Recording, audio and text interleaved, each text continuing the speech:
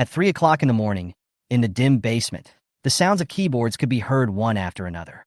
Guan Mingyue stared at the screen and muttered in a low voice, "Hurry up and get on top. The other side has a dragon." As the word victory appeared on the game screen, she excitedly grabbed the Coke on the table and took a few gulps, then clicked another game with her mouse. 2 years after graduating, she escaped from her family's pressure to get married and came to a big city to work alone. However, the high cost of living forced her to live in this small basement. After today, her account will be completely cleared. Despite the bleak future, Guan Mingyue just wanted to win one more game. She chose a shooter hero and waited for the game to load. However, the screen suddenly began to flash with snowflakes. What's going on? She rubbed her eyes, but found that the snowflakes were still there, as if a layer of film was suspended in front of the screen. She subconsciously reached out and tapped the screen, trying to fix it. However, the snowflakes not only did not disappear, but spread even more. Is it broken? Guan Mingyue gasped in pain. She bought this computer with the money she saved from eating instant noodles during college. She squatted down and turned on the host computer, but the screen did not go off. She looked up and observed carefully, and found that the snowflakes were not caused by screen failure, but seemed to be some strange energy floating.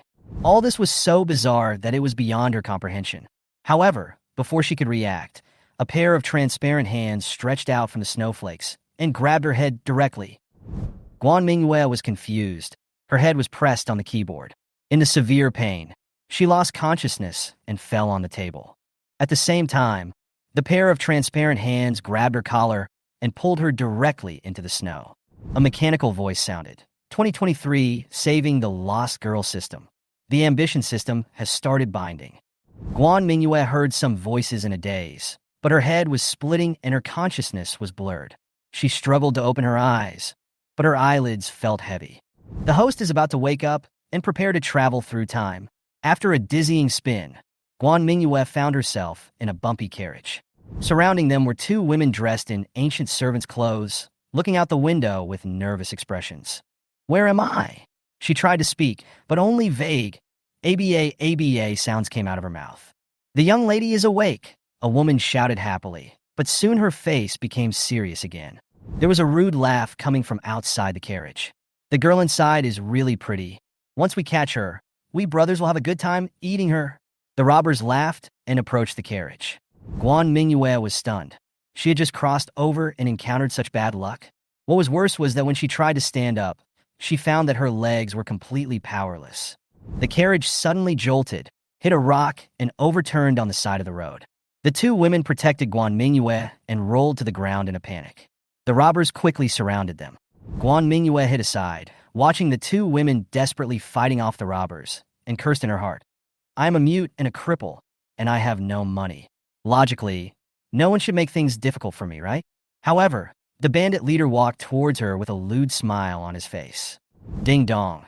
The 2023 Honghu Jiji system has been loaded and the novice gift package has been distributed. The system's voice suddenly sounded. Learn skills quickly," Guan Mingyue shouted without thinking. The skill Yin Yang Soul Rubbing Finger rewarded by the system took effect immediately. Guan Mingyue picked up a stone on the ground and threw it at the crotch of the bandit boss. The robber screamed and covered his vital parts, then fell to the ground and wailed. At the same time, two other stones shot at the wrists of the two robbers, and the knife fell out of their hands and was picked up by the woman. The situation reversed in an instant. The women fought back with knives, and the robbers fell one after another. Guan Mingyue took advantage of the chaos to crawl into the bushes, secretly delighted in her heart.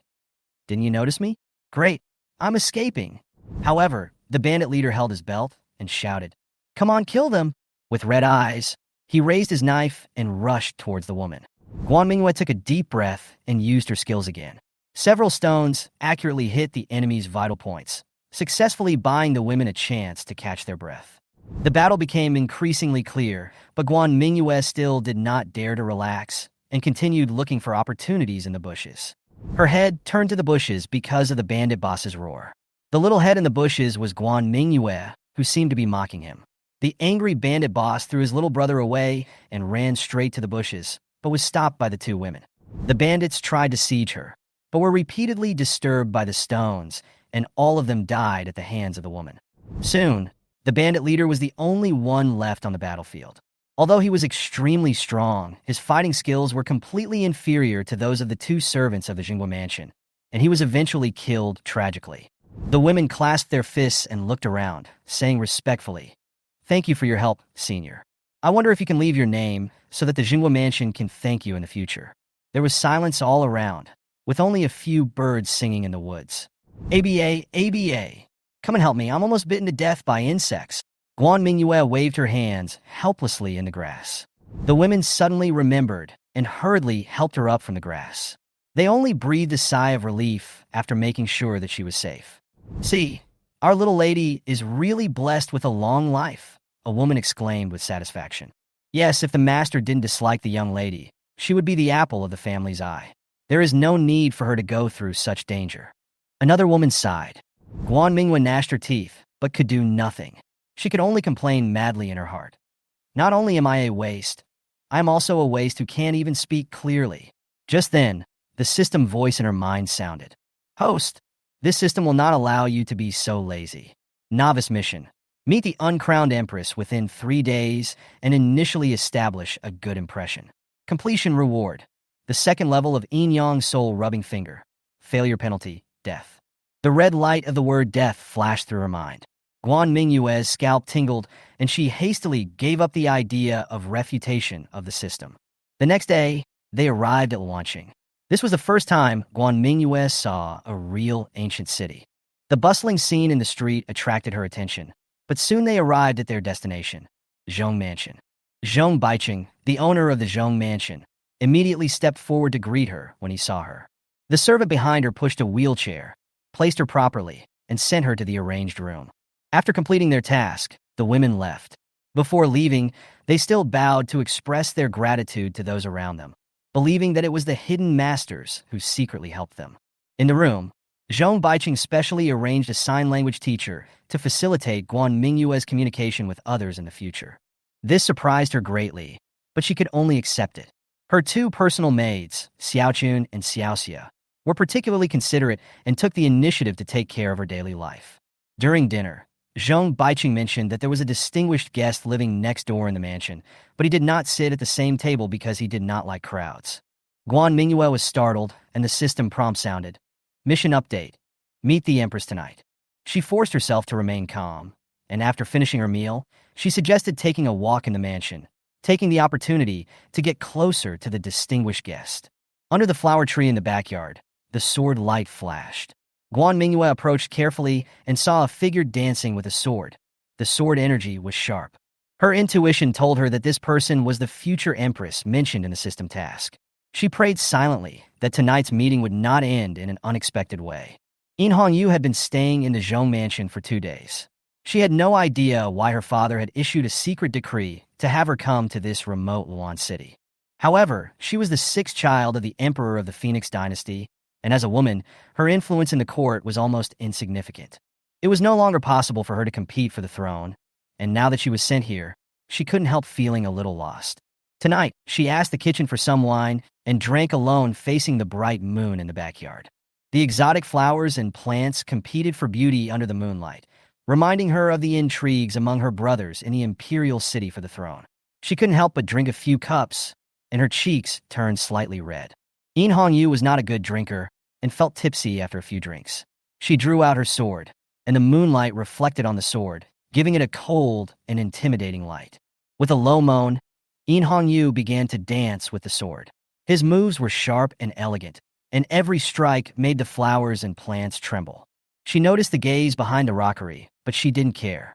It was just a disabled woman, and there was no way she could pose a threat to her, so she let her continue to look. With the help of a rockery leap, Yu turned around and stabbed out with a sword. The wind from the sword blew up the dead leaves on the ground. The moonlight and the sword's shadow intertwined, making people dizzy.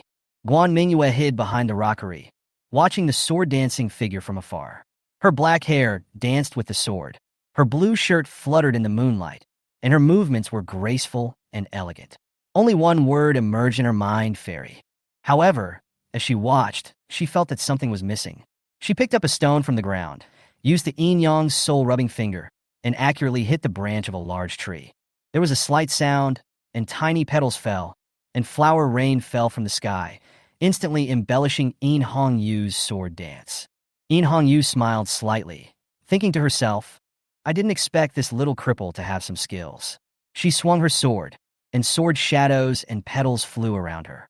With a quick step, she suddenly turned around and rushed towards Guan Mingyue. Guan Mingyue was startled, but it was too late for the wheelchair to turn. In Hongyu was as fast as a meteor, and the shadow of his sword brought up a rain of flowers, as if it was a special effect. She screamed and was picked up by In Hongyu. Hey, hey, hey!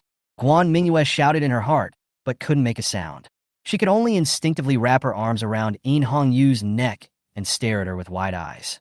In Hongyu held Guan Mingyue in his arms and stepped lightly. Flower petals in the sky danced with the sword and finally gathered into the shape of a phoenix in the air. Guan Mingyue was stunned, unable to take her eyes off the man in front of her. From a close distance, In Hongyu's heroic brows had a hint of fatigue, and his slightly parted lips had the aroma of wine, which made people feel a little excited. In Hongyu stopped dancing with the sword and looked down at Guan Mingyue in his arms, only to find that she had a dazed look on her face. In Hongyu suddenly felt that he might have scared her and quickly placed her gently on a stone bench beside him. After putting away her sword, she walked up to Guan Mingyue, lifted her chin, and asked seriously, Miss, what's your name? Guan Mingyue felt her fingertips slightly hot, as if she was still drunk, so she quickly shook her head and tried to break free. Don't want to talk? In Hongyu raised his eyebrows, with a hint of teasing in his tone. Guan Mingyue shook her head again. Can't speak? In Hongyu was a little surprised, then showed a gentle smile. Okay, remember, my name is In Hongyu. Hearing this name, Guan Mingyue suddenly heard the voice of the system in her mind. Congratulations to the host for completing the novice mission. You will be rewarded with the second level of In Yang's soul rubbing finger. Extra reward. Very convenient for home and travel. Small space capacity expansion. The system reward prompt made Guan Mingyue suddenly realize that the imposing woman in front of her was actually the future Empress. She stared at In Hongyu with wide eyes, her mind in a mess. In Hongyu frowned slightly, reached out and tapped her forehead, and said with a smile, You are the first person who dares to look at me like this, and you are a mute. If I do something to you now, I am afraid no one will know. Guan Mingyue screamed in her heart no. In broad daylight, in the open, future Empress, you can't do this. Just as the atmosphere became subtle, Xiaochun and Xiaoxia's voices came from a distance. Ms. Guan? Ms. In? Are you here? In Hongyu immediately let go of Guan Mingyue's chin, turned around, and replied, Here. Xiaochun and Xiaoxia came over pushing wheelchairs. When they saw the two, they bowed and said, Miss In, we heard some noise here, so we came to take a look. Master Jong ordered us to protect Miss Guan, so we dare not neglect it. In Hongyu said casually, It's okay. Miss Guan almost fell into the water just now. I found her in time, right, Miss Guan? Guan Mingyue sighed inwardly. What else can I say? I can't expose you. She nodded helplessly. After confirming that Guan Mingyue was fine, Xiaoxia immediately said, Ms. In, Miss Guan needs to rest. I'll take her back. In Hongyu nodded and watched Guan Mingyue being pushed away. When Xiaochun fell behind by a few steps, In Hongyu suddenly asked, What is Miss Guan's background? Xiaochun hesitated for a moment and replied in a low voice. Miss Guan is the youngest daughter of the general who guards the country. The daughter of Guan Zhangqing from Jingguo Mansion? In Hongyu seemed to be thinking about something, with a hint of smile on his face. Back in the room, Guan Mingyue lay on the bed, still thinking about the scene just now.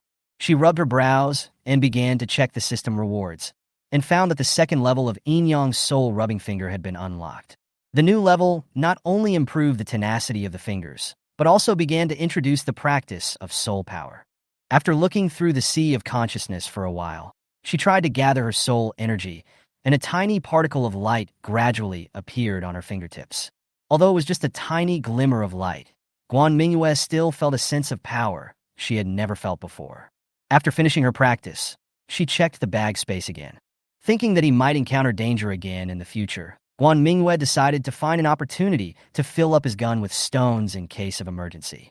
As a shooter player, sufficient ammunition is the key to survival. In the morning, Guan Mingyue looked at herself in the bronze mirror for a while, feeling slightly proud. Although the system made her dumb and lame, it at least gave her a pleasing face. This is a blessing in disguise. She comforted herself, After breakfast, she was pushed to the small private school in the Jong family to start the day's sign language class. The lecturer, Mr. Meng, was an old scholar of high moral character and prestige, and Zhong Baiqing always addressed him respectfully as Mr. Meng. Guan Mingyue imitated Mr. Meng's gestures, but sighed secretly. How little attention was paid to me when I was in Jinghua Mansion. No one even taught me sign language. Just as she was practicing intently, the system's voice suddenly rang in her mind. Ding! Today's task is released. Sleep on the Empress's shoulder. Mission reward. A piece of fertile land for space use. A bag of precious medicinal seeds. Mission failure. No penalty. Guan Mingyue was stunned for a moment, then realized that the medicinal herbs in the reward might be related to her recovery of health. She asked the system tentatively, but the system just gave her a mysterious, look. Forget it, for the sake of health. I'll fight. Guan Mingyue secretly made up her mind. On the other hand, In Hongyu's plan. The chance encounter with Guan Mingyue last night made In Hongyu very interested in this interesting little mute. She learned from her servants that Guan Mingyue would learn sign language in a small private school today, so she walked to the entrance of the private school under the pretext of taking a walk. Miss In, Xiaochun and Xiaoxia saluted immediately when they saw her. Is Miss Guan in there? In Hongyu asked casually. Yes, I'm learning sign language. Oh, then I'll go in and take a look. In Hongyu gently pushed the door open and walked straight in. Guan Mingyue heard the door open and looked up. It was In Hongyu. Her heart skipped a beat. What does this future empress want to do? In Hongyu nodded slightly to Mr. Meng, bowed, then sat down next to Guan Mingyue, picked up a sign language picture, and studied it carefully. Seeing her focused attitude, Guan Mingyue thought she was just interested in sign language and breathed a sigh of relief. However, not long after, she suddenly felt a tingling sensation on her calves. Looking down, she saw In Hongyu's fingers moving on her legs in a climbing little man posture. Is this person sick? Guan Mingyue glared at In Hongyu, expressing her protest with her eyes. In Hongyu didn't care at all. Instead, he smiled even more happily, his fingers crawling from his calf to his thigh. Guan Mingyue was both embarrassed and angry, and she grabbed her hand tightly to stop her. But in In Hongyu's view, this action was more like taking the initiative to hold hands. After Guan Mingyue realized this, she shook her hand away and tried to distance herself. But In Hongyu refused to give in. Every time Guan Mingyue moved a little, she would follow. In the end, the two of them were squeezed in the corner of the table. Ahem. Mr. Meng finally spoke. Miss Guan, practice your moves well today for the test tomorrow. After saying that, he packed up his books and left quickly, as if he was afraid of being affected by In Hongyu's aura. In the afternoon, Guan Mingyue was pushed to the pavilion in the backyard. In Hongyu had already sat by the pond, leisurely teasing the goldfish. Hearing the sound of a wheelchair, she turned her head and a gentle smile appeared on her face. Here I come. The two began to practice sign language.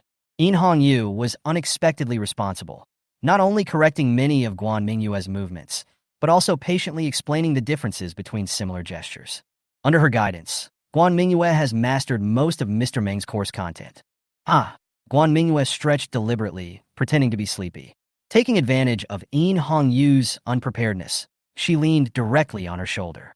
In Hongyu's body froze instantly.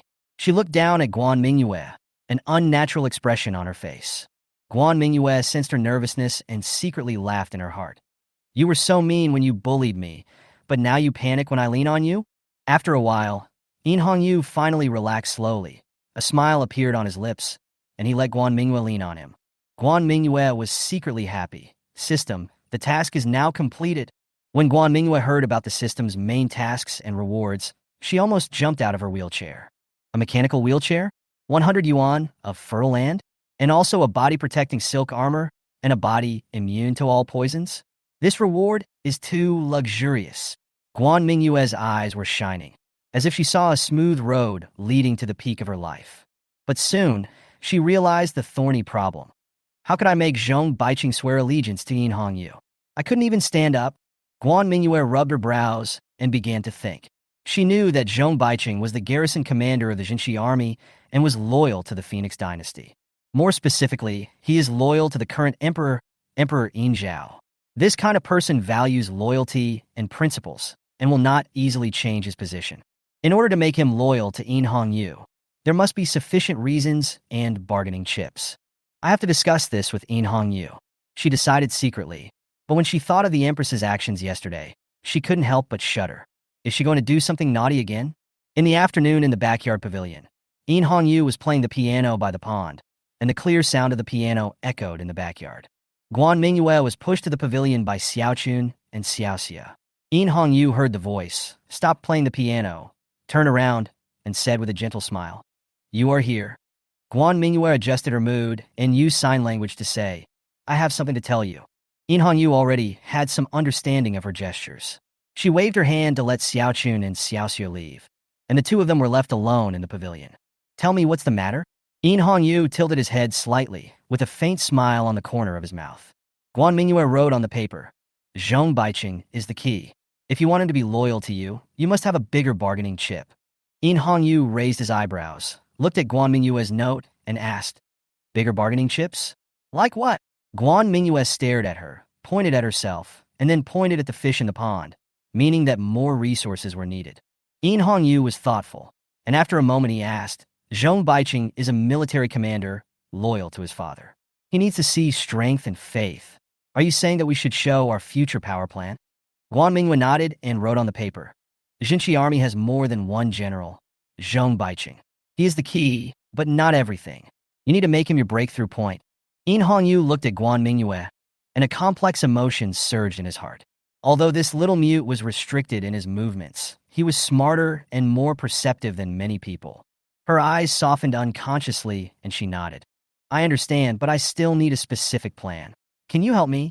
Guan Mingyue was stunned for a moment, then pointed at herself, her face full of confusion. "Me?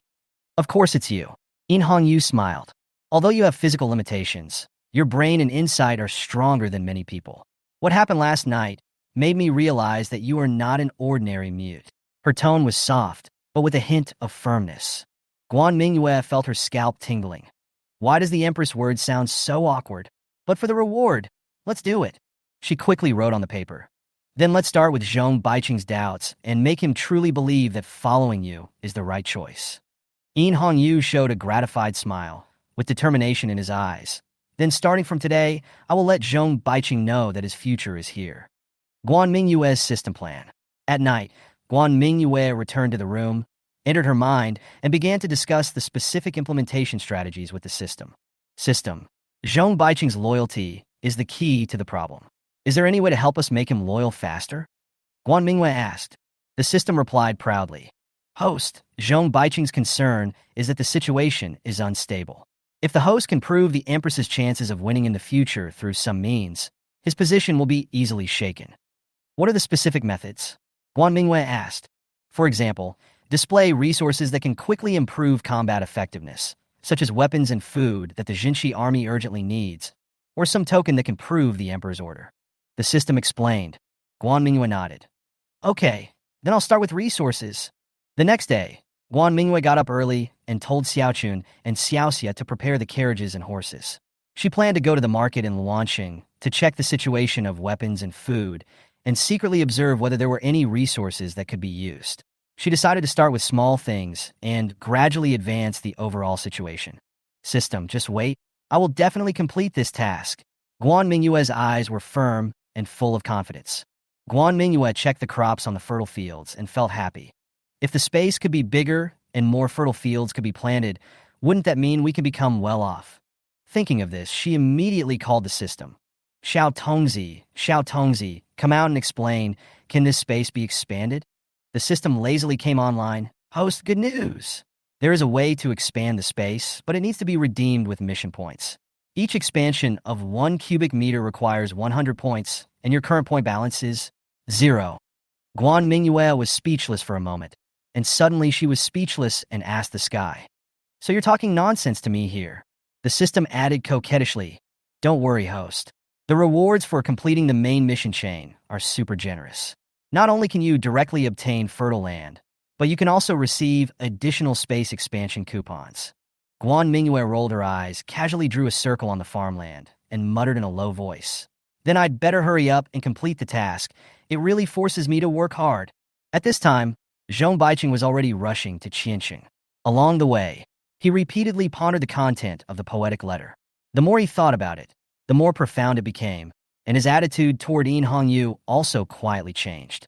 Since Guan Zhangqing, the general of the Jingguo army, has sided with the sixth prince, it means that the Holy Lord's intention also supports her. As the general of the Jinshi army, I must conform to the overall situation. He decided that after meeting Yin Hongyu, he must make his position clear as soon as possible. At the same time, Yin Hongyu, who was far away on Qianqing Road, did not know that Guan Mingyue had secretly done these little tricks for her. She sat on her horse, looking at the distant sky, thinking about how to gain a foothold in the important town of Qianqing. Only by taking control of the military can I gain a place in this troubled world. She placed her hand on the imperial seal on her waist, with a cold look in her eyes. My father handed the jade seal to me, which means that he trusts me, but it is also a huge test. Guan Mingyue withdrew from the space, curled up on the bed, and began to plan her next action. She knew that Zhong Baiqing was the key, but this was only the first link in the task chain. In the future, she will also need to assist Yin Hongyu in building a larger force and facing more complicated situations. A person who has difficulty walking is actually going to help us conquer the world. Guan Mingyue sighed helplessly. However, she soon remembered the hot items in the system rewards: hundreds of acres of fertile land, body-protecting silk armor, and a physique that is immune to all poisons. Thinking of this, she immediately became motivated. Let's do it. Let's do it. For the reward, let's fight for it. Guan Mingyue closed her eyes with a smile on her face. We'll start a new round of planning tomorrow. Guan Mingyue deliberately chose another winding road, bypassing the residential area to Xiaochun's home. This road passed through many forks and hidden alleys, which was the most suitable place for theft gangs to hide. Along the way, Guan Mingyue secretly observed the surroundings and noticed that the site was still following them from time to time. It seemed that her plan had begun to bear fruit, and the other party was obviously attracted by their unusual movements. Xiaochun's home is in a residential area near the city wall, in an ordinary small courtyard. The yard is clean and tidy, with a few green vegetables and some flowers planted in the corners. Xiaochun's mother was washing clothes in the yard. When she saw the people coming in, she immediately put down her work and greeted them warmly. Xiaochun is back. Is this Miss Guan? Please come in. Guan Mingyue smiled and nodded, expressing her greetings in sign language. Xiaochun explained Guan Mingyue's inability to speak, and Xiaochun's mother quickly said, "It's okay. Sit down and have a rest. I'll go get some tea." Guan Mingyue did not refuse and asked Xiaochun and Xiaoxia to help deal with it. When Xiaochun's mother was busy, she used the time to look around, trying to further confirm the whereabouts of those people. While Xiaochun's mother was not paying attention, Guan Mingyue asked Xiaochun to open the brocade box and deliberately pretended to eat cakes in the yard. She also used sign language to signal Xiaochun and Xiaoxia to eat while loudly praising the deliciousness of the cakes. At this moment, that gaze appeared again, staring straight at the pastries in the brocade box. Guan Mingyue sneered in her heart, thinking that this group of people really came for the food. After finishing the cakes, she casually gestured to Xiaochun to repack the remaining cakes and pick them up again. Then she left Xiaochun's house, using the excuse that it was getting late, and returned to the Jong mansion along another path. While walking, Guan Mingyue observed her surroundings while slowly slowing down the speed of her wheelchair, pretending to be exhausted. Xiaochun and Xiaoxia immediately stopped and asked with concern. At this moment, several blurry shadows flashed out from the depths of the alley and quickly approached them. Here they come. Guan Mingyue's heart tightened. She glanced at the clothes of these people and found that they were indeed the group of little beggars. Among them, the girl in the lead stood not far from Guan Mingyue, staring at the brocade box in Xiaochun's hand. She pretended to be pitiful and said, "Miss, please be kind and give us some food. We are all starving." Xiaochun subconsciously held the brocade box tightly and shouted coldly, "You little thieves, what tricks are you trying to play? Get out of here now, or I'll report you to the police." The girl did not back down, but shouted, "We are not thieves. We just want food. We didn't steal your money." Guan Mingyue did not let down her guard because of the other party's excuse. She signaled Xiaoxia with sign language. "Give them a piece of cake and see what they will do." Xiaoxia hesitated for a moment, took out a piece of cake from the brocade box, and handed it to the girl. The girl took the cake, but did not eat it immediately. Instead, she turned around and gave it to a thin boy standing behind her. The boy devoured the bite ravenously, while the other kids watched with eager eyes. Guan Mingyue's heart moved. These people were indeed not like ordinary thieves. Instead, it seemed that they had gone astray because of hunger. She narrowed her eyes slightly and then told Xiaoxia in sign language, "Give them 2 more pieces and let them lead the way." Xiaoxia looked at Guan Mingyue in confusion, but still did as she was told. The girl took the cake. A hint of hesitation flashed across her eyes, but she quickly nodded. "Thank you, miss. Please come with us."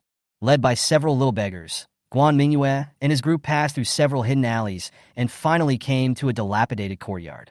The place was dilapidated and filled with garbage. There were more than a dozen ragged people living in the yard, including the elderly and children. "This is our home," the girl whispered.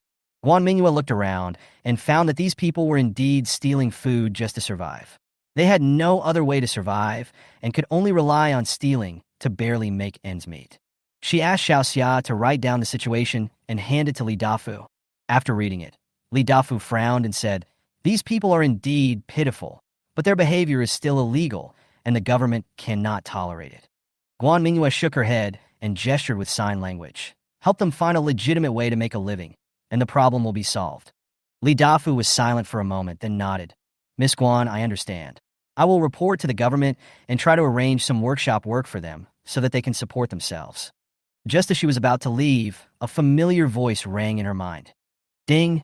Congratulations to the host for completing the task, solving the thief gang in the residential area. System reward. Very convenient for home and travel. Small space expansion *1. Automatically applied." "Yeah, I made a profit." Guan Mingyue was ecstatic in her heart, but she remained calm on the surface and left the courtyard with Li Dafu. "Next time we expand, I will plant more ginseng and make a fortune." She cheered in her heart and was already looking forward to the next mission. At nightfall, the moonlight shines on the bluestone slabs of the courtyard, making it seem exceptionally quiet. Guan Mingyue returned to the room and confirmed that Xiaochun and Xiaoxia had gone back to rest. She could finally try out the mechanical wheelchair with peace of mind. Guan Mingyue touched the button on the inside of the armrest while trying out the mechanical wheelchair for the first time, feeling very excited. She looked at each button one by one and found small words or symbols engraved next to them, which seemed to be descriptions of their functions. Button 1. Increase speed. She pressed it, and the rear wheels of the wheelchair instantly began to spin faster, and the entire wheelchair moved forward 3 times faster than normal. Guan Mingyue quickly released the button, feeling excited. "If someone were to chase me, I would just run away." Button 2. Automatic driving. After she pressed it, the wheelchair actually moved on its own, turning smoothly along the edge of the room and automatically avoiding obstacles. Guan Mingyue laughed in surprise. "This is really good news for lazy people. From now on, I don't have to push the wheelchair anymore. I can get anywhere even if I sleep." Button 3. Hide the dagger. When this button is pressed, a small dagger pops out from the front of the wheelchair armrest with a sharp blade and a cold glow. Guan Mingyue shuddered. This wheelchair can also be used for self-defense? Incredible! Button 4. Transformation and jump. When she pressed this button, several spring structures popped out from the bottom of the wheelchair, and the entire wheelchair flew into the air, jumped on the ground, and landed steadily. Guan Mingyue's eyes widened. "I can still jump. If I encounter a bumpy road, I won't be afraid anymore." Button number 5. Camouflage mode. After pressing it, the wood grain of the wheelchair suddenly changed, from the original ordinary wooden wheelchair to an aristocratic style with gorgeous patterns, and even the armrests had a layer of metal edging. Guan Mingyue touched the wheelchair and couldn't help but sigh. The system is really good at playing. Even camouflage is arranged. Button 6. Emergency brake. The last button is a safety design. When she pushes this button when moving fast, the wheelchair stops immediately and is firmly fixed on the ground. After trying it, Guan Mingyue exclaimed with a smile on her face. "This mechanical wheelchair is simply a magical tool. I won't be afraid of encountering danger when I go out in the future, and I can also get rid of the enemy." However, she also decided to use these functions with caution to avoid arousing other people's suspicion. After all, it would definitely be weird for a seemingly ordinary wheelchair to suddenly be able to jump, run, and even show a dagger. Well, keeping a low profile is the way to go. She secretly made up her mind to use the mechanical wheelchair as her trump card and show off these functions at the critical moment. After trying out the mechanical wheelchair, Guan Mingyue's thoughts gradually turned to the next plan: how to arrange Xiao Jin and the little beggars. She planned to pick a simple side quest for Xiao Jin to complete tomorrow so that she could gradually build up her confidence and test her ability at the same time. How can Jong and Yu make further progress? Although the mission was completed, she felt that Yu's power should be further strengthened to cope with greater challenges. Perhaps we can slowly build up some intelligence networks around launching through Xiaojin and the Little Beggars. Plans to expand space and fertile farmland. She has already experienced the benefits of space expansion and plans to complete a few more side quests to expand more space as soon as possible to prepare for planting more medicinal herbs and crops in the future. Thinking of this, Guan Mingyue breathed a sigh of satisfaction, pulled the quilt over her, and lay down, looking forward to tomorrow. Guan Mingyue knew that if Yu was going to Dongcheng, she must follow him. This is not only to complete the task, but also to firmly grasp Yu's future thigh. Moreover, Xiaojin's hometown is also in Dongcheng, so she may be an important helper in completing the task. She wrote a note to Xiaojun, asking her to make arrangements for Xiaojin and prepare to leave for Dongcheng. Afterwards, she asked Xiaojun to inquire about Yu's whereabouts and find out when she would leave. Xiaojun came back soon and brought a piece of news. Yu and Zhong were expected to set off back to Luanqing tomorrow. It won't be too late to set off for Dongcheng after returning to Luanqing. Guan Mingyue calculated the time in her mind and decided to take advantage of Yu's return to prepare for the next action. Guan Mingyue began to plan how to help Yu solve the famine problem in Dongcheng. She analyzed the current resources and available means. Many precious medicinal herbs have been planted in her very convenient small space, which is a must-have for home and travel. If some medicinal herbs could be supplied in exchange for food during the famine in Dongcheng, it would not only solve the urgent problem, but also win reputation for Yu in the local area. Xiaojin fled from Dongcheng and should be very familiar with the situation there. She decided to talk to Xiaojin tonight to understand the specific situation of the famine in Dongcheng and whether there was a suitable entry point. Guan Mingyue realized that if she wanted to truly solve the problem, it was not enough to rely on food or medicinal materials alone, but she also needed to unite with local influential forces. Perhaps Xiaojin could provide some information. At nightfall, Guan Mingyue called Xiaojin to the room. Xiaojin was obviously nervous and stood aside with his head down, not knowing what Guan Mingyue had to say. Guan Mingyue smiled slightly, pulled Xiaojin's hand, and motioned her to sit down. Then, she slowly expressed her question in sign language, and Xiaoxia translated it for her. I heard that you fled from Dongcheng. What's the situation there?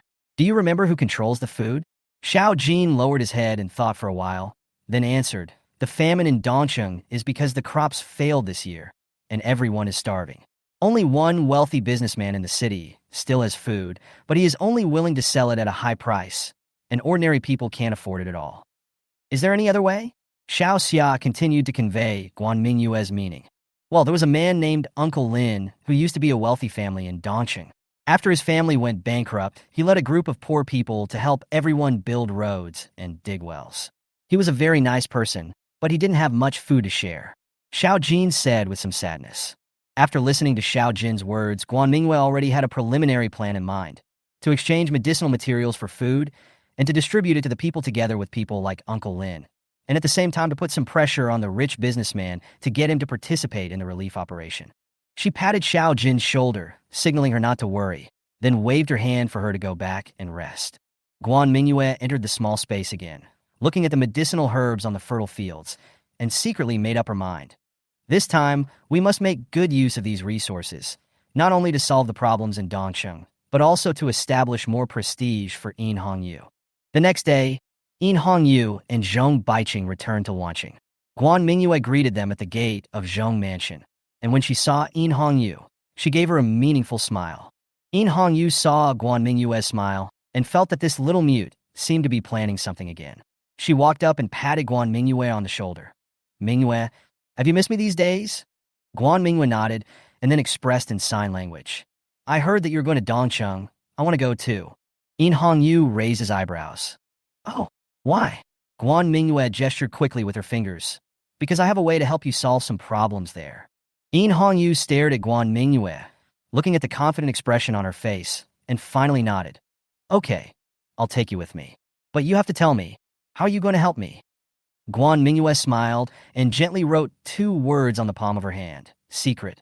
After returning to Luanqing, Yu and Zhong took a short rest in the Zhong mansion. In Hongyu summoned Jong, Baiqing, and other important generals to discuss the next itinerary and formally finalize the plan to set off for Dongqing. At the same time, she sent someone to send a letter to the local government in Dongqing to prepare for the reception in advance.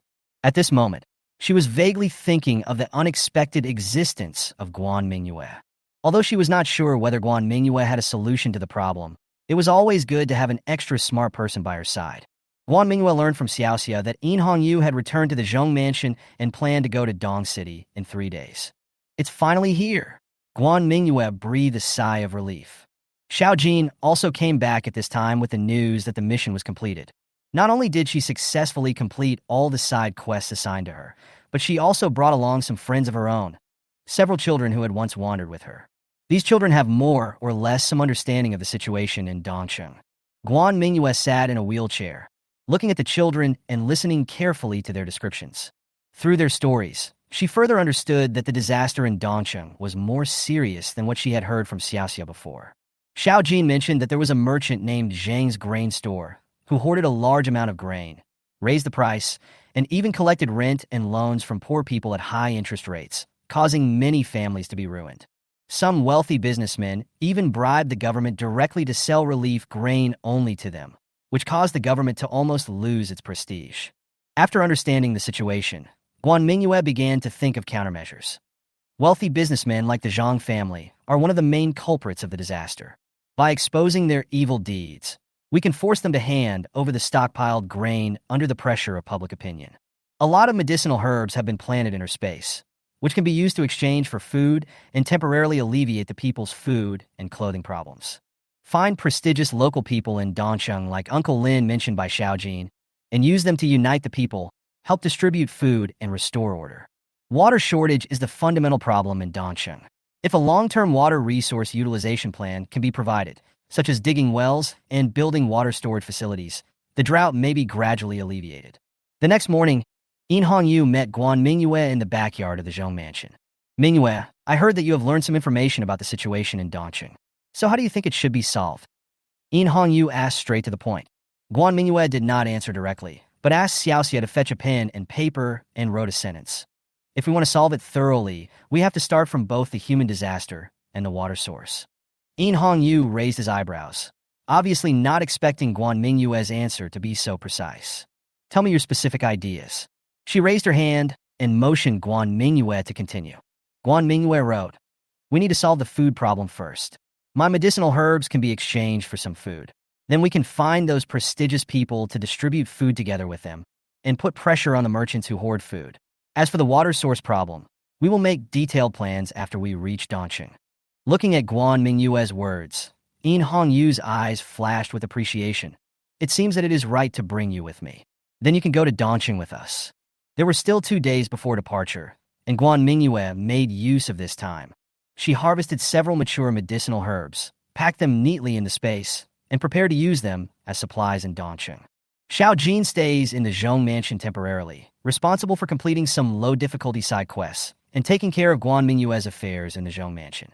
Guan Mingyue takes time every day to refine her fingering skills to ensure that she can protect herself in any emergency.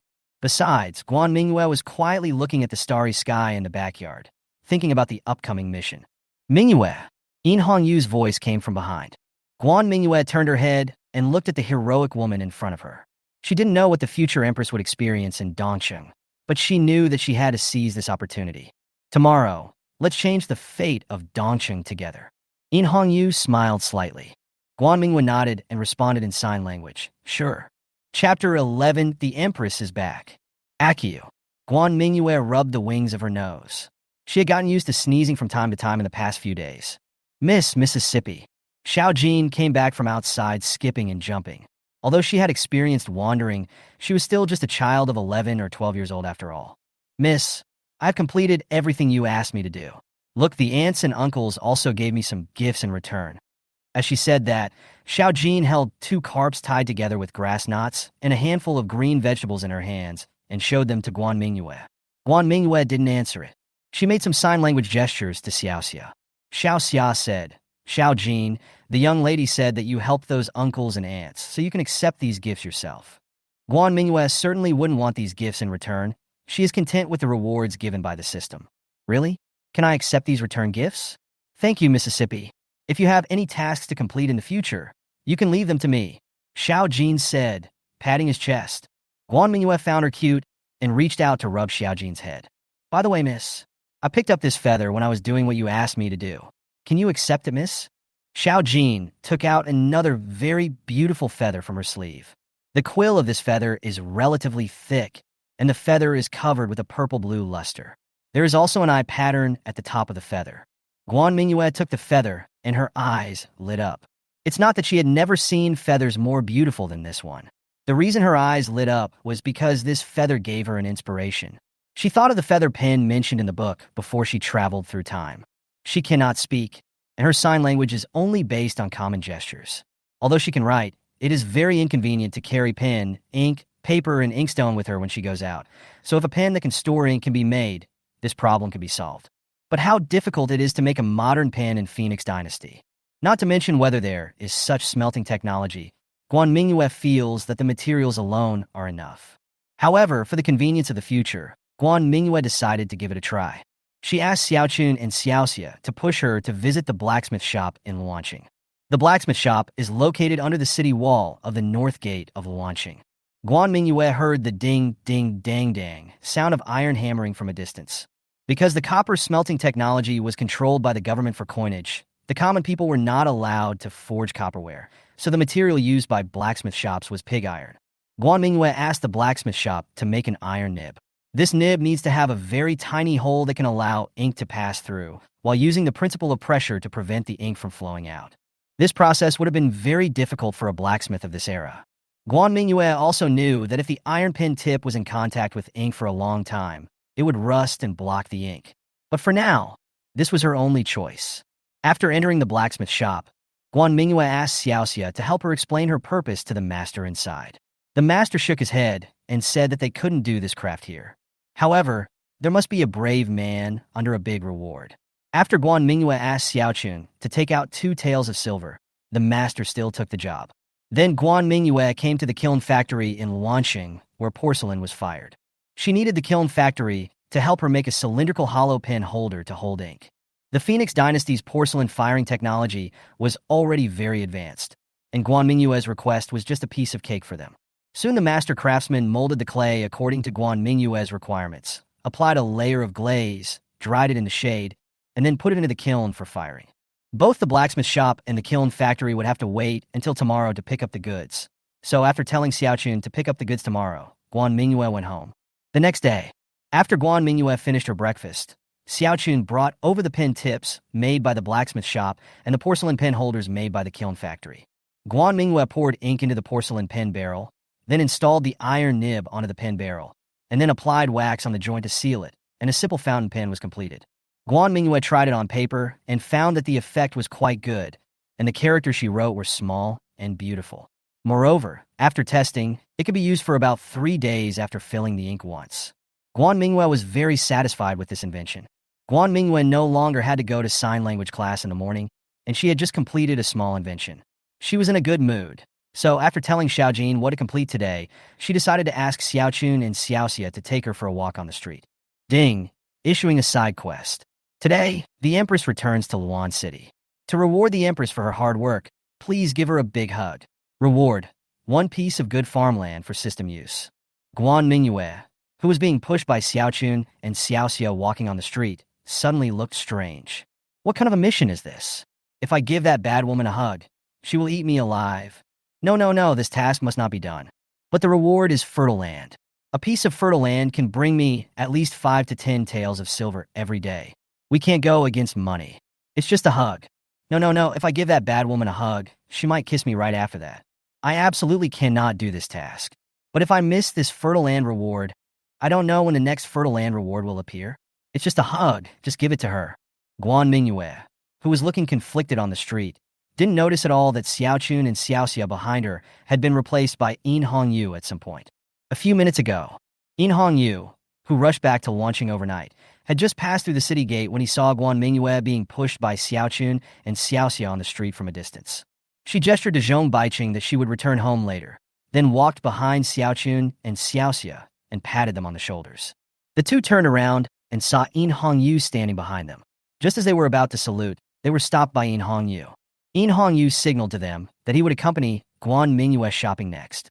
Xiaochun and Xiaoxia looked at each other, and they immediately understood what he meant, then ran away, looking back every few steps. After Xiaochun and Xiaoxia left, In Hongyu pushed Guan Mingyue for a while. But Guan Mingyue didn't notice anything. Seeing that Guan Mingyue hadn't noticed that the person behind her had changed, the little devil in In Hongyu's heart jumped out. She slowly leaned over from behind, close to Guan Mingyue's profile, and said softly, "Miss Guan, have you missed me after not seeing me for 2 days?" The sudden familiar voice in her ears pulled Guan Mingyue back from the dilemma of whether to give In Hongyu a hug. She was so frightened that she jumped up, and almost created a medical miracle. But because she had no power with her feet, her body began to fall forward. Fortunately, In Hongyu reacted in time, stretched out his hand, and grabbed Guan Mingyue's clothes and pulled her back to the wheelchair. Otherwise, Guan Mingyue would have fallen flat on her face on the street today. It turns out that the Empress is a bad woman. Chapter 12, The Empress, Little Devil. In Hongyu pushed Guan Mingyue into an empty alley and stopped. Then he slowly walked in front of Guan Mingyue, leaned over and looked at Guan Mingyue with a smile, and said, "It seems that Miss Guan missed me a lot. She reacted so violently when she saw me." Guan Mingyue had not yet recovered from the shock she had just experienced. In Guan Mingyue's eyes, the smiling In Hongyu looked like a little devil. She had red horns on her head, a pair of devil wings fluttering behind her, and a devil tail that had already wrapped around Guan Mingyue's calf. "It's so scary, I'm going to be eaten. Someone please save me." Seeing Guan Mingyue's stunned look, In Hongyu asked in a more playful tone, "What? Are you so excited to see me that you can't even use sign language?" As soon as In Hongyu finished speaking, Guan Mingyue suddenly let out a cute hiccup. The two were slightly stunned, and then Guan Mingyue quickly covered her mouth with her hands, while In Hongyu laughed even more wildly. In Hongyu laughed for a while and found that Guan Mingyue was still covering her mouth and making cute burping sounds from time to time, so he walked to Guan Mingyue's side and stretched out his hand to help Guan Mingyue to relieve her burping. The palm of his hand was on Guan Mingyue's back, and the warmth penetrated through her clothes. Guan Mingyue forgot about the hiccups for a moment. In Hongyu gently stroked Guan Mingyue's back and asked, "Are you feeling better?" She naturally noticed that Guan Mingyue was no longer hiccuping, but her hand had never left her body. Guan Mingyue nodded at her, indicating that she could take her hand away. Guan Mingyue always felt that In Hongyu's body temperature was higher than that of normal people. Every time she came into contact with In Hongyu, she could clearly feel her temperature, and it even felt a little hot. Seeing that In Hongyu had not taken her hand away, Guan Mingyue quickly took out a piece of paper and a pen and wrote, "Miss In, what is the matter with you bringing me here?" In Hongyu looked at Guan Mingyue, holding the pen with some curiosity. "This little mute can really interest me in every aspect." She looked down at Guan Mingyue and was about to speak when she suddenly noticed a group of children walking towards her from the other end of the alley. "Miss!" Xiao Jin, who was in the lead, shouted in confusion. She didn't expect to see the young lady here. Guan Mingyue saw Xiao Jin as if she saw a hero. She thought, "Xiao Jin, I really didn't accept you in vain. You can come to save your young lady so soon." Ugh.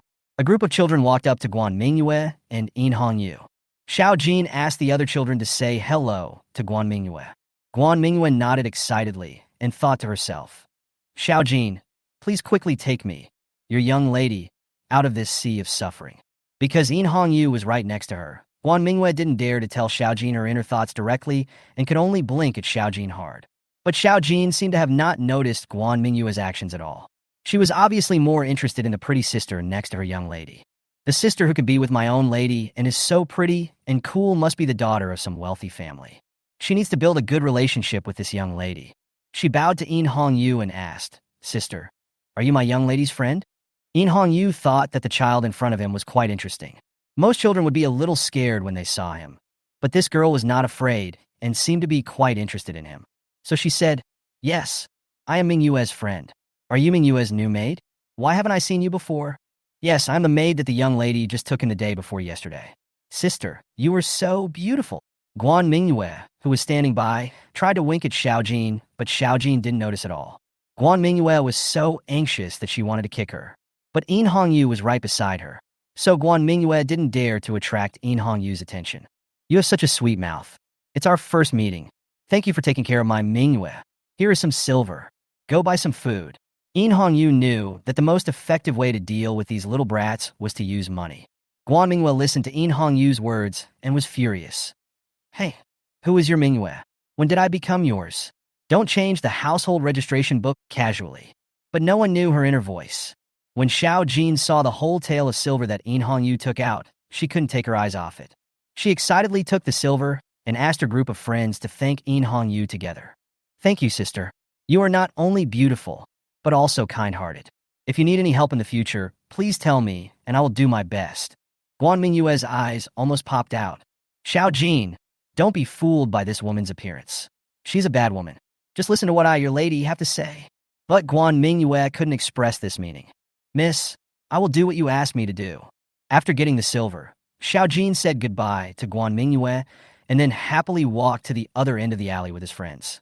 Guan Mingyue looked at the backs of Xiao Jin and the other children and made the Erkong hand gesture. Xiao Jin, it's my fault. Please come back soon and save me, your lady. I'm about to be eaten by the Empress. However, Xiao Jin and his group disappeared at the alley entrance. Only Guan Mingyue and In Hongyu were left in the alley. In Hongyu's expression was completely different from before. She looked serious, with her hands on the armrests on both sides of the wheelchair. She leaned over to approach Guan Mingyue and said, Guan Mingyue is the youngest daughter of the great General Guan Zhanqing. She has been ill since childhood and cannot speak or walk. She came to the Jong mansion the day after I arrived. Not only did she know my identity, she also persuaded Zhong Baiqing to follow me. In Hongyu paused here, glanced at Guan Mingyue's eyes, and continued. Tell me, why did you do this? In Hongyu finally asked the questions that had been in his mind for the past 2 days, and he was eager to know the answers. But Guan Mingyue didn't react at all. In fact, she didn't hear In Hongyu's question clearly at all. The moment In Hongyu leaned down, Guan Mingyue was thinking, if she stretched out her hands and passed through In Hongyu's armpits, could she hug In Hongyu? Would she be able to complete the side quest issued by the system? Would she be able to get the Fertile Land reward? With such a good opportunity in front of Guan Mingyue, there is no reason for Guan Mingyue not to seize it. Then, In Hongyu saw Guan Mingyue's body moving towards her, her hands passing through her arms that were supporting the handrails, and her head resting on her shoulder. Wait, no, I think the little mute hugged me. What is she trying to do? Trying to fool me? I'm not buying it. Thinking of this, In Hongyu hurriedly said, Guan Mingyue, don't think you can get away with it like this. I tell you, you must make your words clear today. Chapter 13, Sitting on the Lap and Being Tortured. Ding, congratulations to the host for completing the side quest. Give the returning Empress a big hug and get the reward. Good farmland for system use. *1. Only after hearing the system prompt that the task was completed did Guan Mingyue let go of In Hongyu. Okay, mission accomplished. By the way, the Empress seemed to be asking me a question just now. What did she ask? Guan Mingyue took out a pen and paper and wrote, Ms. In, what question did you ask just now? Being hugged for a while and then let go. In Hongyu, whose face was slightly red at the moment, felt very angry when he saw the words written by Guan Mingyue. It seems like I have to teach the little mute a lesson today. So In Hongyu directly picked up Guan Mingyue from the wheelchair by the waist, sat in the wheelchair, let Guan Mingyue sit on his legs, rubbed Guan Mingyue's waist and said, It seems that Miss Guan wants to play dumb to fool my question, right? Guan Mingyue didn't expect that the Empress would suddenly get angry. But if you are angry, then you are angry. Why do you want to take my wheelchair? You are not disabled. She thought so in her heart, but on the surface, she shook her head to show that she had no intention of fooling In Hongyu. Okay, then you have to answer all the questions I ask you truthfully from now on, otherwise you will be in trouble today. Do you understand? In Hongyu said. Guan Mingyue nodded obediently.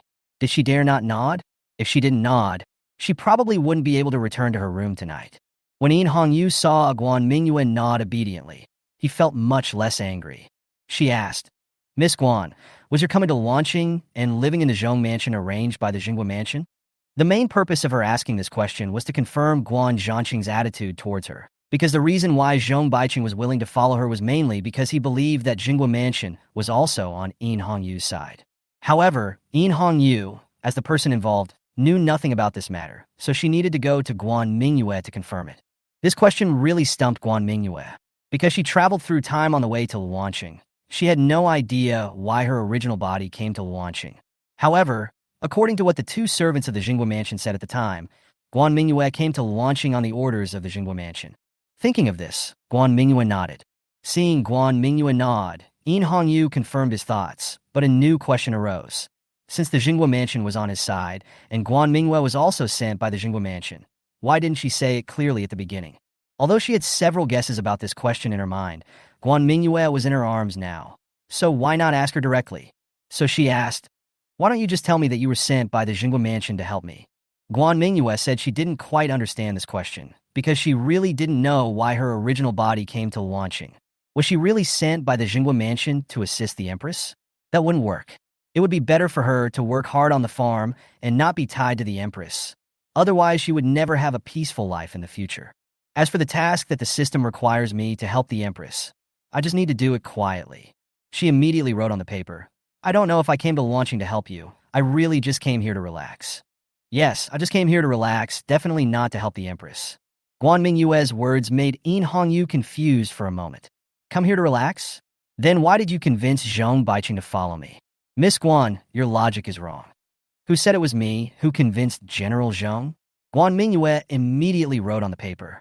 Although it was indeed she who persuaded Jong Baiqing, for the sake of her future peaceful life, she absolutely could not admit it. Seeing that Guan Mingyue did not admit what she had done, In Hongyu stared at her and said, "Miss Guan, don't lie to me anymore. Jong Baiqing has already told me that it was you who wrote the letter to convince him." Humph, you believe whatever Jong Baiqing says. Besides, there is no name on the letter. How does he know it was written by me? Thinking of this, Guan Mingyue wrote on the paper, "There is no name on the letter. How can he be sure it was written by me?"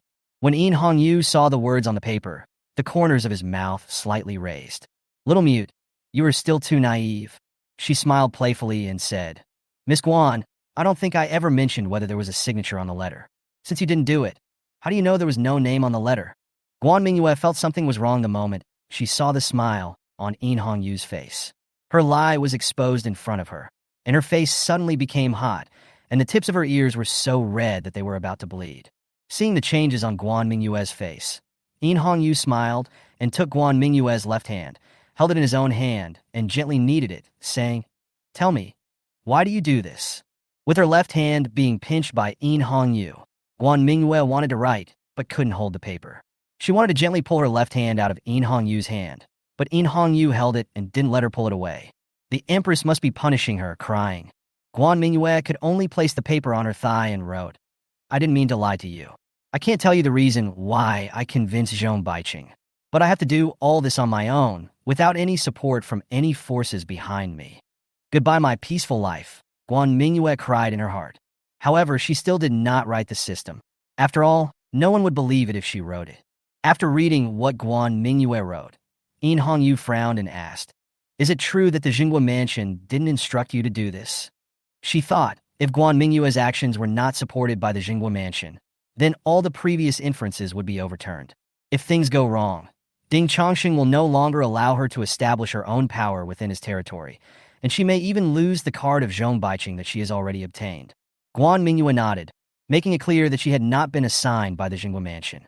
In Hongyu's heart sank to the bottom when she saw Guan Mingyue nod. She didn't expect that the test given to her by her father would be much more difficult than she imagined. She was glad that her father had won the support of the Jingguo mansion for her, but the reality dealt her a heavy blow. She thought that if it weren't for Guan Mingyue, she would not only not get Ding Chongqing's permission, but also not get Jong Baiqing's support. It seems like I haven't accomplished anything. Thinking of this, In Hongyu unconsciously increased the strength in his hands. Guan Mingyue's hand was pinched so hard that it hurt, and she groaned. Guan Mingyue's voice pulled In Hongyu back from his self-loss. She looked at Guan Mingyue sitting on her lap, and a light flashed in her eyes. Chapter 14, Catch Her in Your Hands. Yes, originally I should be unable to do anything, but the reality is that I not only gained the following of Jong Baiqing, but also the permission of Ding Chongqing. The reason why he can do all this now is because of the existence of the woman sitting on his lap. Think about it from another perspective. As long as I can keep her in my hands, I can maintain the current situation. In Hongyu figured it out. Hope lit up her eyes again. Then a bad idea came into her mind. She let go of Guan Mingyue's hand, then lifted Guan Mingyue's chin and said, "Guan Mingyue, do you admit your guilt?" Guan Mingyue, who had no confidence in front of In Hongyu, was frightened again by In Hongyu's words. "I've already admitted my mistake. What tricks is this Empress going to play next? Sigma, degree. But In Hongyu did not give her a chance to think. According to the laws of the Phoenix dynasty, anyone who does something disrespectful to the body of a female prince will be punished with 30 lashes and then thrown into prison. This is true even if you are the daughter of the Jinghua mansion. Disrespect? How could I be disrespectful? Guan Mingyue thought for a moment. Could it be that he took the opportunity to hug In Hongyu just now in order to complete the task? System, come out to me. Take a look at the good tasks you issued.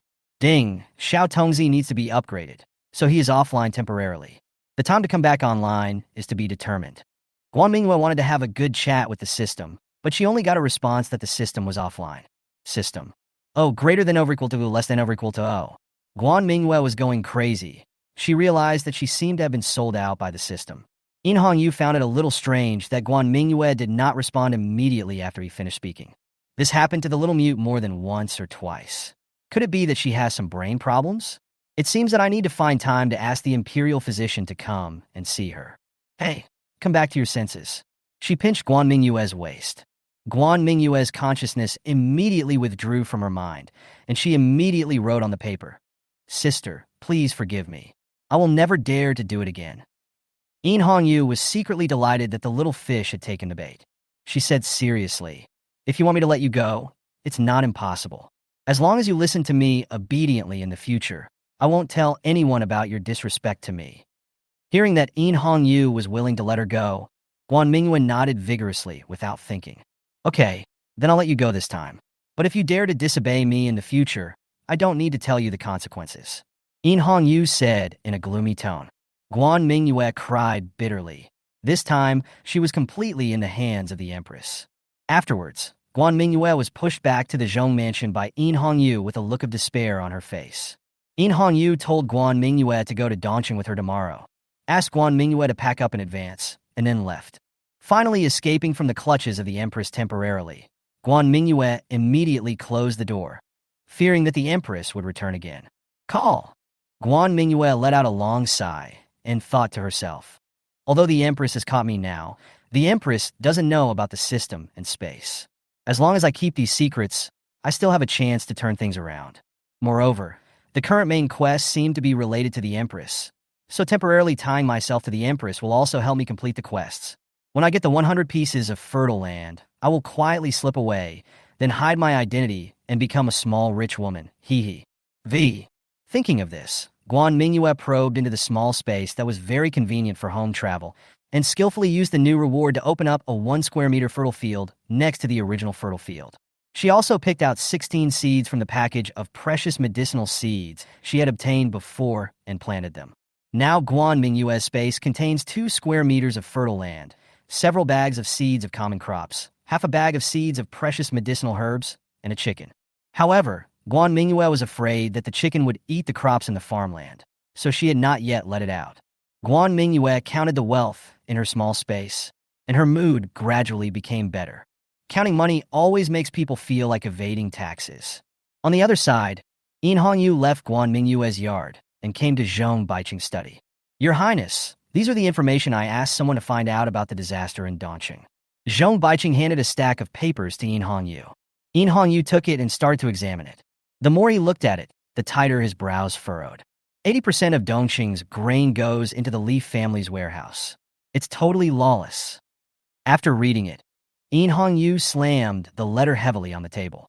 Zhong Baiqing immediately stepped forward and added, "Your Highness, the Li family is the only one in Dongqing.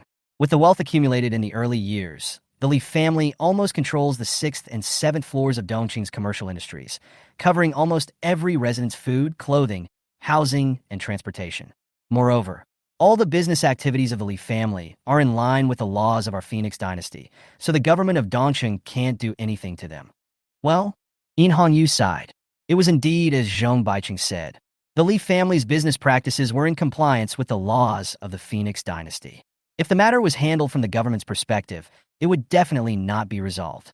In fact, a situation like Dongqing, where the Li family dominates the market, rarely occurs in other cities. In the Phoenix dynasty, land was evenly distributed to farmers after being measured by the government. Farmers had the right to use the land and had to pay taxes to the government every year. This prevented the land, the most basic means of production, from being concentrated in the hands of a few individuals due to buying and selling, and ensured that the aristocratic families could not monopolize some or all commodities through land trading. However, in Dongcheng, due to climatic conditions, many basic living materials need to flow in from other places through trade. This leads to the concentration of certain commodities in the hands of certain big merchants, forming a monopoly. Yin Hongyu knew that solving the monopoly problem was simple, which was to support another big merchant to achieve checks and balances. However, this kind of thing is not something the government can do, so the Dongcheng government is helpless against the Li family. Thinking of this, Yin Hongyu had some ideas in his mind, but he had to wait until he arrived in Dongcheng and understood the actual situation before deciding what to do specifically. On the other side, after Guan Mingyue checked her own small space, she was about to go out to look for Xiaochun and Xiaoxia when she saw Xiaochun, Xiaoxia, and Xiaojin coming in from outside. She puffed up her lips and glared at the three men, accusing them of being ungrateful and betraying the lady. The three of them naturally didn't understand Guan Mingyue's thoughts. Xiaojin was even showing off the pastries he bought with the money given by Yin Hongyu. Guan Mingyue was so angry that she had no place to vent her anger. When she heard that the cake was bought with Yin Hongyu's money, she snatched the cake from Xiaojin's hand, picked a piece, and stuffed it into her mouth, then wrote on the paper, "The cake is good. It's mine now. Humph. I bought this with the money from selling your daughter. It's not too much to give it to your daughter." Xiaojin didn't expect that her young lady would snatch food from her. She looked at Guan Mingyue in disbelief. "Miss, I haven't tasted it yet. Please give me a bite." Xiaojin begged Guan Mingyue to leave one piece for her. She had spent a long time choosing before deciding to buy it. Seeing Xiaojin's pleading eyes, Guan Mingyue's heart softened, and she wondered why she was angry with the child. So she picked another piece and returned the rest to Xiaojin. Chapter 15. Even in my dreams, I am bullied by the Empress. Then Guan Mingyue discussed with the three of them about going to Dongcheng with Yin Hongyu tomorrow. Xiaojin needs to stay in Luanqing to complete the side quest, so Guan Mingyue doesn't plan to take her with her. Moreover, she knows that Xiaojin's parents died in Dongcheng, and she doesn't want Xiaojin to think about the sad things. Moreover, this time I was not going to live in Dongcheng for a long time, so I finally decided to let only Xiaoxia go with me. The next day, because she was not sure how many days she would stay in Dongqing this time, Guan Mingyue wrote down all the side quests provided by the system that were suitable for Xiaojin to complete. When she finished explaining things and arrived at the gate of Jong Mansion, Yin Hongyu was already waiting in the carriage. Xiaoxia pushed Guan Mingyue to the side of the carriage, and Yin Hongyu jumped off the carriage and carried Guan Mingyue onto it. Although both of them were women, Guan Mingyue still felt a little embarrassed in public. After the two of them sat down, Zhong Baiqing walked up to say goodbye to them. On this trip to Dongcheng, Zhong Baiqing could not go with them because he had some business in Luanqing. The carriage slowly moved out of the city. Guan Mingyue sat in the carriage, opened the curtains, and looked around. This time's carriage team was of a completely different standard from the one she brought to Luanqing. Not only were there cavalry for protection, but even maids like Xiaoxia had their own dedicated carriages to ride in. At the same time, the two of them were heading to Dongcheng, capital city, the imperial palace. Outside Emperor Yin Zhao's bedroom, two groups of people are confronting each other here. On one side were Yu Bujian and the guards guarding the emperor's bedroom, and on the other side were 5 handsome men ranging in age from 20 to 30. Yu Bujian, do you want to rebel? Why don't you let us meet our father? The eldest prince, Yinjiu, angrily scolded Yu Bujian, who was blocking his way. Yu Bujian did not flinch in the face of the eldest prince. He said calmly, "His Majesty has ordered that I am not feeling well today and will not see anyone except the imperial physician, including the princes. Since father is not feeling well, we should go see him and show concern for his health," said the 5th Prince Yin Haoyu next to Yinjiu. "That's right. Why don't you let us in?" 2 princes also followed suit. Yu Bujian was not angry when he saw this. He waved to the guards behind him, asking them to make way for him, and said, "Since the princes want to see His Majesty despite His Majesty's orders, I can't stop them. Please go ahead." He extended his hand and invited the princes in. Over the years, he had watched these princes fight overtly and covertly, and he knew every one of them very well. He knew that these princes had a very strong rebellious mentality. If you didn't let them do something, they would do it anyway, but if you told them to do something, they wouldn't do it. Just as he thought, after seeing Yu Bujian making way for them to go see their father, the princes looked at each other in confusion and became a little hesitant. Although the eldest prince was a little hesitant, he also thought of another possibility in his mind, That is, Yubu Jian did this deliberately for them to see, and once they really stepped forward, Yubu Jian would definitely stop them. Thinking of this, he took a step forward, while observing Yubu Jian's movements. But after taking this step, Yubu Jian did not make any other moves and still maintained the gesture of inviting them in. Am I worrying too much? In Jiu thought to himself. He retracted his steps, bowed to Yubu Jian, and said, Minister Bujian, we were just too concerned just now. Since the emperor doesn't want to meet anyone today, we will leave today. In Jiu said this and turned around and was the first to leave. The other princes looked at each other, then said goodbye to Yubu Jian and left. Yubu Jian watched the 5 princes leave and felt relieved, but he couldn't show it on the surface. Although all the princes had left, they had left spies outside the palace. If he was not careful, they would find his flaws. These princes have used these tricks to death over the years. Yubu Jian felt bitter inside. Your Majesty, your sons have all inherited your scheming, but none of them has inherited your kindness. Inside the bedroom, Emperor Yinzhao lay quietly on the bed. His face was pale and his breath was barely visible. He was like a candle in the wind and could die at any time. Several imperial physicians were busy diagnosing the condition and preparing medicines, with beads of sweat on their foreheads. After seeing off several princes, Yu Bujin walked into the palace. He shook his head as he watched the imperial doctors coming and going. He knew that no matter how hard these doctors tried, they would be powerless to save the emperor. Emperor Yin Zhao's life star had completely dimmed, and it was hard to say whether he could survive the night. The problem he was most worried about now was that Emperor Yin Zhao had given him an order before he fell into a coma, asking him to delay the news of his death at all costs to buy time for Yin Hongyu. However, with the minds of those princes, they would be able to detect something unusual within 3 days, and by then the entire capital would be in chaos. The stars in the capital were so chaotic that he couldn't see clearly. The journey from Wanqing to Dongcheng is long, and it takes 3 days even by horse carriage. Yin Hongyu didn't know what happened in the capital, but when she went out today, she felt a tightness in her chest and always felt that something bad was going to happen. However, an hour has passed since we left Wanqing, and no unexpected situations have occurred on the road. Looking at Guan Mingyue, who was playing chess with Jong on the soft couch beside him, Yin Hongyu smiled slightly and thought that it would be nice if he could be like Guan Mingyue and not have to worry about anything. Guan Mingyue actually didn't sleep well, as she dreamed of Yin Hongyu. In the dream, Yin Hongyu still looked like a little devil, standing with his back to her next to a big pot on fire, while Guan Mingyue herself was tied up and lying on the side. Guan Mingyue in the dream was not mute. She shouted for help loudly, but it seemed that there were only 2 of them around. Hearing Guan Mingyue shout, Yin Hongyu turned around with an evil smile, then slowly walked in front of Guan Mingyue. No one will come to save you today, even if you scream your throat out, hee. Yin Hongyu's mouth was behind his ears. What are you going to do? You are the ruler of a country.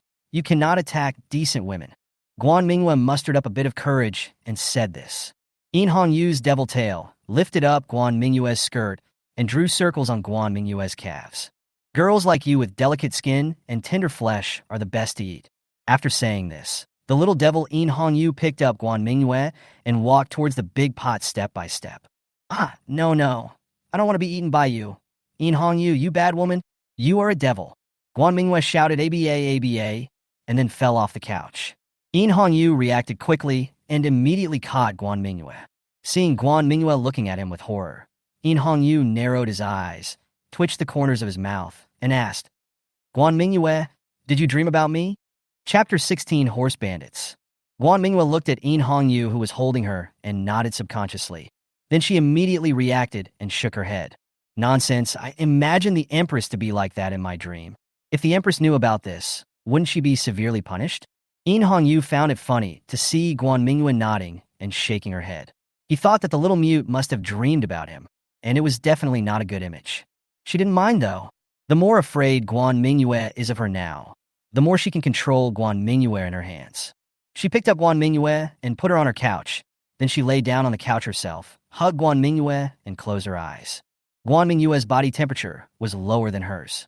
Yin Hongyu discovered this the first time he touched Guan Mingyue. The closer they got to Dongcheng, the hotter and drier the weather became. In addition, her chest had been stuffy since she went out today, so Yin Hongyu was a little irritated. But now, after hugging Guan Mingyue, she felt that the heat in her body had gone down at once. She rubbed Guan Mingyue's hair comfortably and slowly fell asleep. This time, it was Guan Mingyue's turn to be unable to sleep. Sima, what's going on? What happened? Who am I? She huddled in In Hongyu's arms and dared not move, for fear that if she woke In Hongyu up, he would eat her. After a long while, I heard In Hongyu's even breathing. Guan Mingyue turned her head slightly and saw a beautiful face. The Empress closed her eyes, hiding the aggressive look of the past. The heroic spirit between her brows was still there, but with a touch of approachability. Her lips were slightly open and red. Her nose was straight, and the hot air she exhaled hit Guan Mingyue's forehead and even hit Guan Mingyue's heart. Guan Mingyue looked at In Hongyu's sleeping face and couldn't help but imagine. In her future life of hiding her identity, it might be a good idea to have such a beautiful sister. Thinking of this, Guan Mingyue suddenly felt something strange in her chest. She looked down and found that In Hongyu's hand had been grabbing the rabbit on her left side at some point. Guan Mingyue's face turned red all of a sudden, and without thinking, she slapped In Hongyu in the face. In Hongyu had a rare good dream while she was asleep. In the dream, she saw the scene of snowing in the capital when she was a child. She happily took her maids to the yard to play snowball fights. Of course, the maids didn't dare to throw the snowballs at In Hongyu, so they could only pretend to throw snowballs. Just when In Hongyu was feeling that this was getting boring, suddenly a snowball hit her on the forehead. She quickly wiped the snow off her face and looked in the direction where the snowball came from, only to see a little girl about her age standing outside the gate, rolling a snowball. Seeing the enemy, little In Hongyu suddenly became excited. She immediately rolled a snowball and threw it at the little girl. The little girl reacted quickly and dodged immediately, then ran away, but the snowball she rolled fell where it was. Little In Hongyu ran out of the courtyard, but couldn't find the little girl. She looked down and saw the snowball left by the little girl. She reached out to pick it up, but found that the texture of this snowball was different from other snowballs. Not only did it not melt, but it was also very chewy. Little In Hongyu found it magical, so he pinched it a few more times. Then she was awakened by a slap in the face, and then pushed out of the bed forcefully by a pair of hands. Oh! In Hongyu fell heavily onto the wooden board of the carriage.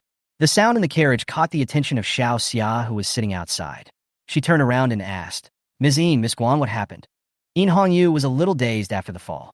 She rubbed her but stood up and said to the outside, It's okay. Then he turned and looked at Guan Mingyue. At this moment, Guan Mingyue huddled in a soft corner with her hands on her chest, looking at In Hongyu with an embarrassed and angry look on her face. In Hongyu recalled what she had done. She seemed to have a dream about a snowball fight, and then she picked up a strange snowball which was very bouncy. As she recalled, she clenched her hands in the air a few times. Seeing In Hongyu's hand movements, Guan Mingyue's tears came out of her eyes. She had imagined that in her future life, she would have a gentle sister who looked like In Hongyu, but now the gentle sister has become a hooligan sister. She quickly took out a piece of paper and a pen and wrote, Rogue. Seeing the words written by Guan Mingyue, the way she protected her chest, and the remaining touch on his hands, In Hongyu instantly remembered what he had done in his sleep. But after knowing what he had done, In Hongyu was not ashamed. Instead, he knelt on the couch with one leg and approached Guan Mingyue little by little. She thought to herself that since she had already done it, she would do it completely to make sure Guan Mingyue would not resist her again, and the slap just now did hurt a bit.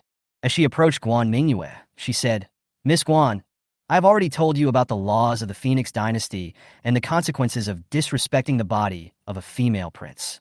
I was just defending myself. You were the one who started it. Guan Mingyue screamed in her heart, but she didn't have time to write these words because In Hongyu was already within reach. Ding, issuing a side quest. Host, please assist the Empress in repelling the invading horse bandits. Reward for completing the quest, a bag of ginseng seeds. Guan Mingyue's originally angry and annoyed expression immediately became tense after hearing the task issued by the system. However, compared to the last time she encountered robbers, Guan Mingyue was fully prepared this time. Soon, the sound of horses neighing was heard outside the carriage. In Hongyu also noticed the situation outside the carriage and said to Guan Mingyue, Stay in the carriage and don't go anywhere. Hearing this, Guan Mingyue looked at In Hongyu as if he were a fool.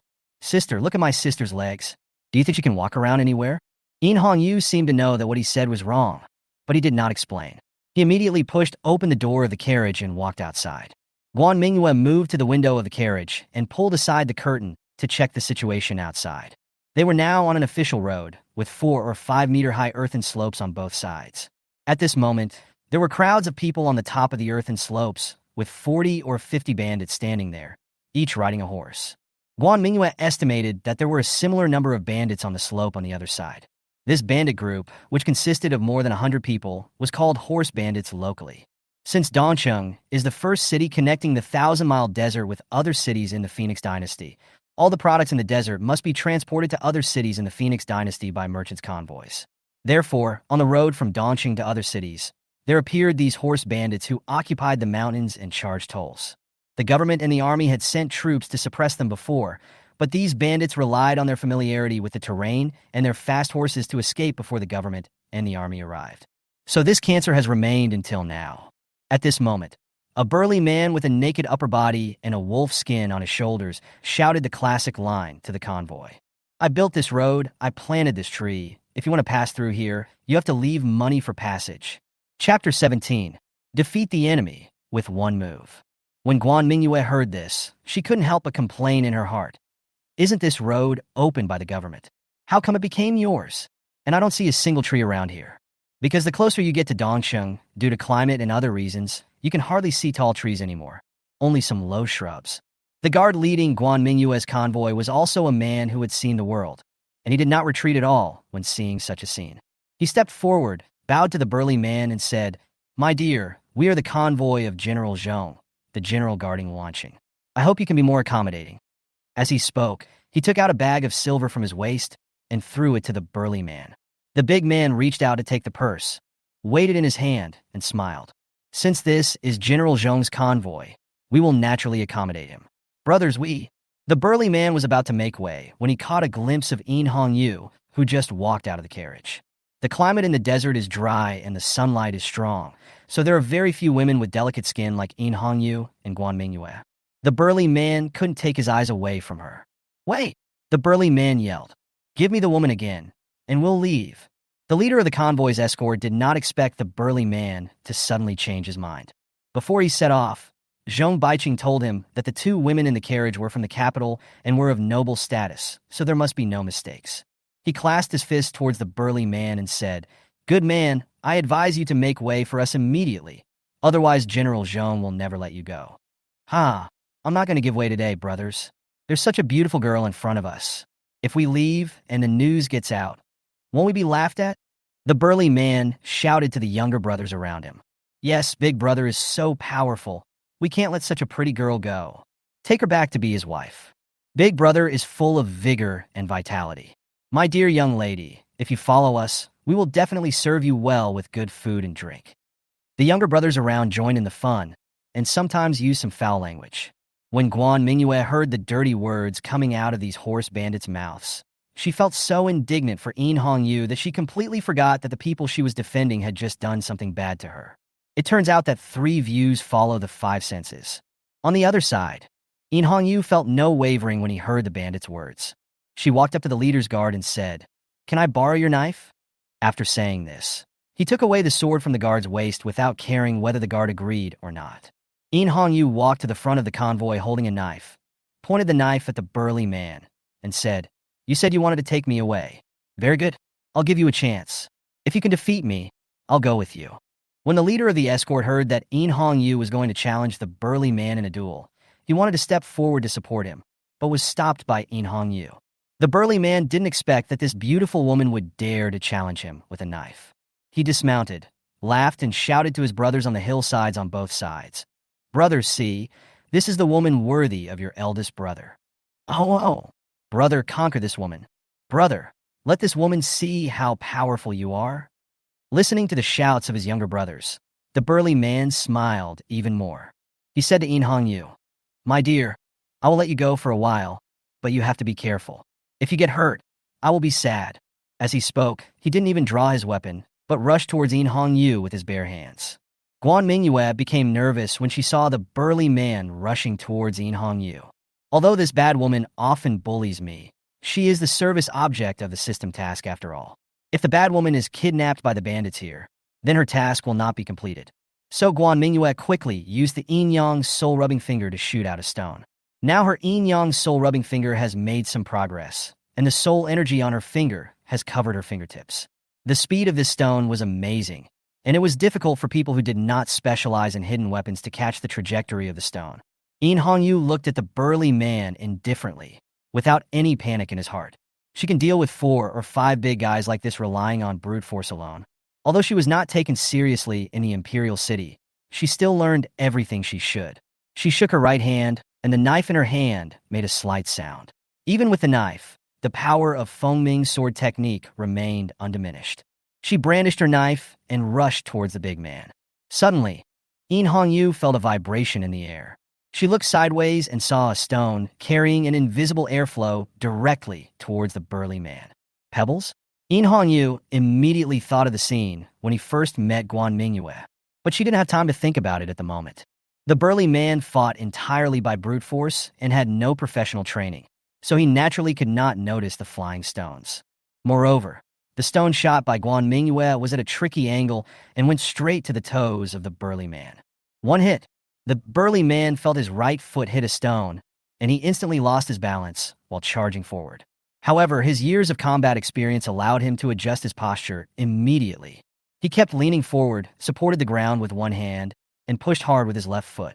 After a forward somersault, he landed on his feet to stabilize his body. However, just as he steadied himself, a broadsword was placed on his neck. Yin Hongyu said calmly, "You lose."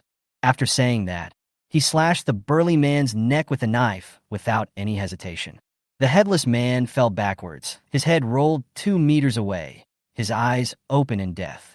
It was just a face-to-face encounter, not even a face-to-face encounter, as the burly man had his head chopped off by Yin Hongyu with a single blow.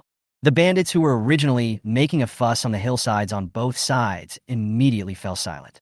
Yin Hongyu swung his right hand and shouted to the bandits around him, "Is there anyone who is not afraid of death?" The strongest horse bandit was killed by the woman in blue clothes with just one blow after just half an encounter, and all the horse bandits felt a little scared. "Run!" Not only did one of the bandits shout, but the bandits on the hillsides on both sides immediately became panicked, and after a while, no one was left. Originally, as long as the horse bandits organized themselves, they would be able to surround Guan Mingyue and his convoy. However, these horse bandits usually robbed passing caravans and were used to bullying others. Today, not only did they encounter a tough guy, but the leader of the horse bandits was also killed with a knife. These horse bandit brothers were scared and only wanted to escape. Yin Hongyu did not order anyone to pursue them. After all, the other side still had more people than them. When the captain of the convoy's guards saw Yin Hongyu kill the burly man with one knife, he felt a sense of admiration for Yin Hongyu and volunteered to deal with the burly man's body. Yin Hongyu returned to the carriage, intending to reward Guan Mingyue well. Chapter 18. 2 people reached an agreement. Ding! Congratulations to the host for completing the task of helping the Empress repel the horse bandits and obtaining a bag of ginseng seeds. Guan Mingyue felt happy listening to the system prompts. Degree asterisk. She originally thought that it would be a tough battle to deal with a group of nearly 100 horse bandits. But he didn't expect that after he used only one stone, Yin Hongyu would kill the bandit leader with a knife. Then the bandit brothers fled without even trying. The task was completed so easily that before Guan Mingyue could react, the system prompt sounded. But she didn't have time to look at the reward now, because Yin Hongyu had already returned to the carriage. Guan Mingyue thought, after all, they have experienced a battle, so we should at least express our condolences. So she picked up a pen and paper and wrote, "Are you not hurt?" Yin Hongyu saw what Guan Mingyue wrote, smiled slightly, and said, "No, but don't you have anything else to tell me?" If Guan Mingyue's move just now hadn't reminded her of the first time she saw Guan Mingyue, she would have almost forgotten that this little mute knew kung fu. Moreover, Guan Mingyue's move of flying stones with internal energy was already perfect, and it was completely different from the first time she saw it. If she hadn't trained her eyesight, she probably wouldn't even be able to see the trajectory of the flying stone. It seems that the little mute has a lot of secrets. Guan Mingyue had no idea what Yin Hongyu was thinking. "What?" she wrote on the paper. "Still playing dumb? Look at this thing. Does it look familiar?"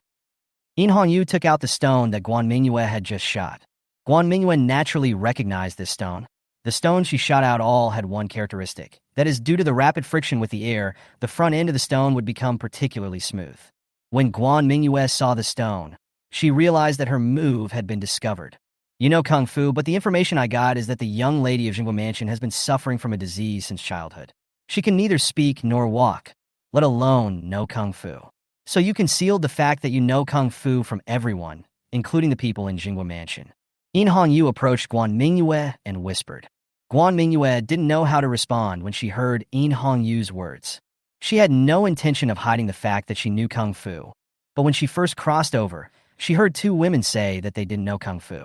So Guan Mingyue thought that if everyone who knew her knew that she didn't know Kung Fu, and she suddenly knew Kung Fu, it would definitely attract other people's attention, and then they might find out that she was no longer her original self. So she deliberately hid the secret that she knew the Yin Yang soul rubbing finger. As for the first time she met In Hongyu, Guan Mingyue couldn't help herself. On the one hand, she didn't know the Empress at that time, and she just thought that the woman's sword dance with the rain of flowers was particularly artistic. On the other hand, it was already night, and the flying stones were difficult to be discovered. Guan Mingyue thought that In Hongyu didn't notice it. Little did she know that the Empress had trained her eyesight, and even in her slightly drunk state, she could tell at a glance that it was Guan Mingyue who threw the stone. Seeing Guan Mingyue's conflicted look, In Hongyu did not press her this time. In Hongyu had thought it through by now. She felt that even if Guan Mingyue had many secrets, whether it was helping her kill the bandit leader this time or persuading Jong to follow her last time, she was acting in a direction that was beneficial to her. So she didn't press him any further, but said softly, "Is this another secret that can't be told?"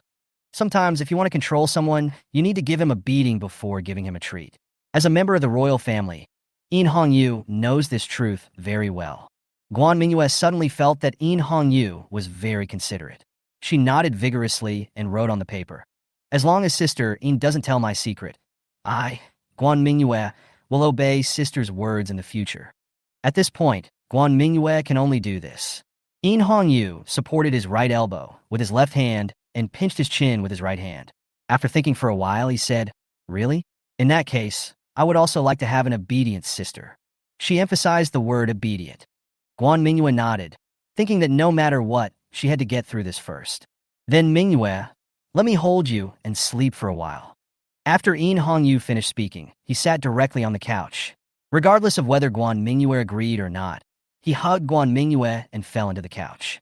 Guan Mingyue was hugged and wanted to cry, but she had no tears. What else could she do? She could only endure it. In Hongyu's arms felt warm. Guan Mingyue didn't sleep well the previous time because she fell off the bed in a dream, so she fell asleep slowly after a while. The two of them slept together like this for almost an hour. During this time, Xiao Xia came in once and saw In Hongyu and Guan Mingyue sleeping in the soft couch. Her face immediately filled with pink bubbles. She admired them for a while, then exited the carriage with a satisfied look on her face and told others not to disturb them. The convoy continued to move towards Dongcheng. The capital city is thousands of miles away. The imperial city has been shrouded in gloom these past 2 days. Emperor Yin Zhao had not attended court for 2 days, and all kinds of speculations emerged in the court. Several high-ranking and powerful ministers waited outside Emperor Yin Zhao's bedroom, clamoring to see the emperor. Yu Bujian was guarding outside the emperor's bedroom. He knew that these ministers were sent by the princes to find out news about the emperor. On the surface, these princes all hoped that Emperor Yin Zhao would be healthy and live a long life, but secretly, every one of them hoped that Emperor Yin Zhao would die soon. "Your Majesty," a minister cried, "there is a war report from the north. The northern Mo tribe is invading on a large scale. General Xue Jing, the leader of the Dingbei army, has been defeated repeatedly and has lost 3 cities. I beg your Majesty to remove Xue Jing from his position as general and choose a good general. Otherwise, the people in the north of the dynasty will suffer." Yu Bujian glanced at the minister. The minister was a subordinate of the second prince, while the commander of the Dingbei army, Xue Jing, was from the eldest prince's side. Yu Bujian actually knew very well that the deployment of troops on the northern border defense line was actually revealed to the Mo people by the second prince's men. Otherwise, with the means of the Mo people in the northern Gobi Desert, how could they possibly break through General Xue's defense line? Moreover, everyone knows that changing generals before a battle is a taboo in military strategy. Now the war in the north is tense, and the Dingbei army has suffered several defeats in succession, and morale is low. Changing generals at this time is obviously to hand over the 32 northern cities to others. The second prince's move is to use the northern Mo tribe to weaken the forces supporting the eldest prince. As soon as that minister finished speaking, another minister with a goatee jumped out and shouted, "General Shui of the Dingbei army has stabilized the situation in the north after retreating to Yecheng. I think the threat from the barbarians in the south is greater than the war in the north. Today, I also saw signs of barbarian activities in the capital. I suspect that General Liao Dushing of the Dingnan army is suspected of collaborating with the enemy. Your Majesty, please investigate." After the goateed minister finished speaking, he gave a provocative look at the minister who had spoken at the beginning. Yubu Jian was watching the battle from the side. He knew that the minister who jumped out from behind was from the eldest prince's side. Chapter 19, Kitagawa Shizuka. The eldest prince and the second prince both have the leverage over each other, and neither can do anything to the other. However, compared to the apparent ambitions of the eldest prince and the second prince, Yubujin was more afraid of the people sent by the third prince. That was a female official. In the Phoenix dynasty, women could take the exam and become officials just like men. However, even so, the number of female officials was still very small. Yubujin looked at the female official, who was quietly standing behind several ministers. He knew the name of this lady-in-waiting. Beichuan Jing, whose ancestral home is Pengzhou in the East China Sea, wears the same official uniform as male ministers, with long black hair tied behind her back and a hat on her head. From the front, she looks like a young male official with a delicate appearance. Only from behind, when you see her long hair, you can tell that she is a female official. Pengzhou in the East China Sea is a special territory of the Phoenix dynasty. It was not acquired through war when the Phoenix dynasty was established, but was incorporated into the territory of the Phoenix dynasty through an alliance. Therefore, the Phoenix dynasty's control over it is not as strict as other places. In Pengzhou, there is also a local force with the nature of a local tyrant, the Beichuan family. The prestige of this family in the local area is even greater than that of the Phoenix dynasty. Although the Kitagawa family had been loyal to the Phoenix dynasty since its establishment, Yubujin knew that once the Kitagawa family found an opportunity, they would immediately show their fangs of rebellion. The Beichuan family is now supporting the third prince in the court, which shows that their fangs have begun to show. Beichuan Jing stood quietly behind the ministers. Although she was called by the third prince to inquire about the emperor's health, Beichuan Jing's mind was not here. The reason why she decided to take the exam and become an official was to be able to participate in the governance of the country and let the people live and work in peace and contentment, and at the same time to let her family, which valued boys over girls, know that women can also participate in the governance of the country. But after really becoming an official in the court, she found that everything was different from what she imagined. Although the law stipulated that male and female officials of the same rank had equal status, her colleagues looked down on her because she was a woman and made things difficult for her at every turn, causing many of her good political ideas to be rejected. When her family saw that she had really entered the court as an official, they began to falsely respect her and let her find out the secrets of the Phoenix dynasty in order to shake the foundation of the Phoenix dynasty. But even so, she still wanted to keep her original intention, so her mind was now full of thoughts on how to deal with the problem of famine and Dongqing. There are 6 ministries in the central government of the Phoenix dynasty: the Ministry of Personnel, the Ministry of Revenue, the Ministry of Rights, the Ministry of War, the Ministry of Justice, and the Ministry of Works. The Ministry of Revenue is in charge of the national economy, finance, and household registration. The memorial from Dongqing requesting the central government to allocate funds to purchase grain has been stuck at the Ministry of Revenue, and there has been no news yet. Beichuan Jing was extremely anxious, but because of the third prince's request, she could only stay here and watch these old men quarreling. She sighed and looked up in the direction of the bedroom. It was at this glance that she discovered that Yu Bujian was also looking at her. Beichuan Jing quickly lowered her head. She knew that the yellow-haired man guarding in front of the emperor's bedroom was a star official of the Phoenix dynasty. This was a mysterious position that was affiliated with the Ministry of Rights, but was independent of the Ministry of Rights and was directly responsible to the emperor. Astronomical officials can predict good or bad luck by deducing the changes in the stars. It is said that experienced astronomical officials can also predict what will happen next by the changes in the stars in the sky. Beichuan Jing didn't understand all this, but she felt that every time she met Yu Bujian's eyes, she felt that the other person could see through everything about her. Yu Bujian also saw Beichuan Jing's actions. He frowned slightly. For some reason, he always felt that he would have a lot to do with Beichuan Jing in the future. His ability to see the stars was far superior to his master's, but his ability to see people was still far inferior to his master. so he could not solve this puzzle for a while and simply gave up. He looked at the quarreling of the ministers outside the palace and sighed in his heart. The E people in the south, the Mo people in the north, the Beichuan family in the East China Sea, the Phoenix dynasty is already on the verge of turmoil. I hope that His Highness Hongyu will be able to do well. This is Guan Mingyue. Their convoy has been traveling for 2.5 days and has now entered the outskirts of Dongqing. The scenery here is completely different from that near Luanqing. There was no green at all on either side of the official road, and no one was seen along the way. Instead, several mummies that had been dried by the sun were discovered. Hongyu ordered the guards to bury the mummies, then returned to the carriage with a gloomy face. Logically speaking, the drought and famine in Dongqing had lasted for half a year, and the Ministry of Revenue should have approved the silver for disaster relief long ago. However, the current situation obviously did not allow it. Guan Mingyue saw the scene where Hongyu ordered the guards to bury the mummies. She never expected that the disaster in Dong City had become so serious. She moved to Hongyu's side and pulled Hongyu's sleeve, then took out a pen and wrote, "The disaster in Dongqing seems to be very serious." Although Guan Mingyue had previously learned some information about the disaster in Dongqing from Xiaochun and Xiaoxia, those were all hearsay. She thought that she might be able to obtain more information from the Empress. Hongyu changed his usual attitude when he saw Guan Mingyue's words. He said seriously, "Yes, you must have heard something about it when you were in Luanqing. Many beggars on the street are fleeing from Dongqing."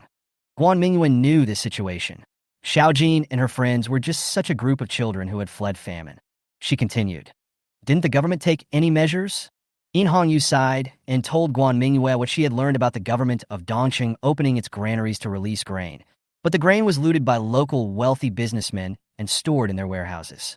At first, she hesitated whether to tell Guan Mingyue about this. But thinking that Guan Mingyue had helped her more than once, she thought that perhaps Guan Mingyue had a way to solve the disaster. So she told Guan Mingyue all the information she knew. After hearing this, Guan Mingyue cursed the Li family inwardly for being profiteers, and thought that when they met, she would use the Yang's soul-rubbing finger to beat them up and make them black and blue, to avenge Xiaojin. "Xiaojin, your young lady, am always thinking about avenging you. If you dare to betray me again, I will take away all your snacks." Hongyu didn't know what Guan Mingyue was thinking. She looked at Guan Mingyue, who was thinking with her head down, and didn't say anything to disturb her. The two of them just leaned on each other and sat on the soft couch and followed the bumps of the carriage to the gate of Dongqing. The escort leader got to know the city gate defenders, and after saying hello, the convoy entered Dong City smoothly and headed directly in the direction of the Dong City official residence. Chapter 20: The Problem. The gate of the government office. Chao Zhe, the guard of Dong City, had already received the news from Zhong Baiqing that the sixth prince and the daughter of the Jingwa mansion were coming to Dong City, so he and the chief of the government Xin Yaozong were already waiting here. Chao Zhe is a middle-aged man in his 40s. He has a scar on the right side of his face and an O-shaped beard. He has the same sharpness in his eyes as Zhong Baiqing. He is a man who has experienced battlefields. Xin Yaozong is much younger than Chao Zhe, about 30 or so. He is wearing official uniform and has an O-shaped beard on his face, but his face is full of sadness. He is the chief official of Dongqing. The chief official is the highest position within a local government and is responsible for managing all matters within the entire local government. He knew from Chao Zhe that an important person would come to Dongqing today to help solve the disaster in Dongqing, but he did not know that the person coming was the sixth prince and the daughter of the Jingwa mansion. Xin Yaozong knew that the disaster in Dongqing was both a natural disaster and a man-made disaster. The Li family is the dominant family in Dongqing and controls the economic lifeline of Dongqing. Even he, the chief official of the government, has to give up 3 points.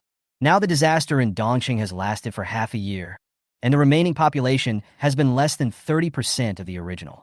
The reason why no one has left Dongqing empty is entirely because Dongqing is also a trade artery between the Qinli Desert and other cities in the Phoenix dynasty, and it also has certain economic and military value. Faced with this disaster, he, the chief official, was powerless, so he could only place his hope on outsiders. The carriage convoy drove slowly from a distance and stopped at the gate of the government office. Chao Zhe immediately walked to the carriage, knelt down on one knee, and raised his hands, shouting. Chao Zhe, the guard of Dongqing, pays homage to Miss Yin and Miss Guan. In Zhong Baiqing's letter to him, he mentioned not to publicize the true identities of the two ladies in front of outsiders, but only to call them Miss Yin and Miss Guan. Xin Yaozong also came forward and knelt down. He naturally heard what Chao Zhe called the people in the carriage. The surname is Yin, and the surname is Guan. Shen Yaozong is not a fool. The entire Phoenix dynasty knows that the current emperor's surname is Yin. Thinking of this, cold sweat broke out on Shen Yaozong's forehead. He secretly cursed Chao Zhe, an old turtle, for being unkind and not telling anyone from the royal family. A cold voice came from inside the carriage. No courtesy. Xiaoxia, go get Miss Guan's wheelchair. Miss Yin, the wheelchair has been brought. Xiaoxia had already prepared the wheelchair when the carriage stopped. Soon, a beautiful figure walked out of the carriage. Yin Hongyu walked out of the carriage with the princess holding Guan Mingyue in his arms. Guan Mingyue was a little embarrassed to be held by Yin Hongyu in public, so she quickly asked Xiaoxia to help her sit on the wheelchair. After Guan Mingyue sat down, Shen Yaozong had the courage to imitate Chao Zhe and stepped forward and said, Shen Yaozong, the chief of the Dongqing government, has met Miss Yin and Miss Guan. Are you Shen Yaozong? Yin Hongyu glanced at Shen Yaozong and said, she had already learned about the situation of the government in Dongqing before coming to Dongqing. In Yin Hongyu's opinion, this Shen Yaozong is also a capable person. Under his governance, the Phoenix dynasty's trade with the desert was 50% higher than before he took office. Before this disaster occurred, Dongqing was also a prosperous scene. As for this disaster, it is indeed not something that a chief official can solve.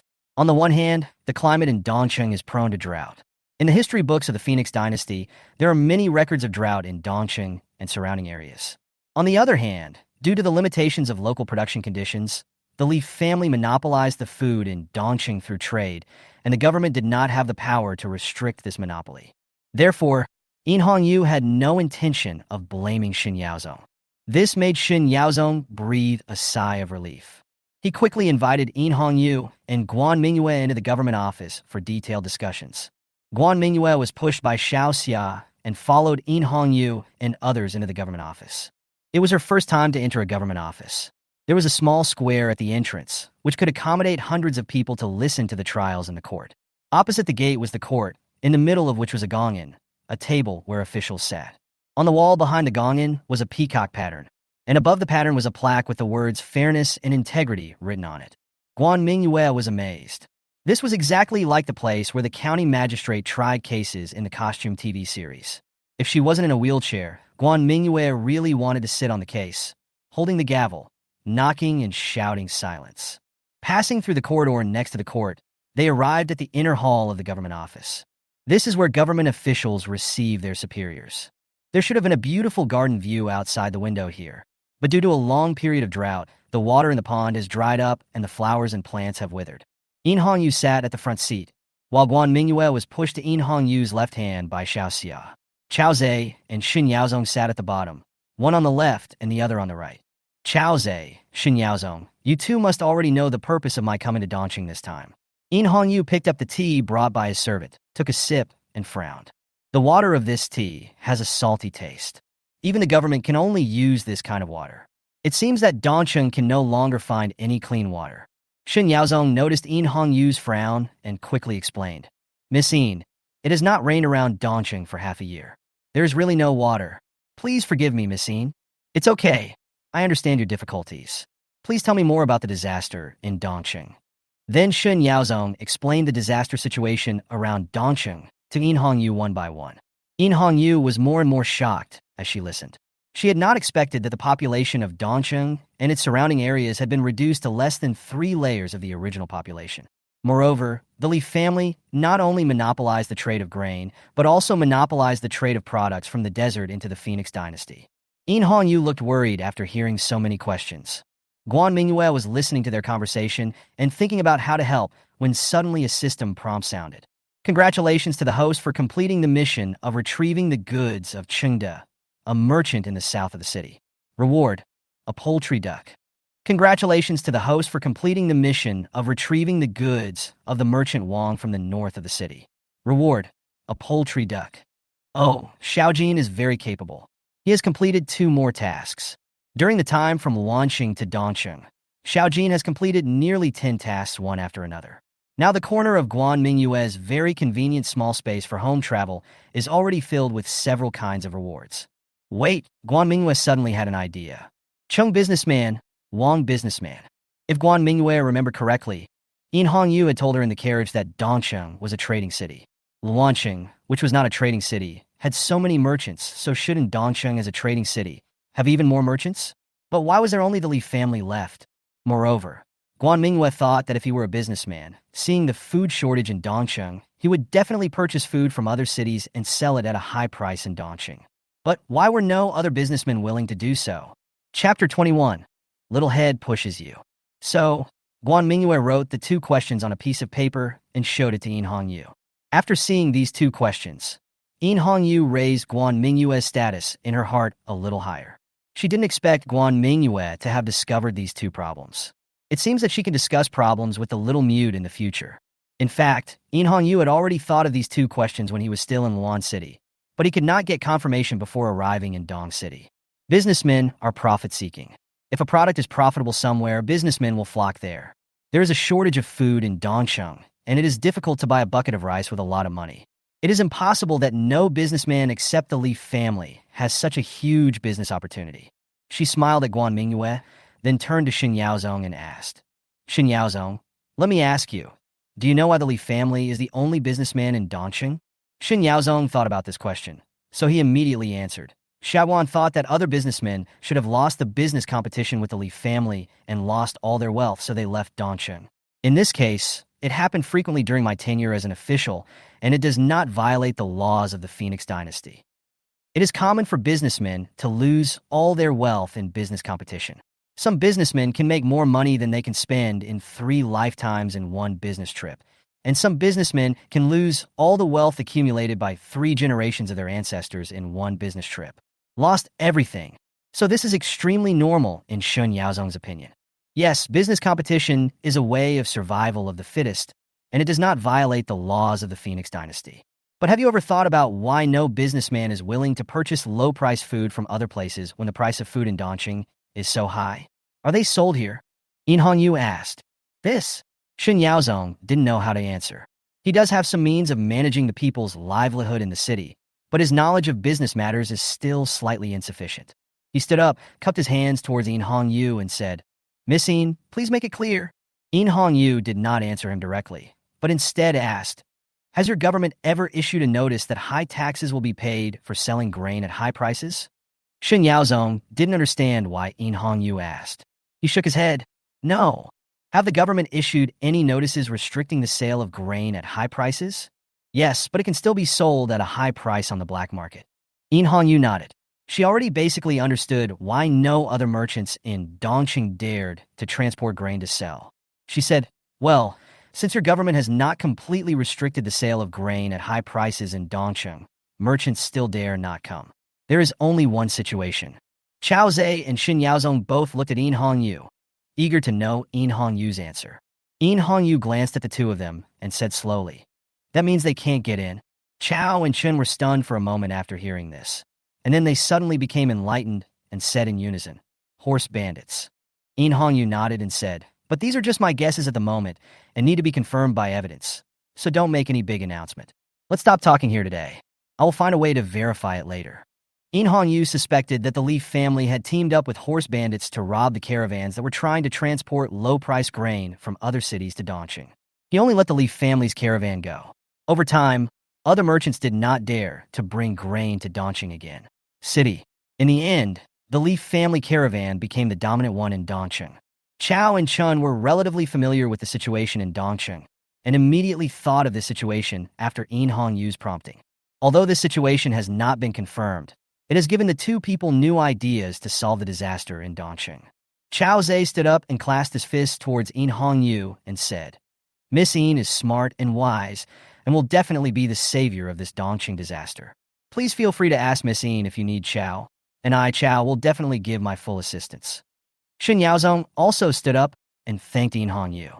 He did not expect that this Miss In, who had only been in Dongcheng for half a day, would think of directions that had not been thought of before, and the admiration for In Hongyu in his heart could no longer be expressed.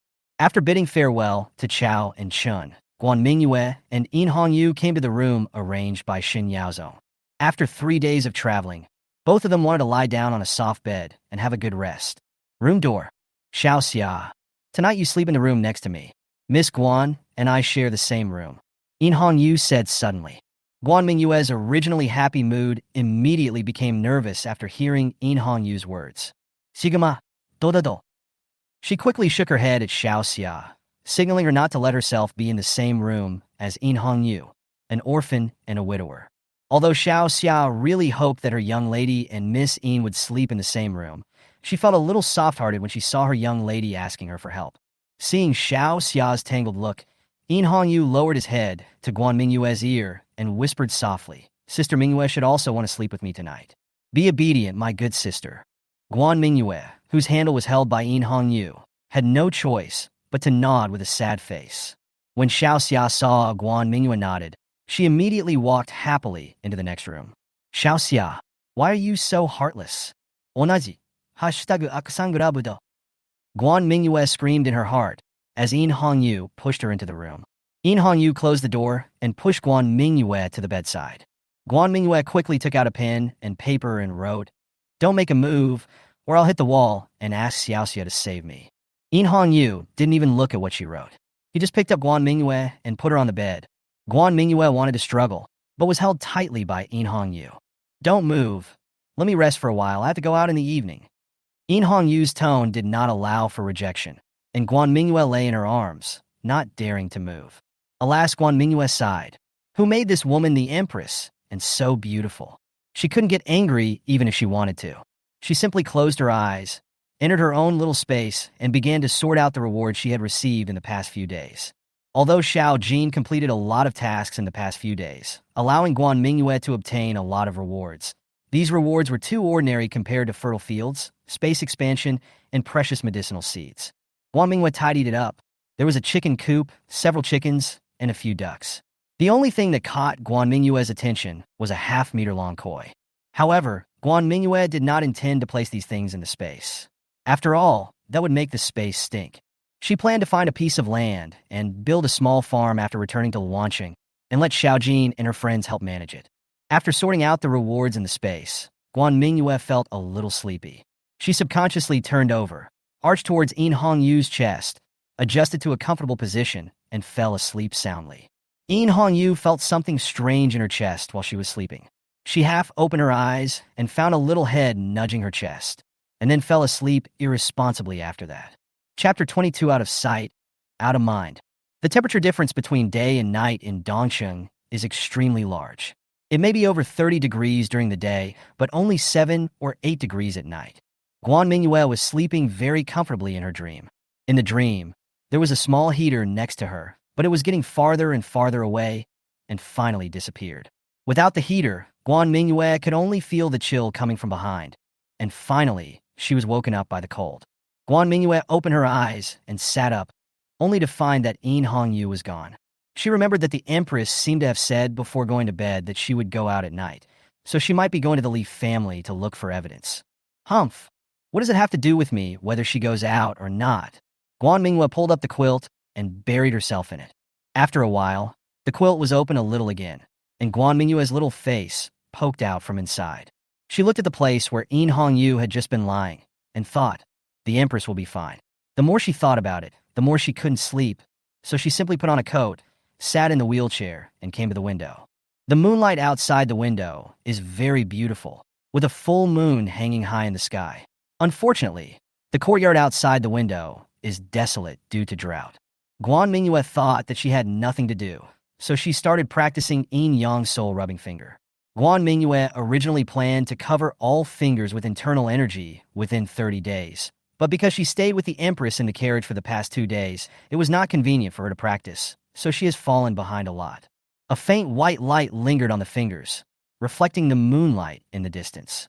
On the other side, Yu, who was going out, changed into a black suit, tied his hair into a ponytail with a black ribbon, and covered his face with a black veil, revealing only a pair of cold eyes. At first glance, it was impossible to tell whether he was a man or a woman. She unfolded a map of Dongsheng. After confirming the direction of the Li family, she tapped the ground with her toes, climbed up the eaves easily, and fled in the direction of the Li family. The Li family's location in Dongsheng is actually very easy to find. Since other caravans dared not come to Dongsheng anymore, The Li family's caravan took over all the business of transporting goods from the desert to other cities in the Phoenix dynasty. So the place where the Li family was located could still be seen with bright lights on in the middle of the night while loading goods. Mingyue stopped on the eaves of a house in the Li family's courtyard and looked into the Li family's courtyard. There was a caravan in the courtyard with about 50 people and 8 carriages filled with boxes of various sizes. A burly man with a full beard rode up to an old man with a white beard and said, "Master, the goods have been loaded. I will leave now." The white-bearded old man nodded and said, "Take the token, or you won't be able to pass my searching's test." "Of course I carry it with me." After the burly man and the white-bearded old man finished talking, they walked to the front of the convoy, and the entire convoy marched out of the city in a mighty manner. Mingyue naturally heard the conversation between the two people clearly, and thought that the Li family was indeed in collusion with the horse bandits, and it seemed that there was more than one group of horse bandits active around Dong City. Thinking of this, Mingyue followed quietly. After leaving Dongcheng, the caravan headed north. As soon as they left Dongcheng, they encountered a small group of horse bandits. Mingyue came to the front of the caravan under the cover of night and heard the conversation between the burly man and the horse bandits. Through their conversation, Mingyue learned that this group of horse bandits was under the command of a horse bandit leader named Ma Shurching. After the burly man showed the token to the bandits, they left on their own. Mingyue stayed where he was and did not continue to follow the caravan, because if he continued to follow them, he might not be able to get back to Dongcheng before dawn, and he would not be able to wake up with the little mute in his arms. She thought for a moment, came up with something, and then chased in the direction where the bandits left. The bandits didn't go far away. There were only 5 of them, wandering around Dong City to gather information. Once a caravan left Dong City, they would notify the large group of horse bandits to come and plunder. Mingyue quietly landed behind the last horse bandit, covered his chin with one hand, and supported the back of his head with the other. With a twist of his left and right hands, the horse bandit instantly lost the ability to resist and fell off the horse. The sound of the corpse falling to the ground immediately attracted the attention of the bandits in front, and they immediately turned their horses around and looked towards Mingyue. After killing one man, Mingyue did not stop. He immediately rode the bandit's horse towards another bandit, pulling out the bandit's broadsword in his hand. When the horse bandit saw Mingyue rushing towards her, it was too late to draw his sword. Crash! The bandit's head fell to the ground. He killed 2 people in just a few breaths, and his swift and drastic measures frightened the remaining 3. "Sir, we are under the command of Fingu Ma Shurching. If you kill us, Ma Shurching will not let you go," a bandit shouted. Mingyue deliberately lowered his voice and said in a male voice, "Ma Shurching, I killed Ma Shurching's people. Our Li family's goal has been achieved. Now keeping you here will only cause trouble. Give me your lives." After Mingyue finished speaking, he brandished his sword and rode his horse towards the 3 people. Seeing that Mingyue was not afraid of Ma Shurching's reputation, the 3 men could only grit their teeth and rush towards Mingyue with their swords. However, the 3 men were no match for Mingyue, and they were all defeated by Mingyue after just 3 encounters. After doing all this, Mingyue rode away. After she left, a horse bandit who was lying on the ground quietly opened his eyes and looked in the direction Mingyue left, then immediately stood up, rode a horse, and rode away. However, all of this was seen by Mingyue, who was far away. She deliberately sent one person back alive. The reason why the Li family can collude with the mob bandits is because they have common interests, forming a closed loop of interests. The horse bandits help the Li family suppress other caravans, making the Li family the only dominant force in Dongcheng. The Li family was able to make more money with the help of the horse bandits. With the money, the Li family could give more benefits to the horse bandits, and after getting the benefits, the horse bandits were willing to continue to help the Li family suppress other caravans. This closed loop of interest seems perfect, but once one of the links is broken, huge conflicts will inevitably arise between the 2 parties involved. Mingyue wanted to make the horse bandits think that the Li family was ungrateful and then bite the Li family back. If the Li family's goods were robbed, they would definitely retaliate against the horse bandits. In this way, Mingyue could reap the benefits. Thinking of this, Mingyue turned around and headed towards Dongcheng without stopping for a moment. He had a little beauty at home warming the bed. Dongcheng, the inner courtyard of the government office. Guan Mingyue sat in front of the window practicing the yin-yang soul-rubbing finger. When she got tired, she stopped, held her chin with her hand, looked out the window, and counted the stars in the sky. Suddenly, a dark shadow fell outside the window and scared her. Yu stood outside the window, took off the veil on her face, smiled at Guan Mingyue, and said, "Little mute, you are not sleeping so late. Are you waiting for me?" Guan Mingyue looked at Yu's face, which was so beautiful that it was impossible to hate him. She felt a little complicated, then reached out and closed the window directly. Out of sight, out of mind. Chapter 23. Throwing yourself into someone's arms can only happen 0 times and countless times. Yu was turned away, but she was not angry at all. She pushed open the door and walked to the bedside, crawling directly into Guan Mingyue's bed, then leaned close to Guan Mingyue's ear and whispered, "Sister Mingyue, you look like an angry young wife who is alone in an empty room when her husband comes home in the middle of the night." Guan Mingyue turned her back to Yu and did not respond to him. She was recalling the scene just now in her mind, and her face was getting hotter and hotter. She really looked like a young wife waiting for her husband to come home. It's over. I'm going to be laughed at by this bad woman again. Epsilon, Tria. Seeing that Guan Mingyue did not respond for a long time, Yu reached out and pulled Guan Mingyue into his arms. The fatigue from running and fighting outside just now disappeared instantly as Guan Mingyue's soft body fell into his arms. Guan Mingyue was hugged, and her back was pressed against something soft. Just as she was about to struggle, a wave of warmth came from the heat source behind her, dispelling the original chill on her back, making her so comfortable that she gave up struggling. Guan Mingyue opened her eyes and thought, "Since the Empress serves as a little heater for me, I will let her hold me this time." Thinking of this, she closed her eyes. Unfortunately, Guan Mingyue didn't know at this time that there were only 0 times and countless times to throw herself into someone's arms. Early morning, in the courtyard of the Li family in Dongsheng. "Master, something bad has happened." A servant rushed into the study of Li Yukai, the head of the Li family, in panic. Li Yukai is the old man with a goatee who was in the Li family yard last night. "What's the matter?" he asked slowly. Now the Li family is at its peak in Dongsheng. No other businessman can threaten the Li family status. Even the government has to give them some courtesy. This makes Li Yukai feel that there is nothing to panic about. "Master, the caravan led by Li Dabiao was robbed last night. Li Dabiao lost one of his arms and is now lying outside the yard." "What?" The brush in Li Yotsai's hand fell to the ground with a pop, and he no longer had the calm look he had just had. He quickly walked out of the study and headed out into the yard. There were many people from the Li family standing outside the study. Among the crowd were several guards wearing Li family clothes lying scattered around, including Li Dabiao. His face was covered in blood, and one of his arms was missing. When Li Yukai saw Li Dabiao's appearance, he became furious. He was not angry about Li Dabiao, but about the robbery of his 8 trucks of goods. "Who did it?" he asked, grabbing the collar of a caravan guard nearby. Ma Shircheng, it was Ma Shircheng's people who did it." The caravan guard recounted what had happened. It turned out that after Li Dabiao and his men left Dong City and headed north, they soon met Ma Shircheng's men on the road. After showing the token, the team did let the caravan leave. Everything seems to be going very smoothly. However, they did not expect that half an hour later, Ma Shircheng's large army suddenly surrounded them, clamoring to avenge their brothers and threatening to make it impossible for the Li family to continue in Dongsheng in the future. They ignored the token in Li Dabiao's hand and swung their swords at the people in the caravan. The caravan fought desperately, but due to the huge disparity in numbers, only a few of the 50 caravan members managed to escape. All 8 carts of goods were also robbed by Ma Shircheng's men. After hearing what the caravan guard said, Li Yukai calmed down. Anyone who can come up with the idea of colluding with horse bandits to monopolize the business in Dongsheng is definitely a smart person. He immediately thought that someone might have killed Ma Shircheng's people and wanted to frame the Li family. But who has the ability to do this?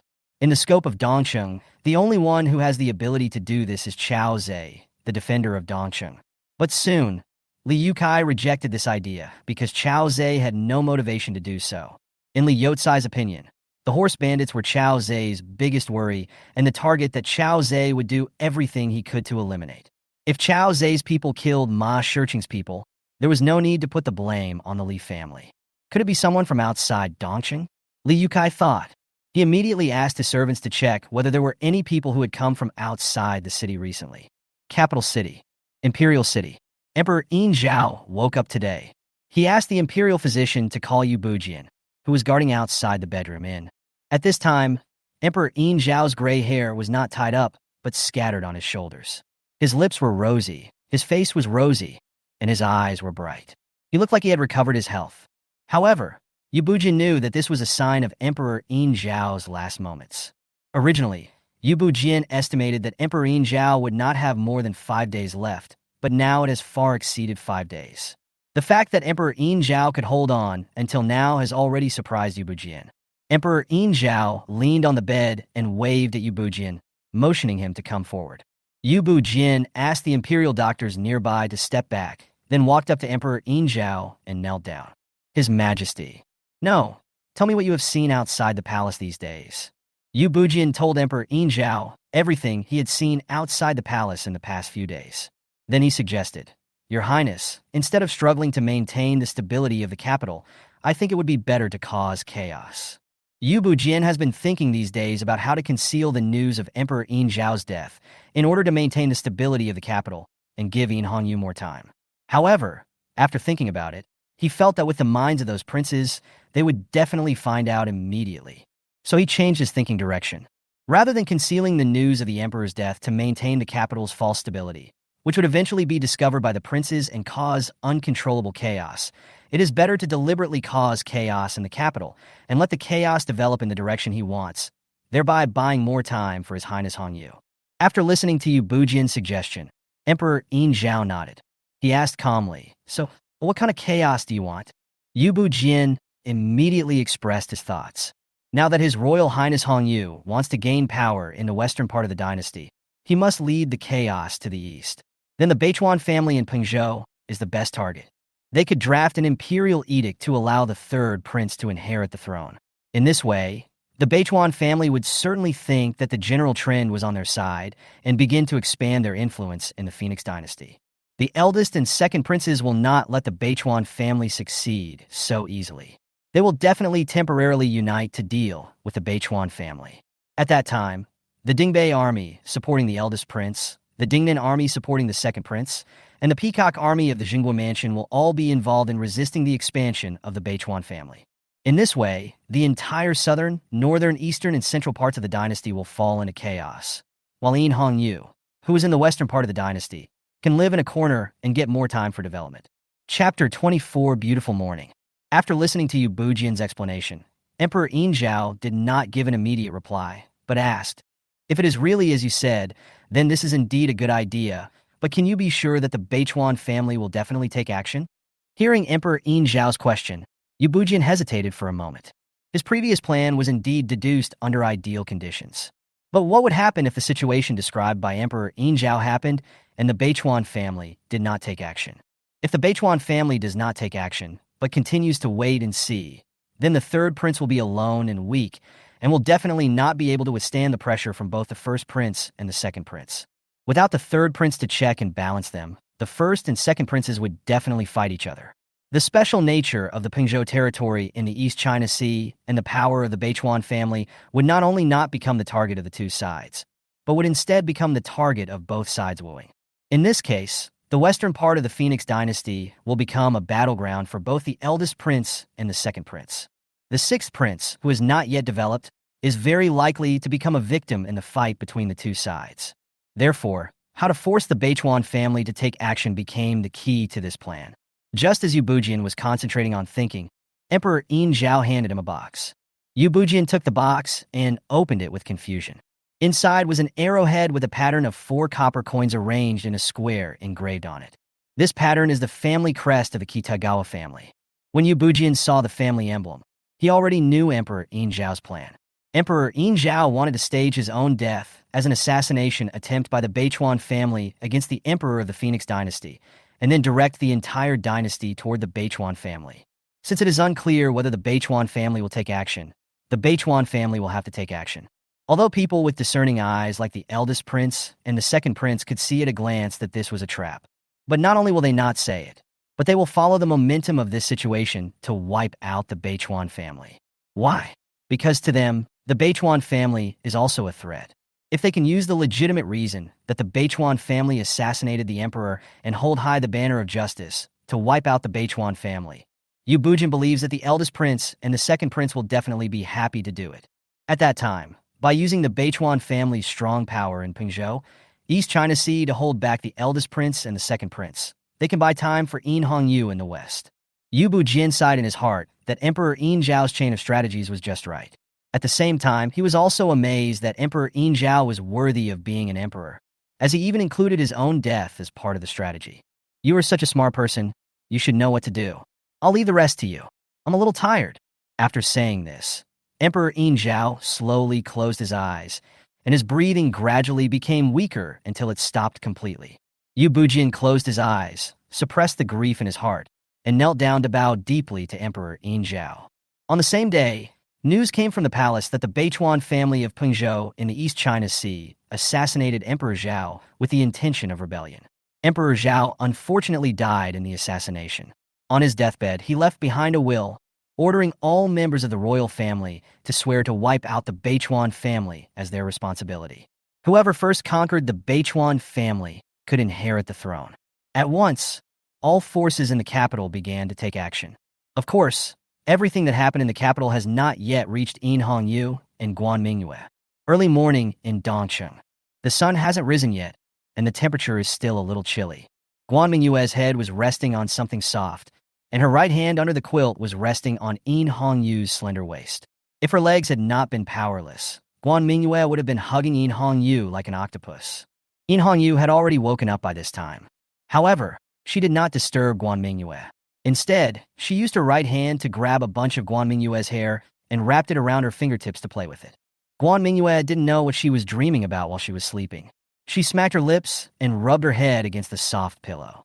The sudden stimulation made Yin Hongyu quickly cover his mouth with his left hand to prevent himself from making any sound. She looked at the little head on her chest helplessly, wondering when this little mute would wake up. Boom, boom, boom. There was a knock on the door, and Xiao Xiao's voice came from outside. Guan Mingyue was awakened by the noise. She frowned and subconsciously grabbed the quilt to cover her ears. Then her whole body suddenly froze. She vaguely remembered that she seemed to have slept with Yin Hongyu last night, so she was lying on Yin Hongyu's body now. Guan Mingyue wanted to die, and now she could only hope that Yin Hongyu had not woken up yet. So Guan Mingyue tried hard to control her inner tension and open her eyes slightly. She found that there were two peaks in front of her, and on the left side of the peaks were two beautiful collarbones, and above that was the Empress's white neck, pointed chin, delicate little mouth, straight nose, and then a pair of open eyes, open. Degree **. Guan Mingyue died at the age of XX. Just when Guan Mingyue thought she was dead, Yin Hongyu's voice rang out, with a tone that could not be refused. Get off me when you wake up. Guan Mingyue sat up suddenly, and then dared not move like a child who had done something wrong. Yin Hongyu wanted to laugh when she saw Guan Mingyue like this. She originally wanted to tell Guan Mingyue about how Guan Mingyue had rubbed her steam bun just now, but after thinking about it, she decided not to. Of course, such a fun little mute should be kept by my side and bullied slowly. There is no need to rush at this moment. After the two of them washed up, Yin Hongyu pushed Guan Mingyue out of the government office. They have another mission today. The disaster in Dongcheng was caused not only by unscrupulous merchants monopolizing the food supply, resulting in a lack of food to buy, but also by the severe drought for several consecutive months, which resulted in a total failure of harvest in the farmland. Therefore, solving this problem is of utmost importance. Accompanied by Xin Yaozong and Chao Zhe, Yin Hongyu and Guan Mingyue came to several farmlands around Dongcheng. Yin Hongyu squatted down and grabbed a handful of soil. Due to long-term exposure to the sun, there was no moisture in the soil. Yin Hongyu gently pinched it, and it turned into powder and fell from his fingertips. She stood up and looked around. There were hundreds of acres of farmland around her with the same situation. The group of people continued to walk south, where they were already close to the Tianke Mountains, with several snow-capped mountains towering in their sights in the distance. At the foot of the mountain in the distance, everyone finally saw a few touches of green. There were several plants attached to the rocks. Yin Hongyu called the guards to dig into the ground here, with shovels and pickaxes. When they dug about 2 meters, some blisters finally began to appear in the middle of the rock formation. This shows that there is water seeping into the ground after the ice and snow on the snow-capped mountains melted. Chapter 25 Well and Canal System. Although the water was dug out, Yin Hongyu knew that the soil here was not suitable for growing crops, and the only way was to divert the water into the previously cultivated farmland. Presumably, Xin Yaozong and Chao Zhe should also know that water can be dug out here, but they just don't know how to divert the water there. Indeed, how to divert water is a very difficult problem given the environment in Dongcheng. On the one hand, the arable land in Dongcheng is close to the vast desert, and the surface soil contains a lot of sand, making it difficult for water to accumulate on the surface. On the other hand, the climate here is dry and the evaporation rate is high. The water evaporates quickly on the surface and cannot flow far away. It is precisely because of this environment that there is not even a decent river around Dongcheng, let alone digging canals to drain water. Guan Mingyue followed behind everyone with a frown on her face. She had an inexplicable sense of familiarity in her heart ever since she saw the Tianke Mountains. Now she finally remembered what this familiar feeling was. Junior high school geography, Carez. What a pitfall. I still have to take a junior high school geography exam after traveling through time? Guan Mingyue covered her face with her hands, feeling extremely complicated. In Hongyu noticed Guan Mingyue's movements and thought she was feeling unwell, so he walked to Guan Mingyue and asked. Guan Mingyue took a deep breath, then took out a pen and paper, wrote a note, and secretly handed it to In Hongyu to read alone. After reading the note, In Hongyu glanced at Guan Mingyue and then ordered that he would stop here today and go back now. The note said, I have a way to divert water. In Hongyu was a little curious. Guan Mingyue had only been in Dongcheng for a day, so what method would she come up with? While everyone was exploring the water sources around Dongcheng, they were in the courtyard of the Li family. A servant hurried into Li Youcai's study and told Li Youcai that Xin Yaozong of the government and Chao Zhe of the Jinshi army accompanied In Hongyu and Guan Mingyue out today. Li Youcai put down his brush and walked to the window, frowning and thinking. Chao Zhe and Xin Yaozong, as the two leaders of the local official system in Dongcheng, were able to accompany the two women on their trip, which is enough to show the importance of the identities of these two women. They must have been sent by Qiansheng, or the capital. Now Li Youcai has two guesses in his mind.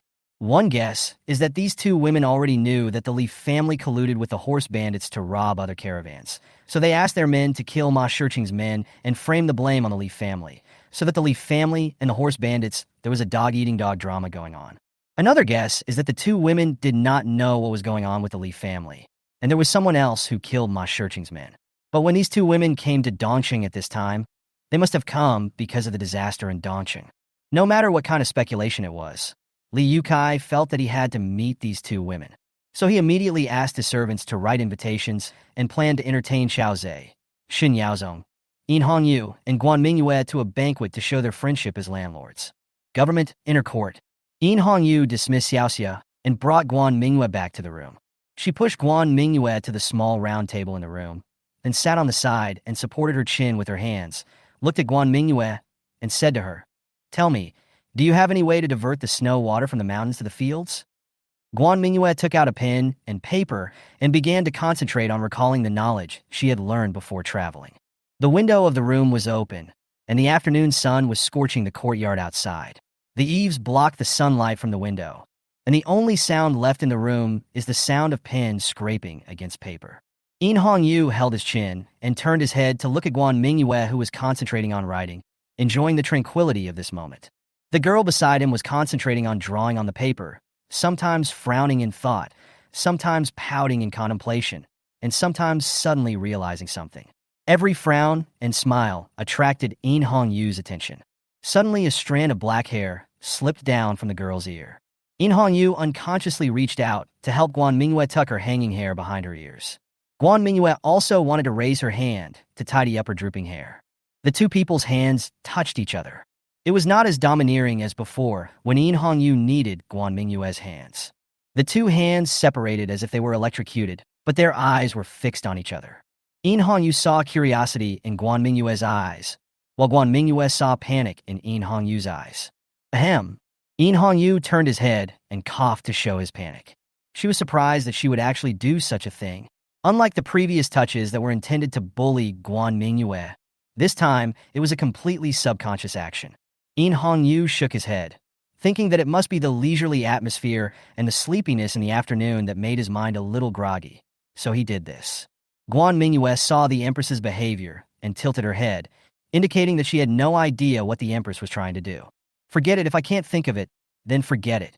Guan Mingyue patted her cheeks to refresh herself, and then continued to write and draw on the paper. Seeing that Guan Mingyue didn't care about her actions just now, Yu breathed a sigh of relief. After a while, Guan Mingyue finally completed the drawing and handed it to Yu. This is a schematic diagram of an underground water diversion system composed of culverts and vertical shafts. Various annotations are also written on the drawing, which introduce the function of each node in detail. Yu carefully looked at the schematic diagram, and the more he looked at it, the more surprised he was about this system. This system perfectly solves the many difficulties that are not conducive to water diversion and irrigation near Dongqing. If used properly, it can also solve the problem of daily water supply for people around Dongqing, which is simply killing two birds with one stone. Even the experienced masters in the Ministry of Works, the department in charge of various engineering construction projects in the Phoenix Dynasty, might not be able to come up with such a water conservancy system that perfectly suits the local conditions of Dongqing. The only drawback is that it requires a lot of manpower to dig in the early stage. However, as the saying goes, benefiting the present will benefit future generations, which project does not require a lot of manpower. As long as this canal is built, there will be no more water problems around Dongqing in the future. She put down the blueprint and looked at Guan Mingyue, wondering who Guan Mingyue was. Even after being together for so long, she still couldn't see the girl in front of her clearly. Guan Mingyue had too many secrets. Guan Mingyue felt a little frightened by Yu's stare. She tremblingly wrote on the paper, "How is it? Is this idea feasible?" Yu came back to his senses and said, "This project is very good and will definitely benefit the people of Dongqing. But can you tell me how you came up with this project?" Yu approached Guan Mingyue as he spoke. "Don't come over here." Guan Mingyue wanted to step back, but the wheelchair only had so much space, and she had nowhere to go. "I could only quickly write on the paper. I said I saw it in a book. Do you believe it?" Yu immediately asked, "What book? Who wrote it?" This is what I can say." Guan Mingyue didn't care about anything else in a hurry and wrote directly on the paper. People's Education Edition, Grade 8 Geography Volume 2, page 77. I don't know who compiled it. Chapter 26, Lee's Dinner. The second volume of the 8th grade geography textbook published by the People's Education Press. Yu stood up, stroked his chin, and read the name, wondering what kind of book this was. Why did it have such a strange name? And it was the second volume. Could there be a first volume? She was sure that there was no such book in the palace's library. Perhaps it was some strange book circulating among the people. But no matter what, this book provided Guan Mingyue with a solution to the drought problem in Dongqing. Yu looked at Guan Mingyue. The girl in front of her helped her again, which made her think that maybe she should reward Guan Mingyue. Guan Mingyue saw Yu looking at her and thought that Yu must be up to something bad. No, we, the oppressed people, must stand up and resist. We cannot always be bullied by the oppressors. She secretly made up her mind that even if the other party was the Empress, she would find an opportunity to bully Yu a little, such as secretly hiding the Empress's shoes. Boom, boom, boom. Xiao Xia's voice came from outside the door. Informed them that the Li family invited them to a dinner party. When Guan Mingyue heard about the Li family, she immediately became excited. She was eager to try and decided to hit the head of the Li family on the forehead with a stone at the dinner. Yu was thoughtful when she heard the news. She had already learned from Chao Zhe City Defense Army that the Li family's caravan was robbed by Ma Shiqing. She secretly thought that the Li family was worthy of being a family that could dominate a city. When their caravan was hijacked, not only did they not immediately break up with Ma Shiqing, but they invited them to a dinner party. She thought that the Li family must have found out something and suspected them. Interesting. Yu felt it necessary to meet the head of the Li family. Dongqing, Li family. Yu and Guan Mingyue arrived at the gate of the Li family accompanied by Xin Yaozong and Chao Zhe. Li Yukai was already waiting outside the door. When he saw the four people coming, he hurried down the steps to greet them. But just as he took a step forward, a stone hit the doorpost behind him at high speed, and with the force of the rebound, it hit the inside of Li Yotsai's right knee and finally flew into the flower bed on the door panel and disappeared. Li Yukai was hit by a stone, his calf went weak, and he almost rolled down the stairs. Fortunately, several servants behind him were quick-witted and quickly supported Li Yukai, thus preventing him from falling flat on his face in front of Yu and others.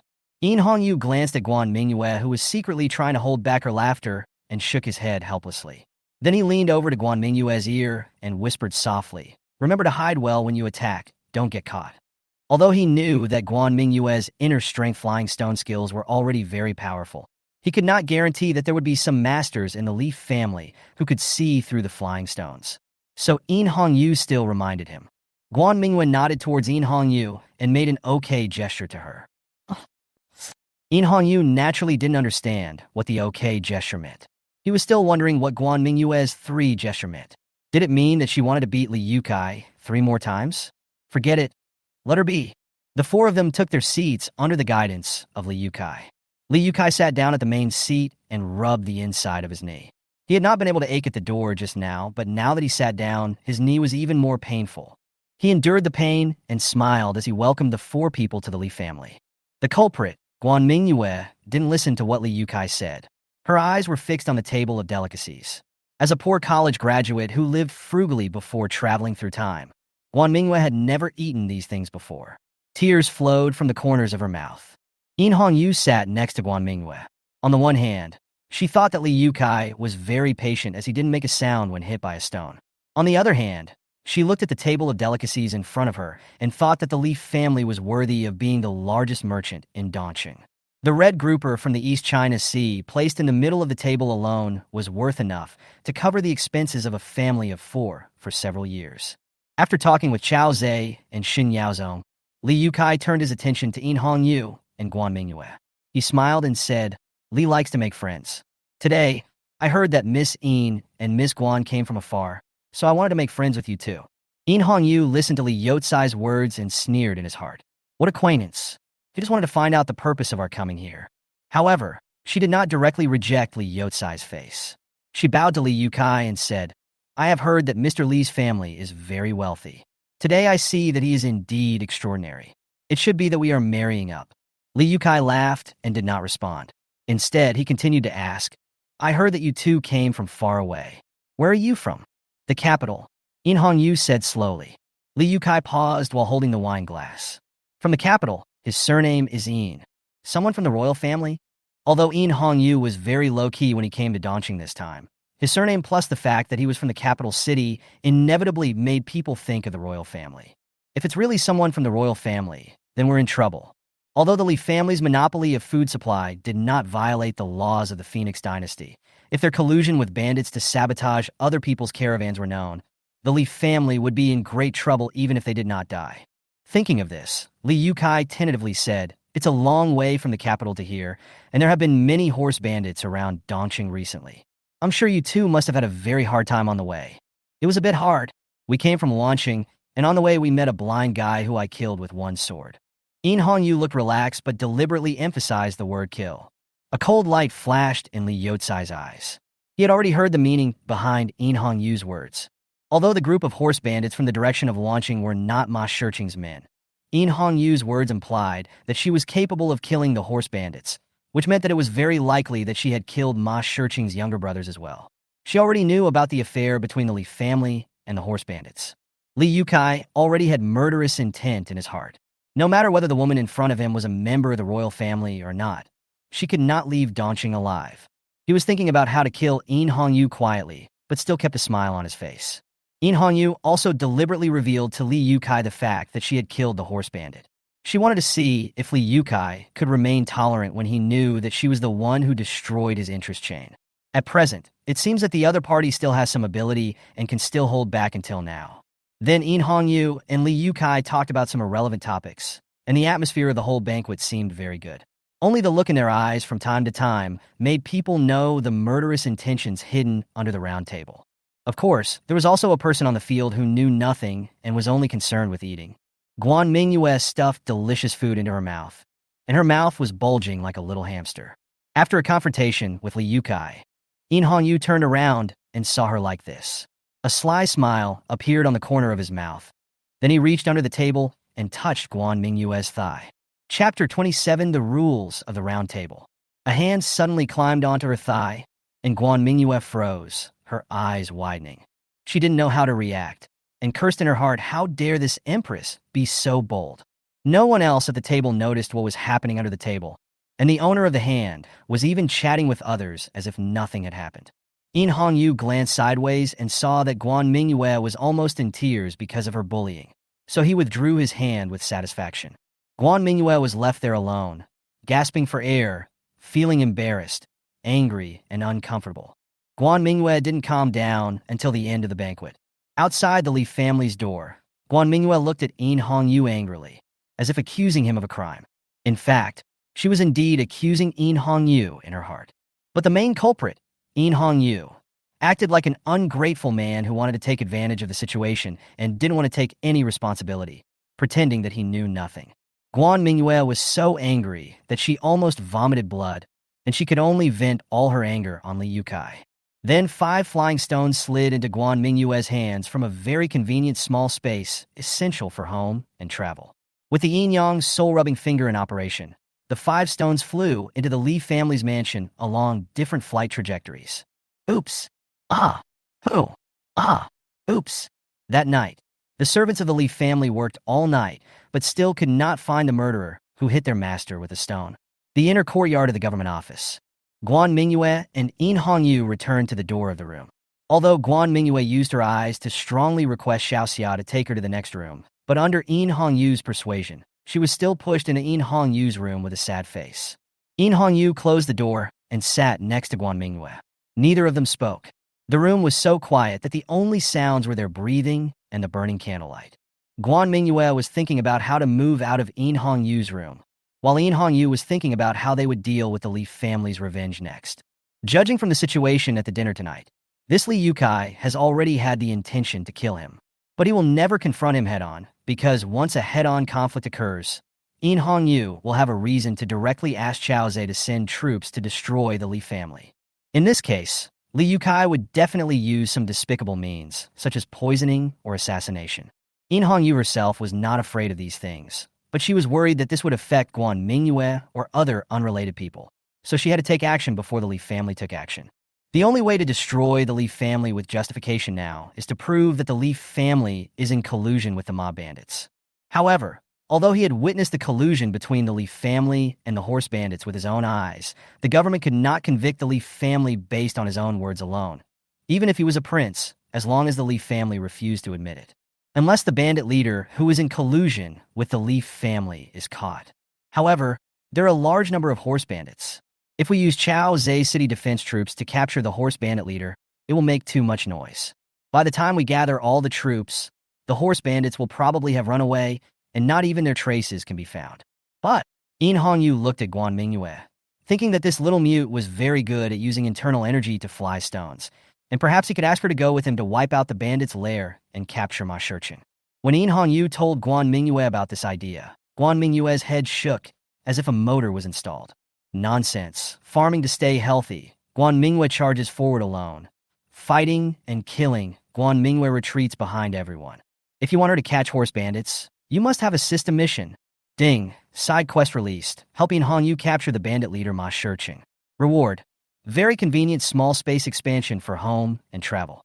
Just as what she said came true, Guan Mingyue felt that this system was not for her, but for Hongyu, and it helped Hongyu in everything. No aksangurabude. No. However, Guan Mingyue could not refuse the reward of space expansion, so I had no choice but to nod. Hongyu didn't expect Guan Mingyue to agree so easily. She originally thought that Guan Mingyue would definitely refuse due to her timid personality. If Guan Mingyue refused, she could propose a condition that Guan Mingyue could not refuse, such as letting Guan Mingyue sleep next door. However, since Guan Mingyue agreed, Hongyu doesn't need to say these things anymore. Poor Guan Mingyue didn't know that she had missed the opportunity to move out of Hongyu's room. Dongcheng at the city gate. Guan Mingyue leaned on Hongyu's arms and rode on the horse. This was her second time riding on a horse. The two men rode out of the city gate and headed directly north. Naturally, this news was passed on to Li Yukai by Li family spies. Li Yukai was a little worried that this might be a trap. After all, leaving the city alone at this time would obviously give him the opportunity to kill Hongyu. So he specially asked someone to inquire about the spies in the city defense army, and the reply he got was that the city defense army did not take any action. Li Yukai laughed loudly. It turned out that God wanted the Li family to rise. He immediately ordered the Li family's troops to hunt down Hongyu. As soon as Hongyu left Dongcheng, he encountered a group of horse bandits. This team, like the last one, consists of 5 people. They were also surprised to see two women coming out of the city late at night, but they didn't care too much. After all, what threat could the two women pose to them? Then when the fourth body fell, the last bandit was so scared that his pants were wet. This time, Guan Mingyue did not take action. She stayed on the horse obediently and watched Hongyu easily deal with the group of horse bandits. Suddenly, she felt that Hongyu was quite handsome. Hongyu shook off the blood stains on the sword and walked towards the last bandit like the god of death. Tell me, where is your base camp? The horse bandit had no intention of resisting and revealed the location of their base camp. After knowing the location of the horse bandit's base camp, Hongyu planned to knock the horse bandit out and then hand him over to the government for handling. Suddenly, she sensed a hint of murderous intent, and an arrow shot rapidly towards her from behind. She knew she had no time to dodge, so she immediately grabbed the horse bandit and held him behind her. Puff! The horse bandit was pierced through the chest by an arrow and died on the spot. Hongyu frowned warily as he looked at the 10 men in black who surrounded him. Someone from the Leaf family. Chapter 28, Tacit Cooperation. These men in black did not respond. Carrying out such an assassination would naturally not reveal their identities. They seemed to have received professional training. After seeing that their first attack failed, they did not attack immediately. Instead, they took turns, covering each other and surrounding Hongyu. Hongyu threw away the body of the bandit in his hand and looked at the men in black. She originally thought that the Li family would not take action, at least for tonight, but she didn't expect that Li Yukai was so determined to kill her. On the other hand, Guan Mingyue felt a little panic when she saw these men in black. Although she had seen this kind of scene several times since she came here, Guan Mingyue was still a little scared. Isn't it good to just sleep in bed? Why do you have to fight in the middle of the night? However, after seeing Hongyu remain calm while facing those men in black alone, she calmed down. I must never let the bad woman know that I am scared, otherwise she will laugh at me again. Thinking of this, Guan Mingyue stretched out his right hand and activated the yin-yang soul-rubbing finger on his fingers, and 5 stones slid into his palm. Have a good hunt tonight. After confirming that there was no ambush around, these men in black quickly rushed towards Hongyu. At the moment the man in black rushed out, the stone in Guan Mingyue's hand flew out at the same time. When Hongyu saw Guan Mingyue take action, a smile appeared on his lips, and he stood up and rushed towards the man in black. She could see the flight paths of the stones, so she could determine in advance which man in black the stone would hit. So she seized the opportunity and got in front of the man in black before the stone hit him. At the same time, the stone hit the man in black's leg, causing him to slow down and reveal a flaw. Beautiful. Hongyu praised inwardly. The stone hit the man in black at the right time, and Hongyu took the opportunity to swing his sword and cut the man's throat with one strike. After a successful attack, Hongyu did not stop for long and quickly distanced himself from the other men in black. Call out. Guan Mingyue shot out another stone. Hongyu used his body skills to quickly catch up with the flying stone and appeared next to another man in black again. Seeing this, the man in black was about to swing his knife at Hongyu, but at this moment a stone hit the man's elbow, slowing down his knife swing. It was this moment that gave Hongyu the opportunity. She pierced the black-clad man's chest with her sword, and he fell to the ground. After easily killing the 2 men in black, Hongyu danced with the sword in one hand, then stood in place and smiled towards Guan Mingyue. Hongyu looks cool and handsome in his tight clothes. Guan Mingyue blushed when she saw the other person smile. Empress, please pay attention to the situation. We are fighting now. Don't flirt with others during a fight. The death of the 2 brothers made the other men in black realize that there was something wrong, and they turned their attention to Guan Mingyue, who was riding on horseback on the other side. The men in black did not learn from Li Yukai that there was a master of hidden weapons among their assassination targets, so they did not take Guan Mingyue seriously at all. Now it seems that they were insufficiently informed and were careless. They were paid to do things for others, and now the opponent was too powerful, and it was beyond their ability to deal with. So the remaining men in black hesitated. But hesitation leads to defeat. Hongyu would not give them time to think. Besides, she had already seen that these men in black had already wanted to retreat after seeing the death of their 2 brothers. At this time, the fighting power of the men in black was the weakest. She rushed into the group of men in black, disrupting their already somewhat messy formation. The men in black attempted a final resistance, but Guan Mingyue's stones followed closely behind Hongyu, and each stone hit their hands wielding the knives, making it impossible for them to touch even a hair of Hongyu.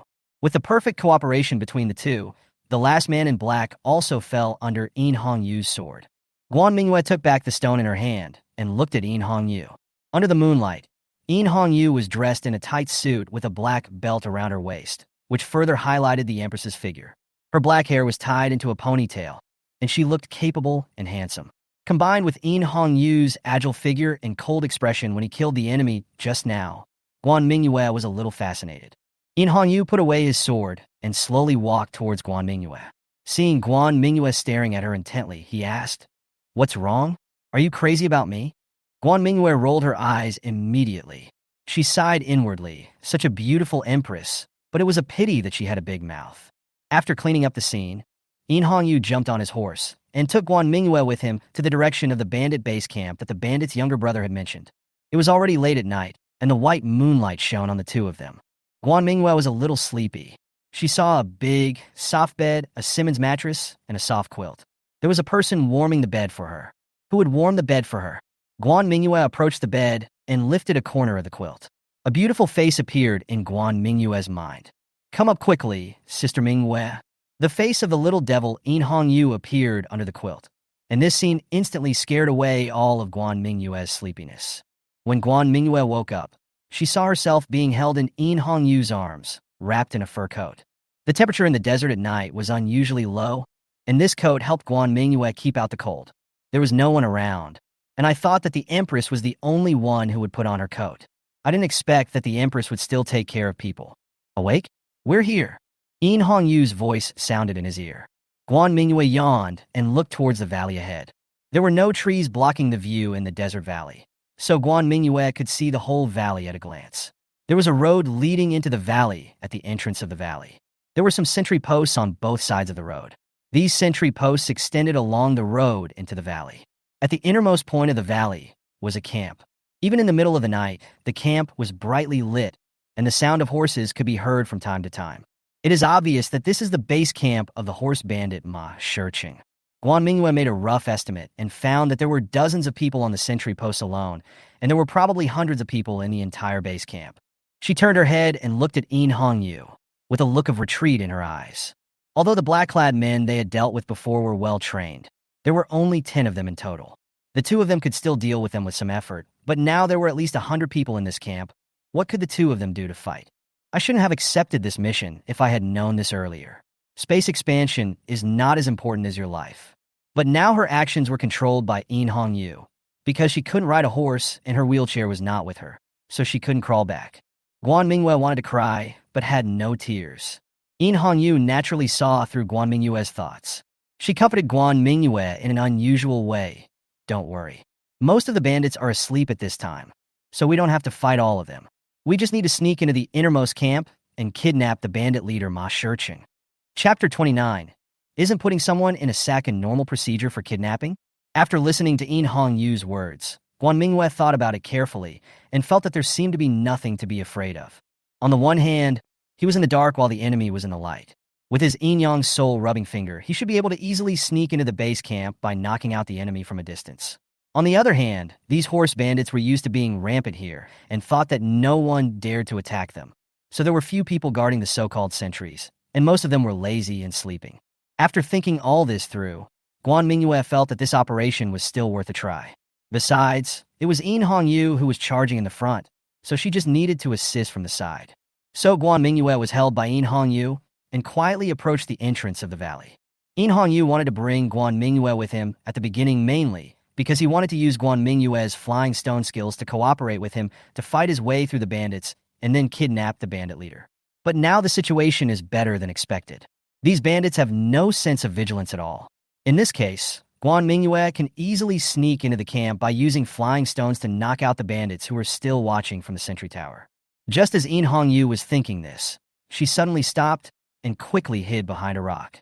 "Secret sentry," she said softly. "Where? Where?" After hearing what In Hongyu said, Guan Mingyue looked cautiously in the direction In Hongyu was looking. Behind the rock on the left front, there is a clump of weeds.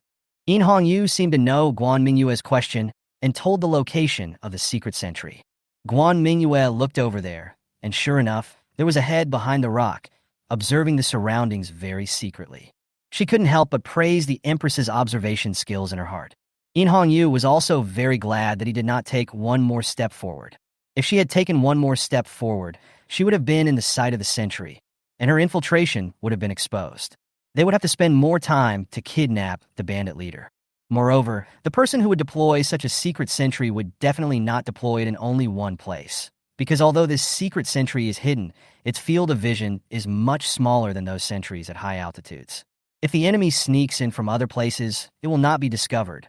Thinking of this, In Hongyu looked around again and found 3 secret sentries elsewhere. These sentries work in pairs. If the enemy kills one of the sentries on the other side will be able to find out what happened to that sentry and sound the alarm. Moreover, the vision range of these 4 sentries overlaps, covering the entire entrance to the valley, so there is no gap for people to pass through these sentries and enter the valley. Looking at these sentries, she was glad that she brought Guan Mingyue with her this time, because if she was alone, although she could find and kill these sentries, she would definitely be discovered by the sentries on the other side when she killed one. But if she used the inner strength flying stone, she could kill the sentries on all sides at the same time. She immediately told Guan Mingyue her discovery. Guan Mingyue looked towards the 4 locations mentioned by In Hongyu. Just as In Hongyu said, a few sneaky horse bandits hid behind the hidden rocks and observed the surrounding situation. No wonder the bandits on the sentry posts dared to sleep directly. It turned out that the real sentries were not them, but these hidden bandits. Fortunately, In Hongyu was a keen observer. After determining the location of the secret sentry, Guan Mingyue took out 4 stones from the small space and began to practice the yin-yang soul-rubbing finger. For sounds of breaking through the air rang out, and they flew towards the secret sentries at lightning speed, hitting the foreheads of the 4 horse bandits accurately. The 4 horse bandits did not react at all and fell down directly. However, Guan Mingyue did not kill them, she just knocked them all out. After eliminating the 4 secret sentries, Guan Mingyue knocked out the only horse bandit who was still keeping watch at the sentry post with a flying stone. The 2 continued to approach the base camp. Perhaps the bandits were very confident in the 4 secret sentries they had set up, and there were no patrolling bandits in the base camp. In Hongyu and Guan Mingyue sneaked to the largest tent in the center of the base camp without anyone noticing. In Hongyu took Guan Mingyue to hide in a corner outside the tent and observed the situation inside the tent. There were figures moving around in the tent, and some were talking in the tent. "Boss, the Li family didn't send a caravan out of the city today. They must be afraid of our revenge." "Humph, the little Li family, if Ma Shicheng hadn't helped them, would they have been able to dominate Dongqing? Now they are so bold that they even kill my men. I will prevent them from transporting even a single carriage out of Dongqing. With you here, I don't think the Li family will cause any trouble. I think we can consider the deal with Huichin Tower Village." "What? Did they send something over again today?" "Yes, he gave me 100 taels of gold and a very young girl." "Then why not bring it up so I can enjoy it? As for what they said, we can discuss it later." "Yes, I will arrange it right away." Soon a girl was brought into the tent. The girl was about the same age as Guan Mingyue, with black hair and a princess cut style, and she was wearing a dress that was not common in the Phoenix dynasty. The dress was navy blue with silver decorations inlaid on it. Although the dress was bright and beautiful, the girl's hands and feet were shackled, and her eyes were full of fear. Guan Mingyue, who was outside the tent, was very angry when she saw the scene. She reached out to throw stones at the people escorting the girl. Fortunately, In Hongyu was quick to act and quickly stopped him. She whispered, "Don't worry. If you act now, you will not only fail to save them, but will also hurt them. Let's wait until only Ma Shicheng and the girl are left in the account before we act." Guan Mingyue resisted the urge to attack. "Yes, if we take action now, it will definitely attract the attention of Ma Shicheng and other bandits in the camp." Soon, the men escorting the girl left the tent. Only Ma Shicheng and the girl were left in the tent. The shackles on Si Yao's hands and feet had been opened, but fear prevented her from moving a step. The girl's trembling body made Ma Shicheng even more excited. He stretched out his rough, big hands, grabbed the girl's arm, threw the girl onto the bed, then took off his clothes and walked towards the girl with a lewd smile on his face. Si Yao retreated to the corner of the bed in fear, her toes clasped together and her small body curled up into a ball. "Help!" She instinctively called for help, but she knew in her heart that no one would respond to her in this desert. "Dad, Mom, your daughter is here to see you." Si Yao closed her eyes and wanted to bite her tongue to commit suicide. Swish! A flying stone pierced through the tent and hit Ma Shicheng on the back of the head. Ma Shiqing's body fell down, and his forehead hit the edge of the bed, leaving a big bump. Bang! Si Yao heard the sound of a heavy object falling in front of her and opened her eyes in confusion. A woman in black tights appeared in front of him at some point, and the big man had already fallen to the ground. Hongyu stepped forward to confirm that Ma Shiqing was not killed by Guan Mingyue's single blow, because Guan Mingyue's blow just now was much faster than the previous ones. She was afraid that if Ma Shiqing was beaten to death, there would be no one to prove the Li family's affairs. Fortunately, Guan Mingyue was still able to restrain herself, and she deliberately did not hit Ma Shiqing's vital points. After confirming that Ma Shiqing was not dead, Hongyu walked up to Si Yao and asked softly, "Are you okay?" At this moment, Hongyu's image in Si Yao's eyes was like a fairy who came down from heaven to save her from the water and fire, making her heart pound. She shook her head obediently. "That's good, come and help me," Hongyu said, and picked up the sack beside her and prepared to put Ma Shiqing into it. The image of the goddess was shattered. Chapter 30, On Horseback. After Hongyu packed up Ma Shiqing, he went back and forth in the valley twice before bringing Guan Mingyue and Si Yao to where they tied their horses. Fortunately, they had also taken a group of horses from the horse bandit group with them. Otherwise, there would not be enough horses to ride. "Thank you both for saving my life." Si Yao came to Hongyu and Guan Mingyue and knelt down. Having just experienced despair and now being reborn, her brain is still a little dazed. "Get up. We just saved you." Hongyu looked at Si Yao and continued, "You should be a Yi people. Judging from your clothes, you should be a person of status among the Yi people. Why did you end up like this?" Si Yao pursed her lips, as if she was thinking of something painful. "My name is Si Yao, and I'm the young leader of Matata village." It turned out that the area south of the southern border of the Phoenix dynasty was called the Shirwan Mountains, where there were many large settlements based on tower villages. Among them, the 10 most powerful tower villages formed a Tower Village Alliance, and the leaders of each tower village took turns to be the leader of the alliance and jointly govern the major affairs of each tower village in the Shirwan Mountains. Matata Village, where Si Yao lives, is one of the 10 great villages. She is the young leader of Matata Village, and her father is Si Nantian, the leader of Matata Village. This year, it should have been the turn of the leader of the Matata Village to serve as the leader of the Ta Village Alliance. However, the previous leader of the alliance, Watutu of Huichin Tower Village, joined forces with 2 other powerful tower villages to violate the non-aggression pledge among the Tower Village Alliance and attack the other 7 tower villages. Matata Village was the first to be hit. Si Yao's father, Si Nantian, unfortunately died in the battle with Huichin Village. The entire Matata Village was defeated after losing the command of its leader and was soon annexed by Huichin Village. In the Shirwan Mountains, once one Tazai was annexed by another Tazai. All the people in this Tazai would become slaves of the other Tazai, so the defeated people of Matata Village would either commit suicide or flee from the Shirwan Mountains. As the only offspring of the former village chief, Si Yao vowed to avenge her father when he died, so she and a group of Muta people who followed her fled the Shawanishan Mountains and came to the Phoenix dynasty to accumulate strength. However, Si Yao did not expect that the power of Huichin Village had already infiltrated the Phoenix dynasty. Their whereabouts were soon discovered by the people of Huichin Village, and members of the tribe were killed one after another. Finally, Si Yao himself was captured and then given to the bandits as a slave for trading. After Si Yao finished telling her story, tears as big as beans rolled down her eyes. Guan Mingyue didn't know the situation inside the 10,000 mountains, so she just felt sympathy for Si Yao's experience. But on the other side, Hongyu felt completely different when she heard this. The more she listened, the more frightened she became. She naturally knew some of the situations in the 10,000 mountains through the information in the palace. The alliance of the 10 great towers in the 10,000 mountains had existed since the founding of the Phoenix dynasty. An alliance that could exist for such a long time could not be broken so easily unless external forces intervened. Hongyu quickly thought of the collusion between her royal brothers and foreign tribes.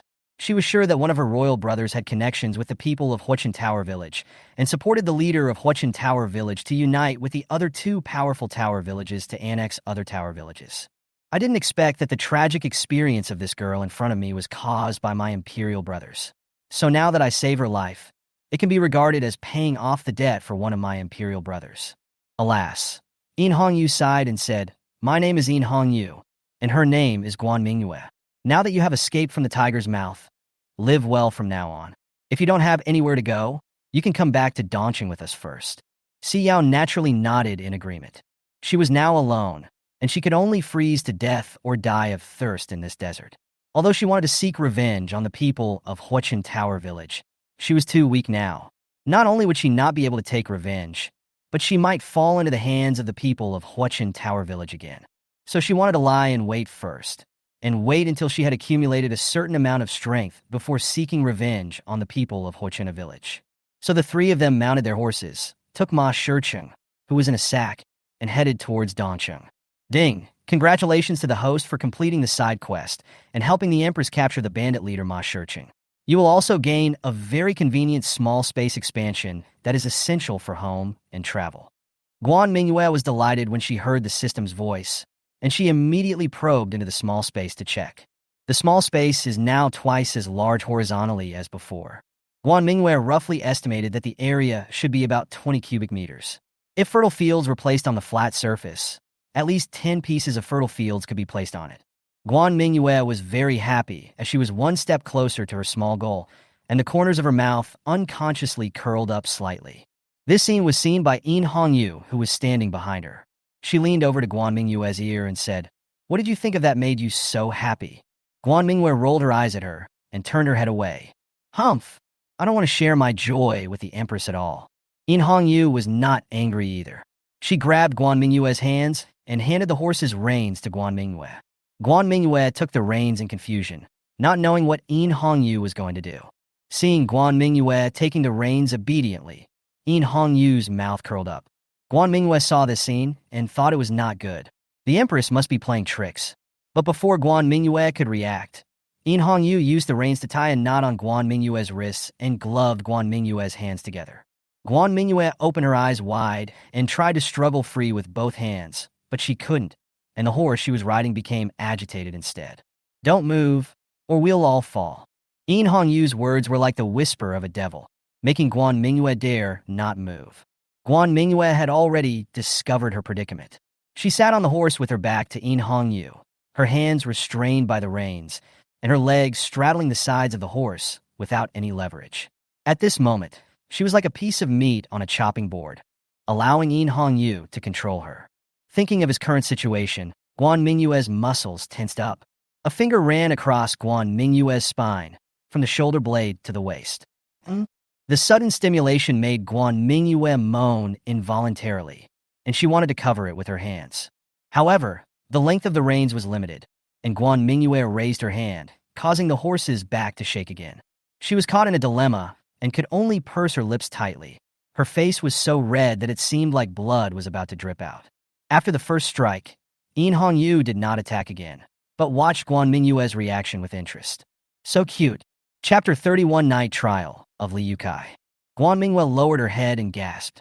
She knew that Hongyu would not let her go so easily, but she would not give in no matter what. You absolutely cannot beg for mercy from the Empress just because of this. Just as she was thinking this, a pair of hands supported her hips from both sides. There is a story behind this crotch. It has the waist above, the thighs below, the sensitive inverted triangle area in front, and the buttocks in the back. Guan Mingyue felt like a snake being grabbed by the vital point, fearing that if she moved, the hands would slip to other places. Fortunately, Hongyu only held Guan Mingyue's hips for the time being and did not take any other actions. However, soon a breeze of hot air blew towards Guan Mingyue's ear. "Sister Mingyue, what's wrong with you?"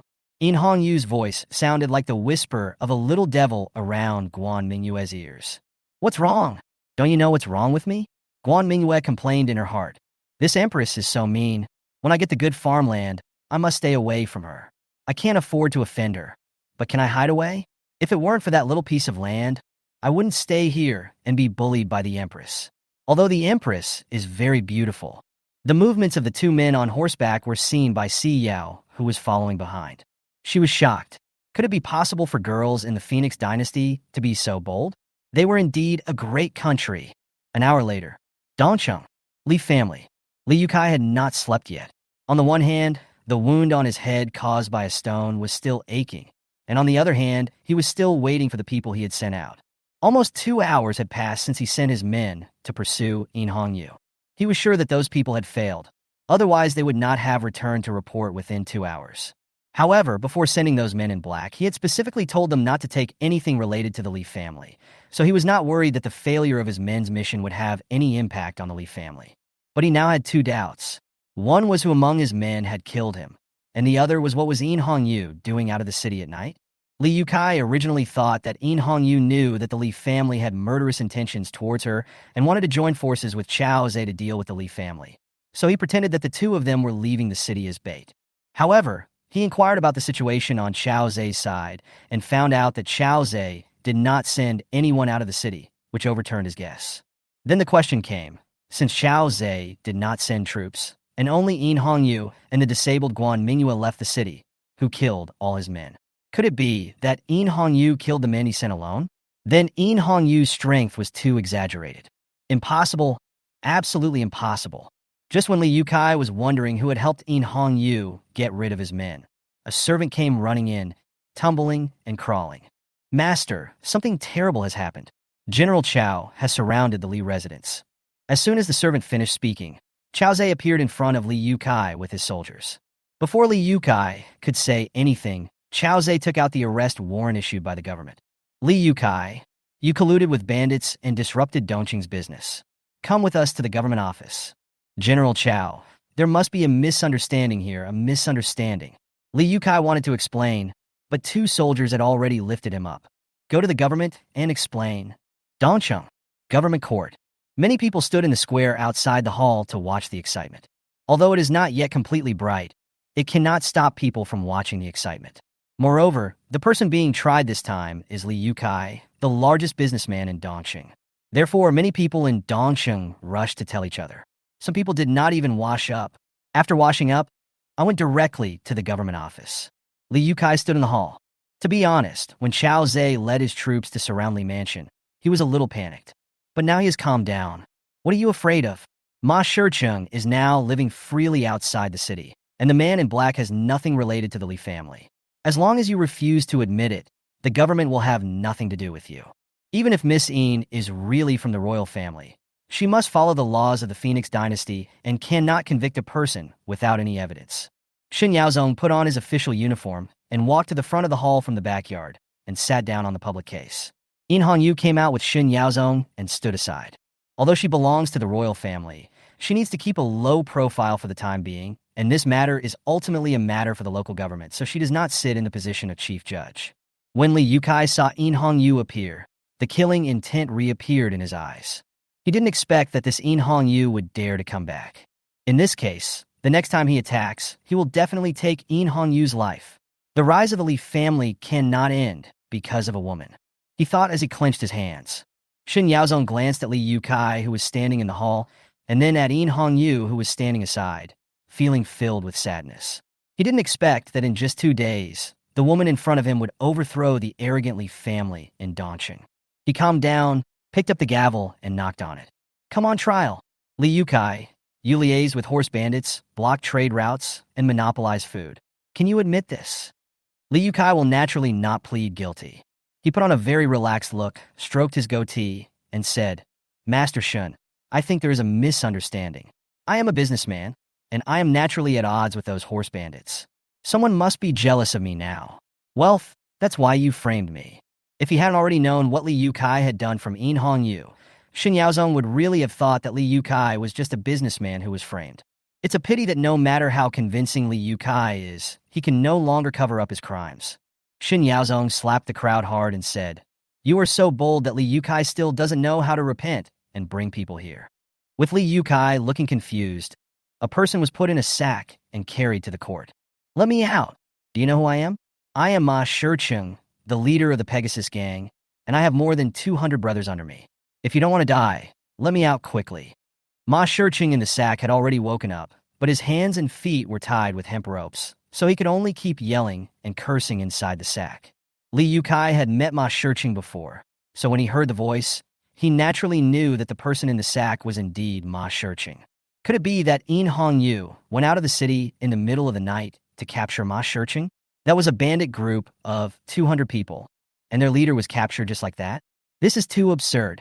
Li Yukai couldn't figure out how Hongyu managed to capture Ma Shicheng, but now the facts were before him.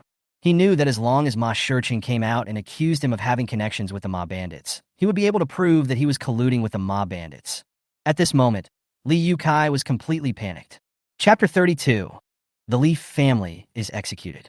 The bailiff untied the knot of the sack. A person was poured out of a sack like garbage. Ma Shiqing was shirtless, with his hands tied behind his back with hemp ropes, and he was twisting on the ground like a worm. He twisted his body a few times and saw Li Yukai next to him. He thought that Li Yukai had tied him up, so he immediately yelled, "Li Yukai, UTM tied me up. Do you know that if our Pegasus gang hadn't helped you eliminate other competitors, would you have been able to dominate Dongqing? Now that you've become rich, you want to kick our Pegasus gang out?" No way. Li Yukai tried hard to stop Ma Shiqing from speaking by winking at him, but it was too late. Ma Shiqing's words made the people who were listening to the trial outside the hall immediately understand the reason for the rise of the Li family, and they began to discuss it. Hearing these voices, Ma Shiqing realized that he was in the government court. The anger in his heart grew stronger. "Damn it, Li Yukai, you bastard, brought me to the government. Now that I'm done for, you won't have an easy life either." As he said that, Ma Shiqing stood up with a somersault and kicked Li Yukai in the chest. Li Yukai was kicked 2 meters away. He was already old, and now his body was badly injured. In addition, the crimes of the Li family had been confirmed by Ma Shiqing. Under the double blow, his face turned pale, and he fell to the ground unconscious without a breath. Several Yamen runners quickly stepped forward and restrained Ma Shiqing, who wanted to continue attacking. Although Li Yukai had fainted, the Li family's guilt was already established in this situation. Xin Yaozong was shocked and said, "Li Yukai, the head of the Li family, colluded with the Pegasus gang, blocked trade routes, disrupted the economy of Dong City, and worsened the disaster in Dong City. Now, in accordance with the laws of the Phoenix dynasty, all the property of the Li family will be confiscated as a result. The head of the Li family, Li Yukai, was imprisoned and executed in Xiuho as the chief envoy. All other adult men were sent to the army for labor service, and the female family members were all dismissed."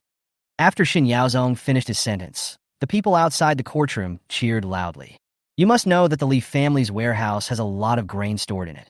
This batch of grain can greatly alleviate the disaster in Dongqing and is enough for the remaining people in Dongqing to last until this autumn harvest. Moreover, the fall of the Li family means that other small businessmen suppressed by the Li family will have an opportunity. Dongqing's business will prosper again." At the same time, under the instruction of Mingyue, Chao Zhe led his troops to the valley where the bandits gathered overnight. The bandit sentries had long been removed by Mingyue, and the leader was nowhere to be seen. Without the sentries' alarms and the leader's command, the bandits were defeated and soon wiped out. At this point, the man-made factors that affected the disaster in Dongqing have been completely eliminated. Government office, inner courtyard. Guan Mingyue lay in bed, unable to sleep. Half an hour ago, she was tormented by Mingyue on horseback, and finally, she was defeated and begged for mercy from Mingyue. Then, as soon as she returned to Dongqing, she angrily asked the servants to bring a wheelchair and returned to her room without looking back. Mingyue did not come along because he had to try Li Yukai overnight. Guan Mingyue stared at the ceiling alone. The more she endured, the angrier she became. The more she took a step back, the more she felt she was at a disadvantage. "No, I must punish the Empress, otherwise I will always be the one being bullied." "Oh, oh." Squeak. The door was pushed open, and a beautiful figure walked into the room. When Guan Mingyue saw Mingyue coming in, she immediately thought of a good idea. She quickly closed her eyes and pretended to be asleep. Mingyue had been riding horses and fighting, as well as trying a case, and hadn't closed his eyes the entire night. He was now extremely sleepy. She took off her clothes and was about to lie down on the bed when she saw a person lying in the shape of a cross on the bed, with his arms stretched out, taking up the entire bed, leaving no room for her at all. She looked at Guan Mingyue's face and found that her eyelashes were still trembling slightly. Obviously, she was not asleep. Guan Mingyue was lying on the bed, with her eyes slightly open, glancing at Mingyue's hesitant expression. "You want to get in bed, but I won't let you. Where are you going to sleep tonight? Unless you apologize to me and swear that you will never bully me again." Guan Mingyue was thinking happily in her heart, not realizing that Mingyue had already discovered her motives.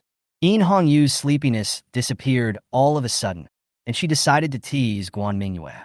She pretended to yawn, then sat on the edge of the bed and reached out towards Guan Mingyue's face. Guan Mingyue noticed Mingyue's actions and was shocked. What is the Empress going to do? In Hongyu's hand stopped at Guan Mingyue's face. She gently stroked the hair by Guan Mingyue's ears and said softly, "Thank you for your hard work during this period." Hearing this, Guan Mingyue was shocked. Empress, if you are possessed, just blink. I'm a little scared when you look like this." Of course, In Hongyu couldn't hear Guan Mingyue's inner voice. Her eyes were fixed on Guan Mingyue's lips. After staring for a while, she propped one hand on the pillow and then slowly leaned forward. In Hongyu's face was less than 20 centimeters away from hers, and Guan Mingyue could feel the air In Hongyu exhaled. In this slightly cold morning, her breath seemed so hot. Guan Mingyue felt her mouth was a little dry. This Empress is not going to kiss me. This idea suddenly appeared in Guan Mingyue's mind. What should I do? If I wake up now, I won't be able to occupy the entire bed, but if I don't wake up, I will be kissed by the Empress. The more Guan Mingyue thought about it, the faster her heart beat, and her face turned slightly red. Seeing that Guan Mingyue had been able to hold on until now without opening her eyes, In Hongyu decided to take further measures. However, just as she was about to make a move, Guan Mingyue under her could no longer hold on. She turned over and huddled into the bed. "Humph! It is never too late for a gentleman to take revenge. I will let you go today." In Hongyu smiled slightly as his plan succeeded, took off his shoes, got into Guan Mingyue's bed, and very naturally held Guan Mingyue in his arms. The two of them were indeed sleepy after being busy all night, and after In Hongyu got into the bed, the whole bed became extremely warm, and the two of them quickly fell asleep snuggling together. The sun is at noon. The people of Dongcheng have all stood up, and the government's night trial of Li Yukai has become the talk of the town today. The two masterminds behind this incident are still lying in bed. In Hongyu lay on his side, supporting his head and looking at Guan Mingyue, who was lying beside him with interest.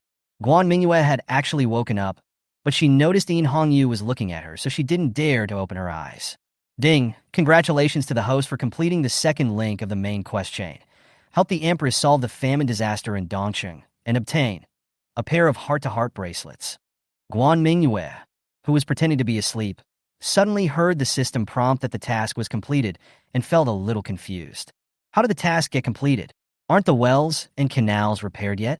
Chapter 33, The Small Space Exposed. Guan Mingyue's consciousness entered her mind. System?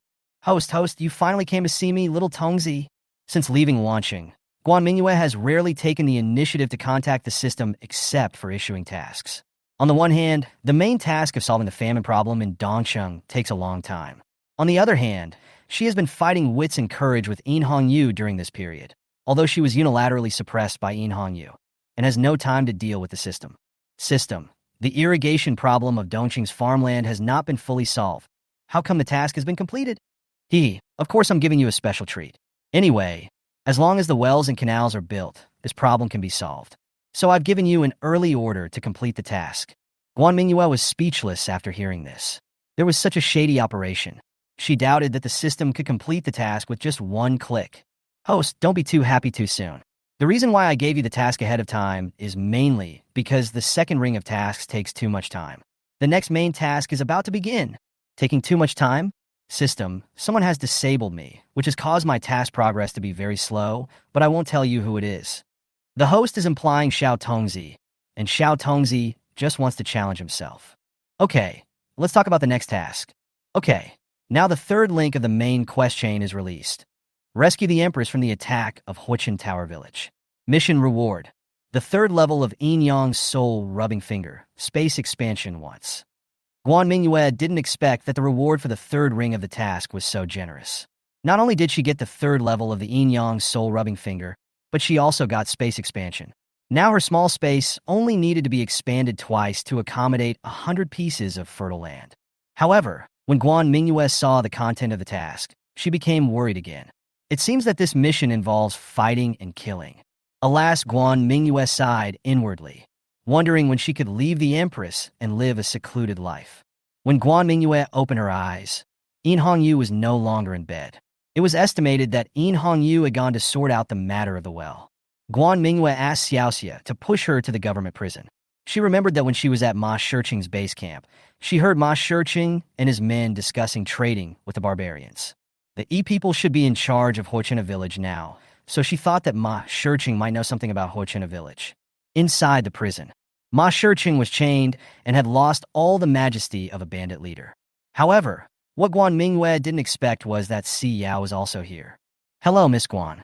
Si Yao quickly greeted her savior when she saw him. Si Yao just happened to come and inquire about the affairs of Huochina village. She told Guan Mingyue the information she learned from Ma Shiqing. It turned out that Huochina village wanted the horse bandits to cooperate with them from inside and outside, let the horse bandits loot inside the Phoenix dynasty, attract the attention of the border guards, weaken the convenient guard on the border, so that the people of Huochina village could infiltrate. Moreover, many people from Huochina village have already entered the jurisdiction of the Jinshi army. Guan Mingyue nodded. Although she had obtained some information about Huochina village, her mission was to rescue Unifying from the attack of Huochina village. However, she did not know when and where the people from Huochina village would attack Unifying. Since we don't know, we can only wait and see. Things will work out when the time comes. So Guan Mingyue returned to her room, planning to practice the Yin Yang soul-rubbing finger while Unifying was away. After completing the next main task, she will be able to practice the third level of Yin Yang soul-rubbing finger. So she has to quickly practice the second level of Yin Yang soul-rubbing finger to perfection. She closed her eyes and devoted herself to cultivation, not noticing that Unifying had returned to the room at some point. Unifying squinted his eyes and looked at Guan Mingyue, who was bathed in white light. She had never seen any kind of kung fu that could create such a scene. Is this Guan Mingyue's secret? Not only has she read strange books that are not even in the Imperial Palace Library, but she can also practice such strange kung fu. She wanted to see more clearly, but she accidentally kicked the stool, making a clang. Guan Mingyue was startled by the sound and accidentally hit the third button of the mechanical wheelchair with her elbow. Then the wheelchair made an even louder clanging sound. Then, under Unifying's gaze, it began to walk on water. For a moment, neither of them knew how to react. Bang! The sound of the airbag exploding startled the two again. After the shock, both of them stayed where they were. Fortunately, Guan Mingyue's feet cannot move. Otherwise, she would have awkwardly carved out a 3-bedroom, 1-living-room apartment. On the other side, Unifying was trying hard to hold back her laughter, but everything that had just happened and Guan Mingyue's stunned expression were just too funny. She turned her head and covered her mouth with her right hand. In the end, he couldn't help it and let out a puff sound. Hearing this, Guan Mingyue's face turned red. She now really wants to find the system and let it allow her to travel through time again and start a new life in a different world. Unifying patted his chest to calm his breathing, tried hard to suppress the urge to laugh, and then walked in front of Guan Mingyue. "Are you okay?" Guan Mingyue shook her head. "It's okay. I just want to live on another planet. Can you tell me where you got these strange things from? You have difficulty walking, so it's impossible that you brought them back from outside." Unifying stared at Guan Mingyue and asked.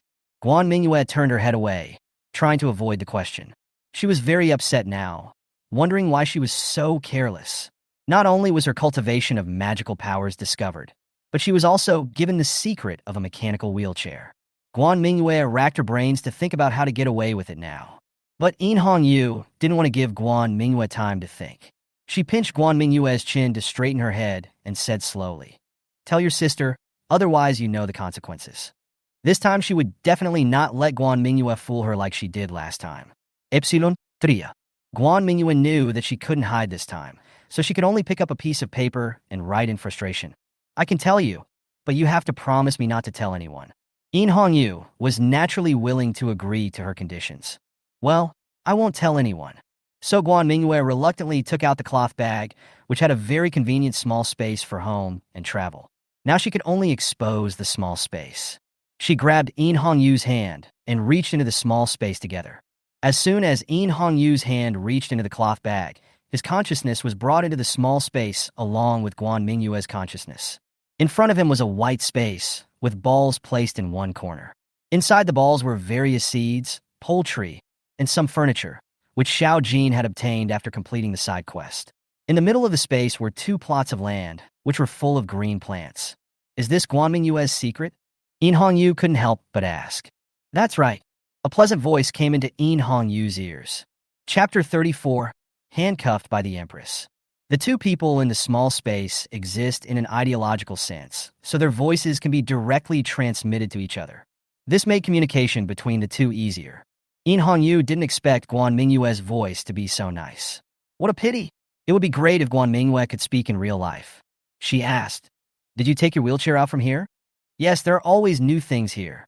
Guan Mingyue felt that the items obtained after completing the task would appear here anyway, which was equivalent to a refresh in disguise. So what she said was right. I see. This is a magical place. In Hongyu did not ask any more questions. Anyway, the little mute had already confessed a secret, so he could explore it slowly. That's right, In Hongyu did not think that Guan Mingyue had confessed all the secrets. This little mute is very smart. Her consciousness came to the 2 fertile fields in the middle. Any herb from the fertile fields could be sold for several hundred taels of silver. It was simply a warehouse of money. Her consciousness continued to look towards the spheres. The contents of the pile of balls were relatively ordinary. But she soon found a silvery object. So she said, "Sister Mingyue, you have so many things here, it should be okay for me to take one." She was attracted by a pair of bracelets inlaid with blue gemstones, and the fine craftsmanship was obviously not a product of the Phoenix dynasty. When Guan Mingyue heard that In Hongyu wanted to take something, she thought for a while. It seemed that the most valuable things in the small space now were those 100-year-old ginsengs.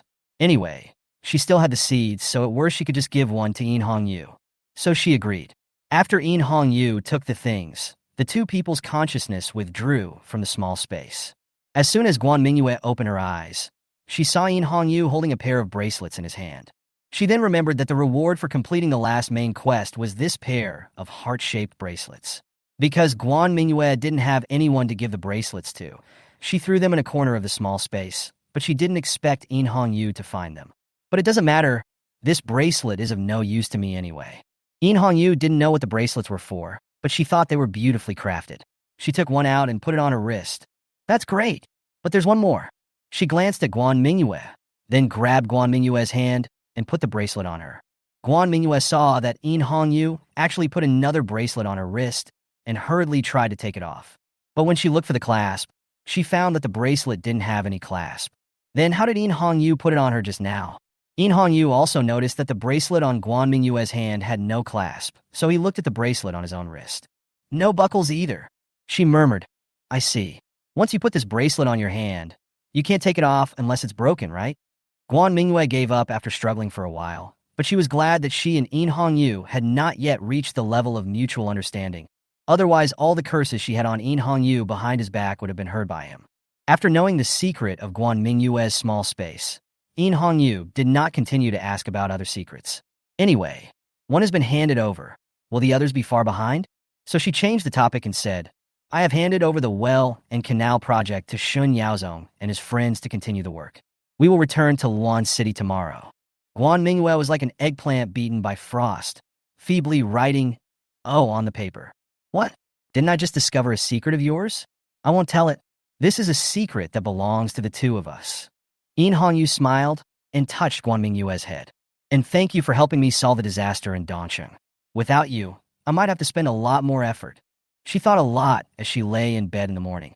Indeed, although the 2 problems that affected the disaster in Dongcheng were quickly discovered during this trip, if it were not for Guan Mingyue's help, it would definitely take a lot of effort for her to solve these 2 problems on her own.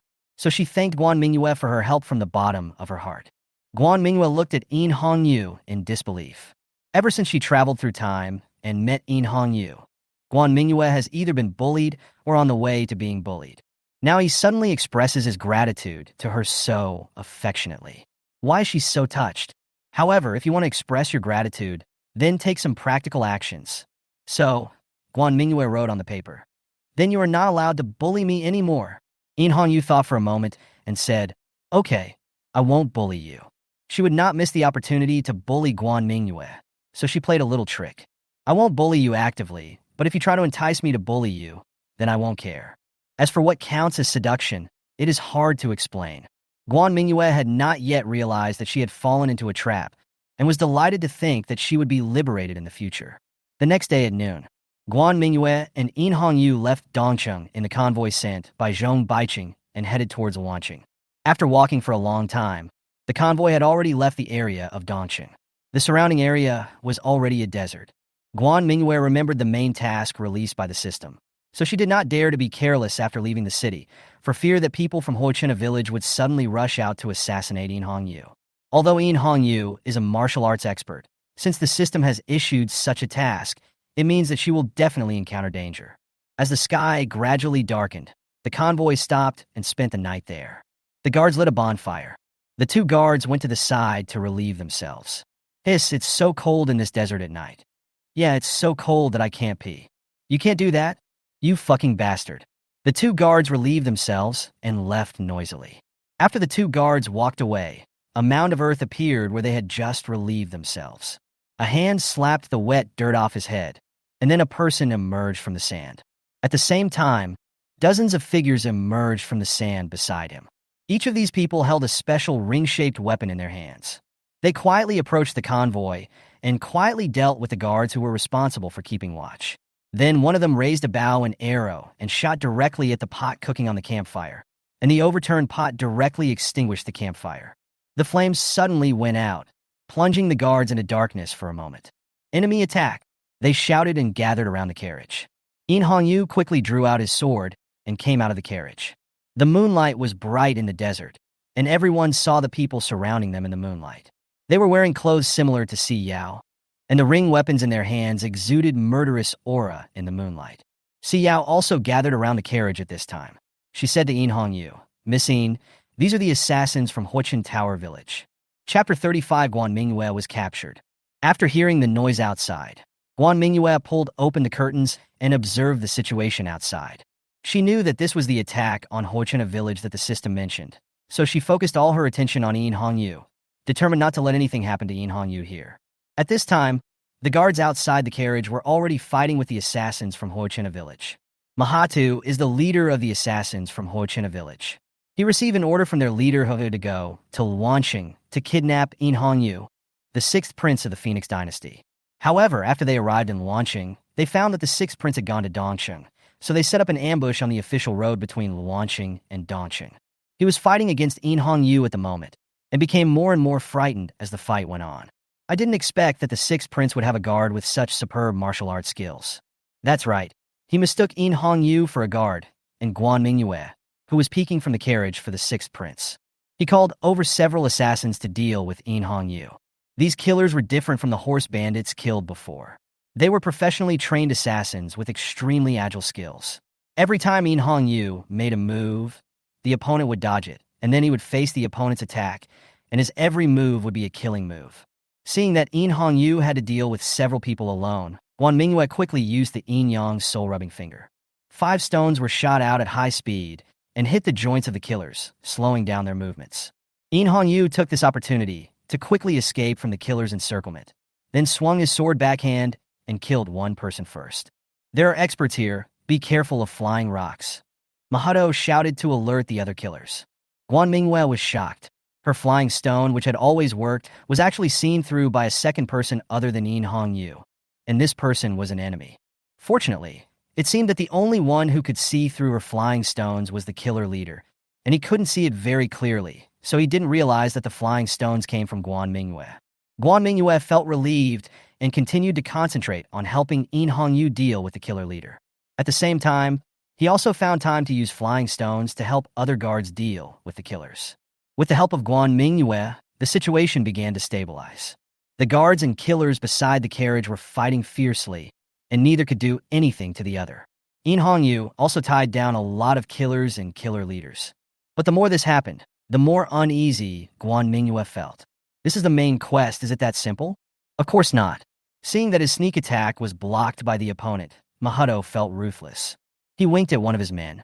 The subordinate immediately understood what he meant, took out a black ball from his arms, and threw it towards Yue. When Si Yao saw the black ball, he immediately remembered that it was the weapon that killed his father and was also the secret weapon of Huichin Tower Village, the Black Gold Thunder. She shouted in alarm, "Be careful, that is the secret weapon of Huichin Tower Village, the Black Gold Thunder. Get out of the way quickly." After hearing Si Yao's reminder, Yue immediately stepped back. At the same time, Guan Mingyue also quickly shot out stones in an attempt to knock the Black Gold Thunder away. But the Black Gold Thunder exploded too fast.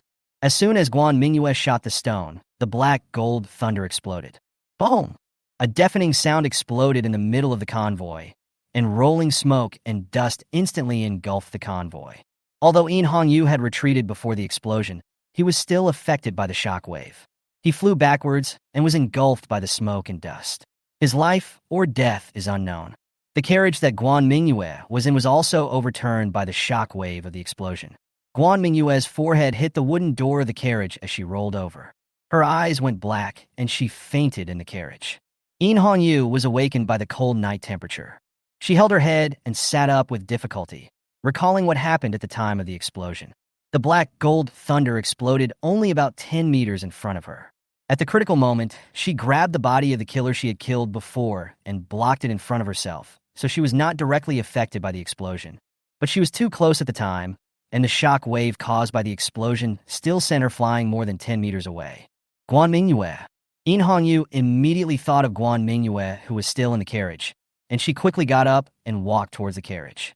The bodies of the team guards and assassins were lying in a mess near the carriage.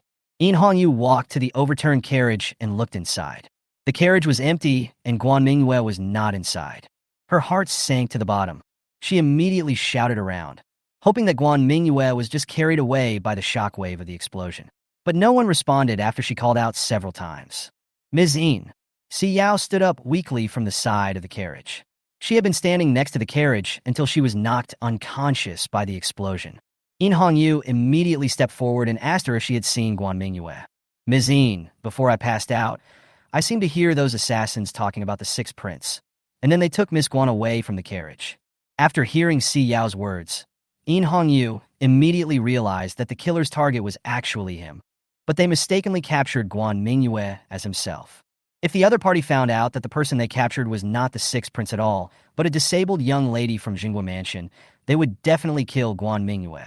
Yu wanted to chase the killers, but she froze in place as soon as she took a step.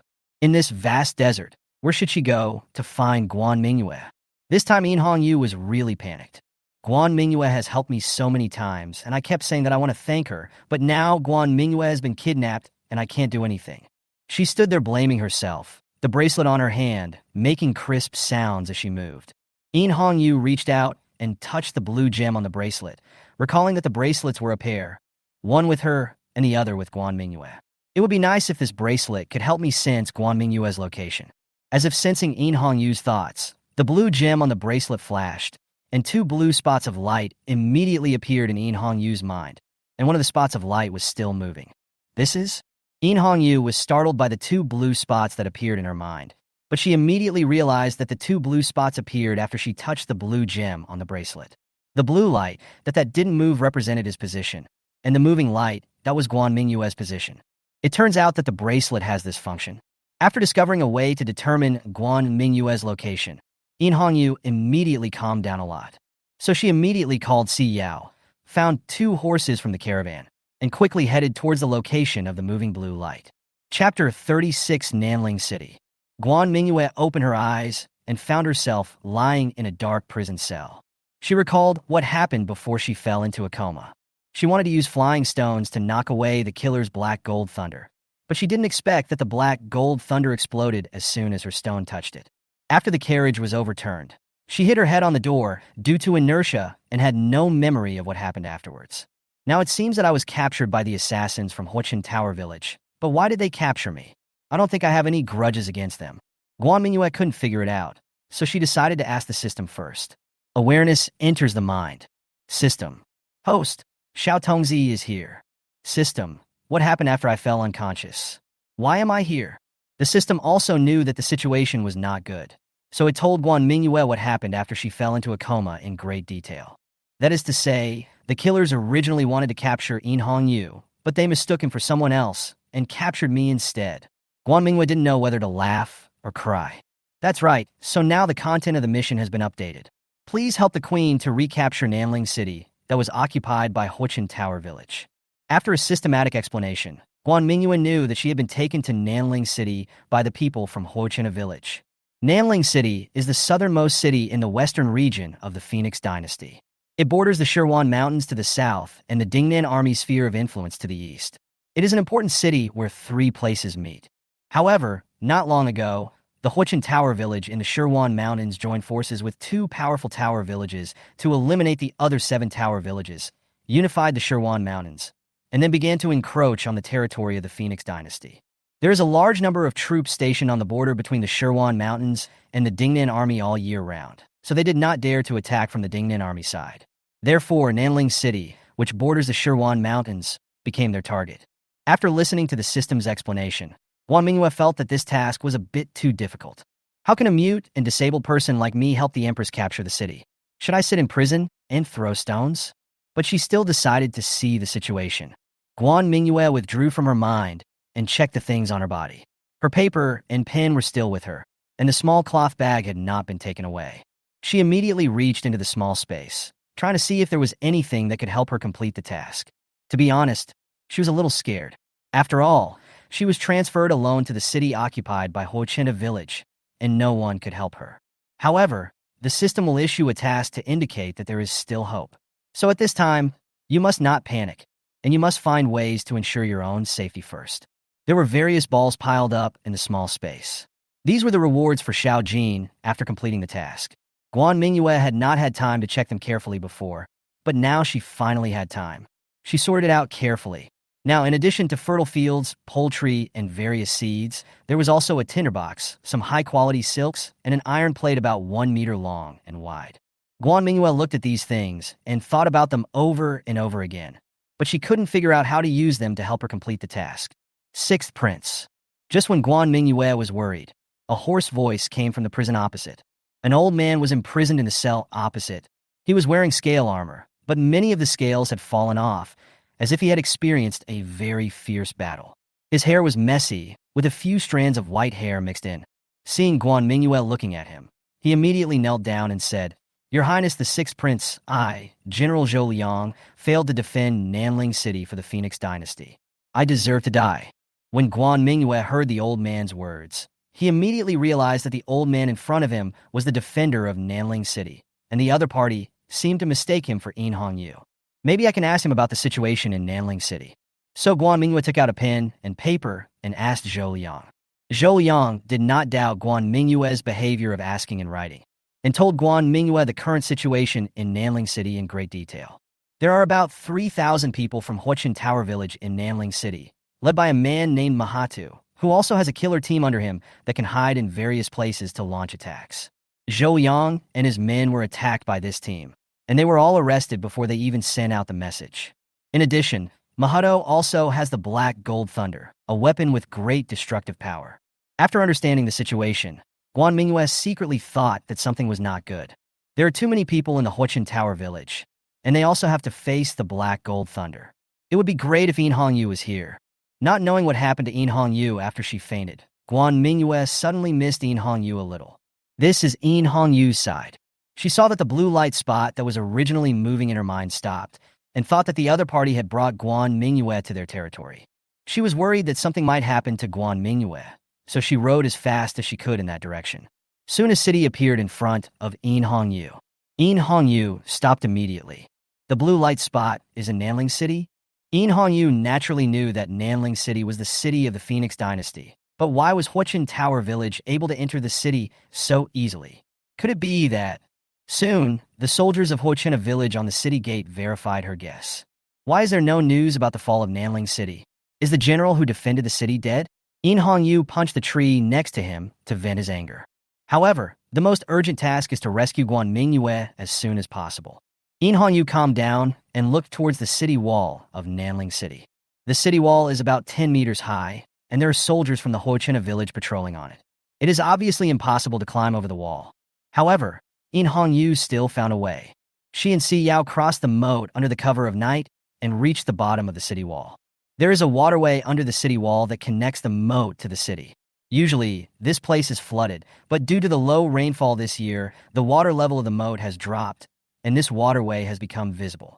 The original defenders of Nanling City would definitely send people to guard this waterway, but now Nanling City was occupied by Huochina village.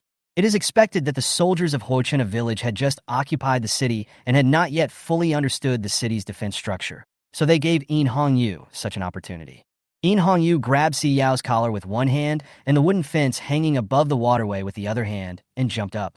He tapped the water surface with his toes and successfully climbed into Nanling City.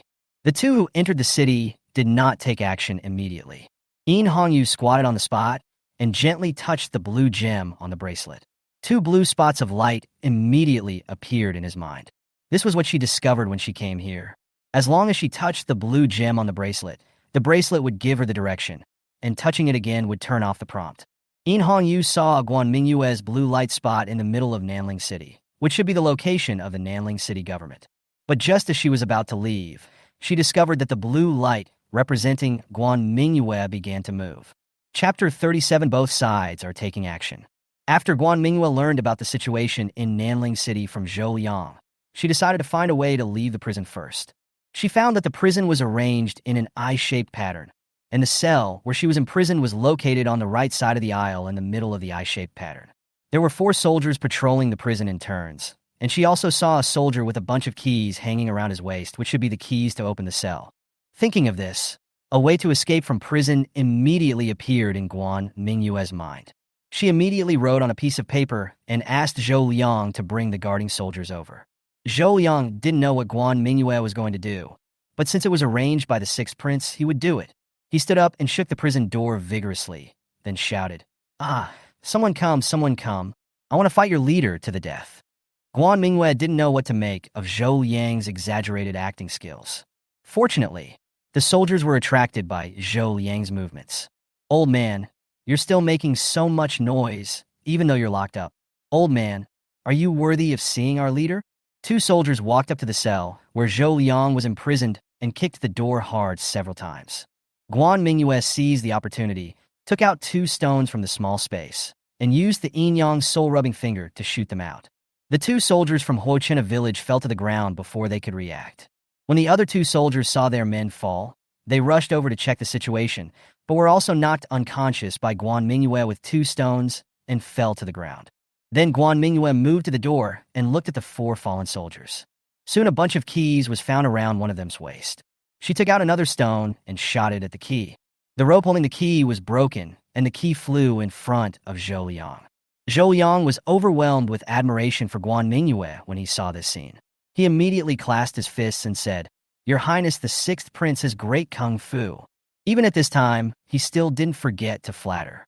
Guan Mingyue rolled her eyes and wrote on the paper, "Open the door quickly and take me out." "Yes, yes." Zhou Liang quickly picked up the key, opened his own cell door, then came to Guan Mingyue's cell door and opened Guan Mingyue's cell door. "Squat down. My legs and feet are disabled. You carry me out," Guan Mingyue wrote on the paper. Zhou Liang was puzzled after seeing this. Although he had never seen the prince in person, he had never heard of any disabled heirs in the royal family. Moreover, seeing that the 6th prince had been writing on paper to pass on messages, could he be a mute? A trace of doubt arose in his heart, but he still did it. After all, the other party had just released him from prison. Zhou Liang carried Guan Mingyue on his back and opened several other cells, which were filled with soldiers from the Jinchi army. Soon Guan Mingyue's team grew to 20 people. Zhou Liang carried Guan Mingyue to the prison gate. Through the crack in the door, they found that there were still many guards from the Huochena village outside. "Your Highness the 6th Prince, what should we do next?" Zhou Liang asked. Guan Mingyue also knew that forcibly breaking through the gate was obviously not a good idea, and even if they broke through the gate, they would only come to the inner courtyard of the Nanling city government. A large number of enemy troops must be stationed here, and by then they would only be trapped. While Guan Mingyue was thinking about how to leave the prison, Yu and Si Yao had already successfully arrived at the outskirts of the government office. Yu quietly moved behind a soldier on guard, quickly broke his neck, and dragged him into the corner of the wall. After doing all this, the 2 of them climbed over the wall and entered the government office in Nanling City. Yu closed her eyes and looked at the blue light in her mind. The light was less than 50 meters away from her. She was eager to save people, so she took a step towards the light and accidentally stepped on a dead branch. The sound of dead branches breaking immediately attracted the attention of the 2 guards in the yard. "Who?" The 2 guards immediately moved towards where Yu was. Seeing this, Yu drew out the sword in his hand, but was held down by a hand. Si Yao stepped past Yu and walked out from behind the shade of the tree. She called out cautiously to the 2 guards, "Si Chung? Si Rue?" The 2 guards stopped walking when they heard the voice, looked at Si Yao in surprise, and then shouted in disbelief, "Young patriarch? It's you guys!" After Si Yao confirmed the identities of the 2 people, she happily rushed towards them and hugged them. Si Cheng and Si Rue also dropped their weapons and hugged Si Yao. Their hometown was destroyed, and they were stranded in a foreign land. The three of them hugged each other and sobbed. Seeing that the two guards were people Si Yao knew, In Hongyu felt relieved and walked out from behind the shade of the tree. After Si Yao's explanation, In Hongyu also knew the identities of Si Cheng and Si Rue. It turns out that Si Cheng and Si Rue were originally members of the Matata village, and were also a branch of the Si Yao family. When Hochena village attacked Matata village, the two were unfortunately captured by Hochena village in order to cover Si Yao and others to leave Shawandishan. Originally, what awaited them was either death or a life of slavery, but because Hochena village urgently needed to expand its army to invade the Phoenix dynasty after unifying the Shawandishan, the two were forced to join the army of Hochena village and came to Nanling City. In Hongyu explained to the two the purpose of his visit. After Si Cheng and Si Rue knew that Miss In was the savior of their young clan leader, they were very respectful to her and immediately told In Hongyu about the patrol arrangements in the government office. The two also told In Hongyu that among the people guarding the prison gate were two people from their Matata village, and perhaps they could help. So the four of them walked towards the prison where Guan Mingyue was imprisoned. Patrolling soldiers could be seen everywhere in the government office. Fortunately, with the cover of Si Cheng and Si Rue, they successfully bypassed these soldiers and came to the outside of the prison. The four hid behind a pillar. Si Cheng and Si Rue pointed at the 10 guards outside the prison and said, 4 of the 10 people guarding the prison are from our Matata village. Only the 6 sitting there drinking in front are from the Hochena village, and there should be 4 more people from the Hochena village inside the prison. In Hongyu looked over there, and just as they said, several people from the Matata village were standing guard there, and the people from the Hochena village were gathering around, drinking and chatting. She immediately came up with a plan and said to Si Cheng and Si Rue, pretend to take me to jail, and then when the people from Hochen Tower come forward to check you, you can have the 4 people from Matata Tower attack the people from Hochen Tower together. Si Cheng and Si Rue also thought that this method was feasible, so they pretended to escort someone to the front of the prison. Lao Zhang, the 4 of you will be on guard tonight. Si Cheng greeted him very naturally. Si Cheng, why are you two escorting a girl here? This girl has offended the chief. Why offend anyone else but the chief? This is courting death. Si Cheng continued to talk to Lao Zhang naturally, but he kept winking at Lao Zhang. The conversation here attracted the attention of the guards of Hochena village who were drinking nearby. 6 people immediately surrounded him. Chapter 38 Lurking. 6 guards from Hochena village came up to In Hongyu and the other 2. One of them looked at In Hongyu, then said to Si Cheng and Si Rue, do you think this woman has offended the leader? That's right, she doesn't want to accompany the leader for drinks. Si Cheng made up a random reason. As soon as he finished speaking, the guards of Hochen Tower village immediately changed their expressions and shouted, bullshit, our leader never drinks. Tell me, what are you doing here? Hearing this, In Hongyu's eyes flashed with murderous intent, and he whispered, do it. The sword slipped out of the sleeve, and with a swing of the sword, he killed a guard directly, and then continued to attack another guard. The other guards wanted to call for help, but suddenly 4 spears stabbed at them from behind. At the critical moment, Lao Zhang and the other 3 guards of Matata village immediately attacked the 4 people of Hochen Tower village. The 4 guards of Hochen Tower village did not expect that they would attack from behind, and were directly stabbed in the chest by a gun. Now the only guard left was the one fighting with In Hongyu. However, In Hongyu's strength was enough to fight 5 people alone. The guard could not last more than a few rounds in front of her, and was soon stabbed in the throat by In Hongyu's sword. The fight outside naturally attracted the attention of Guan Mingyue in the prison. Guan Mingyue saw the familiar figure through the crack in the door. Unexpectedly, the Empress went into Nanling City alone to save her. She immediately wrote on the paper, go out and help quickly. The one outside is the real 6th prince. Zhou Liang also saw the situation outside. After seeing Guan Mingyue's note, he immediately led more than 20 soldiers out of the prison. The few people outside had just dealt with the guards of Hochena village when they were shocked to see more than 20 people suddenly rushing out of the prison. Si Cheng, Si Rue, and others were about to draw their swords. Fortunately, In Hongyu saw Guan Mingyue lying on Zhou Liang's back at a glance and quickly stopped the 2 men's actions. Guan Mingyue! In Hongyu hurriedly stepped forward, took Guan Mingyue off Zhou Liang's back, and held her tightly in his arms. Only at this moment did she feel completely relieved. She didn't say anything, quietly feeling the body temperature of the person in her arms, thinking that from now on she would never let Guan Mingyue have such a thing as today. Guan Mingyue could only be hers. Feeling the strength of the hands behind her and the rapid breathing beside her ears, Guan Mingyue could sense In Hongyu's emotions. She closed her eyes and her hands involuntarily climbed up In Hongyu's back. Alas, it turns out that this Empress can't live without me. She's like this after just a few hours of not seeing her. If I leave her in the future, she will cry like a tearful baby. Unfortunately, my sister is uninhibited and loves freedom, so you should cherish the days when I am with you. But if you don't bully me anymore, I can move my secluded place closer to you. Just as the two of them were hugging each other with their own thoughts, Xiao trotted over from behind the pillar where she had been hiding before and said to them, Miss Guan, there is a patrol team coming this way. We have to leave here quickly. Guan Mingyue quickly let go of In Hongyu, her face red with embarrassment. But In Hongyu was not so embarrassed. She gave Guan Mingyue a princess hug and said to Zhou Liang and others, You are the defenders of Nanling City, right? Take me to a place where I can hide, and we will discuss how to retake Nanling City. In the lobby of the government office, Mahato was reporting his battle results of the past few days to the envoys from the Shuanishan Mountains. Ambassador Doha, the clan leader, asked us to capture the 6th prince of the Phoenix dynasty. I've already captured him, and he is now in prison. Doha was delighted when he heard the news. You know, the reason why they Huichin Tower Village were able to unify the 100,000 mountains was thanks to the fact that the eldest prince of the Phoenix dynasty provided them with the deployment of troops from other tower villages. Similarly, they needed to help the eldest prince of the Phoenix dynasty do something. The arrest of the 6th prince of the Phoenix dynasty is one of them. General Mahato is worthy of being the youngest general of our Huichina village. He has lived up to the clan leader's high expectations. When I return, I will definitely speak well of you in front of the clan leader. Let your limelight overshadow that Garuda.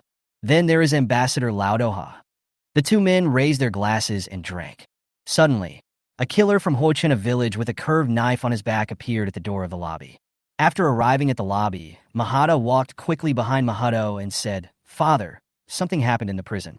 The 6th prince of the Phoenix dynasty and the Nanling City guardian, Zhou Liang, escaped. What? Mahato lost his grip on the wine glass, and it fell to the ground. When did it happen? He asked quickly. Just now, I have ordered all the gates out of the city to be blocked. They should still be in the city. Hearing his son's words, Mahato felt relieved. They were able to successfully capture Nanling City, this time entirely because of a surprise attack. Generally speaking, to capture a city, you need at least 5 times the number of soldiers defending it. And the 100,000 mountains are mostly mountain ranges, with few wide plains for people to build large cities.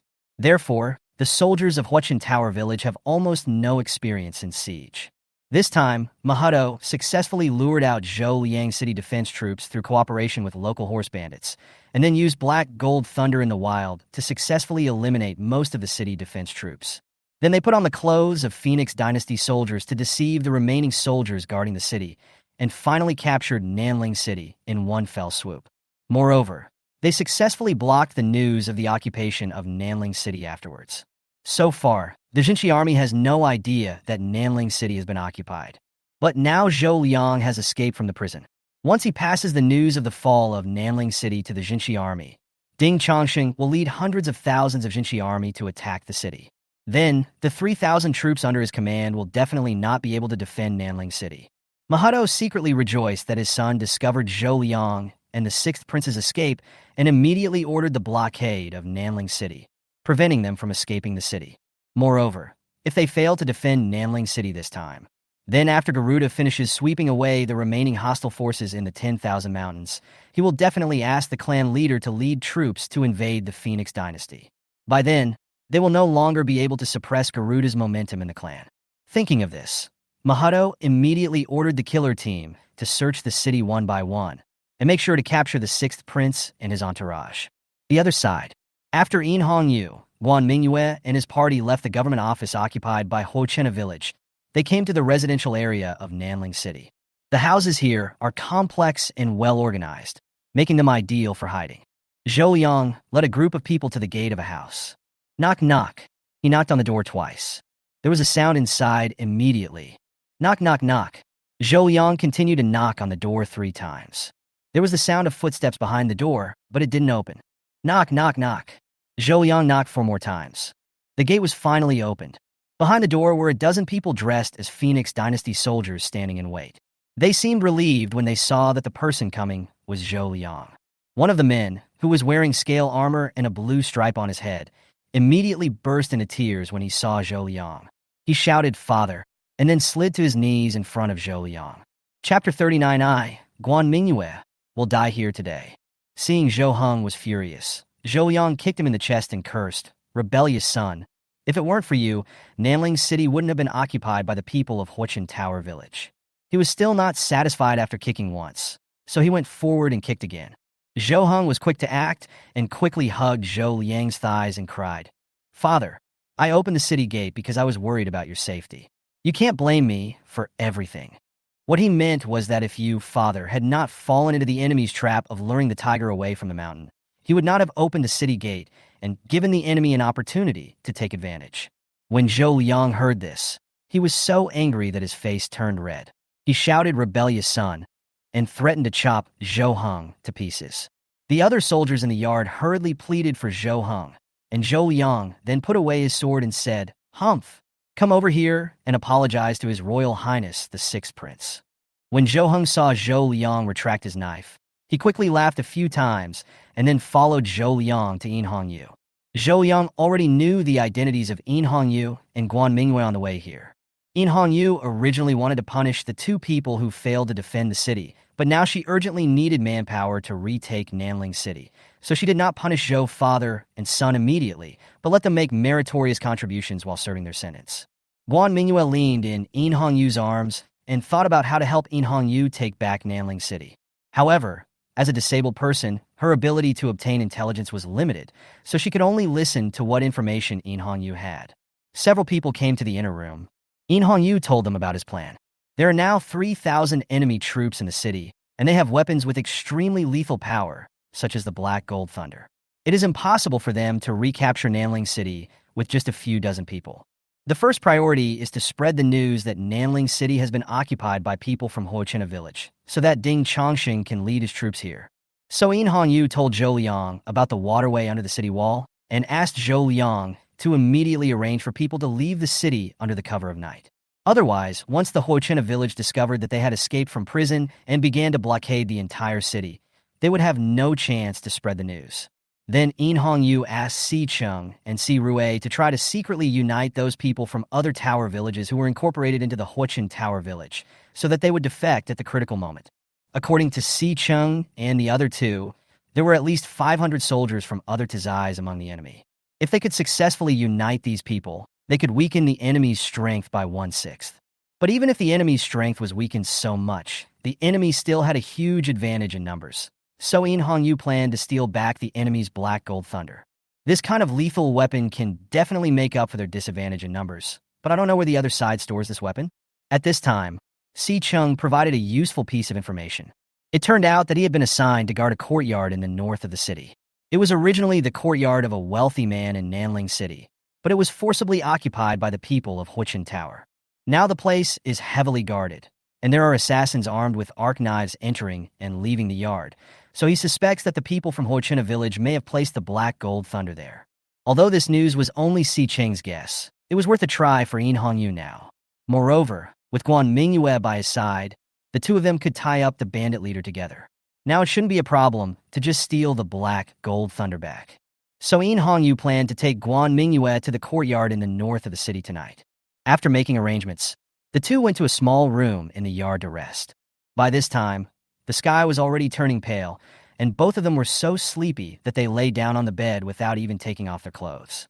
Guan Mingyue habitually lay in Unifying's arms. Unifying was stunned for a moment, then reached out and hugged Guan Mingyue, closed his eyes, and fell asleep contentedly. I slept until the afternoon of that day. Perhaps the injury on her head had not healed yet, and Guan Mingyue felt a little dizzy after waking up.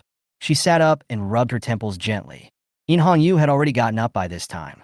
Seeing that Guan Mingyue looked uncomfortable, she walked up to her and sat down beside the bed, reached out to take Guan Mingyue's hand away, and then gently rubbed Guan Mingyue's temple.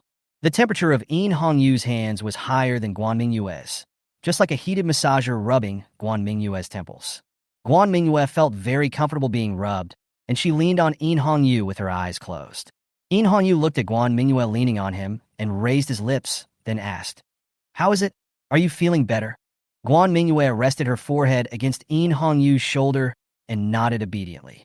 Seeing that Guan Mingyue was fine, In Hongyu freed one hand and touched Guan Mingyue's head, then said, "Fortunately, I gave you that bracelet, otherwise I might not have found you last night.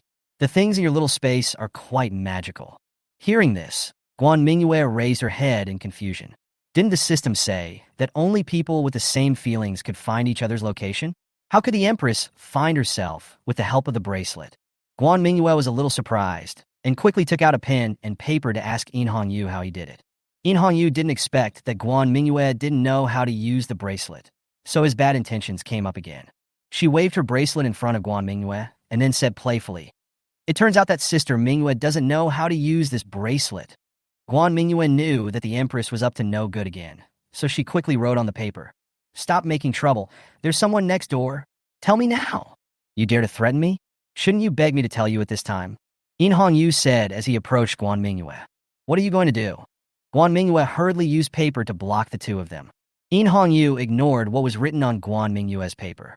She snatched the paper from Guan Mingyue's hand and threw it aside, then grabbed Guan Mingyue's hands and raised them above her head. With her hands restrained above her head by In Hongyu, Guan Mingyue lost her balance and fell backwards into the bed.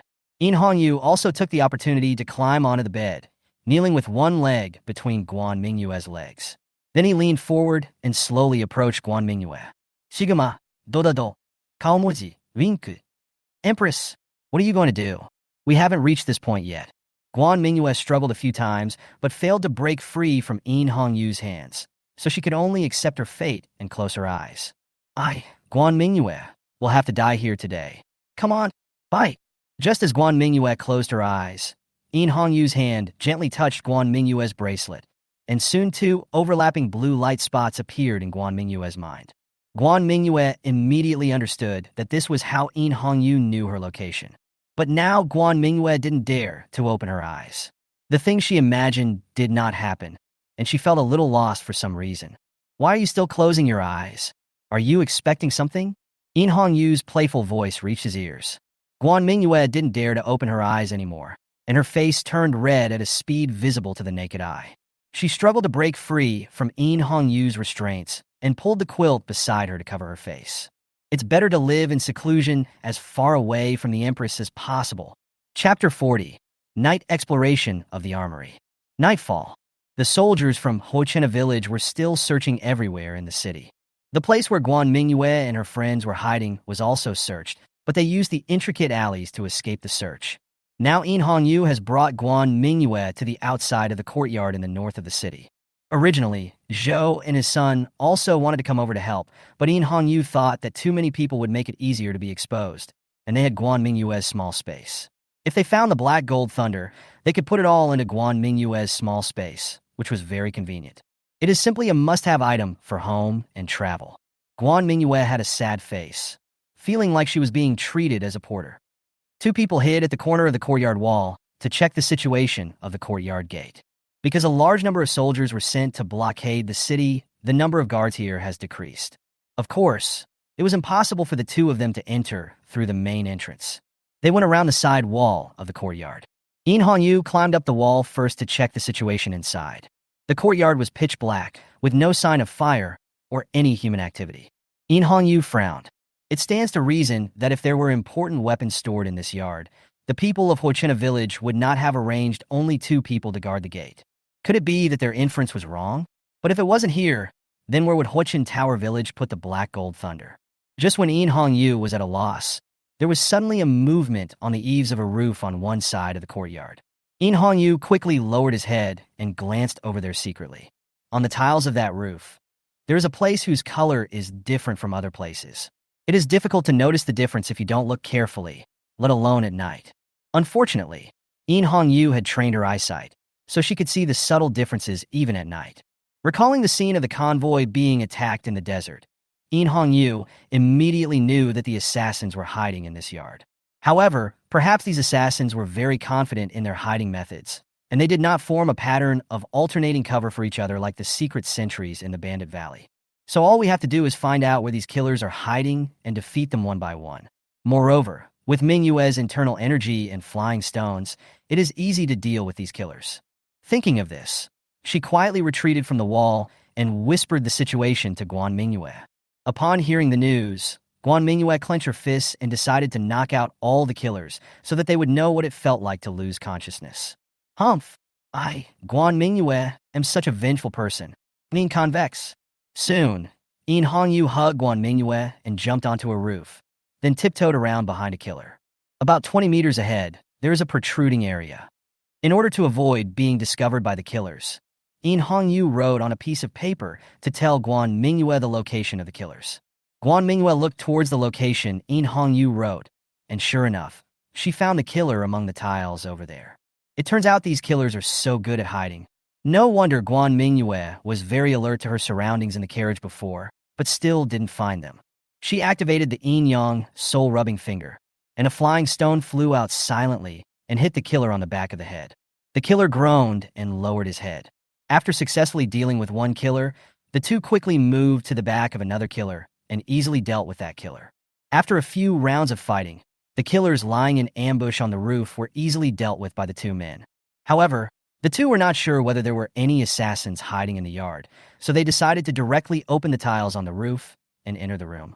Hongyu chose the largest room in the yard. She jumped onto the eaves of the room, opened the tiles above, and looked into the room. The room was also pitch black, but this did not pose a problem for Hongyu.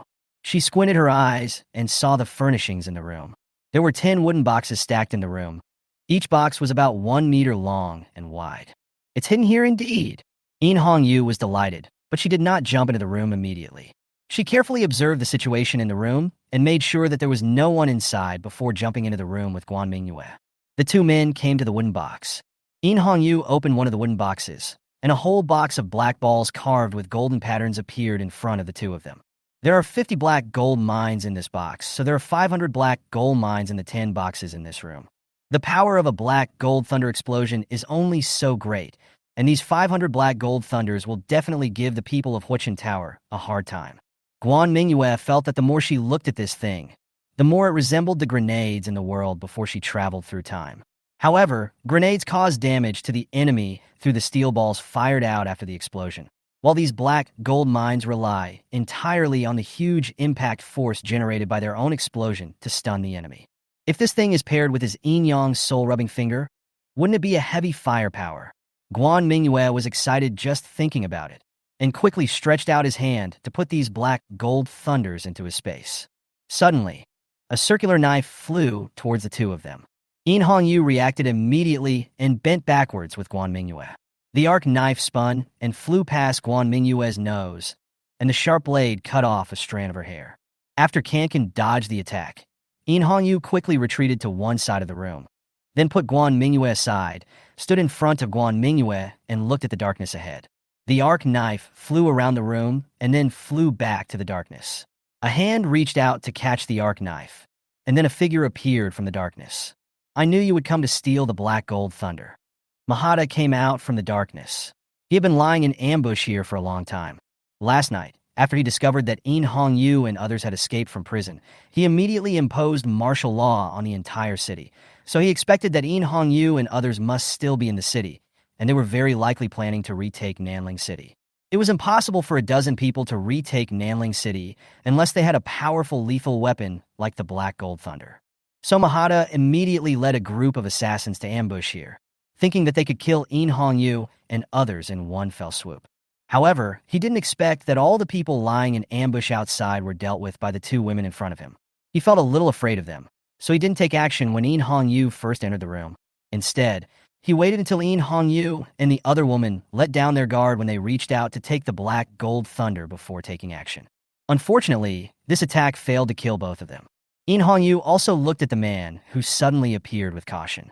She had clearly checked very carefully before coming in and did not find anyone where Mahata appeared.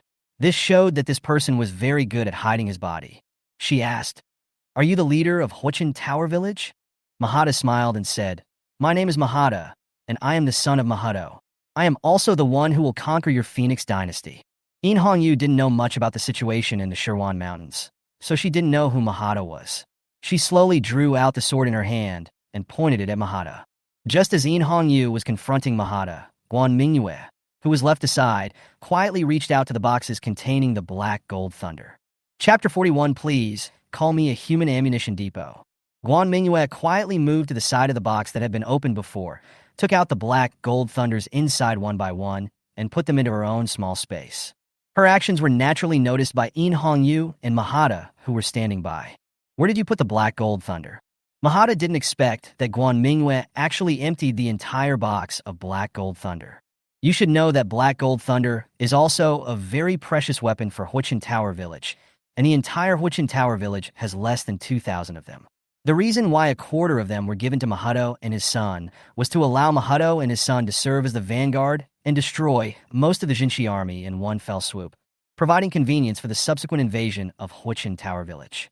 Now that he thought about the black gold thunder being destroyed by Guan Mingyue using some unknown means, how could Mahata not be anxious? He no longer cared about Hongyu in front of him and rushed towards Guan Mingyue quickly. But how could Hongyu let him succeed?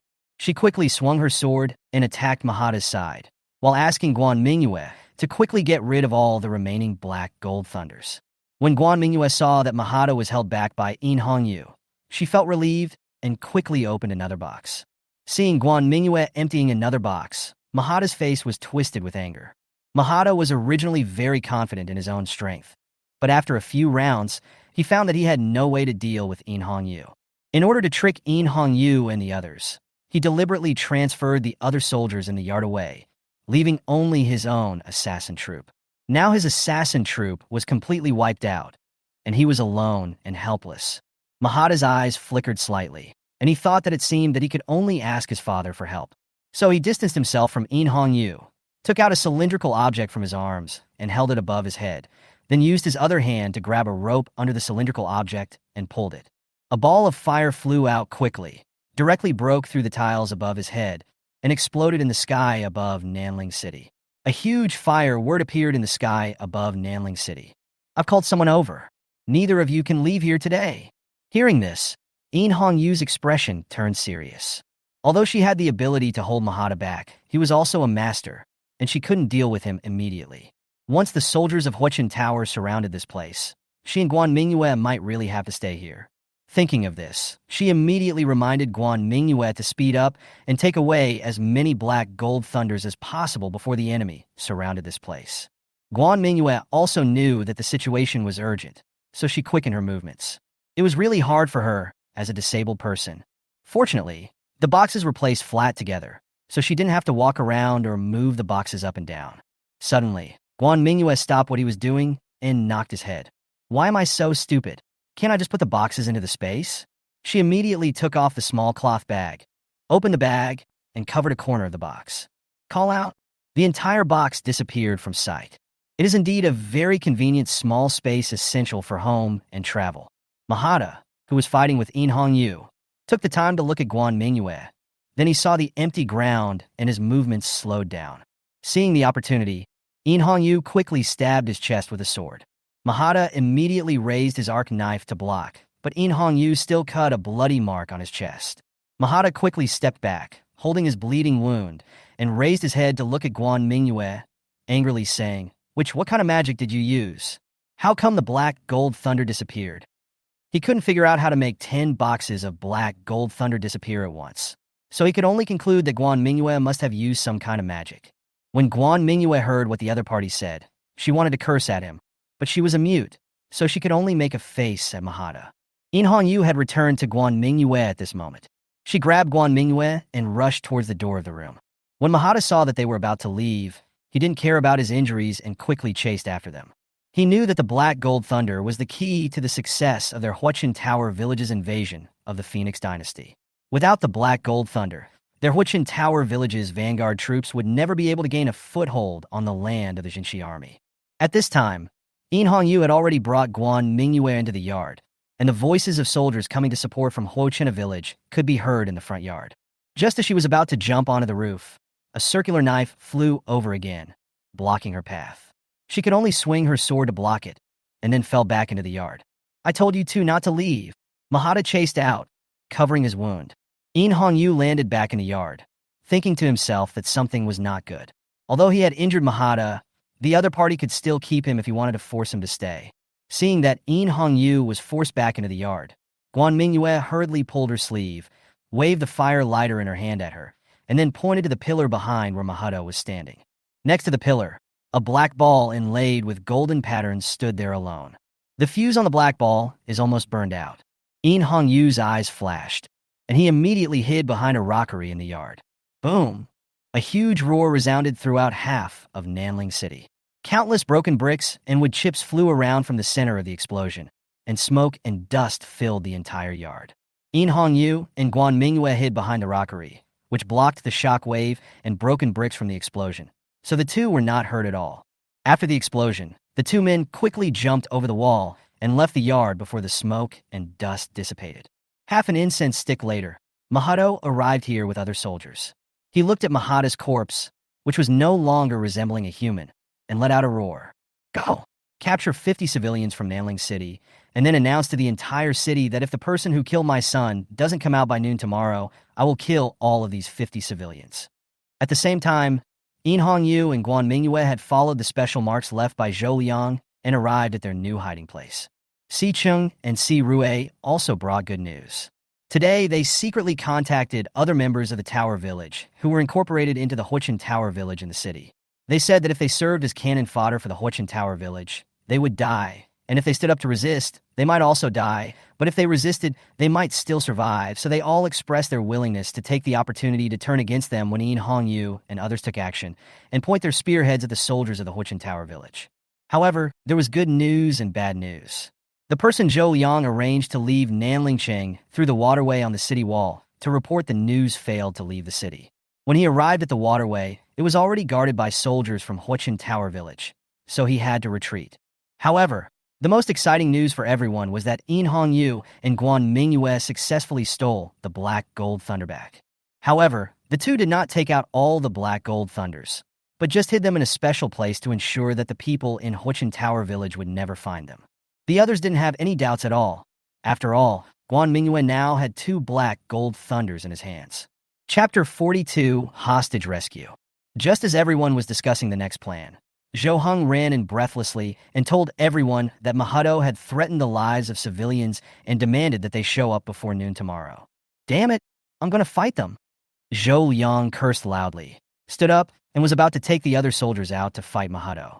Hongyu quickly stopped them and said, Mahatu is now using all means to find us, so we must stay calm and not fall into the enemy's trap. I have my own way to deal with those civilians. You go and rest first. We have another tough battle tomorrow. She knew that Mahado had somewhat lost his mind because of the theft of the Black Gold Thunder and the death of his son, but this was a good opportunity for Hongyu and the others. Because in order to capture them, Mahado will definitely use a large number of troops to encircle and capture them. And this is the time when the enemy's forces are most concentrated. Originally, Hongyu was still a little worried, but now, thinking of this, she glanced at Guan Mingyue, who was still studying the Black Gold Thunder beside her, and a smile appeared on the corner of her mouth. With this mobile arsenal, we can definitely turn the tide. Although Zhou Liang and others were angry, since the 6th prince had spoken, they could only suppress their anger temporarily. Although Guan Mingyue was holding the Black Gold Thunder in her hand and pretending to be studying it, she was actually arguing with the system in her mind. System, here I come. Here I come. Host, what do you want me to do for you? As soon as the system came out, Guan Mingyue said with a dark face, System, look at this Black Gold Thunder. I think I need to improve my combat effectiveness. Host, the main storyline here is to provide you with so many things. There is no other way to improve combat power. I am the system of lofty ambitions, not the system of cheating. We must carry forward the spirit of hard work, pounce on the girl as soon as possible. Ahem, get rich as soon as possible. Guan Mingyue didn't believe the system's explanation at all. Other systems give away panaceas, immortality, and ultimate skills, but you only give me a broken finger. Tell me, did you use the funds for preparing mission rewards for me to pick up other beautiful girls? Don't think I don't know that your system is a big company, and there must be other beautiful girls. Guan Mingyue actually didn't know anything about funding, companies, or beautiful Tongzi. She just wanted to use these to defraud Tongzi, hoping to get some benefits for herself. Hearing the name of the beautiful Tongzi, the system was shocked and thought, has the affair between Xiaomei and me been discovered? Impossible. How can humans know what is going on inside our system? Thinking of this, the system stuttered and denied. Don't talk nonsense. I didn't go to pick up the beautiful girl Tongzi. Guan Mingyue naturally noticed the guilty tone of the system and guessed that the system must have done something fishy, so she threatened. System, I know you all have performance. If you don't give me an explanation today, even if I am killed by the people of Huichin Tower Village, I will not do any more tasks. The system did not respond for a long time, and soon she was forced to exit her mind. When she tried to enter again, she was told that the system was being upgraded. Damn it, here we go again. Guan Mingyue had no choice but to put this matter aside for the time being. At this time, only Guan Mingyue and Hongyu were left in the room. Hongyu picked up Guan Mingyue and let her sit on his lap, then pinched her little hand and asked, "Do you have any good ideas for rescuing the hostages tomorrow?" Ever since he learned about the magical things in Guan Mingyue's hands, Hongyu always felt that it would be helpful to listen to Guan Mingyue's advice. Guan Mingyue had also gotten used to being carried around by Hongyu, so she adjusted her sitting position and took out a pen and paper to write down her thoughts. Guan Mingyue's idea was simple. Anyway, they now had about 500 black gold thunders. If they could equip these black gold thunders to the 500 other Dazai soldiers that Si Chung and his team had united, they would be able to form a very powerful armed force. Assuming that one black gold thunder can eliminate 4 soldiers from Huichin village, it can also eliminate 2,000 enemies. Moreover, even if Mahado lost his mind, he would not transfer the soldiers guarding the city gate to capture Hongyu and his men. Then the remaining enemies might only be the assassins under Mahado. Judging from the previous attack on the carriage, the number of assassins would not be too many. Tonight, she and Hongyu killed several assassins. With this calculation, the number of enemies they have to face is actually not that many. Hongyu also thought that this method was feasible, but just in case, she asked Guan Mingyue to keep a few black gold thunders for herself to protect herself. The next day at noon, in the square in front of the Nanling city government office, 50 civilians knelt on the ground in an orderly manner, with a swordsman standing behind each of them. Mahado had a gloomy face.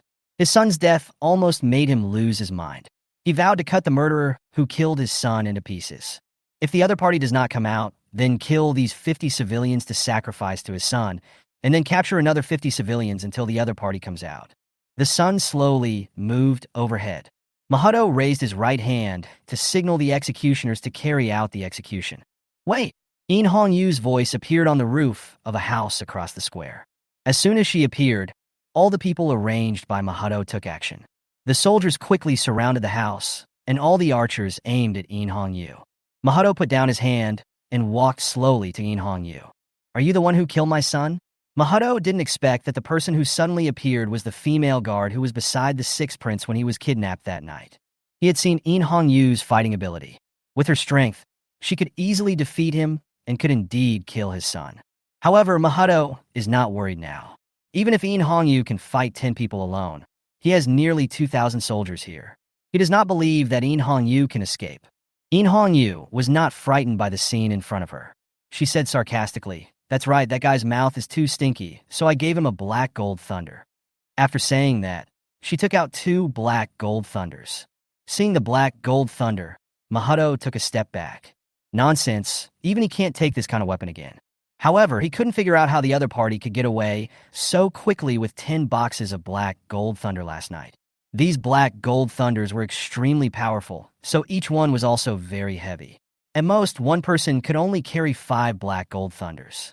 But they lost a total of 10 boxes of black gold thunder last night. And according to the description of the first soldier who came over, there were only 2 people who attacked last night. How could 2 people take away all the black gold thunder? Therefore, Mahado believed that Hongyu and the others simply hid the 10 boxes of black gold thunder near the courtyard in the north of the city, and then took away a small part of the black gold thunder. Thinking of this, he laughed and said, "With those 2 black gold thunders in your hand, you want to deal with my army? If you know what's good for you, just hand over the black gold thunders and the 6th prince, and I can leave you with an intact body." Chapter 43 Counterattack. Hongyu also guessed that Mahado had not yet realized that he had swapped the identities of Hongyu and Guan Mingyue. So he jumped onto the square with the black gold thunder and stood about 10 meters away from Mahado, saying, "Release those civilians, and I will tell you where the 6th prince and the black gold thunder are." Mahado naturally didn't think that the other party would tell him the location of the 6th prince and black gold thunder. He said, "No, You have to tell me the location of your sixth prince and Black Gold Thunder first, and then I will consider whether to release these civilians.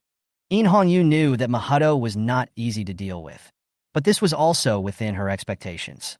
So she said, "If you don't let them go, at worst we will die together." As she spoke, she raised the Black Gold Thunder in her hand. Mahato frowned. He was not sure whether the other party would really die with them, but he did not dare to gamble. As the vanguard of Hochinta Village's invasion of the Phoenix Dynasty, he must take the Black Gold Thunder back from the other side. Otherwise, even if he kills In Hongyu and his group, the patriarch of Hochinta Village will still punish him. Thinking of this, he said, "I will release half of the hostages first, and you tell me the location of Heijin Lei." There was no harm in Mahato's proposal. He would release half of the hostages first. In case the other party did not tell him the location of Heijin Lei, he could just capture another 25 civilians as hostages. That's fine. In Hongyu answered calmly on the surface, but he was secretly delighted in his heart because Mahato had taken the bait. Hearing In Hongyu's agreement, Mahato waved his hand and asked his men to release half of the hostages, and then said, "Now you can tell me where Black Gold Thunder is." In Hongyu waited until the last hostage left the square, then looked at Mahato and said, "I can tell you, but you have to tell me why you want to capture the sixth prince?" Mahato narrowed his eyes and said, "Don't try to delay. There are still many soldiers guarding the city gates. You can't escape. You'd better tell me the location of Black Gold Thunder." "Okay, follow me." In Hongyu pretended to be helpless when his motive was discovered, and then walked towards the street. She was holding the Black Gold Thunder in her hand, so the soldiers of Hochinta Village did not dare to approach her and consciously made way for her. Mahato hesitated for a moment as he looked at the direction In Hongyu was going, but then he thought that the other side had only a dozen people, and he had 2,000 people. So he dispelled the last bit of doubt and led a part of the soldiers of Hochinta Village to follow In Hongyu. Seeing Mahato following them, In Hongyu turned his back to them and smiled. Just as In Hongyu was leading Mahato's men walking in the street, Zhou Liang and Zhou Heng brought their men to the ambush site agreed upon in advance. Zhou Heng observed the situation on the street and then retreated to the ambush site. "Father, His Royal Highness the Sixth Prince is here." "Okay, notify them. Once the Sixth Prince gives the signal, throw all the Black Gold Thunders at the soldiers of Huichin Tower Village." The two were full of confidence in this operation, and In Hongyu's image of courage and resourcefulness had been deeply engraved in their hearts. This morning, In Hongyu gathered everyone together and told them her plan. According to the plan, In Hongyu would go to the government office alone, get the other party to release as many hostages as possible, and then lead Mahato's men into a trap under the pretext of informing them of the location of the sixth prince or the location of Heijin Lei. During this period, Zhou and his son need to lead their men to ambush at the designated location in advance, waiting for In Hongyu to lead Mahato's men into the trap, and then use Black Gold Thunder to eliminate as many of Mahato's troops as possible at one time. Then Si Chung and Si Rei need to bring Guan Mingyue to give a Black Gold Thunder to all other Tizai soldiers who are willing to defect in advance. When an explosion is heard in the city, they should respond immediately and eliminate as many Huichin Tizai soldiers around them as possible. Do not allow the enemy to have enough troops to support Mahato. Now the plan has reached the most critical step. In Hongyu took Mahato's men and walked around the street twice. The further Mahato walked, the more he felt something was wrong. Suddenly, In Hongyu in front stopped. She walked to the corner of the street, picked up a piece of iron plate on the ground, and blocked it in front of herself. Then, without saying a word, she lit a Black Gold Thunder in her hand and threw it towards Mahato. "Groove!" Mahato cursed loudly. He quickly ordered everyone to retreat. But just as the army was retreating, more than a dozen Black Gold Thunders were thrown out from behind the walls on both sides of the street and landed in the middle of the army of Hochinta Village. In an instant, flames shot up into the sky from the location where the soldiers of Hochinta Village were located. The huge roar made Mahato's ears buzz, and his chest was filled with blood. At this moment, another Black Gold Thunder in In Hongyu's hand also rolled to his side. "Oh shit!" Mahato gritted his teeth and grabbed one of his men to block himself. Boom! Mahato and his subordinate were blown away by the Black Gold Thunder and crashed into the wall on the street.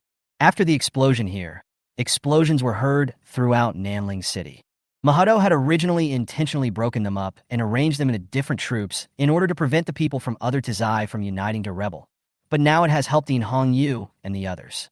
The other members of the Tower Village and various troops took the explosion here as a signal and threw the black gold thunder, given to them by Guan Mingyue, into the middle of the soldiers of the Huichin Tower Village. The whole Nanling city seemed to be celebrating the new year.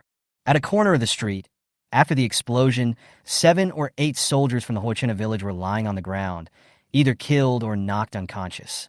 A butcher walked out of his house, picked up the weapon on the ground, and stabbed the soldier of Huichin village in the chest.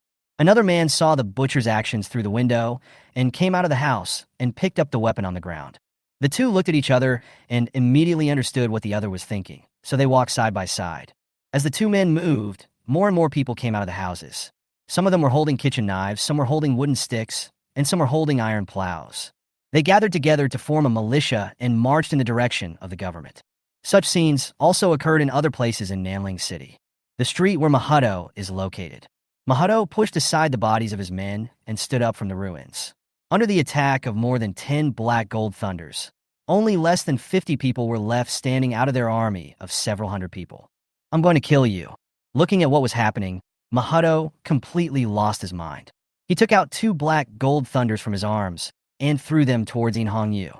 Hongyu herself was also within the attack range of the more than 10 black gold thunder explosions, but she relied on the iron plate given to her by Guan Mingyue to withstand that round of explosions.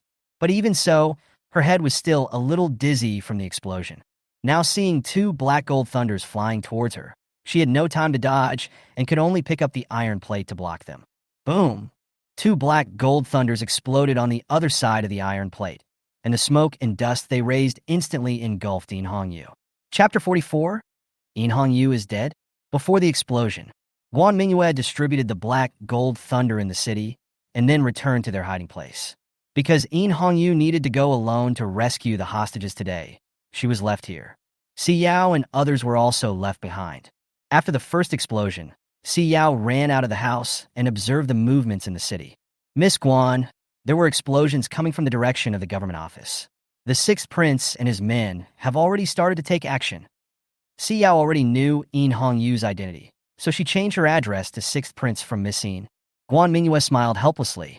She was not deaf, so she naturally heard the explosion coming from the direction of the government office. She sat in a wheelchair that Zhou Yang found for her and came to the door. She didn't know why, but she felt a little flustered, but she couldn't figure out what the problem was. Obviously, the plan had been arranged very well. The black gold thunder had been released, and the enemy's troop deployment was just as expected. As explosions rang out all over the city, Guan Mingyue's panic became more obvious, and her right eye began to twitch. Wealth on the left and disaster on the right. Although Guan Mingyue is usually quite careless, she still believes in things that carry a omen-like nature. She took out a pen and paper and patted Si Yao on the shoulder. "Si Yao, take me to the scene to have a look. But the plan is for us to stay here." Although Si Yao also wanted to go to the scene, in order to ensure the safety of the hiding place according to the plan, they had to stay here. "Take me there." Guan Mingyue only wrote 3 words on the paper. Her eyes didn't allow Si Yao to refuse. Si Yao had no choice but to ask Si Chung and Si Rue to take Guan Mingyue to where Hongyu was. The explosions in the city were coming to an end.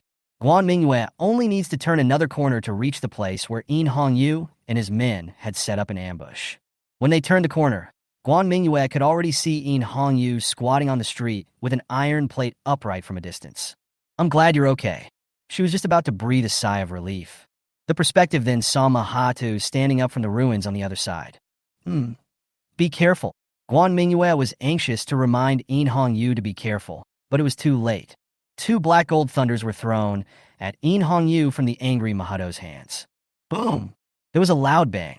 The place where Hongyu was instantly engulfed by smoke and dust. "Your Highness, the 6th prince." Zhou Yang and Zhou Heng also noticed the situation here and rushed out from behind the wall. Si Chung and Si Rue also rushed towards Mahado. The 4 men stopped Mahado. Although Mahado was very powerful, he was affected by 2 explosions and was already injured. He was disarmed and controlled after a few rounds under the siege of 4 people. The remaining 50 soldiers from Huichin village laid down their weapons and surrendered when they saw that their leaders had been captured. At this point, most of the troops of Huichin village in Nanling City had been eliminated or controlled, and the remaining small number wandering around in the city could not escape Nanling City. Guan Mingyue turned her wheelchair and walked towards In Hongyu. Her breathing was a little rapid, and her lips trembled a little. Nothing must happen. Nothing must happen. She prayed in her heart and came to the place where the explosion had just occurred. The black gold thunder exploded right next to the iron plate, leaving a huge dent on the plate. Fortunately, these black gold mines are not like grenades that use the steel balls flying out after the explosion to kill the enemy. Otherwise, the explosion at such a close distance would be enough for the steel balls to penetrate the iron plate and hit In Hongyu directly. But even so, it is impossible for ordinary people to withstand a close-range explosion, not to mention that In Hongyu is a woman. Zhou Yang and Zhou Heng lifted the iron plate on the ground with trepidation, revealing In Hongyu, who was pinned underneath. Her eyes were closed, her body was covered in dust, and there were many bloodstains on her arms. Zhou Yang helped In Hongyu up and put his trembling hand on her nose and mouth to test. No breathing. His heart sank, and he shook his head at everyone. Impossible, impossible, impossible.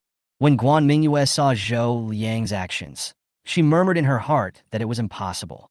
She pushed the wheelchair forward, carefully took In Hongyu from Zhou Yang's hands, and then personally tested In Hongyu's breathing, and then felt In Hongyu's pulse.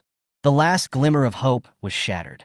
A teardrop as big as a bean fell on the back of Guan Mingyue's hand. The tears could no longer be controlled and flowed down. Ha ha ha, die well, son. Your father has avenged you. Mahato, who was controlled and kneeling on the side, laughed out loud after seeing In Hongyu die. This laughter was so harsh to Guan Mingyue's ears. A fierce light flashed in her eyes, and a flying stone with extremely domineering force directly pierced Mahato's arm. Puff! Then another stone flew out, and Mahato's arm flew out. Ha ha ha! His laughter changed from a loud laugh to a painful howl. This certainly did not ease Guan Mingyue's mood. Another flying stone flew out and hit Mahato's head directly. Bang! Like a watermelon popping. Mahato's body fell to the ground. It's quiet, but the sadness in Guan Mingyue's heart was still spreading. In Hongyu couldn't and shouldn't die like this. System. Little Tongzi is here. System, I know you can save In Hongyu, so hurry up and save her. As long as you save her, I will complete any tasks you issue later. Oh, then host, you must keep your word. I, Guan Mingyue, swear to heaven that as long as you rescue In Hongyu, I will complete every subsequent mission perfectly. After listening to Guan Mingyue's oath, the system nodded. Then he shouted in front of Guan Mingyue, Xiao Mei, Brother Xiaodong, what do you want to talk to me about? Another electronically synthesized female voice with a coquettish tone sounded in Guan Mingyue's mind. Xiao Mei, don't you have a cultivation system over there? Do you have any medicine that can bring the dead back to life? Of course I do, but if Brother Xiaodong has to stay at my place tonight, I'll give it to you. No problem. The system agreed immediately, and then said to Guan Mingyue, Host, I've given you a space after resurrection. Don't look for me tonight if you have nothing to do. Guan Mingyue, who was standing aside, was stunned by the conversation between the two systems. Her sadness was completely wiped out by the relaxed tone of the two systems. The emotional system really went to seduce another system, and the other party was a cultivation system. And why don't you look for it tonight if you have nothing to do? Are you two going to create a new system? But since she had already obtained the medicine to save In Hongyu, she would not ask any more questions. She quickly withdrew from her mind and took out the resurrection potion from the cloth bag. The resurrection potion was the size of a maltose pill, emerald green in color with a glimmer of light inside. Guan Mingyue didn't say anything and directly fed the resurrection medicine into In Hongyu's mouth. Chapter 45, Guan Mingyue's Past. In Hongyu's consciousness seemed to have entered a wonderful world. There are iron boxes speeding on the road, towering buildings, and everyone holding a strange little cube in their hands. She knew very well that this was not the Phoenix Dynasty, nor was it any place around the Phoenix Dynasty. Nothing here was familiar to her. She wanted to ask the person who passed by her, but her hand passed directly through the person. What's going on? By the way, she remembered that before she fainted, she was fighting with the people from Huachin Tower Village, and finally Mahato threw two black gold thunders in front of her. The black gold thunder exploded on the other side of the iron plate, and the powerful impact force directly knocked her unconscious. Am I dead? In Hongyu raised his hands and murmured, Is this hell? She looked at everything around her with some confusion. Suddenly, a huge force pulled her backwards. She retreated quickly, and all the scenery in front of her became a straight line. When she finally stopped, there was an old-fashioned house in front of her. There was a little girl of about 6 or 7 years old in front of the door.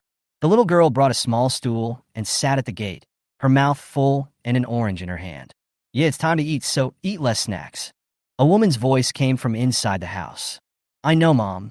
The little girl agreed, but she peeled another orange in her hands. In Hongyu looked at the little girl in front of her with some confusion. She didn't know why the huge pulling force pulled her here to see the little girl. But she also thought the girl was cute and wanted to reach out and touch her head. As soon as she reached out, the pulling force from behind appeared again. This time she was frozen in a classroom. The electric fan on the classroom ceiling was spinning, and cicadas were chirping in the trees outside the window. The teacher was lecturing on the podium, and the students below were a little drowsy. Sitting next to In Hongyu was a girl about 11 or 12 years old. She was wearing a blue and white patchwork school uniform, with a ponytail on her head. A few strands of hair were stuck to her fair neck due to sweat. The girl didn't listen to the class carefully, but scribbled on the textbook. Soon, an illustration of a famous poet named Li in a book was drawn into a romantic poet drinking with a beautiful woman. The girl showed her masterpiece to her deskmate, who was amused by her work and laughed out loud. Her laughter attracted the attention of the teacher at the podium. "Guan Mingyue, don't disrupt the class discipline. This is a warning." "Guan Mingyue?" When In Hongyu heard the name, he turned around and looked at the girl beside him. She overlapped the figure of the girl in front of her with the figure of Guan Mingyue in her memory, but found that the two people were not alike at all. However, In Hongyu was also a smart person. She immediately realized that there must be a reason why the force pulled her over to see this girl. Although the two people did not look alike, she was sure that the girl in front of her must be the Guan Mingyue she knew. It turns out that Guan Mingyue comes from such a place. The scene before my eyes receded again. This time the girl had grown up a little again, probably about 18 or 19 years old. Guan Mingyue was working part-time in the park wearing a bunny doll costume, with a group of children surrounding her. She distributed the balloons in her hand to the children one by one. "Thank you, Sister Rabbit."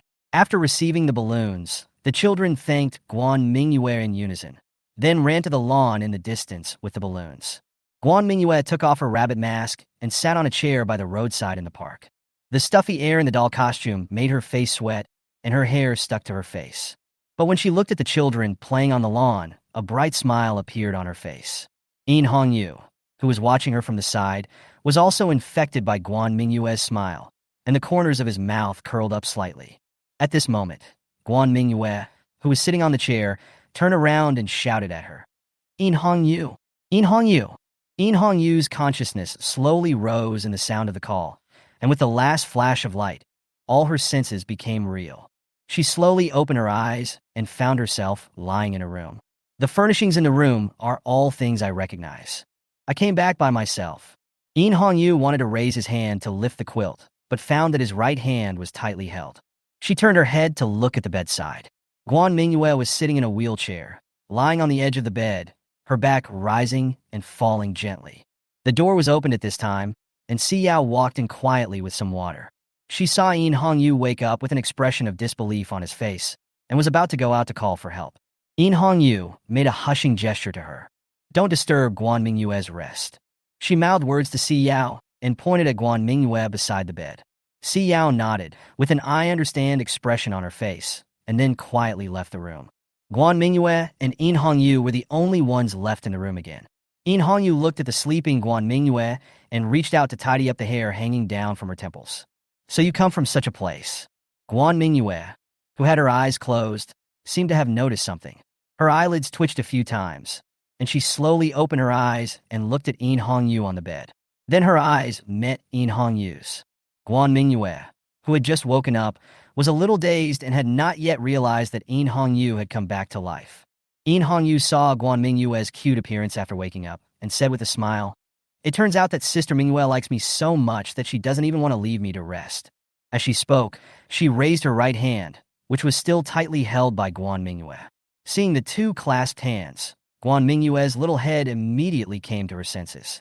Her face turned red, and she muttered to herself, "Why is this Empress like this?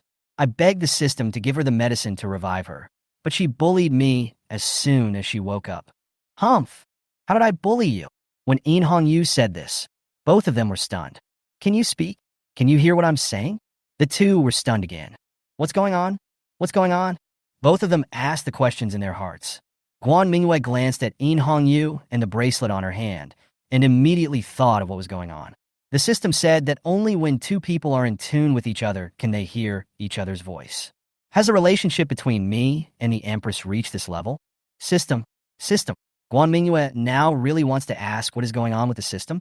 But before the system could respond, her body felt lighter and Yu carried her to the bed.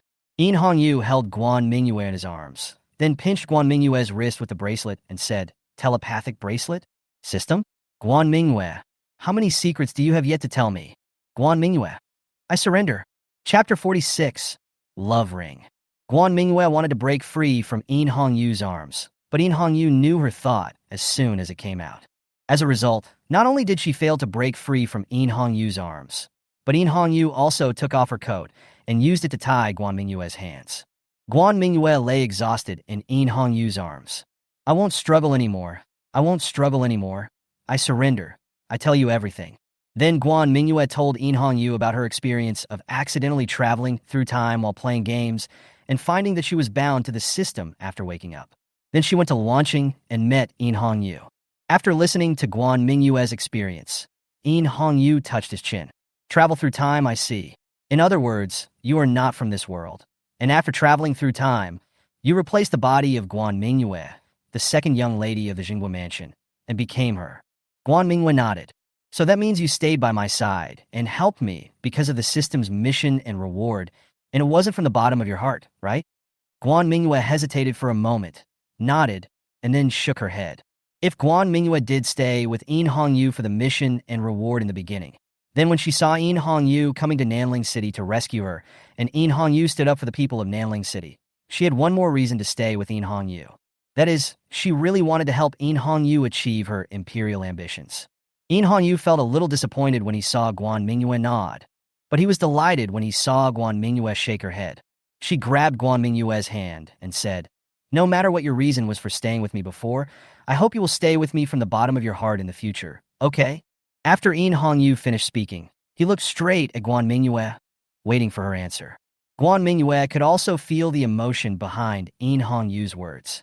It was obvious that Yu had other feelings for her besides wanting to bully her. Thinking of this, Guan Mingyue's face slowly turned red. Crack! The door of the room was suddenly pushed open. "Your Highness the Sixth Prince, you are awake.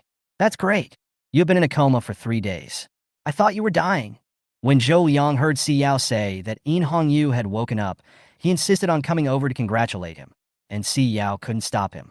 However, as soon as he stepped into the room, the hairs on his body immediately stood up, as if he had walked into some very scary place, and the murderous intent had turned into substance and surrounded him. He headed towards the direction where the murderous aura was coming from. Yu sat astride Guan Mingyue, and Guan Mingyue's coat was taken off and tied to her hands. Zhou Liang slowly withdrew his foot that had stepped into the room, slowly walked out of the room, and closed the door. "I'm dead." These 4 words were the only ones in Zhou Liang's mind after he pushed the door open.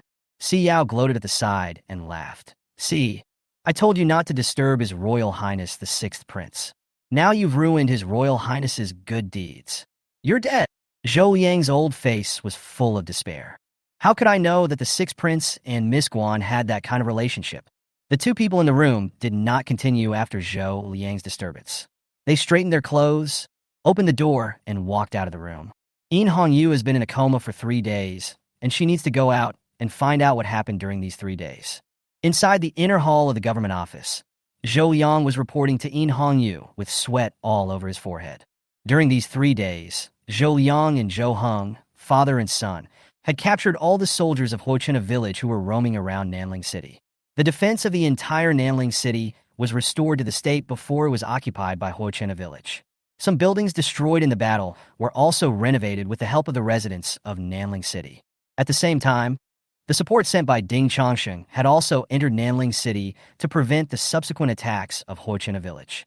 After Zhou Liang finished his report, he looked up at Yu and found that she was frowning and thinking, so he didn't dare to speak and just stood there waiting for Yu to speak. Yu was actually eavesdropping on the conversation between Guan Mingyue and the system, but she could only hear Guan Mingyue's voice. Guan Mingyue talked to the system directly in front of Yin Hongyu. Anyway, Yin Hongyu already knew the existence of the system, so she acted openly. System, system, little Tongzi is here. System, please tell me how to take off this bracelet. I feel like I'm naked in front of Yin Hongyu. Guan Mingyue said anxiously. Yin Hongyu heard Guan Mingyue's thoughts and chuckled. She glanced towards Guan Mingyue and said in her heart, I don't mind if Sister Mingyue wants to take off her clothes in front of me. Naturally, Guan Mingyue also heard her thoughts. Guan Mingyue immediately complained to the system. System, look at this Yin Hongyu. He can't live like this anymore. The system said slowly. Host, I know you are anxious, but don't be anxious. Once you put on the heart bracelet, you can't take it off. But what? Stop keeping me in suspense. Ding, issuing a side quest. Please kiss the Empress when she is awake. Mission reward, love rings. Kiss. Guan Mingyue said one word and quickly stopped. What kind of a mission is this? Isn't it bad enough that I'm bullied by Yin Hongyu? Host, someone said that she will definitely complete the tasks issued by this commander in the future. I won't tell you who it is. After hearing the oath she made to save Yin Hongyu, Guan Mingyue could only accept her fate. Then, after a systematic explanation, she understood the function of the heart rings. The love rings and love bracelets are a series of products, and their functions complement each other. The function of the bracelet is to enable you to understand the other person's thoughts and position, while the function of the couple's rings is to magnify or reduce the function of the bracelet. That is to say, the bracelet's inherent ability to understand the other person's thoughts may have an effective distance of about 10 meters, but with the help of the concentric rings, it can be magnified to 20 meters or reduced to 0 meters. The function of obtaining the other party's position can also expand the distance through the effect of the ring. After listening to the system's introduction to the couple's rings, Guan Mingyue felt that she really needed this thing right now. It's just a kiss on Yin Hongyu, just come on. Oh, Sister Mingyue wants to kiss me, sure, I'll wait for you to kiss me. Yin Hongyu's voice once again reached Guan Mingyue's ears. Guan Mingyue was almost going crazy. System, I will definitely kiss you. But can you give me the couple's rings first? The system was a little fed up with Guan Mingyue's pestering. He still had to go on a date with Xiaomei, so he said, okay. Host, I believe you will complete the task. I will put the love ring into the small space for you first. Hearing that the system agreed to give her the couple's rings in advance, Guan Mingyue burst into tears of gratitude towards the system. Yin Hongyu's eyes flickered slightly. Heart-shaped rings. Guan Mingyue seemed to have got something magical again. Chapter 47, Guan Mingyue's alcohol tolerance. Nightfall. Guan Mingyue was sitting in the room. She had already worn the couple of heart-shaped rings on her hands and had adjusted the range of her voice to 0. In this way, Yin Hongyu would not be able to sense what she was thinking. It feels so good to be dressed. But since it is a couple of rings, there are naturally 2 of them. Guan Mingyue planned to give the other one to Yin Hongyu. Since she didn't want Yin Hongyu to hear her thoughts all the time, she shouldn't hear his thoughts all the time either. The 2 of them have to stand on an equal footing so that she can stay with Yin Hongyu. However, although the ring was put on, how to complete the task became a difficult task for her. She rested her hands on the table, thinking about how to complete the task issued by the system. The mission said that he had to kiss Yin Hongyu when she was awake, but if he did that, he would definitely be bullied by Yin Hongyu afterwards. But if he didn't kiss her when Yin Hongyu was awake, it wouldn't count as completing the mission. Alas, Guan Mingyue sighed, picked up the teapot on the table, and poured herself a cup of tea. That's right. She looked at the teapot in her hand, and suddenly an idea came to her mind. She could get Yin Hongyu drunk, and then secretly put the kiss on his mouth when he was half drunk and half awake. This way it doesn't count as kissing the Empress while he is not in a sober state.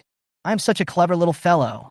So, Guan Mingyue asked Si Yao to go to the kitchen and get 3 pots of liquor and put them on the table in the room, and then waited for Yin Hongyu to return to the room. Yin Hongyu is very busy today. After listening to Zhou Liang's report in the morning, she went around the city again, inspected the city defense situation, and met with the people sent by Ding Chongqing. I haven't seen the little mute for 3 hours. Yin Hongyu walked into the backyard. From this distance, he should be able to hear Guan Mingyue's thoughts. Is the little mute thinking about her? Yin Hongyu stopped and listened carefully, but there were only a few insects chirping around him, and there was no voice in Guan Mingyue's heart at all. She shook her head. It seemed that Sister Mingyue had found a way to block out her inner thoughts, but she thought this was a good thing. Although she couldn't hear Guan Mingyue's inner voice all the time, she also felt that she could always know what the other person was thinking. It was just as Guan Mingyue said, as if she was not wearing any clothes. It's quite embarrassing. She walked to the door of the room and opened it. Guan Mingyue already knew through her mind that In Hongyu was outside, so she was not surprised to see In Hongyu come back. "You're back." Her voice appeared in In Hongyu's mind again. In Hongyu paused as he stepped into the room. "How can I hear Guan Mingyue's thoughts again?" She looked at the ring on Guan Mingyue's hand and guessed that the ring on Guan Mingyue's finger affected the bracelet's function of connecting the two people's thoughts. She walked over to Guan Mingyue and sat down. Then she grabbed Guan Mingyue's hand with the ring on it and asked, "Is this the couple's ring?" In Hongyu had heard Guan Mingyue mention this thing before. Guan Mingyue nodded. Although she didn't want In Hongyu to know her thoughts all the time, this function could provide a lot of convenience for her to communicate with In Hongyu. She looked at In Hongyu and then said in her heart, "That's right. Here is another one for you. This way, the two of us can hear each other's voice when we need it, and it won't affect our normal life." As she spoke, she took out another ring from the small space. In Hongyu looked at the ring, but didn't take it. Instead, he said to Guan Mingyue, "Since this is a ring given to me by Sister Mingyue, then Sister Mingyue, please put it on me." As she spoke, she extended her left hand towards Guan Mingyue. Guan Mingyue has never had the experience of putting a ring on someone, and this scene seems like putting a ring on a girl after a successful proposal. Guan Mingyue's heart suddenly became nervous. She gently lifted up In Hongyu's hand, then carefully placed the ring on In Hongyu's ring finger and slowly put it on. "Call." After successfully putting on the ring, Guan Mingyue breathed a sigh of relief. In Hongyu withdrew his hand. She looked at the ring on her finger, smiled slightly, and said, "This way, we are a couple." "Who? Who wants to be a couple with you?" Guan Mingyue didn't expect In Hongyu to suddenly say such corny words and quickly refused. In Hongyu didn't say anything, just looked at Guan Mingyue. Guan Mingyue felt a little embarrassed when she looked at her and wanted to pour herself a cup of tea to relieve herself. But she forgot that she had replaced the teapot on the table with a wine pot. So she poured herself a glass of wine. In Hongyu smelled the aroma of wine and asked, "Sister Mingyue, why do you suddenly want to drink?" As she spoke, she took the wine jug from Guan Mingyue's hand and poured herself a glass of wine. In Hongyu has always wanted to have someone to drink with, and now there is one next to him. But he doesn't know how much Guan Mingyue can drink. She held Guan Mingyue on her lap, holding a wine glass in his hand and a beauty in his arms. This kind of life seems pretty good. Guan Mingyue raised her wine glass. She didn't expect the plan to go so smoothly. Before she said anything, In Hongyu had already poured her some wine. The next step is to get In Hongyu drunk until he is half drunk. She said to In Hongyu, "I'll toast to my sister." In Hongyu's hand, holding the wine, paused. "Sister?" Guan Mingyue usually didn't call her sister, although Guan Mingyue was able to communicate with her in the past 2 days. But if someone shows you kindness for no reason, he is either a traitor or a thief. There must be other motives for this drinking. While she was thinking, Guan Mingyue had already finished her drink. But soon In Hongyu discovered that something was wrong with Guan Mingyue. Guan Mingyue's face flushed red, and her whole body softened in her arms. "Sister Mingyue?" In Hongyu tried to make a few calls. "Sister," Guan Mingyue's soft and tender voice sounded in Hongyu's mind. This sound almost aroused In Hongyu's instinct. She suppressed her inner impulse and realized that Guan Mingyue could get drunk after just 1 glass of alcohol. She looked at Guan Mingyue in her arms and felt a little amused. However, Guan Mingyue seemed very well behaved in this state. She just sat on In Hongyu's lap obediently without crying or making a fuss. This made In Hongyu unable to let it go. She put down her wine glass, lifted Guan Mingyue's chin, and asked, "Sister Mingyue, I will ask you questions next. You answer them. Do you understand?" "Got it, sister." The obedient answer made In Hongyu's hands tremble. I exclaimed inwardly, "What a cutie this is." She suppressed her inner impulse again and asked, "Why did Sister Mingyue let me drink?" "Because I want to get my sister drunk." "Oh, what happens after sister gets drunk?" In Hongyu narrowed his eyes. "I can kiss my sister after she gets drunk." Chapter 48, Kiss. After Guan Mingyue finished speaking, she looked straight at In Hongyu and pleaded in her heart, "Sister In, can I kiss you?" Usually, Guan Mingyue was the one being asked for things, and she always had an expression of rejection on her face. But now, she showed an expression as if she wanted to ask for something, which made In Hongyu feel very fresh. I got to see the interesting side of Guan Mingyue again. She thought about it and felt that Guan Mingyue in this state would reveal her true thoughts and would be very obedient, so she planned to continue to understand Guan Mingyue through this state. So she asked, "Sister Mingyue, I can give you a kiss, but you have to answer me a question." Sister, ask quickly." When Guan Mingyue heard that she could kiss In Hongyu, She quickly nodded in agreement. Okay, then I'll ask you, what kind of person am I in your heart? This is a question that Hongyu really wanted to know. Guan Mingyue is very important to me, but am I an important person to Guan Mingyue? Or what kind of position do I hold in Guan Mingyue's heart? When Guan Mingyue heard this question, her face was tangled for a moment, and then she said in her heart, Sister Een is a beautiful, smart, and skilled person, but she always likes to bully me. And she paused, hesitating whether to speak or not. What else? Hongyu was curious. Also, Sister Een is someone you can rely on at critical moments. Guan Mingyue turned her head away after she finished speaking. Even though she was drunk, she still felt a little shy when she said this. When Hongyu heard this, he was deeply moved. She lived in the imperial city during her childhood, surrounded by palace servants, had no playmates, and no one ever told her that she was someone they could rely on. Thanks. She whispered something, but Guan Mingyue didn't hear it. Seeing that Guan Mingyue didn't hear it, Hongyu didn't say it again. She adjusted her mood and returned to her usual self, Hongyu, and said, Okay, since Sister Mingyue has answered my questions obediently, then Sister Mingyue can kiss me. Guan Mingyue turned around and said happily, Really? Then she is my real sister. She leaned over and was about to kiss Hongyu, but stopped immediately and said in her heart, Sister Een, can you close your eyes? Although Hongyu agreed to kiss her, she still felt a little embarrassed when he looked at her like that. Hongyu originally thought that there was nothing wrong with a kiss. But when Guan Mingyue's head leaned over, her heartbeat suddenly began to speed up, and a barely perceptible blush appeared on her face. Ahem! Hearing Guan Mingyue's request, she cleared her throat and closed her eyes. Out of sight, out of mind. After closing my eyes, all tactile senses begin to amplify. Guan Mingyue's breath hit Hongyu's face, and all his pores felt the subtle changes in the air, which then entered the brain through the nerves. So, even with her eyes closed, Hongyu could feel Guan Mingyue slowly approaching her. This feeling is very strange, with a hint of anxiety brought by not being able to see, and also a hint of impatience brought by waiting. After seeing Hongyu close his eyes, Guan Mingyue became a little bolder. She slowly leaned towards Hongyu. Hongyu's face slowly enlarged in her eyes. Her eyelids trembled slightly. Her two red lips were lightly pursed, waiting for his kiss. Guan Mingyue stretched out her hands and gently stroked Hongyu's shoulders, and her lips slowly moved towards Hongyu's lips. Softness is the first feeling that nerve endings transmit to the brain. Fragrance is the second sensation that the sense of smell transmits to the brain. Sweetness is the third sense synthesized by the brain. The three feelings mix together, making Guan Mingyue, who was already drunk, even more drunken. Hongyu, on the other side, had the same feeling. She wanted to continue, but Guan Mingyue was on the verge of separation. Hongyu opened her eyes and saw Guan Mingyue had fallen asleep leaning on her shoulder. She gently scolded, You little rascal, you fell asleep just when you aroused my interest. How are you going to compensate me? Guan Mingyue did not respond. Hongyu sighed and thought that it seemed like he would have to ask Guan Mingyue to pay the compensation slowly in the future. She gently picked up Guan Mingyue, put her on the bed, and then fell asleep with her arms around Guan Ming. A night passed. The next day, as soon as Guan Mingyue opened her eyes, she felt a tearing pain in her head. She quickly reached out and rubbed her temples, and she felt a little better.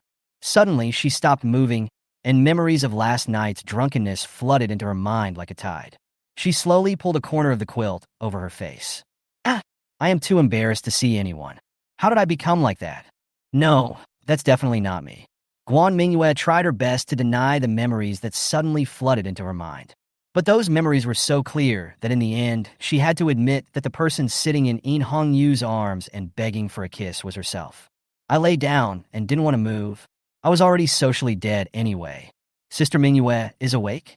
Hongyu lay on his side, supporting his head and looking at Guan Mingyue, who was lying beside him.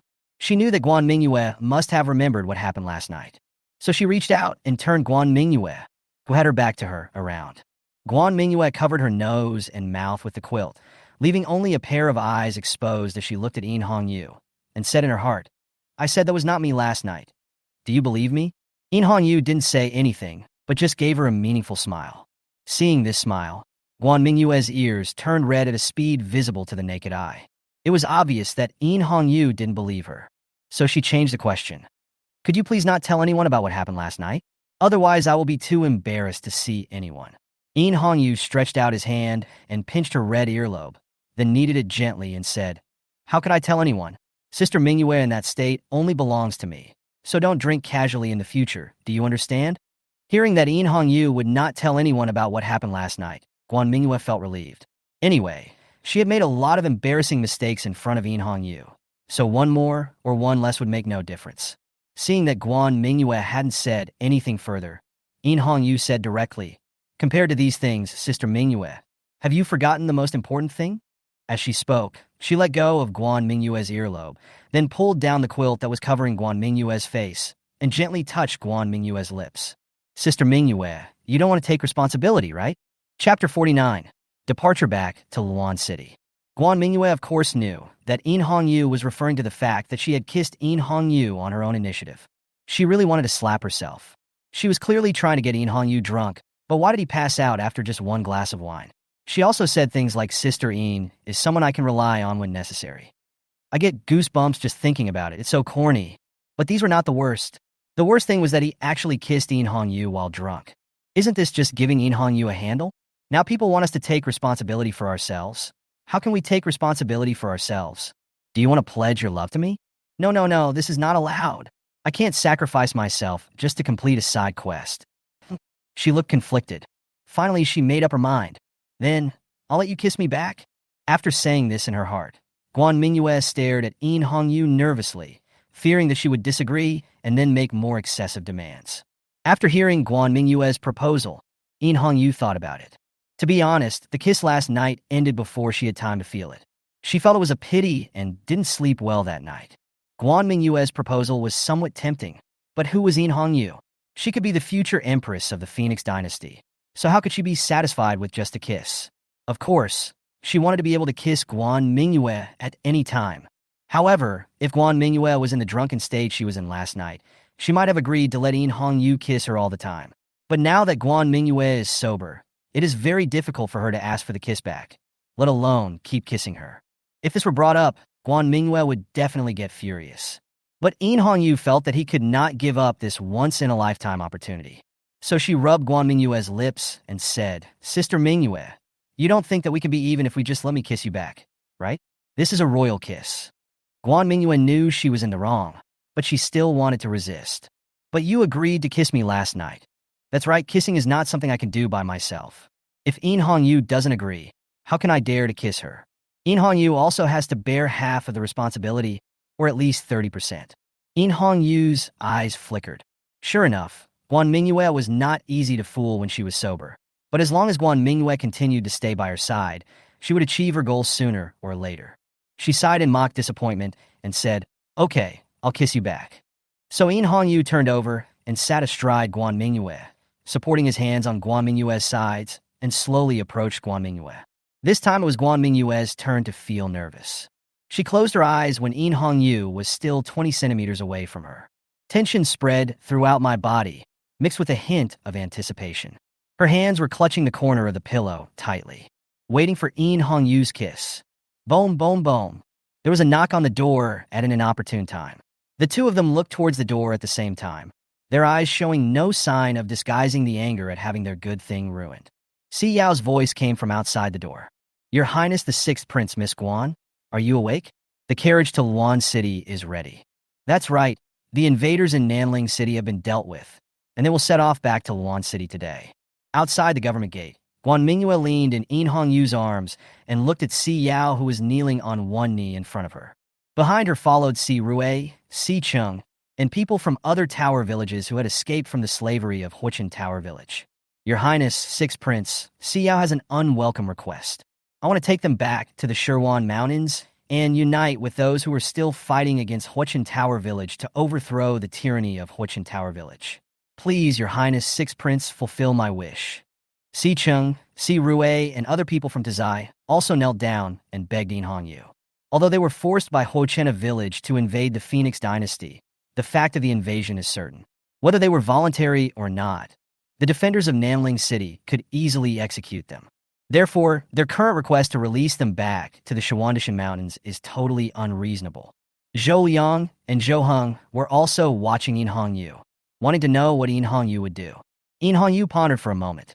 According to the intelligence from the soldiers of Huochina village, now that the Shawandishan Mountains have been unified and internal troubles have been basically resolved, Huochina village will never give up this opportunity when morale is high. This invasion is only the first attempt of Huochina village, and there will inevitably be more invasions in the future. If Si Yao and the others could go back and unite those who are still fighting and form a force again inside the 10,000 mountains, then they could to some extent delay the invasion of the Huochina village by the Phoenix dynasty. However, directly releasing Si Cheng, Si Rue, and other people from Dazai would inevitably make the people of Nanling City feel uncomfortable. So she said, Si Yao, there is no problem for you to return to the Shirwan Mountains, but the others have invaded my Phoenix dynasty after all, and I can't let them go so easily. Let me hand them over to Zhou Liang and let them work in Nanling City for another month to make up for the damage they caused to Nanling City. After the time is up, I will let them leave.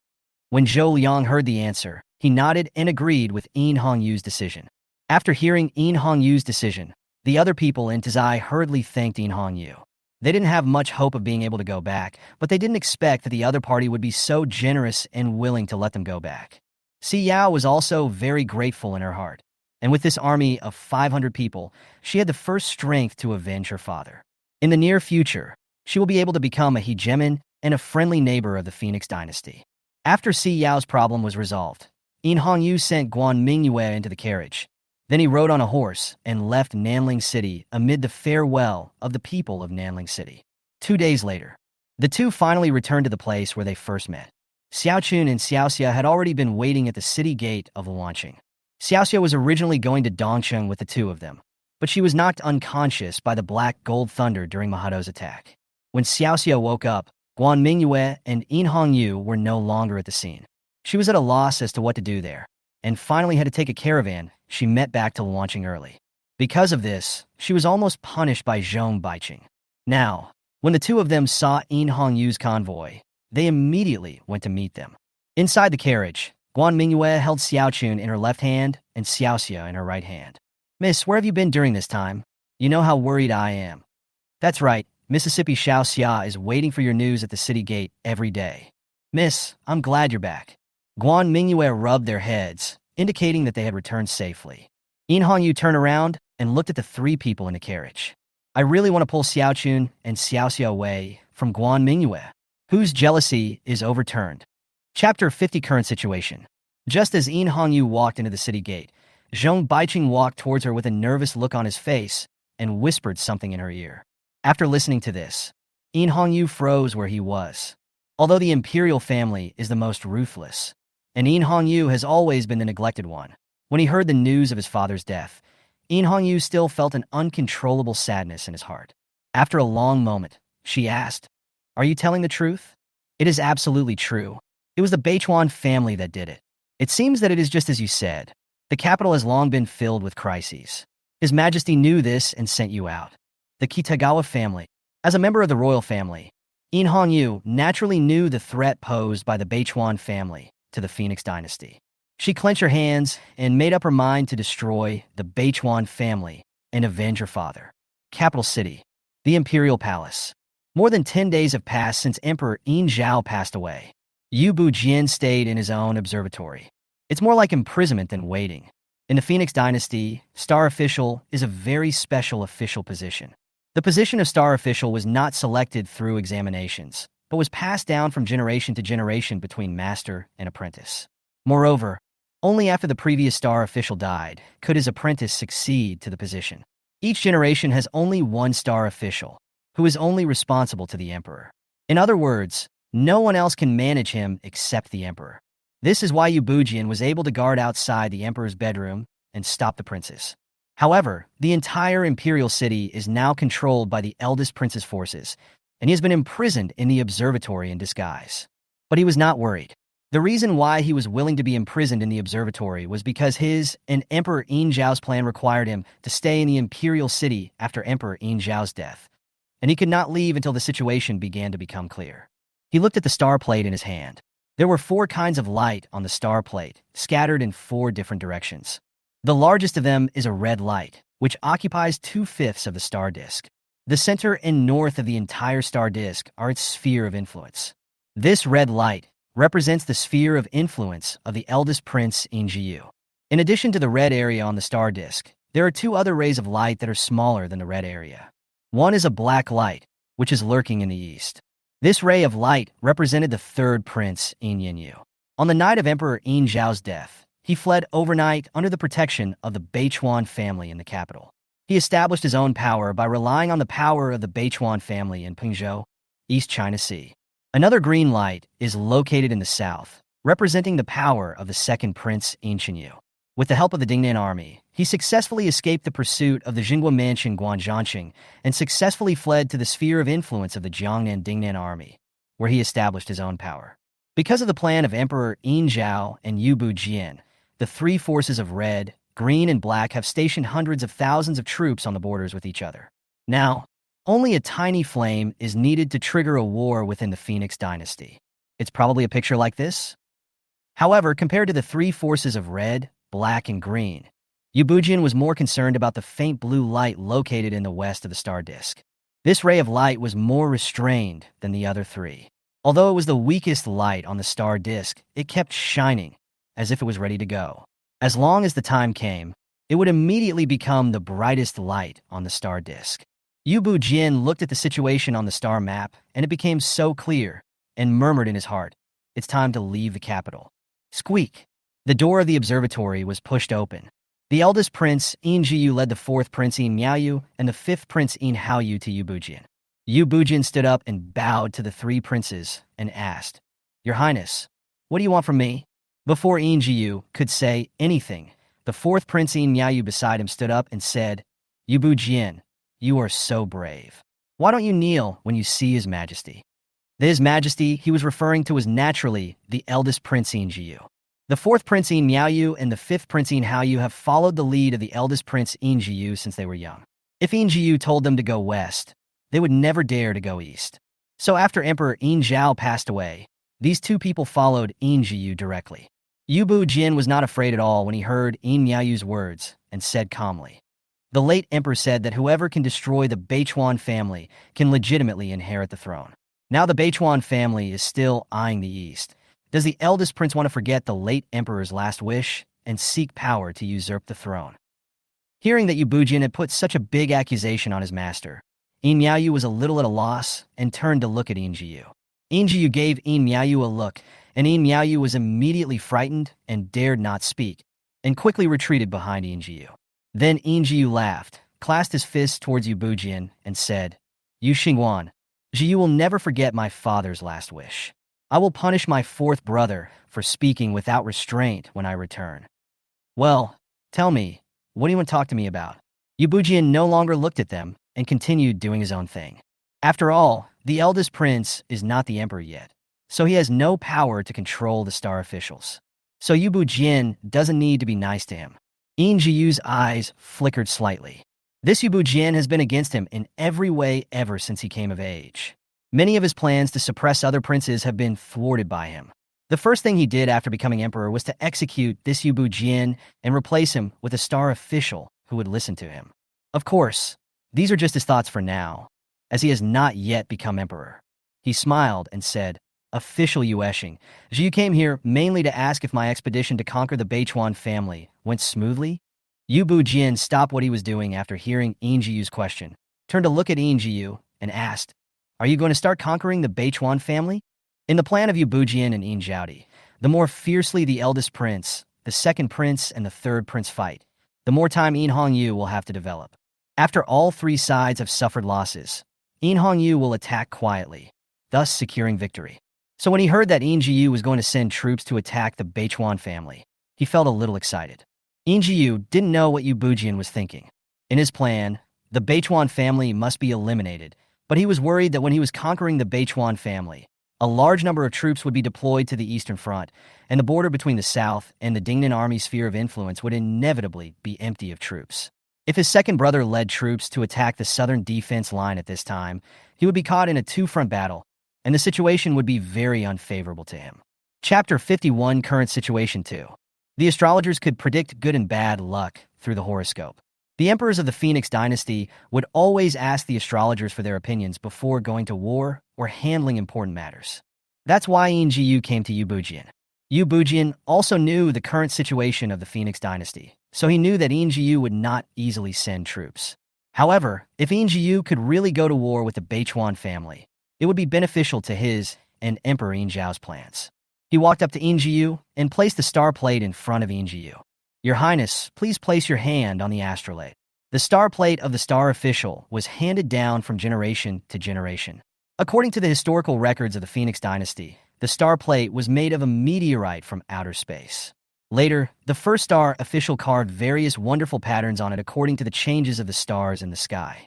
Through the arrangement and combination of different patterns, good or bad luck can be inferred. Yingjiu naturally knew all this, and without any hesitation, he put his hand on it. His 5 fingertips were exactly aligned with the patterns on the 5-star discs. When Yu Bujian saw these 5 patterns, his eyes trembled slightly. Wow, I got 4 very bad ones out of 5 patterns. Awesome. Of course, he would not tell Yingjiu these, but he could not directly say that the expedition would be successful. Otherwise, given Yingjiu's character, he would inevitably have doubts. So he touched his chin and pretended to think. Hiss, hiss. After taking 2 deep breaths, he said, "It seems that it is a little unpredictable for His Royal Highness, the first prince to go to the Beichuan clan this time." "Oh, Officer Yueshing, what do you mean?" Yingjiu didn't like Yu Bujian, so he only believed half of what he said. Yu Bujian glanced at Yingjiu, and then, relying on Yingjiu's inability to read the star chart, he pretended to be mysterious and said, "Your Highness, please look. The circle pressed by your thumb and index finger can form a white tiger. The white tiger is the master of evil. The white tiger has appeared 3 times in the history of the Phoenix dynasty, and each time it appeared, there must be a bloody disaster." Before Yu Bujian finished speaking, Miao seemed to think that he was ready and quickly jumped out and said, "Nonsense. My elder brother has the protection of the former emperors, so it is natural for him to capture the Beichuan family easily when he goes to war. How could there be the bloody disaster you mentioned? I think you are talking nonsense. Indeed, divination is something that sometimes exists if you believe in it, and does not exist if you don't. Miao is a person who totally disbelieves in such things, but his elder brother Yingjiu is a scheming person. The more such a person is, the more likely he is to take various factors into consideration, and divination is no exception." Yingjiu stopped Miao and motioned Yu Bujian to continue. Yu Bujian glanced at Miao, but he didn't care. He continued to talk to Yingjiu. "Although the meaning of your thumb and index finger is not good, the pattern pressed by your little finger and ring finger has some meaning. It can form a person, which means that this operation may be bloody. But everything depends on human efforts. It depends on how your Highness the Crown Prince can turn the crisis into an opportunity." After listening to this, Yingjiu did not say anything. He bowed to Yu Bujian and left with the 4th prince and the 5th prince. After coming out of the observatory, Yingjiu touched his chin, thinking about what Yu Bujian had just said. Although Yu Bujian reminded him that there would be bloodshed if he went to attack the Beichuan family, he quickly changed the subject, as if encouraging him to go to attack the Beichuan family. In order to fulfill his father's last wish, Yu Bujian encouraged himself that there was no problem in going to war with the Beichuan family, but he always felt that there was something fishy about it. In this case, he had made up his mind. Since the Dingnan army controlled by his second brother had not made any moves, why should he be the first to take action? Then he would just keep his troops in place. "Your Highness, the commander of the Jinshi army, Ding Changsheng, has sent a letter." A guard ran up to Yingjiu and handed him a letter. Yingjiu opened it and read it, with a hint of murderous intent in his eyes. Miao asked, "Brother, what's wrong?" Yingjiu didn't say anything, but handed the letter in his hand to Miao and Haoyu. After reading it, Miao cursed, "Brother, this Ding Changsheng is too ungrateful. I have given him so many benefits, but he is still unwilling to obey me. Brother, you should order him to come to the capital and then kill him." No. Yingjiu knew clearly that the Jinshi army was his father's confidant and the army built by his father himself. Unless he could truly sit on the throne of the emperor of the Phoenix dynasty, the Jinshi army would never surrender easily. And Ding Changsheng is the commander-in-chief of the Jinshi army appointed by my father himself. He has a sharp eye and sophisticated means, and he cannot be easily dealt with. Although he left the Jinshi army alone, once he dealt with his 2nd and 3rd brothers and sat on the throne of emperor, the Jinshi army would naturally surrender. However, if he could subdue the Jinshi army in advance, he would be able to expand his own strength, and then it would be easier to deal with his second and third brothers. So after Emperor Yin Zhao died, he began to try to contact Ding Chongsheng, but Ding Chongsheng didn't fall for it. In that case, we can't blame him for being ruthless.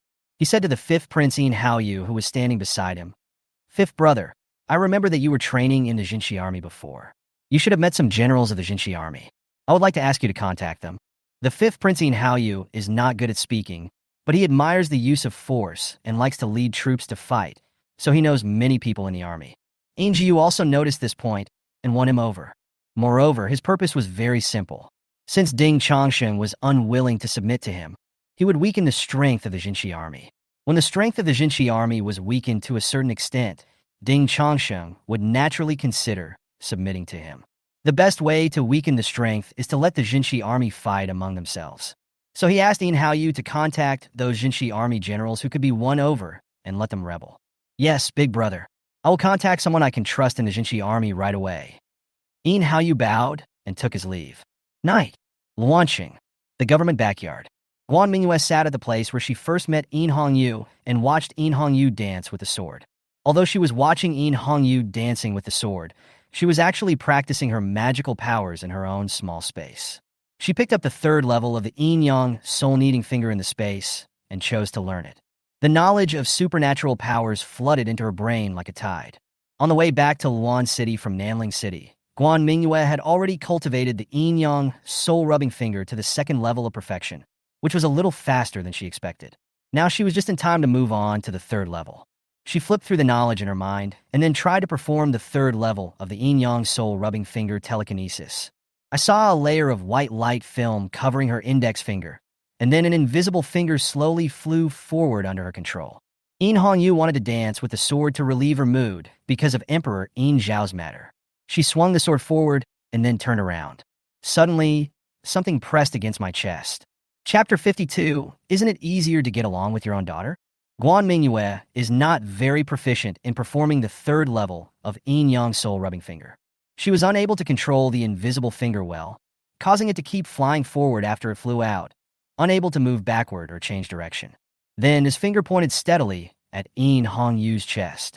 The invisible fingers are equivalent to an extension of Guan Mingyue's fingers, so they have a sense of touch. The moment her fingers touched Yin Hongyu's chest, a soft feeling flooded into Guan Mingyue's brain. Yin Hongyu is a martial artist, so his reaction is very quick. The moment the invisible finger touched her chest, she immediately grabbed the finger and pulled it aside. Although she couldn't see anything in her hand, she could definitely feel that she had caught something. Just as she was about to start to feel doubtful, she saw Guan Mingyue's huge reaction. Yin Hongyu immediately realized what had happened. After learning about her father's death from Jong in the afternoon, Yin Hongyu has been in a bad mood. She wanted to practice sword for a while to relieve her mood by consuming some physical strength, but the effect was not very good. Instead, her bad mood and tired body formed a double pressure. At this moment, Guan Mingyue happened to bump into the muzzle of the gun. There was a gleam in Yin Hongyu's eyes. Since practicing sword skills couldn't relieve his mood, he might as well bully Guan Mingyue. So she rubbed the invisible finger gently, then put away her sword and slowly walked towards Guan Mingyue. Guan Mingyue felt something was wrong when the invisible finger hit Yin Hongyu's chest, but she had not yet mastered the use of the invisible finger, so the invisible finger was caught in Yin Hongyu's hand. Although there was a distance between them, Guan Mingyue felt as if her fingers were being grasped, and she could clearly feel Yin Hongyu rubbing her fingers. Yin Hongyu has already walked in front of Guan Mingyue. She pretended to ask, "Sister Mingyue, just now a scoundrel tried to touch my chest. Did you see it?" Guan Mingyue had of course realized that Yin Hongyu already knew that it was her who had poked her chest with his invisible fingers. However, she still wanted to struggle. She stammered in her mind, No, did anyone come over just now?" Yin Hongyu found this even more interesting. Since Guan Mingyue is unwilling to admit it, then bully her until she admits it. She squeezed the invisible finger she held in her hand hard. The sudden pain from her fingers made Guan Mingyue pull her right hand back.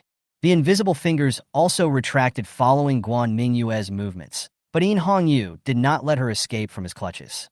The synchronized movements of the invisible fingers and Guan Mingyue made Yin Hongyu even more certain that it was Guan Mingyue who did it. She sat down next to Guan Mingyue, raised her lips and said, "Oh, Sister Mingyue, did you really not see anyone coming? Then there is no one else here except you."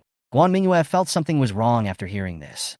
She originally wanted to excuse herself, but ended up helping In Hongyu prove that she was the one who groped her. And there is nothing wrong with In Hongyu's logic. Indeed, if there was no one else here, the one who attacked her breast could only be Guan Mingyue. Guan Mingyue wanted to say something to excuse herself. But before she could say anything, In Hongyu let go of the invisible fingers and then hugged Guan Mingyue on his lap. Familiar location. Guan Mingyue was ready to be punished by In Hongyu. However, the expected punishment did not come. A head rested on her neck, and the hot breath sprayed on Guan Mingyue's collarbone, making her dare not move. "You attack my chest, so it's not too much for me to lean on your shoulder for a while." In Hongyu's voice was close to my ears. Does Guan Mingyue dare not agree? So In Hongyu leaned on Guan Mingyue's shoulder. At this time, two people were squatting behind the rockery in the backyard. Xiaochun and Xiaoxia originally wanted to bring snacks to Guan Mingyue and the others.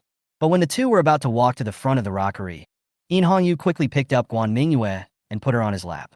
It seemed that Xiaochun was about to shout out. Xiaoxia, who was quick-eyed and quick-handed, immediately covered Xiaochun's mouth and pulled her to hide behind the rockery. In Hongyu, who was leaning on Guan Mingyue's shoulder, naturally also noticed Xiaochun and Xiaoxia. Seeing their behavior, she silently gave them a thumbs up in her heart. It's better to be close to the maid, unlike Si Yao, who would ruin her good deeds. Si Yao, who was far away in the Shirwanda Mountains calling on people to resist the rule of Hochina village, suddenly sneezed. But thinking of Si Yao, In Hongyu suddenly remembered that she still had a kiss to return, so she raised her head from Guan Mingyue's shoulder and stared into Guan Mingyue's eyes, but said nothing. "You, what are you going to do?" The more In Hongyu said this, the more unsure Guan Mingyue felt. She quickly said in her heart, "You leaned on me, and I just poked you accidentally. We don't owe each other anything." Guan Mingyue twisted her body a few times as she spoke, trying to get off In Hongyu's thigh and sit on her own wheelchair. In Hongyu would definitely not let Guan Mingyue go so easily. She gently hooked her hand around Guan Mingyue's waist, and Guan Mingyue returned to her arms. In Hongyu stretched out his other hand, hooked Guan Mingyue's chin with his index finger, and gently stroked Guan Mingyue's lower lip with his thumb. Then he said, "Sister Mingyue, do we really owe each other nothing?" Guan Mingyue already knew what In Hongyu was going to do from the movements of his hands. In Hongyu wanted to give back the kiss he didn't get in Nanling City. Guan Mingyue originally thought that In Hongyu had forgotten about this matter, but she didn't expect that she still remembered it. Now that In Hongyu had made the request again, she had no reason to refuse. After all, it was she who asked In Hongyu to kiss her back. Well, just for a moment. After saying that, she slowly closed her eyes. Guan Mingyue's vision suddenly disappeared, and the sense of touch of her whole body began to be alerted to 120% of her strength. In Hongyu's hand on her waist, In Hongyu's hand on her chin, In Hongyu's breath on her face. In this dark world, she could only feel the connection between In Hongyu and her. Although Guan Mingyue said that he could only kiss her once, how could In Hongyu be so obedient? She was not satisfied with just a kiss, nor was she satisfied with a superficial kiss. In Hongyu slowly approached Guan Mingyue. She was very satisfied when she saw Guan Mingyue's expression due to nervousness, and even her depressed mood was relieved a little. She slightly retracted her hand around Guan Mingyue's waist and pulled Guan Mingyue towards her. Then he gently pinched Guan Mingyue's waist. Guan Mingyue felt pain, and her lips and teeth slightly opened. In Hongyu seized the opportunity, and one soft piece of food instantly broke through all defenses, allowing him to taste the deliciousness of another soft piece of food. Chapter 53, Yubu Jian and Beichuan Jing. Guan Mingyue's eyes widened, and she immediately realized what In Hongyu had done to her. How could the Empress do this? She was not mentally prepared at all. A tear welled up in the corner of Guan Mingyue's eyes because of grievance. She reached out to hold In Hongyu's shoulder and wanted to push In Hongyu away, but how could her frail body push away In Hongyu, who practiced martial arts? She could only close her eyes and continue to let In Hongyu take what she wanted. The brain feeds back stimulation from the tip of the tongue and transmits it throughout the body.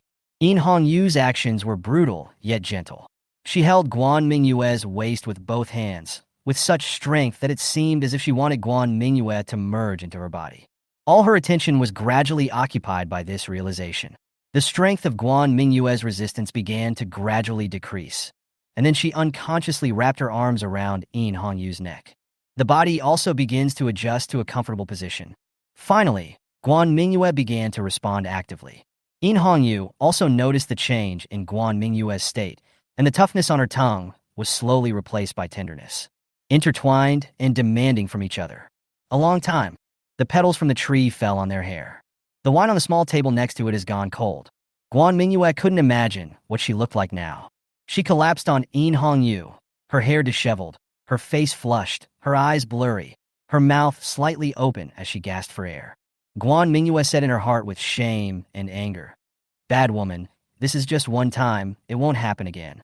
After saying that, she continued to cover her face and dared not see anyone. In Hongyu did not answer. She patted Guan Mingyue's back gently to help her breathe more easily. There was a wound on her lower lip, left by Guan Mingyue's initial struggle. In Hongyu stuck out his tongue and licked the wound gently. Hiss! The little mute's attack was quite heavy-handed. However, she recalled the taste just now. What to do if you were a little addicted? She lowered her head to look at Guan Mingyue's lips behind her palms, and thought that if she kissed her again now, Guan Mingyue would definitely cry. But she didn't really do it. Instead, she remembered something and turned to the direction of the rockery and said, "You two can come over now." When Guan Mingyue heard her words, she also looked towards the direction of the rockery. Xiaochun and Xiaoxia walked out with their heads down, pulling each other. When Guan Mingyue saw Xiaochun and Xiaoxia coming out, her face suddenly turned redder. So what happened between her and In Hongyu just now was seen by Xiaochun and Xiaoxia. Why didn't In Hongyu tell her earlier? How could she hold her head up in front of Xiaochun and Xiaoxia in the future? Guan Mingyue was put back on the wheelchair. She continued to cover her face with her hands, feeling that she was too ashamed to face anyone. It's all In Hongyu's fault. How come she doesn't feel embarrassed at all? Xiaochun, Xiaoxia, take Sister Mingyue back to rest. In Hongyu and Guan Mingyue had their own rooms in the Jong mansion, so they did not sleep together. Moreover, In Hongyu just learned about Emperor In Zhao's death today, so he needs to think about his future plans alone. She watched Xiaochun and Xiaoxia leave with Guan Mingyue, who was afraid to see anyone, and then poured herself a glass of wine. In the moonlight, the branches cast jagged, mottled shadows on the bluestone slabs on the ground. A bright moon hangs high in the sky. In Hongyu raised the cup, looked at the bright moon in the sky, toasted, and then drank it in one gulp. Now that her father is dead, her brothers will inevitably start taking action to fight for the throne.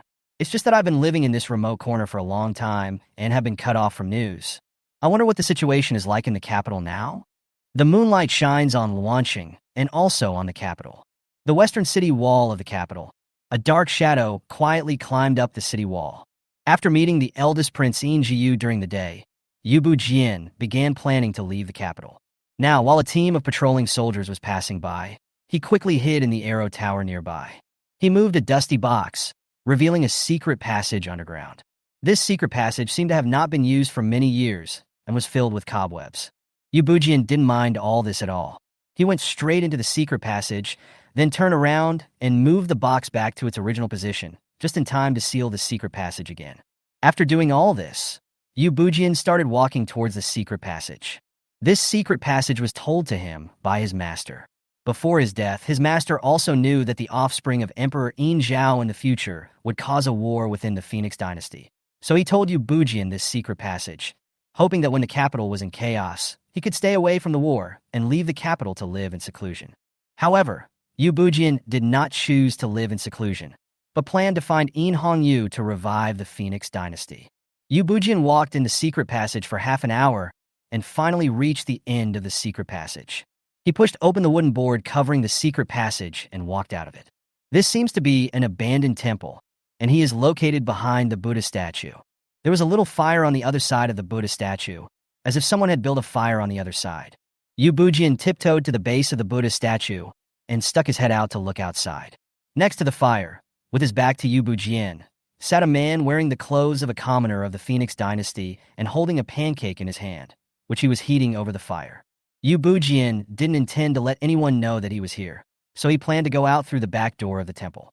However, as soon as he moved, his foot stepped on a dead branch. Click! The sudden sound immediately alerted the man next to the fire. Who? Where? A woman's voice reached Yu Bujian's ears. Ever since the death of Emperor Yin Zhao, the Beichuan family has been like rats crossing the street in the capital. Many members of the Beichuan family had already fled back to Pingzhou, but Beichuan Jing did not leave, because she knew that women in the Beichuan family had no rights. Once she returned, she would be married to a local tycoon like a commodity by family members in order to expand the power of the Beichuan family. This is absolutely unacceptable for someone like her who has great ambitions. So even though she is living a civilian life in the Phoenix dynasty now, she is unwilling to go back. She worked for Aunt Jong from the next village today and earned some money. She bought some pancakes and was about to enjoy them when she suddenly heard the sound of a dead branch breaking behind her. She quickly stood up and looked back. Because of the yellow hair and the official attire, although she only saw it once, she immediately recognized Yu Bujian. Moonstar officer? Yu Bujian originally wanted to leave immediately before the other party could react, but he didn't expect that the other party recognized him at first sight. He could only walk out from behind the Buddha statue. Kitagawa Shizuka? Why are you here? X2. Chapter 54. It seems we can do it again. In Yu Bujian's opinion, at this time, there could be no one from the Beichuan family near the capital, so Yu Bujian did not expect Beichuan Jing to appear here. Why are you still near the capital? Aren't you afraid of being arrested? Yu Bujian knew that he had been recognized, so he simply walked to the fire. Beichuan Jing was very cautious, and she always kept a distance from Yu Bujian. After all, this man seemed very dangerous to her. As long as she stared into his eyes, everything about her would seem to be seen through. She said, "For some reasons, I plan to leave the Beichuan family. I am now called by he in front of others. You don't have to call me Beichuan Jing anymore." After saying that, she stared at the fire in front of her. Yu Bujian was not sure whether Beichuan Jing had really left the Beichuan family, because now all the forces of the Beichuan family had retreated to Pingzhou in the East China Sea. Those who were still remaining in the Phoenix dynasty were either arrested and imprisoned or stayed to spy on the Beichuan family.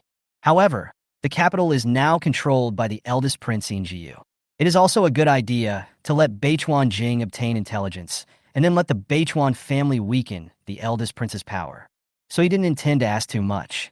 "But why are you here, Yu Xingwan?" Beichuan Jing asked. There was a gleam in Yu Bujian's eyes.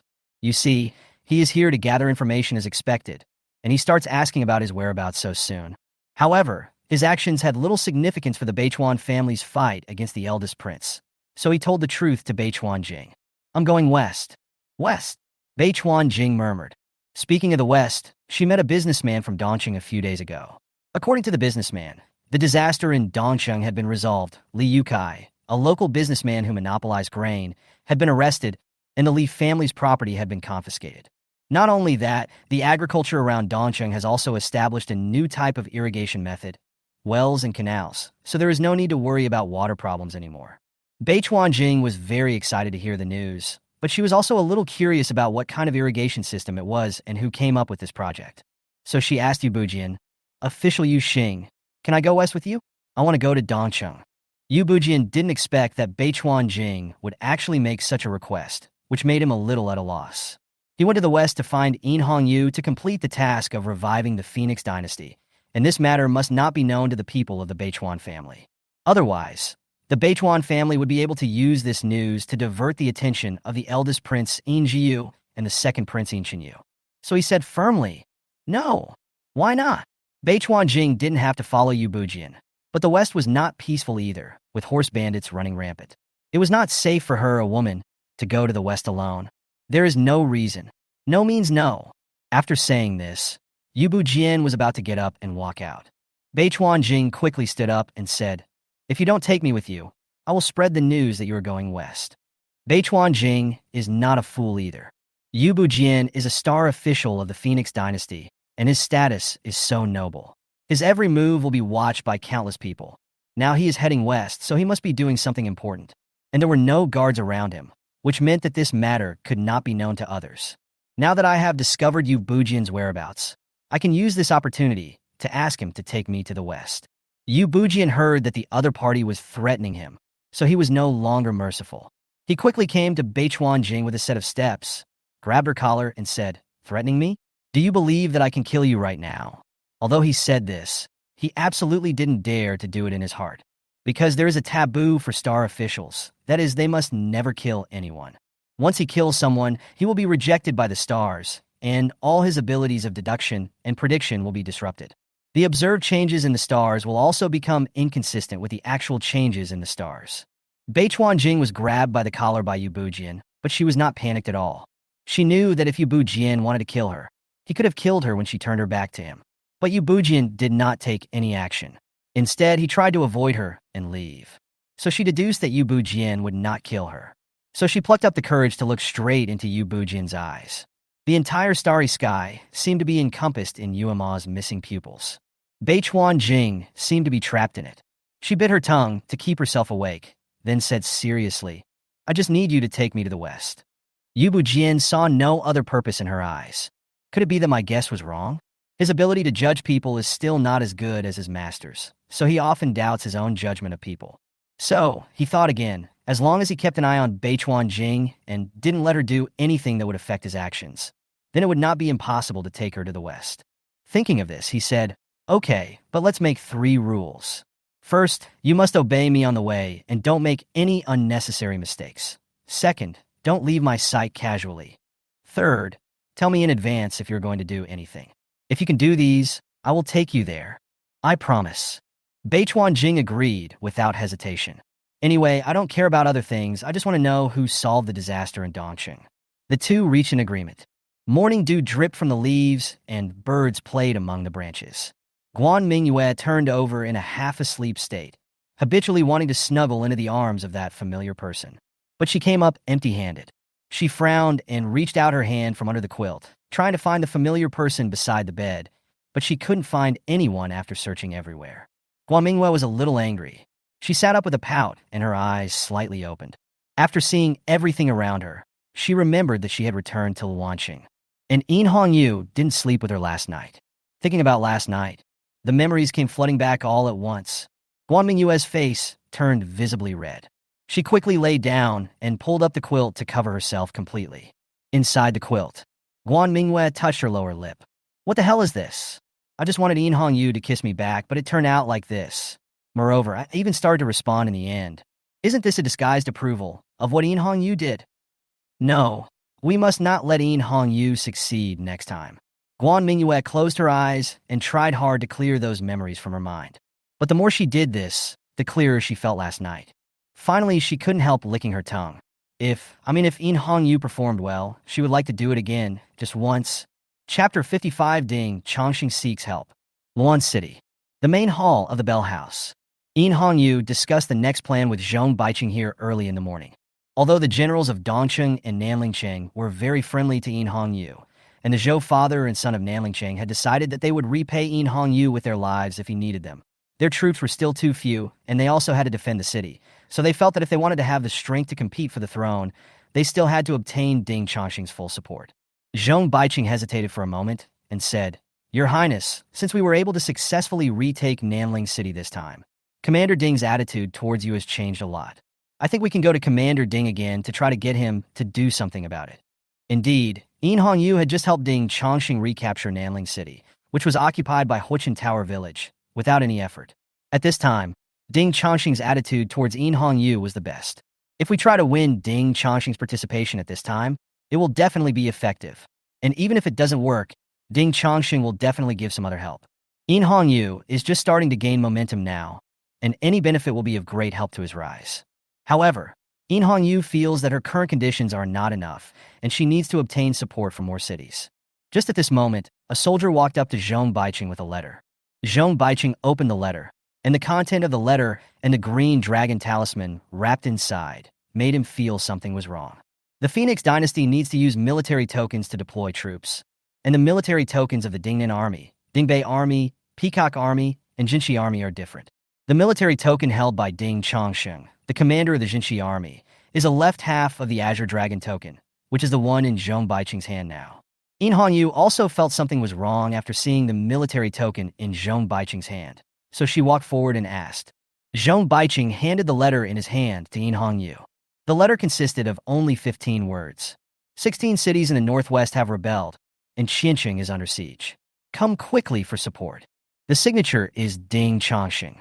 The area controlled by the Jinshi Army is divided into 3 regions: southern, central, and northern regions. Luancheng, Dongcheng, and Nanling City that Yin Hongyu visited all belong to the south. Qiancheng, the important town where Ding Chongqing is located, belongs to the center, and the 16 northwest cities mentioned in the letter all belong to the north. The city defenders and border guards in the three regions are all led by Ding Chongqing. However, in order to facilitate timely military decision-making in each region, the border guards in the three regions have each established a deputy commander. This rebellion in the 16 northwest cities was initiated by the deputy commander-in-chief of the Northern Border Guard Army. Yin Hongyu's mind was spinning rapidly after reading the letter. Although she didn't know why the 16 cities in the northwest would rebel, this rebellion was an opportunity for her. If she could help Ding Chongqing resolve this crisis, then Ding Chongqing would definitely not hesitate anymore. Zhong Baiqing looked at Yin Hongyu, who was thinking there, and asked in a low voice, "Your Highness, what should we do?" "Of course we need support." Zhong Baiqing immediately send someone with the Azure Dragon Talisman to contact the defenders of the cities in the southern region, and ask them to leave a minimum number of troops to defend the city, and then immediately send troops to Luancheng to assemble. In order to prevent rebellion, a complete Azure Dragon Talisman was needed to mobilize all the troops. Half of the Azure Dragon Talisman could only mobilize less than a quarter of the troops. However, this was enough for Yin Hongyu to immediately gather an army to support Ding Chongqing. Yes, Zhong Baiqing also knew the seriousness of the matter and immediately took his leave to arrange personnel. "Wait," Yin Hongyu quickly stopped him and said, "You can then mobilize 500 vanguards from Luan City's defenders to follow me to Qiancheng to detect intelligence." She still doesn't know the situation in Qiancheng. If she directly leads the army there, she will easily be ambushed, so she plans to go there first to spy on the situation around Qiancheng. Soon, Yin Hongyu led a force of 500 people and set off from the north gate of Luan City towards Qiancheng. In the afternoon, Guan Mingyue was finally willing to get up from the bed. Xiaojin took 2 bunches of candied haws and ran in happily. Miss, you have been out for so long this time. Xiaojin misses you so much." Guan Mingyue looked at Xiaojin, who still had food residue around her mouth, and complained in her heart, "Miss me? If you miss me, why didn't I see you coming when I went into the city yesterday?" But with this thought in her mind, she picked up a handkerchief and wiped Xiaojin's mouth clean. Thank you, Mississippi." Xiaojin swallowed the food in his mouth and continued, "Miss, I have done everything you asked me to do. I have nothing to do these days. Miss, is there anything else you need me to do?" Xiaojin waited and looked at Guan Mingyue with big eyes. Guan Mingyue called Xiaojin here for this matter. Guan Mingyue had been lying in bed doing nothing for the whole morning. She called out the system and carefully checked the side quests of Luancheng. Now Xiaojin has basically completed all the side quests that he can do in Luancheng, and the remaining tasks such as strengthening the city defense are not something that Xiaojin can complete. Moreover, there are too many small rewards in Guan Mingyue's small space now, and it is not a good idea to keep them in the small space all the time. So Guan Mingyue planned to rent a piece of wasteland on the outskirts of Luancheng to build a breeding farm. After all, the fertile land rewarded by the small space is very good for growing crops, but there is no special space for animals such as chickens and ducks, and raising animals requires a larger space. The current small space is still too small for raising animals. So Guan Mingyue wrote down the plan and told Xiaoqun, Xiaoxia, and Xiaojin. Xiaojin was very happy when he saw that he could interact with chickens, ducks, cows, and sheep in the future. However, to realize this plan, we must first go to the government to find a piece of wasteland that can be rented. In the Phoenix Dynasty, in order to prevent local tyrants from annexing land ownership belongs to the state and individuals are prohibited from buying and selling land. The local government will measure the land according to the standard and then divide the land into arable land and commercial land. So if you want to rent wasteland, you have to go to the government. This matter was naturally handed over to Xiaoqun. After all, she had a cousin, Li Dafu, who worked in the government. Li Dafu was promoted slightly to a higher rank after he successfully solved a case involving a theft gang in a residential area, so he was very grateful to Guan Mingyue. When he heard that Guan Mingyue wanted to lease wasteland, he immediately found the colleague in the government who was in charge of this matter and asked him to select a few good pieces of land for Guan Mingyue to choose. Guan Mingyue did not refuse and immediately reserved the land, then signed on the government lease and paid the deposit. After paying the deposit, Guan Mingyue went to the pharmacy again and sold several hundred-year-old ginseng and snow lotus in the small space to the pharmacy. Now there is already a lot of silver in her small space. She specifically picked out a box that was previously used to store black gold thunder and put all the silver in it. Although these ounces of silver only filled one corner of the box, Guan Mingyue was already very satisfied. After doing all this, Guan Mingyue always felt that something was missing today, but she couldn't remember it for a while. She didn't remember until she returned to the gate of Jong Mansion. She hasn't seen Yu today. Miss her. Chapter 56 Ding Yun. Qiancheng. Jinshi Army General's Office. Father, I have sent the message according to your instructions. Do you think His Highness the Sixth Prince will really come to support us? The speaker was a man in his 40s. His hair was tied up and wrapped in cloth. His face was very similar to Ding Chongqing's. He had a goatee, but it was shorter than Ding Chongqing's. He was not wearing armor, but looked like a scholar. Clothes. He is Ding Xingjie, the son of Ding Chongqing. According to convention, the family members of the military commander must stay in the capital. However, the Jinshi army was brought out by Emperor Yin Zhao personally. He had 100% trust in the commander-in-chief of the Jinshi army, so he did not leave Ding Chongqing's family members in the capital. This also gave Ding Chongqing an opportunity to challenge the eldest prince. Ding Xingjie suffered from a severe cold when he was young and was therefore weak. His inability to become a military commander was a serious problem in his heart. But he had practiced with his father for many years and had considerable research in the art of strategic warfare. Regarding the current situation in Qiancheng, he really couldn't think of any way to break through from the inside. The only hope was that someone could lead troops to support Qiancheng. Although people have been ordered to send half of the Qinglong Talisman to Luan City, the number of troops that the Qinglong Talisman can mobilize is limited. There are 200,000 troops in the rebellion this time, and there are as many as 40,000 troops trapped in Qiancheng, so it can be successfully solved. The chances of opening a Ganqing dilemma are slim. Compared to Ding Xingjie's anxiety, Ding Chongqing seemed more calm. He stroked his beard and said, "Xingjie, don't worry, His Royal Highness the Sixth Prince will definitely come to support us." Ever since Ding Chongqing replied to the letter from the eldest prince Yingjiu, he had expected that the eldest prince would definitely take action against their Jinshi army. However, he did not expect that the eldest prince's first move would be a killing move, instigating 200,000 troops to revolt. What a grand undertaking that was. But this is exactly what he wants. As the saying goes, where there are people, there will be disputes. The Jinshi army seems to be united, but in fact it is divided into several factions. Among the three major regions of Jinshi army, the southern and central regions have always maintained their original traditions and are only loyal to the emperor of the Phoenix dynasty. Although the northern region is still loyal to the emperor on the surface, they believe that they need to take sides as soon as possible. Therefore, the generals in the northern region sometimes directly skip the Jinshi army general Ding Chongqing and directly contact some senior officials in the central government. It is difficult to produce evidence to convict the other party of this kind of presumptuous behavior as long as the other party does not admit it. So Ding Chongqing has always been troubled by these generals who have contacted central officials without authorization. Now is a good opportunity for him to take out all these people in one fell swoop. Ding Xingjie felt more at ease when he saw his father's calm look.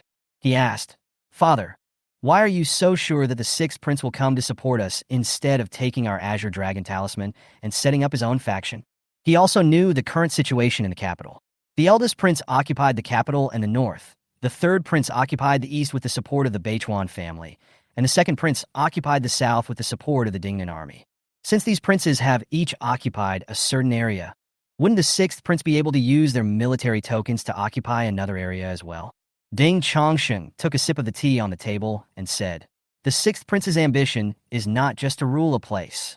He told Ding Xingjie about the last time Yu came to see him. Ding Xingjie's pupils shrank slightly after hearing this. The imperial seal is really in the hands of the sixth prince, but he immediately frowned and started thinking again. If the imperial seal is really in the hands of the sixth prince, then it means that Emperor Yin Zhao already had a candidate for the next emperor. But why did Emperor Yin Zhao issue such a will? Whoever destroys the Beichuan family will be the next emperor. He changed his mind and immediately thought of the key to the problem, the Beichuan family. Ding Xingjie has read a lot of books, so he naturally knows the origins of the Beichuan family. Such a powerful force entrenched in the eastern part of the Phoenix dynasty is definitely a concern for every emperor of the Phoenix dynasty. Emperor Yin Zhao issued such an edict, pointing all the spearheads at the Beichuan family, which could not only weaken the strength of other competitors for the throne, but also eliminate the hidden danger of the Beichuan family that had been buried in the Phoenix dynasty for hundreds of years. Very clever. Really clever. Ding Xingjie thought of another thing soon after he reached this point. He said, "So, father has decided to pledge allegiance to His Royal Highness the Sixth Prince?"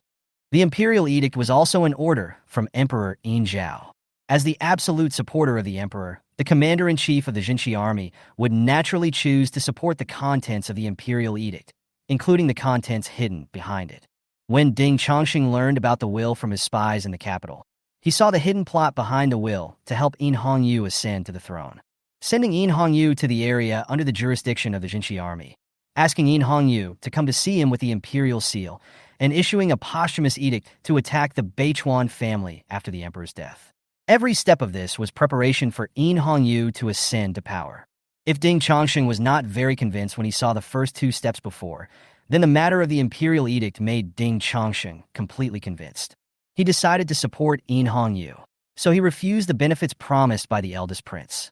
At the same time, it also caused the current situation of Qianqing being besieged. However, he still had some grudges in his heart for being asked to support an empress, so he wanted to use this siege of Qianqing to test Yin Hongyu's strength so that he could get rid of the last grudge in his heart. "Grandpa, father is here too." A woman about 18 years old, wearing scale armor, walked in with a red tassel gun. She has an oval face, a ponytail, a small mouth with a smile, and a pair of big, lively eyes. But what is most noticeable is that her hair and eyebrows are white, the pupils in her eyes are pink, and the skin on her face is surprisingly white.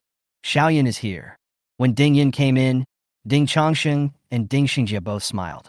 Ding Yin put the spear on the table with a pa sound, picked up the teapot on the table and poured himself a glass of water, then said, "Grandfather, that useless guy was shouting outside the city wall again, and I shot his helmet off with an arrow. He was so scared that he ran away in shame. Ha ha ha, I laughed to death."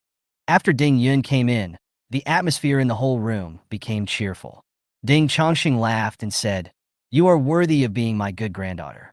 "Well done." Although Ding Xingjie was happy for his daughter, he wondered what it was like for a girl to be so impatient every day.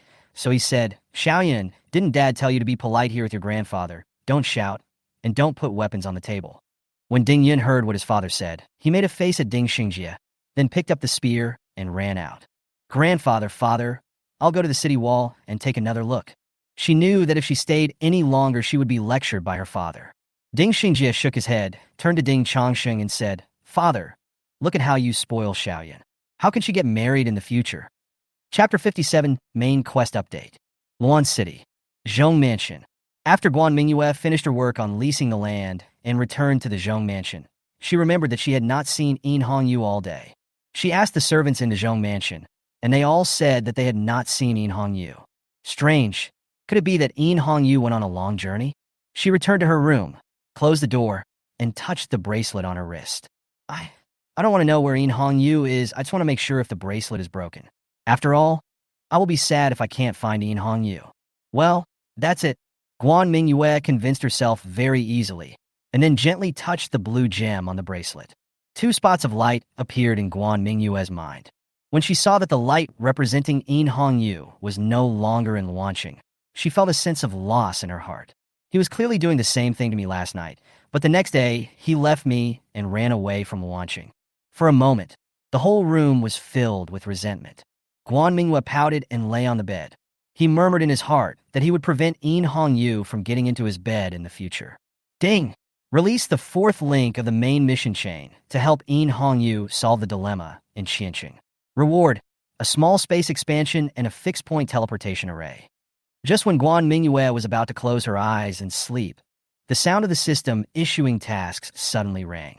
Guan Mingyue, who had just laid down, sat up suddenly. So Yin Hongyu left the city today to go to Qianqing. It turned out that she was going out to do business.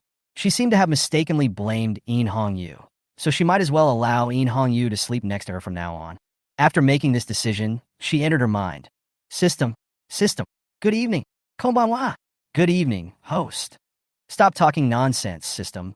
Let me ask you what's going on in Qianqing's predicament? The system did not talk too much nonsense. It told Guan Mingyue everything from the death of Emperor Yin Zhao to Ding Chongqing's rejection of the eldest prince Yin Jiu. which caused the eldest prince to let the fifth prince Hongyu instigate the rebellion of the 16 northern cities to the Jinshi army. So, these are all caused by Hongyu's elder brothers? Guan Mingyue has no memory of her original self, so there are some gaps in what she knows. However, through the systematic explanation, she roughly understood the current situation of the Phoenix dynasty and also knew that Hongyu needed Ding Changxing's support if he wanted to establish his own power. By the way, I know the reward of small space expansion, but what is this fixed-point teleportation array? When Guan Mingyue mentioned this reward, the system looked proud. It said proudly, "Knock knock knock, host, this thing has a great origin. Let me tell you in detail. It was a dark and windy night. I was walking alone on the path home. At this time, Xiaomei suddenly appeared in front of me. Stop, stop, stop, get to the point." Guan Mingyue thought the system was going to say something important. Ahem, the original reward here was a toy, but I thought the host might not need it, so I asked Xiaomei to exchange it for another reward. Toy. Guan Mingyue didn't quite understand why a toy was prepared as a reward, but since it had already been replaced, she would not hold the system responsible. She let the system continue. The system continued to explain. This fixed-point teleportation array, as its name implies, can establish special teleportation arrays in two far-apart places and can instantly teleport the contents of the array to a specific location. Guan Mingyue is also someone who has read a lot of novels. After listening to the system's explanation, she roughly understood the function of this fixed-point teleportation array. This is an artifact for transporting goods on the road, but it only rewards one, which means it can only teleport to two places. After understanding this, Guan Mingyue exited her mind. Now Hongyu has gone to the surrounding areas of Qiansheng to collect information, and he doesn't know when he will be able to come back. If Guan Mingyue wants to complete the tasks issued by the system, she also needs to go to Qiansheng to accompany Hongyu to solve the problem in Qiansheng, but her body cannot go alone. So she decided to ask Jong Baiqing tomorrow morning. At the same time, around Qiansheng, Hongyu suppressed the conflict of wanting to sneeze. She wondered why she didn't suffer from the cold, so why did she suddenly feel like sneezing? If you don't understand it, you won't want to think about it. She's on a hillside now. The 20 miles surrounding Gansheng are all plains, with only some mountains in the south and north directions. The hillside where Hongyu is located is a place in the southern mountainous area. It is already night, but there is still an army at the bottom of the mountain carrying food and grass outside. Placing food and grass in the mountains is indeed a very wise choice. The terrain in the mountains can well prevent cavalry raids, and at the same time, the dense forest in the mountains can also be used to hide food and grass. Unfortunately, they met Hongyu. Hongyu thought for a while, and then arranged for the soldiers behind him to harass the teams transporting grain and grass in front, and asked them to attract the garrison troops guarding the grain and grass camp. At the same time, she also reminded them not to be reluctant to fight, and to retreat to the mountains as soon as they saw the enemy coming to support them. Hongyu was not afraid that his team of 500 people would be wiped out. These 500 people were all lightly armed. Once the enemy's large force arrived, it would be difficult for the rebels to catch up with his 500 people just by hiding in the mountains. And she knew that the enemy's main purpose now was to besiege Qiansheng, and they would not send a large number of troops to search the mountain just for 500 people. After making these arrangements, Hongyu took action himself. She knew that throughout the ages, food and grass had always been the top priority during marches and wars. So her plan was to follow the grain transport team to the rebels' grain camp and see if there was a chance to burn the grain while the defenders went to support the grain transport team, so that the rebels would retreat without the support of grain. She followed the mountain road with the help of trees for cover, and after turning a hill, she finally saw the food and forage camp hidden in the valley. Hongyu climbed up a big tree, stood on a branch, and looked at the camp below through the leaves. The camp was spread out in a long strip in the valley, with guard tents at the entrance, food and fodder for horses in the middle, and a temporary barn at the end. However, there was not much food and fodder in the camp, and it should only be used to feed some of the rebels. She stayed on the tree for a while, and soon the defenders in the camp began to gather, and then most of them quickly left the camp. Hongyu guessed that it was the harassment from the 500 soldiers he brought with him that worked. So she seized the opportunity to sneak into the grain camp, and with her agility, she quickly got behind a rebel who was guarding the grain cart. The rebel was quickly knocked unconscious and dragged into a hidden corner. When he came out again, Hongyu had already changed into the rebel's uniform. Chapter 58, Burning the Grain Camp. After changing into the rebel's clothes, Hongyu headed towards the place in the middle of the camp where horse fodder was stored. After all, her power alone is limited, so she thought of a way. All the fodder was loaded on carts, and there were horses to transport the food. As long as she connected the horses to the grain carts and set fire to the carts, the horses would be frightened and run around in the camp, dragging the burning grain carts and setting the entire camp on fire. The idea was good, but when Mingyue walked over there, she found that there were more than a dozen soldiers patrolling around the hay. Mingyue hid aside and waited for a while, but the soldiers did not leave. So she decided to find another way. She looked in another direction and found some oil barrels containing kerosene in the corner of the camp. These kerosene are used to enable archers to fire arrows during sieges. Just a little bit of it can burn for a long time on the arrows, which provides convenience for Mingyue. She quietly moved over there and took away an oil barrel while the guard turned around. After getting the kerosene, Mingyue came to the place where the horses were kept and poured kerosene on the tails of each horse. In addition, she also poured some kerosene around the periphery of each tent. A rebel standing outside the tent sniffed a few times, then asked the rebel next to him, "Hey, do you smell a pungent smell?" The rebel heard it and sniffed a few times, saying, "Yeah, I smell it too." "What's that?" At first the rebel thought for a moment and said, "It looks like kerosene. Shit, it's on fire." Suddenly the whole camp began to become chaotic. A rebel centurion came out of his tent, grabbed a soldier who happened to be passing by and asked, "What's going on? Has the enemy left the city?" "No, the tent is on fire." "Then go put out the fire." Several rebels quickly picked up buckets of water and ran towards the burning tent. Just as they arrived in front of the burning tent, a horse with its tail on fire rushed towards them. 7 or 8 rebels were knocked down at once. "Quick, hold that horse before it sets the other tents on fire." Just as the rebel centurion finished speaking, another horse with its tail on fire rushed towards them and knocked him flying more than 10 meters away. He fell to the ground and his life or death was unknown.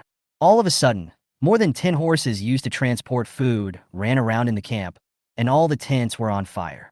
The intense burning formed an updraft in the valley. A piece of burning tent linen was picked up by the updraft. It rose higher and higher with the airflow until the airflow could no longer support it. It then slowly flew to a corner of the camp and landed next to a kerosene barrel. 2 centimeters away from the oil barrel, a breeze blew and blew the burning flame towards the oil barrel. Squeak! The hemp rope that tied the oil barrel was immediately ignited, and then the entire outer surface of the oil barrel began to burn. Bang! Unlike the earth-shattering explosion of the black gold thunder, these oil drums containing kerosene only made a dull explosion. But the scary thing about an oil barrel explosion is not how many casualties it causes when it explodes, but how many things will be burned by the splash of kerosene after the explosion. Sure enough, the splashing fire oil ignited the horse's fodder 10 meters away, and the dry and flammable fodder suddenly became the nourishment of flames. The entire valley suddenly burst into flames, and the billowing smoke could be seen even as far away as Kancheng. After Ding Yun came out of the consul general's mansion, he walked towards the south gate of Qianqing. Although she has always been careless in front of others, in the end she is just an 18-year-old girl. She was still very worried about Qianqing's situation, but the more this happened, the less she could show worry and timidity. She is now the chief of the guard at the south gate of Qianqing, responsible for guarding the south gate of Qianqing, and has hundreds of people under her command. If she is timid at this time, then the people under her will also lose their backbone. She patted her face before going up the stairs to the city wall, adjusted her mood, and then walked up the stairs with a smile. Hey, your boss is back. Were you lazy while I was away?" The guard standing guard on the city wall greeted her one after another. "Boss." "Hello, boss." "Boss, you are back." Ding Yun knew every guard on the city wall and was very kind to them on weekdays, letting them call him boss. She walked all the way to the Arrow Tower and shouted to a burly soldier, "De Zhuang, what's going on? Is there anything going on?" De Zhuang, whose real name is Chen De Zhuang, is Ding Yun's deputy. He clasped his fists towards Ding Yun and said, "Nothing's wrong, boss. After Fei Run was shot away by your arrow, the rebels have been staying 2 miles away and dared not move. I think they must have been frightened by your arrow." Ding Yun observed the enemy camp 2 miles outside the city for a while. After finding no movement, he turned to the soldiers on the city wall and said, "Everyone, pay attention. Pay attention. If anyone dares to be lazy, it will be disrespectful to me, Ding Yun. What are the consequences of disrespecting me? Strip off your clothes and hang on the wall." All the soldiers shouted in unison. "Good." Very loud. After Ding Yun finished speaking, he patted Zhuang's shoulder and said, "Just keep an eye on me. I'll go inside and rest for a while." She seems to be very energetic, but in fact she hasn't had much rest since the siege of Qiancheng until now. Just when she turned around and was about to walk into the Arrow Tower, fire suddenly lit up in the mountains in the distance. The firelight soaring into the sky was very conspicuous in the dark night, so Ding Yun on the city wall could also see the thick smoke rising. Ding Yun saw what happened inside the mountain and then thought about what happened there. Wildfire? Wrong. The smoke from wildfires is not that black. The only thing that can produce such black smoke is oil. Fire oil. Ding Yun immediately thought of the kerosene used to attack the city and shouted happily.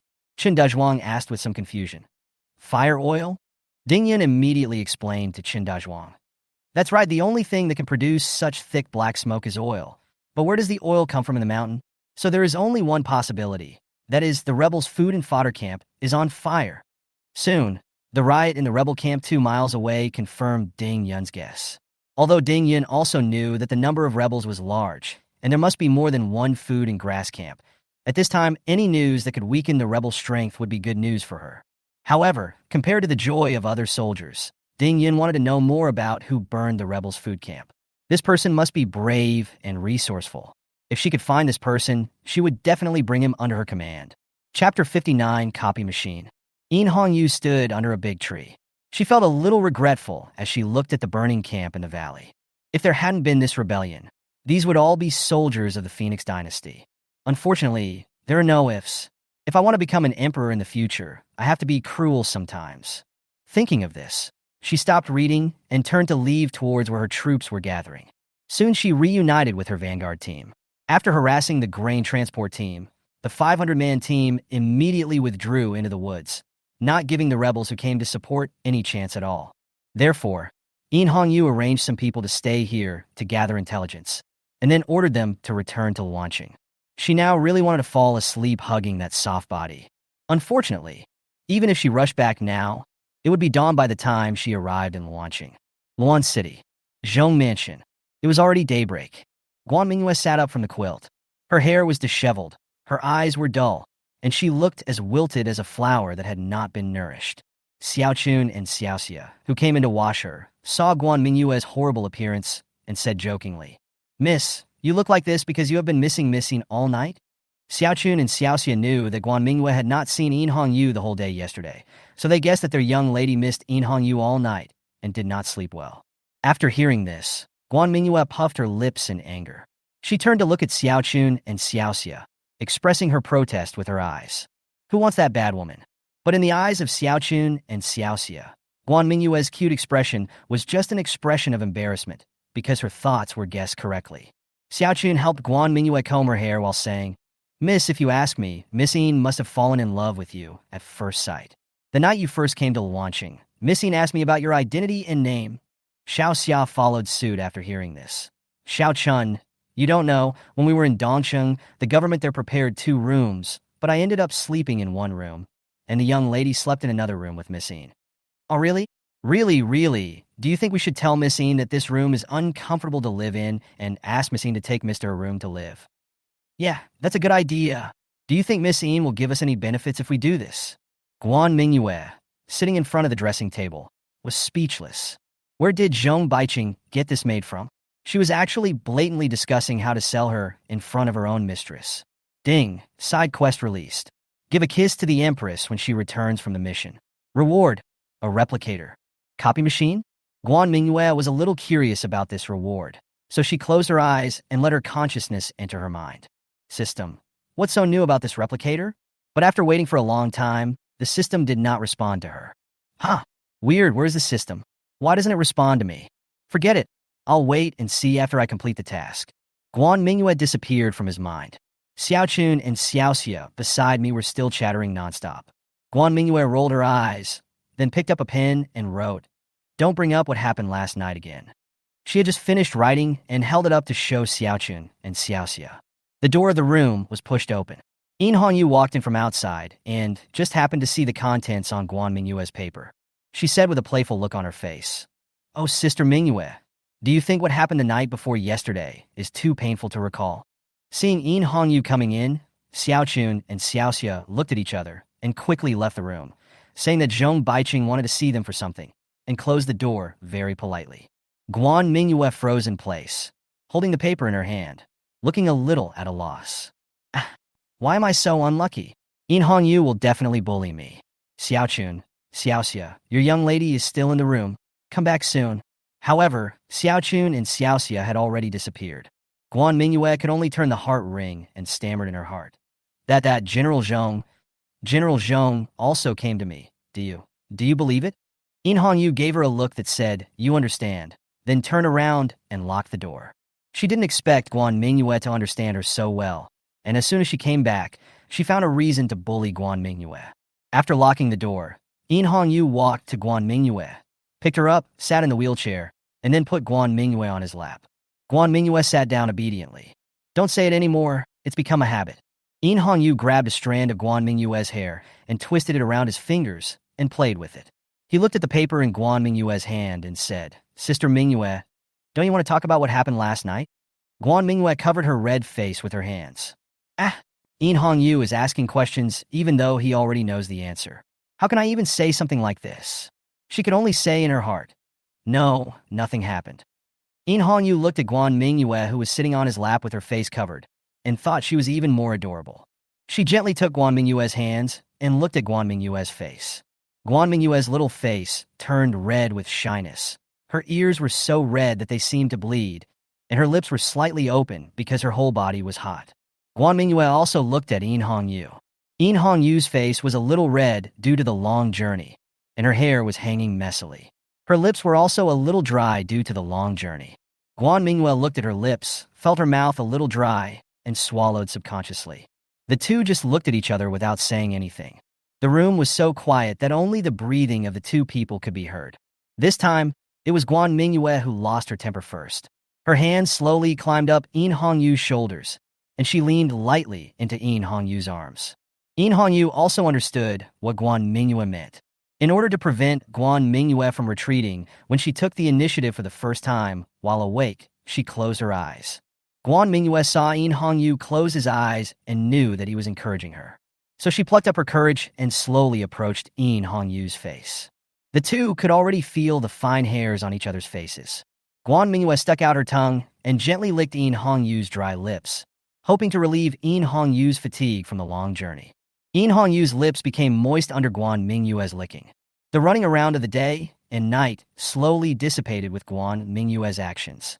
She put her arms around Guan Mingyue's waist, pressing their bodies tightly together.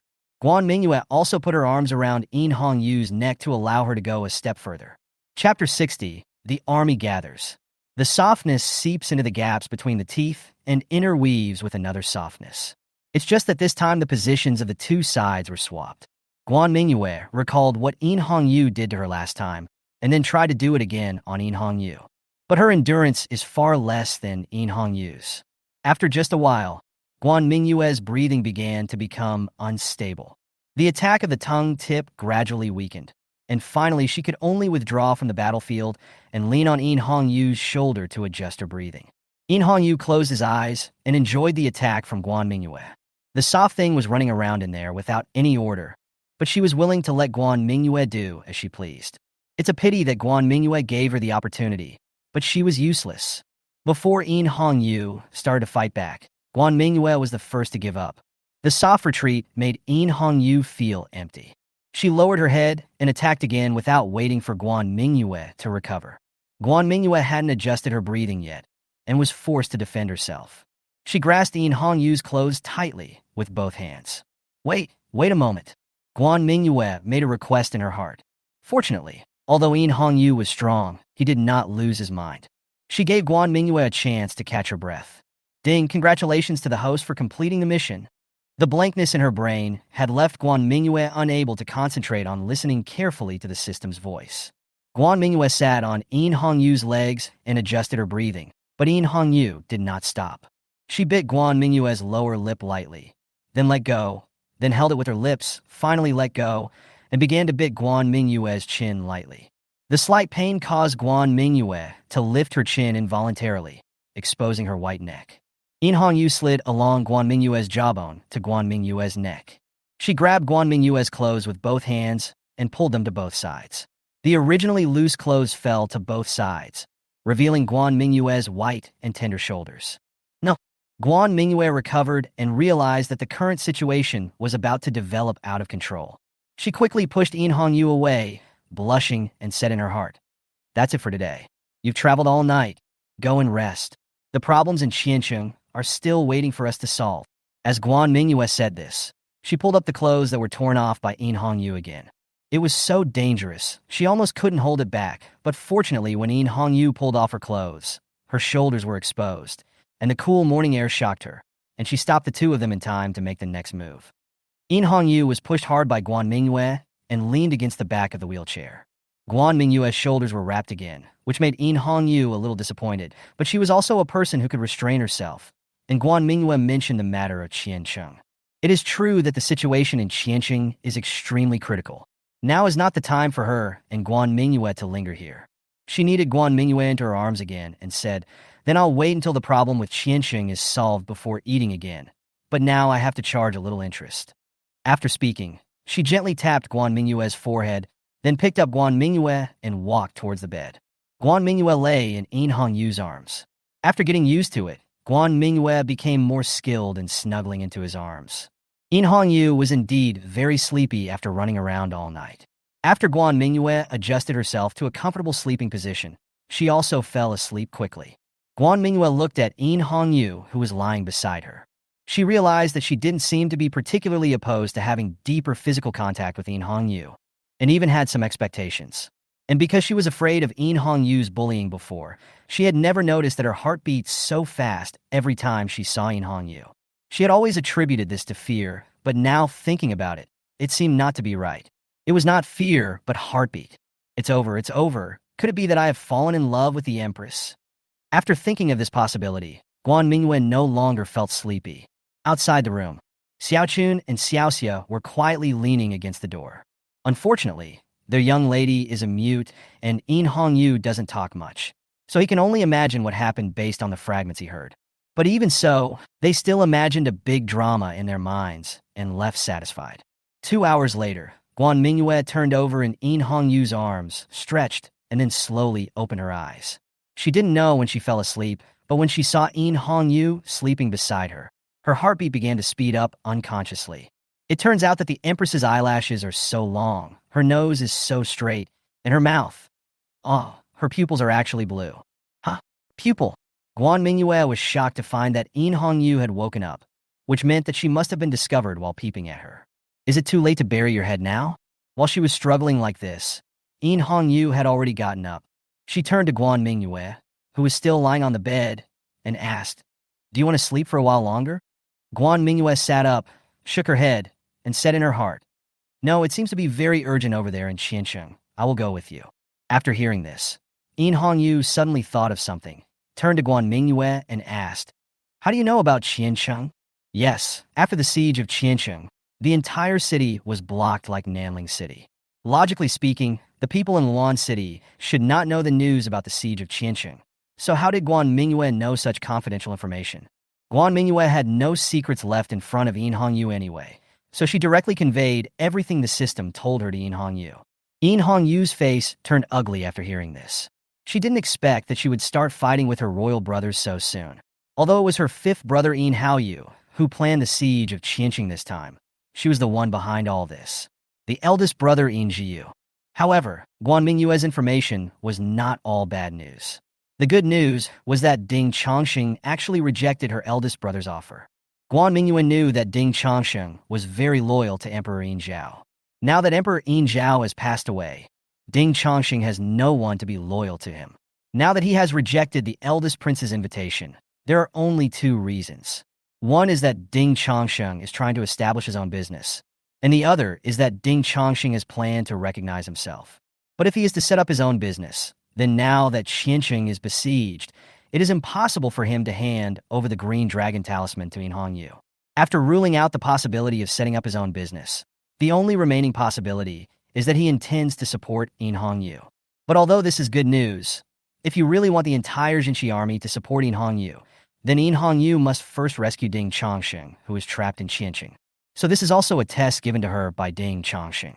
Thinking of this, In Hongyu raised the corner of his mouth and thought, this Ding Chongqing is indeed an old fox because this test has two results. One is that Hongyu successfully solved the dilemma of Qianqing this time. Then it is natural for Ding Chongqing to support In Hongyu.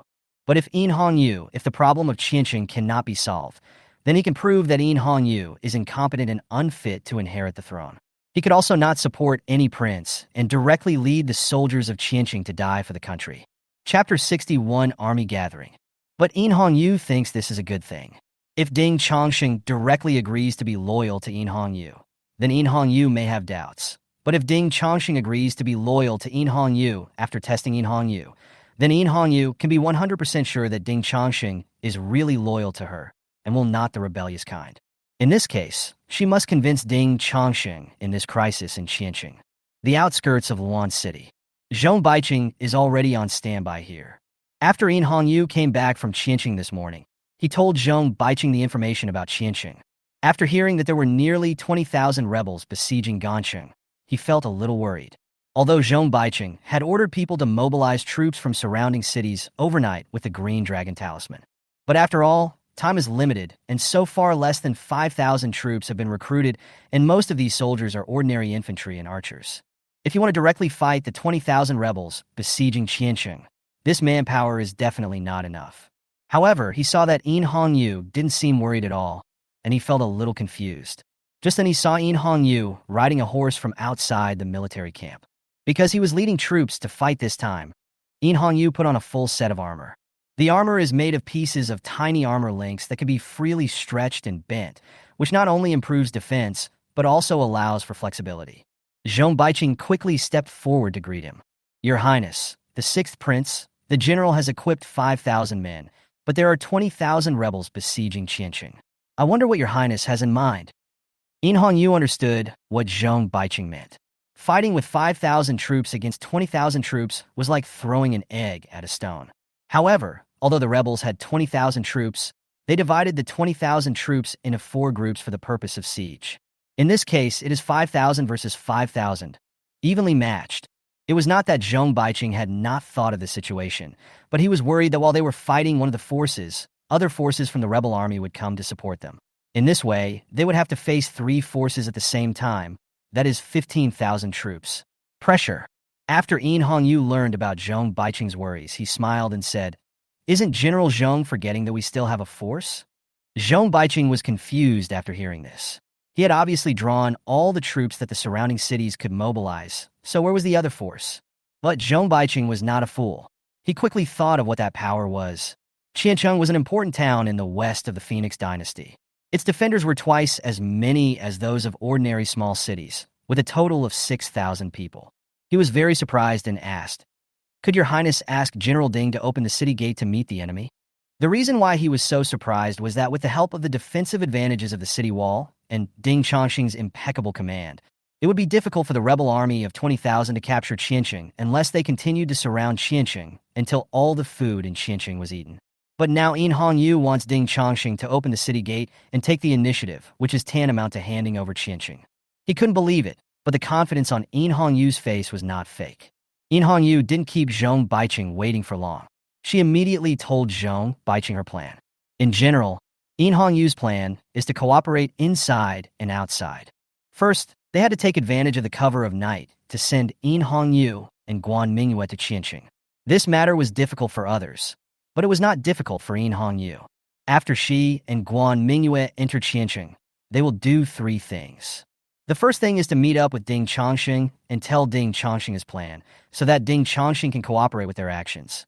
The second thing is to remove half of the defense at the north gate of Qianqing, so that the enemy will think that the defense of the north gate is empty, so that the rebels can gather forces at the north gate to prepare to attack the north gate. The third thing is to light the smoke at the south gate of Ganqing. Once the smoke rises, it means everything is ready. At this time, Zhong Baiqing needed to lead the assembled 5,000 troops to attack the rebels stationed outside the south gate of Qianqing. Generally speaking, for rebels besieging a city, all their defenses are facing the city, so the rear defenses may be empty. Moreover, last night In Hongyu also burned down a rebel grain and grass camp south of Qianqing. The morale of the rebels outside the gate should not be as high as it was at the beginning of the siege, and their combat effectiveness must have dropped a lot. Once Jong attacks, they will definitely be tired of defense. After they change the direction of defense, Yu and others in Qiancheng will open the city gate and attack from behind the rebels again. Even if only half of the troops came out, 3,000 plus 5,000 would be enough to crush the 5,000 rebels in the south. At this time, the rebels in the south will definitely be unable to resist, and when they want to ask for help from the east and west, they will find that most of the troops from the east and west have been deployed to attack the north gate of Qiancheng. How difficult it is to break through an important western town of the Phoenix dynasty. The remaining 3,000 defenders in the city can rely on the walls of Qiancheng to resist the attack of the rebels from the north. By the time they were unable to attack for a long time and tried to send troops to support the south, it was already too late. At this time, it was enough for Yu and the others to eliminate the rebels outside the south gate, and the rebels on the east and west, who had deployed more than half of their troops, were their next targets. As long as one of the troops is eliminated, the network that besieged Qiancheng will be completely torn apart. The purpose of these rebels will also disappear along with it. After listening to Yu's plan, Zhong felt that the plan was very good, but how could Yu ensure that the enemy would attack the north gate? If the enemy does not choose to attack, then this plan will fail, and it will be back to Zhong and the others to face 15,000 rebels from 3 directions at the same time. However, his doubts were quickly dispelled by Yu. She said, "General Jong, let me ask you, what is the most important thing when marching and fighting?" "Supply," Zhong blurted out. Yu nodded and continued, "Yes, if you are a rebel, when the supply of food and grass is insufficient, once you see the opportunity to defend the north gate of Qiancheng, will you seize the opportunity to quickly attack Qiancheng?" Zhong thought for a while and said, "Of course it will. If this is the case, I will definitely choose to attack the north gate. But Your Highness, how are you going to prevent the rebels from being supplied with food and grass?" Yu smiled slightly, then glanced at Guan Mingyue beside him and said, "Don't worry about this problem. My Mingyue will solve it." Guan Mingyue? Chapter 62, Destroy the Grain and Grass Camp again. Yu had no choice but to burn down the food camp last night. If possible, she really wanted to keep the food and grass. She knew that every time she marched and fought, she had to requisition a lot of food, and all of this food was requisitioned from ordinary people. No matter who wins every war, it is never good for the people. So she came up with a good idea after returning to Luan City today and meeting Guan Mingyue. Isn't Guan Mingyue's small space a perfect prop for stealing food and grass? So she decided to take Guan Mingyue to destroy several rebel food and grass camps.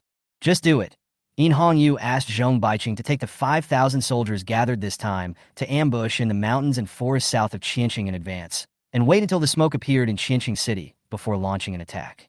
And she herself rode in advance to take Guan Mingyue to find the rebels' food camp.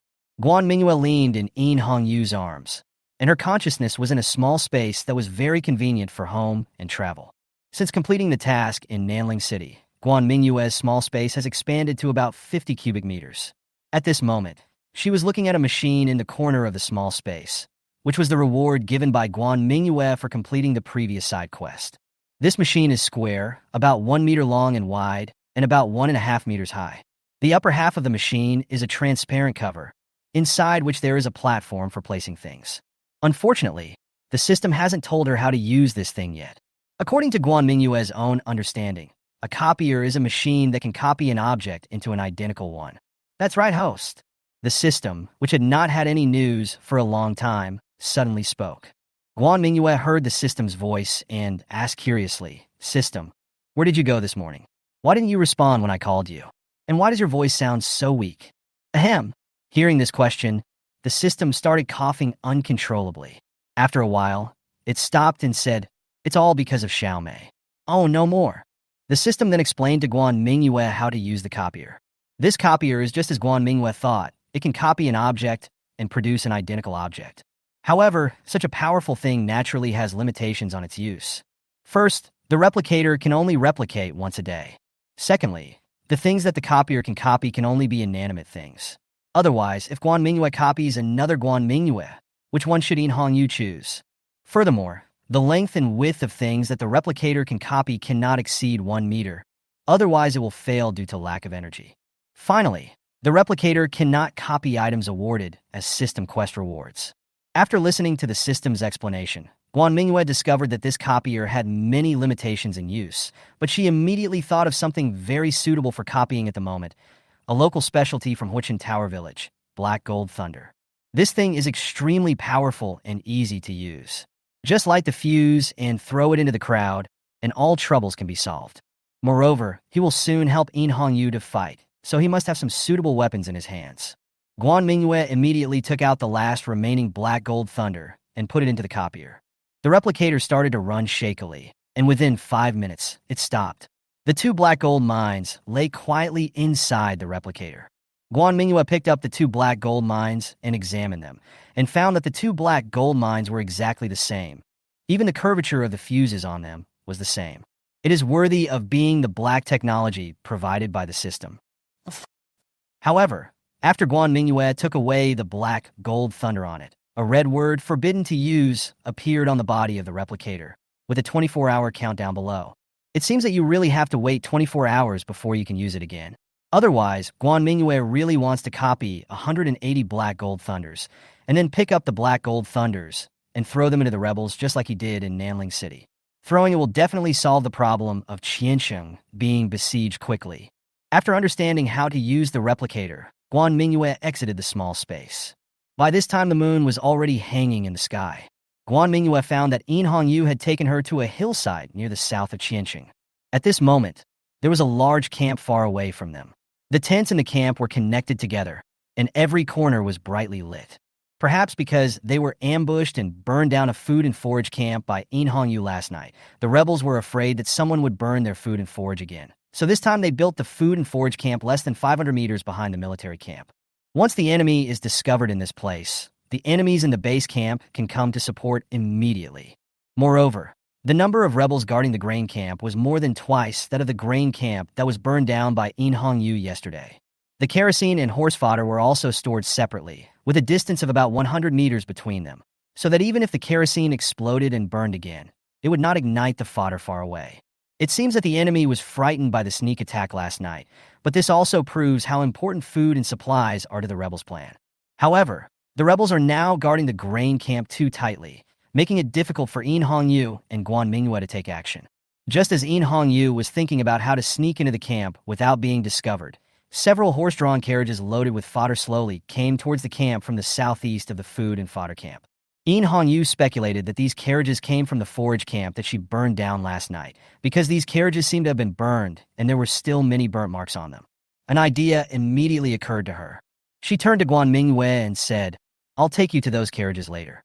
You can throw the 2 fire starters onto them. When the carriages catch fire, attract the guards at the camp gate. Then we can stay inside the camp while no one is watching." Guan Mingyue nodded and said in her heart, "Leave it to me." Her yin-yang soul-rubbing finger is now at the 3rd level, and she has mastered the 2nd level technique of catapulting. Guan Mingyue took the tinder handed over by Hongyu, and the 2 of them came behind a bush near the grain and fodder carriage. After taking aim, Guan Mingyue used the yin-yang soul-rubbing finger to quickly throw 2 fire starters at the 2 carriages. The tinder fell precisely onto the pile of hay that was being pulled on top of the carriage.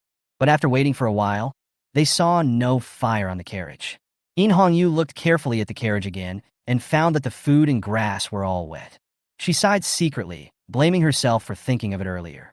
The fire was so big last night that the remaining food and grass would have been soaked by the water poured on during the firefighting.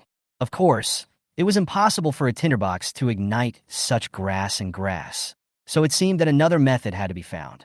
Chapter 63, The Magical Use of the Invisible Hand. Guan Mingyue looked at the carriage that had already entered the camp, and a gleam of light flashed in her eyes. She pulled Hongyu's sleeve. At this time, Hongyu was thinking about how to sneak into the camp next. After noticing Guan Mingyue's actions, he looked down at Guan Mingyue. Guan Mingyue turned the ring and said to herself, "I have a way to steal the food and grass from the camp quietly." Hongyu knew that Guan Mingyue had many strange things that she had never seen, so she did not doubt it. She asked, "What should I do?" Guan Mingyue thought for a moment and said, "Take me behind that tent first." Hongyu looked in the direction Guan Mingyue pointed. The tent that Guan Mingyue was talking about was the only tent built next to the entire food and forage camp, and it was also the only tent that could be approached from outside the camp. In Hongyu didn't know what Guan Mingyue was going to do there, but she didn't ask any questions. Instead, she took Guan Mingyue and sneaked over there quietly. The two men successfully reached the back of the tent. At this point, if the two took another half step outside, they would be discovered by the rebel guards outside the opposite tent. In Hongyu also turned the ring and asked in his heart, "What should we do next?" She discovered that the concentric rings could still serve as a silent communication at this time. As long as the two communicated in their hearts, they would not be afraid of being discovered by the rebel guards. However, although they could communicate without being discovered, it was extremely difficult to steal food under such strict patrols and guards. The reason why In Hongyu was able to succeed yesterday was entirely because it was the first sneak attack, and the rebels were not well prepared. In addition, the soldiers In Hongyu brought with him also successfully attracted more than half of the guards responsible for the defense of the valley camp. This left the defense of the camp empty, which allowed In Hongyu to succeed. But this time it was different. Not only were the guards in the camp doubled, but even if all the guards were lured out, once the rebels discovered something was happening here, the rebel camp 500 meters away would immediately send people to support them. Just as In Hongyu was thinking about what Guan Mingyue would do, Guan Mingyue took off the cloth bag around his waist. Then In Hongyu saw a very strange scene. The cloth bag floated up without any external force. However, In Hongyu was not afraid. She knew that Guan Mingyue had many methods that were unimaginable for ordinary people, and she already knew how Guan Mingyue managed to make the cloth bag float without any external force. The reason for everything lies in Guan Mingyue's hands and her sleeves. That's right, Guan Mingyue is now using the function of releasing soul power from the yin-yang soul-rubbing finger, forming invisible fingers outside the body to grab the cloth bag and move it. In this way, she could use her invisible fingers to grab the cloth bag and steal food from the food camp. Bude entered the grain camp under Guan Mingyue's control. Since Guan Mingyue's proficiency in controlling the invisible fingers is not yet high enough, she needs to be very careful in many places.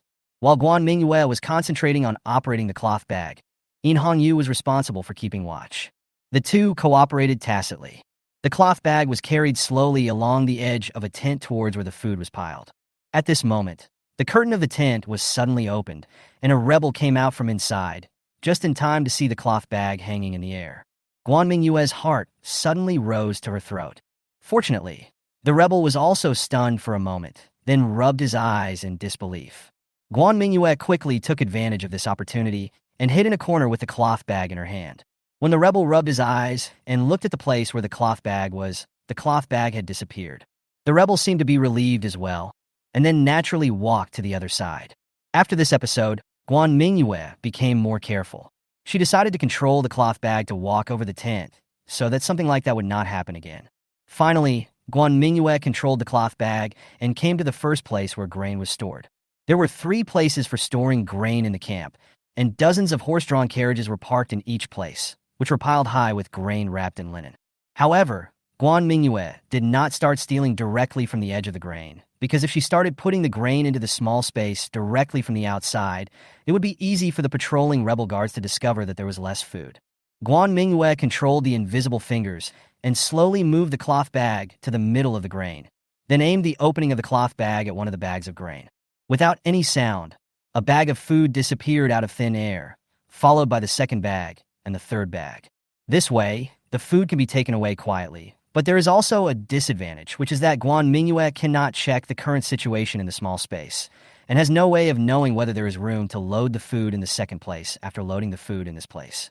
So after filling the first place with food until only the outer circle was left, Guan Mingyue stopped filling the bags and controlled the cloth bags to fly back. Coming back is much faster than before. Guan Mingyue grabbed the cloth bag that flew back and put her consciousness into it to check. 80% of the original 50 cubic meters of space has been occupied, so we can go to the second place to load more. But at this time, the food and forage camp began to become restless. Apparently, the rebel patrols had discovered that food was running low. But this is inevitable. After all, 80% of Guan Mingyue's space is filled with food. Anyone can see that so much food is missing. Guan Mingyue's method is also to delay the enemy's discovery of the shortage of food. In Hongyu also knew that it was not easy to steal so much food under such tight guard, and by taking so much food, their goal had basically been achieved. More than 20,000 rebels consume a lot of food every day, So taking away any food from the rebels will have an impact on the enemy commander's decision. Therefore, Guan Mingyue and Hongyu also took it easy and immediately left the food camp with the cloth bags. At this time, inside the rebel camp in the southern part, Fei Ren was having a drink with a beautiful woman in his arms. Although Ding Yin shot his helmet off yesterday when he went to provoke someone in front of the Ganqing city gate, he was not angry. Anyway, the entire Qiancheng is now in the hands of their rebels. As long as the general commander of the rebel army has solved the other opposition forces in the north, he can lead his troops to capture Qiancheng in one fell swoop. At that time, no matter Ding Yun, Jia Yun, or Yi Yun, they will all become his playthings. Thinking of this, he felt happy, took the wine from the beautiful woman, and drank it in one gulp.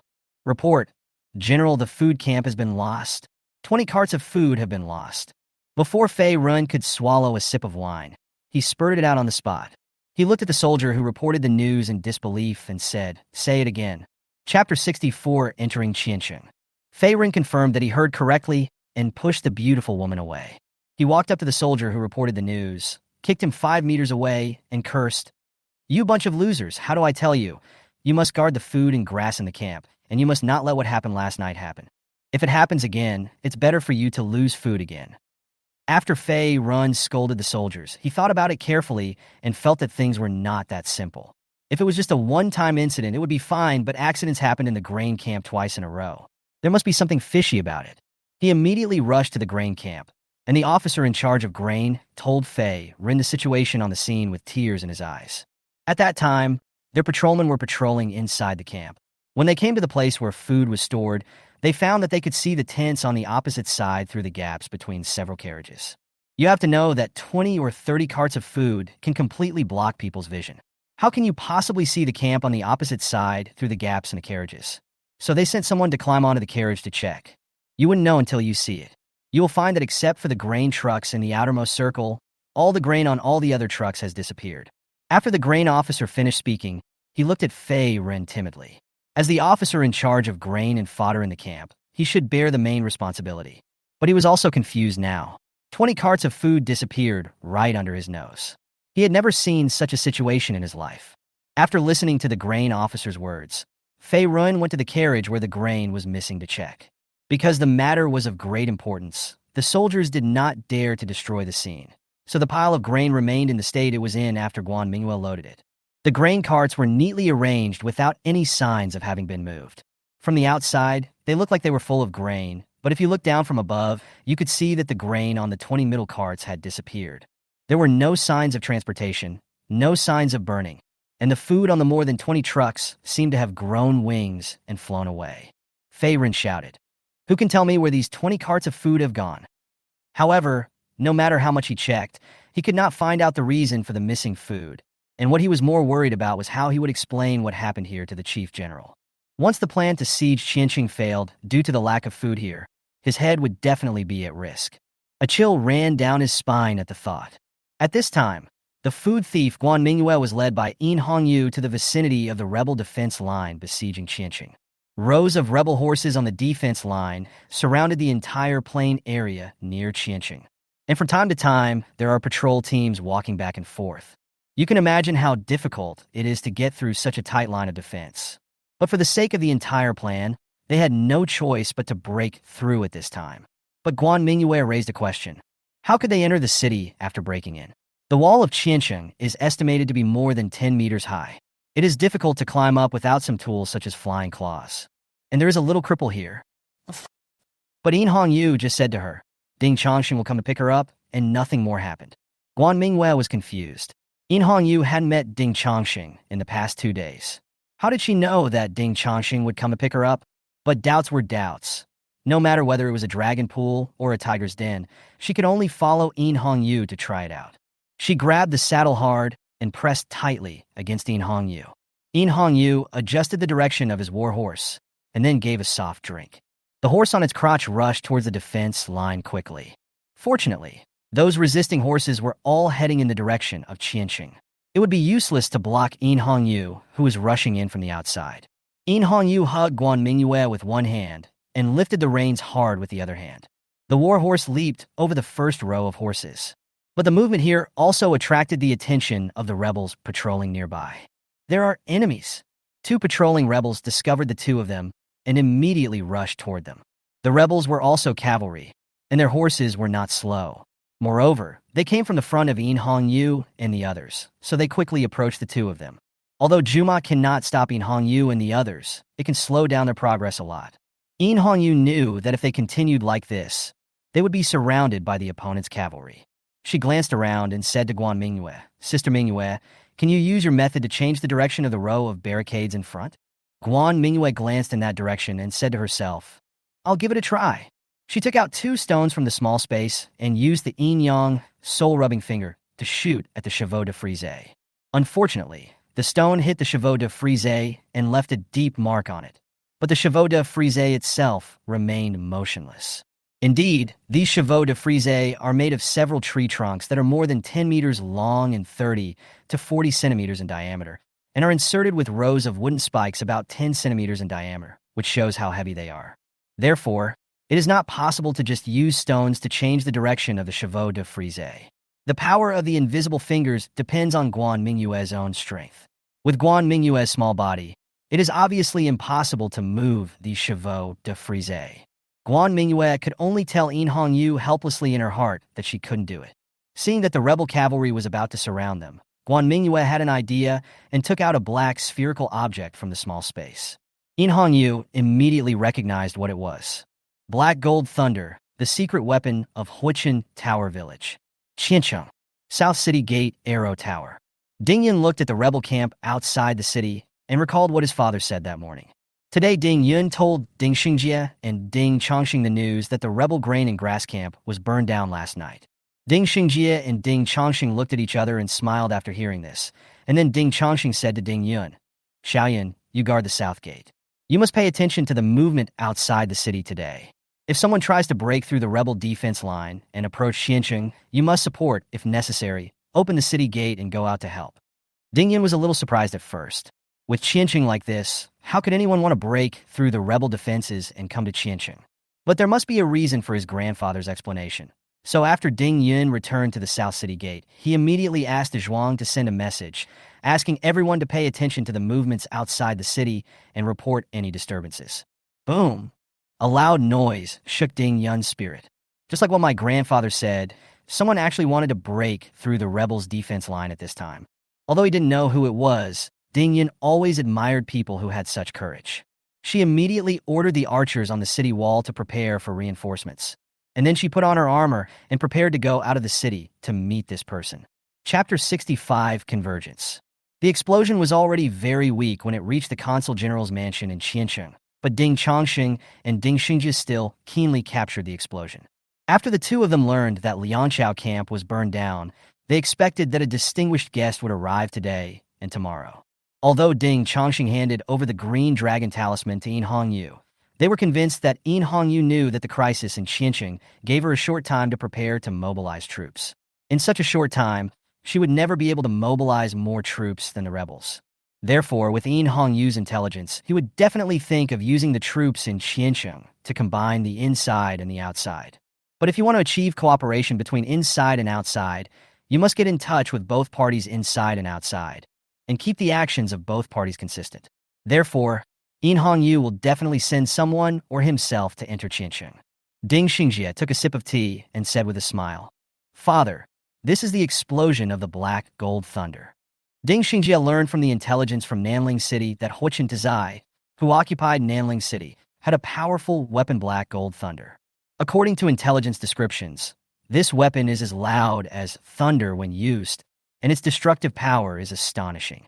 It is said that these black gold thunders have all fallen into the hands of Mingyue, although most of them were used in the battle to retake Nanling City. But Ding Xingjie thought that Mingyue must have left some. So now that he heard the explosion, he was convinced that it was Mingyue who came to Qiancheng in person this time. Ding Chongxing had the same idea. At the same time, he recognized Mingyue's courage to take risks and go deep into Qiancheng, which was surrounded by rebels. An emperor needs to have this kind of courage. So he stood up and said, "Come on, let's go and greet the distinguished guests." The south gate of Qiancheng. Ding Yun skillfully mounted his horse, held a silver spear, and rushed out of the city gate that opened a gap. The white hair fluttered back with the wind, and the metallic scales made a metallic collision sound as the horse ran. She ran quickly towards the direction of the explosion, wanting to see what kind of person the distinguished guest her grandfather mentioned was. Hongyu and Guan Mingyue also saw Ding Yun coming out of Qianqing from a distance.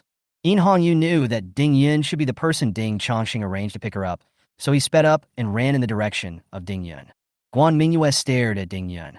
Wow, the white-haired female general. I can. The two sides moved quickly toward each other, and the distance of several hundred meters was reached in an instant. Hongyu and Ding Yun had no intention of changing direction. Seeing that the two sides were about to collide, Guan Mingyue covered her eyes. At the last moment, Ding Yun smiled at Hongyu, who was in front of him, then pulled the reins, and the horse turned around. She brushed her horse and passed over Hongyu and Guan Mingyue, waving the silver spear in her hand at the rebels behind them. The three pursuing rebel cavalry were knocked off their horses with one blow. This scene frightened the pursuers who came from behind. Ding Yun took this opportunity to turn his horse's head and quickly catch up with Hongyu and Guan Mingyue, then shouted and asked, "Are you the honored guest that my grandfather said?"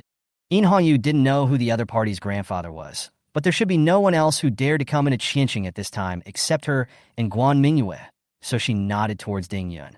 Ding Yun did not expect that the people who broke in from the rebel defense line were two women, but she was also a woman herself, so she was only a little surprised at first.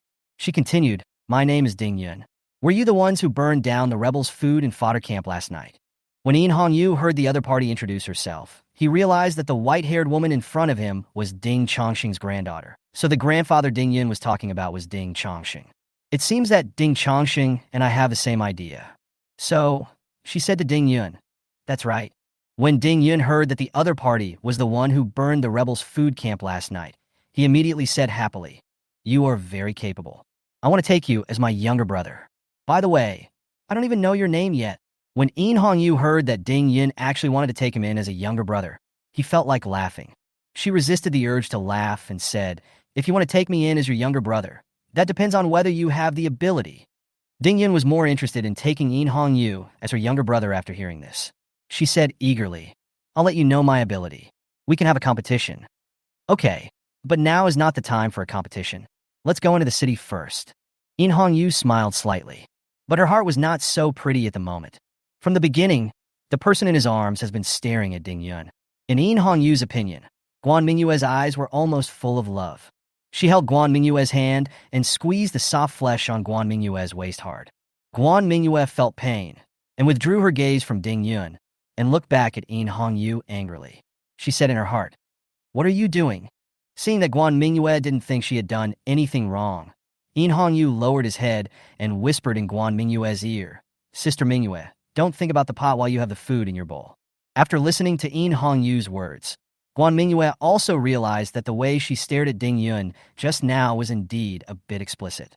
But that's white hair, natural white hair. How can it not attract my attention? Besides, I was just taking a look and didn't have any bad intentions. I'm not like a certain future empress who would touch me when she disagreed with me. So she immediately retorted, "I'm just taking a look." Really? How can white hair be good-looking? Then wouldn't my sister look good with black hair in Mingyue's eyes? Hongyu's voice sounded about 1 centimeter away from Guan Mingyue's ear, with 4 parts of charm, 3 parts of jealousy, and 3 parts of anger. The sound is like a die. Guan Mingyue's ears suddenly turned red, and she cursed in her heart. How could this woman be so clever? She stammered, Sister's black hair looks good too. Also, isn't that special?" Hongyu spoke with disappointment in his tone, then stretched out the tip of his tongue and lightly touched Guan Mingyue's earlobe. His breathing stimulated her ear, which was already red due to congestion, and made it even redder. Guan Mingyue was afraid that she would be seen like this by outsiders, so she glanced towards Ding Yun. This glance had a different meaning for Hongyu. She said with a little anger, "Sister Mingyue doesn't repent." Guan Mingyue wanted to cry, but had no tears. What kind of thing is this? I just don't want others to see Hongyu bullying me. How can I be considered unrepentant? But the accusations in her heart could not offset Hongyu's anger. Hongyu pulled back his left hand that was against Guan Mingyue's lower abdomen, making Guan Mingyue stick closer to him. At the same time, because of this, Guan Mingyue's ear was completely brought to Hongyu's mouth. She gently held Guan Mingyue's earlobe with her upper and lower lips. Chapter 66. Battle against Ding Yun. Don't move! Guan Mingyue was worried that the two would fall off the horse, so she didn't dare to resist and could only protest in her heart. Unfortunately, this is of no use to Yin Hongyu. Guan Mingyue tightly grasped Yin Hongyu's arm, enduring the stimulation from her ears. The ear was very sensitive after being congested, and Yin Hongyu did not simply hold it in her mouth. She also gently licked the part of the earlobe that was held in her mouth with her tongue. Seeing that the three were about to reach the city gate, their actions were likely to be seen by the soldiers on the gate, so Guan Mingyue said anxiously in her heart, "We are almost at the city gate. Hurry up. Let me go." Fortunately, Yin Hongyu also knew the current situation, so she let go of Guan Mingyue reluctantly. Guan Mingyue was liberated and leaned in Yin Hongyu's arms as if she had been relieved of all her strength. Ding Yun's attention was all on the pursuers behind him, and he didn't notice that the two people on the other side were doing bad things. After the three people entered the archers' shooting range, Ding Yun immediately signaled to the archers on the city wall. The archers released arrows to cover the three men. The rebel pursuers stopped chasing after they saw the three men enter the archers' range. The three of them took this opportunity to immediately enter the city through the city gate. Only after closing the city gate again did the three of them completely relax. Yin Hongyu took Guan Mingyue off his horse and held him in his arms. Ding Yun directed his men to redefense the city gate, then walked up to the two of them and said, "Welcome to Qianqing. The situation was urgent just now, so let's get to know each other again. My name is Ding Yun, and I am the guard chief of the south gate of Qianqing." Yin Hongyu's first impression of Ding Yun was pretty good, except for her white hair that attracted Guan Mingyue. She said, "My name is Yin Hongyu." Yin Hongyu did not introduce Guan Mingyue in his arms to Ding Yun, but Ding Yun didn't care. Ding Yun didn't think much after hearing Yin Hongyu's name.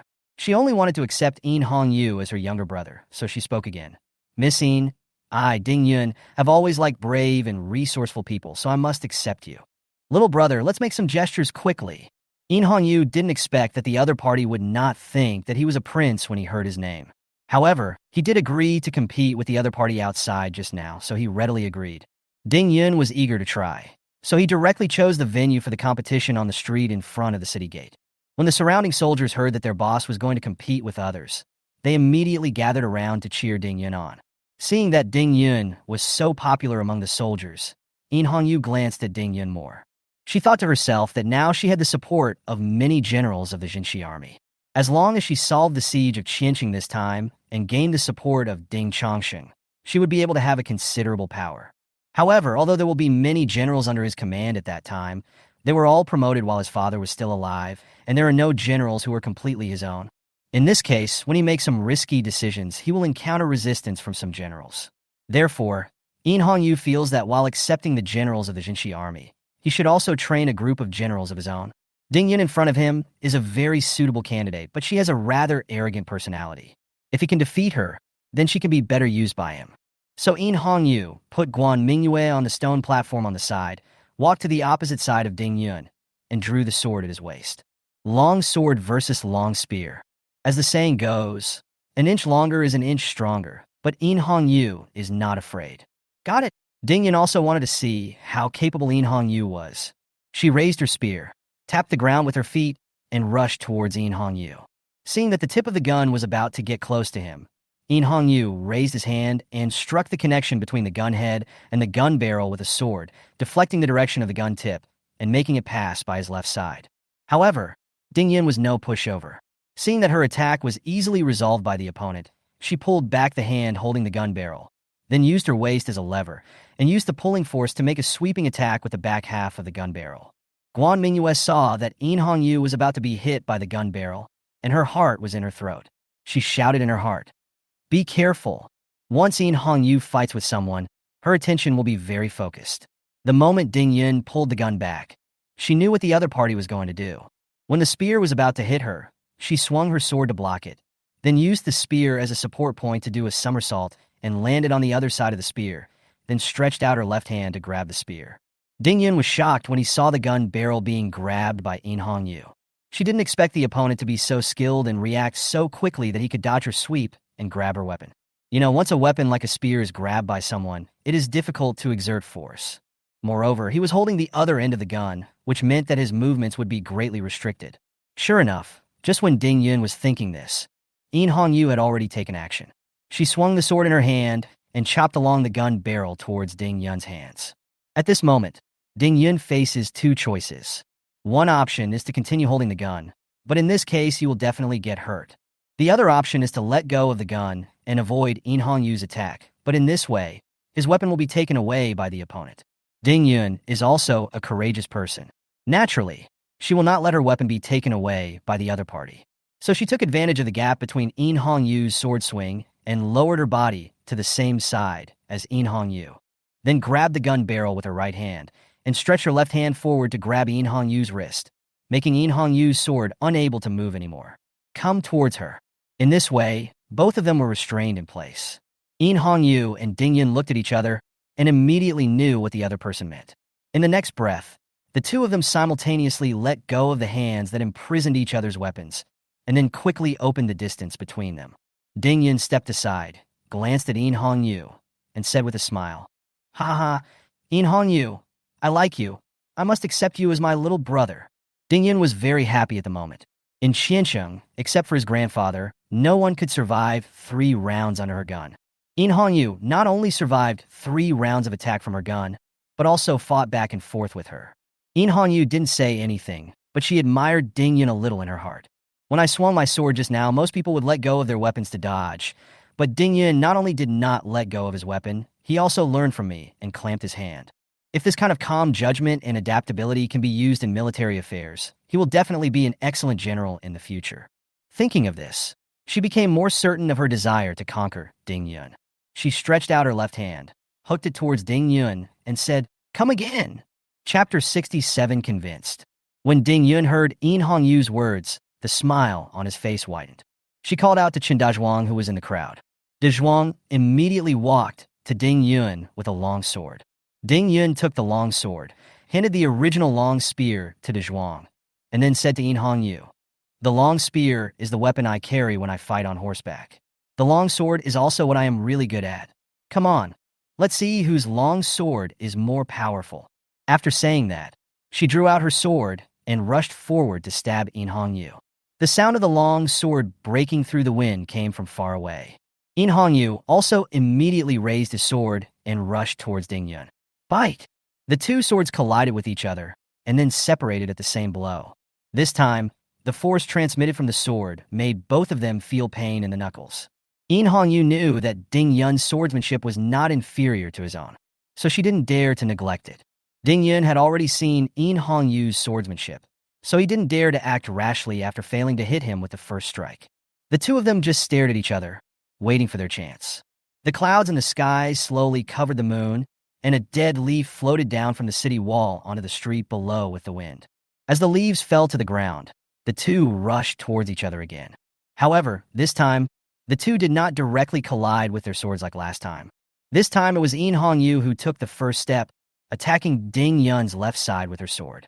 Seeing this, Ding Yun quickly used the sword in his hand to block In Hongyu's sword and attacked In Hongyu's right hand. The attack was blocked, and In Hongyu paused.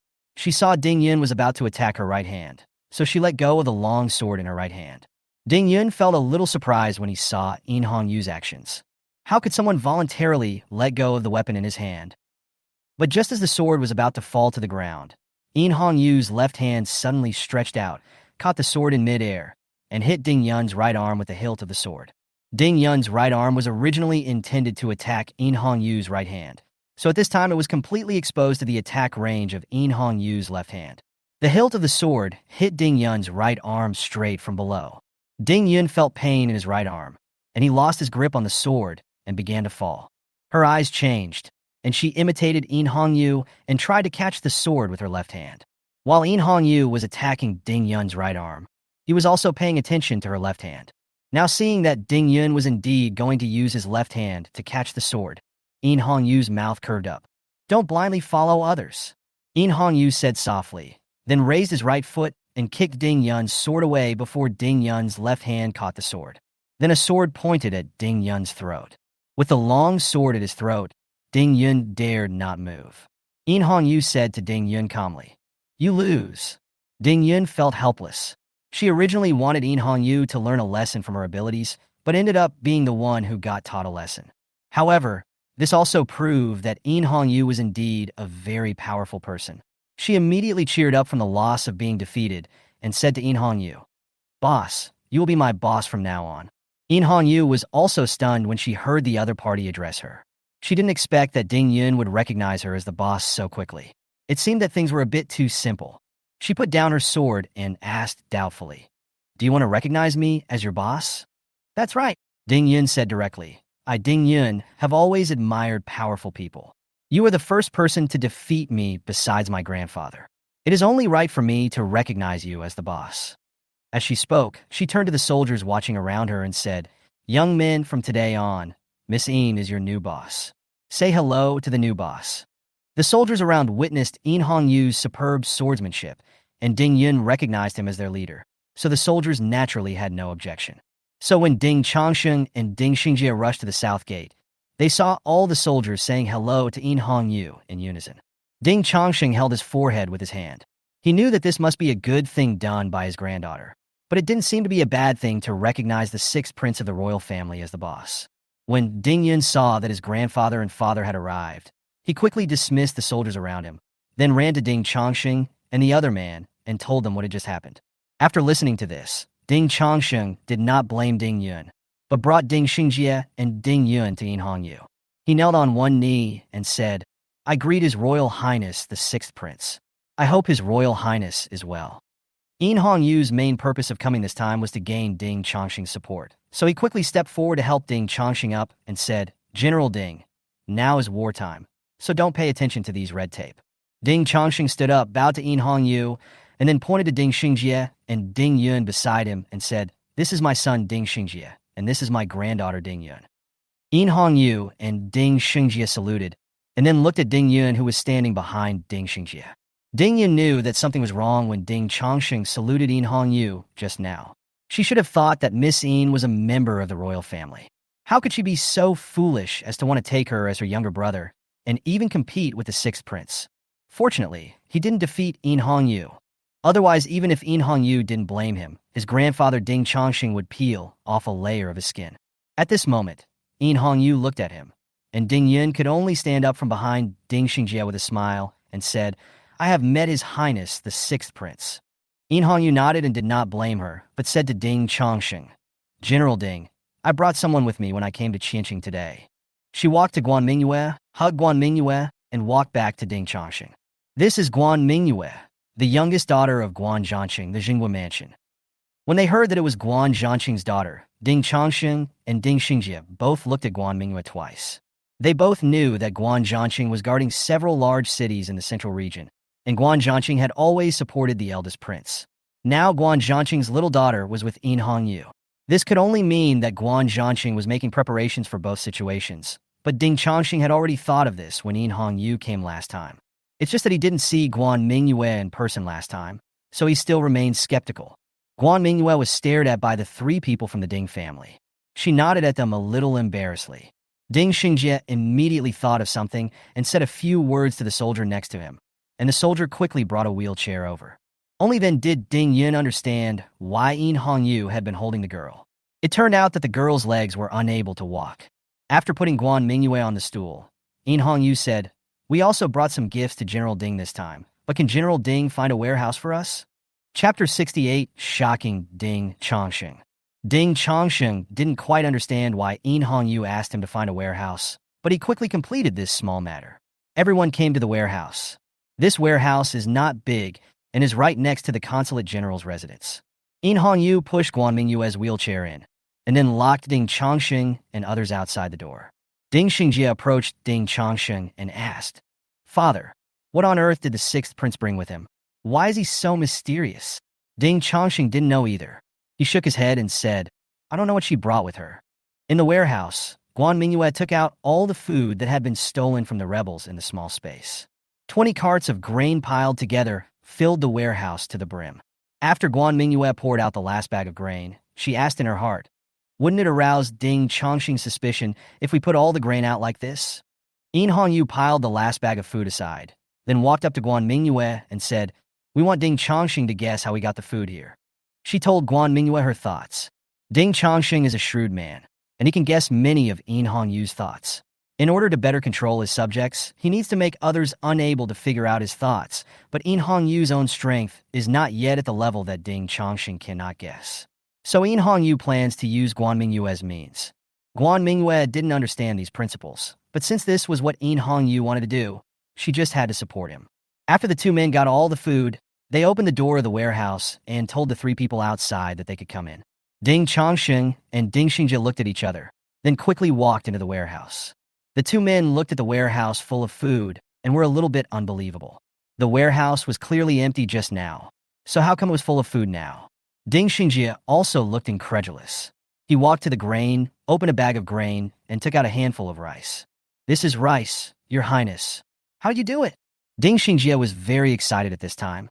You know, when a city is under siege, what is the most worrying thing? It is food and water. Water may rain from the sky, but once the food is consumed, it is very difficult to replenish it. So now having the food in this warehouse can alleviate some of the food problems. But how did they get so much food? He didn't see any truck transporting the food. Just when the two were confused, Yin Hongyu's words shocked them again. Yin Hongyu said calmly, "These were taken from the rebels." Ding Chongqing and Ding Xingjie turned around and looked at Yin Hongyu at the same time. The two thought it was incredible that so much food could suddenly appear. Now Yin Hongyu told them that the food was obtained from the rebels. Ding Chongqing had also set fire to the enemy's food and fodder camp when he was young. But if he was asked to get food from the enemy, he thought he couldn't do it without sufficient troops. But now Yin Hongyu and Guan Mingyue took back so much food for the rebels, which made Ding Chongqing curious about Yin Hongyu's methods. He asked, "Your Highness, I don't know how you got so much food from the rebels." Yin Hongyu wanted this effect. She did not answer Ding Chongqing's words directly, but said, "General Ding, the food issue is just a small matter. Let's talk about how to solve the dilemma in Qianqing." When Ding Chongqing heard Yin Hongyu's words, he knew that Yin Hongyu didn't want to tell him her methods, so he had no choice but to give up. However, he was still more curious about Yin Hongyu. He thought that maybe this sixth prince was not as simple as he thought. He responded, "That's right. Your Highness and Miss Guan are also invited to go to the Consulate General's mansion to discuss it in detail." Qianqing, Jinshi Army General's office. The last time Yin Hongyu came here, he was completely broke, holding the imperial seal in his hand, but without any confidence. But this time it was completely different. She pushed Guan Mingyue and walked beside Ding Chongqing. Ding Chongqing guided them all the way and brought Yin Hongyu and Guan Mingyue to the lobby. Yin Hongyu pushed Guan Mingyue to the edge of the main seat, and then sat down on the main seat unceremoniously. Ding Chongqing didn't have any objections in his heart. He was still thinking about how Yin Hongyu brought so much food to Qianqing without anyone noticing. But he couldn't think of a reason even after thinking about it, so he had to give up in the end. Yin Hongyu, who was at the main seat, handed Guan Mingyue a cup of tea, then took a sip of his own tea and said, "General Ding, can you tell me in detail the current situation in Qianqing?" Ding Chongqing did not hesitate. He also knew that only Yin Hongyu could solve the crisis in Qianqing, so he told Yin Hongyu all the information he learned. The person who launched the rebellion this time was Shui Zhen, the deputy commander-in-chief of the northern region of the Jinshi army. He was one of those people in the Jinshi army who wanted to take an early position in the battle for the throne. He was the general who defended the 16 cities in the northwest. They were all familiar with him, so this time, with his order, the 16 cities immediately responded. 4 of the 16 cities were relatively close to Qianqing, so after Shui Zhen launched the rebellion, in order to prevent Ding Chongqing from summoning troops from the southern and central regions to suppress the rebels in these 4 cities united with a portion of the northern border troops, totaling 2,000s of people quickly surrounded Ganqing. After besieging Qianqing, they did not attack Qianqing immediately. Instead, they stationed themselves around the city. At the same time, they kept sending people to harass under the city gate, which kept the defenders of Qianqing in a state of mental stress. However, it was impossible for Ding Chongqing to capture Qianqing with only 20,000 people. As long as he commanded it properly, made no mistakes, and relied on Qianqing's defenses, he would be able to sustain it for a long time. However, Ding Chongqing was worried that once Shui Zhen stabilized the northern area and personally led an army to attack Qianqing, Qianqing would be uprooted no matter how impregnable it was. Therefore, the rebel siege must be broken before the rebel army arrives. After listening to Ding Chongqing's words, Guan Mingyue said to Yin Hongyu in her heart, "General Ding doesn't seem to know that Shui Zhen launched the rebellion because of your fifth brother's instruction. In Hongyu nodded when he heard Guan Mingyue's voice, then put down the teacup and very naturally grabbed Guan Mingyue's hand and played with it in front of everyone. Guan Mingyue couldn't dodge and immediately blushed after her hand was grabbed by In Hongyu. "Hey, others are watching," she protested loudly in her heart. But In Hongyu seemed to turn a deaf ear. In Hongyu played with Guan Mingyue's hand and said to Ding Chongsheng, "In fact, the person behind the Shuizhen rebellion is my eldest brother." Chapter 69. Mastering the Jinshi Army. "Are you serious?" Ding Chongsheng stood up and asked. When he heard that the mastermind behind Shuizhen's rebellion was the eldest prince In Jiyu, he immediately thought of the letter he had written to the eldest prince some time ago. Ding Chongsheng thought that he would be targeted after he refused the eldest prince's recruitment, but he did not expect the eldest prince to be so decisive. As soon as he replied to the letter, the 16 cities in the northwest launched a rebellion. Moreover, even if this rebellion is quelled later, the strength of the entire Jinshi army will inevitably be greatly damaged. By then, at the command of the eldest prince, hundreds of thousands of Dingbei army troops will cross the border and enter the territory of the Jinshi army, and they will surely be unstoppable. In that case, the destruction of the Jinshi army will not be far away. "Really?" In Hongyu responded affirmatively and told Ding Chongsheng the information he learned from Guan Mingyue. Ding Chongsheng was thoughtful after listening to this. Even the commander-in-chief of the Jinshi army didn't know this information. How did In Hongyu know about it? Could it be that this In Hongyu doesn't seem so weak on the surface, and that there might be a powerful force behind her? Ding Chongsheng felt that this was very possible. For example, how could two women move the grain in the previous warehouse? The forces behind In Hongyu must have placed the grain in the warehouse in advance. So, he cupped his fists at In Hongyu to express his gratitude. If In Hongyu hadn't told him this, he would have thought that Shuizhen's rebellion was just because Shuizhen wanted to establish himself as king after the death of Emperor In Zhao. Then several people discussed how to join forces with Zhong Baiqing to solve the Qiancheng dilemma. In Hongyu told Ding Chongsheng her plan. Now Zhong Baiqing outside is taking orders from In Hongyu. If he wants to solve the dilemma in Qiancheng, Ding Chongsheng must cooperate with In Hongyu's plan, so Ding Chongsheng naturally has no objections. Moreover, Ding Chongsheng considered the current situation in Qiancheng and handed over all 8,000 city defenders to In Hongyu's command. In front of the lobby door, Ding Chongsheng raised his hands to In Hongyu and said, "Your Highness, the lives of all the people in Qiancheng are in your hands. I hope you can successfully rescue us from the siege of the rebels."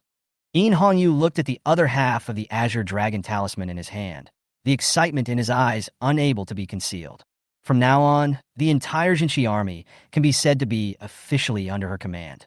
As long as Shuizhen's rebellion is put down, the entire western region of the Phoenix dynasty will be her territory. This also means that she initially has the strength to challenge her eldest, second, and third brothers. In Hongyu took Guan Mingyue to the room Ding Chongsheng prepared for them. After a night of action, the two of them were exhausted, so they fell directly on the bed and fell asleep. "I slept until noon." When Guan Mingyue woke up, In Hongyu was no longer in bed. She stretched. Her back ached from last night's actions. She continued to lie on the bed, consciousness entering her mind.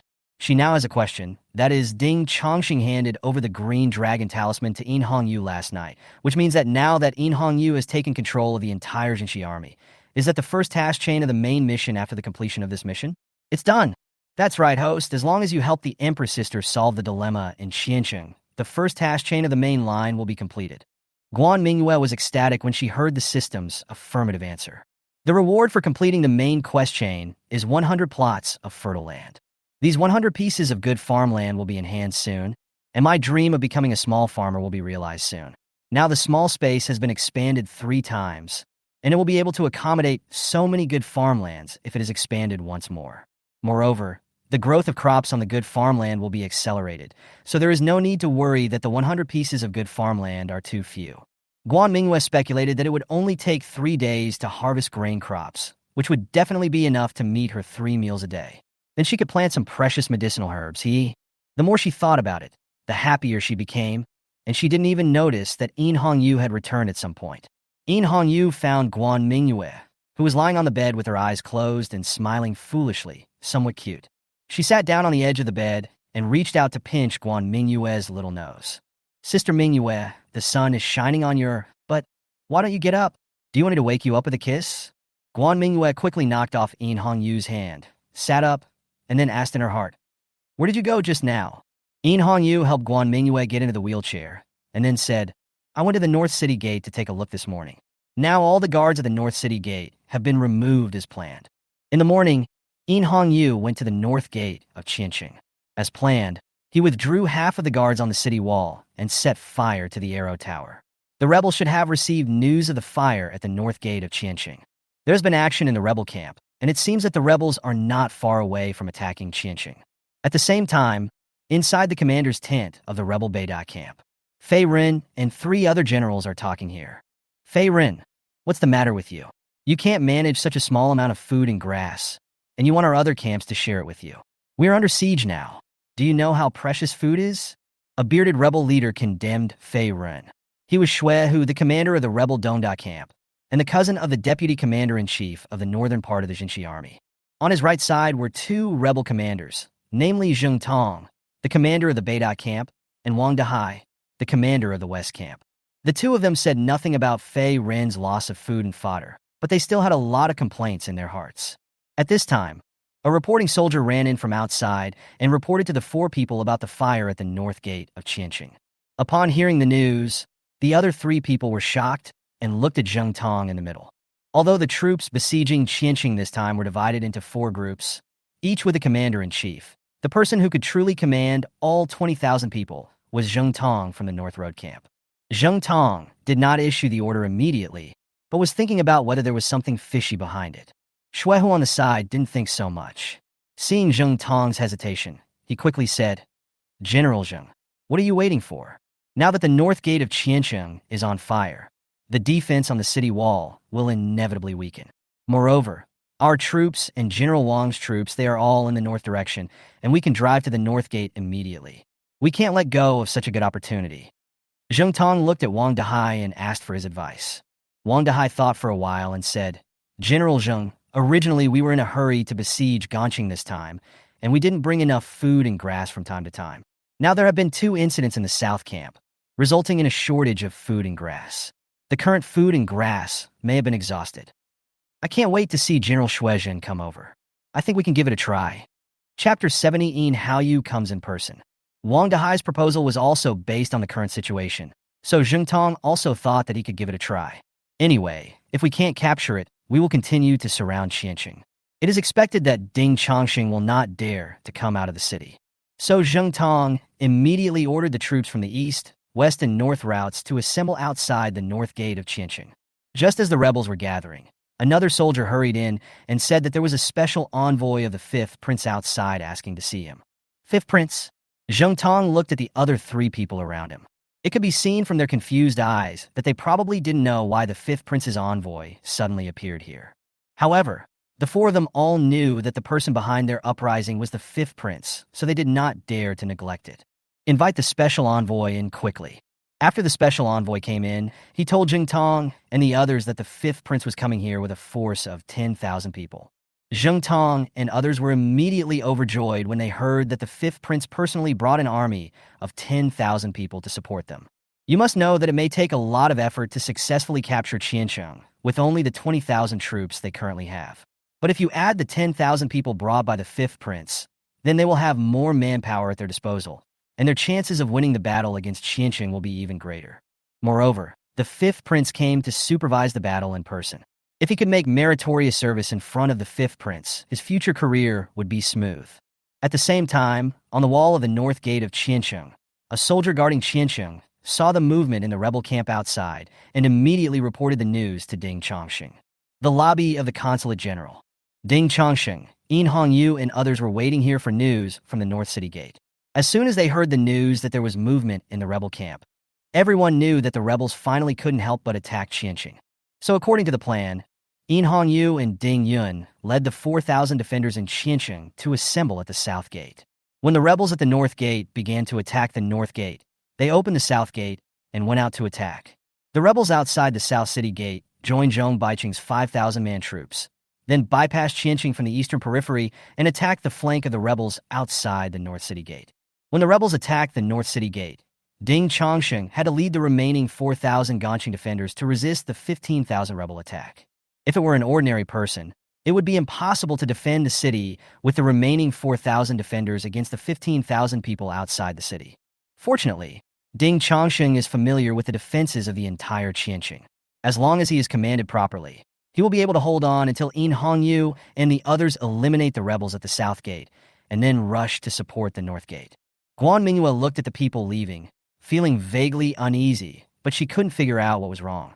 She asked her servants to push her to the outside of the consul general's mansion. There was no movement at the South City Gate and North City Gate for the time being. The city was eerily quiet at the moment, and even the air was filled with a chilling atmosphere.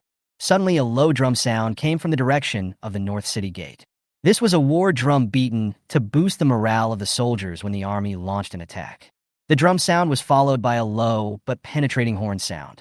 The air in the direction of the North City Gate seemed to be ignited in an instant, and the shouts of death came like a tide. As the shouts of death rang out, thick black smoke rose in the direction of the South City Gate. Guan Mingyue knew that this was the signal used by Mingyue to contact Jong outside. Sure enough, not long after the smoke rose, the sound of charging and killing came from the direction of the South City Gate. But this time the sound came from inside the city towards the outside. Outside the South Gate of Qianqing, Fei Run had just returned to South Camp from Beida Camp. He was holding a breath in his heart. Now the armies of the 3 battalions of the Eastern, Western, and Northern battalions were gathering at the North City Gate, preparing to join forces with the 5th Prince to attack Qianqing. However, he was asked to continue to garrison at the South City Gate to prevent Qianqing from this opportunity of meritorious service. People left from the South Gate. He took off his armor and asked his servants to bring 2 jugs of wine to relieve his sorrow. But as soon as he got himself a glass of wine, there was a noise outside, and then a soldier ran in crawling. General, no good. There is an enemy attack. The wine glass in Fei Ren's hand shook, and the wine spilled all over his pants. He quickly stood up and asked, "Did the defenders from Qianqing come out?" No, it's from the south. The enemy attack came from the mountains in the south." Upon hearing the soldier's words, Fei Ren immediately realized that something was wrong. They besieged Qianqing this time to block information, but now they have military support from the south of Qianqing, which means that the news of Qianqing being sieged has spread to other places. And even without Ding Chongsheng, the defenders in other places of the army also formed a force to support Qianqing. Fei Ren couldn't think of anyone who could mobilize the army in Ding Chongsheng's absence. But he couldn't think too much now. He had to prevent the enemy from entering Qianqing. So he immediately ordered that all the troops from the left and right sides of the Nanda camp be concentrated to the south to prevent the enemy's attack. At this time, south of Fei Ren's camp, Zhong Baiqing led 5,000 troops into the rear of Fei Ren's camp. The attack was so sudden that the rebels had no time to react. Moreover, all the rebel fortifications were on the side facing Qianqing, which did not block the attack of Zhong Baiqing's troops at all. Therefore, Zhong Baiqing's troops were overwhelming and almost approaching Fei Ren's camp. Just after Fei Ren ordered the soldiers guarding the side near Qianqing to be moved to the rear, the south gate of Qianqing also slowly opened. Mingyue and Ding Yun took the lead in rushing out of the city gate, and 4,000 troops rushed towards the rebel camp like a sharp arrow. The rebel soldiers on the side of Qianqing had just received orders to move to the rear to block the attack from Zhong Baiqing. As soon as they turned around, they saw the south gate of Qianqing open wide, and 4,000 men and horses rushed over the rebels like a deadly god of death. Line of defense. The rebels in the southern camp are now in great confusion. They don't know whether to carry out Fei Ren's order and go to the rear of the camp, or to stay here to resist the attack from the direction of Qianqing. Report. No good, enemy attack. In Fei Ren's camp, Fei Ren had just put on his armor and was about to go out to meet the enemy, when another soldier rushing in with a message. Fei Ren said impatiently, "The enemy attack has been reported to me.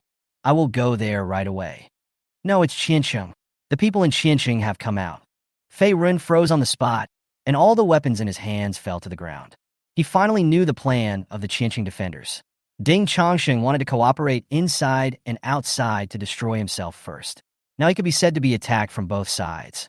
Fei Ren immediately shouted to the soldier, "Quick, go to the east camp and west camp to ask for help." Chapter 71 Guan Mingyue comes to the rescue. Compared with the smooth progress at the south gate, the situation at the north gate was extremely critical. Defenders who had been shot by arrows were lying on the ground everywhere on the city wall. The defenders who were still able to move were throwing boulders at the rebels who were climbing up the ladders. Many rebel soldiers have already climbed up the city wall and are fighting with the guards on the wall. Ding Chongqing still had a broken arrow stuck in his left forearm. He was accidentally shot by an arrow from below the city when he was directing the defense battle on the arrow tower. He did not go down from the arrow tower to receive treatment, but instead broke the arrow and continued to command on the arrow tower. He looked at the rebels pouring in like a tide from the city and realized that his side had misjudged their number. The number of rebels was far more than 15,000, at least 20,000. However, he and the defenders on the city wall had no way to retreat. They must defend here, because once the North City Gate is breached and the rebels enter the city, it will be impossible for Mingyue and others outside the city to recapture Qianqing. Thinking of this, he seemed to have made a decision in his mind. At the same time, Guan Mingyue in the city asked her servants to push her to the North Gate. When she came here, she finally discovered what she felt was wrong before. She looked at the tragic situation on the city wall and realized that the North Gate the rebel attack was too strong and their estimate of the rebel strength was wrong. It seemed that Ding Chongqing couldn't hold on, and Mingyue and the others rushed over. So she immediately turned the ring on her hand, trying to convey this message to Mingyue. But it seemed that Mingyue did not respond because the distance was too far. This is a critical moment. Whether he wants to complete the task or help Mingyue, Ding Chongqing must be able to hold on until Mingyue and the others arrive. Guan Mingyue gritted her teeth and let her servants push her up the city wall.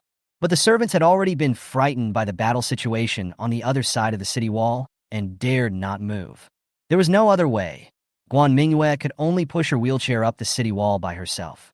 Fortunately, the stairs of the city wall were built with a gentle slope to facilitate the transportation of boulders and other throwing weapons. So Guan Mingyue climbed up without much effort. After arriving on the city wall, the situation above was even more tragic than what we saw below. Arrows kept flying from the sky, and if you were not careful, you would be pierced through. And from time to time, rebels climbed up the city walls using ladders. Guan Mingyue had just climbed onto the city wall, and before she had time to adjust, a rebel climbed up the wall next to her. The rebel was also stunned when he saw Guan Mingyue. He seemed unable to believe that there would be a disabled girl on a battlefield where the fighting was so brutal. Unfortunately, Guan Mingyue didn't give him time to react. A stone flew out of Guan Mingyue's hand quickly and hit the rebel between the eyebrows. The rebel lost consciousness instantly and fell from the ladder as soon as he straightened up. The city wall of Qianqing is more than 10 meters long, at least as high as a 3-story building. If you fall from this height, you will be disabled even if you die. After dealing with the rebels, Guan Mingyue immediately adapted to the environment on the city wall. Corpses, wounded, severed limbs. Although I have killed people with my own hands since I came to this world, those scenes are nothing compared to the scenes on the battlefield now. Guan Mingyue resisted the urge to vomit and pushed the wheelchair towards the arrow tower on the city wall. The environment on top of the city wall made it very difficult for the wheelchair to move, and it would often crush the legs of a wounded person. She could only push the wheelchair forward while clasping her fists to apologize to the wounded people around her. Guan Mingyue finally came in front of Ding Chongqing. Ding Chongqing was surprised to see her here. He quickly asked, "Miss Guan, why are you here? Go back quickly, it's very dangerous here." Ding Chongqing didn't dare let Guan Mingyue suffer any harm. On the one hand, Guan Mingyue was Guan Zhangqing's daughter. On the other hand, he had seen Mingyue holding Guan Mingyue's hand last night. He just didn't mention these personal issues. And from how much Mingyue cared about Guan Mingyue, he could probably guess that the relationship between the two was very close. Ding Chongqing immediately wanted to find one of his men to send Guan Mingyue back, but the situation on the city wall was urgent, and all his men were going to defend against the enemy's attack, so he could not send anyone to send Guan Mingyue back.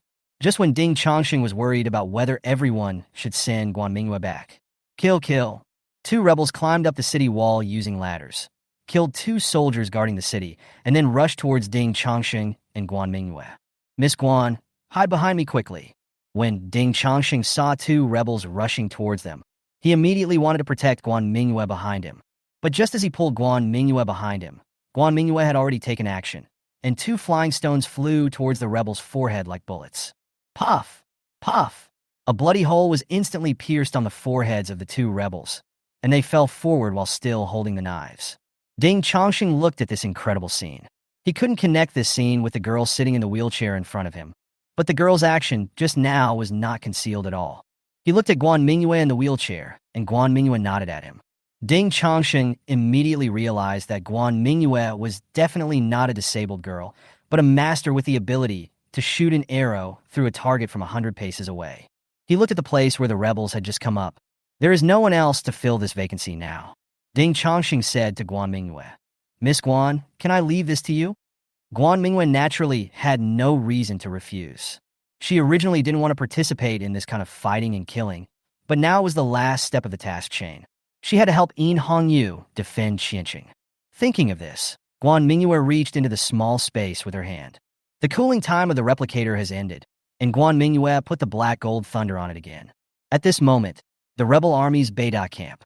Yin Haoyu is a man who doesn't like to talk. He likes to wield swords and guns since he was a child. He doesn't care about things like politics and the throne. So he was recruited by the eldest prince, Yin Jiyu, and promised to give him command of the Western Army after he succeeded to the throne. When asked, he agreed without hesitation. Now, according to Yin Jiyu's wishes, he brought 10,000 soldiers to the northwest region of the Phoenix dynasty to supervise the war. He watched coldly as Zheng Tong and the others discussed the current battle situation. Shuehu saw Yin Haoyu looking at them. So he approached Yin Haoyu and said, Your Highness, the fifth prince, do you have any opinions on the current war situation? Yin Haoyu did not respond to him, but walked aside and put on his armor, and then walked out of the camp. Shuehu's hot face touched his cold buttocks, but he didn't care at all and quickly followed Yin Haoyu out of the tent. Zheng Tong and Wang Dehai looked at each other. They both thought that they must not let Shuehu take away their credit, so they walked out of the camp together and followed Yin Haoyu.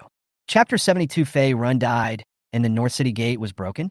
Zheng Tong and the others followed Yin Haoyu to a place about 300 meters away from the North Gate of Qianqing. Here you can clearly see the current battle situation at the North Gate of Qianqing.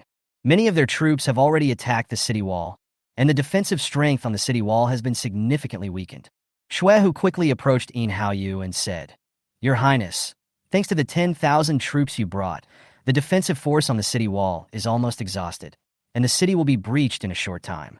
Yin Haoyu naturally saw the situation on the wall of Qianqing. Although he didn't like Shuehu very much, he was still very satisfied when he heard that the other party gave all the credit to the support he brought. He nodded and said, Bring me my war horse. I want to go to the front line to kill the enemy myself. Shuehu immediately asked his deputy to move Yin Haoyu's war horse and his own war horse over. He wanted to accompany Yin Haoyu, so that if he encountered danger, he could go up and block it for Yin Haoyu. This way, when the town was completely unified Western Army, then he will be able to rise to prominence. Zheng Tong saw Yin Haoyu's change in attitude toward Shuehu, and a hint of gloom flashed across his face. He was originally the commander on this battlefield. Even if Yin Haoyu came, he should be the one to accompany Yin Haoyu. But now this Shuehu is in front of Yin Haoyu, and he is very flattering. If this continues, Zheng Tong will not be able to take the lead in conquering Qianqing. No, this Shuehu must not be allowed to steal the show in front of the fifth prince again. He quickly called his deputy to move the war horses over. He wanted to overshadow Shuehu on the battlefield. Wang Dehai saw that the other two generals were preparing to go to the front line, and he had to follow them, so he also asked his deputy to quickly bring the war horses over.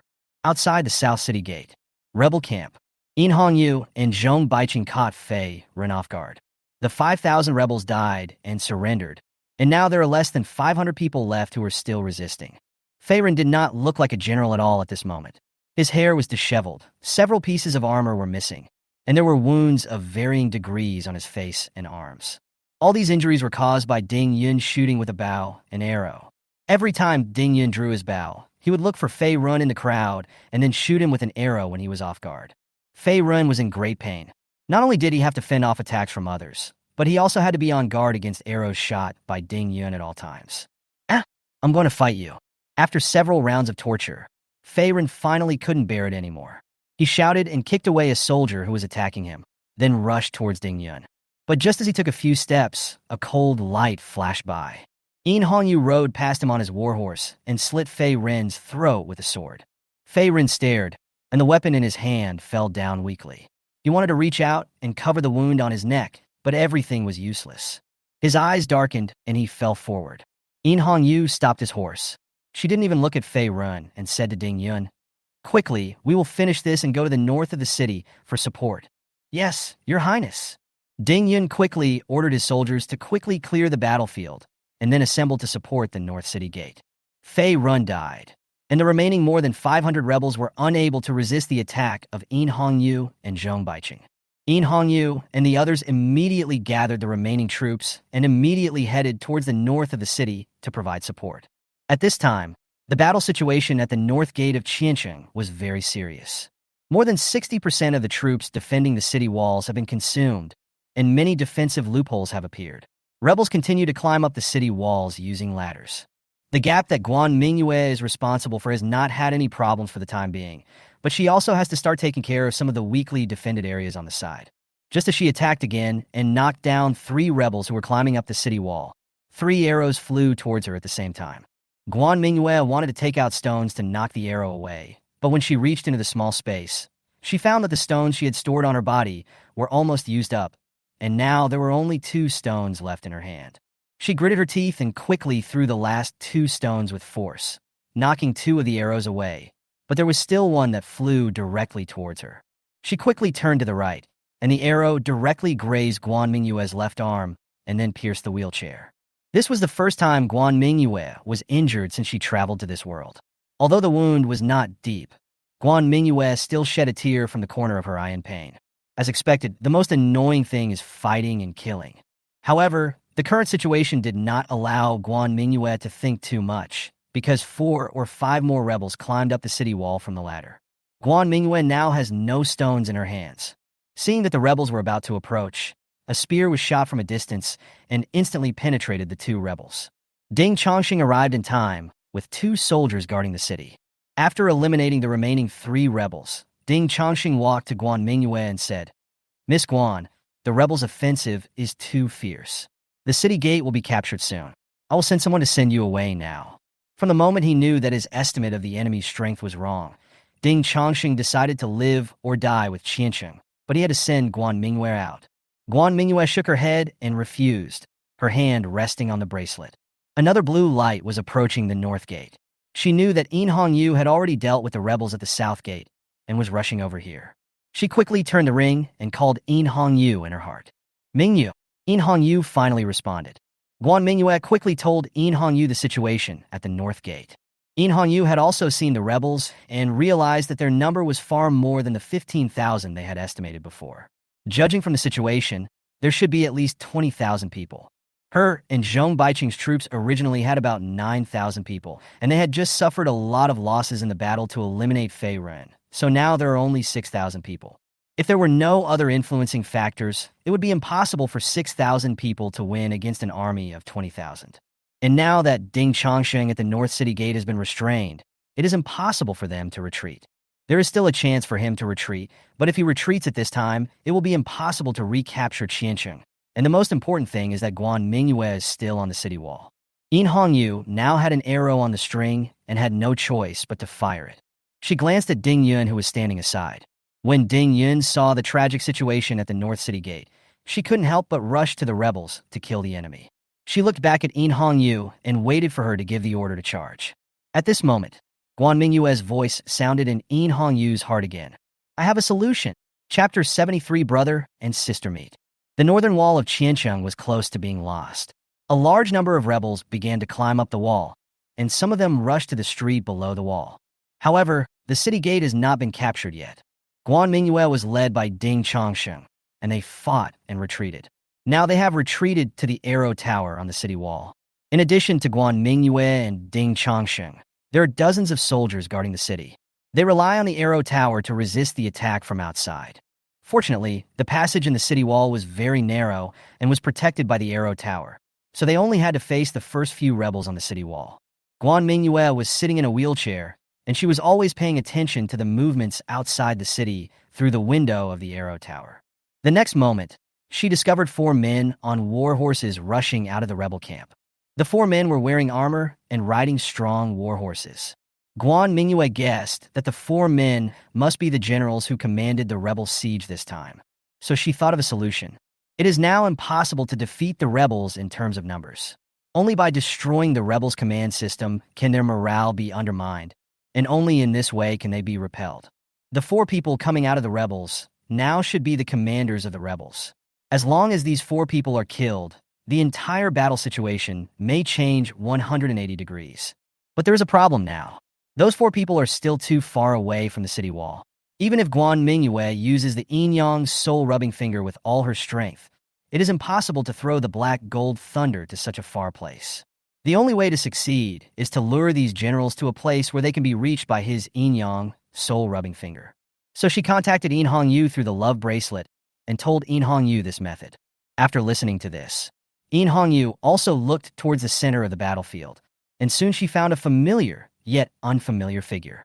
She murmured, "Fifth brother?"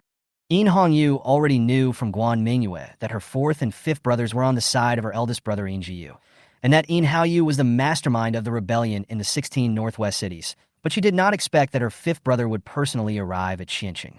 Although Yin Hongyu decided to build her own power to fight for the throne, she still felt a little soft-hearted when it came time to fight against each other. But the current war situation does not allow her to be soft-hearted, and she must make a choice. And she made her choice immediately. Yin Hongyu immediately said to Ding Yun beside him, "Ding Yun, have you seen the 4 rebel generals over there? Wait for me to clear the way for me to get closer to those 4 people." She also told Ding Yun the plan Guan Mingyue told her. Ding Yun on the side couldn't wait for a long time. She was very worried about the safety of her grandfather Ding Chongsheng on the city wall, so after Yin Hongyu finished talking about the plan, she rushed out with her people. Ding Yun led his men to cut in from the flank of the rebels, and they formed a cavalry unit after capturing the horses of the rebels in the south camp. The destructive power of the cavalry charge on the siege formation can be imagined, and at this time, the rebels at the North City Gate were focused on attacking Xianqing. Therefore, Ding Yun's first charge caught the rebels attacking the city by surprise and quickly opened a gap among the rebels. Yin Hongyu knew that this gap was only temporary. The rebels had a large number of people, and the gap would soon be filled by the rebels who reacted. So she took advantage of the gap, not being closed yet, and rode her horse quickly towards where Yin Haoyu was, on top of the city wall of Qiansheng. After Guan Mingyue saw that Yin Hongyu had rushed in from the right side of the rebels, she immediately pulled Ding Chongxing's clothes to indicate the situation to him. Ding Chongxing's attention shifted from fighting against the rebels on the city wall to the battlefield outside the city. He also noticed the changes on the battlefield, but he didn't know why Yin Hongyu rushed into the rebels when they were already outnumbered by the rebels. But he soon discovered the clues. He saw that the front of Yin Hongyu's charge was in the direction of several rebel generals. Because they all belonged to the Jinshi army, Ding Chongxing knew who the generals were who besieged Qianqing this time. Moreover, the 5th Prince Yin Haoyu also had experience in the Jinshi army, so Ding Chongxing also knew them. Ding Chongxing immediately understood what Yin Hongyu wanted to do. She wanted to capture the heads of enemy generals among thousands of troops. If it can succeed, then the current battle situation will inevitably be reversed. As expected of His Highness, the 6th Prince, and he also saw Ding Yun charging among the enemy troops. He knew his granddaughter's character. If he asked her to retreat at this time, she would definitely not agree. The courage of Yin Hongyu and Ding Yun in charging into the army aroused Ding Chongxing's competitive spirit. As a veteran who had fought in many battles, he could not lose to 2 little girls. So he said to the few dozen soldiers who were left behind him, "Soldiers, the 6th Prince and my granddaughter are now fighting the enemy outside the city. We, a group of grown men, must not cower here. Those who can still stand up, charge with me." Ding Chongxing picked up a spear beside him and walked out of the arrow tower. The remaining dozens of soldiers defending the city knew that it was useless to continue defending like this, so it would be better to charge. So they followed Ding Chongxing, picked up their spears, and walked out of the arrow tower. The soldiers defending the city formed a square formation and stretched out to both sides with the arrow tower as the center. The defenders outside the arrow tower did not expect that the soldiers defending the city could still organize a charge at this time. In the panic, many rebels were directly pierced, while others were directly squeezed out of the city wall by the advancing soldiers defending the city and fell from the 10-meter-high wall. This charge cleared a vacuum zone on the city wall. At the same time, because the rebels under the city wall had to organize an interception of Yin Hongyu's troops, they slowed down the attack on the city wall.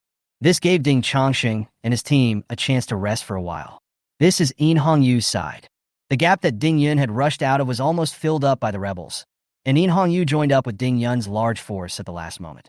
The two rushed to Yin Haoyu. Yin Haoyu looked at the heroic woman riding on the horse in front of him and asked doubtfully, "Sixth sister, Long time no see, fifth brother. In Hongyu was never taken seriously when she was in the palace, so she basically did not participate in matters like court attendance, and she stayed at home every day. So now it seems that I haven't seen my elder brothers for more than half a year.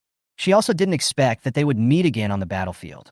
In Hongyu looked at In Hongyu and understood In Hongyu's current position. However, he still spoke out of consideration for the brother-sister relationship. Sixth sister, put down your weapon now and come back with me to admit your mistake to Big Brother. I don't think Big Brother will blame you, and you will still be our good sister at that time. Chapter 74 Blow Up, the Empress's Brother. Hearing In Hongyu's words, In Hongyu did not answer, but drew the sword at his waist and pointed it at In Hongyu. In Phoenix Dynasty, this action means provocation and initiation of a duel. In Hongyu, who was fond of martial arts, naturally understood what In Hongyu meant. He was extremely proud of his martial arts and could not tolerate provocation from others, even from his own sister. In Hongyu's eyes immediately turned cold. He changed his tone and said coldly, Sixth sister, I have already given you a chance. Since you don't want to drink my toast, don't blame me, the fifth brother, for being ruthless. Then he turned to Xuehu and others beside him and said, Don't interfere in the matter between me and my sixth sister. After saying that, In Hongyu picked up a spear and walked towards In Hongyu.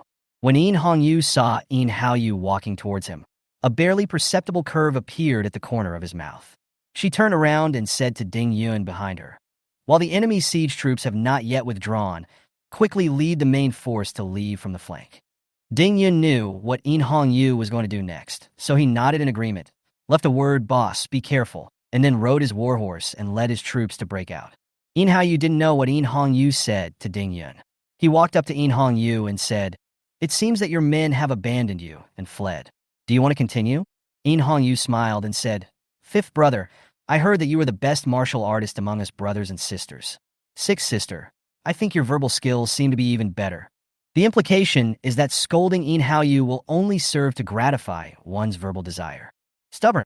Hearing In Hongyu provoking him again and again, In Hongyu finally couldn't hold back the anger in his heart. He no longer cared about the relationship between brother and sister, and pulled the reins of his horse and rushed towards In Hongyu. In Hongyu knew that it was very disadvantageous to fight with a sword on horseback, so he retracted the sword and picked up a spear stuck in the ground. However, the spear was not a weapon she was good at using, so she was a little slow in using it. In Hongyu naturally saw these flaws, and he raised his spear and stabbed it towards In Hongyu's face. In Hongyu wanted to resist with a spear, but the long-handled weapon was not as flexible as the sword. The spear was a beat slower. The spear pierced In Hongyu's face from above the spear. In Hongyu could only lower his head and dodge. Although he managed to dodge the attack, In Hongyu's spear still pierced the band on In Hongyu's hair. Her black hair suddenly spread out. In Hongyu didn't care about her hair. After dodging In Hongyu's attack, she quickly turned around and ran towards the city wall. In Hongyu saw that although his attack failed, he seemed to frighten In Hongyu, so he immediately chased after him. Xuehu and others behind him will naturally not let In Hongyu enter the battlefield alone. If In Hongyu does something bad, all three of them will die. So the three of them immediately followed. In Hongyu rode in front of him. There were many soldiers who wanted to stop him along the way, but they were all shouted back by In Hongyu. He wanted to defeat In Hongyu personally, and then take her to prison in the capital to let her know the consequences of not listening to him. In Hongyu looked back at In Hongyu, who was following behind, and said in his heart, Fifth brother, I'm sorry.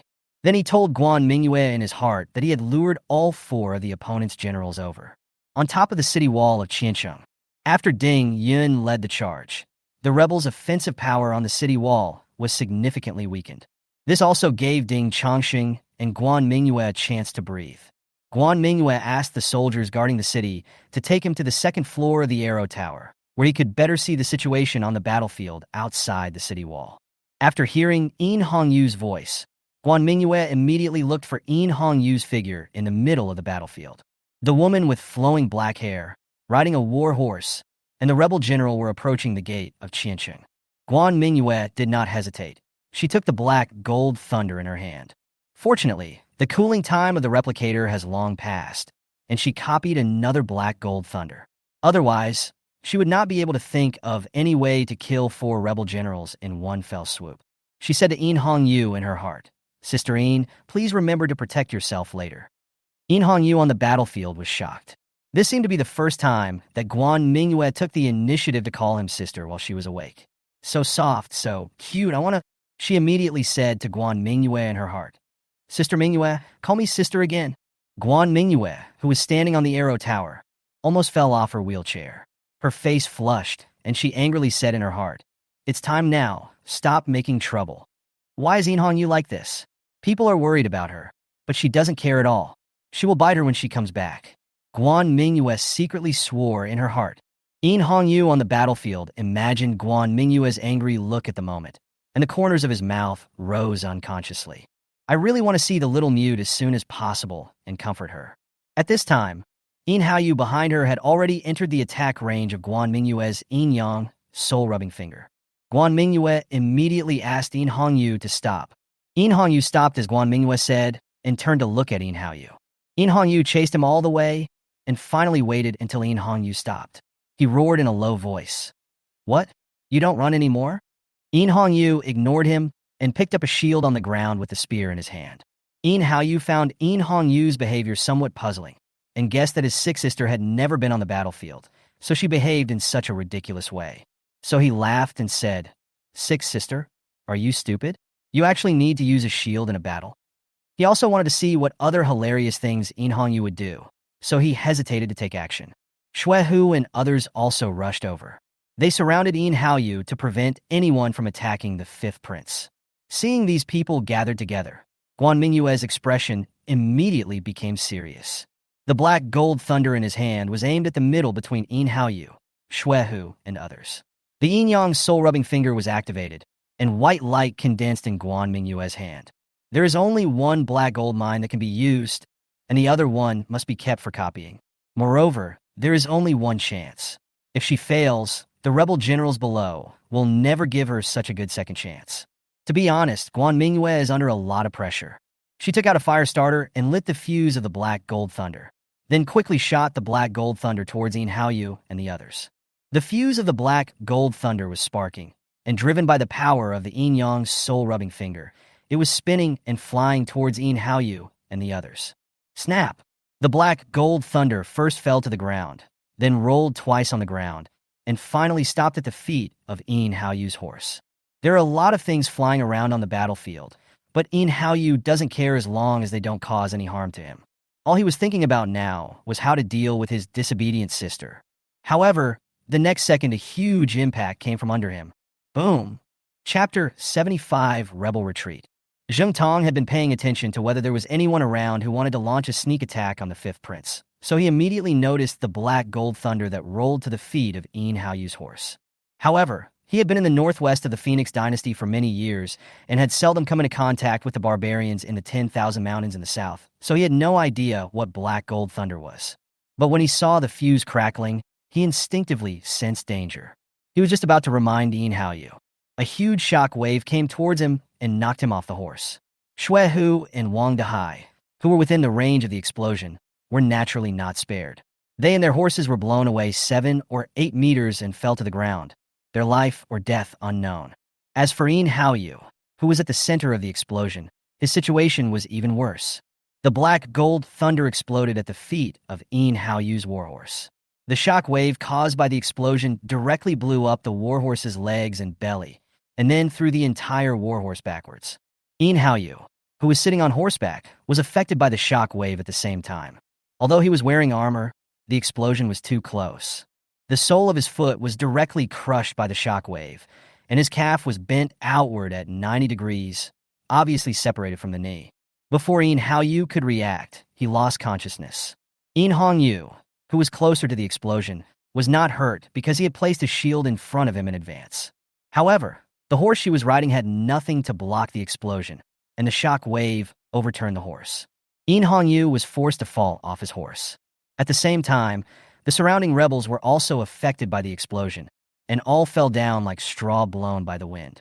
The shock wave of the explosion created a vacuum area in the middle of the battlefield. At this moment, the only person still standing in this area was Hongyu.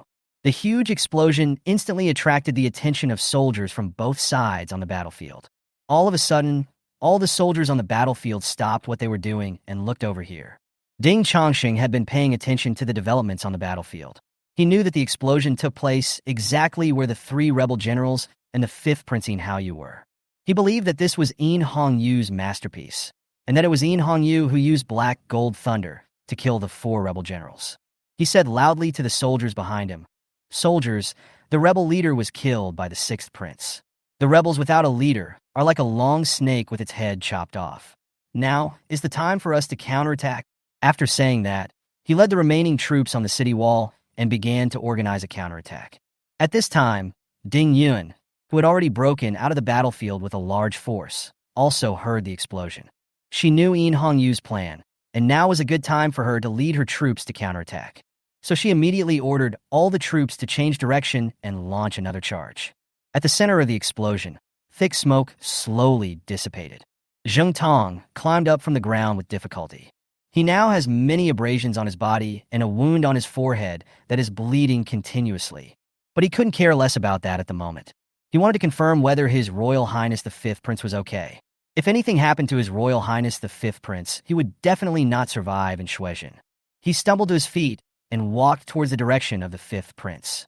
There was a man standing where the 5th Prince was, and it was Hong-Yu. Hong-Yu was holding the unconscious Hao-Yu in his hands. Hao-Yu's legs were completely broken, and he had multiple serious wounds on his body. If such serious injuries were not treated in time, he would probably bleed to death soon. Hong-Yu pointed his sword at Zheng Tong and said, "Withdraw your troops, or you will all be buried with the 5th Prince." Hong-Yu's tone was cold, and he seemed to have no emotion at all. Indeed, she didn't need to have any feelings for these rebels. Seeing Hao-Yu's miserable state, Zheng Tong coughed up a few mouthfuls of blood, covered his chest, and said to Hong-Yu, "Release His Royal Highness the 5th Prince. Don't forget that you are still surrounded by us." Zheng Tong felt very miserable. He didn't expect that the situation would turn out like this.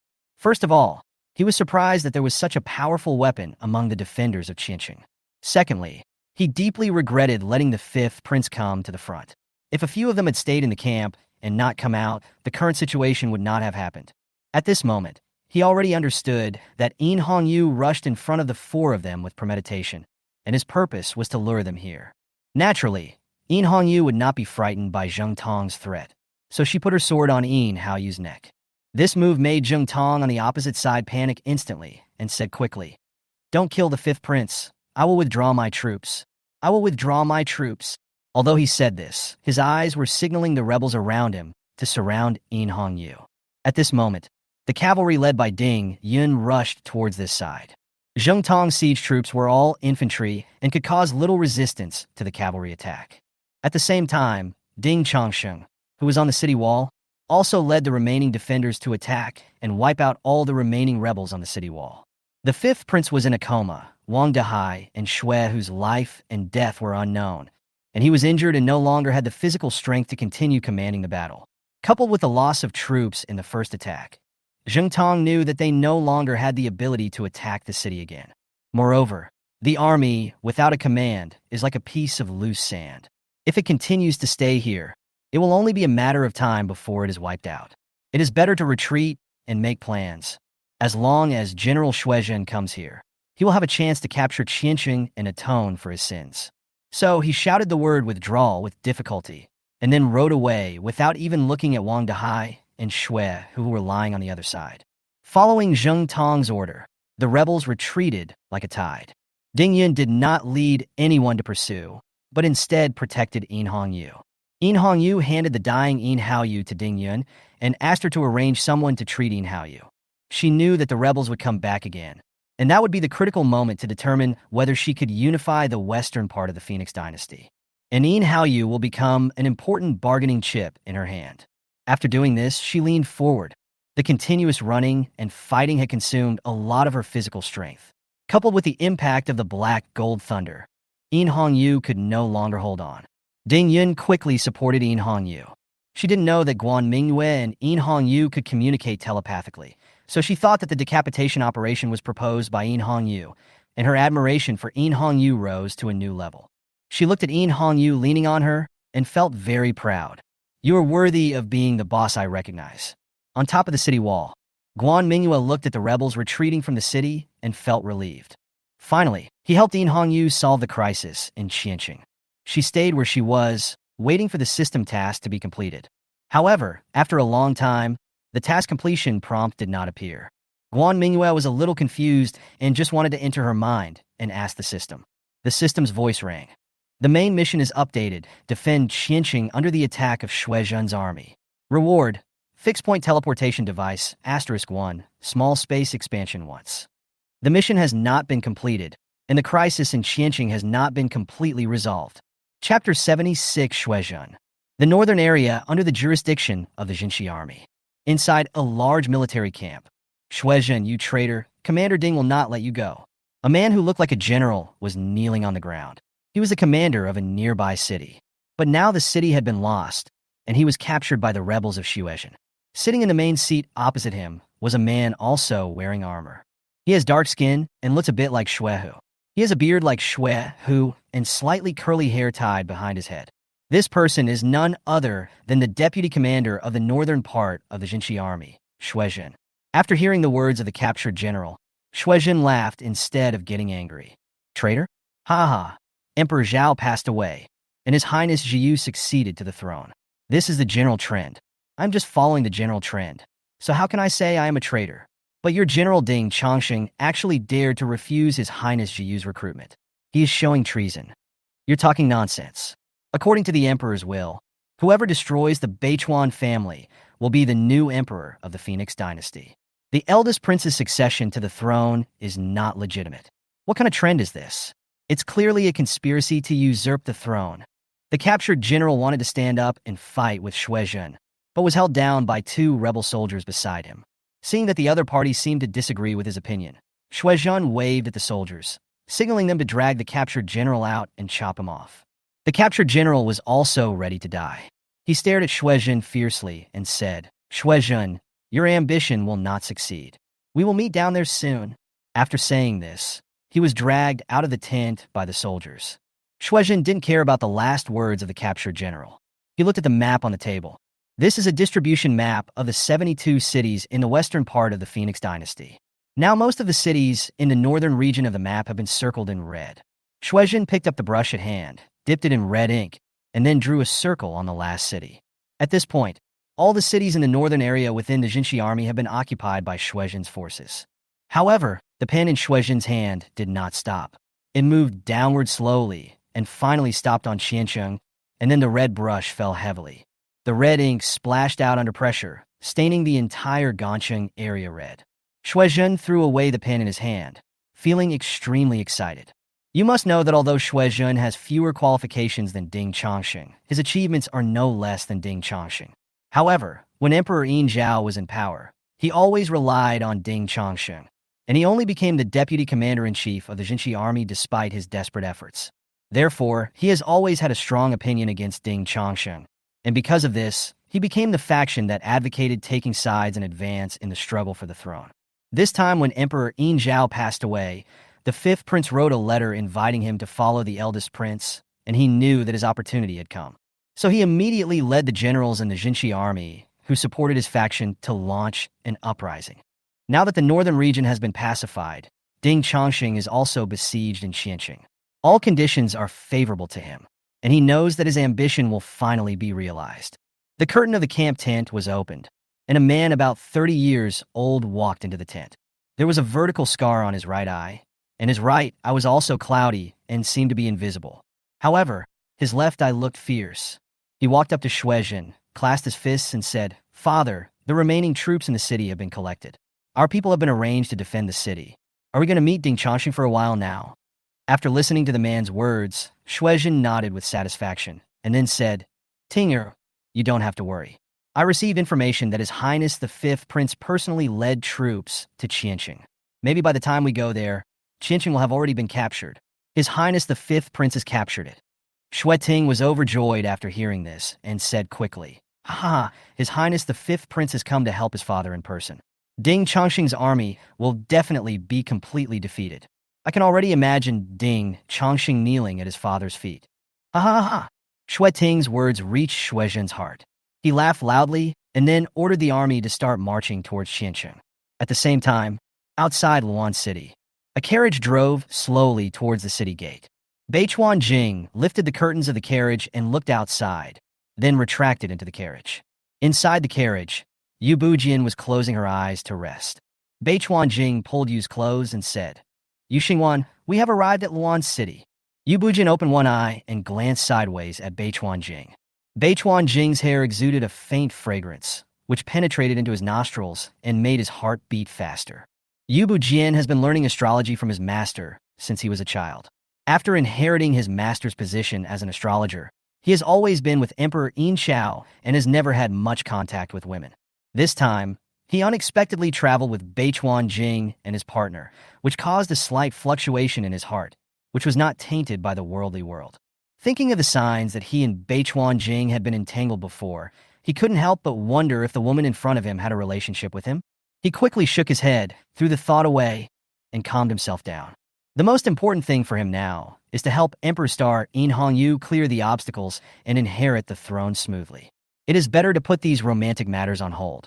Beichuan Jing, who was standing aside, looked at Yu Bujian, who was shaking his head, and wondered if this guy had gone crazy from riding in the carriage. The carriage entered Luan City and came to the gate of Jong Mansion. Yu Bujian stepped out of the carriage, came to the doorkeeper, and said, "Yu Bujian in the capital would like to see General Jong, and I would like to inform you." The servant didn't know Yu Bujian, but when he heard that he was from the capital, he naturally didn't dare to neglect him. He said respectfully to Yu Bujian, "Master Yu, my master is not in the mansion. He went to Qiancheng." Yu Bujian still didn't know about the rebellion in the 16 cities in the northwest. He only knew through the astrolabe that a major event was happening in the west of the Phoenix dynasty. He thought Yin Hongyu had done something big. Then let me ask, is Miss Yin at home? Anyway, Yu Bujian came to Luan City to find Yin Hongyu. Since Zhong Baicheng was not here, it was the same thing to find Yin Hongyu. The servant also knew that there was a Miss Yin living in the house, but he did not know the relationship between Miss Yin and the royal family. He said, "Miss Yin also followed my master to Qiancheng." This month there was no doubt anymore. Yin Hongyu and Zhong Baicheng both went to Qiancheng. Did something big happen in Qiancheng? It was an important town in the western part of the Phoenix dynasty, and its commander-in-chief Ding Chongsheng was also there. What happened that made the sixth prince go to Qiancheng? Returning to the carriage without seeing the moon, he took out the astrolabe to deduce the situation in the west. With this push, he was so frightened that he almost lost his grip on the astrolabe. Chapter 77 Bite You. Beichuan Jing heard the conversation between Yu Bujian and the janitor from the carriage. She immediately realized that Yu Bujian sneaking out from the palace and coming to Luan City must have something to do with Miss Yin. And she also knew that the royal family of the Phoenix dynasty all had the surname Yin. Yu Bujian will come to see this Miss Yin, so this Miss Yin must have some connection with the turmoil in the royal family. Thinking of this, she became interested in Yu Bujian and Miss Yin. However, before she could ask to go to Qiancheng with Yu Bujian, who had just finished the divination, shouted to the driver of the carriage in a panic, "Quick, hurry up and go to Qiancheng." The reason Yu Bujian was so panicked was because he saw a very urgent scene during the divination just now. The force that originally represented the Jinshi army on the astrolabe suddenly split into two groups. One of the forces gradually turned into the color of the eldest prince's force, and then began to engulf the forces that originally belonged to the Jinshi army. There is a blue light spot swaying between the two forces, and the situation is precarious. And the force that has become the color representing the eldest prince has annexed a large number of suppression army forces and is approaching the blue point of view. The rebellion in the 16 northwest cities happened after Yu Bujian left the capital. During the period from the capital to Luan City, in order to prevent others from discovering that he was a star officer of the Phoenix dynasty, he specifically did not use an astrolabe for divination. This resulted in Yu Bujian not knowing about the rebellion in the 16 cities northwest of the Jinshi army. He is now eager to find Yin Hongyu and ask what happened to the Jinshi army. Why the sudden rebellion? Beichuan Jing saw Yu Bujian's panic and knew something bad might have happened, so she didn't mind Yu Bujian sending the carriage to Qiancheng without her consent. Moreover, she is also very curious about Yu Bujian's coming to the west, so she can follow along to find out more. Qiancheng, Consulate General, in Yin Hongyu and Guan Mingyue's room. It was already the afternoon of the second day after the rebels withdrew. Yin Hongyu slept for almost a day and a night. She slowly opened her eyes and found Guan Mingyue lying on the edge of the bed. Guan Mingyue rested her head on her arms, and her mouth pouted slightly because of the pressure on her face, which made her look even cuter. Her hair was unkempt and just spread out like a waterfall. In Hongyu felt very happy when he saw Guan Mingyue sleeping soundly. Having just experienced a great battle, the tranquility at this moment is so beautiful. She reached out and gently helped Guan Mingyue take out the hair that Guan Mingyue had bitten into her mouth. Guan Mingyue noticed In Hongyu's movements and woke up groaning. "Are you awake?" she said softly in her heart. In Hongyu responded, then carried Guan Mingyue to the bed, let her sit astride his lap, and then looked straight at Guan Mingyue. As soon as Guan Mingyue sat on In Hongyu's lap, she knew that nothing good was going to happen next. She immediately said in her mind, "You just woke up, your body is not fully recovered yet." In Hongyu gently held Guan Mingyue's waist with both hands and said with a smile, "I know best whether my body is fine or not." Guan Mingyue neither agreed nor refused. She knew what In Hongyu was going to do next. Her face slowly turned red. When In Hongyu saw Guan Mingyue like this, the corners of his mouth curled up slightly. Then he reached out to hold Guan Mingyue's waist and pulled her towards him, so that Guan Mingyue's entire upper body was tightly pressed against him. She whispered in Guan Mingyue's ear, "It's not the first time. Are you still so shy?" I didn't. Guan Mingyue didn't know what to say and could only deny it. "Oh, really? Then why are your ears so red?" The hot breath from In Hongyu's words sprayed on Guan Mingyue's ears. "The little earlobe is as red as a cherry." In Hongyu couldn't help but want to bite it in her mouth, and she did so. Guan Mingyue endured the stimulation from her ears and answered with difficulty in her heart, I don't know." In Hongyu let go of Guan Mingyue's ear and said, "Don't know? Then let's find the answer together, okay?" As she spoke, she kissed Guan Mingyue's jaw, then her neck, and then her collarbone. Guan Mingyue wanted to escape from In Hongyu's attack, and her body began to lean back. In order to maintain her balance, her hands unconsciously climbed onto In Hongyu's shoulders. During the break in In Hongyu's attack, Guan Mingyue tried to answer In Hongyu's questions in her mind. Not good. In Hongyu stopped talking and started asking Guan Mingyue in his heart, "Is it good or bad?" Guan Mingyue wanted to say no, but as soon as she said no, In Hongyu gently bit Guan Mingyue's collarbone. The stimulation of this bite made Guan Mingyue pause for a moment before she spoke the next word. "Okay." Seeing that his evil idea had succeeded, In Hongyu said in his heart with pride, "You can agree to this yourself." Guan Mingyue wanted to cry, but had no tears. "I clearly said something bad, but you tampered with my speech, which doesn't do you any good." But In Hongyu would not listen to Guan Mingyue's next words. She untied the belt around Guan Mingyue's waist, then gently pulled Guan Mingyue's outer clothes, revealing Guan Mingyue's pink shoulders and arms. But the next second, In Hongyu stopped moving. She looked at the shallow wound on Guan Mingyue's left arm. Although the wound had healed, there was still some slight redness and swelling around the wound. "You were injured. When did it happen?" As In Hongyu stopped moving, Guan Mingyue had a chance to catch her breath. She leaned on In Hongyu's shoulder and panted, and replied in her heart, "It's okay. It's fine now. Although it hurt so much that I cried when I was injured, fortunately the wound was not deep, and it scabbed over after a while. Now 1 day has passed. The wound has almost healed." In Hongyu looked at the wound on Guan Mingyue's left arm.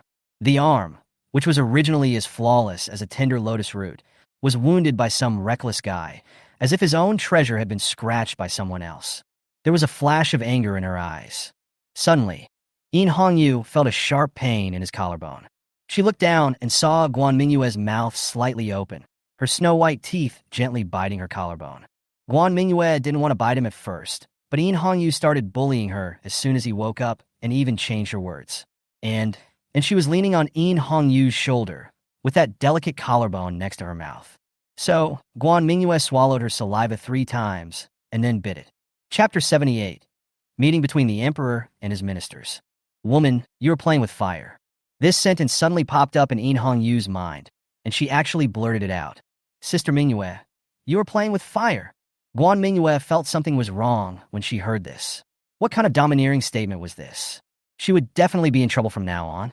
She quickly let go of In Hongyu's collarbone, smiled at In Hongyu, and then begged for mercy in her heart.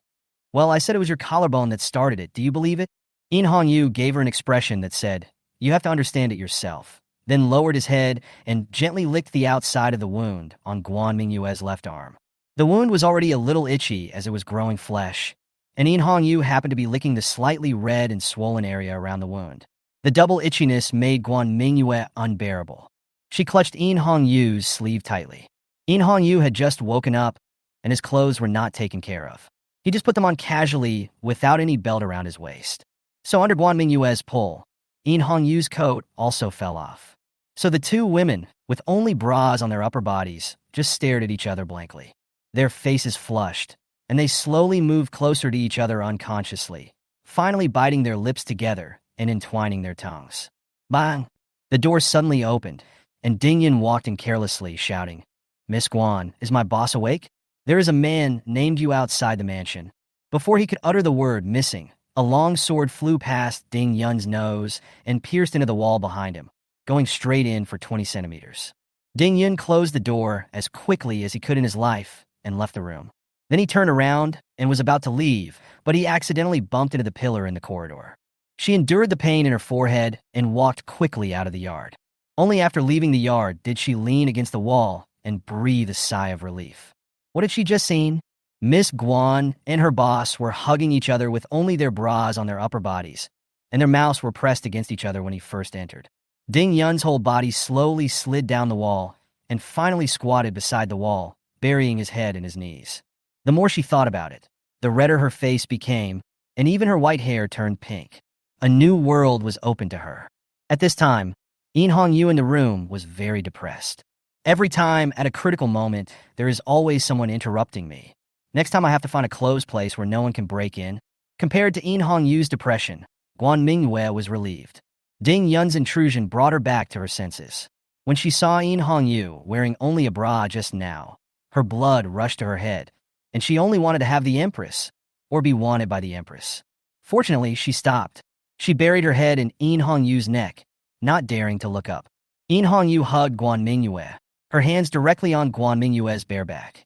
The smooth and delicate skin made her linger. Even if there was no further action between her and Guan Mingyue, she didn't want to get up like this. So the two of them continued to be together for half an hour. Inside the reception hall of the Consulate General, Yu Bujian and Beichuan Jing have been drinking their 5th cup of tea here. However, the two had no objections. After all, Yu Bujian was going to meet his future monarch, so he was very patient.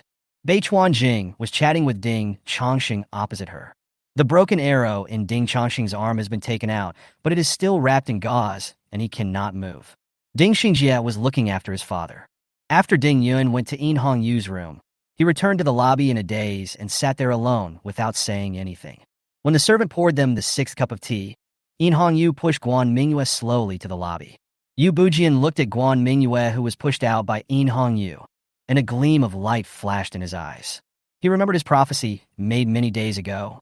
The stars in the sky are in chaos, and the dynasty is about to face a catastrophe, but the imperial star rises in the west, shining brightly under the silhouette of a remnant star, and this chaos will eventually be quelled. Could this girl in the wheelchair be the broken star in the prophecy? Although Yu Bujian is very familiar with the changes in the stars, his ability is not enough when it comes to the human level. But what is important now is not this, but to help His Highness In Hong-yu quell the rebellion of the Jinshi army. Yu Bujian stood up and walked to In Hong-yu to kneel down. Xinguan Yu is gone. I'd like to pay my respects to His Highness the 6th Prince. In Hong-yu was stunned. She knew the position of Star Officer and the meaning behind it. However, she only met Yu Bu a few times, and that was all when she was in the Imperial City. She had been living in seclusion while in the Imperial City. During that time, she didn't care about anything in the Imperial City, so she didn't know many people in the Imperial City. If Yu Bujian hadn't always been by her father's side, she might not even have known him. But why did the star official of the Phoenix dynasty leave the capital and come here? With these doubts in her mind, she stepped forward to help Yu Bujian. Official Yu Eshing, why did you come to Qincheng?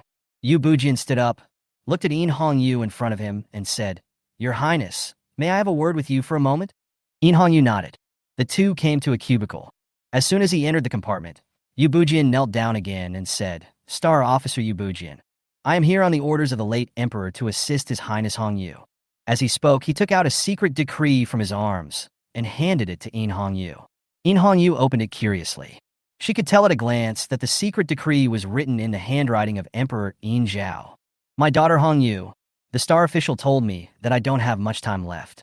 Unfortunately, there are some things that I can't tell you in person. The year you were born, the star official made a divination for you. The divination showed that you were the emperor of the Phoenix dynasty and the future emperor of the Phoenix dynasty.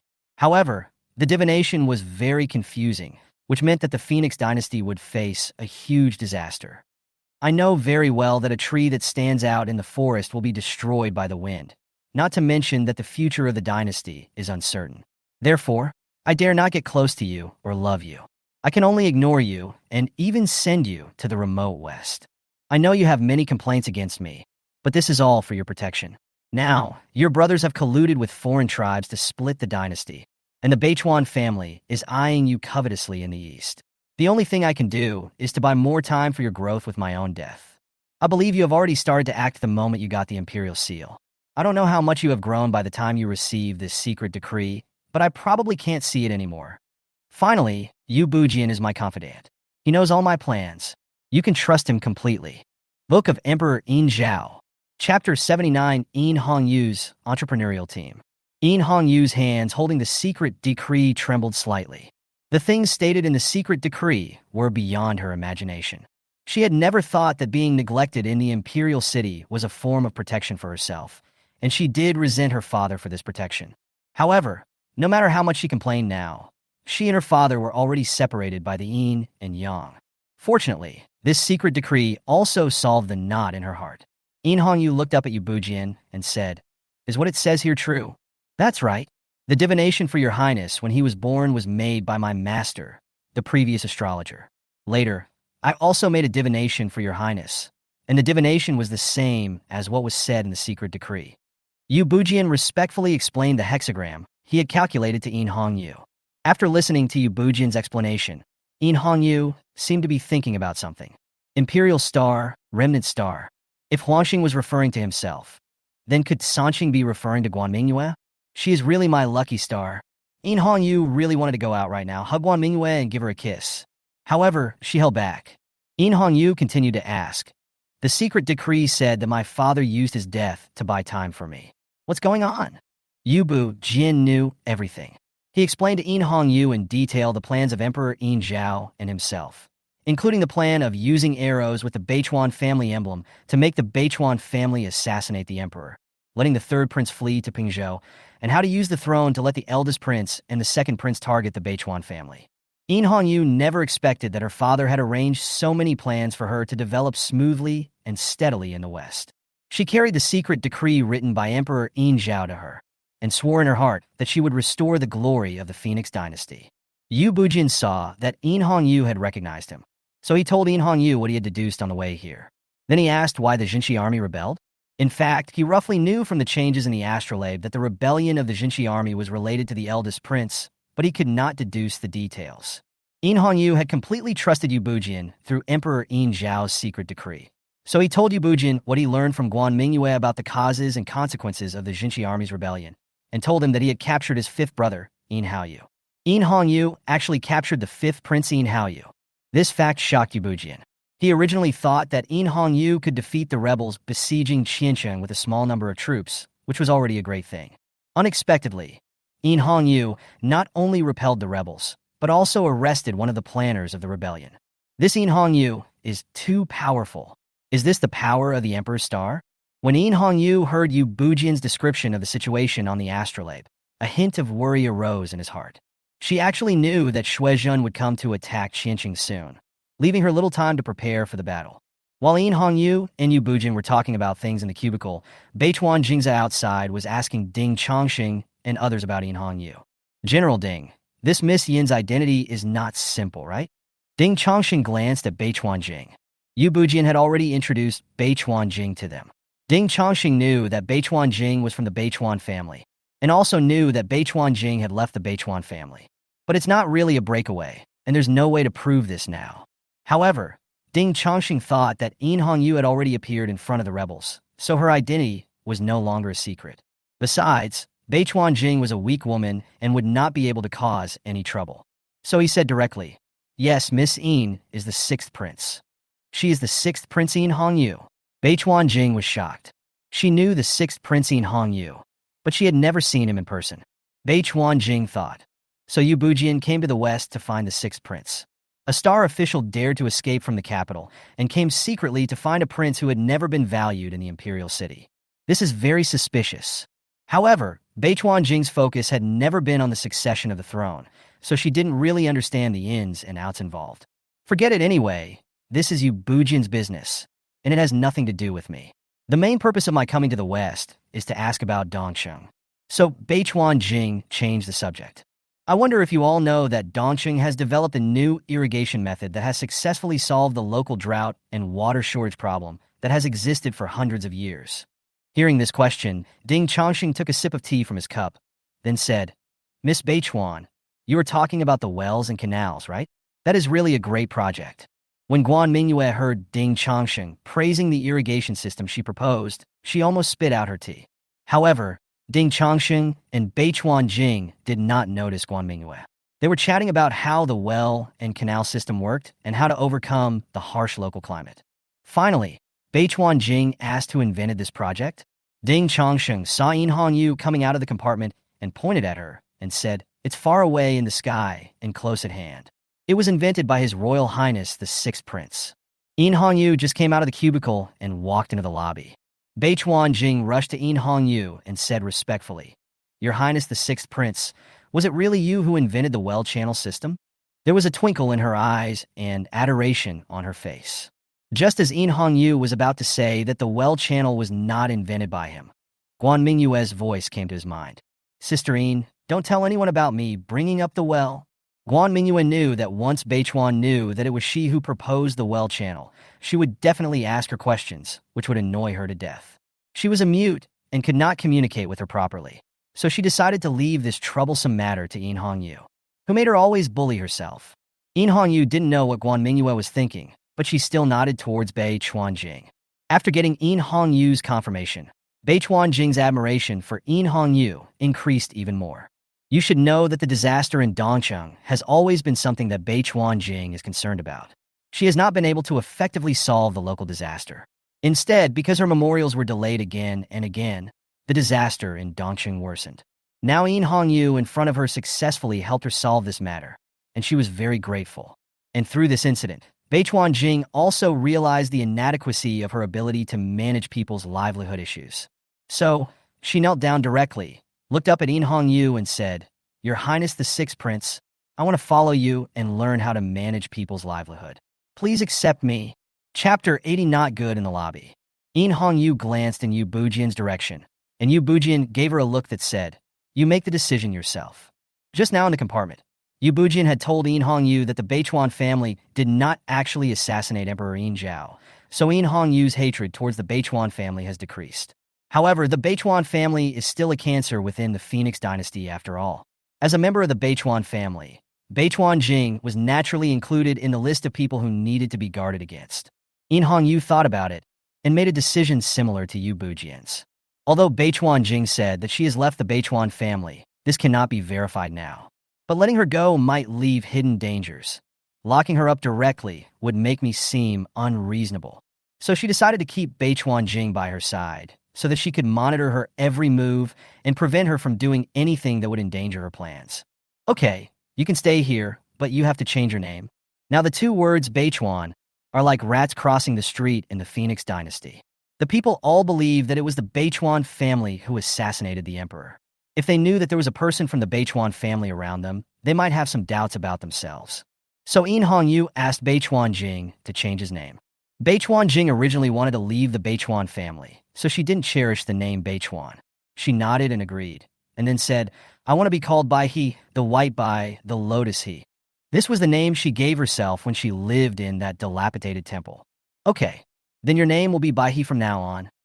Yin Hongyu didn't care what her name was, as long as it didn't include the word Beichuan. After settling Bai He's matter, Yin Hongyu took the lead and said, Everyone, although the rebels besieging Qiancheng have been repulsed by us, the rebellion in the north is still continuing, and Shuizhen will invade with his army soon. We must take measures to deal with it. Next, Yin Hongyu explained his plan to everyone, and then arranged the next tasks for everyone. First of all, the most important thing is to immediately mobilize all available troops from the southern and central parts of the Jinshi army to support Qiancheng.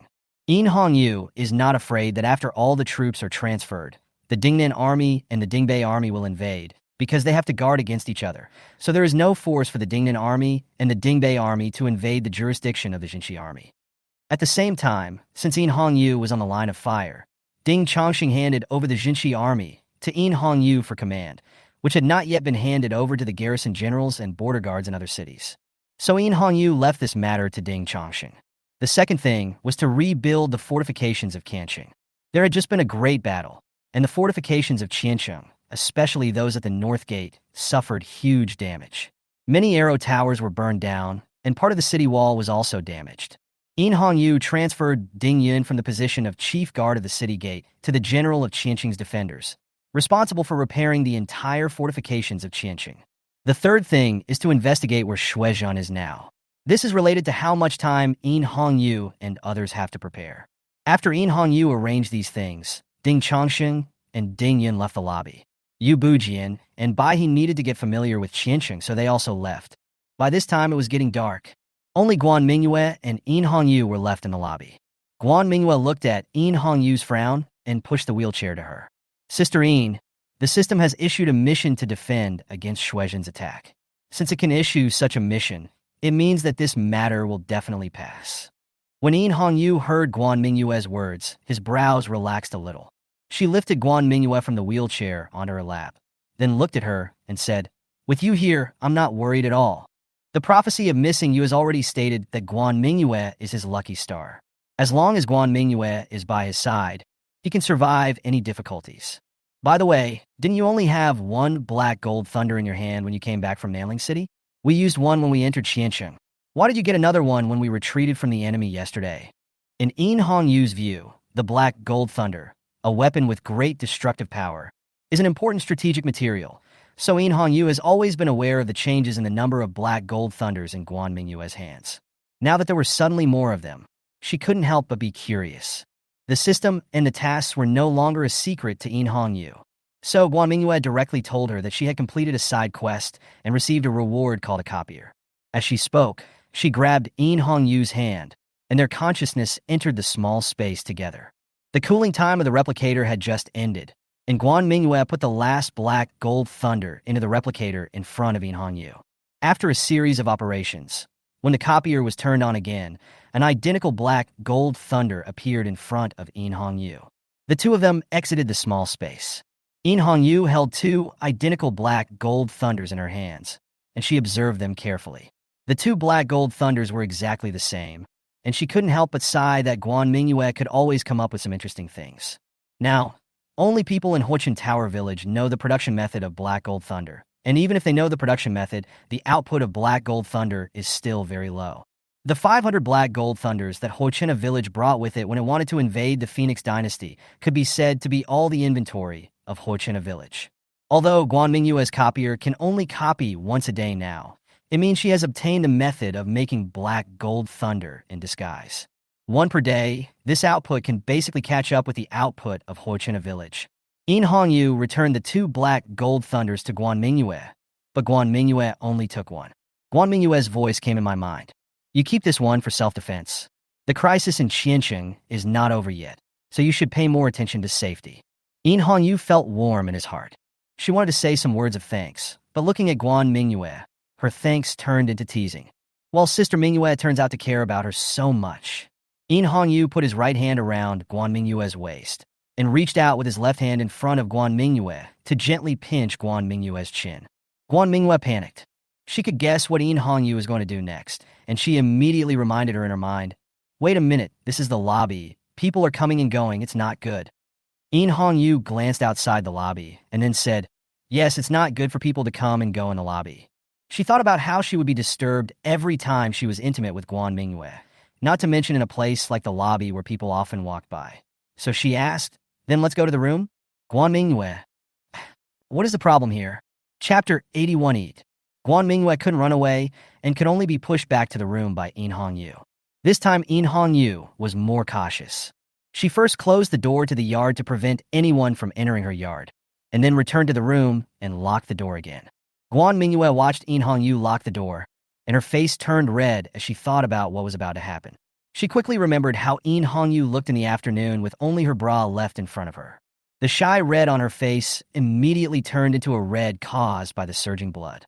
No one can stand an empress like that.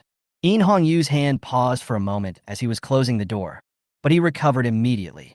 She closed the door, then pulled it hard to make sure it could not be opened easily, and then came to Guan Mingyue. Guan Mingyue closed her eyes immediately when she saw In Hongyu walking towards her. But what was imagined did not happen. Guan Mingyue opened her eyes slightly and saw In Hongyu sitting in front of her, looking at her with his head supported by one hand. She was about to ask me what I was doing, but she realized the ring didn't turn. Guan Mingyue was shocked to find that her love ring was not closed. Then wouldn't the Empress, who just thought she was not wearing any clothes, be discovered? The redness on Guan Mingyue's face rose to another level.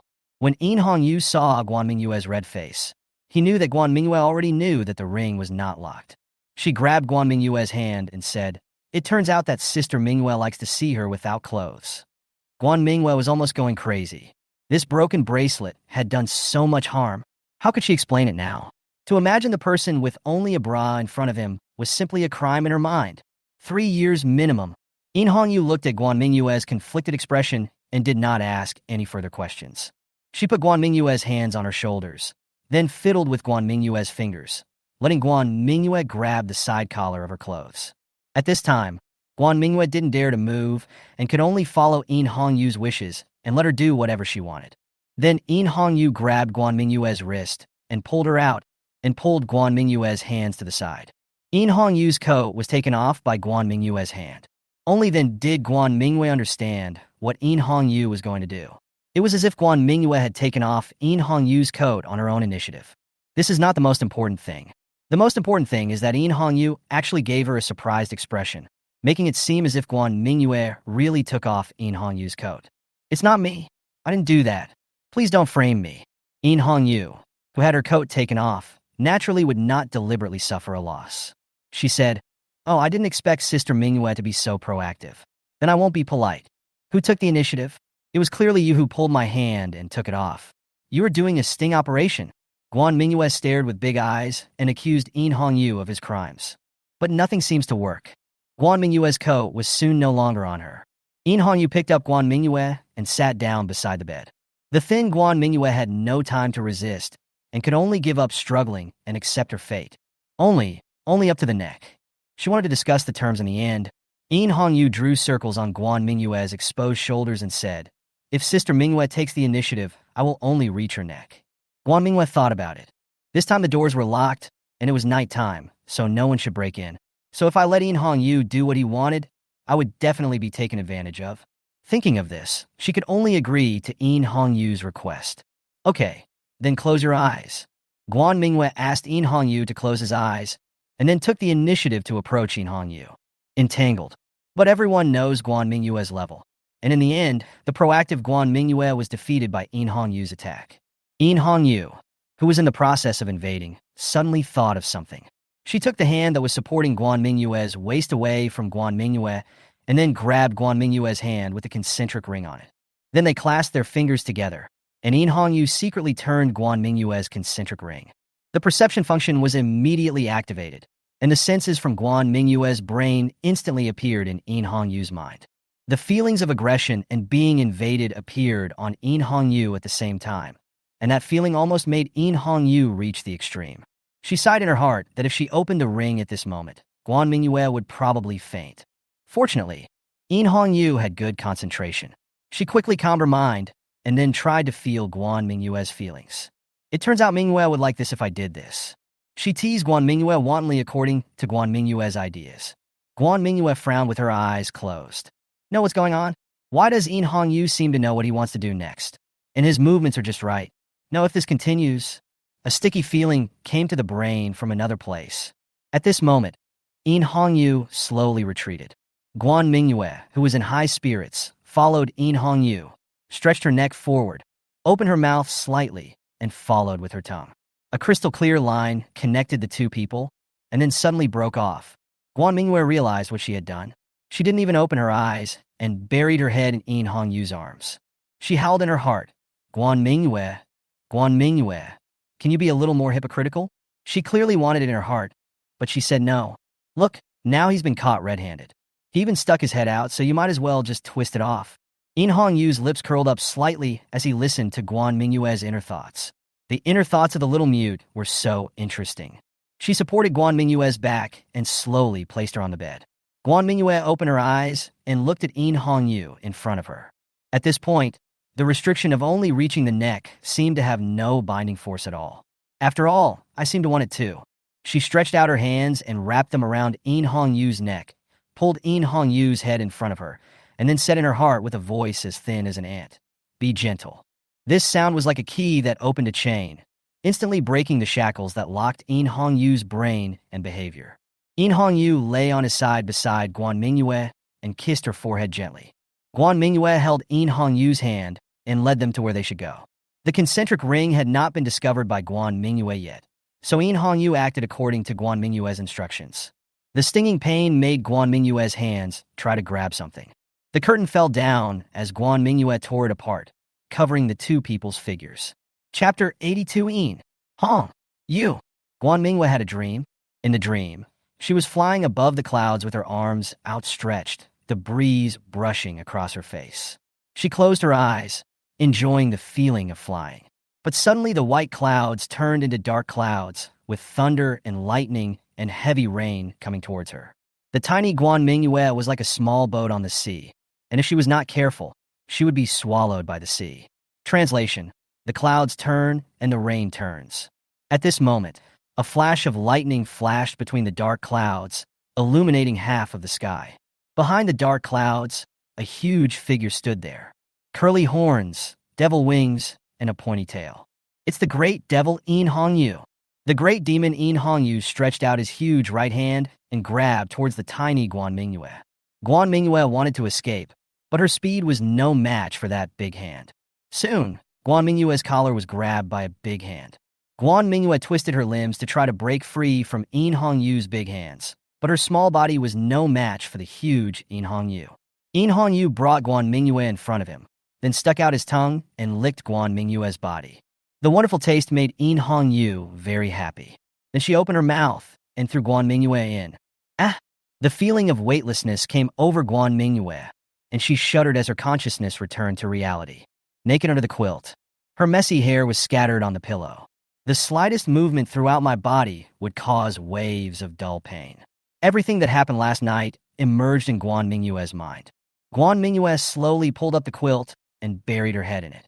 After a long while, she could no longer breathe under the quilt, so she quietly pulled down the quilt a little, revealing her eyes and looking around the room.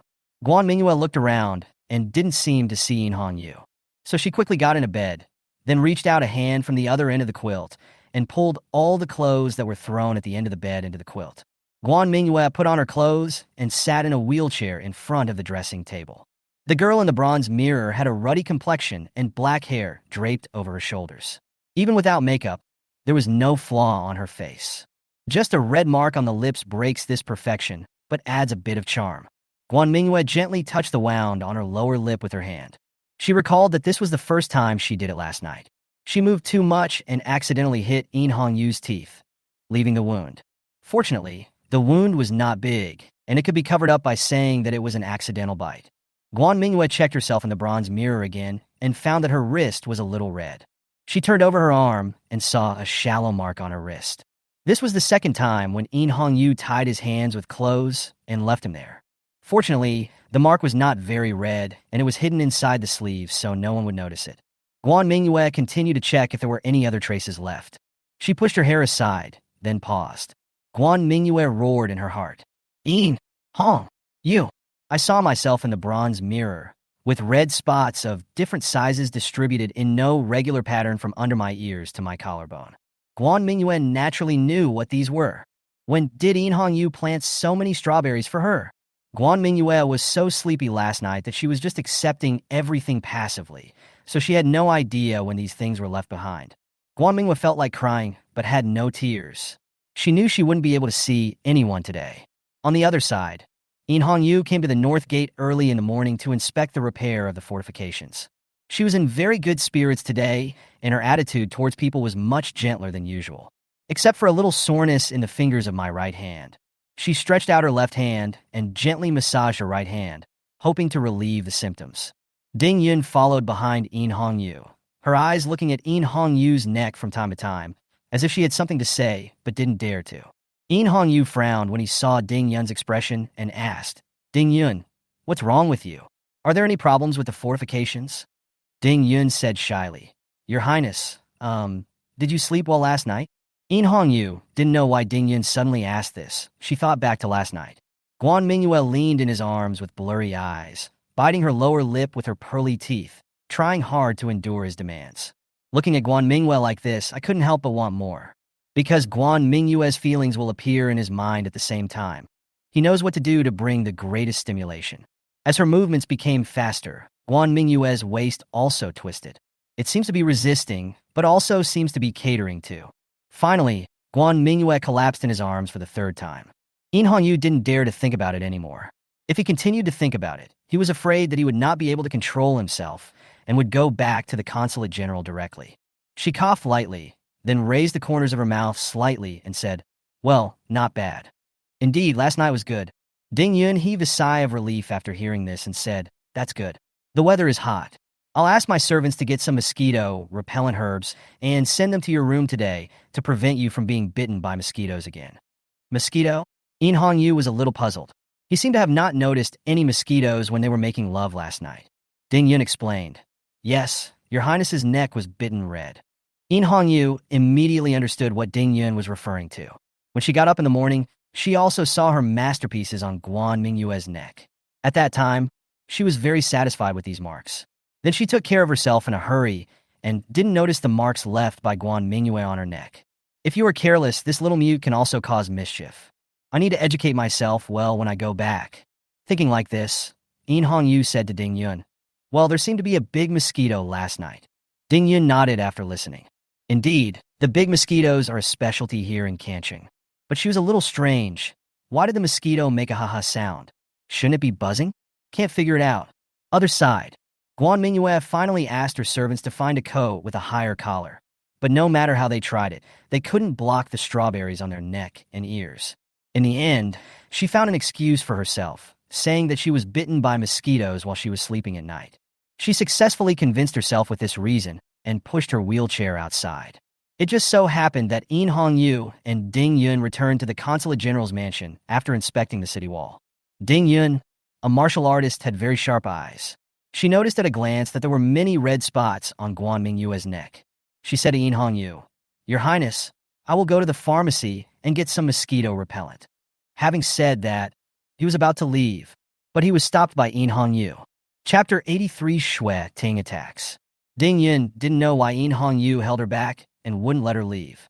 She looked at In Hongyu in confusion, but she saw In Hongyu slowly walking towards Guan Mingyue, then lowered his head and gently bite Guan Mingyue's neck in front of her. The sharp-eyed Ding Yun immediately noticed a new red mark on Guan Mingyue's neck. She immediately knew how the marks on In Hongyu and Guan Mingyue's necks came from. Recalling that she had accidentally seen Guan Mingyue and In Hongyu in their disheveled state on the bed before, Ding Yun's face suddenly turned red. There are no big mosquitoes. There is no need for insect repellent. There is no mosquito bite. Ding Yun covered his eyes and ran out. Seeing Ding Yun escape, In Hongyu let go of Guan Mingyue. Guan Mingyue covered her neck and stared at In Hongyu and said angrily in her heart, In Hongyu, why are you like this? Ding Yun was scared by you. In Hongyu smiled, stood up, and pushed Guan Mingyue towards his residence. As she walked, she said, I am claiming my sovereignty. Don't keep thinking about white-haired and pink-haired things in the future. When Guan Mingyue heard In Hongyu talk about declaring sovereignty, the blush on her face immediately spread. Oh, who wants to be your property? Without any hesitation, In Hongyu lowered his head and whispered to Guan Mingyue's ear. This statement of sovereignty was like a confession to Guan Mingyue, and her heartbeat quickened. She said in her heart, I didn't agree to be your property.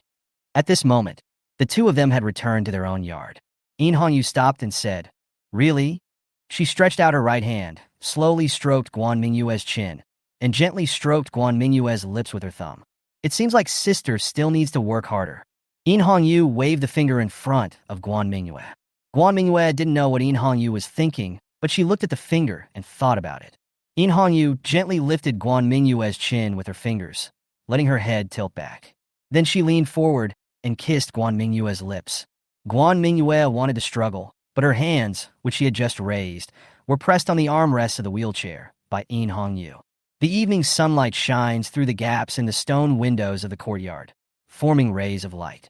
The breeze didn't want to disturb the tranquility at the moment, so it slightly lifted the hems of their clothes and then quietly left.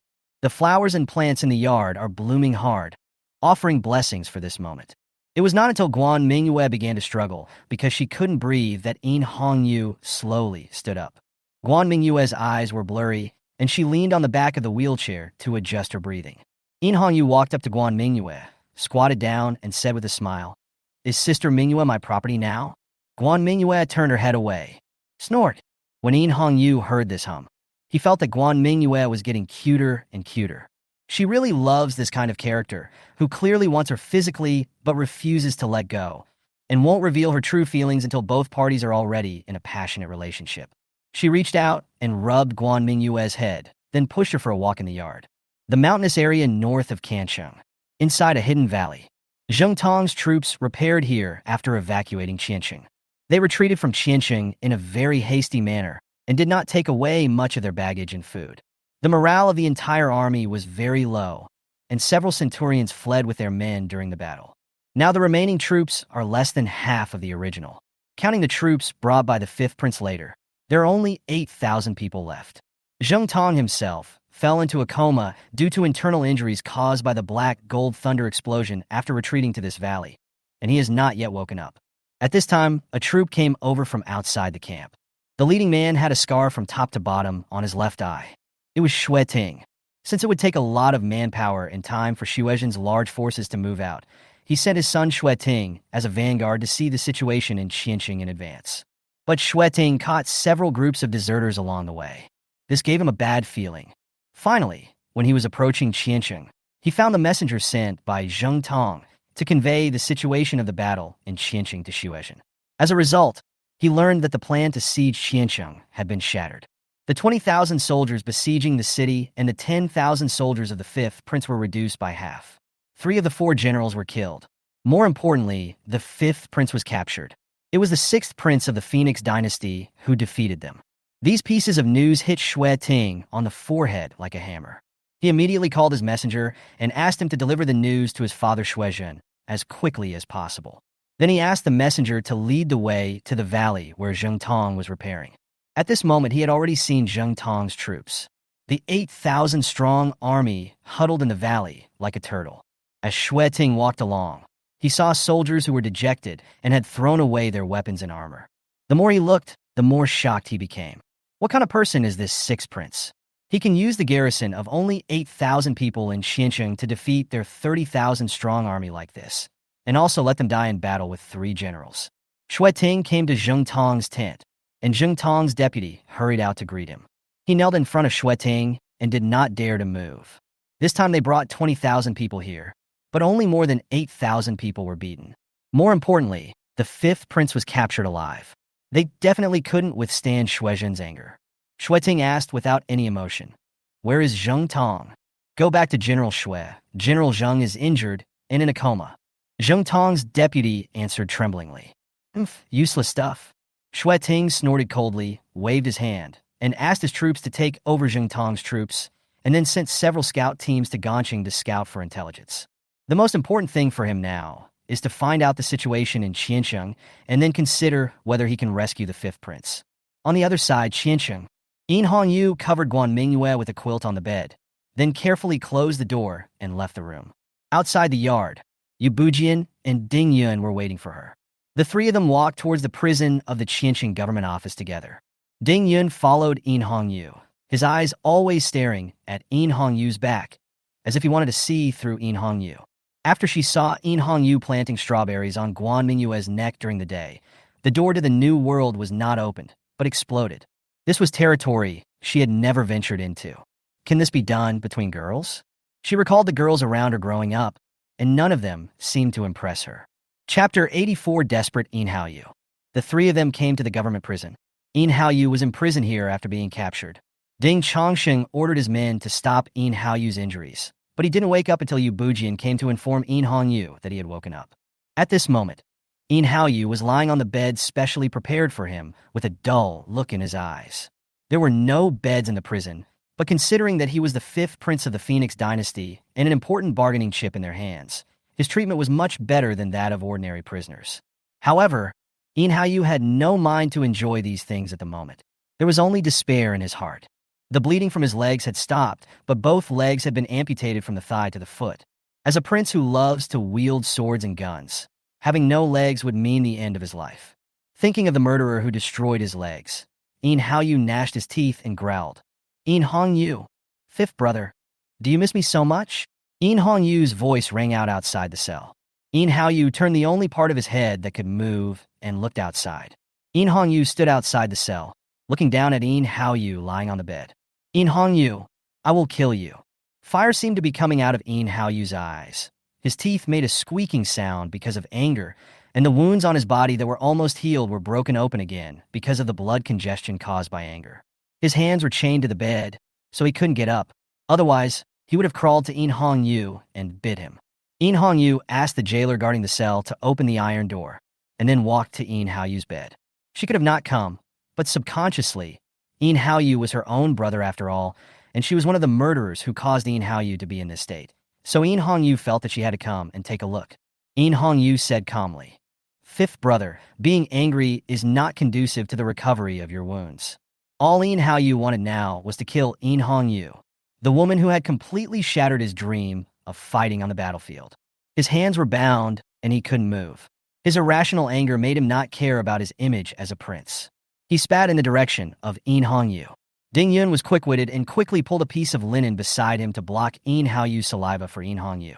Yu Bujian also took a step forward and protected half of Yin Hongyu's body. Only then did Yin Haoyu see clearly that Yu Bujian was following behind Yin Hongyu. "You is Guan?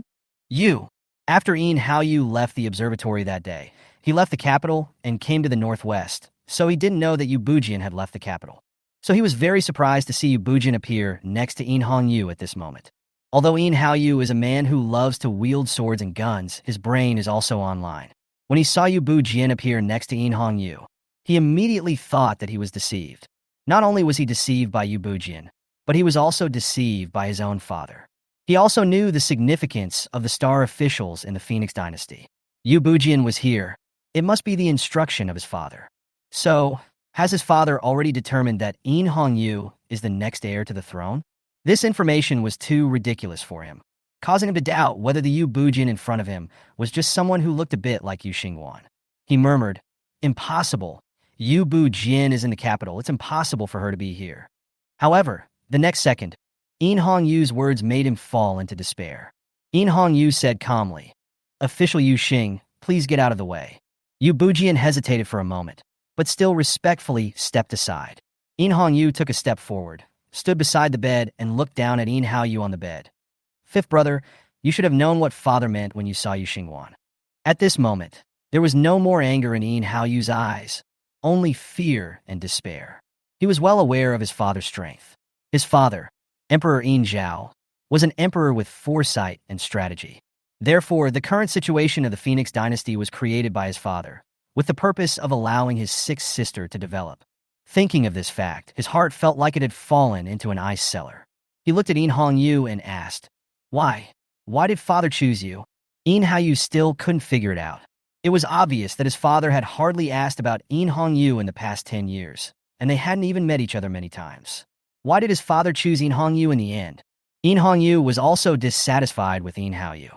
After asking the irrelevant people to leave, she took out the secret decree left for her by Emperor Yin Zhao and read it again in front of Yin Haoyu.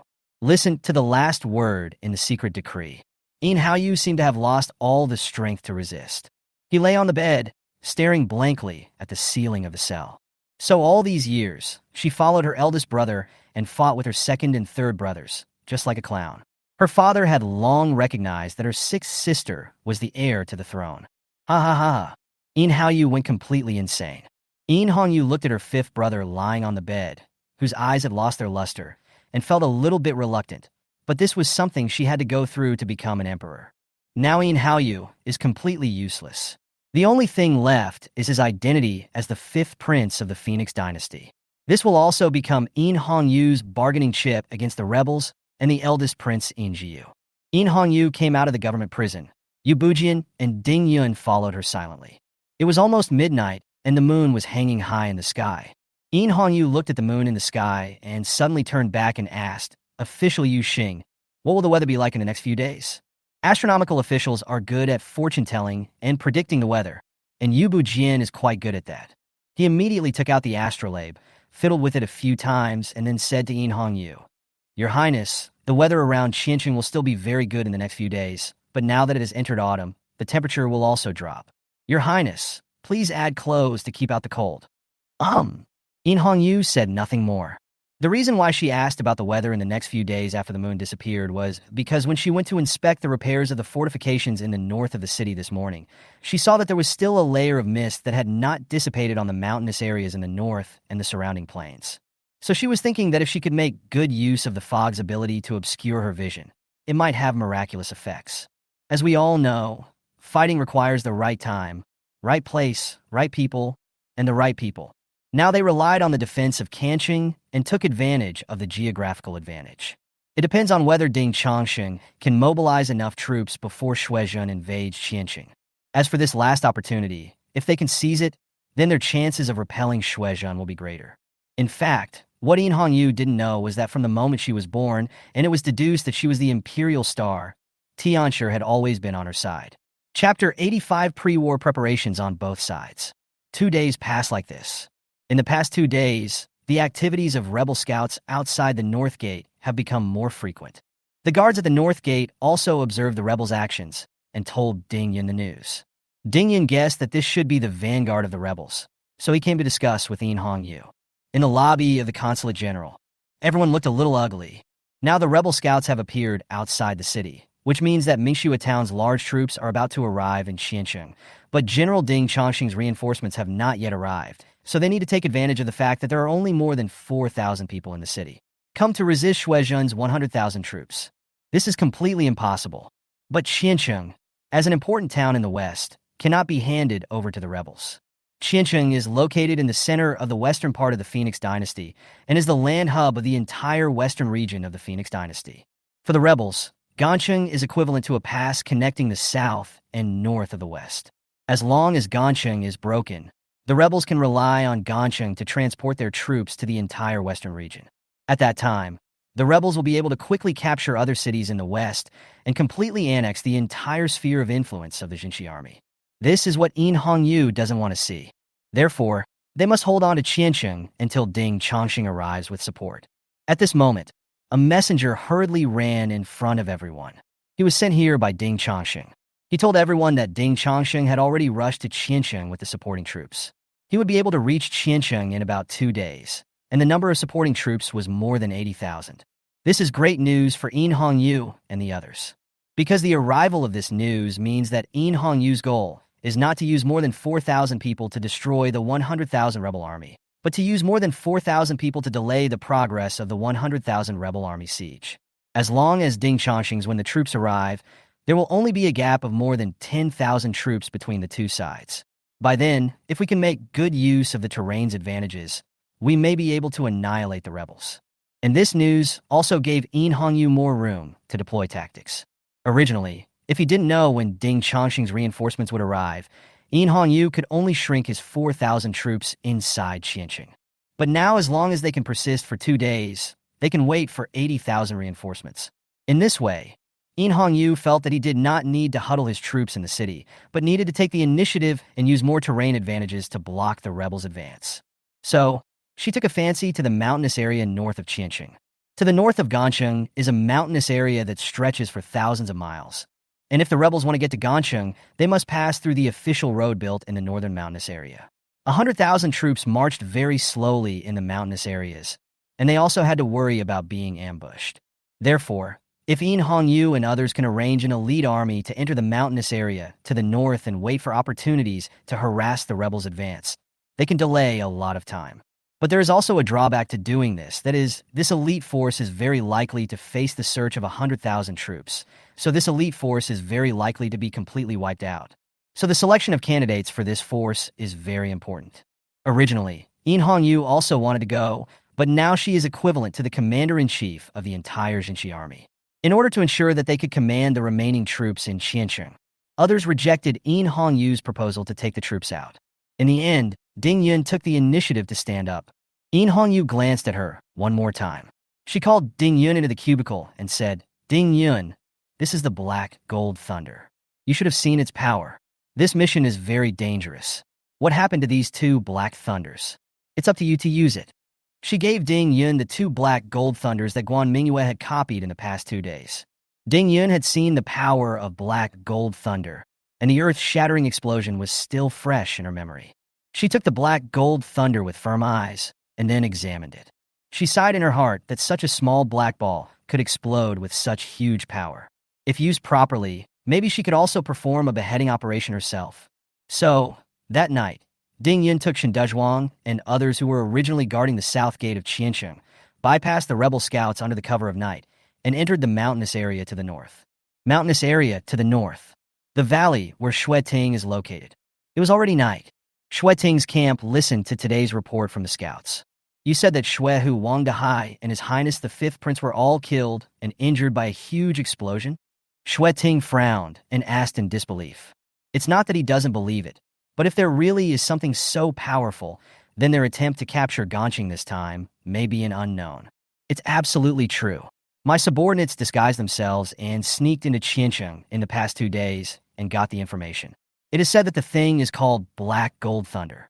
As long as the fuse is lit, it can cause a huge explosion, which will occur within a range of about 10 meters.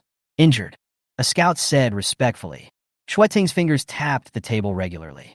A thing with an explosion range of only 10 meters is not enough to scare him. But the only thing that scares him is its quantity.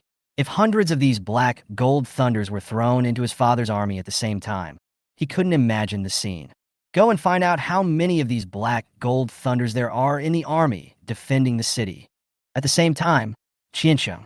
After Yin Hongyu sent Ding Yun away, he took out the Black Gold Thunder that Guan Mingyue left for her and said, "Official Yueshing, you immediately asked the carpenters in the city to make 500 wooden balls according to this size, and then paint them with black paint. Then pile them around each city gate."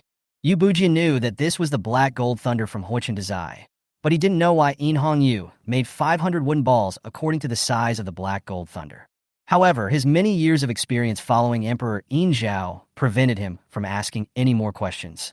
He thought that Yin Hongyu must have her reasons for doing this. Indeed, making these wooden balls was part of Yin Hongyu's plan. In the last battle to relieve the siege of Ganqing, the rebels had already seen the power of the Black Gold Thunder. So when she learned about the rebel scout activities in the past 2 days, she immediately thought of such a plan. Yin Hongyu first disclosed the existence of Black Gold Thunder to the soldiers guarding the city. In this way, the rebel spies who disguised themselves as ordinary people and sneaked into Qiancheng to inquire for information would definitely learn of the existence of Black Gold Thunder. Then she made some wooden Black Gold Thunders and placed them at various city gates, creating the illusion that the defenders of Qiancheng had many Black Gold Thunders. In this way, Shuizhen will think that there are many Black Gold Thunders in Qiancheng, so they will be wary when they attack the city. Chapter 86, Suspicious Shuizhen. Shuizhen rode a war horse on the official road leading to Qiancheng, followed by a mighty 100,000 troops behind him. He is now very complacent, thinking that as long as he takes Qiancheng again, the entire Jinshi army will be in his possession. Although he had learned earlier from Xueting's messenger that Zheng Tong's plan to besiege Qiancheng with 20,000 people had failed, he was not angry. Because he originally did not expect Zheng Tong's 20,000 men to capture Qiancheng, the main purpose of besieging Qiancheng was to block news and delay Ding Chongqing's mobilization of troops, so as to buy time for him to pacify the northern region. Nowadays, all the cities in the northern region have been basically captured. Although some opposing forces are still resisting, these forces are no longer enough to shake his power in the northern region.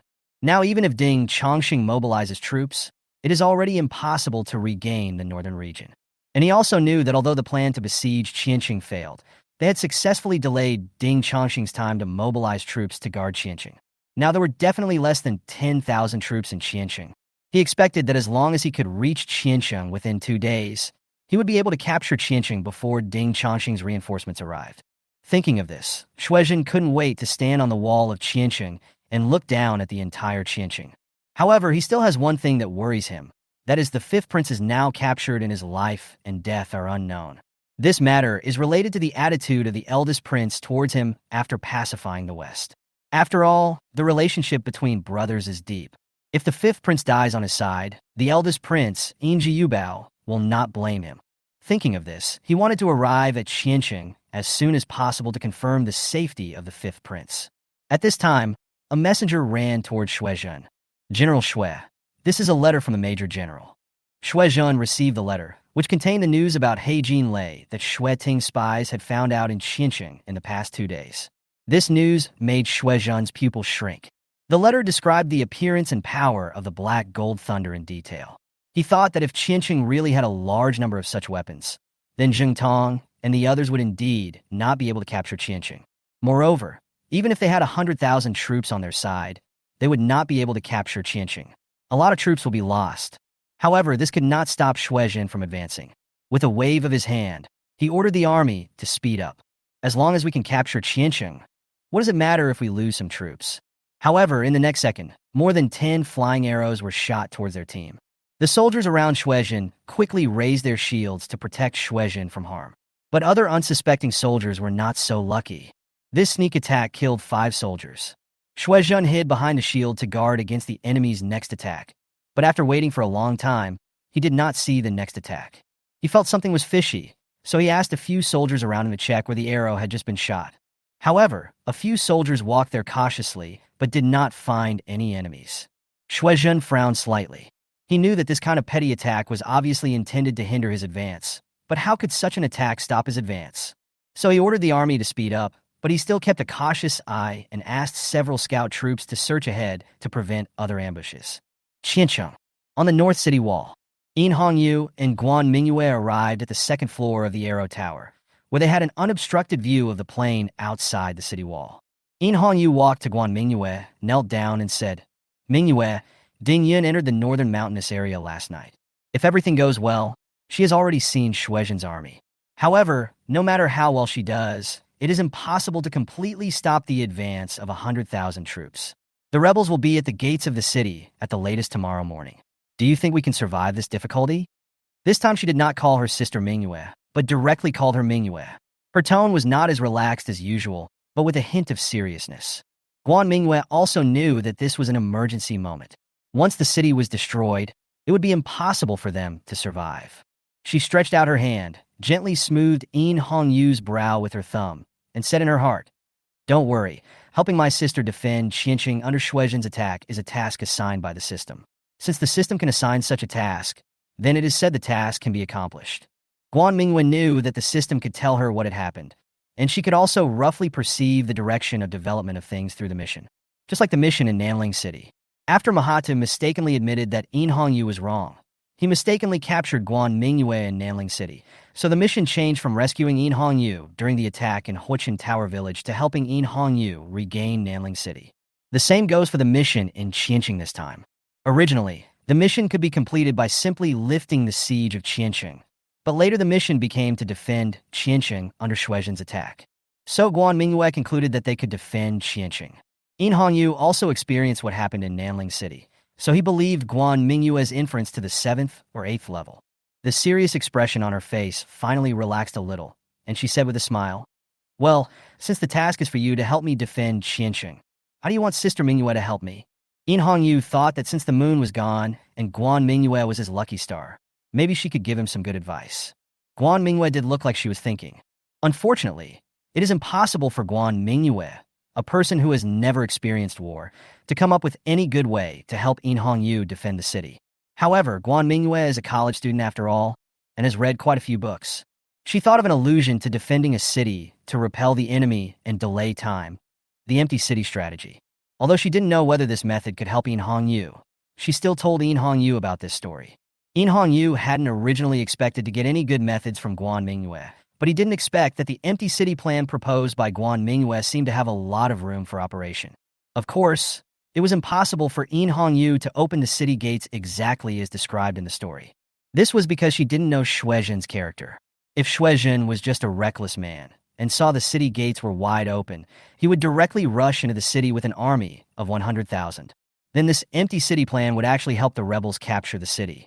In Hongyu looked at the vast plain outside the city and suddenly thought of something. She turned around and said to Guan Mingyue happily, "Sister Mingyue, you are really my lucky star."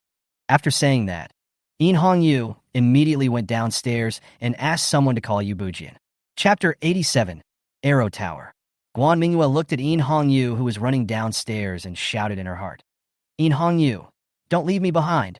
She quickly pushed her wheelchair to the stairs, but the stairs were very steep and she couldn't go down by herself. Fortunately, In Hongyu didn't go far. She said through the concentric bracelet, "Sister Mingyue, wait a moment, I will be back soon." Guan Mingyue had no choice but to wait for her on the Arrow Tower. However, In Hongyu did not let her wait long. About a cup of tea later, In Hongyu returned to the Arrow Tower with a pot of wine. Guan Mingyue saw her coming back with the wine and thought that she was in such a hurry to go downstairs and left herself here just to get a pot of wine. So she asked angrily, "You went downstairs just to get wine?" In Hongyu put the wine jug on a small table, then walked to Guan Mingyue and pushed her to the small table, then picked up Guan Mingyue and let her sit sideways on his lap. After doing all this, she explained, "Of course I didn't go there to get the wine. I was inspired by your story and thought of some delaying tactics, so I went downstairs to arrange things." Guan Mingyue didn't know what In Hongyu had learned from the empty city strategy, so she was a little curious. In Hongyu smiled at her, then poured a glass of wine and said to Guan Mingyue, "Sister Mingyue, feed me some wine and I will tell you." Guan Mingyue looked at the wine glass on the small table and swallowed. "After sleeping with you, you also have to drink with you, right?" But she was indeed very curious about what method In Hongyu had come up with. And it wasn't just feeding her wine, it didn't require mouth-to-mouth.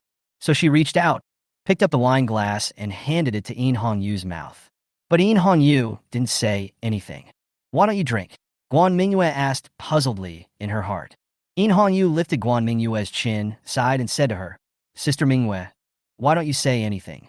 Don't you find it boring to drink like this?" "Say what? Didn't you say to feed me wine? Why are you still saying it?" Guan Mingyue had never done such a thing. She just wanted to know what inspiration In Hongyu got from the story of the empty city strategy, but now she felt that things were developing in a strange direction. Seeing Guan Mingyue's stunned look, In Hongyu said lazily, "Sister, call me sister, and I will drink." Guan Mingyue's hand shaking as she held the wine glass. She heard other purposes in Hongyu's words. "We are on the Arrow Tower, and there are hundreds of people standing guard below. In Hongyu, please don't cause trouble here." However, In Hongyu seemed to know what she was thinking. She held Guan Mingyue's hand holding the wine glass and said, "Don't worry, no one dares to come up without my order." In Hongyu's words implicitly acknowledged that she had other purposes. I don't want to know," Guan Mingyue said weakly in her heart. But In Hongyu would not let go of the meat at her lips. She leaned close to Guan Mingyue's ear and whispered in a seductive tone that she never used to say, "But sister wants it." What are you thinking about?" Guan Mingyue didn't hold the wine glass firmly, and it fell from her hand. Fortunately, In Hongyu was quick-witted and caught the falling wine glass. She glanced at Guan Mingyue with interest and said, "I didn't expect Sister Mingyue to be so scheming. She wanted to wet my sister's clothes with wine, so that she could have an excuse to look at my sister's body, right?" As she spoke, she raised her glass and drank the wine. A few drops of wine flowed out from the corner of In Hongyu's mouth, flowed along the edge of his chin to his neck, then slid between his collarbones, and finally sank into his clothes. Guan Mingyue stared straight at the drop of wine and didn't notice that In Hongyu was looking at her. In Hongyu suddenly asked, "Sister Mingyue, is my sister pretty?" Guan Mingyue was shocked to realize that she was just focusing on that drop of wine, and wherever her sight passed were sensitive parts. Lips, neck, collarbone. Guan Mingyue remembered that she had bite this white neck a few times 2 days ago. Thinking of this, her face turned red even though she hadn't drunk any alcohol. In Hongyu looked at Guan Mingyue's red face and knew that this little ostrich must have been thinking about something embarrassing. She looked at the empty wine glass in her hand and suddenly thought of something. Guan Mingyue here was trying hard to put the events of the past 2 days out of her mind, but the more she tried, the clearer the scenes became. Just as Guan Mingyue was trying hard to fight these memories, a little red lips appeared. Guan Mingyue opened her teeth subconsciously. A soft thread immediately penetrated, bringing with it a slightly cool liquid. Liquor. Guan Mingyue opened her eyes wide. She knew that her body could not touch any alcohol, as her personality would change drastically if she did. "Can't swallow it." She closed her eyes and tried hard to use her tongue to keep the wine and In Hongyu out.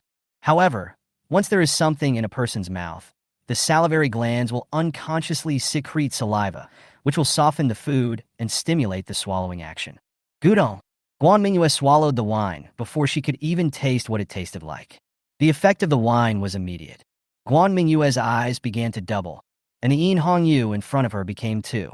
Sister In, please don't move. I can't see you clearly. The heart-shaped bracelet was not closed. The drunk Guan Mingyue only had In Hongyu in her mind. She tried hard to see In Hongyu clearly, who was not moving at all, but she didn't know that she was the one who was shaking. In Hongyu straightened the shaking Guan Mingyue and said, "Can you give me some wine?" "Good." The drunk Guan Mingyue agreed very readily. She fumbled for the flagon and filled a glass with difficulty. But she didn't hand it to In Hongyu, but poured it into her own mouth. "Sister In, I'll feed you." The role of inner voice is reflected at this time. You can hold wine in your mouth without having to worry about talking. In Hongyu felt that Guan Mingyue, who was so proactive, seemed to have a different flavor. She gladly accepted Guan Mingyue's gift. The two of them quickly finished a pot of wine. They drank half of it and half of their clothes were soaked. Northern mountainous area. Shuizhen walked into the valley, where Xueting was with a gloomy face. Originally, the 100,000-strong army should have arrived here this morning, but due to the obstruction of the mysterious team, their marching progress was repeatedly delayed, and they have only arrived here now. What's even more annoying is that they haven't been able to eliminate that team yet. He could be sure that the number of the team was definitely no more than 20, because only such a team could move quickly between mountains. It's not that Shuizhen didn't send people to search the mountain, but that team came and went without a trace like ghosts. Each time, the arrows suddenly shot out when they were off guard, and then suddenly disappeared when they reacted to look for them. Chapter 88: The Straw Man Frightens the Enemy. After Shuizhen and Xueting met, they rested in the valley for a while, and then began to march towards the plain north of Qianxing. It was already early the next morning. The rebel marching torches were easily spotted in the dark. The soldiers at the north gate of Qianxing saw a long line of torches coming out of the mountainous area to the north from several miles away. However, the long dragon stopped when it was 3 or 4 miles away from Qianxing, and then began to set up camp. Attacking the city when it was dark was indeed not a good option, so Shuizhen decided to camp outside Qianxing first. On the one hand, this can allow their soldiers to rest and recuperate. After all, their army has traveled a long way to reach Qianxing. On the other hand, camping outside Qianxing is like hanging a sword of Damocles next to the enemy's pillow. The defenders in the city will be nervous and unable to sleep all night, thus weakening the defenders' strength. Shuizhen's plan seemed perfect, but it was all what In Hongyu had expected. In Hongyu on the city wall looked at the rebel camp that had been set up outside, turned back to Yu Bujian, and asked, "Official Yu Eshing, there will be heavy fog in the morning, right?" The fog was a very important part of her plan. But 2 mornings ago, there was no heavy fog outside Qianxing at all, and you could see far away at a glance. So she had some doubts about Yu Bujian's deduction. Yu Bujian confidently said, "Your Highness, don't worry. When half of the Chou period passes, a large amount of water vapor will surge toward the direction of Qianxing from the mountainous area north of Qianxing, and then form an invisible formation within a radius of dozens of miles. In the heavy fog, your plan will definitely succeed." In Hongyu looked at the scenery outside the city and murmured, "I hope it can succeed." At this time, inside the mountainous area to the north, Ding Yun took Shindazhuang and others to camp in a small valley. Their action had delayed Shuizhen for almost half a day, and they had completed the task very successfully. But they can't go back to Qianxing yet. In Hongyu told Ding Yun 2 things when she left Qianxing. One thing was to never confront the rebels head-on while blocking their march, and try to hinder the rebels by ambushing and destroying their path forward. The march of the army. Ding Yun did follow In Hongyu's request. They used huge rocks to block the official road, so that the rebels had to spend manpower and time to remove the huge rocks. At the same time, they often bypassed the rebel scouts and fired cold arrows in the dense forest, making the rebels fearful and afraid to advance quickly. Another thing In Hongyu told her was that after the rebels got past the obstruction of Ding Yun and others and reached the plain area outside Qianxing, Ding Yun and others would continue to stay in the mountainous area to the north. The main purpose of doing this was that In Hongyu wanted to see if he could find an opportunity to cut off the rebel supplies. Because once the rebels enter the plains, all their attention will be on how to capture the goal of Ganqing. But they are marching in a hurry, and their baggage and food will definitely lag behind the large troops in front. At that time, they may be able to find an opportunity to cut off the rebel supplies while the rebels are focusing on the head rather than the tail. Of course, this is an ideal situation, so In Hongyu leaves it to Ding Yun to judge the issues of whether he can act and how to act. Just when Ding Yun and others were planning how to act next, in the distant mountain forest, thick white mist crossed several mountaintops like a tide and began to flow towards Gansheng. It's getting foggy. The heavy fog had already arrived at Ding Yun and others, and soon enveloped them. The thick fog made Ding Yun almost unable to see Chen Dazhuang across from him. But Ding Yun was pleasantly surprised at this moment. She stretched out her hand to touch the fog surrounding her, thinking that just as Yue Xingwen said, there would be heavy fog around Qiancheng during the ugly time today. On the other side, inside Shuizhen's camp, Soldier A on guard yawned, and then said to Soldier B next to him, "Why is it foggy?" Soldier B watched Soldier A yawn, and couldn't help but yawn himself, and then said, "Autumn is coming soon, the weather is getting colder, and fog is normal. I don't know when I will get autumn clothes. My clothes are almost worn out." Soldier A glanced at Soldier B's clothes, then looked at his own clothes, and then said, "Who is not? Look at me, my elbows are almost sticking out. The fog is getting thicker and thicker." Soldier A looked outside the camp. Then his expression changed. He turned around and said to Soldier B beside him, "Hey, look over there to see if there's anyone there." Soldier B was shocked when he heard Soldier A's words, and he immediately looked in the direction Soldier A pointed. Behind the thick fog, 10 figures stood side by side. Immediately afterwards, 10 more figures appeared behind the 10 figures, and then more and more figures appeared. At the same time, these figures appeared in other places in the rebel camp. Suddenly, the sound of gongs and drums rang out. "Enemy attack! Enemy attack!" The soldiers on guard beat gongs and drums to warn the soldiers who were resting in the camp. Hearing the gong alarm in the rebel camp, In Hongyu, who was holding a scarecrow in the thick fog, immediately ordered his men to beat the gongs and drums on their bodies and shout kill. This is In Hongyu's strategy. In the story of Guan Mingyue's empty city strategy, Zhuge Liang deliberately hid his soldiers, opened the city gates, and fabricated the illusion of an ambush to confuse the enemy. However, In Hongyu did the opposite. She closed the city gates, but displayed all the soldiers to fabricate the illusion that the defenders had a large number of troops. She ordered Yu Bujian to make nearly 20,000 scarecrows out of straw. The quality of these scarecrows did not need to be very good, as long as they could roughly show a human figure, and then these scarecrows were tied to a bamboo pole in groups of 10. Such a soldier can carry 10 scarecrows. There are still 4,000 troops in the city. Just take out 2,000 of them and take advantage of the thick fog at night to carry 20,000 scarecrows outside the enemy camp. Under the cover of the fog, the rebels will mistake these scarecrows for enemies, and because of the fog, the other side will not be able to judge how many people there are, so they will not attack rashly. As long as they don't dare to attack rashly, they won't realize that their enemies are just straw men. In this way, In Hongyu and his team can hold out until the thick fog dissipates. By the time the thick fog dissipated, it was at least 9 o'clock in the morning. If nothing unexpected happens, Ding Changxing's reinforcements will arrive in the afternoon, and In Hongyu and his men will only need to hold out against the rebels' attack for 1 or 2 hours. The current situation is just as In Hongyu expected. There was already unrest in the rebel camp. Shuizhen and Shuiting, who were already lying on the bed, heard the commotion outside and hurriedly put on their clothes and went out of the tent.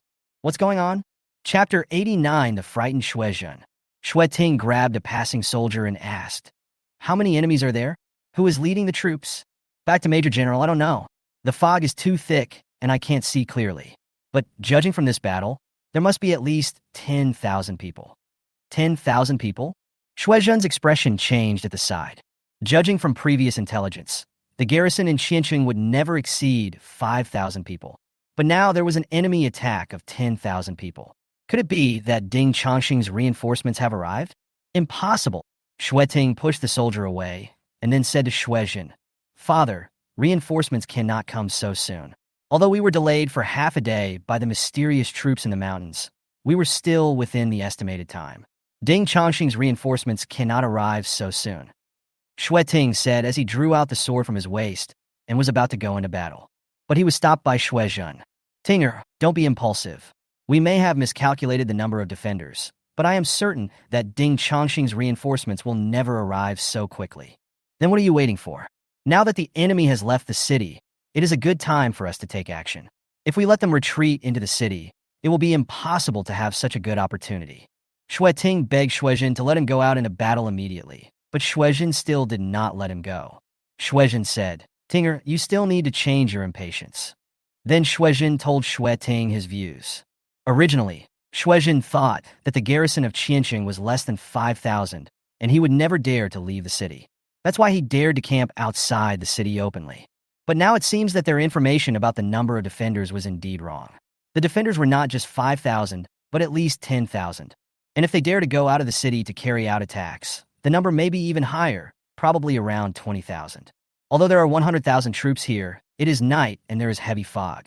If you want to command 100,000 troops under such circumstances, you can only issue orders through messengers, but this efficiency is too slow. What's more, they had just arrived here and were very unfamiliar with the terrain here.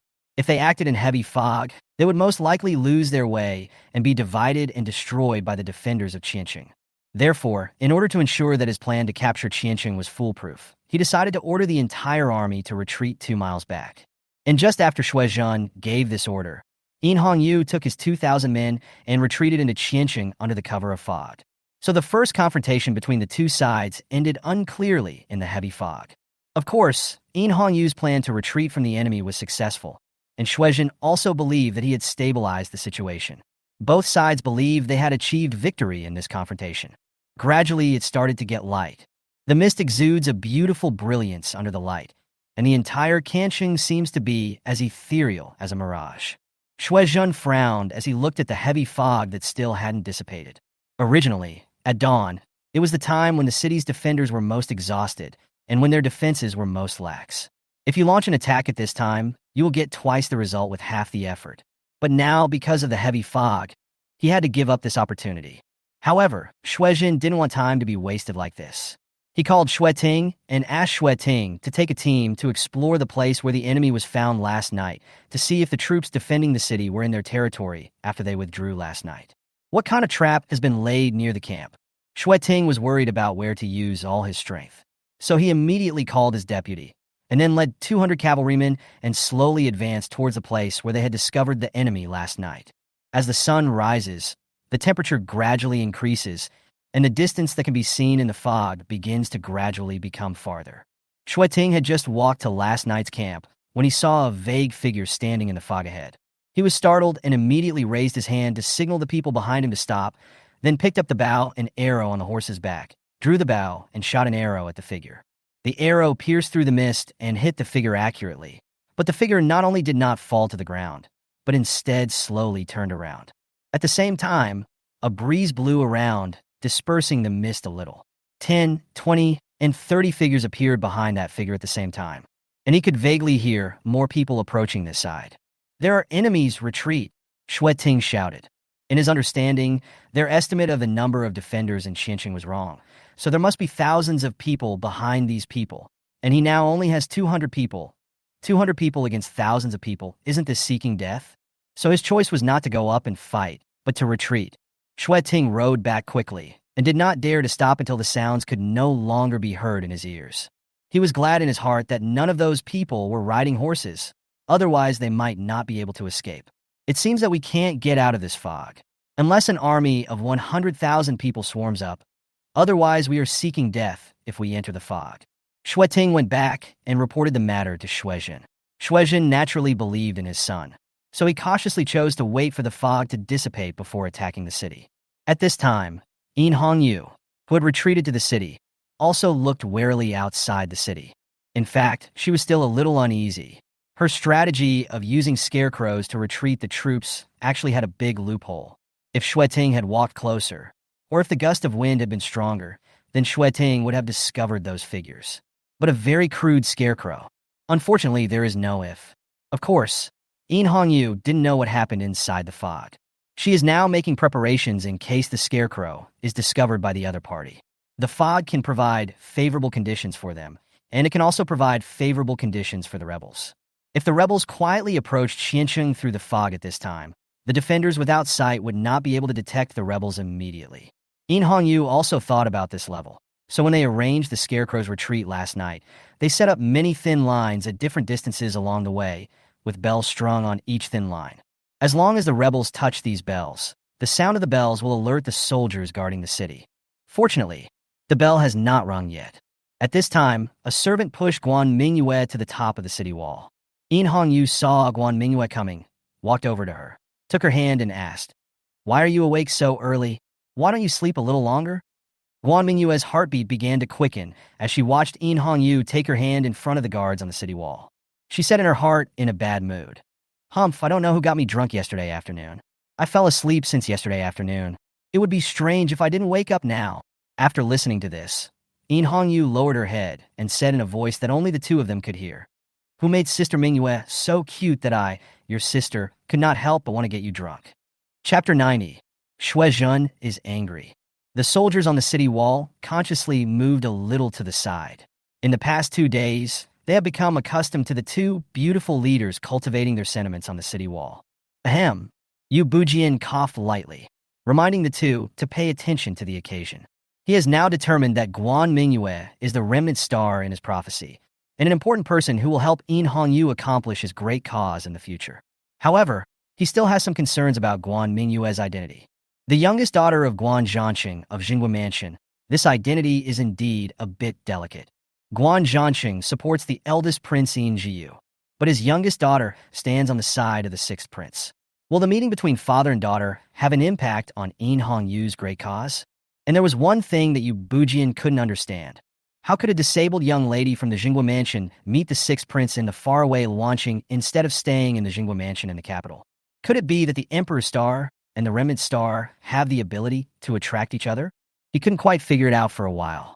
But these issues are not the focus now. The focus is to solve the immediate crisis of defending the city first. On the other side, Yu was disturbed by Yu Bujian, so she wasn't angry, but she still gave Yu Bujian a meaningful look and then pushed Guan Mingyue to the other side. Yu Bujian saw this look and the corner of her mouth twitched, thinking that it would be better not to disturb the two of them in the future. As time goes by, the sun slowly rises. The air temperature rises and the fog begins to thin. Shuizhen walked out of the camp, knowing it was time to attack. 100,000 troops attacked the city, and in his opinion, the city was already within his grasp.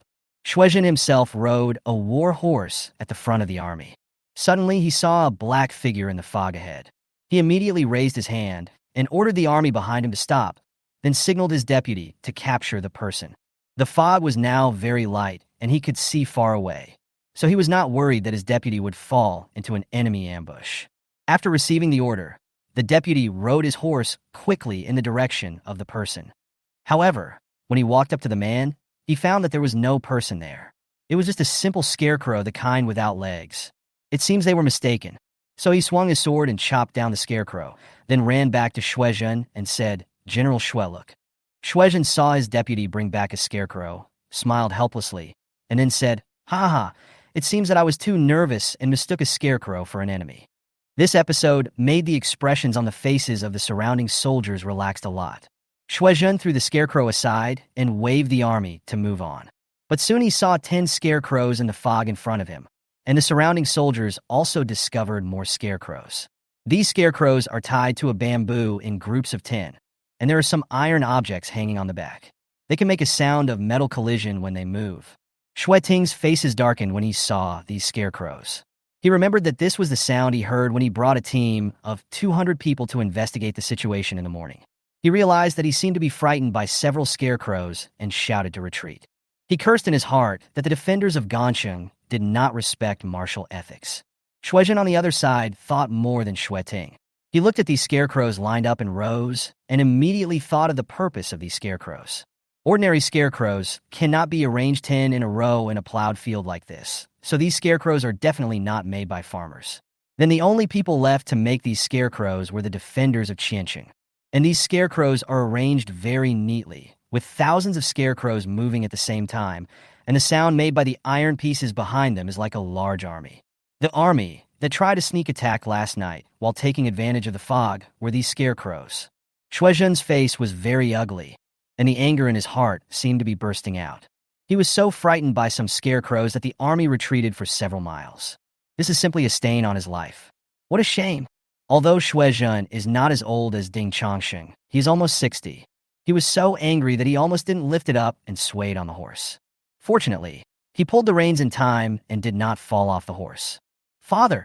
Shueting saw Shuezhen's situation and hurriedly stepped forward and said, Father, this Qianqing defender is too bullying. These things must have been thought up by the 6th Prince Yinhongyu. Let's take advantage of Ding Chongsheng's reinforcements before they arrive. Qianqing, rescue the 5th prince, and then cut that damn Yinhongyu into pieces. Shueting was very upset about the fact that he was scared away by the scarecrow. He had to kill the person who caused the incident to relieve his hatred. Shuezhen took a long breath to calm down his emotions, and then said slowly, Don't be reckless.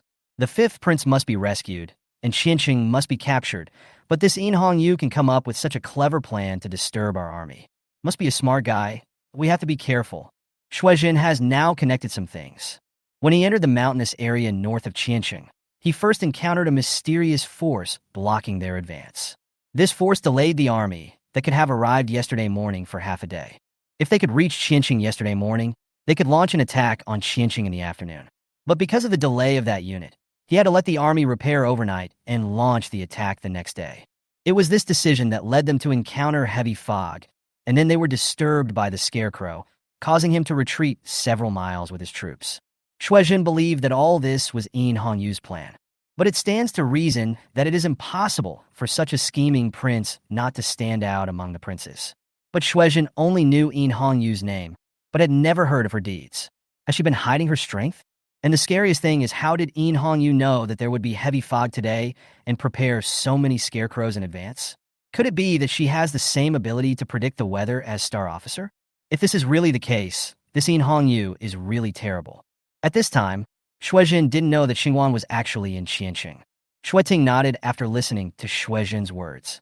Indeed, it is definitely not easy to be able to use the fog and scarecrow to make their 100,000-strong army retreat. There must be more methods behind them, so they must be careful when attacking the city. While the two of them were talking, the fog had dissipated.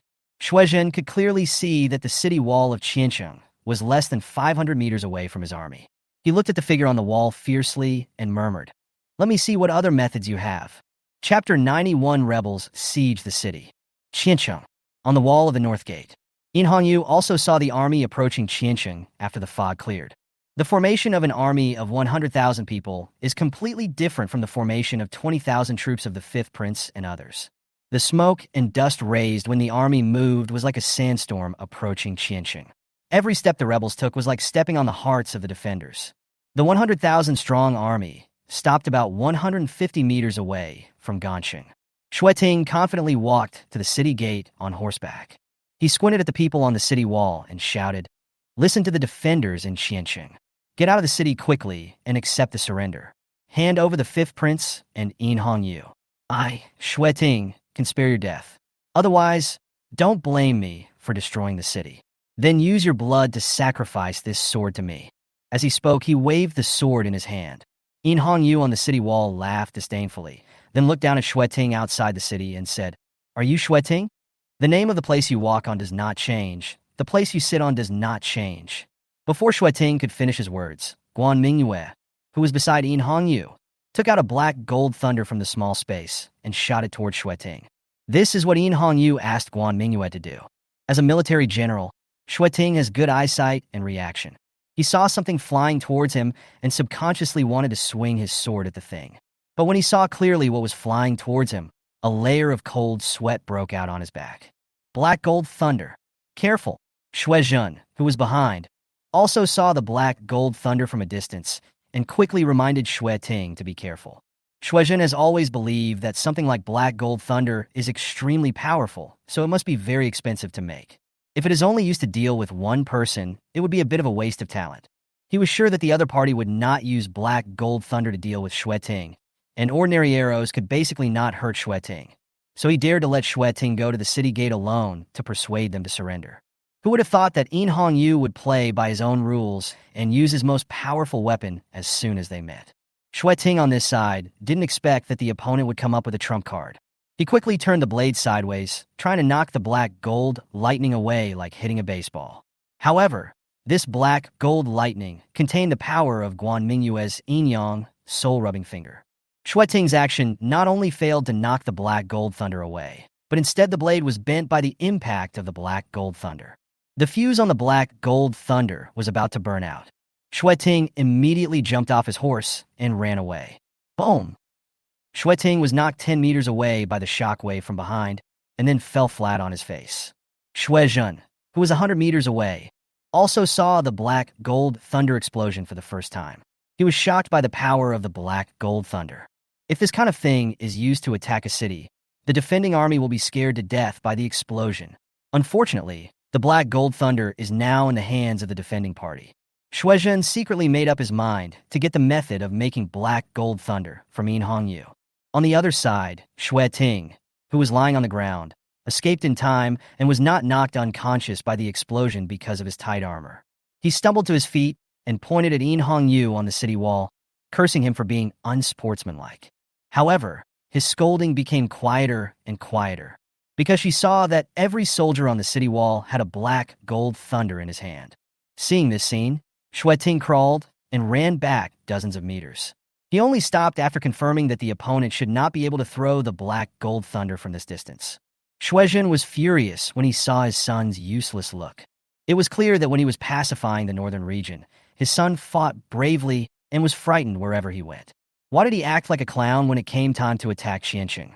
On top of the city wall of Qiancheng, all the soldiers laughed when they saw Ting's embarrassed appearance. These laughters reached Ting's ears, making his face turn blue and white. Angry, he yelled at his soldiers, "Fire the arrows! Fire the arrows quickly!" Following his order, the archers in the rebel army quickly walked to the front, then set up their bows and fired arrows at the walls of Gancheng. However, Mingyue and his men were well prepared for these conventional siege tactics. The soldiers on the city wall raised their shields one after another, and those without shields entered the arrow tower to avoid the attack.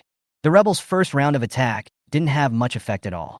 Seeing that the attack did not work, Ting ordered the entire army to attack. But he was stopped by Jun's kick. "Asshole, have you forgotten what I told you before?" Ting was stunned by Jun's kick, but he also calmed down. Indeed, his emotions today seemed to be out of control, from retreating in the early morning to being scared away by the scarecrow in the morning, and now to being blown away by the black gold thunder and losing his mind. All of this accumulated emotions until he was nearly killed by the black gold thunder, and these emotions completely exploded, causing him to lose his mind. After Ting realized this, his hatred for Mingyue deepened. He gritted his teeth and said to Jun, "Father, after the city is broken, you must give that Mingyue to me. I will make her life worse than death." Seeing that he had calmed down, Jun nodded and then began to direct the siege. Mingyue on the city wall deduced that the old man who took over Ting's command should be Jun. She immediately ordered someone to hang a sack filled with straw on the city gate. There are 2 red letters written on the sack, Shuehu. Jun had long known that his cousin Shui, who had been killed in the last attack on Qiancheng, but he did not expect that Mingyue would hang his body on the city gate. Although he and Shui were cousins, they grew up in the Shui family's family when they were young, and they have always had a good relationship. Naturally, they don't want to see their brothers die and be humiliated. However, he is more rational than Ting and will not directly launch a full-scale attack on the army just because of this. In order to prevent the black gold thunder from causing widespread damage to his troops, Jun ordered that the entire army be deployed in groups of 4, and each group should maintain a distance of at least 5 meters. This can effectively prevent the soldiers from gathering together and causing the greatest casualties from the black gold thunder. At the same time, he ordered all the archers to replace their arrows with rockets to see if they could use the rockets to detonate the black gold thunder of the defenders. When Mingyue saw the rebels attacking in groups of 4, she knew that Jun was afraid of the black gold thunder and did not dare to let the 100,000-man army attack in full force. This was also the effect she wanted. As long as the enemy does not rush in all at once, she has the confidence to use the defenders in the city to hold out until Ding Chongqing's reinforcements arrive. Chapter 92. Second Qi Jun. As the siege progressed, Jun became more and more frightened. The ladders that their soldiers had finally built would always disappear for no reason. Many soldiers had climbed halfway, and the ladders suddenly disappeared and fell directly from about 10 meters away. As a result, They had many casualties, but no one was there, able to go up to the city wall. And he has always been afraid of the opponent's black gold thunder, so he did not dare to let the army attack on a large scale. On top of the city wall of Qiancheng, Guan Mingyue quietly hid on the second floor of the arrow tower. Here you can observe the situation on the city wall. She saw a ladder set up on the east city wall. She immediately used her invisible fingers to bring the small bag to the front of the ladder and shine the bag on a corner of the ladder. Call out. The ladder suddenly disappeared without any warning. The rebels who were halfway up the climb lost their feet and fell directly to the bottom of the city. Their life and death were unknown. As the last ladder disappeared, the rebels who had already attacked the city wall were stunned. Originally, they should have used ladders to climb up the city wall, capture the commanding heights of the city wall, then open the city gate and let the soldiers behind rush into the city. As a result, not only did they fail to attack the city wall, but they were completely exposed to the defenders' bows and arrows. Mingyue glanced in the direction of the arrow tower and raised the corners of his mouth slightly. She knew that only Guan Mingyue could do this kind of operation. At the same time, she would not miss this opportunity and immediately ordered arrows to be fired outside the city wall. The rebels under the city wall were lightly armed in order to quickly capture the city wall, so they were unable to stop the defenders' attack at this moment. A volley of bows and arrows came down, and the rebels' first attack was neutralized. Looking at the soldiers retreating from the direction of the city wall, Shuizhen's teeth almost bled. He stared at the north gate of Qiancheng, thinking about what to do next. Now that the opponent has black gold thunder, they cannot use the human sea tactic. The ladders mysteriously disappeared again, but the tight time did not allow him to think carefully about the disappearance of the ladders. He roared, "Turtle formation, battering ram." Guan Mingyue, who was on the city wall, breathed a sigh of relief as she watched the first round of attacking rebels retreat.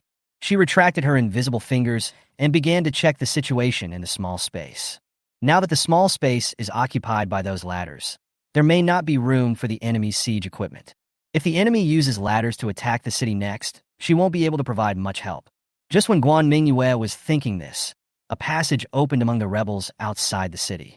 Several hundred rebels shouted neat slogans and pushed a huge battering ram towards Qiancheng. This battering ram is very new, and it can be seen that it was just made in the past 2 days.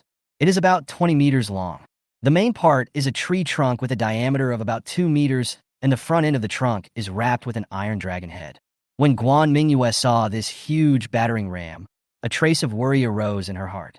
Even if her small space was empty, it would not be able to accommodate such a huge battering ram. On the other side, Mingyue did not expect that the other party had such a weapon. She unconsciously took out the black gold thunder that Guan Mingyue gave her. Now in the city, only Guan Mingyue and she had 2 black gold thunders. If they were used up, they would have no weapons with great destructive power. But if the siege hammer was not destroyed, the city gate would probably not be able to withstand several attacks from the siege hammer. Just when Mingyue decided to use the black gold thunder to blow up the siege hammer, a group of heavily armored soldiers came out from the rebels, each holding a 2-meter-high giant shield.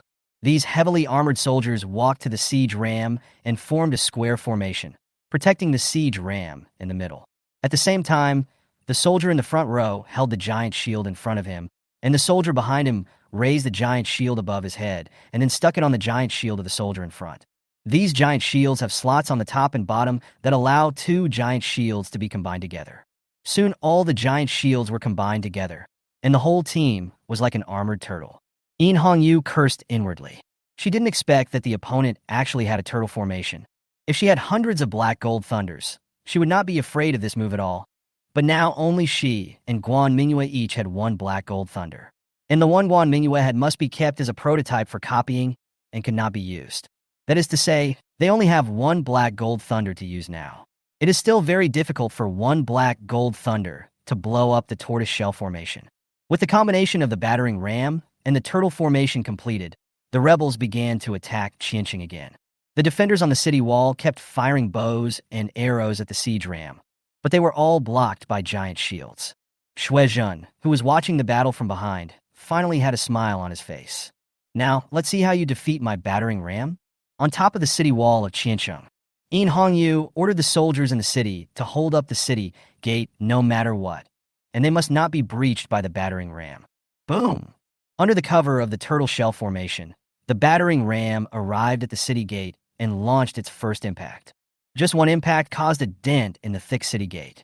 The soldiers behind the city gate were knocked away by the force of the city gate's rebound, but they quickly got up and pressed their bodies against the gate again. Mingyue was also paying attention to the battle situation here. Her mind was racing, thinking about how to deal with this battering ram. Sistudian, Kurasin. Guan Mingyue's voice suddenly came in her mind, and she immediately looked towards the arrow tower. Guan Mingyue was watching her outside the second floor. She asked in her mind, "What happened to the kerosene?" "Use kerosene to heat the iron, so that they can't lift the giant shield." Hearing Guan Mingyue's answer, Mingyue's eyes lit up. She immediately asked people to gather all the kerosene at the city gate and throw it at the giant shield below. After all the kerosene was thrown, Mingyue set up a rocket and shot it at the giant shield soldiers covered in kerosene. Kerosene ignites instantly when it comes into contact with fire. Some kerosene flowed through the tiny gaps between the giant shields and onto the soldiers below. The flames followed the kerosene and ignited the soldiers hiding under the giant shields. After being set on fire, the soldier let out a shrill howl, and the huge shield in his hand fell out of the slot because he didn't hold it firmly. A gap finally appeared on the invincible tortoiseshell formation. Mingyue was quick-eyed and quick-handed, and quickly threw the black gold thunder in his hand through the gap into the tortoiseshell formation. The other rebels in the tortoiseshell formation wanted to protect the battering ram and launch a final attack, but they did not notice that a black ball had been ignited under their feet. The fuse silently made a hissing sound, but it was drowned out by the shouts of the giant shield soldiers. Boom! Chapter 93 Black Gold Thunder was robbed. Before the siege began, Ting regained his composure after being kicked by Jong. Jong said to Ting, who had just regained his composure, "Tinger, this Mingyue is difficult to deal with, but I still have one move that I haven't used." Then Jong told Ting that he had already placed some people in Qiancheng, although there were not many.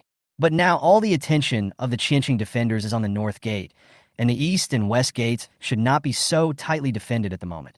Of course, it was impossible to capture the east or west gates with these men, but his goal was not to capture the east and west gates, but to steal the black gold thunder at the east or west gates. In fact, Jong has always doubted the power of this weapon since he learned about it. It wasn't until today that Ting was rolled and crawled by the black gold thunder that he was sure of the importance of this weapon. So he decided to use the manpower arranged in the city to steal the black gold thunder, and then use the enemy's weapons to attack the north gate of Qiancheng. But now that the city has been closed, the people inside don't know Jong's plan, so he needs Ting to go to the east city gate quietly. There will be someone there who can communicate the plan to people in the city. After hearing this, Ting immediately retreated behind the army with a few people and quickly moved towards the east gate of Qiancheng. At this time, Mingyue on the city wall didn't know about this yet. Back in time, the battering ram was blown apart in half in a huge explosion, and the huge hammer body blocked the entrance to the north city gate. The heavily armored and giant shield soldiers were also blown to pieces, and they all retreated backwards holding their giant shields. Seeing the enemy retreat again, Mingyue felt relieved. Blocked the enemy's attack for the second time. She looked at the sun and the sky. It was almost noon now. If her estimate was correct, Ding Changxing's reinforcements should already be in the mountainous areas south of Qiancheng, and they should be able to arrive in about half an hour. Report. Suddenly, a soldier ran to Mingyue. "Your Highness, it's not good. There is an enemy inside the east city gate. Our black gold thunder was taken away by Ting." "What?" Mingyue was shocked. No wonder Ting was nowhere to be seen during the siege just now. It turned out that he was doing some sneaky things. She's a little nervous now because although those black gold thunders are all fake black gold thunders made of wood and will not pose a threat to them, once Jong knows that the black gold thunders are fake, then he will definitely let 100,000 troops attack Qiancheng. When the time comes, let alone an hour, even half an hour, they will not be able to hold on with this little force. Now that it is a fact that the fake black gold mines have been stolen, we can only hope that Jong cannot tell that those black gold mines are fake. Mingyue showed a trace of worry on his face. At this time, among the rebels, a carriage pulled 2 boxes of black gold thunder towards Jong. This operation to steal the black gold thunder was very successful. The east gate of Qiancheng was as Jong speculated. The defenders relied on things like black gold thunder, and the defensive force was very small. As soon as he got there, he met someone who helped him. After he explained his intentions to his inner operative, The inner Ing and his men easily got the black gold thunder down from the city wall. By the time the defenders discovered it, he had already gone back with black gold thunder. Shuizhen was still angry about the power of the battering ram just now, but in the blink of an eye, he saw his son coming back with the black gold thunder, and his face immediately lit up with joy. With so many black gold thunders, are we still afraid that they won't be able to blow open the gate of Qianqing? Shuizhen picked up a black gold thunder and examined it carefully. He originally thought that such a powerful weapon would weigh a lot, but when he picked it up, it was not as heavy as he imagined. The surface of these black gold mines is rough and dark, with a small hole on it, and a lead wire inside the hole. Shuiting is the only one who has seen black gold thunder up close. He said, "Father, this black gold thunder looks ugly, but it can detonate as long as the fuse here is lit." Shuizhen nodded, and then immediately ordered the turtle formation to be organized again. He wanted to use the turtle shell array to send a box of black gold thunder to the city gate, and use the black gold thunder to blow open the city gate. Mingyue on the city wall looked at Shuizhen and Shuiting nervously. She was worried that once the two men found out that black gold thunder was fake, they would order an all-out attack on the city. Fortunately, she watched for a while and didn't see the two men letting the army attack the city. However, she saw the rebels once again organized a turtle shell formation and then protected a box of fake black gold thunder in the turtle shell formation and walked towards Qianqing. This Shuizhen doesn't want to use these fake black gold thunder to blow up the city gate, right? After realizing Shuizhen's purpose, Mingyue decided to use the trick. She ordered everyone to shoot arrows at the turtle shell array frantically, creating the appearance that the defenders were very afraid of the black gold thunder. Sure enough, Shuizhen and Shuiting saw the defenders on the city wall wildly shooting arrows at the turtle formation, knowing that arrows were useless against the turtle formation, thinking that the defenders were scared. "Father, look! The defenders are panicking and have no choice but to choose their way out. Ha ha ha! The city gate will be broken at this moment." As the turtle formation slowly approached the city gate, Shuizhen and Shuiting became nervous. As soon as the city gate is broken, they will immediately order the entire army to attack. Even if there are black gold thunders on the opposite side, they will not be able to stop so many people from attacking Qianqing. The turtle formation has arrived at the gate of the city. The soldiers in charge of igniting poured kerosene on all the black gold mines, and then poured out a fuse of kerosene. After doing this, the turtle formation began to slowly move backwards. After moving a certain distance, the soldier responsible for igniting the fire lit the fuse without any hesitation. The flames jumped along the kerosene on the ground towards the box of black gold thunder. As the flames ignited the black gold thunder, the soldier who started the fire unconsciously covered his ears. However, the huge explosion imagined did not occur. Shuizhen looked at the black gold thunder that had not exploded and asked in confusion, "What's going on?" Shuiting also looked confused. I don't know either." Shuizhen looked at the black gold thunder burning in the flames, but not exploding, and suddenly thought of something. He immediately ran to the remaining box of black gold thunder, picked up a black gold thunder, drew the sword at his waist, and chopped it down with one sword. The fake black gold thunder was instantly split into two halves and then rolled on the ground. Solid wood. Shuizhen just felt dizzy. He was fooled by Mingyue, completely fooled. Now he understood one thing: the black gold thunder did exist, but there were not many, definitely only in the single digits. The black gold thunder that everyone on the city wall had was fake, all made of wood. No wonder the last time the fifth prince led his men to attack the city, the other side only used one black gold thunder. No wonder I only saw two black gold thunders explode after attacking the city for so long. Shuizhen just felt a tightness in his chest. He covered his chest and growled. Attack the city, full-scale siege. Chapter 94, The Fall of the City. When Mingyue on the city wall saw that the box of ignited black gold thunder did not explode, he knew that the matter of the fake black gold thunder could no longer be concealed. At Shuizhen's command, the 100,000-strong army finally began a full-scale siege on the city.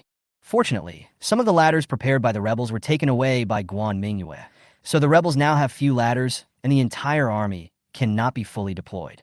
However, as the rebels launched a full-scale attack on the city, all kinds of arrows were shot frantically towards the city walls, making it impossible for the defenders to raise their heads.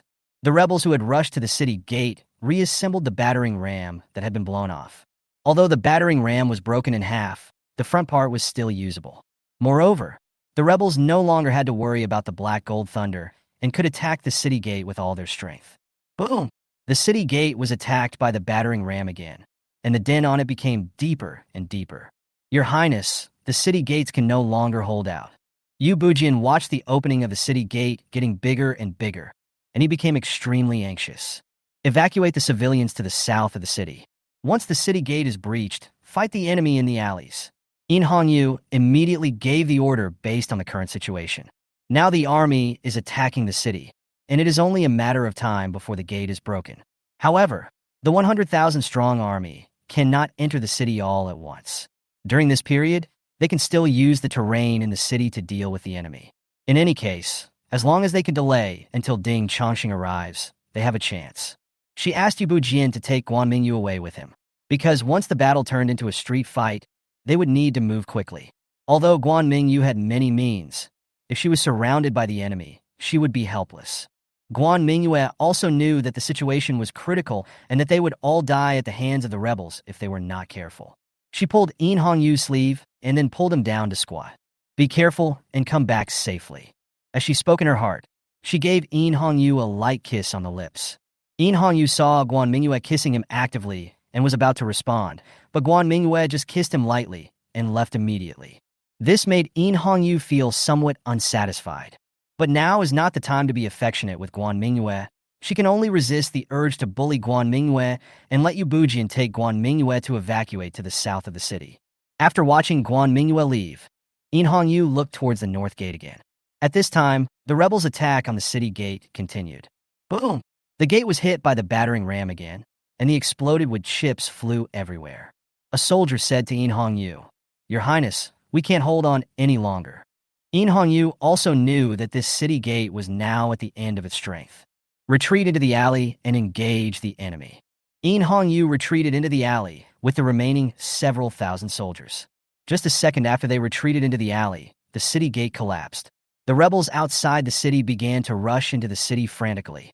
However, when In Hongyu and his men retreated, they set up many roadblocks at the city gates and on the streets, which slowed down the momentum of the rebels' attack a lot. Shuizhen, who was far away, saw the city gate was broken and finally let out the resentment in his heart. In Hongyu, no matter how many strategies you have, you are nothing but a mantis trying to stop a chariot in front of 100,000 troops. Tinger, follow me into the city and capture In Hongyu. Shuizhen's expression had recovered from the anger of being teased by In Hongyu. He mounted his warhorse and rushed directly into the city. In the city, In Hongyu led 200 soldiers to split up a small rebel force and led them into an alley. She took advantage of the rebels' unfamiliarity with the alley and successfully led them into a trap. Just as the rebels entered the trap, the defenders ambushed on both sides of the alley suddenly rushed out and wiped out the small force. After annihilating this rebel army, In Hongyu wanted to take his men to support other troops. But the next second, an arrow broke through the air and flew towards her. In Hongyu seemed to sense something. She turned around, stretched out her hand, grabbed the flying arrow, and then looked in the direction where the arrow came from. Shuizhen was riding a horse at the other end of the alley. When enemies meet, they become jealous of each other. In Hongyu asked the soldiers behind him to support the others first, while he stayed to deal with Shuizhen. Shuizhen walked slowly to a place less than 20 meters away from In Hongyu and said, "Your Highness, the Sixth Prince, I admire your resourcefulness. Originally, I could spare your life because you are a member of the royal family, but you actually used the fake black gold thunder to trick me and make me lose face in front of my army, so I must kill you now." In Hongyu did not lose any momentum to Shuizhen, who had experienced hundreds of battles. She stared at Shuizhen and said, "Shuizhen, as the deputy commander-in-chief of the northern part of the Jinshi army, you actually mobilized troops to attack Qiansheng, an important town in the west. According to the law of the Phoenix dynasty, it's not an exaggeration to say that it should be divided into 5 pieces. I want to see who is going to be quartered by 5 horses." Shuizhen snorted coldly, raised his halberd, and rushed towards In Hongyu. In Hongyu is not afraid of fighting either. She has never been afraid of one-on-one. She picked up a spear and rushed towards Shuizhen. The halberd and the spear collided, and sparks flew. The two people passed each other and exchanged positions. Shuizhen turned around and looked at In Hongyu and said, "I didn't expect you to have such skills." I thought you were just being clever, but I didn't expect your kung fu is also good. I changed my mind. I can leave you with an intact body. Ha ha ha ha. After hearing this, Hongyu sneered. Let's see who gets to leave the other with an intact body. Shuizhen didn't say anything more. He changed from holding the halberd with one hand to holding it with both hands. Then he spurred his halberd with both hands and rushed towards Hongyu. Hongyu also noticed the changes in Shuizhen's holding of the halberd and knew that Shuizhen must have used a lot of strength in this attack. Although Shuizhen is already in his 50s or 60s, he has been on the battlefield for many years, and his individual strength is not comparable to that of Hongyu. Seeing the halberd coming towards him, Hongyu quickly supported the spear with both hands, trying to block the falling momentum of the halberd. The halberd was easily blocked, but the shaft of the spear had already bent. Hongyu gritted his teeth and held on with great effort. Haha, let's see how long you can last. Shuizhen changed his right hand to a downward pressing posture, and the force on the halberd increased again. Crack! The already bent spear's shaft broke instantly. Not good. The spear broke, and the halberd fell towards Hongyu's face. She quickly used the broken spear to deflect the halberd's fall, but even so, the halberd still chopped towards the horse she was riding. The long halberd struck directly on the horse's back, and Hongyu's horse fell to the ground. The wound on the horse's body spread from its back to its belly. Hongyu was forced to fall off the horse. When Shuizhen saw Hongyu fall off her horse, he did not attack immediately, but approached her triumphantly. Chapter 95, Chao Ju, Deputy Commander of the Southern Jinshi Army. When cavalry fights infantry, the infantry has no advantage at all. Now that Hongyu had lost her horse and her spear had been chopped off by Shuizhen, she could only draw the sword at her waist to fight the enemy. When it comes to short-handled weapons versus long-handled weapons, Hongyu currently has no advantage at all. Shuizhen rode on a warhorse, holding a halberd, and attacked Hongyu. He could have killed Hongyu with one strike, but he suddenly didn't want Hongyu to die so easily. He accurately controlled the direction and strength of the halberd's attack, leaving only wounds on Hongyu that were not fatal. Shuizhen experienced the pleasure of killing. After several rounds, Hongyu had many wounds on his arms and back. Although the wound was not deep, the blood that flowed out dyed Hongyu's armor red. Hongyu also knew that Shuizhen didn't want to kill her yet, so she tried her best to block the attack from Shuizhen with her hands and kept looking around, trying to find a suitable opportunity to escape. She had delayed Shuizhen here for a very long time. While delaying Shuizhen, she was also delaying the troops led by Shuizhen, thus relieving the pressure on the defenders in other places. But if she didn't leave now, she might die here from excessive bleeding. She had promised Guan Mingyue that she would return safely. She dodged Shuizhen's attack and quickly ran toward a small alley nearby. The entrance to the alley was very narrow. If she successfully ran in, Shuizhen would not be able to chase her on horseback, and she could also use her familiarity with the terrain to shake off the pursuers. But imagination is beautiful, but reality is cruel. Shuizhen seemed to have anticipated what Hongyu was going to do. After his attack failed, he turned his halberd and swept it towards Hongyu. Hongyu felt dizzy due to blood loss and was a beat slower, so he was hit on the back by the long spear. Puff! A mouthful of blood spurted out of Hongyu's mouth, and he fell into the debris nearby. She resisted the urge to lie still and stood up unsteadily. Can't fall here. Shuizhen seemed to be tired of playing. He raised his halberd and stabbed straight at Hongyu's heart. Kill! Suddenly, shouts and screams came from the south of the city. An arrow shot rapidly toward Shuizhen, who was about to attack Hongyu. Seeing that the arrow was about to hit him, Shuizhen could only retract the long spear that was attacking Hongyu and knock the arrow away. In the direction where the arrow came from, two people riding war horses were running towards this side quickly, followed by many soldiers behind them. Your Highness, Chao Zhe is here to support us. Shuizhen, give me your life. One of the two leaders was Chao Zhe, whom he met in Dongcheng. The other one had a blue headband on his forehead, and his face was full of wrinkles. If you look closely, you can see that he is somewhat similar to Chao Zhe, but his hair is already white. Seeing the person coming, Shuizhen growled. Chao Ju! The man who came was Chao Ju, the deputy commander of the southern part of the Jinshi army, and the uncle of Chao Zhe, the defender of Dongcheng. Chao Ju waved his hand to signal the soldiers behind him to take Hongyu back for treatment quickly. Hongyu nodded to Chao Ju, then his mind went blank and he fainted. To be honest, she was exhausted after holding on until now. She thought that the time for delaying was almost up, so she wanted to escape. However, she lost too much blood, which slowed her movements and gave Shuezhen the opportunity to seize it. Fortunately, reinforcements seemed to have arrived in time. After her tense nerves suddenly relaxed, she seemed to collapse and then fell into a coma. When In Hongyu woke up again, the sky outside the window was dark. She found herself lying in her own room in the consul general's residence, with the wounds on her body bandaged and each tied with a bow. Looking at these bows, In Hongyu wanted to laugh, but the movement seemed to pull the wound, and In Hongyu grinned. Crunch! The door was gently pushed open, and Guan Mingyue pushed her wheelchair slowly into the room by herself. She saw In Hongyu on the bed looking at her, and immediately showed surprise on her face. She quickly pushed the wheelchair to In Hongyu's bedside and asked nervously in her heart, "How are you? Is there any pain?" In Hongyu looked at the nervous Guan Mingyue and wanted to ease her nervousness, so he said, "My whole body hurts. I need Sister Mingyue to kiss me to get better." Seeing that In Hongyu not only woke up, but was also able to tease her, Guan Mingyue finally let go of the worry and fear she had felt over the past few days. Guan Mingyue's eyes turned red.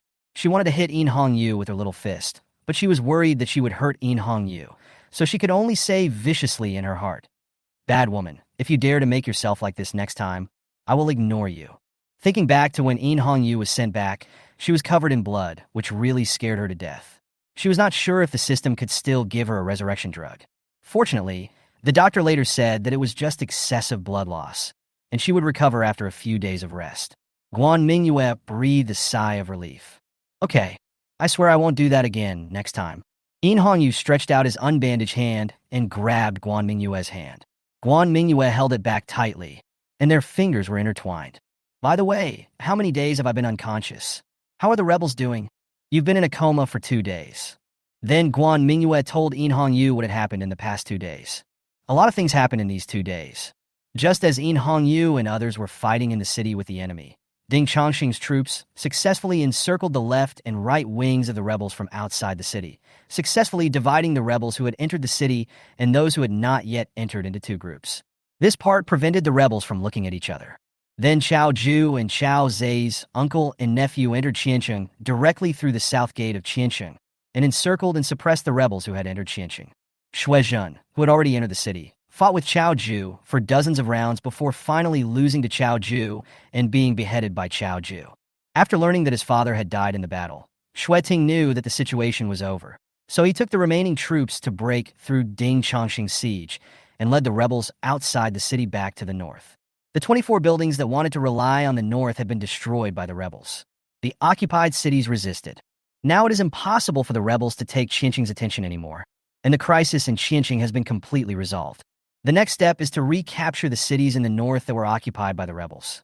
So In Hongyu met Chao Ju and Ding Chongqing after he fully recovered.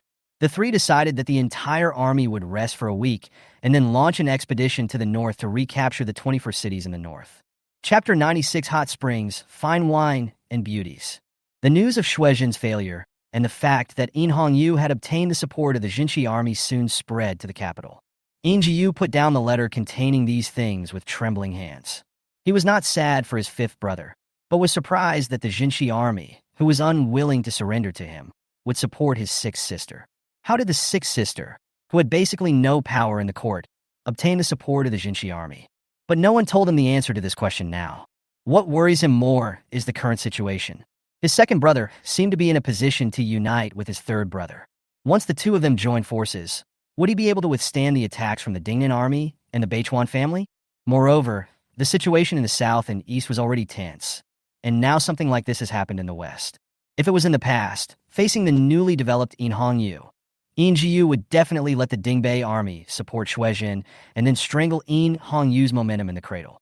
But now the Dingbei army has to resist the threats of the Beichuan family and the Dingnan army together with the Peacock army, and there is no way to withdraw troops to the west. The same problem also occurred with In Shinyu, the 2nd prince of Dingnan army. Now Huichin Tazai in Shirwanda Mountain has established a unified dynasty. After the internal war was basically settled, they began to eye the Phoenix dynasty. At the same time, In Jiyu in the north has always wanted to eat the Dingnan army.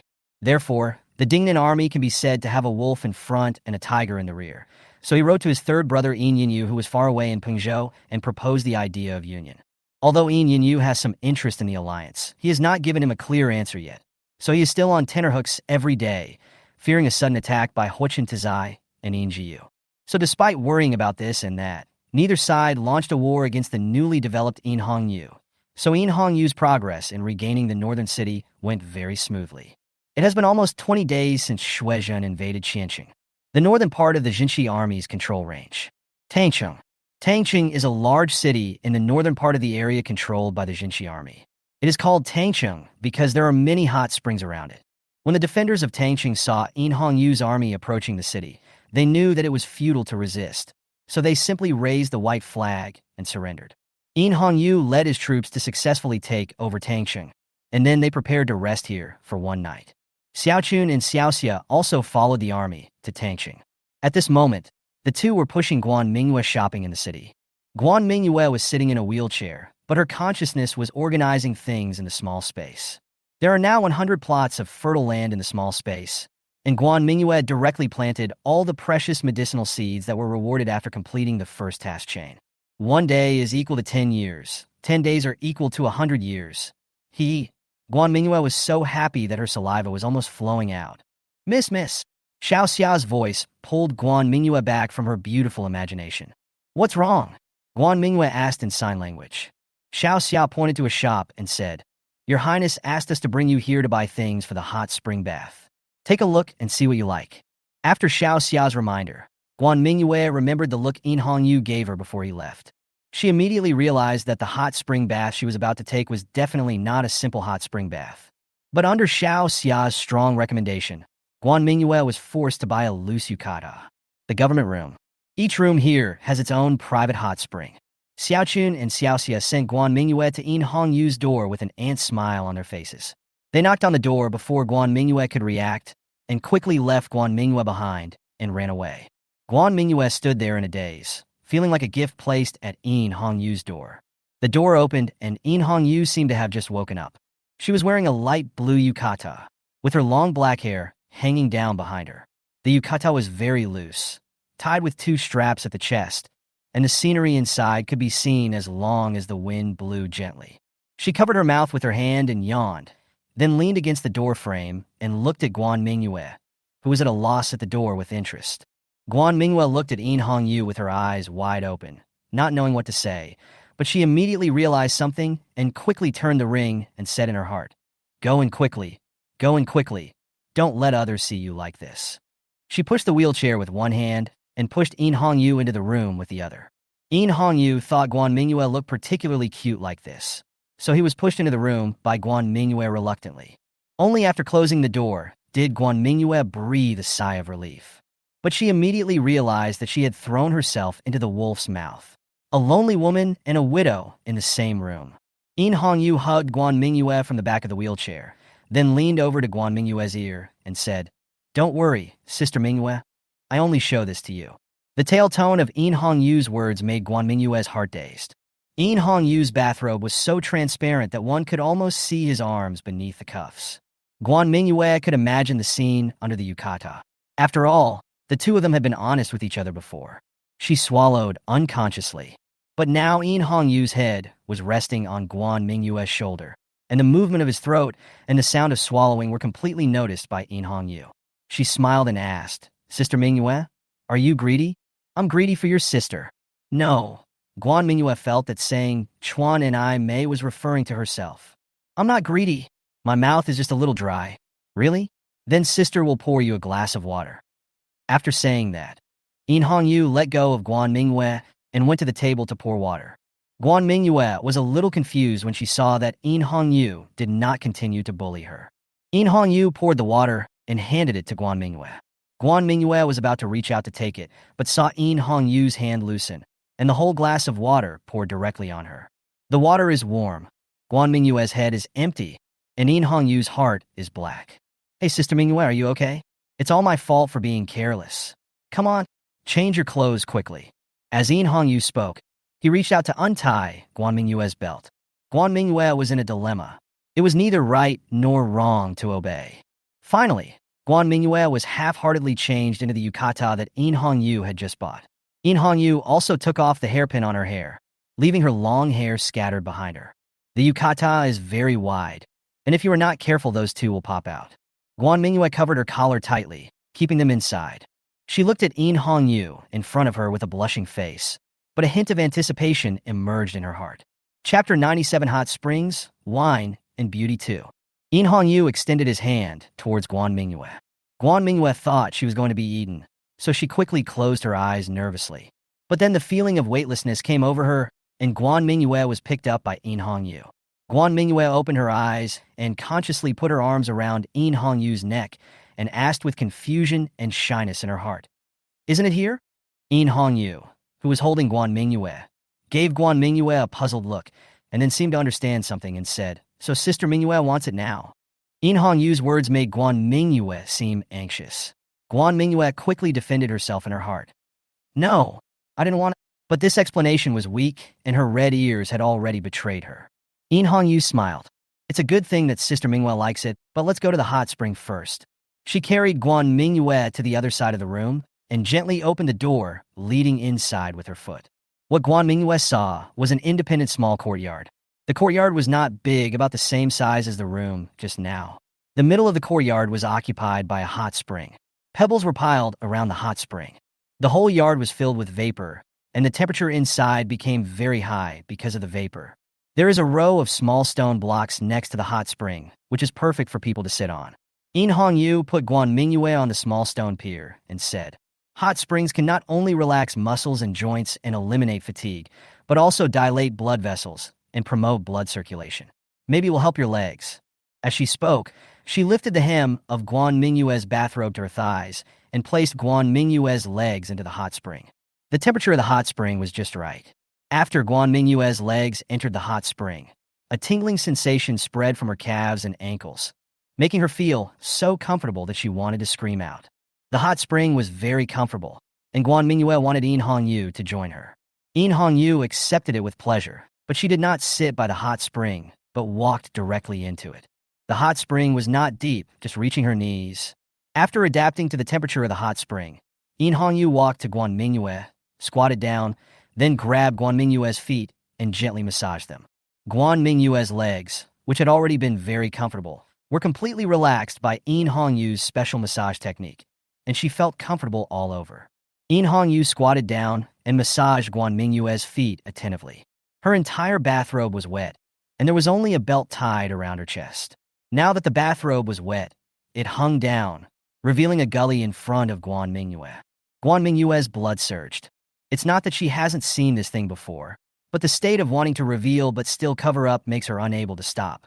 Guan Mingyue leaned forward unconsciously, then slipped into the hot spring without sitting firmly and fell on Yu.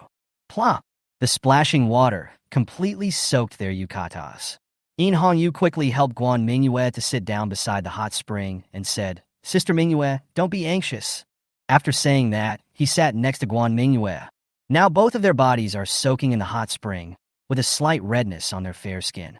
Guan Mingyue was embarrassed and angry about what happened just now, so she put her mouth into the hot spring and blew bubbles. Yu brought a wooden basin from the shore, which contained a pot of wine and a wine glass. The two of them sat by the edge of the hot spring, with a wooden basin floating on top. The surrounding mist made the surrounding atmosphere a bit hot and dry. Yu turned sideways to pour the wine. Guan Mingyue emerged from the water and looked at Yu's back. A long scar extends from Yu's left shoulder blade to his waist. Guan Mingyue's eyes were shocked. She had seen this scar when she was bandaging Yu's wound caused by Shuizhen, but Yu was unconscious at the time, so she had no way of knowing how he got it. Later, after Yu woke up, she forgot about this incident. Now when she saw it again, her left hand touched it unconsciously. She touched the scar from top to bottom. Yu felt the movement on his back and immediately knew that Guan Mingyue was concerned about his scar. So she said, "That was the first time I rode a horse. Accidentally fell off the horse and hit a tree branch. I seemed to have lost blood and was unconscious for several days. The doctor almost thought I would never wake up." Yu said it very easily, but Guan Mingyue knew that even if it healed, it would still leave such a shocking scar. How deep must the wound have been at that time? She gently stroked the scar and found that she seemed to not know enough about Yu. She wanted to know more about Yu. Guan Mingyue leaned forward and kissed the scar gently. A soft touch suddenly appeared behind her, and In Hongyu's body froze. She suppressed her trembling body, turned around, raised Guan Mingyue's chin, and said, "Sister Mingyue, if you were like this, I can't help but eat you here." Guan Mingyue didn't hesitate at all and blurted out, "Then don't endure it."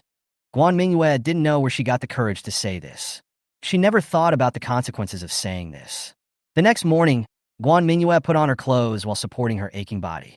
The door leading to the hot spring was open, and Guan Mingyue just happened to catch a glimpse of a stone without any edges inside the hot spring. She thought about how In Hongyu held her last night, and how they lay on the stone, then crouched on the stone, and then sat on the stone. The more Guan Mingyue thought about it, the redder her ears became. Finally, she hurriedly pushed her wheelchair to the door and quickly closed the door leading to the hot spring, and the situation calmed down a little. However, after closing the door, she looked inside the room. The room was also filled with memories of last night. The soaked bathrobe was thrown carelessly in the corner of the room. The tea set on the table was pushed aside with some water stains still on it. Guan Mingyue covered her eyes and dared not to watch these things. She complained in her heart that In Hongyu only knew how to be a hands-off boss. He didn't even help her clean up after the fight and asked her, a disabled person, to clean up the battlefield. So infuriating. On the other side, In Hongyu, who was discussing the marching route with Chao Ju and Ding Chongsheng, suddenly sneezed, interrupting Ding Chongsheng's words. She waved her hand, signaling Ding Chongsheng to continue. Now, many cities in the north occupied by the rebels have realized that the rebels are doomed and have surrendered. In Hongyu no longer needs to take part in the subsequent battles. She decided to temporarily make Luanqing her political center, and then began to plan how to unify the Phoenix dynasty. Chapter 98, Mingyue Farm opens. Luan City. Jong Mansion, Guan Mingyue's room. Guan Mingyue opened her eyes and looked at the familiar furnishings in the room. Everything seemed to have returned to the way it was when she first traveled through time. There was just one more person lying next to the bed. Guan Mingyue sat up and fumbled to find the clothes that were thrown at the end of the bed last night. But suddenly a hand stretched out from under the quilt and pulled her into his arms. A lazy voice came from under the quilt. "You woke up so early. Why don't you sleep a little longer?" In Hongyu lifted a strand of Guan Mingyue's long hair and played with it in his hand. "Stop messing around, we're going to the farm today," Guan Mingyue said to herself as she tried to push In Hongyu away. As a result, she felt a soft and smooth sensation on her hand. In Hongyu was not wearing anything in the bed.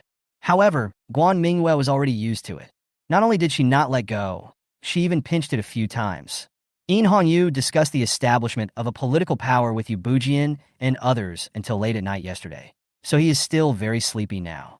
She let go of Guan Mingyue and then muttered, "Well, then go ahead and remember to bring Xiaochun and Xiaoxiao with you." After saying that, In Hongyu let go of Guan Mingyue. Guan Mingyue leaned over and kissed In Hongyu on the forehead, then got dressed and sat in the wheelchair beside the bed and left the room. Out of Zhong Mansion, Guan Mingyue and Xiaochun Xiaoxiao walked all the way out of the city. The land Guan Mingyue rented from the government was in the west of the city and was about the size of 3 football fields. Before she went to Xinjiang with the army, she had left some affairs to Xiaojin to take care of. So now that the land had been taken care of by Xiaojin and her friends, she was waiting for Guan Mingyue to make the next plan. Although Guan Mingyue has a small space, and there are already 100 fertile fields in it, but ordinary crops grow too fast in a small space. Guan Mingyue planted tomatoes once, but no one paid attention. The tomatoes that had just grown in the morning were already old by the afternoon before they were picked. So for a lazy person like Guan Mingyue, those fertile fields are still suitable for growing precious medicinal herbs. If they want to grow ordinary crops, it would be more appropriate to build a farm. Guan Mingyue is one step closer to her goal of becoming a small rich peasant. The 3 of them arrived at the farm, where Xiaojin and her friends were already waiting. When Xiaojin saw Guan Mingyue coming, he immediately brought a group of his younger brothers to Guan Mingyue. Xiaojin is now the king of the children in Luanqing. Even the older children hang out with her. After all, hanging out with Xiaojin not only gives you food to eat, but also pays you. Of course, all these wages were paid by Guan Mingyue. She sold those 100-year-old ginseng last time, and now she has a lot of silver in the small space. Xiaojin waited for all the children to stand still, then walked to the front and shouted, "Little ones, the one in front of you is Miss Guan, the big boss of Mingyue Farm. Everyone follow me and shout, 'Hello, Miss Guan.' 'Hello, Boss Guan.'" The children's voices were uniform and loud. Guan Mingyue was shocked by this scene, but her vanity was greatly satisfied. She's also a boss now. So Guan Mingyue nodded, and then asked Xiaojin to take her to see the farm. Xiaojin dismissed his younger brothers and led Guan Mingyue to the farm gate. It was called the farm gate, but in fact, Xiaojin and his friends put 2 wooden stakes on both sides and then stuck a bamboo pole on one of the stakes. A wooden board was hung on the bamboo pole, and Mingyue Farm was written crookedly on it. Xiaojin said proudly, "Miss, look, this is our Mingyue Farm." Guan Mingyue looked around and saw that it was desolate with only 2 buildings at the entrance of the farm. But Guan Mingyue didn't care. After all, her farm had just started, so it was normal for it to be a little desolate. For people entered the farm. The first thing Guan Mingyue saw was a chicken coop at the entrance of the farm. This chicken coop was a reward from Xiaojin after completing a side quest. Guan Mingyue had set it up here before leaving launching. It's just that the rest of the farm was a wasteland before, so she just picked a place at random. Now that so many days have passed, the chicken coop and its surroundings have changed. Originally, there were weeds and bushes all around, but now they have been cleared away, and a fence made with wooden stakes has been built to surround the entire chicken coop. A group of chickens saw someone coming and ran to the other side of the chicken coop in panic. Only a big rooster with all white feathers walked towards the crowd with its head held high. "Dabai, come and see. Your master is here." Xiaojin walked to the fence and waved to the rooster with white feathers. Dabai walked towards her quickly, then tilted his head and stared at Guan Mingyue with one eye. Guan Mingyue also looked into the eyes of the white rooster. As she looked, she suddenly remembered the time when she was a child playing outside and was suddenly attacked by a big rooster. She shuddered and quickly asked Xiaojin to take her to some other places. Opposite the chicken coop is a warehouse built by Xiaojin and others to store farm tools. There are no other buildings in the entire farm except these 2, and further inside are large tracts of farmland. However, there are no mission crops on the arable land now. It was already late autumn, and winter would come soon. So Guan Mingyue decided to leave the farmland empty for a while. She asked Xiaojin and the others to fill some wood ash in to restore the fertility of the farmland. Then Guan Mingyue reached into the small space to check the number of seeds inside to arrange how to distribute the farmland in the spring of next year. The first is wheat, the most basic food crop. Wheat seeds are the most abundant in a small space. So Guan Mingyue plans to use half of the arable land to plant wheat. Then there are pumpkins. Pumpkins will stretch out many vines, and once they grow, they will form a large patch. So Guan Mingyue plans to plant pumpkins all around the farmland. Finally, Guan Mingyue found a sweet potato in a sack. Looking at the sweet potato, Guan Mingyue thought of the time before she traveled through time. Every autumn, when the weather got cold, an old lady would suddenly appear at the entrance of the community selling roasted sweet potatoes. At that time, she had no money, so she could only buy half a sweet potato every time she passed by. She couldn't afford to buy a whole one. It was too expensive. Now she has a whole sack of sweet potatoes and can achieve sweet potato freedom. So she asked Xiaojin and others to make a fire. And while they were making the fire, she quietly took the sweet potatoes out of the small space. "Miss, what is this?" The sharp-eyed Xiaojin noticed the sweet potato in Guan Mingyue's hand at a glance, and then asked a question. Xiaochun and Xiaoxia looked at Guan Mingyue when they heard this, and they also looked puzzled after seeing the object in Guan Mingyue's hand. Guan Mingyue was stunned for a moment, and then she realized something in her heart. Could it be that the Phoenix dynasty didn't have sweet potatoes? She discovered a business opportunity.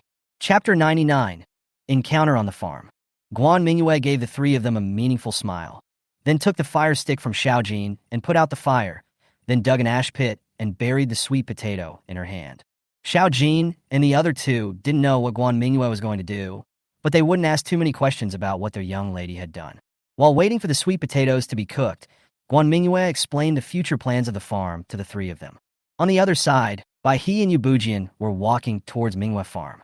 Yu Bujian was pulled by Bai He and asked helplessly, "Bai He, is this the place you wanted to come?" Bai He held a brocade box of food in one hand and held Yu Bujian in the other, saying, "Official Yu Xing, hurry up, I'm going to be too late." Bai He is Beichuan Jing. After Yin Hongyu promised her that she could stay, she has been with Yu Bujian. Because of her identity, after returning to Luanxing, her range of movement is restricted within the city. If she needs to go out, she must be accompanied by Yu Bujian. Bai knew that this was a disguised form of surveillance, but it didn't matter to her. Besides, wouldn't it be safer for a girl to go out with someone accompanying her? The reason why she came to Mingyue Farm was because she knew Xiaojin. A few days ago, She returned to Luanqing with Yu and met Xiao Jin during a shopping trip. She didn't know that Xiao Jin was Guan Mingyue's maid.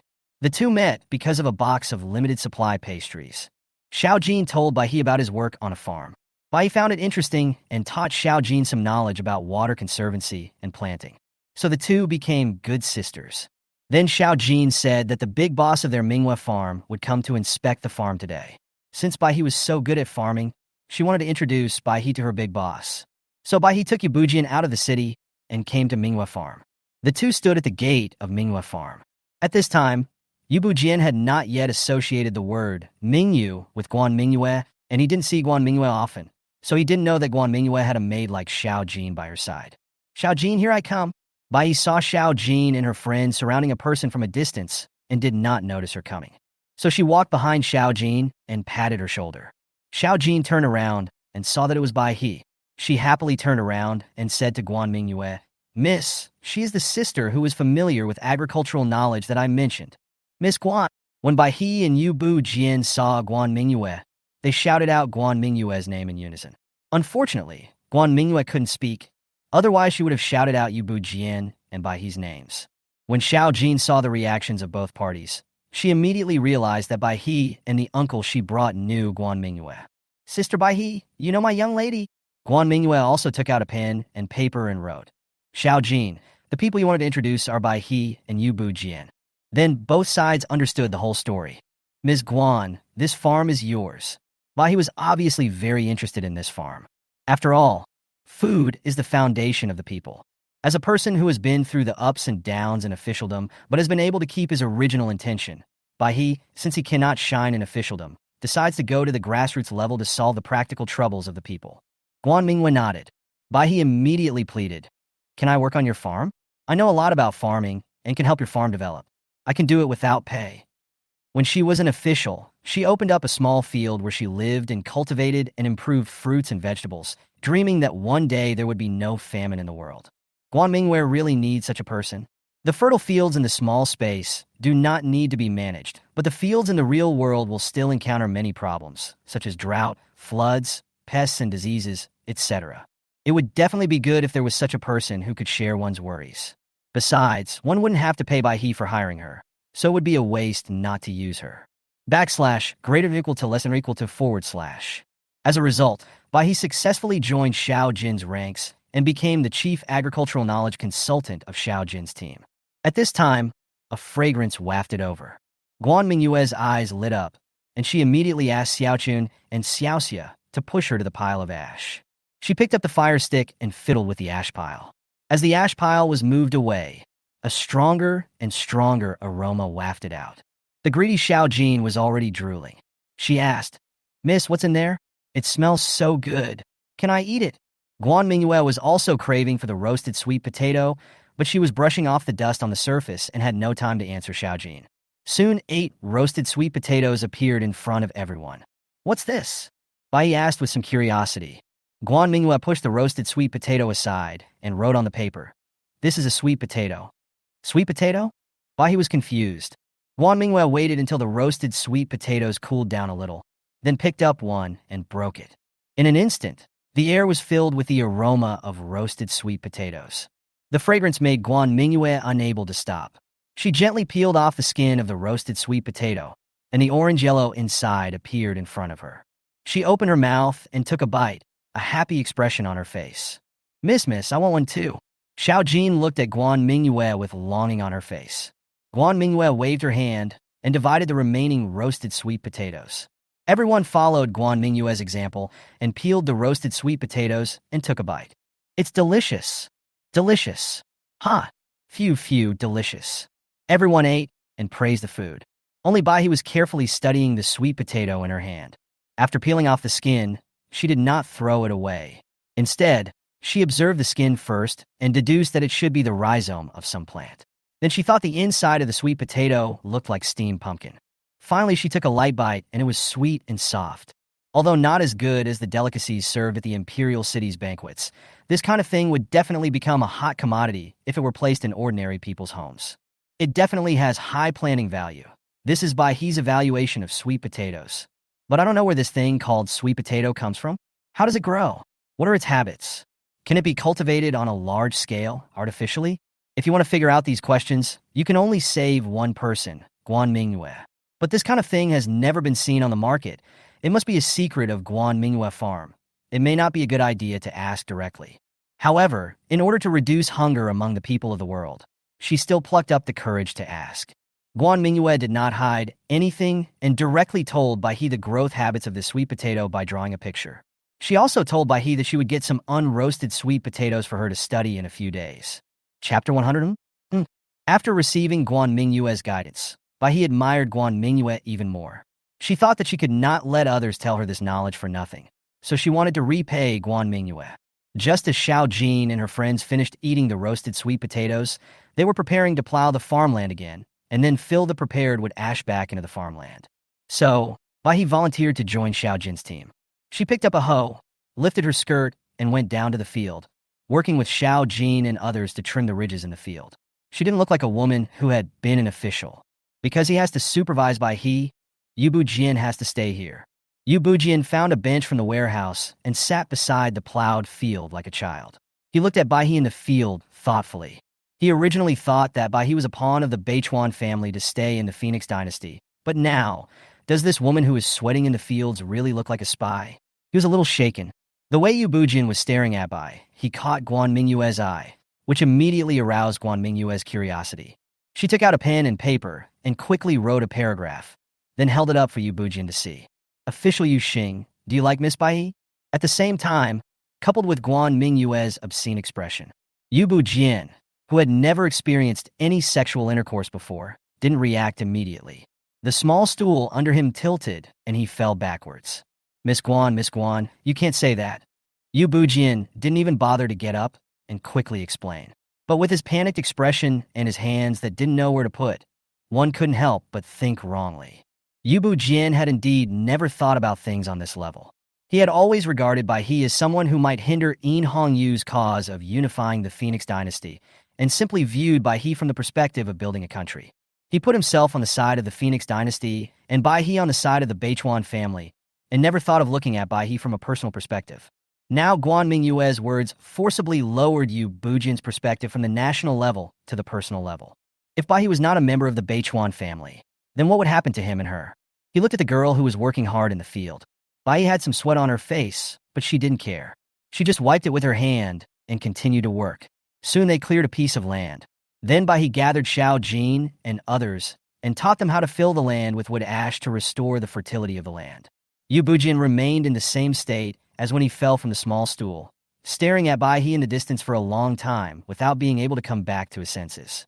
Guan Mingyue poked Yu Bujian with a fire poker to remind him to come back to his senses. Guan Mingyue originally wanted to tease Yu Bujian, but she felt as if she was right. She gave Yu Bujian a mysterious smile, then said goodbye to Xiao Jin and the others and prepared to return home. Yu Bujian stayed alone by the field, looking at Bai He from afar. He thought to himself, he had always felt that there would be many entanglements between him and Bai He in the future. Could those entanglements be the love between men and women? He couldn't figure it out, but he thought that maybe he could get to know Bai He better, which might help him understand people better. So Yu Bujian, who had never done farm work before, asked Xiao Jin for a hoe, and then walked to the White Lotus. Bai He found it very interesting to see Yu Bujian working in the fields with her, so she taught Yu Bujian how to plow the fields step by step. However, after a while, she found that Yu Buxiang was not cut out for farm work and almost collapsed the ridge of the field that they had worked so hard to repair. Bai He pouted and got angry at Yu Bujian, who scratched the back of his head embarrassedly. Ha ha ha ha! You're still laughing. Bai He clenched her fist and punched Yu Bujian's arm. The force wasn't strong, but it felt very satisfying. Looking at Bai He pouting, Yu Bujian's heartbeat slowed down. The girl looked at him angrily. The sun shone through her hair, and the sweat evaporated, bringing with it a faint fragrance. The aromas suddenly rushed towards me. Bai He came closer to Yu Bujian, looked at him, and said, "You are so stupid. I'll teach you one last time. If you still can't learn it, go play with your astrolabe." Bai He pouted and took the hoe from Yu Bujian's hand and demonstrated it to Yu Bujian again. "Do you understand? You need to use force with this hand like this.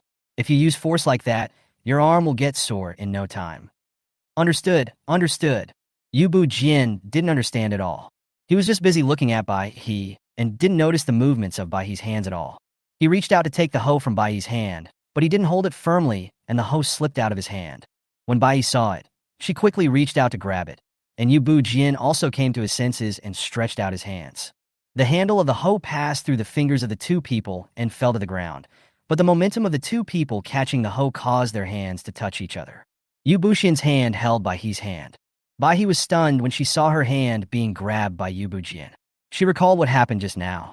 If she remembered correctly, she seemed to have scolded the star official of the Phoenix dynasty for being stupid. It's crazy. Because she was exposed to her favorite agriculture, she actually forgot herself a little. Who is Yu Jian? He is a star official of the Phoenix dynasty.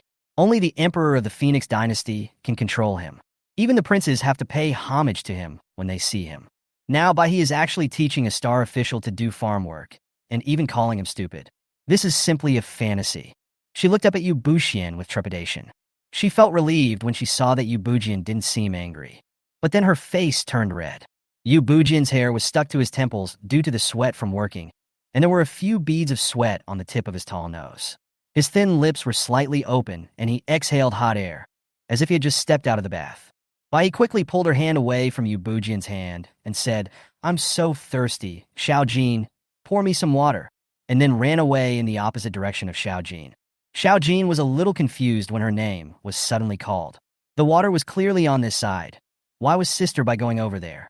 On the other side, Guan Mingyue returned to the Jong mansion. Yu had just taken over the Jinshi army, and many things had to be decided by her, so she was busy all day and had no time to accompany Guan Mingyue.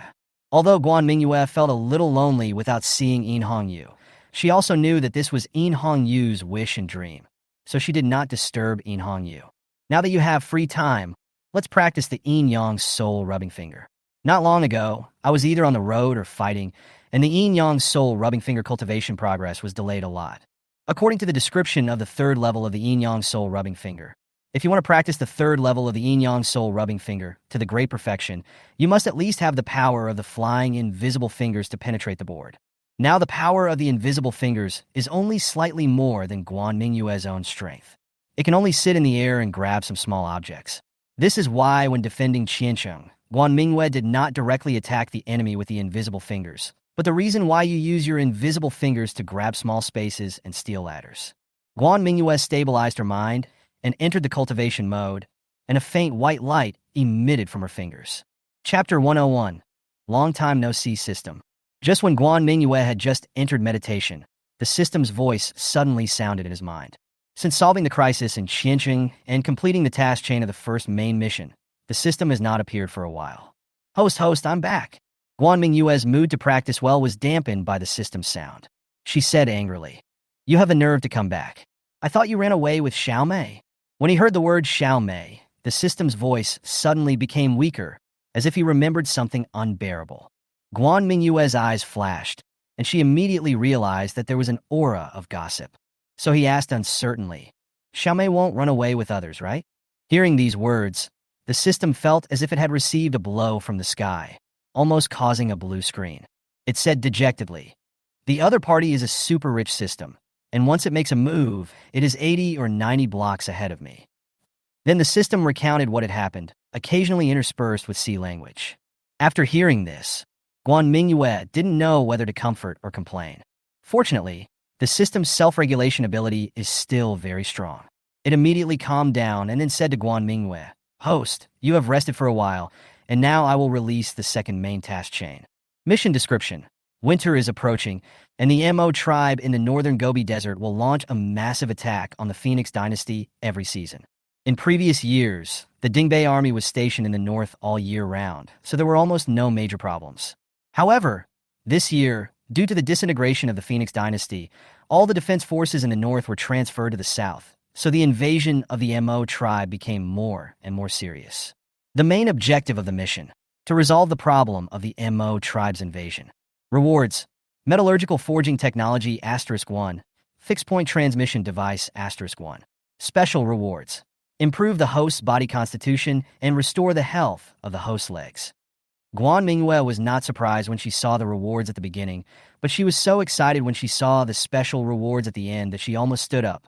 She had finally waited until this moment. As long as she completed this chain of tasks, she would be able to walk and no longer have to sit in this wheelchair. Yeah, as his consciousness left his mind, Guan Mingyue no longer had the heart to continue practicing. She pushed her wheelchair to the back garden of the Jong mansion alone. It was already late autumn, and the back garden looked completely different from when Guan Mingyue first came. The leaves on the trees had withered and fallen, leaving only lonely branches. The path in the garden must have been cleaned by someone, so there was not a single fallen leaf. Familiar rockery, familiar stream, familiar path. But different seasons bring different flavors. Guan Mingyue walked around the rockery, and then the figure of that person was the only thing left in her eyes. Hongyu leaned against the pillar of the pavilion, his right hand on his lower abdomen, his chest rising and falling slowly, his eyes closed as if he was asleep. But even when she fell asleep, her left hand still held the memorials that needed to be processed. Guan Mingyue gently pushed the wheelchair to Hongyu's side, took the letter out of her hand, and put it aside, then propped up her head and looked at the sleeping Hongyu. No matter how many times I look at it, Hongyu's face is always so beautiful. As if she realized someone was looking at her, Hongyu's eyelids twitched, and then she slowly opened her eyes. When he saw that it was Guan Mingyue, light immediately appeared in Hongyu's eyes as soon as he opened them. "You're back? Have you finished your work on the farm?" As Hongyu asked, he very skillfully took Guan Mingyue out of the wheelchair and let her sit next to him. Guan Mingyue told Hongyu everything that happened that day, including her inference that Yu Bujian might be interested in by he. When Hongyu heard the news, a hint of surprise appeared on his face. She was a little concerned about Bai He's identity. If Yu Bujian was with her, would it be? But she soon let it go. Yu Bujian was someone her father said she could trust in his will. She believed in her father's ability to judge people. After putting this matter aside, Hongyu said to Guan Mingyue, "Is the roasted sweet potato you mentioned really that delicious?" Guan Mingyue immediately became excited when she heard this. She took out a sweet potato from the small space and said to herself, "Look, this is a sweet potato. You haven't seen it before." Hongyu took the sweet potato from Guan Mingyue and looked around. It is indeed something that has never been seen before. If it is true as Guan Mingyue said, then this sweet potato will definitely bring great benefits to the people. Perhaps we can really solve part of the hunger problem by growing this sweet potato. Thinking of this, Hongyu looked at Guan Mingyue and sighed in his heart that Guan Mingyue was really his lucky star who could always bring him surprises. On the other side, after seeing that Hongyu was interested in sweet potatoes, Guan Mingyue was eager to show off her skills to Hongyu. She asked her servants to find an oven, light charcoal, and then put the sweet potatoes next to the oven and wait for the temperature of the oven to cook them. While waiting, Guan Mingyue also told Hongyu about the system task. Hongyu was very excited to hear that Guan Mingyue's legs could regain the ability to walk. Is there anything more exciting than nursing a loved one back to health? Moreover, the affairs of the Northern Mo tribe have indeed been one of the most frequently mentioned issues in recent reports. However, she had previously believed that the problem of the Mo people in the north was an annual problem. So, she just sent Ding Yun to the city bordering the Gobi Desert in the north to resist the invasion as a routine matter. But now Guan Mingyue has a mission regarding the Northern Mo tribe, so it seems that she has to go to the north. At the same time, in the vast Gobi Desert in the north, it was already night, and the night sky in the Gobi Desert was bright with stars, and a silver belt stretched from the eastern sky to the western sky. There are very few plants on the Gobi Desert, and only near the border of the Phoenix dynasty are there some small oases. "Princess, Jin, please run slower. I can't catch up with you." Amon rode his horse hard to catch up with the person in front. "Amon, you are running too slowly. We will be caught up by my father's men." Chapter 102 Chasing Clouds. The Mo tribe in the Great Gobi Desert is not the name of a country, but a general term for a group of people living in the form of tribes in the Great Gobi Desert. These tribes have no fixed place to live and mainly make a living by nomadism. Therefore, they are rich in cattle and sheep and also produce excellent war horses. However, they did not have as strong an agriculture as the Phoenix dynasty, so every autumn and winter, in order to obtain sufficient food, they would invade the Phoenix dynasty on a large scale and rob rice, flour, and other food to survive the winter. Of course, there are also some weaker tribes that do not have the strong fighting power to invade the Phoenix dynasty, so they can only offer tribute to some powerful tribes in exchange for some food to survive the winter. Jueyin was a princess of such a weak tribe. Her tribe was called Terra. Although her tribe was relatively small, every year before winter came, They would disguise themselves as merchants and use cattle and sheep to go to the cities in the north of the Phoenix dynasty to exchange for some food for the winter, thus achieving self-sufficiency. But this year, the Rama tribe, the largest tribe in the Great Gobi Desert, suddenly became stronger, not only breaking through the northern defense line of the Phoenix dynasty, but also taking down some cities. Although they were later driven out of the border by the Phoenix dynasty army, this was the first time in the history of the Mo tribe that a city of the Phoenix dynasty was taken down. This feat and the looted materials were enough to make the Rama tribe dominate the Great Gobi Desert. Originally, this kind of thing had no impact on the Terra tribe where Zhuiyun was. After all, no one would care about such a weak tribe. However, due to the aggressive behavior of the Rama tribe, several cities on the northern border of the Phoenix dynasty strengthened their vigilance after they were recovered, and at the same time issued a clear ban on the trade of grain. This meant that the Terra tribe could not use the old method to go to the cities of the Phoenix dynasty to exchange for the necessary food for the winter. In desperation, Zhuiyun's father had to seek help from the surrounding large tribes. It happened that a son of the chief of the Rama tribe was also in that tribe at that time. He took a liking to Zhuiyun, who had gone there with his father. Under his behind-the-scenes manipulation, what was originally just an ordinary grain transaction turned into the oppression of the small tribe by the big tribe. In desperation, in order to allow the tribe to continue, Zhuiyun's father had to agree to offer Zhuiyun to the son of the chief of the Rama tribe. So what happened now happened. Zhuiyun escaped from the tribe with his friend Amon in the middle of the night. At first, Zhuiyun didn't know where to escape to. If she ran to other tribes, the Rama tribe would definitely capture her and hand her over to the Rama tribe because of their reputation in the Great Gobi Desert. However, the Phoenix dynasty, the only tribe bordering her tribe, was now strictly checking people coming from the Great Gobi Desert, so it was impossible for her to enter the Phoenix dynasty. But later, she accidentally heard from several tribes that a rebellion had occurred in the western part of the Phoenix dynasty some time ago. Since a rebellion had occurred, it meant that the regime was unstable, and an unstable regime meant that the local order was in chaos, and chaos meant that she had a chance to escape into the Phoenix dynasty. So Zhuiyun took Amon and fled to the border between the Great Gobi Desert and the Jinshi army. Pastoral City. Muching is the northernmost city under the jurisdiction of the Jinshi army, and it is separated from the Gobi Desert by only a river.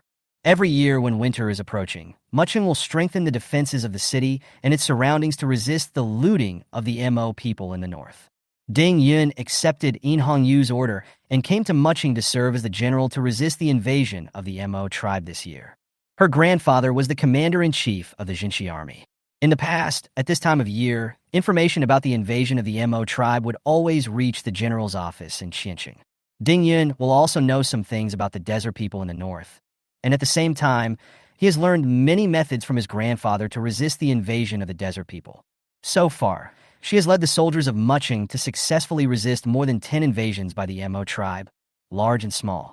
It seemed that they knew that there was a very brave general in Muching, so the invasions of the Mo tribe became less and less during this period. Ding Yun also took advantage of his free time to go hunting outside the city. Zhuang, you ride on your horse and drive him from over there. I don't believe that guy can reach the palm of my hand. You guys, please watch carefully and don't let that snow hare escape. Ding Yun finished his instructions. Draw your big bow and be ready to shoot the snow hare that runs out. Suddenly, a red figure flashed past the corner of her eye. Without any hesitation, Ding Yun immediately turned the direction of the bow and shot an arrow towards the figure holding the red color. The reason why she shot the arrow without confirming the identity of the red figure was that the surrounding areas of Muching had been cleared of all land to resist the invasion of the Mo tribe. If there were still people outside the city, they must be suspicious. Moreover, her bow was supposed to be accurate, and the arrow did not hit the vital part. Zhuiyun felt that she must have done something evil in her previous life. Otherwise, how could she be so unlucky? She and Amon had a very good plan. They would take advantage of the war in the western part of the Phoenix dynasty to escape into the interior of the Phoenix dynasty and never return to the Great Gobi Desert. As a result, when they arrived here, they found that the rebellion had been put down, and a resourceful general had come to Muching on the border at some point in time. He not only carried out the fortification and clearing of the countryside in advance, but also set up a large number of visible and hidden sentries on the border. She and Aman encountered soldiers from the Phoenix dynasty when they crossed the border river, and she got separated from Aman while escaping. Zhuiyun was walking south alone and accidentally got lost in a forest. Her feet were almost blistered from walking so much. If she had not left the tribe, She would be lying in a warm tent now. The more Zhuyin thought about it, the more aggrieved he felt, and a tear unconsciously flowed from the corner of his eye. Suddenly, she heard someone shouting in the distance. She immediately wiped away her tears and hid behind a tree, then stuck her head out and looked over there quietly. A soldier of the Phoenix dynasty. Zhuyin recognized their identities from their attire, and one of them was riding a horse towards her. She wanted to leave immediately before the other party noticed her, but after she ran a few steps, the leader of the soldiers discovered her. An arrow flew in, pierced through her shawl, and pinned her to the tree trunk. Zhuyin wanted to tear off her shawl, but the arrow had penetrated deep into the wood, and it was beyond the power of a spoiled little tribal princess like her to pull it off. She looked at the Phoenix dynasty soldiers walking towards her, feeling bitter in her heart. My life is over. Chapter 103 captured a princess and said. Seeing that he had hit the target with one arrow, Ding Yun led the others and slowly walked towards Zhui Yun. She was not worried at all that the man would escape because she believed in her archery skills. And even if he broke free, he would not be able to outrun them, a group of people on horseback. Soon Ding Yun came in front of Zhui Yun. A member of the Mo tribe? Ding Yun judged from the person's attire that he was a member of the Mo tribe. She frowned. Ding Yun thought that the people of the Mo tribe had been frightened by her and would not dare to invade Mu City again. However, she did not expect that there were still some blind people of the Mo tribe who dared to come to Mu City. Ding Yun looked at Zhui Yun in front of him. Zhui Yun was wearing a thick red coat and a large hat with rabbit fur decoration on the brim, which covered his face. She was still pulling hard at the collar that was fixed to the tree trunk by an arrow. After Ding Yun confirmed that the Mo girl had no weapons, he dismounted and walked in front of Zhui Yun. Zhui Yun was 2 heads shorter than Ding Yun. When she saw Ding Yun walking towards her, she was very scared. She quickly stretched out her hands and waved them around while shouting, "Don't come over here." It seemed as if Ding Yun and a group of people were bullying her. Ding Yun grabbed Ji Yun's swinging hands and took off his hat. Her long hair was freed from the restraint of the hat and fell down. His hair was the light golden color unique to the Mo people, with some slight curls. Without the hat covering his face, Zhui Yun's face appeared in Ding Yun's eyes. Zhui Yun has a small face, which makes her eyes look particularly big. But now those eyes are tearful, with 7 parts of sadness and 3 parts of grievance. The little nose was frozen red, and the mouth was tightly pursed, as if defending the last bit of dignity. When the Mo tribe invaded the Phoenix dynasty, most of the men fought, and there were very few women, so this was the first time Ding Yun saw a girl from the Mo tribe. Is this what the women of the Mo tribe look like? Ding Yun had never seen it before, so he took a few more glances at it. But in Zhui Yun's eyes, these glances were like the look of a hungry wolf seeing its prey. She trembled all over and then begged tremblingly, Please let me go. I'm not here to steal food." Ji Yun, who could come up with the idea of escaping from the tribe, would not be as weak as she is now. She is the best woman in the tribe in riding and shooting. However, she was in a hurry when she escaped and did not bring any weapons with her. Her horse also ran away when she was hiding from the pursuers of the Phoenix dynasty last time, and Amon also got separated from her. The combination of many factors broke Zhui Yun's psychological defenses, and she even regretted escaping from the tribe. It was better to be sent to the Rama tribe than to die in this wilderness. When Ding Yun saw that the other party was a girl, he wanted to let Ji Yun go, but as the defender of Mucheng, Ding Yun had to guard the northern pass for In Hongyu. No suspicious person could be let go, not to mention that the other party was a member of the Mo tribe. "What's your name?" Ding Yun asked.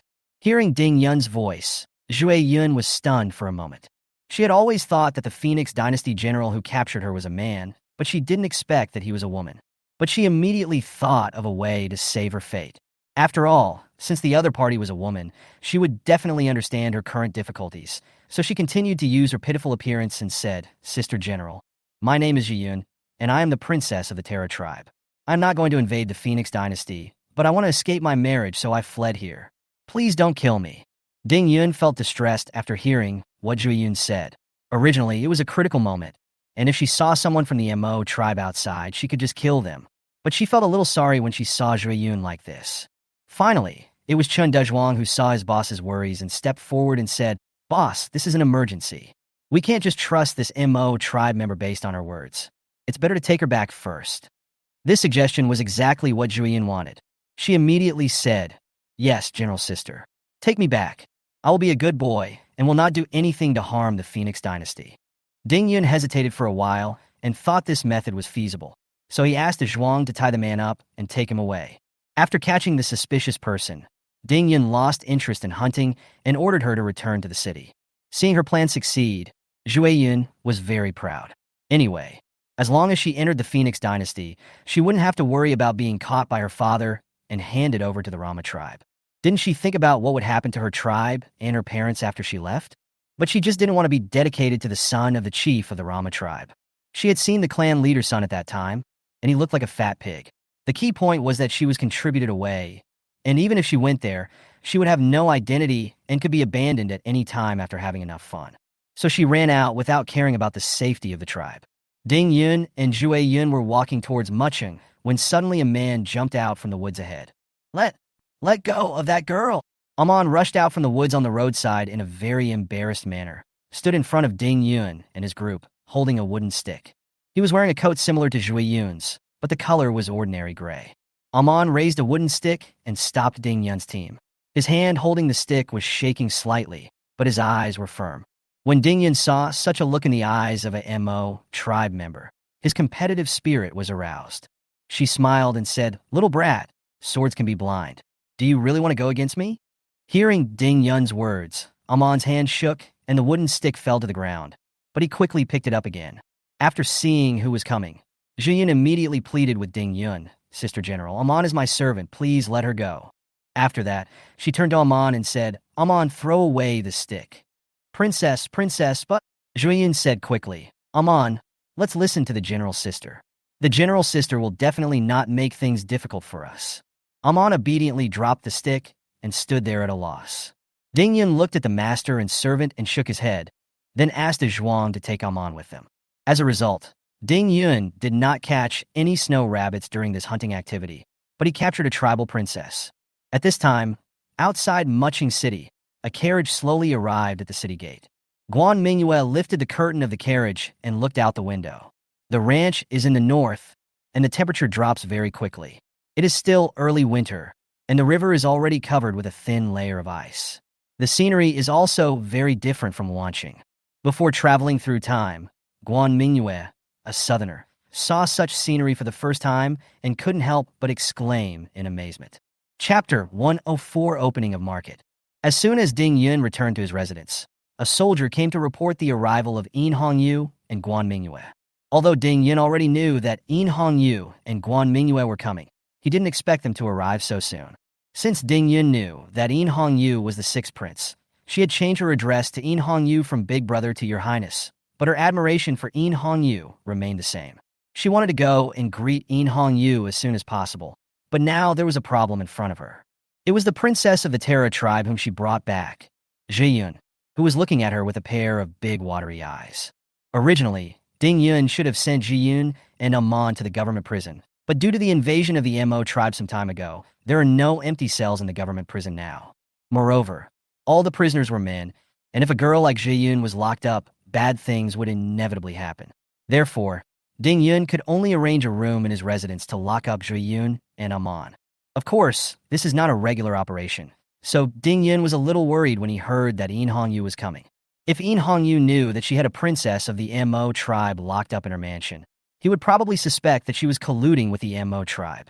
And Ding Yun knew very well that although the little princess of the Mo tribe looked pitiful, she actually had many tricks in her heart. Because since entering the city, this girl had touched her hand more than once for various reasons.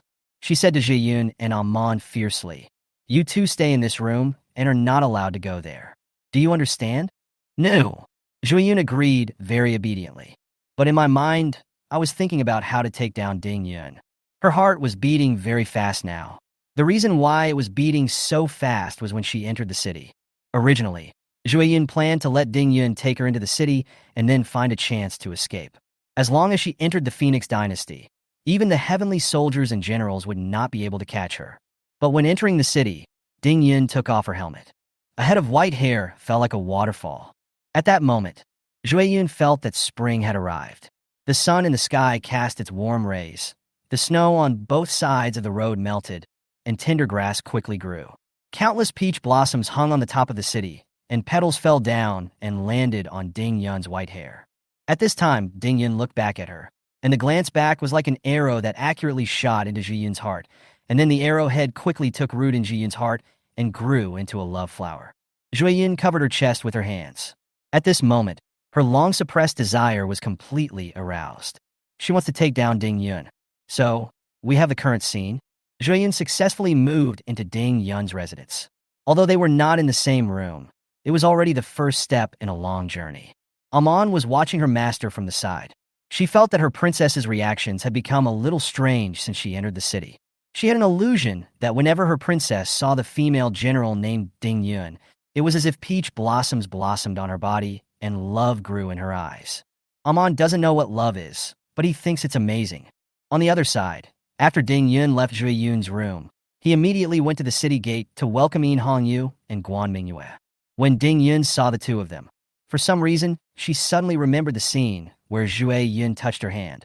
Thinking of the relationship between Guan Mingyue and Unifying, she immediately thought of that aspect. Could it be that Princess Ji Yun likes girls? Unifying and Guan Mingyue didn't know what Ding Yun was thinking, but seeing her frowning, they thought that the Mo tribe in the north was having trouble recently. So Unifying asked, Ding Yun, are you worried about something? Ding Yun came back to her senses after hearing Unifying's words. She saw Unifying and Guan Mingyue looking at her, and said a little embarrassedly, Your Highness, the invasions of the Mo tribe have been rare recently. Before, they came every 3 days, but now there is no sign of the Mo people for 10 days or half a month. After listening to this, Unifying nodded and expressed his appreciation for Ding Yun's achievements. However, Guan Mingyue on the side felt a little puzzled. The system had clearly released a plan to solve the problem of the invasion of the Mo tribe in the north. But now, listening to Ding Yun's words, it seemed that the invasion of the Mo tribe had been solved. So what was she needed to do? She consciously entered her mind and asked the system.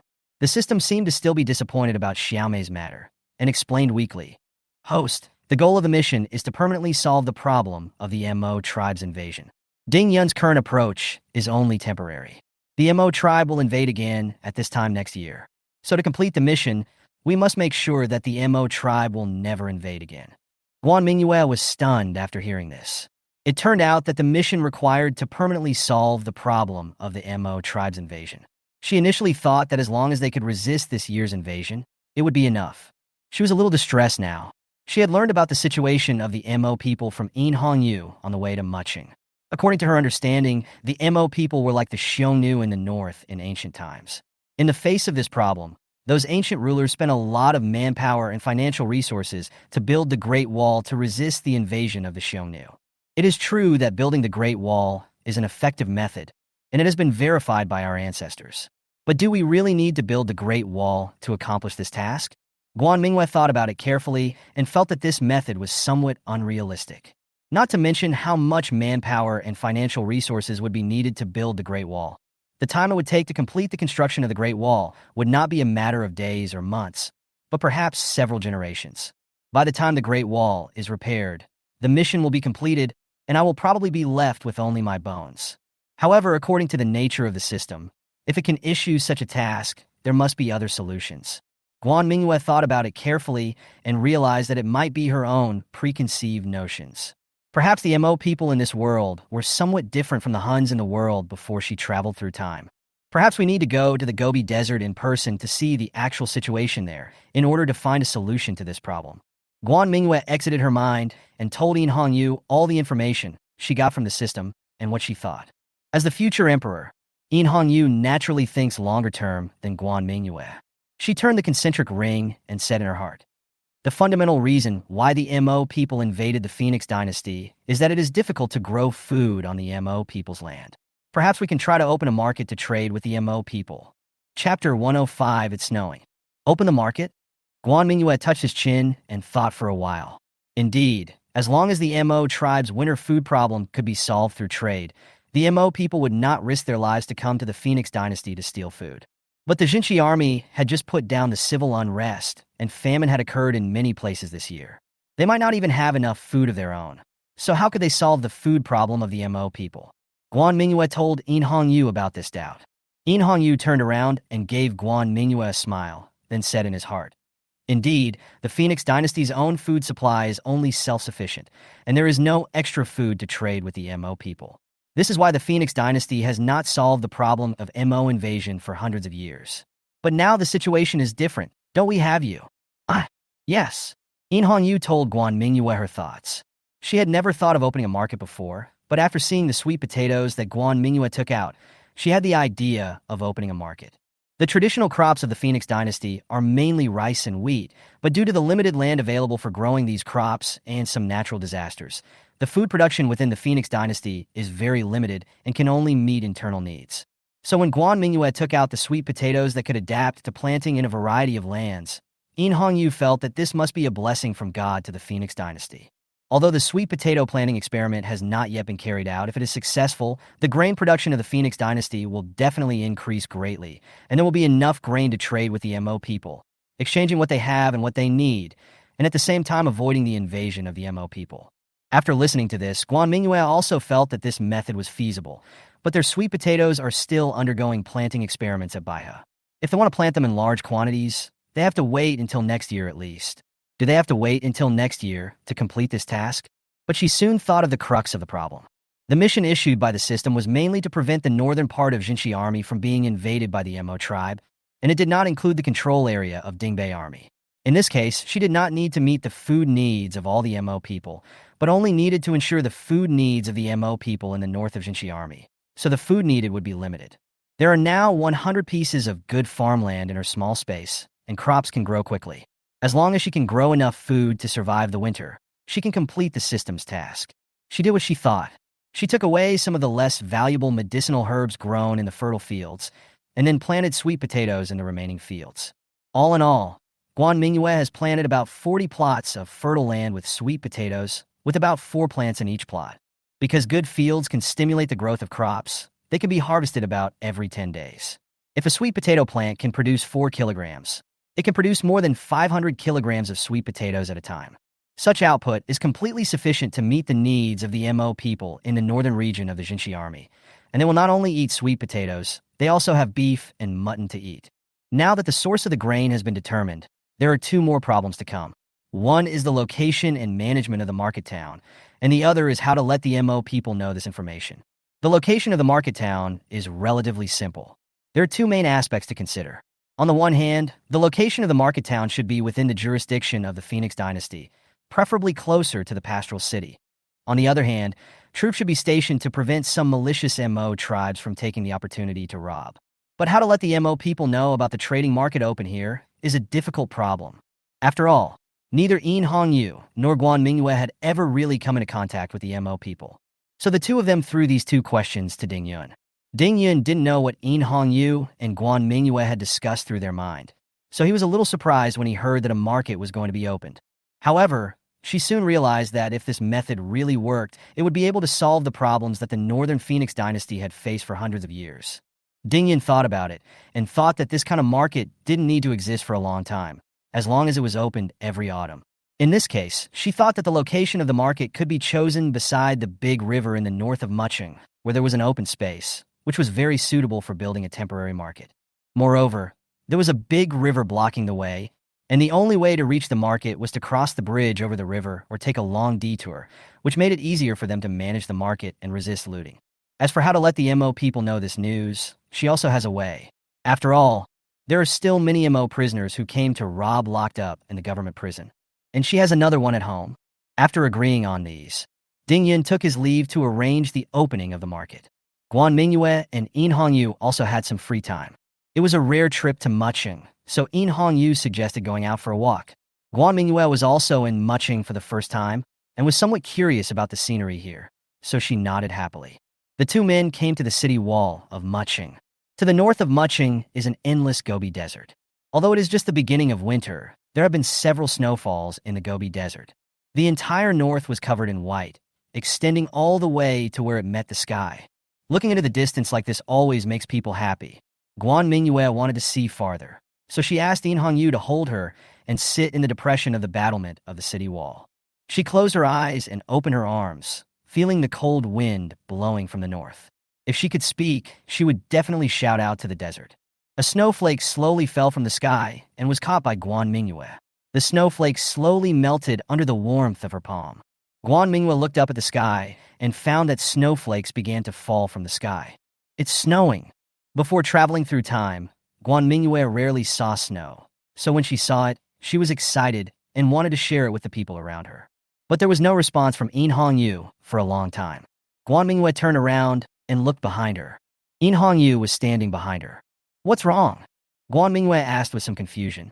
Hongyu took a step forward to block the battlements of the city wall, then stretched out his right hand to hold Guan Mingyue's waist to protect her from falling backwards, and then said, "Sister Mingyue, don't you think it would be a bit of a waste if we don't do something meaningful with this beautiful scenery?" During the few days from launching to muching, some things were not very convenient because the carriage had poor sound insulation and there were guards standing guard nearby. Hongyu had been holding it in for a long time, and now it was a rare moment for the two of them to be alone, and there was light snow in the sky. If she didn't take advantage of this beautiful scenery, she would feel like she was losing out. Chapter 106. I was just keeping warm. Guan Mingyue's eyes widened immediately. She knew what Hongyu was going to do. But where is this place? On the city wall. Outside. And it's snowing. How can this be a beautiful scenery? She said to herself, "No," and looked around frantically. There were soldiers standing guard at regular intervals on the city wall, but the nearest soldier was 50 meters away from the two men's current position. Moreover, Guan Mingyue was now sitting inside the battlement of the city wall. As long as Hongyu blocked the opening of the battlement, when looking at them from other places, they would not be able to see Guan Mingyue sitting inside the battlement at all, but would only see Hongyu leaning against the city wall. This is simply the perfect place to commit a crime. Guan Mingyue bit her lower lip and put her hands on Hongyu's shoulders to prevent her from getting closer to her. But the distance between the two of them was only this small. The scent of Hongyu's body and the smell of his mouth and nose came towards her, making Guan Mingyue feel a little hot on this snowy day. At the same time, the strength in her hands became weaker and weaker, and finally she just gently grasped the clothes on Hongyu's shoulders. It's not good to be here. People will see us. But she still wanted to struggle in her heart. Hongyu felt the resistance on her shoulders getting weaker and weaker, and she knew that Guan Mingyue had agreed to her request to some extent, but was just worried about being discovered. So she comforted him. "It's okay. I'm here, no one will see it." As she spoke, she moved closer to Guan Mingyue again. The weather was cold, and both of them were wearing cloaks. After Hongyu got close to Guan Mingyue, he completely blocked Guan Mingyue, who was sitting in the depression of the battlement. If he didn't lift the cloak, he couldn't see Guan Mingyue inside. After doing all this, Hongyu looked at Guan Mingyue. Guan Mingyue also gave up struggling, chose to follow her heart, and closed her eyes. The next morning, Ding Yun arranged accommodation for the two of them. Chu. As expected, Guan Mingyue caught a cold. She was wearing thick clothes and holding a cup of ginger tea in her hand. She stared angrily at Hongyu, who was reading the memorial beside her. Noticing that Guan Mingyue was looking at him, Hongyu turned around and asked with concern, "What's wrong? Is your head still hurting?" Guan Mingyue sniffed, glared at Hongyu, and then said in her heart, "It's all your fault. How could you take off my clothes in a place like that?" Recalling what happened yesterday afternoon, Guan Mingyue blushed. Hongyu put down the memorial in his hand, then pulled Guan Mingyue's wheelchair towards him and said, "Who let those clothes hinder my next move?" Guan Mingyue became anxious when she heard this. Is this a question of whether it is an obstruction or not? She puffed up her lips and said in her heart, "But it was snowing. You knew it was cold, but you still did that. Chu, bad guy?" Seeing Guan Mingyue sneezing nonstop, Hongyu felt a little distressed, so he said, "Okay, I'm wrong, but who made Sister Mingyue so cute? Let me help you go back to bed and rest for a while." After she said that, she didn't care whether Guan Mingyue agreed or not. She just picked up Guan Mingyue and walked towards the bed. Guan Mingyue felt a little embarrassed when she heard Hongyu say that she was cute, so she obediently let Hongyu cover her with a blanket. Hongyu placed his hand on Guan Mingyue's forehead to feel her temperature. After finding that it was not too hot, he said with relief, "I'll ask the kitchen to make you some ginger chicken soup porridge." Guan Mingyue didn't have breakfast because she had a cold, so she was indeed a little hungry now. She nodded. Hongyu walked to the door and was about to open it, but suddenly stopped and turned back and said, "Did Sister Mingyue put her hand inside my clothes yesterday?" Guan Mingyue, who was about to close her eyes to rest, opened them and looked at Hongyu, who was standing by the door. She explained in a panic, I just felt a little cold. I wanted to keep warm." "Yeah." Hongyu gave Guan Mingyue a meaningful smile, then opened the door and walked out. Guan Mingyue looked at the curtains on the bed, and the feeling of yesterday seemed to come back to her hands. Although it was not the first time, she always had a different feeling every time. She wanted to know what it would be like for the Empress to be eaten by her. Would she grit her teeth and endure it like herself, or would she enjoy it to her heart's content? The more Guan Mingyue thought about it, the redder her face became. Ah! Finally, she covered herself with the quilt until she could hardly breathe, and then she calmed down a little. However, she also set a small goal in her mind, which was to find a way to eat Unifying after her legs healed, and she couldn't always be eaten by herself. On the other hand, Ding Yun felt a little uneasy after realizing that Jue Yun might like girls. Although she had no objection to the relationship between Unifying and Guan Mingyue, she still hesitated when such a thing really happened to her. However, in order to complete the task of spreading the news of the market town, she still gritted her teeth and went to the door of the room where Ji Yun was imprisoned with Qin Dezhuang.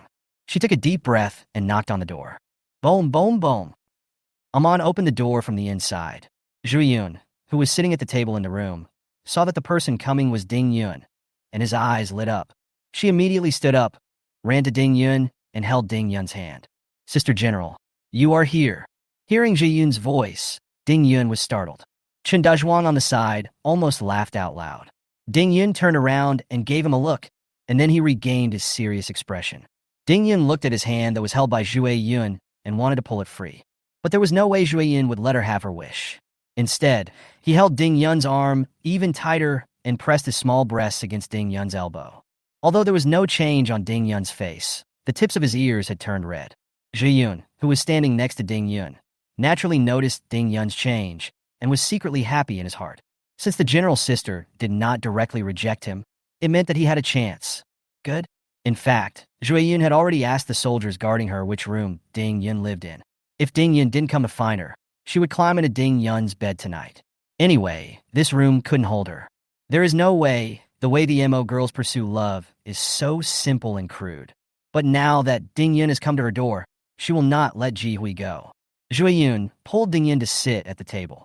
When a lively and active person meets someone who is even more eccentric than herself, her momentum will be suppressed. Ding Yun is such a person. Although Zhu Yun is a prisoner now, he seems to be in a more active position between the two of them. Ding Yun felt that she couldn't be led by Zhu Yun. She had to suppress Zhu Yun and not let a small prisoner get the upper hand. So, she held Zhu Yun's hand with her backhand. Fingers interlocked. Zhu Yun's mouth instantly became an O shape and his eyes widened. Love is coming? Chapter 107. Clever Cloud Chaser. Ding Yun held his hand and realized belatedly that her behavior was just encouraging Zhu Yun's arrogance. But if she let go now, it would be like admitting defeat. So she could only bite the bullet and continue holding his hand. Qin Dezhuang and Amon standing by looked confused. No, aren't you two a general and a prisoner? How come you're holding hands? Compared to the other three, Zhu Yun looked extremely happy. Then Ding Yun told Zhu Yun about the opening of the market, and then told Zhu Yun that she would send someone to send them back to the Gobi Desert. When Zhu Yun heard that he had to return to the Gobi Desert, he refused to do it. She took great pains to escape from the desert, and also met her true love here. How could she possibly go back? However, she thought again that she had indeed ignored the life and death of her own tribe when she escaped. Her father had to sacrifice himself for the sake of the entire tribe. Now that she had run away, she didn't know whether the Terra tribe could survive the winter without food. Originally, if there was no way to save the tribe, she might not have returned to the tribe. But now Muching is going to open a trading market to allow the MO people to exchange cattle, sheep, and furs for food. In this way, his tribe will be saved. Finally, she decided to go back again. Of course, Zhu Yun would not just take Amon back like this. She once again leaned against Ding Yun and said, Sister General, I will definitely tell the people in our tribe about your market, but you see Amon and I are two weak women, and it's freezing cold in the Gobi Desert. I want you to go with me. Amon got goosebumps all over her body. She had never seen her little princess act so coquettish, cute, and pitiful. Qin Dezhuang was too ashamed to look at his boss. Is this still his boss? He was completely dominated by this little princess of the MO tribe. No, I can't go with you. I have an important mission to attend to. Ding Yun refused righteously. Just as Ding Yun finished speaking, two soft lumps pressed against his arms. Sister General, will you come with me? I'm afraid I won't be able to come back if I go. Zhu Yun rubbed his eyes, squeezed out a few tears, then looked up at Ding Yun, like a kitten that was about to be kicked out of the house and become a wanderer. Ding Yun frantically told herself that the other party was now a prisoner, and she couldn't be soft-hearted. She turned her head and closed her eyes and said, "No means no. I am now the commander of Muching. If I leave Muching, there will be no one to guard it." Zhui Yun realized that acting cute and pitiful didn't work. So he let go of Ding Yun's hand and lowered his head to think about how to convince Ding Yun. Ding Yun heaved a sigh of relief when she saw the little hand loosen, but then she suddenly felt a sense of loss. She looked at Zhui Yun, who was thinking with her head down, and waited for her answer. Zhui Yun thought for a long time and finally came up with a solution. Food is a very scarce commodity in the Gobi Desert right now. If Ding Yun's news were to spread, it would surely attract some powerful tribes in the Gobi Desert. Where there are people, there will be disputes. When large tribes gather together, there will inevitably be fights, which may even threaten the successful establishment of the market town. Once the fighting caused the plan of Fengshe to fail, all the tribes concentrated in the north of Jinshi army would most likely threaten the internal stability of Jinshi army, which was definitely what Ding Yun did not want to see. So, Zhui Yun came up with a solution. She came from a small tribe, and in the fight between the big tribes, it was very difficult for the small tribe to survive. So she thought of using the opportunity of the market to unite all the small tribes to form a tribal alliance and reach a friendly treaty with the Jinshi army. This would not only solve the problem of the small tribes having no food, but also form a line of defense in the north of the Jinshi army through the alliance of small tribes to resist the invasion of some large tribes on the Jinshi army. After listening to Zhui Yun's method, Ding Yun thought about it for a while. Indeed, their understanding of the internal power of the Mo people was not as clear as Zhui Yun's. So when they discussed the plan to open a market town, they did not take the issue of large and small tribes into consideration. If it is really as Zhui Yun said, then directly opening a market town will not only fail to bring peace to the northern part of the Jinshi army, but will instead draw the attention of all the Mo people in the Gobi Desert, causing instability in the northern part of the Jinshi army. This question must be told to Yin Hongyu. Ding Yun just stood up and was about to go out. Zhui Yun quickly grabbed her and shouted, "Sister General?" Ding Yun turned back and stood still, frowning as she debated whether to take Zhui Yun to see Yin Hongyu. Finally, she sighed and said, "Come with me." On the other side, Guan Mingyue had fallen asleep, and Yin Hongyu was dealing with memorials in the study. Ding Yun brought Zhui Yun to Yin Hongyu. On the way here, Zhui Yun already knew the identity of the person Ding Yun took her to meet. So, when she saw Yin Hongyu, she bowed very respectfully and said, "Princess Yun of the Terra tribe greets His Royal Highness the Sixth Prince." Strictly speaking, Zhui Yun is still a prisoner, so he dares not behave too outrageously in front of anyone other than Ding Yun. She repeated to Yin Hongyu the problems and coping strategies she had thought of. Yin Hongyu also knew the news that some cities of Dingbei army were captured by a Jiao Rama tribe this year. If the news from the market really attracted these large tribes to the north of Jinshi army, it would definitely cause chaos in some local areas. Then tell me what methods you have to unite the small tribes. Yin Hongyu was very interested in the plan of tribal union. Zhui Yun's plan was also very simple. The tribe she belonged to was one of the small tribes, and her father knew many leaders of small tribes and had good relationships with them. However, her father's lobbying alone might not convince other small tribes, so she needed a prestigious person from the Jinshi army to go back with her. As she spoke, she glanced at Ding Yun. Yin Hongyu also noticed this detail, but she did not say anything, but motioned Zhui Yun to continue. So Zhui Yun continued speaking.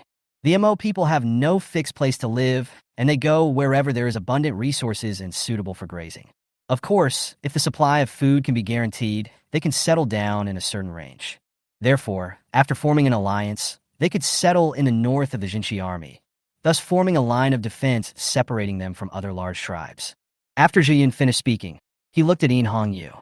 Yin Hongyu nodded, and then asked, "Then how can you guarantee that your tribal alliance will not pose a threat to the Jinshi army?" Medit? Zhui Yun answered without thinking. Chapter 108 The first batch of sweet potatoes ripen. Marriage?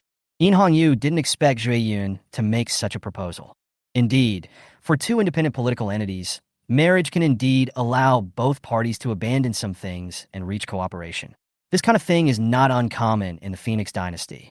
Guan Mingyue's father Guan Zhangqing married his eldest daughter to the eldest prince Yin Jiyu, thus forming a community of interest with the eldest prince Yin Jiyu.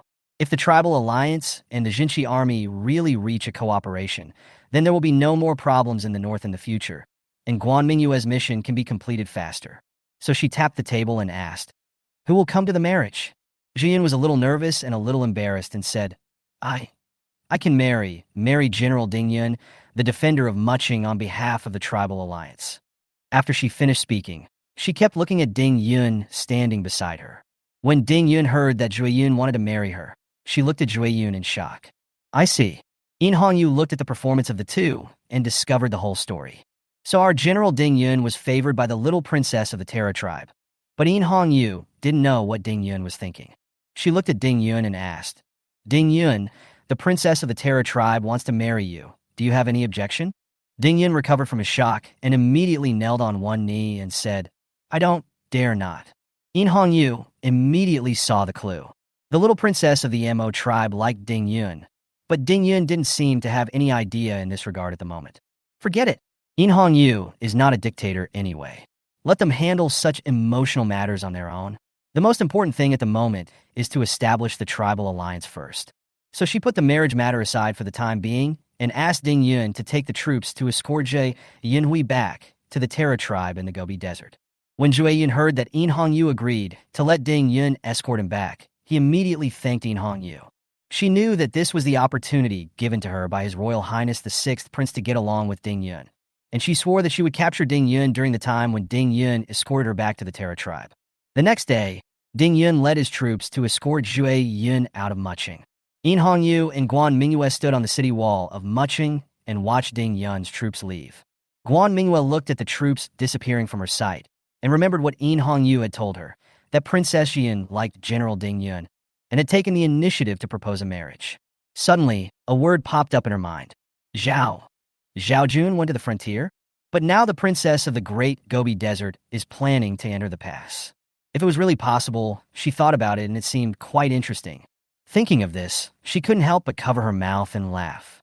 In Hongyu saw Guan Mingyue covering her mouth and thought she had caught a cold again, so he quickly pushed her down from the city wall. Guan Mingyue enjoyed In Hongyu's service and thought that happy things should be shared together, so she told In Hongyu the story of Zhao Juan's journey to the frontier.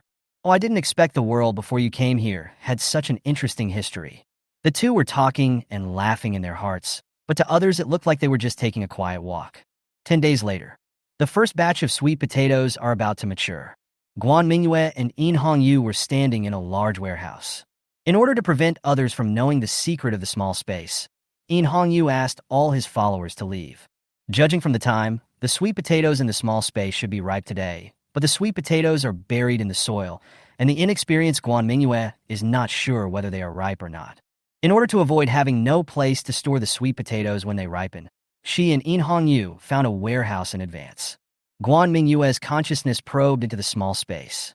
She came to a fertile field full of sweet potatoes.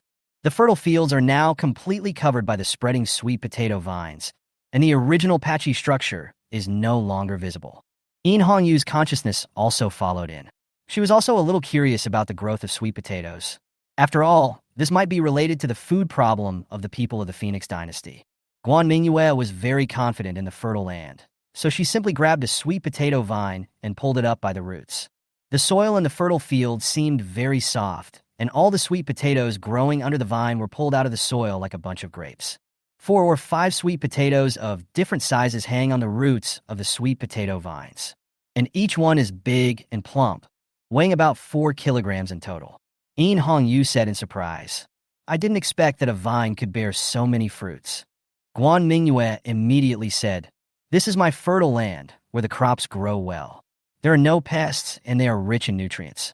If they were planted on land outside, they would not yield as much as I do. Come on, stop watching and help me pull out these sweet potatoes so that I can continue to plant the next crop." So, the future Empress of the Phoenix dynasty was ordered by Guan Mingyue to dig sweet potatoes. In Hongyu, who had never done farm work before, was also very interested in the harvest and worked hard to help Guan Mingyue harvest sweet potatoes. Soon, all the sweet potatoes in more than 40 fields were pulled out and piled in the warehouse. In Hongyu looked at the sweet potatoes in the warehouse and hoped that by his sweet potato planting experiment would succeed soon, so that this crop could be promoted to areas that are not suitable for growing rice and wheat, thus solving the food problem of the Phoenix dynasty. After Guan Mingyue finished planting the second round of sweet potatoes in the small space, she came out and saw In Hongyu staring at the warehouse of sweet potatoes in a daze. She asked in her heart, "Sister, do you want to eat roasted sweet potatoes?" After hearing Guan Mingyue's words, Yu came back to his senses and asked, "Sister Mingyue, if sweet potato cultivation is unsuccessful in this world, do you have any other crops that are not available here that can be used as a substitute?" Guan Mingyue had thought about the problem of the unsuccessful sweet potato planting. She did have some alternatives in her small space, such as potatoes and corn. She asked Xiaochun and Xiaoxia about this, and both said they had never seen potatoes and corn, which meant that these two things did not exist in this world.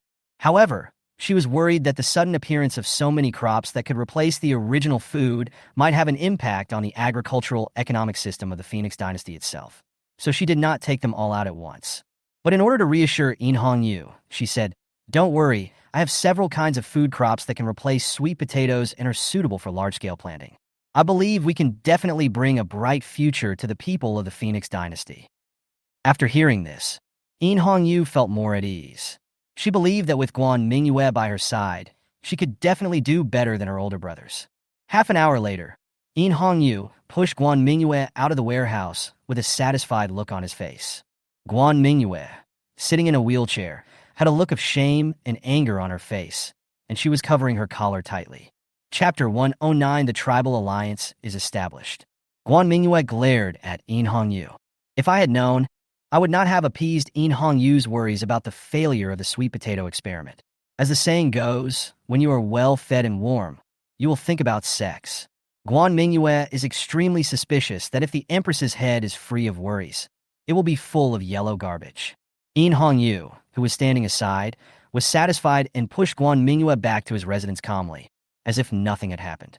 The cold air from the north moved south, and Muching had several more snowfalls. Half a month later, Ding Yun came back, and with him came the chiefs of more than a dozen small tribes. The story of Ding Yun and Jue Yin will be written in the extra chapter later. The situation of these tribes is the same as that of the Terra tribe. Their own strength is not yet enough to plunder the Phoenix dynasty, so they can only trade supplies with the large tribes to barely survive the winter. Now that they heard that the Jinshi army could open up grain trade, they all planned to come and take a look. If it was really as the little princess of the Terra tribe said, then it would not be impossible for these small tribes to unite. Yu personally met with these clan leaders and knew what they were most concerned about. So he took these clan leaders to the warehouse where the sweet potatoes were stored. Of course, these clan leaders had never seen anything like sweet potatoes, and they all looked at Yu with doubts, and some even thought that he was deceiving them. Yu had already been prepared for this kind of scene. She asked someone to fetch several braziers, and then took out dozens of sweet potatoes from the warehouse and placed them on the braziers. This is the method of roasting sweet potatoes that she learned from Guan Mingyue, and she has spent a lot of time on it in the past half month. Don't be anxious, everyone. This is the latest food crop developed by our Phoenix dynasty. Although it doesn't look very good, it tastes really good. I'll spare you half an hour. Yu is very confident that as long as these clan leaders have tasted roasted sweet potatoes, they will be impressed by this kind of thing. The clan leaders didn't know exactly what Yu was going to do, but they were on Yu's territory now, so they could only wait obediently. Half an hour later. What's that smell? It smells good. Yeah, what smells so good? The clan leaders were talking to each other, and finally their eyes were drawn to the braziers in the middle. Seeing that the time was ripe, Yu stood up and walked to the brazier. He picked up a roasted sweet potato with chopsticks and put it into the bowl. When it could be picked up by hand, he picked it up and broke it into two halves. Without the skin, the aroma of the roasted sweet potatoes instantly filled the room. "Your Highness, what is this thing that can emit such an alluring fragrance?" "Yeah, what is this?" I can hardly stop drooling. Seeing that these clan leaders had shown interest in the sweet potatoes, Yu asked someone to send a roasted sweet potato to each clan leader. The clan leaders took the sweet potatoes, but did not eat them because they were worried that they might be poisonous. Yu also knew their concerns, so he picked up the sweet potato in his bowl and took a bite. Seeing that the host had eaten, the clan leaders also tried a bite. But after taking this bite, all the clan leaders could no longer control themselves. Soft and sweet. This is much more delicious than those cakes made with rice or flour. The clan leaders ate up the half-pound sweet potato that was allocated to them in just 2 or 3 bites, and they still felt a little unsatisfied. Jue Yun's father Muyun was also among these clan leaders. As the leader of this tribal alliance, he naturally had a greater say among these clan leaders, and his seat was also next to Yu. He turned to Yu and asked, Your Highness, this thing is very delicious. Can you tell me what it is called? What is its value? In Hongyu knew that Mu Yun was Zhui Yun's father, so he valued this man very much. She followed the instructions given to her by Guan Mingyue and said, "This thing is called sweet potato. It is a tuberous plant rhizome that grows underground. It is rich in nutrients and can replace part of the staple food of rice and flour." When the clan leaders heard that this thing was called sweet potato, they asked the people around them to record it. One of the tribe leaders asked, "Your Highness, what is the yield of this sweet potato? Can it meet the needs of our tribe?" Indeed, although the sweet potato is very delicious, it will be of no use if its yield is not high enough to meet the needs of more than a dozen tribes. In this regard, In Hongyu did not hide anything and said, "The chief is right to worry. Sweet potato planting is still in the experimental stage in our Phoenix dynasty. If it is successful, the yield will definitely meet the needs of the tribal alliance, and there will even be surplus." According to Guan Mingyue, if the sweet potato planting experiment is successful, then many wastelands that were originally unsuitable for planting can be developed for sweet potato planting, which can fully meet the needs of the tribal alliance. At the same time, In Hongyu also dropped a bombshell. And we preliminarily estimate that sweet potatoes can also be grown in some places in the Great Gobi Desert. If they can be successfully grown, we at the Phoenix Dynasty intend to pass on this planting technology to the tribal alliance. The moment this idea was proposed, the clan leaders below became uneasy. Why has the Mo tribe been unable to achieve food self-sufficiency for hundreds of years? Why does the Mo tribe come to the Phoenix Dynasty every winter to plunder food? Isn't the fundamental reason that the known food crops cannot adapt to the environment of the Great Gobi Desert? If this sweet potato planting technology can be successful, then the Mo tribes will no longer have to live a nomadic life like their ancestors, but can settle down in places suitable for growing sweet potatoes. More than a dozen clan leaders lowered their heads and discussed with each other, with excitement on their faces. When In Hongyu saw this scene, he knew that the matter was halfway accomplished. After listening to the opinions of the other clan leaders, Mu Yun walked up to In Hongyu and said, "Your Highness, we have discussed it and we are willing to sign a friendly treaty with you." Although In Hongyu knew that these tribes could not refuse her proposal, she was still very excited to hear that these tribes were willing to sign a friendly treaty with her. However, she did not show any excitement on the surface. Instead, she nodded and asked someone to bring the contract. With the witnesses of both parties, In Hongyu took out the imperial seal that had not been used for a long time and stamped it on the treaty. The chiefs of each tribe also took out the tokens representing their tribes and left their marks on the treaty. Then more than a dozen tribal chiefs elected the first leader of the tribal alliance. As the initiator of this alliance, Mu Yun was naturally elected as the first leader of the tribal alliance. Then, as the leader of the tribal alliance, he took over the friendship treaty between the two parties from In Hongyu. At the moment when Mu Yun took the contract, Guan Mingyue, who was still practicing yin yang soul-rubbing finger in the room, suddenly heard the voice of the system in her mind. Congratulations to the host for completing the main mission, solving the problem of the invasion of the Mo tribe. Rewards: Metallurgical Forging Technology *1, Fixed Point Transmission Device *1. Special rewards: Improve the host's body constitution and restore the health of the host's legs. Chapter 110. This is Guan Mingyue's first step. According to custom, a banquet will be held after the treaty is signed. However, In Hongyu couldn't wait to leave the banquet and go to Guan Mingyue, but as the host, it was not in accordance with etiquette to leave rashly, so she could only hope that the banquet would end quickly. On the other side, Guan Mingyue heard the system prompt that the task was completed and felt her legs suddenly itchy, just like the feeling after squatting on the toilet until they were numb. "My legs are itchy, and they feel like they're going to grow bones." After about 10 minutes, the feeling in my legs finally disappeared and was replaced by a warmth in my feet. All right? Guan Mingyue was not sure whether the system's promise to improve her physical condition and restore the health of her feet had been accomplished. She tried to feel the soles of her feet, and she found that she could feel the flexion of her soles and toes, which meant that she could control the movement of the muscles below her calves. Guan Mingyue now feels very magical, as if her legs suddenly have an extra extension of limbs. She was a little excited. "I should be able to stand up now," Guan Mingyue thought to herself. Then she supported herself on the armrests of the wheelchair with both hands and put her feet on the ground. Guan Mingyue's legs have a sense of touch, and her feet often touch the ground, but the feeling this time is completely different from before. She could feel the ground providing her with a supporting force, which was transmitted from the soles of her feet to her calf muscles, causing them to exert force. At the same time, the force exerted by her calf muscles caused her knees to support her thighs. Guan Mingyue let go of the armrest of the wheelchair. She stood up. However, she just stood there. Due to not walking for a long time, she almost forgot the muscle memory of walking. Moreover, the original owner of this body could not walk since childhood, and many of the muscles that helped walking were not fully developed. So, Guan Mingyue now seemed like someone had pressed acupoints on her body. She could only stand where she was and didn't know how to take the first step. She tried hard to recall the memory of walking before the time travel, and then mobilized the muscles in her thighs, but her calves seemed to move to the side uncontrollably. Guan Mingyue quickly withdrew the strength in her thighs and let her calves return to their original position. After trying a few more times, Guan Mingyue found that it still didn't work, and finally she had to sit back in the wheelchair. It seems that although the system says that her legs have regained their ability to walk, it will still take some time to adapt before she can walk immediately. Yes, if a person who has been unable to walk for more than 10 years is suddenly able to walk, it will inevitably make people suspicious. On the contrary, the current situation is more acceptable. So Guan Mingyue didn't plan to stand up all of a sudden.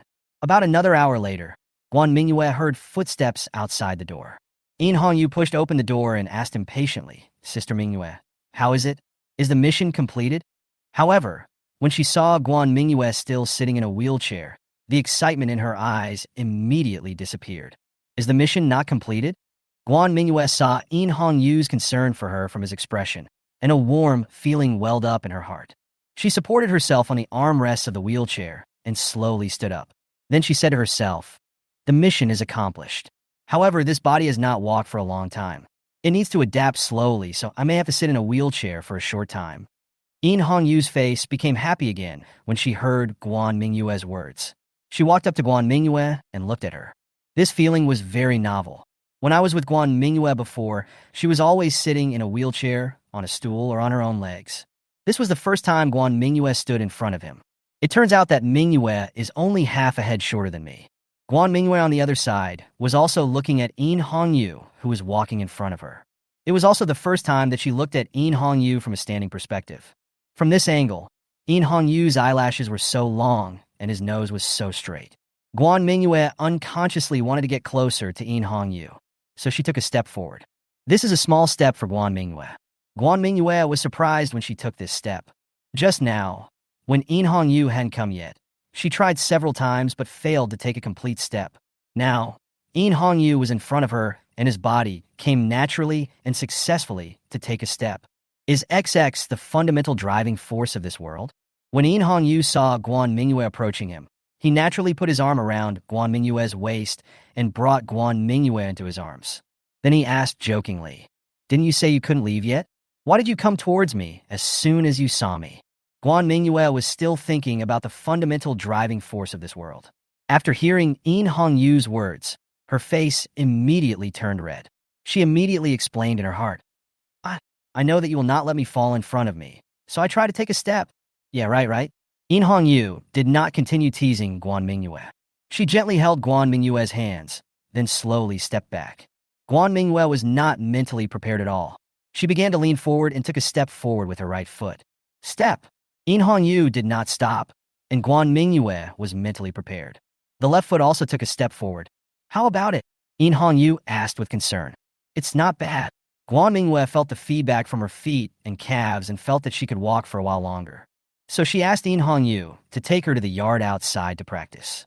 Hongyu was also very patient and practiced with Guan Mingyue for a long time.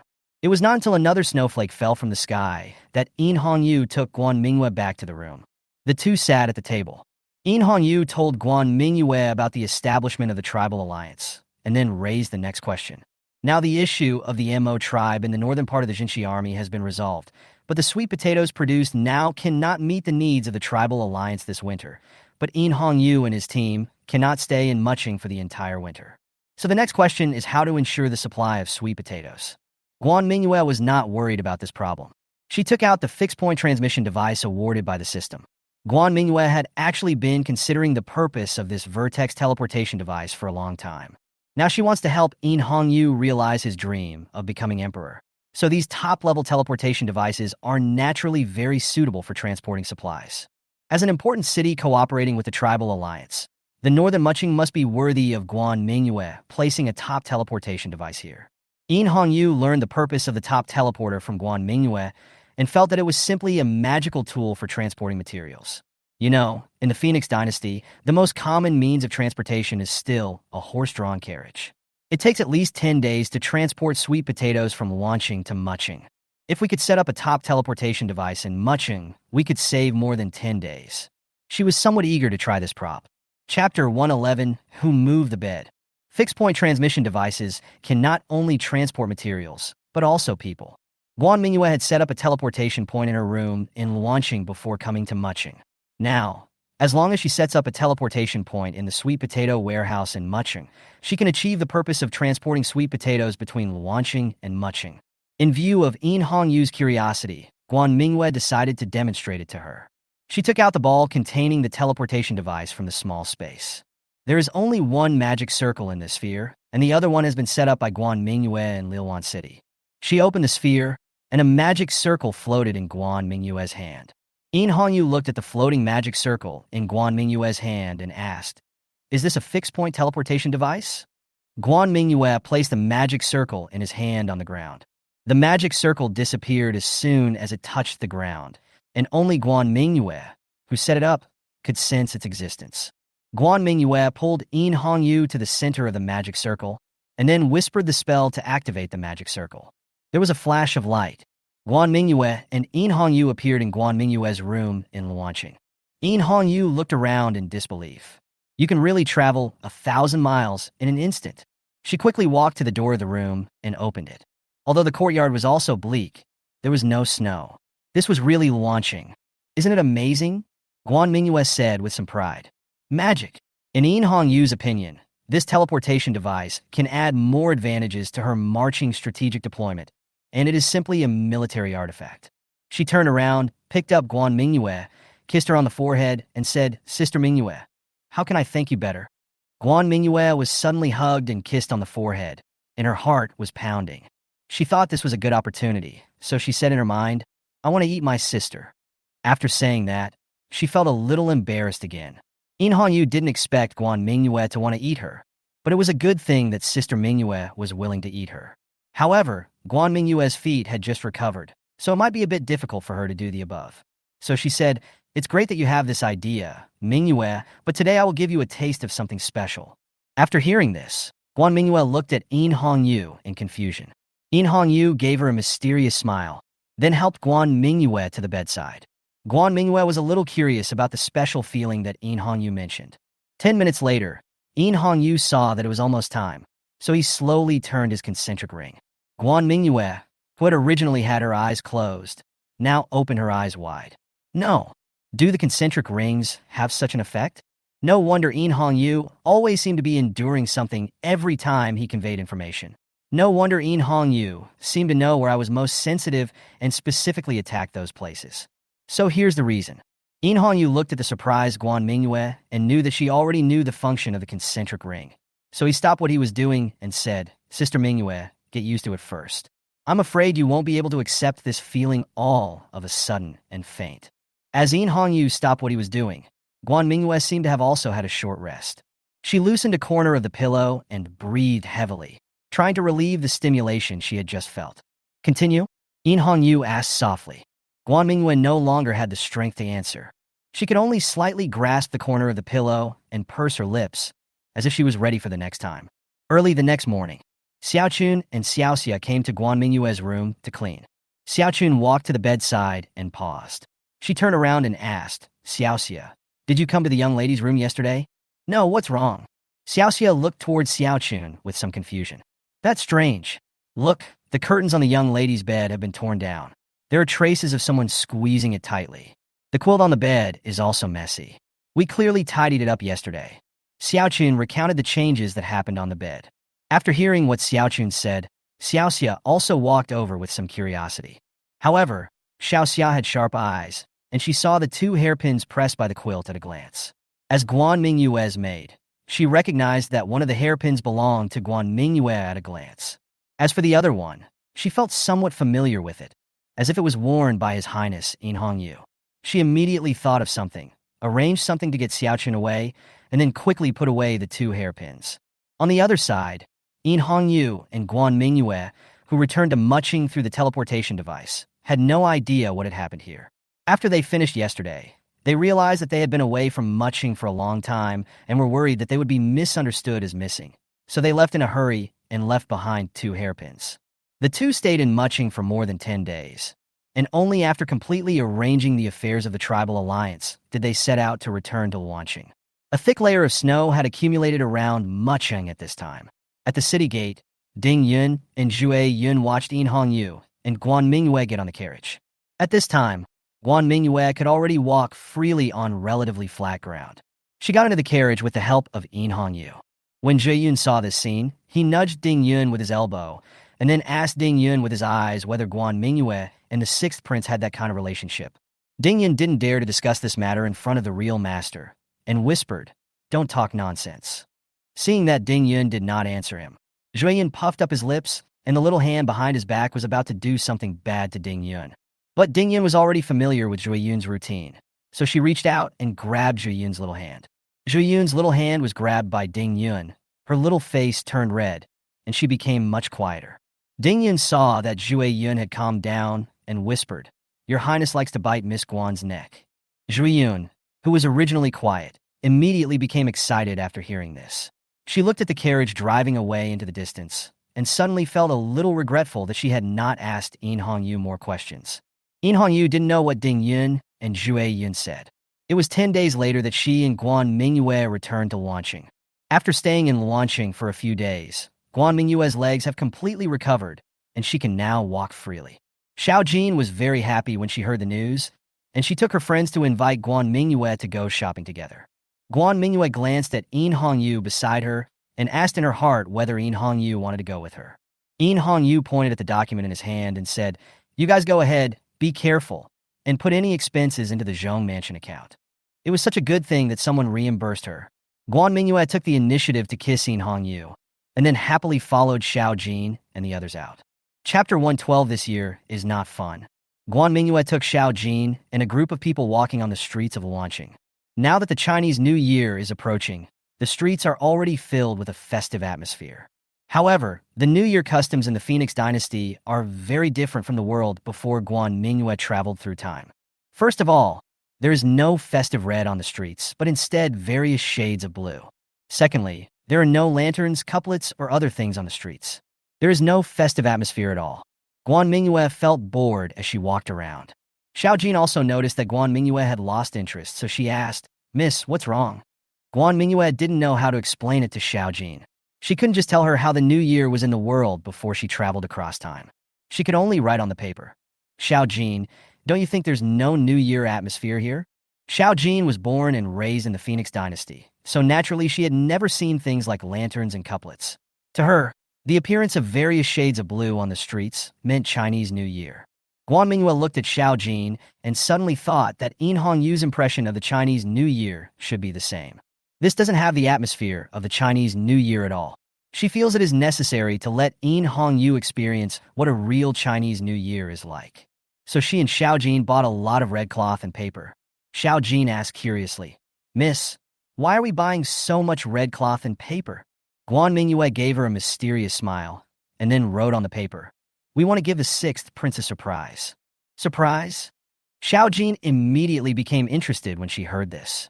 She loved giving people surprises, so at Guan Mingyue's call, the group came to Mingyue Farm.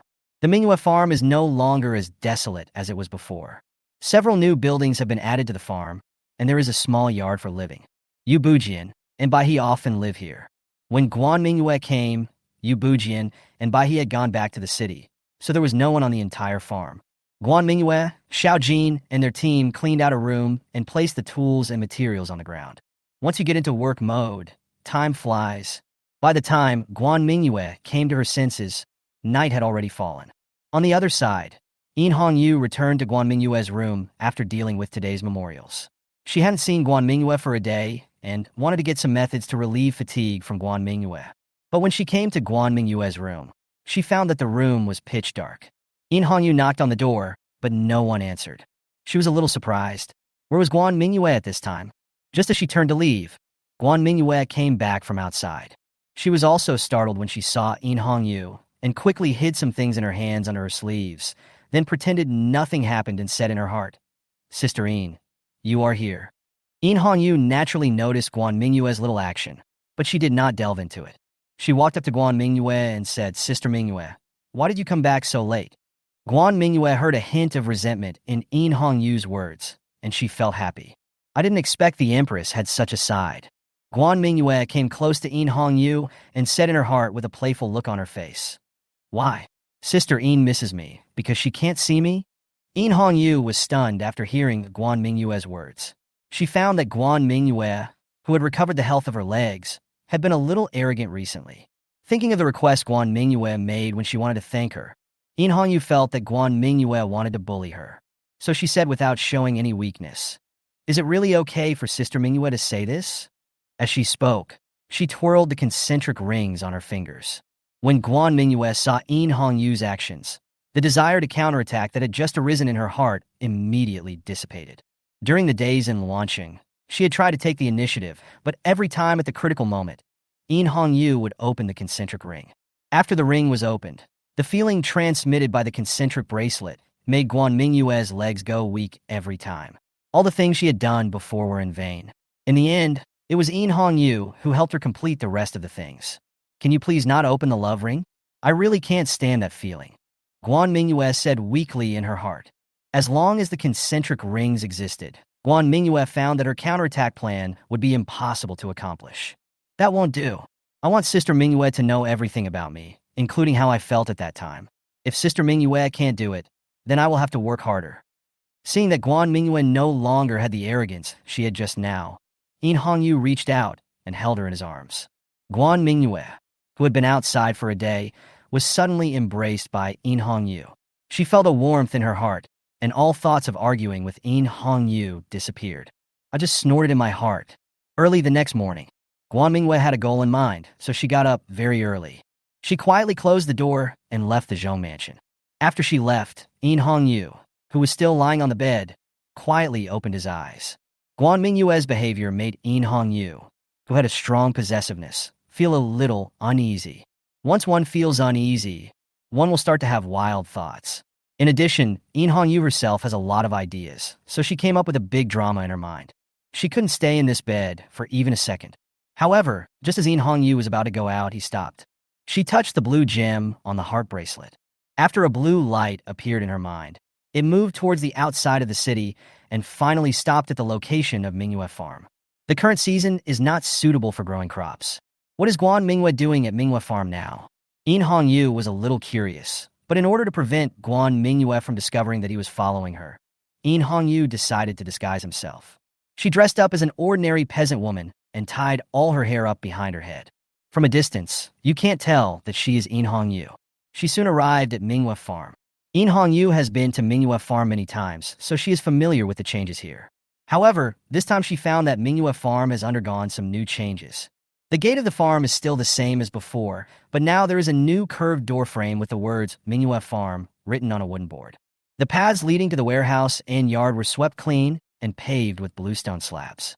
Guan Mingyue was chatting and laughing with Xiao Jin and the others in the yard. Yu has good eyesight, so he can see what Guan Mingyue is doing from a distance.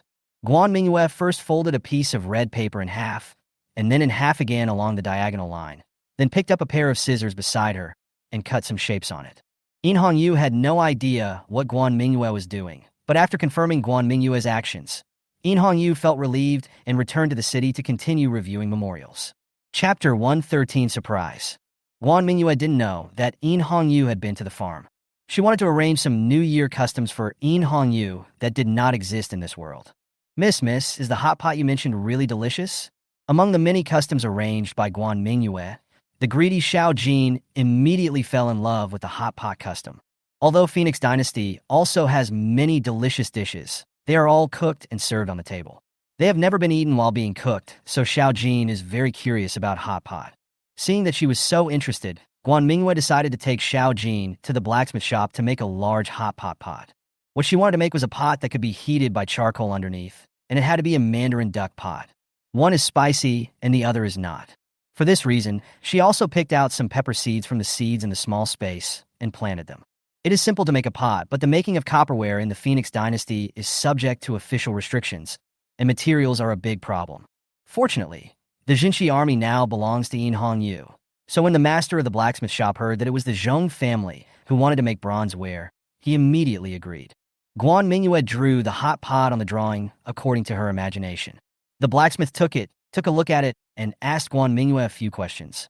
Guan Mingyue answered the questions one by one on paper. While waiting for the copper pot to be forged, Guan Mingyue suddenly remembered that after completing the previous task, the system seemed to have rewarded her with a forging technology. But this world already has the technology to forge iron, so why should we give her this technology? Guan Mingyue was a little curious, so she asked the system through her consciousness. After a systematic introduction, Guan Mingyue learned that although the current Phoenix Dynasty's forging technology could produce basic tools, its strength was not strong enough to cut iron like mud. The forging technology rewarded by the system could make the forged tools more durable and the forged weapons sharper, able to pierce the enemy's armor with just one stroke. If the weapons of the Jinshi army are all made using this forging technology, then Yue's future expedition to the east will definitely be smoother. After realizing that this technology had such a huge impact, Guan Mingyue decided to give it to Yue as a New Year's gift. It will take another 2 days to make the copper pot. The blacksmith only makes the general shape and shows it to Guan Mingyue before moving on to the next step. However, before leaving, Guan Mingyue secretly gave the blacksmith another drawing. In addition to hot pot, Guan Mingyue also prepared spring festival couplets, window decorations, and lanterns to decorate the farmyard. Guan Mingyue originally wanted to make some firecrackers, but unfortunately, she didn't know how to make gunpowder. Of course, there must be gunpowder in the Black Gold Thunder, but Guan Mingyue is afraid of death and is afraid that he will be blown up by the Black Gold Thunder by accident. In addition, since hot pot is prepared, various vegetables and meat are also indispensable. However, there are only a few types of crops in the Phoenix Dynasty, and there are no fresh vegetables in this season, so Guan Mingyue can only grow some vegetables suitable for hot pot in the small space. As for meat, the beef and mutton obtained by the Mo people in exchange for sweet potatoes have begun to enter the market controlled by the Jinshi army, and have won praise from the people. Mingyue Farm also raises some chickens and ducks, and now they are the fattest. In this way, Guan Mingyue's surprise for Yue has been prepared. Although it is not as high-end as the royal banquet, the most important thing is the thoughtfulness behind it. Time passed by little, and finally the New Year's Day arrived. The Phoenix Dynasty did not have any legends about defeating the Nian monster during the New Year, but just spent the year in a very ordinary way. From this day until the middle of the first month of the next year, the people of the Phoenix Dynasty would put down their work and stay at home to accompany their loved ones. Both Guan Mingyue and Yue were people who left their hometowns. Yue left the imperial city, but Guan Mingyue was even more outrageous. He directly left a world. Yue deliberately gave himself a day off today and did not get up early to correct the documents. But she couldn't find Guan Mingyue early in the morning. However, she was not worried, as the blue light in her mind still pointed to Mingyue Farm. Yue took a pot of wine and a few side dishes from the kitchen and went to the pavilion in the backyard. She poured herself a pot of wine and looked at the scenery in the yard. The flowers and plants in the yard have all withered. Only some evergreen trees still have some leaves. The rockery still stands beside the pond. Yue recalled the scene when he first met Guan Mingyue. Time passed quickly. The first time I met Guan Mingyue was in summer. At that time, the vegetation in the yard was still lush and the flowers on the trees were in full bloom. Under the rain of flowers, Yue picked up Guan Mingyue, who was sitting in the wheelchair. At that time, Yue just thought that this little mute who sat in a wheelchair and knew a little kung fu was worth teasing. But as a result, he ended up falling into the bed. Thinking back to Guan Mingyue's angry look and how she had no way to deal with him, Yue was in a good mood and had unconsciously finished half a pot of wine. At this time, Xiaochun and Xiaoxia came to Yue and told her that Guan Mingyue invited Yue to the farm to experience the new year. Yue knew that Guan Mingyue came from another world, so she immediately knew that the new year Guan Mingyue was talking about should be the new year of the world where Guan Mingyue was before. Since Sister Mingyue has invited me so kindly, how can I, as her elder sister, let her down? Yue arrived at the gate of the farm. Unlike launching where everything is blue, Mingyue Farm is full of red. A new couplet was posted above the original sign at the farm's gate. On the left it reads, "Peace and prosperity every year." And on the right it reads, "Good luck every year and happiness every day." And the horizontal banner reads, "Happy New Year." Although it is not the blue that Phoenix Dynasty advocates, this beautiful wording combined with red makes it more festive. At this time, Xiao Jin and a group of friends ran out of the yard holding red lanterns and a stack of paper. When they saw In Hongyu coming here, they stopped to greet In Hongyu. "What are you doing?" In Hongyu asked curiously. "The young lady asked us to hang these lanterns outside the yard and to stick these Fu characters upside down on the doors of each room." Xiao Jin told In Hongyu what they were going to do. In Hongyu could understand hanging lanterns, but what about the upside-down writing? Xiao Jin immediately repeated Guan Mingyue's original words. The young lady said that sticking the word Fu upside down means good fortune has arrived. Good luck has arrived. In Hongyu murmured. At this time, Guan Mingyue just came out of the yard. When he saw Guan Mingyue, In Hongyu's eyes lit up. Indeed, her blessing had arrived. Chapter 114 Special Class. Guan Mingyue saw In Hongyu standing at the door and hurriedly ran to In Hongyu. The current relationship between the two is self-evident, so Xiaochun, Xiaoxia, and Xiaojin all consciously found something to do and left, leaving the two with space to be alone. Guan Mingyue watched these people leave one by one, leaving her alone in front of In Hongyu. She immediately understood what they meant, and a blush appeared on her face. In Hongyu smiled and walked forward to hug Guan Mingyue into his arms and said, "I heard that Sister Mingyue wanted me to show a different New Year atmosphere." Guan Mingyue looked up into In Hongyu's eyes and said in her heart, "Well, the New Year in Phoenix Dynasty is too boring. I want you to experience the New Year atmosphere in my world." She took In Hongyu's hand and walked into the yard. The yard of Mingyue Farm is designed in a concave shape, with a two-story building on each of the three sides, northeast and west, and a small courtyard in the middle. Now the yard is full of various decorations. 3 long ropes were connected from the second-floor pillar of the east house to the second-floor pillar of the west house. Red lanterns of different sizes were hung on the long ropes. The craftsmanship of these lanterns varies, and it is obvious that they were made by Guan Mingyue, Xiao Jin, and others. The word Fu, good fortune, turned upside down is pasted on the doors of the 3 houses, and couplets with beautiful meanings are pasted on both sides. In Hongyu had never seen such a scene before and was really surprised. When she was on the verge of death in Nanling City, she seemed to have been to Guan Mingyue's previous world. Although she stayed there for a very short time, she was able to perceive that the world where Guan Mingyue originally lived was rich in resources and had advanced technology. Therefore, In Hongyu believed that the New Year celebrations that Guan Mingyue knew were definitely more lively than the one in this courtyard now. She looked at Guan Mingyue's back and thought that Guan Mingyue would probably miss home as she came to a strange world alone. Guan Mingyue had no idea what In Hongyu was thinking. She pulled In Hongyu to the door of the largest room in the yard, then turned around and said to In Hongyu in her heart, "Sister, don't be startled." In Hongyu had no idea what Guan Mingyue was going to do, and there was a hint of confusion in his eyes. Seeing this, Guan Mingyue took the opportunity to push open the door. "Happy New Year!" Xiaochun, Xiaoxia, and others who had left the two before appeared in the room. They threw tiny colored papers in their direction, and they fluttered in the air like petals. In Hongyu was a little too relaxed because of Guan Mingyue's presence, so she was startled. She immediately pulled Guan Mingyue behind her, and after realizing that it was only Xiaochun and the others, she gently hugged Guan Mingyue's waist. "What are you doing?" These colored papers and blessings were not available in the Phoenix Dynasty, so In Hongyu was unable to react for a while. Xiao Xia explained, "Your Highness, the young lady said these are ways she invented to celebrate the New Year. We also think they are good, so we wanted to let your Highness experience them. What do you think?" After knowing that it was Guan Mingyue's idea, In Hongyu gently pinched Guan Mingyue's slender waist from behind. Guan Mingyue felt pain and looked at In Hongyu with an innocent face. In Hongyu turned the ring and then said in his heart, "I like what Sister Mingyue prepared." Hearing the voice in Hongyu's heart, Guan Mingyue's face immediately showed joy, and then she asked Xiaojin and others to prepare the hot pot. As soon as Xiaojin heard that they were going to have hot pot, he immediately took a group of friends to help. Soon the round table in the room was covered with all kinds of food, and the copper pot in the middle was bubbling with steam. Xiaochun and Xiaoxia distributed bowls and chopsticks to everyone. "Miss, please teach us how to eat it," Xiaojin said impatiently. The others also looked at Guan Mingyue. Guan Mingyue glanced at In Hongyu, and In Hongyu nodded at her. Let me demonstrate it to you.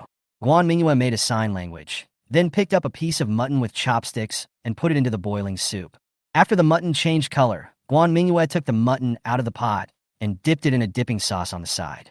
However, Guan Mingyue did not eat it herself. Instead, she handed the mutton to In Hongyu and said in her heart, "Try it." In Hongyu was stunned for a moment and said in his heart, "Sister Mingyue is so bold? You dare to feed me in front of so many people." Guan Mingyue was stunned when she heard In Hongyu's words.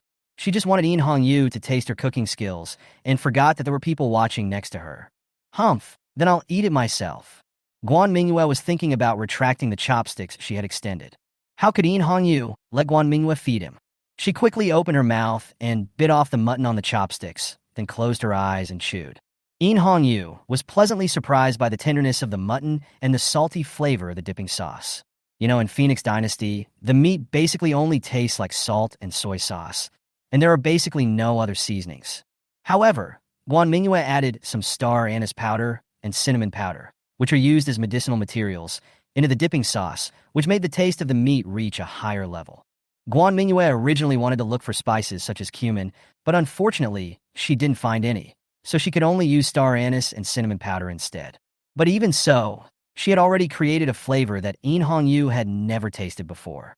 Seeing In Hongyu take the first bite of mutton, everyone looked at In Hongyu. In Hongyu opened his eyes and said, "It's delicious. Let's eat."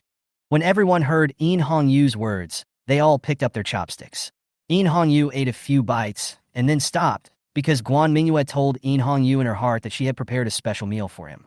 The meal lasted until the evening, but Guan Mingyue and In Hongyu left in the middle. Inside a room on the second floor on the west side of the yard, In Hongyu sat in front of the table. In the middle of the table was a pot that was the same as the hot pot downstairs, but much smaller. It was made from another drawing that Guan Mingyue handed to the blacksmith on the day the big pot was made. Guan Mingyue placed several piles of vegetables and meat on the table, and then put a pot of wine on the stove to heat it up. In Hongyu looked at Guan Mingyue, who was busy running around, and her happiness was about to overflow. She wanted to help, but she was not familiar with these things and was afraid that she would make things worse. After Guan Mingyue finished all this, she sat beside In Hongyu and said in her heart, "Sister, this is the hot pot I prepared specially for you. The dipping sauce contains several things that are not in this world." Guan Mingyue didn't need to hide the reward from In Hongyu, so she directly used some of the seasonings from the side quest rewards in the hot pot dipping sauce she prepared for In Hongyu.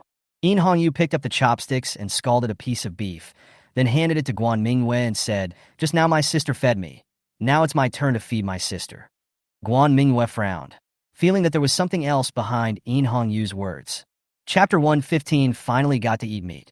Guan Mingyue looked at the piece of meat handed to her by In Hongyu and suddenly felt her mouth a little dry. She didn't know whether she dared to open her mouth to eat. This momentary hesitation also gave In Hongyu an opportunity.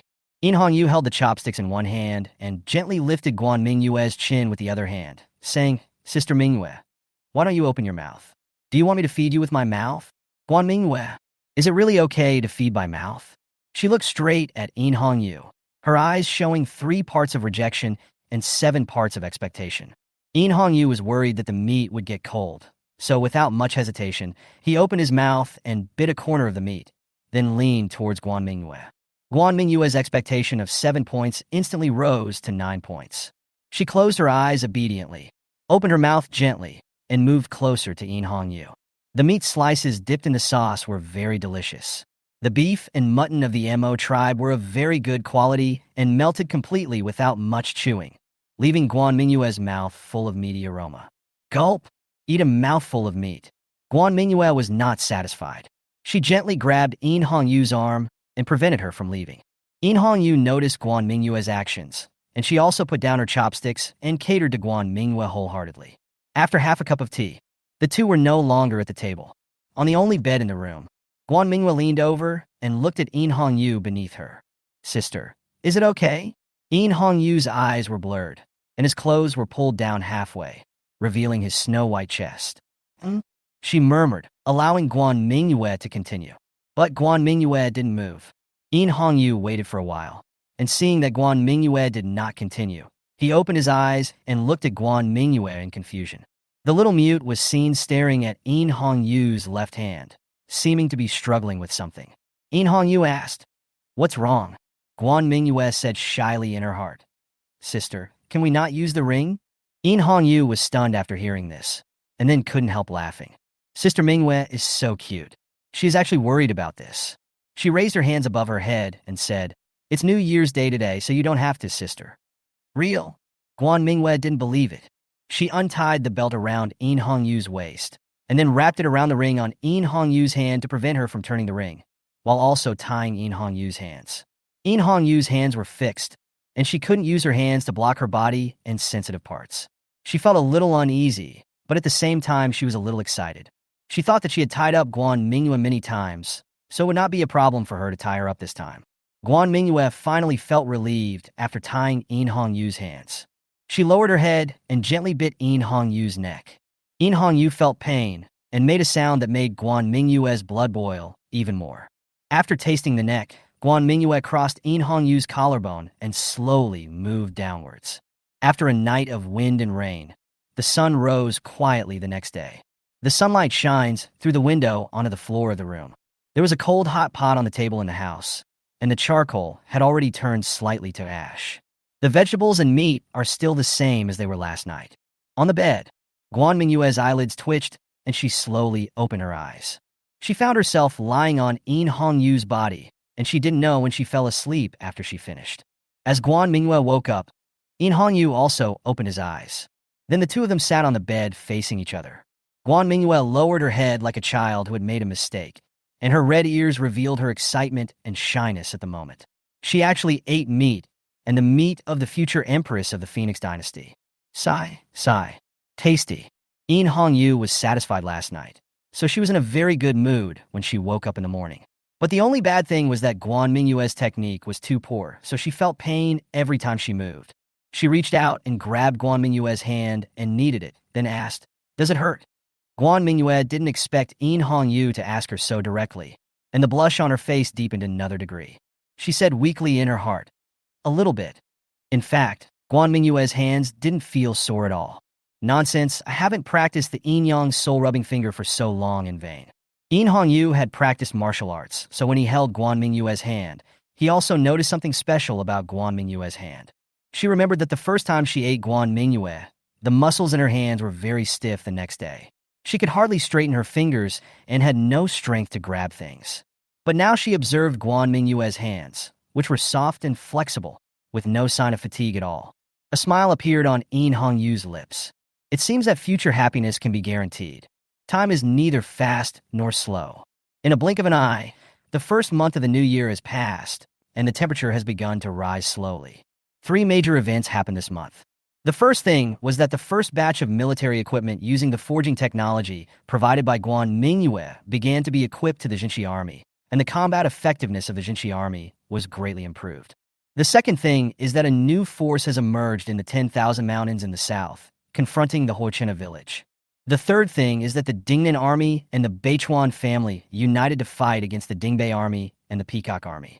The 3 parties began to station a large number of troops around the original capital of the Phoenix dynasty, and a war was about to break out. When In Hongyu learned about the third thing, he began to plan the eastern expedition. Now in the area controlled by the Jinshi army, there is a tribal alliance in the north to resist the invasion of the large northern tribes. The Hochina village in the south has not shown any signs of invasion since the failure of the last invasion. In addition, with the current unrest in the Shawandishan mountains, the Hochina village has no intention of invading the Jinshi army's territory. Therefore, it can be said that the Jinshi army is now in a very peaceful and stable period.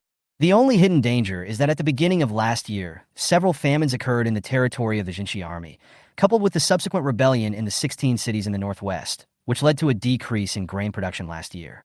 Insufficient food and fodder was a major problem within the Jinshi army.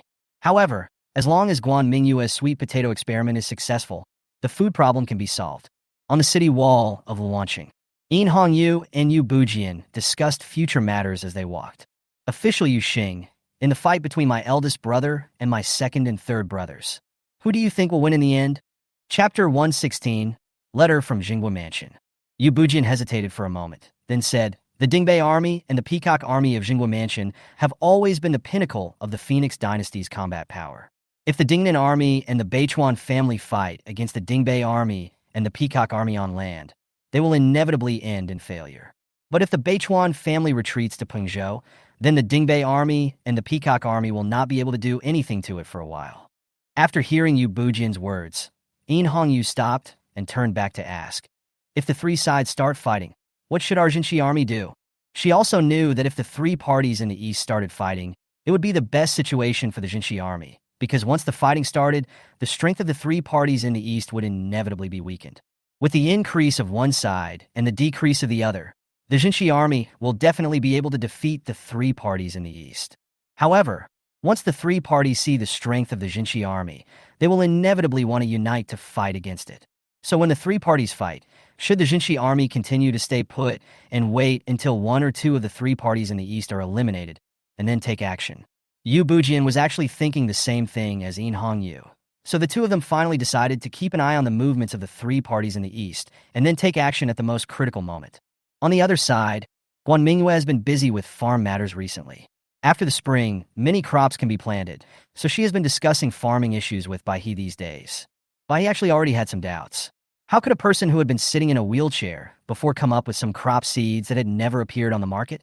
But compared to this question, she was more concerned about whether the seeds of these crops that Guan Mingyue took out could bring improvements to the lives of the people.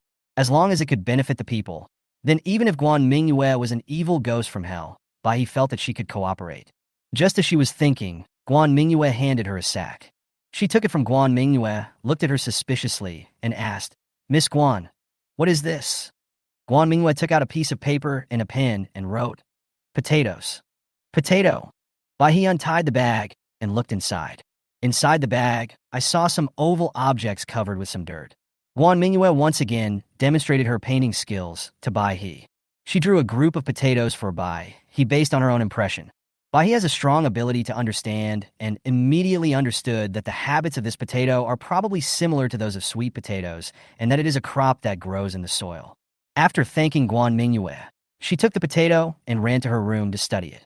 Guan Mingyue looked at Bai He, who was leaving, and thought that it was a good thing that she had kept Bai He, otherwise she would have to do all these things by herself now, which would be very troublesome. She walked around the farm again, and then returned to Luanqing. As soon as he returned to the door of his room, a servant came to greet him. Miss Guan, here is a letter for you. Letter to me? A trace of doubt arose in Guan Mingyue's heart. She took the letter and opened it to read. Just as she opened the letter, the system's voice rang in her head. The main quest chain has been updated. Go to the capital alone to persuade Guan Zhanqing to leave Yinjiu and join the Jinshi army. Quest rewards: the 4th level of Yin-Yang Soul Rubbing Finger, 2 fixed-point teleportation devices, and 1 sound recovery potion. Guan Mingyue showed a trace of confusion on her face as she looked at the letter.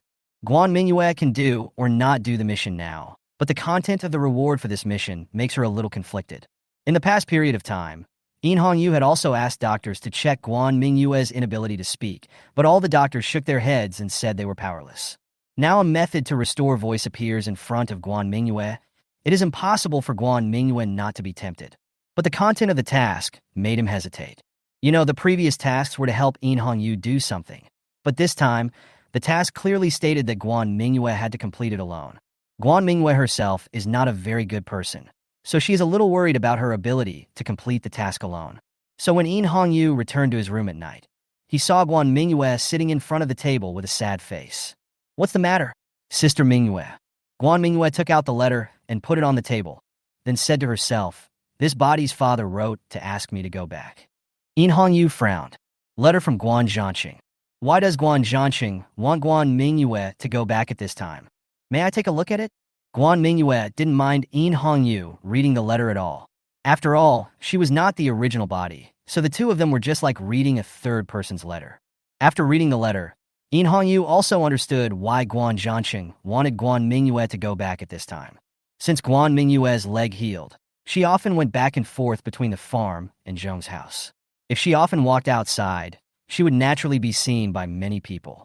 No matter how the Jinshi army was checking, Zhong Hui had some spies from the east entering the Jinshi army. Naturally, they could see Guan Mingyue frequently entering and leaving Zhong's house. Anyone with a discerning eye could tell at a glance that Guan Mingyue had an unusual relationship with In Hongyu.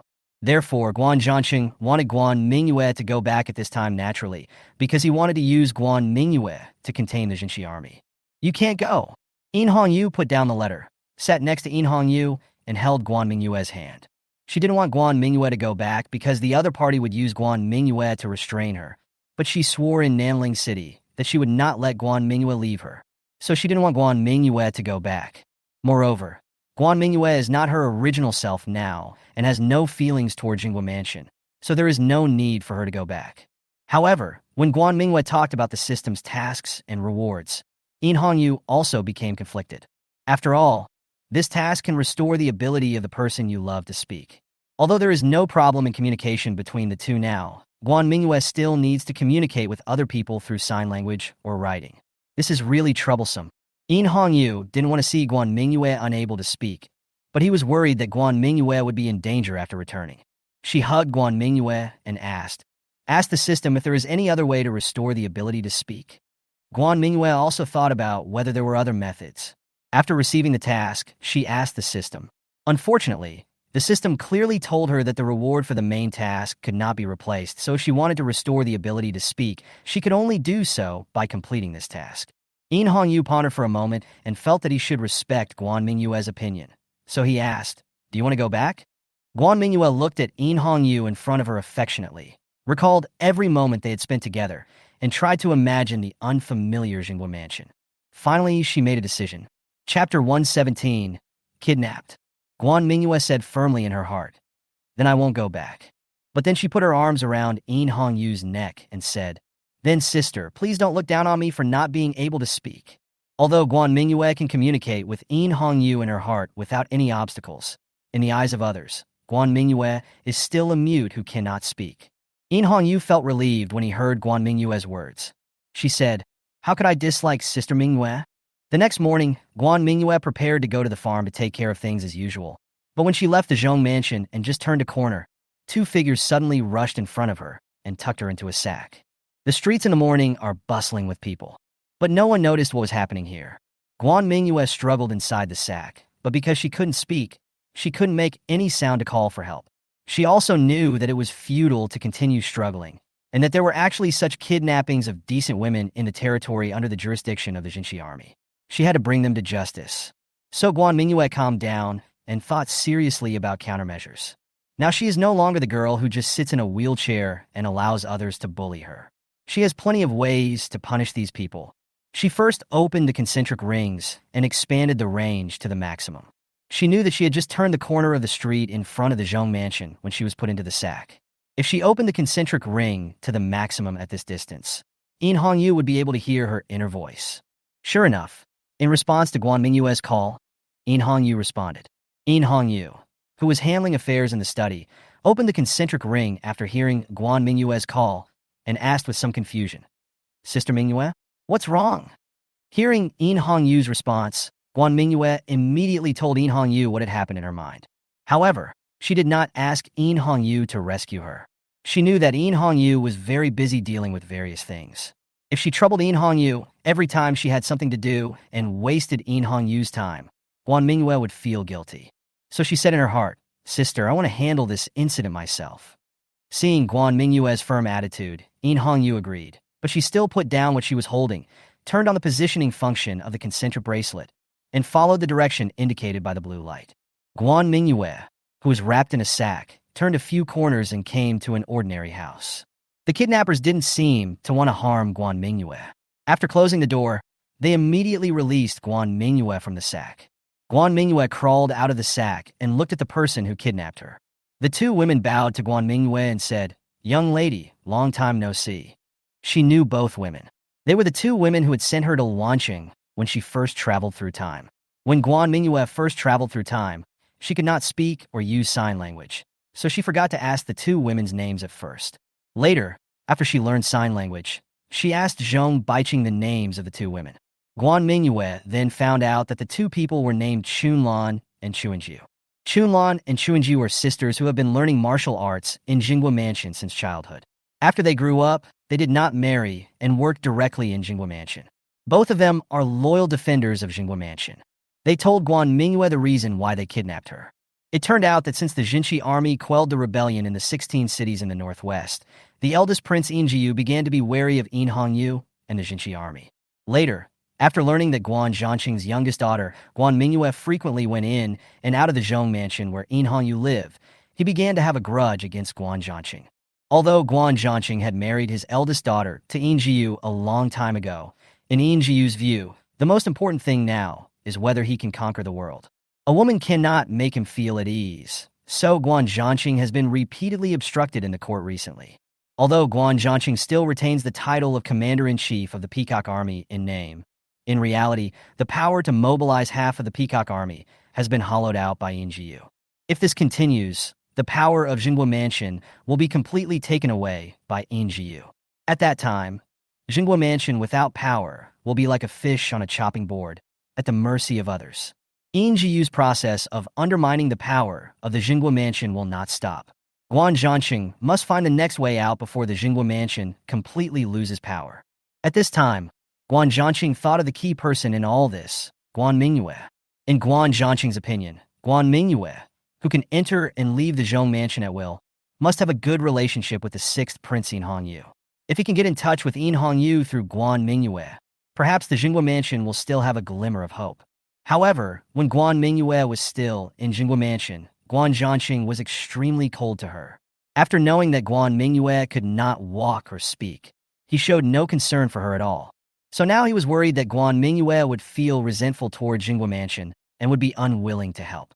So he sent Chunlan and Chuanju, who had a good relationship with Guan Mingyue when she was in Jingguo Mansion, to persuade Guan Mingyue. However, when the two arrived in Wanqing, they not only discovered that Guan Mingyue's leg had healed at some point, but also discovered that Guan Mingyue and the 6th Prince had an unusually good relationship. The two even discovered that Guan Mingyue and the 6th Prince slept in the same room. Due to the current relationship between the Peacock Army and the Jinchi Army, it is inconvenient for the two to go to the Zhong Mansion to look for Guan Mingyue openly, so in the end the two can only resort to this last resort and kidnap Guan Mingyue.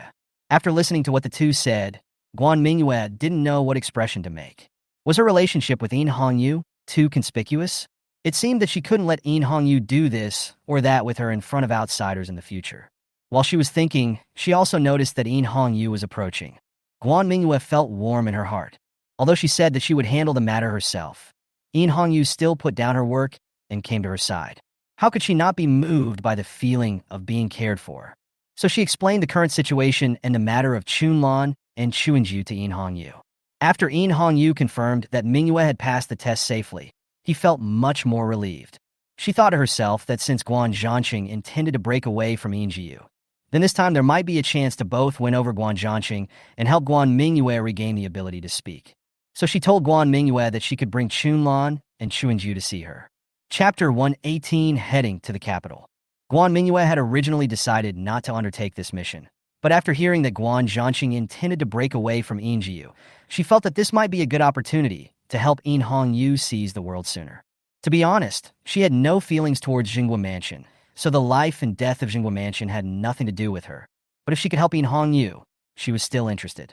So she wrote on the paper, "My sister asked me to take you to see her." Chunlan and Chuanju were stunned for a moment. Elder sister? When did the little lady get a sister? Seeing Chunlan and Chuanju looking puzzled, Guan Mingyue made another correction on the paper. "His Highness the 6th Prince asked me to take you to see her." Seeing the contents on the paper, Chunlan and Chuanju were shocked again. The young lady actually called the 6th Prince sister. Although they knew that Guan Mingyue and Yin Hongyu might have a very good relationship, they did not expect that the two of them actually called each other sisters. Chunlan and Chuanju looked at each other, and both of them couldn't help but think that perhaps the future of Jingguo Mansion would depend on Guan Mingyue. Soon the two followed Guan Mingyue to Yin Hongyu's study. When Chunlan and Chuanju saw Yin Hongyu, they immediately knelt down to greet him. Yin Hongyu did not let them get up immediately. After all, they had just attempted to kidnap Guan Mingyue. Although they did not cause any harm to Guan Mingyue, Yin Hongyu still wanted to punish them. Regarding the matter of Guan Zhanqing, Yin Hongyu has already learned the whole story through the love heart bracelet. So while Chunlan and Chuanju were talking about these things, Yin Hongyu was communicating with Guan Mingyue through the love bracelet. Guan Mingyue originally thought that Guan Zhanqing wanted her to go back because he wanted to use her as a bargaining chip to restrain Yin Hongyu. But now, according to Chuanjiu and Chunlan, Guan Zhanqing intends to break away from Yin Jiyu. If this is true, helping Guan Zhanqing will definitely greatly weaken Yin Jiyu's strength. Now among the four forces within the Phoenix dynasty, Yin Hongzhou is the only one in power, and the second and third princes have united. But even if they unite, it is impossible for them to eliminate Yin Jiyu. However, if a part of the Peacock army was withdrawn when the two sides fought, Yin Jiyu's strength would be greatly reduced, and the sudden change would also make the remaining Dingbei army and Peacock army unstable, making them unable to withstand the attacks of the second and third princes. When both sides are out of soldiers and food, Yin Hongyu will join forces with the part of the Peacock army that followed Guan Zhanqing to attack Huanglong directly and annihilate the main forces of both sides, so that they can seize the initiative of the situation at once. Yin Hongyu also knew that the current situation was different from when he only saw the letter yesterday, but he had sworn not to let Guan Mingyue leave him, so if he agreed with Guan Mingyue's opinion and let Guan Mingyue go back now, would it be a bad idea? When Guan Mingyue heard Yin Hongyu's thoughts, she felt like laughing. It turns out that this bad woman had made such a vow. Yin Hongyu felt a little embarrassed when Guan Mingyue looked at him and coughed lightly a few times. This scared Chunlan and Chuanju below, who thought they had said something wrong. Yin Hongyu gestured for the two to continue talking, and then continued to discuss with Guan Mingyue in his mind. Guan Mingyue said in her heart, "I have a way to make my sister not break her oath." Yin Hongyu's eyes lit up when he heard Guan Mingyue's thoughts. Guan Mingyue's method is very simple. It actually involves the use of a fixed-point teleportation device. Guan Mingyue has two fixed-point teleportation devices. One is set up in Muching, and the other has not been used yet. Although the fixed-point teleportation device can only be set up on an object for fixed-point teleportation, what if the object itself can be moved? So Guan Mingyue thought that if the teleportation device was set on a movable object and then Chunlan and Chuanju took the object back to Jingguo Mansion, a teleportation route between Jingguo Mansion and Luanqing could be formed. Moreover, this teleportation route can only be used by Guan Mingyue, and others cannot sense the existence of the teleportation array at all. In this way, Guan Mingyue does not need to go back with Chunlan and Chuanju, but only needs to wait until they return to Jingguo Mansion and then go there through the teleportation array. Yin Hongyu was delighted after hearing this. Indeed, this method could not only prevent Guan Mingyue from leaving her, but also solve Guan Zhanqing's problem and allow Guan Mingyue to regain the ability to speak. But she was still a little worried. What if Guan Mingyue teleported over there, and the people on the other side were against her? After all, the other side was her eldest brother Yin Jiyu's territory. But Guan Mingyue told Yin Hongyu not to worry, saying that no one could hurt her unless she wanted to. She also has two rewards that she has never used since she got them, and because of the fixed-point teleportation device, the enemy cannot trap her. After knowing this, Yin Hongyu felt relieved. She waited for Chunlan and Chuanju to finish speaking and then promised Guan Zhanqing that after he broke away from Yin Jiyu, she would accept people from Jingguo Mansion into the Jinchi army. Chunlan and Chuanju were overjoyed after hearing this and hurried to thank Yin Hongyu. Yin Hongyu did not accept their thanks, but said, "Now Guan Zhanqing only has the intention to leave Yin Jiyu, but has not made up his mind, so I will not let you take Guan Mingyue away. You stay in the Jong Mansion for a day first. Tomorrow I will give you something. When you return to the capital, give it to Guan Zhanqing." Guan Zhanqing will naturally understand the current situation. After hearing what Yin Hongyu said, the two looked embarrassed. They came here for two main purposes. One was to let Guan Mingyue persuade Yin Hongyu to agree to accept them after Jingguo Mansion was separated from Yin Jiyu, and the other was to bring Guan Mingyue back. Although Yin Hongyu has agreed to accept them now, he does not allow them to take Guan Mingyue back. This is equivalent to completing only half of the task, but now they can only follow Yin Hongyu's wishes. After arranging things for Chunlan and Chuanju, Guan Mingyue and Yin Hongyu returned to the study to discuss the affairs of the Jingguo Mansion. Guan Mingyue explained to Yin Hongyu how to protect herself after being teleported to the capital. In this era, there are only three ways to harm someone: poisoning, assassination, and imprisonment. When Guan Mingyue completed the first task chain, she had already gained a physique that was immune to all poisons, so poisoning would have no effect on her now. As for assassination, Guan Mingyue's legs have now recovered, and she is no longer confined to a wheelchair and vulnerable to attack like before. Moreover, when the first task chain is completed, she will also receive a piece of Tianqi's silk soft armor to ensure her safety. As for the last imprisonment, it was even simpler. As long as she recited the teleportation spell, the teleportation device could teleport her back to Luan City.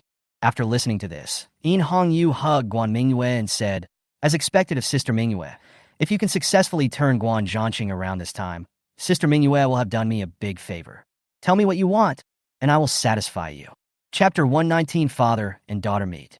Guan Mingyue did not say what she wanted immediately, but said in her heart that she would keep it for now and tell Mingyue when she thought of it. At the same time, she gave Mingyue a playful expression. Mingyue was a little confused for a moment. However, she thought that Guan Mingyue was not brave enough to make any earth-shattering requests, so she agreed to Guan Mingyue. Then Guan Mingyue set the fixed-point transmission device on a hairpin. This hairpin was worn on her head since she traveled through time, and it was also a personal belonging of Guan Mingyue's original self. Guan Mingyue planned to let Chunlan and Chuanju take this hairpin back to the capital. The next day, Mingyue gave Guan Mingyue's hairpin to Chunlan and Chuanju. He also wrote a letter to Guan Zhanqing and stamped it with the imperial seal. Chunlan and Chuanju were from Jingguo Mansion, so naturally they had seen the imperial seal. The two were shocked when they saw the imperial seal in Mingyue's hands. There is no need to explain much about the role of the imperial seal. Now that Mingyue holds the imperial seal, the legitimacy of the Phoenix dynasty is in Mingyue's hands. Mingyue, who occupies the capital, has become a nameless prince without status. Chunlan and Chuanju didn't know what to do, so they decided to tell Guan Zhanqing the news. After all, they were still loyal to the Jingguo Mansion. Chunlan stepped forward and solemnly took the letter from Mingyue, saying, Your Highness the Sixth Prince, we will definitely deliver the letter to General Guan. Mingyue then ordered people to send Chunlan and Chuanju to the border between the Jinshi army and the Peacock army. It would take at least 10 days to get from Luanqing to the capital, so Guan Mingyue was not in a hurry to teleport there. She could sense the current location of the hairpin through the other end of the fixed-point teleportation device. As long as the hairpin was handed over to Guan Zhanqing, she would teleport there and persuade Guan Zhanqing to join Mingyue. 15 days later, Chunlan and Chuanju returned to the capital with Mingyue's letter. Zhengguofu. Inside the study, a man in his 50s, wearing casual clothes and with a goatee on his face, was sitting at the desk. This person is Guan Zhanqing. At this age, Guan Zhanqing, as the commander-in-chief of the Peacock Army, should be full of vigor and vitality. However, due to the changes in the Phoenix dynasty, his face is now full of worry. Now the Dingnan army and the Beichuan family have joined forces to stockpile troops at the border, and he, the commander of the Peacock Army, can only stay in the rear. Mingyue's intention to undermine the Jingguo Mansion is very obvious. The Jingguo Mansion is now facing a difficult choice. Should he continue to follow Mingyue, or seek another master? Or should he establish his own faction? But who has a wise leader in the Phoenix dynasty now? How easy is it to establish an independent faction? These problems made Guan Zhanqing look more and more haggard day by day. Just when Guan Zhanqing was anxious, an informant from the west sent him a piece of information. His youngest daughter, Guan Mingyue, was actually close to the sixth Prince Mingyue, which gave him a way out. But he had never paid attention to this little daughter, and she didn't even know when Guan Mingyue went to Luanqing.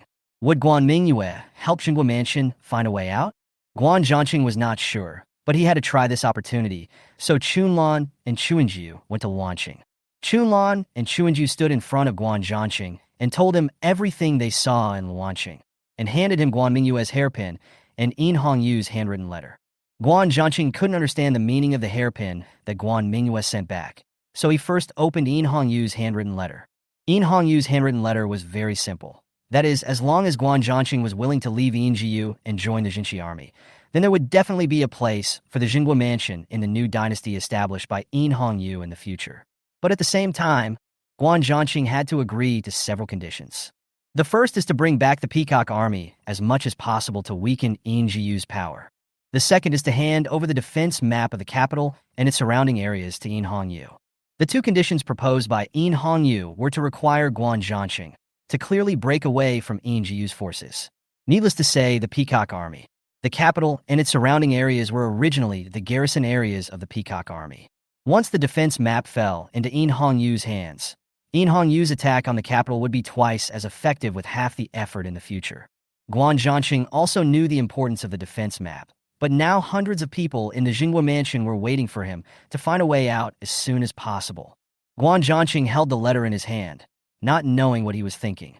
Suddenly, the hairpin on the table emitted a light, and a person jumped out from the light. Chunlan and Chuanju hurried forward to protect Guan Zhanqing. The light faded away, and Guan Mingyue appeared in the study. After Guan Mingyue appeared, she took back the hairpin that had the teleportation array set up on it, then stood in the middle of the study and looked at Guan Zhanqing in front of her. Young lady, Chunlan and Chuanju were startled by the sudden change. But they were both martial artists and had great courage, so they were not frightened by Guan Mingyue's sudden appearance. Guan Mingyue nodded slightly, although Guan Zhanqing knew that he had such a daughter. When Emperor Yin Zhao was still alive, he valued Guan Zhanqing very much and often let him lead troops outside. So he had forgotten what Guan Mingyue looked like. He only knew that she had shortcomings such as inability to speak and walk. He walked up to Guan Mingyue and asked, "Are you my little daughter? How did you get here?" Chunlan and Chuanju also looked at Guan Mingyue. They found that Guan Mingyue seemed to have many secrets that they didn't know about. Hearing what Guan Zhanqing said, Guan Mingyue complained in her heart. "Is there a father like you? You don't even know if I'm your daughter? Although I'm not your daughter now, I still look like your daughter." Although Guan Mingyue didn't want to acknowledge this father in her heart, she was still Guan Zhanqing's daughter on the surface, so she nodded helplessly. However, there was no scene of father and daughter recognizing each other after not seeing each other for many years. There was only the awkwardness of two strangers meeting each other. Guan Zhanqing sighed inwardly. He didn't know that there was a different person inside Guan Mingyue's body. So he just thought that Guan Mingyue had some resentment towards him and the Jinghua mansion, so she treated them like strangers. Guan Mingyue didn't know what Guan Zhanqing was thinking. Anyway, she and Guan Zhanqing had no family ties, so it was better to just handle the matter impartially. So he took out a pen and paper and wrote a sentence. "I was able to come here naturally because of the sixth prince's trick. The sixth prince asked me to tell General Guan that as long as General Guan is willing to join the Jinshi army, I can transfer all the hundreds of people in Jinghua Mansion to the Jinshi army's territory and guarantee their safety." Guan Mingyue attributed the reason for her sudden appearance here to Yin Hongyu's methods. This also let Guan Zhanqing know that Yin Hongyu's methods were not on the same level as Yin Jiyu, so that Guan Zhanqing could make a decision earlier. The reason why Yin Hongyu was willing to first teleport some of the people from Jinghua Mansion to the territory of Jinshi army was also because of her considerations. On the one hand, Guan Zhanqing is still hesitant because Jinghua Mansion is not just for him, but also for many family members and servants. Any decision made by Guan Zhanqing will affect their life and death, so Guan Zhanqing is hesitant. Therefore, helping Guan Zhanqing solve the safety of hundreds of people in Jinghua Mansion can help Guan Zhanqing make a decision as soon as possible. At the same time, once all the people from Jinghua Mansion went to the territory of Jinshi army, it would be equivalent to the lifeline of Guanzhong City being in the hands of Yin Hongyu. Guan Zhanqing also understood the reason behind this. Thus, a struggle for rights between the old fox and the young fox began. Chapter 120: Guan Zhanqing's decision. After Guan Mingyue expressed her thoughts, she didn't say anything else. She looked at Guan Zhanqing quietly, waiting for Guan Zhanqing's decision. Guan Zhanqing witnessed with his own eyes how Guan Mingyue suddenly came out of the hairpin just now. He was greatly shocked by Yin Hongyu's method and wondered if Yin Hongyu had received some magic from some immortal. Although I don't know if immortals really exist, the ability to send people thousands of miles away is definitely not something that ordinary people can do. Do you want to believe Yin Hongyu? Will the people from Jinghua Prefecture be safe after going to the territory of Jinshi army? With these questions, Guan Zhanqing said to Guan Mingyue, "Mingyue, can I call you Mingyue?"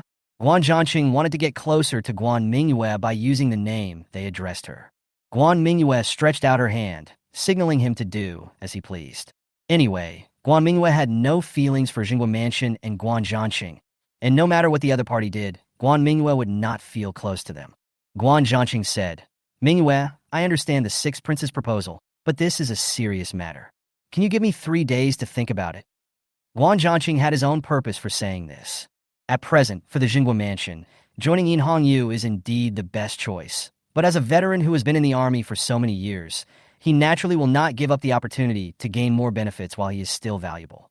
Guan Mingyue also knew that it would not be something that could be decided in a short time to let Guan Zhanqing join Yin Hongyu, so she nodded to indicate that it was okay. Then he silently recited the teleportation spell. As the light flashed, Guan Mingyue disappeared from the spot, leaving only the hairpin there.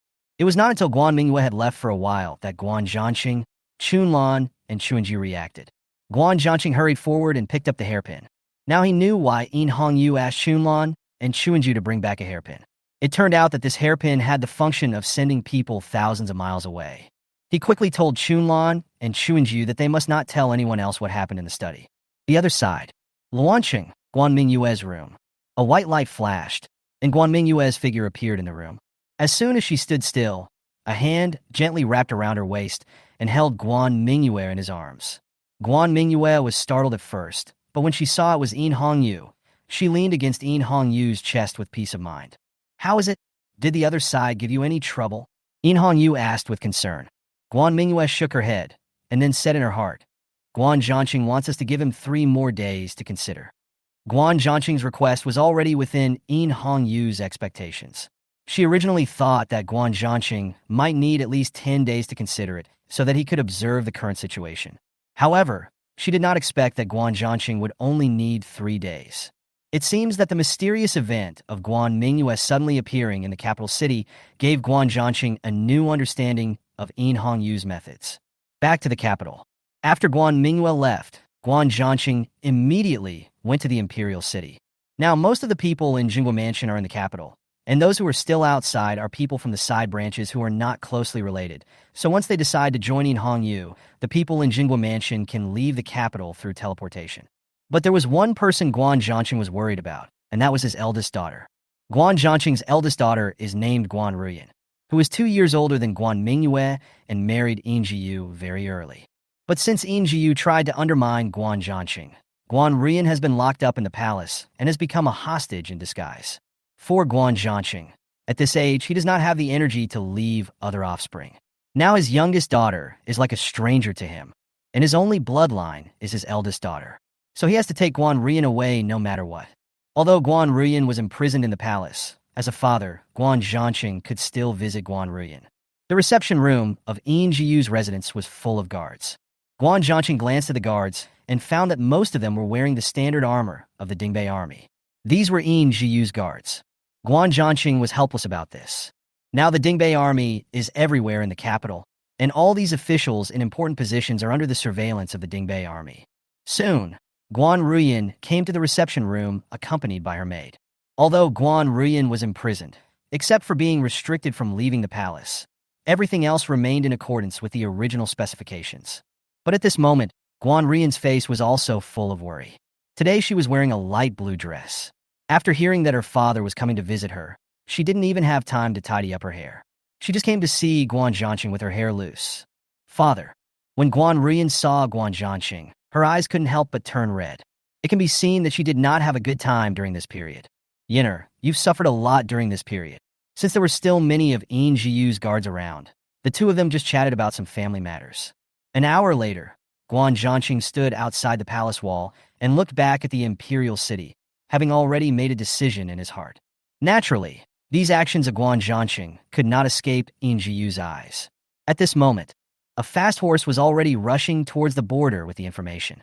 That night, In Jiyu, who was preparing to fight against the Dingnan army and the Beichuan family at the border, received information about abnormal activities in Guanzhou City in the past few days.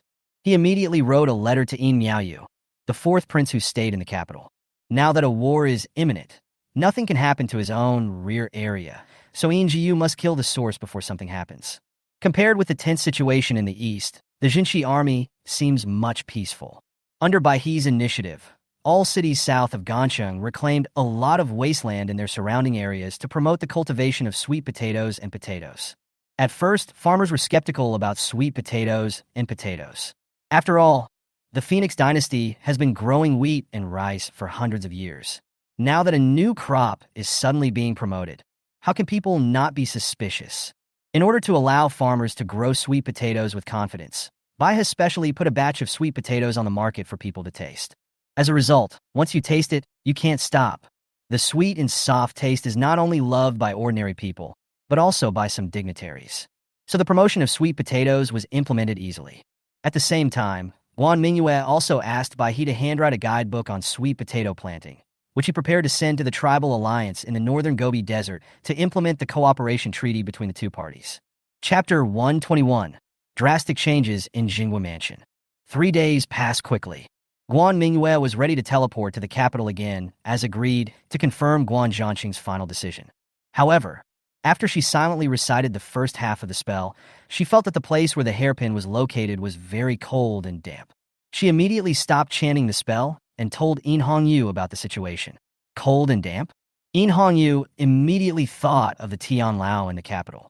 She expected that Guan Zhanqing was most likely imprisoned by In Jiyu because his plan to break away from In Jiyu was exposed. This meant that Guan Zhanqing had completely broken off with In Jiyu.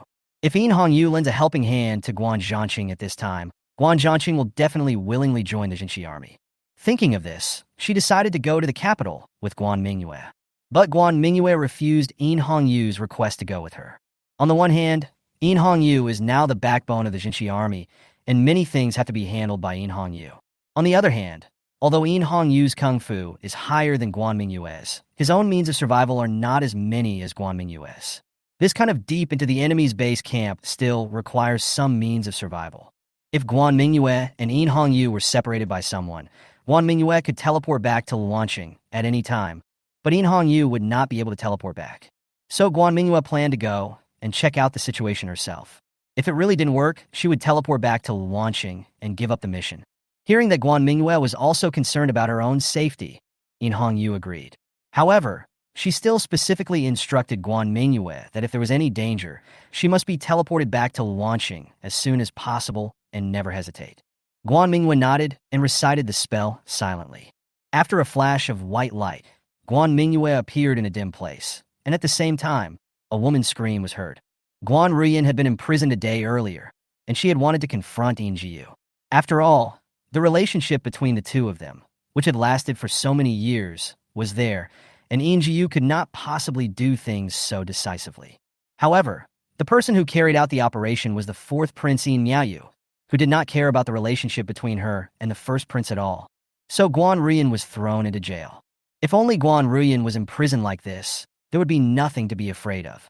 However, she heard from the guards who were guarding her that In Miaoyu was actually going to lead troops to surround the Jinghua Mansion, which made her feel uneasy. At this moment, the hairpin on her head suddenly lit up white light. The sudden change really scared her and made her exclaim involuntarily. The exclamation naturally attracted the attention of the guards, but they did not come over to check. Instead, they shouted from a distance, "Don't make a fuss. Prisoners should stop pretending to be a lady." Guan Ruyin immediately fell silent. When the guard heard that Guan Ruyin had calmed down, he continued to patrol other places. However, Guan Ruyin did not shut up because of the guard's words.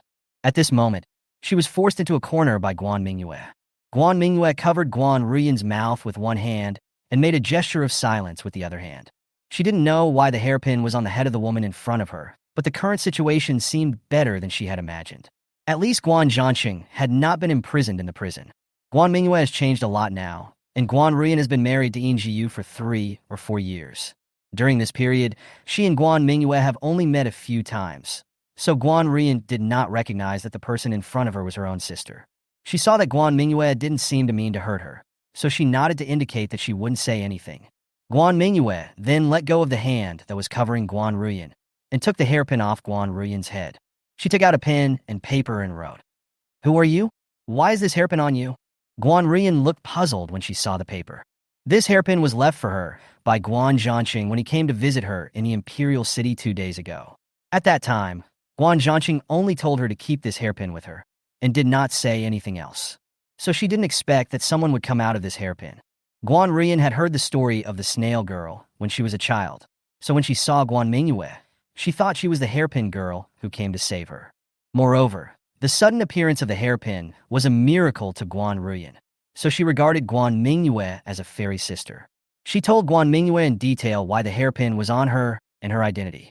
Guan Mingyue didn't expect that the woman in front of her was actually her original body's biological sister, but given the current situation, she did not recognize her immediately. Guan Mingyue immediately inquired about the situation in Guan Zhanqing. After learning that the fourth prince In Miaoyu had led his troops to surround the Jinghua Mansion, Guan Mingyue felt that she might have to give up Guan Zhanqing. However, after witnessing the miracle, Guan Ruyin knelt in front of Guan Mingyue and said, "Sister Fairy, please save my father. As long as you save my father, Ruyin is willing to work like a cow or a horse to repay you. Guan Mingyue would never dare to let her original sister work like a slave, and with her ability, she could only rescue Guan Ruyin at best, and it was unlikely that she could return to Guan Zhanqing. She quickly helped Guan Ruyin up. Just at this moment, a soldier wearing the uniform of the Dingbei army came to the door of the cell. "It's over, I've been discovered." Guan Mingyue was startled and was about to recite a spell silently. But the next second, the soldier said, Miss, it's me." Hearing the familiar voice, Guan Mingyue looked towards a man. She found out that the person coming was Chunlan. It turns out that all this was Guan Zhanqing's plan. He anticipated that his actions might be seen by Yinjiu's spies, so he came up with such a plan, the purpose of which was to rescue Guan Ruyin in the palace. He first gave the hairpin to Guan Ruyin, and then asked Chunlan to dress up as a soldier of the Dingbei army and lurk in the palace. Once the 3 days were up, Guan Mingyue would definitely be teleported to the capital. At that time, Chunlan will find an opportunity to come to Guan Ruyin and tell Guan Mingyue that as long as she rescues Guan Ruyin first, all the people in Jinghua Mansion will surrender to Yinhongyu. Then, after Guan Mingyue rescued Guan Ruyin, Chunlan took the hairpin back to Jinghua Mansion and used the teleportation function to teleport all the family members in the mansion to Luanqing.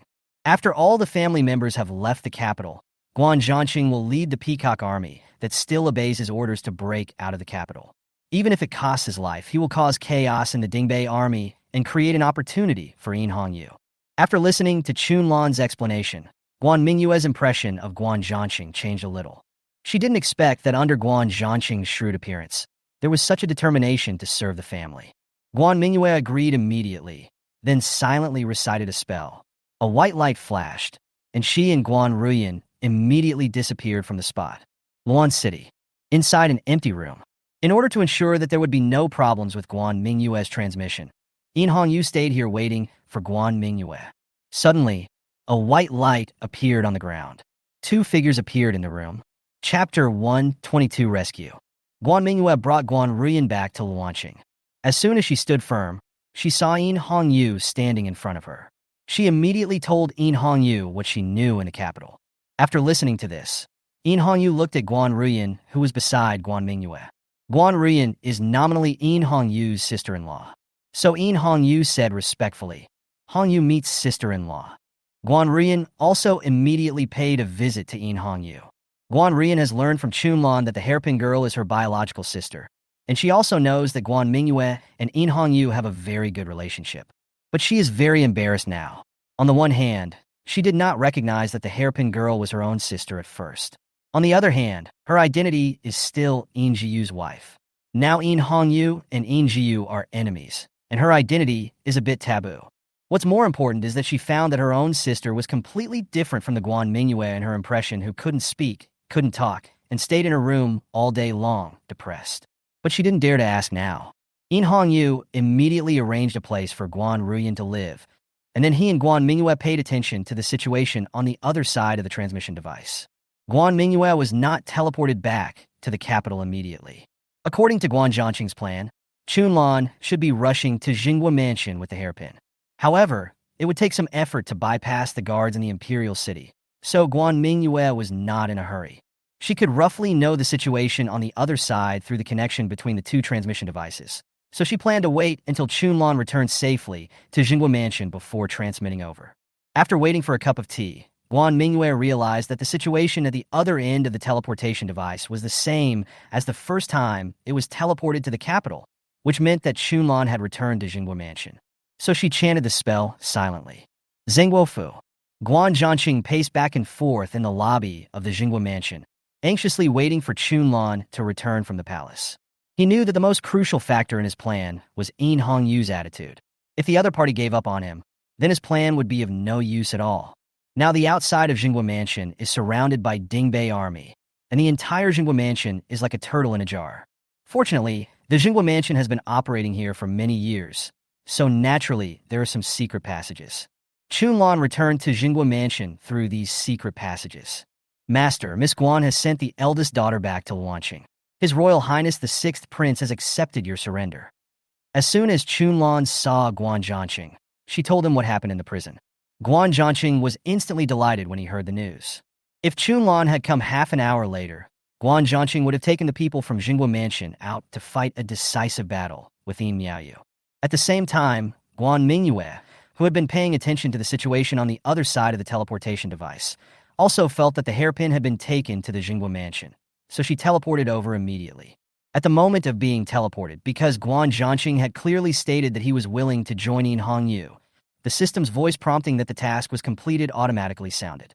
Ding! Congratulations to the host for completing the mission of going to the capital alone to persuade Guan Zhanqing to leave Yinjiu and join Yin Hongyu. Rewards: the 4th level of Yin Yang Soul Rubbing Finger, 2 fixed-point transmission devices, and 1 sound recovery potion. Guan Mingyue didn't expect that the mission was completed now, but she did not check the reward immediately. Instead, she asked Guan Zhanqing to gather the people from Jinghua Mansion first. She also knew that the Jinghua Mansion was at a critical moment of life and death. If there was any delay, the Dingbei army outside would rush in, and they would have no time to escape. After a while, all the people from Jinghua Mansion came to the hall. Several of them recognized Guan Mingyue and cast doubtful glances at her. Among them was Guan Mingyue's original biological mother, Lu. Unfortunately, she was the same as Guan Zhanqing. After her eldest daughter married Yinjiu, she thought she had everything she needed, so she naturally paid less attention to her little daughter, who couldn't talk or walk. So when she saw Guan Mingyue, she opened her mouth but didn't say anything. Guan Mingyue didn't know that the woman in front of her was her original body's biological mother, so she didn't even look at her. She waited until everyone was standing, then took out her hairpin and silently chanted a spell. After a flash of light, everyone found that they were no longer in the Jinghua Mansion, but appeared in a mansion. At the same time, Yubu Jian and Guan Ruyin were already standing in the yard. Yubu Jian said to the people from the Jinghua Mansion who had appeared, "Welcome all the families from the Jinghua Mansion to Luanqing." It turned out that when Chunlan brought the hairpin back to Jinghua Mansion, Yin Hongyu took into account that there would be many people coming to Jinghua Mansion at that time. So he moved the location of the teleportation array to an empty mansion in Luanqing and asked Yubu Jian to welcome the people from Jinghua Mansion there. Yubu Jian didn't understand at first why they had to welcome the people from Jinghua Mansion in this empty mansion instead of going to the city gate to meet them, until he saw Guan Ruyin was also in this empty mansion. After the two talked, Yubu Jian realized that Guan Ruyin was teleported here in a strange way. Then, in a flash of white light, Yubu Jian saw all the family members of Jinghua Mansion appear in the yard. Yubu Jian was also a man who had seen the world, so he immediately calmed down. After the white light disappeared, he immediately asked people outside to come in and arrange accommodation for the people in Jinghua Mansion. At the same time, he also arranged soldiers to guard the mansion. On the other side, in the capital, Jinghua Prefecture, now only Guan Zhanqing and Guan Mingyue were left in the lobby. Half of the Peacock army in the capital had been withdrawn by Yinjiu, but there were still more than 100,000 Peacock army soldiers left in the vicinity of the capital, taking orders from Guan Zhanqing. Therefore, according to the conditions of cooperation between Guan Zhanqing and Yin Hongyu, he had to lead this army back to the territory of the Jinchi army. He sighed and said to Guan Mingyue, "Mingyue, I know you still have complaints against me. I don't expect to get your forgiveness, but I hope you don't bring your complaints against me to the tribe members." Guan Mingyue didn't feel anything when she heard Guan Zhanqing's words. She had never had any feelings toward Jinghua Mansion in the first place. It was just that Jinghua Mansion was helpful to Yin Hongyu now. So as long as other people in Jinghua Mansion would not harm Yin Hongyu, Guan Mingyue would naturally not have any prejudice against those people in Jinghua Mansion. She nodded, then took out 5 black gold thunders from the empty bag. In the past 6 months, Guan Mingyue has used the copier to copy black gold thunder every day, so now there are hundreds of black gold thunder in Guan Mingyue's small space. She knew that if Guan Zhanqing wanted to lead the Peacock army to break out of the capital, he would definitely need some weapons of mass destruction. Guan Zhanqing knew about the black gold thunder, so when Guan Mingyue took out the black gold thunder, he was shocked and thought that his daughter was going to die together with him. Chapter 123, I Can Finally Speak. Guan Mingyue handed the black gold thunder in his hand to Guan Zhanqing. She believed that with these 5 black gold thunders, plus the fighting power of Guan Zhanqing and the Peacock army, they would definitely cause great trouble to Yinjiyu's troops. She was not worried that Guan Zhanqing would surrender to the enemy. After all, the families of the Jinghua Mansion were now under the control of the Jinchi army. After doing all this, Guan Mingyue said goodbye to Guan Zhanqing. The Jinghua Mansion was still surrounded by the army led by Yin Miaoyu, but Guan Mingyue was not worried. She believed that Guan Zhanqing had been operating in the capital for so long that it was impossible for him to not even have a secret passage leading out of the city to save his life. Guan Mingyue silently chanted a spell. A white light flashed on the hairpin, and the whole person immediately disappeared from the spot. Guan Zhanqing stood there and looked at the place where Guan Mingyue disappeared. He knew that the father-daughter relationship between him and Guan Mingyue could not be repaired in a short period of time. He walked forward and picked up the hairpin that had fallen on the ground, then walked behind the main seat in the lobby and pressed a mechanism. I heard a noise coming from under the seat nearby, and a bluestone slab slowly moved to the side. A secret passage leading to an unknown place appeared in front of Guan Zhanqing. He jumped down without any hesitation. On the other side, Guan Mingyue, who returned to Luanqing, also appeared in the mansion used to accommodate the families of the Jinghua mansion. At this time, all the family members of the Jinghua mansion who had been teleported here earlier had been settled, and the only ones still standing in the yard were Yu Bujian and Guan Rian. Guan Rian already knew the decision her father had made for the continuation of the family, so she had now made up her mind to give up her identity as Yin Zhiyu's wife and live as a member of the Guan family. After she saw Guan Mingyue coming back, she pursed her lips, then mustered up the courage to walk up to Guan Mingyue and said, "Sister Mingyue, thank you for saving our Guan family." Guan Mingyue nodded after hearing Guan Rian's words.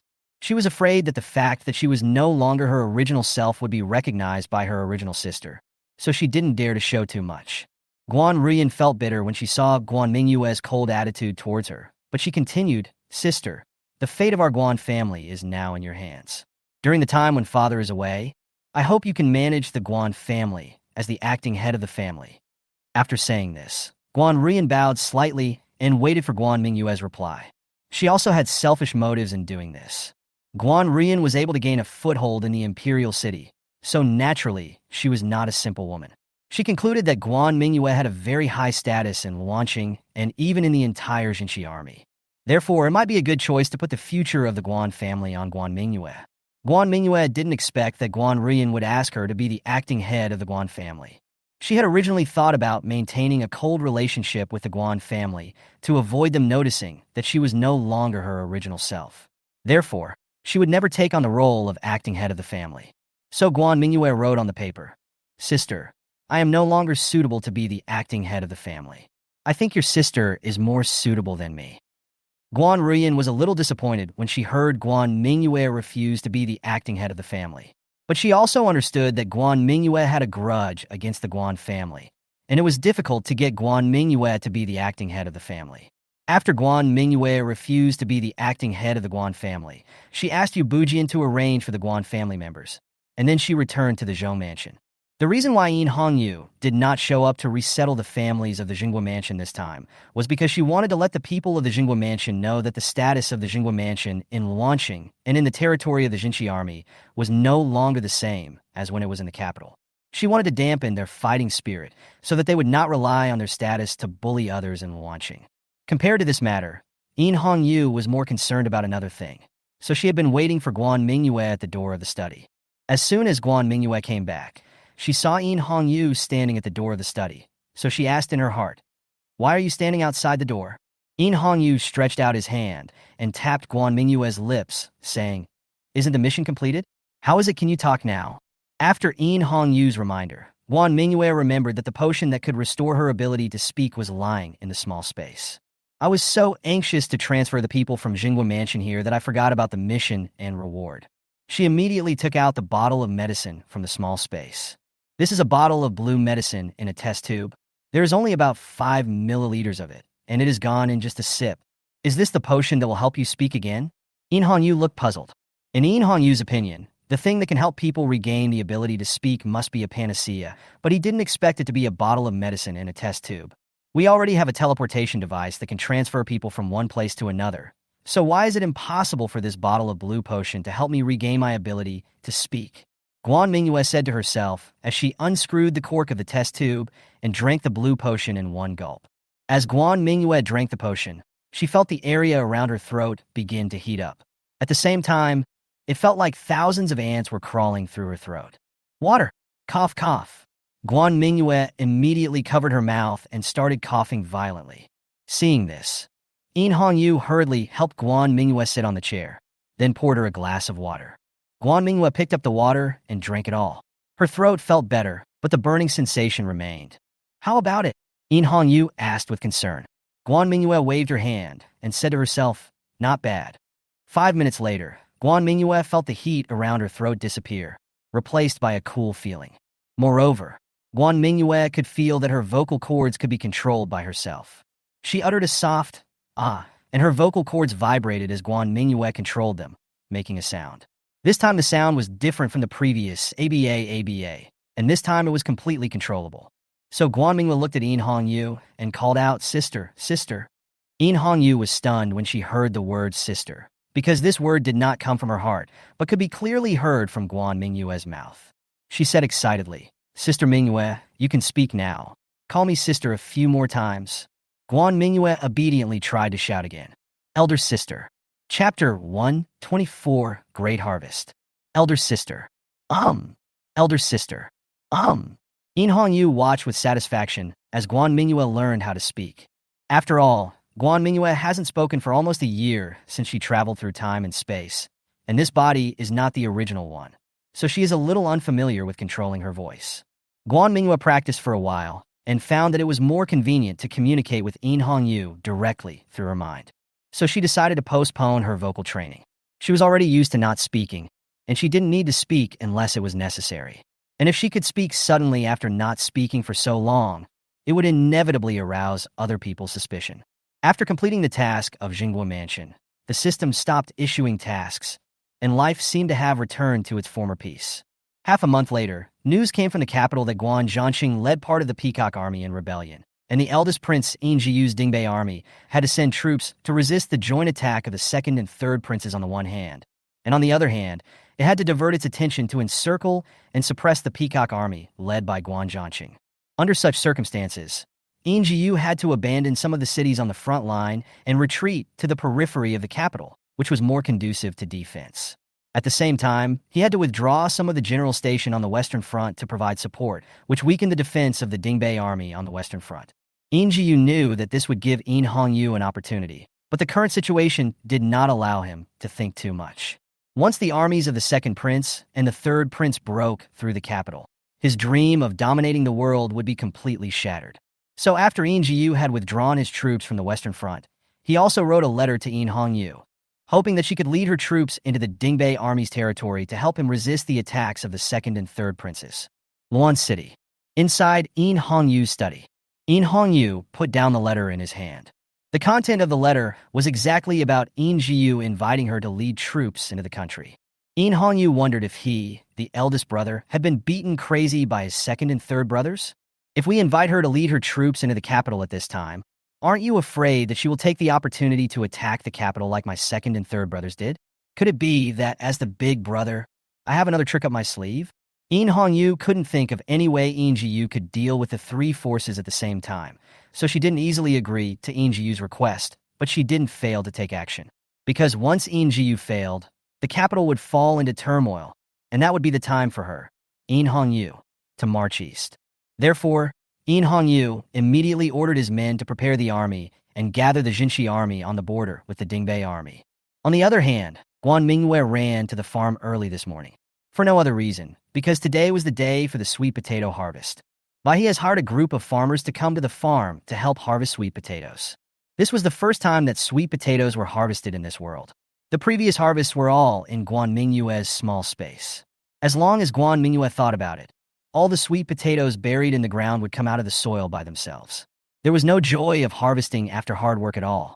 So Guan Mingyue is also very much looking forward to this harvest. According to her estimate, her farm should be able to harvest about 3,000 kilograms of sweet potatoes this time. Guan Mingyue came to the farm. Xiao Jin and the others were eager to try. After all, Guan Mingyue promised them that as long as all the sweet potatoes were harvested, each of them could get 10 kilograms of sweet potatoes and eat as much roasted sweet potatoes as they wanted.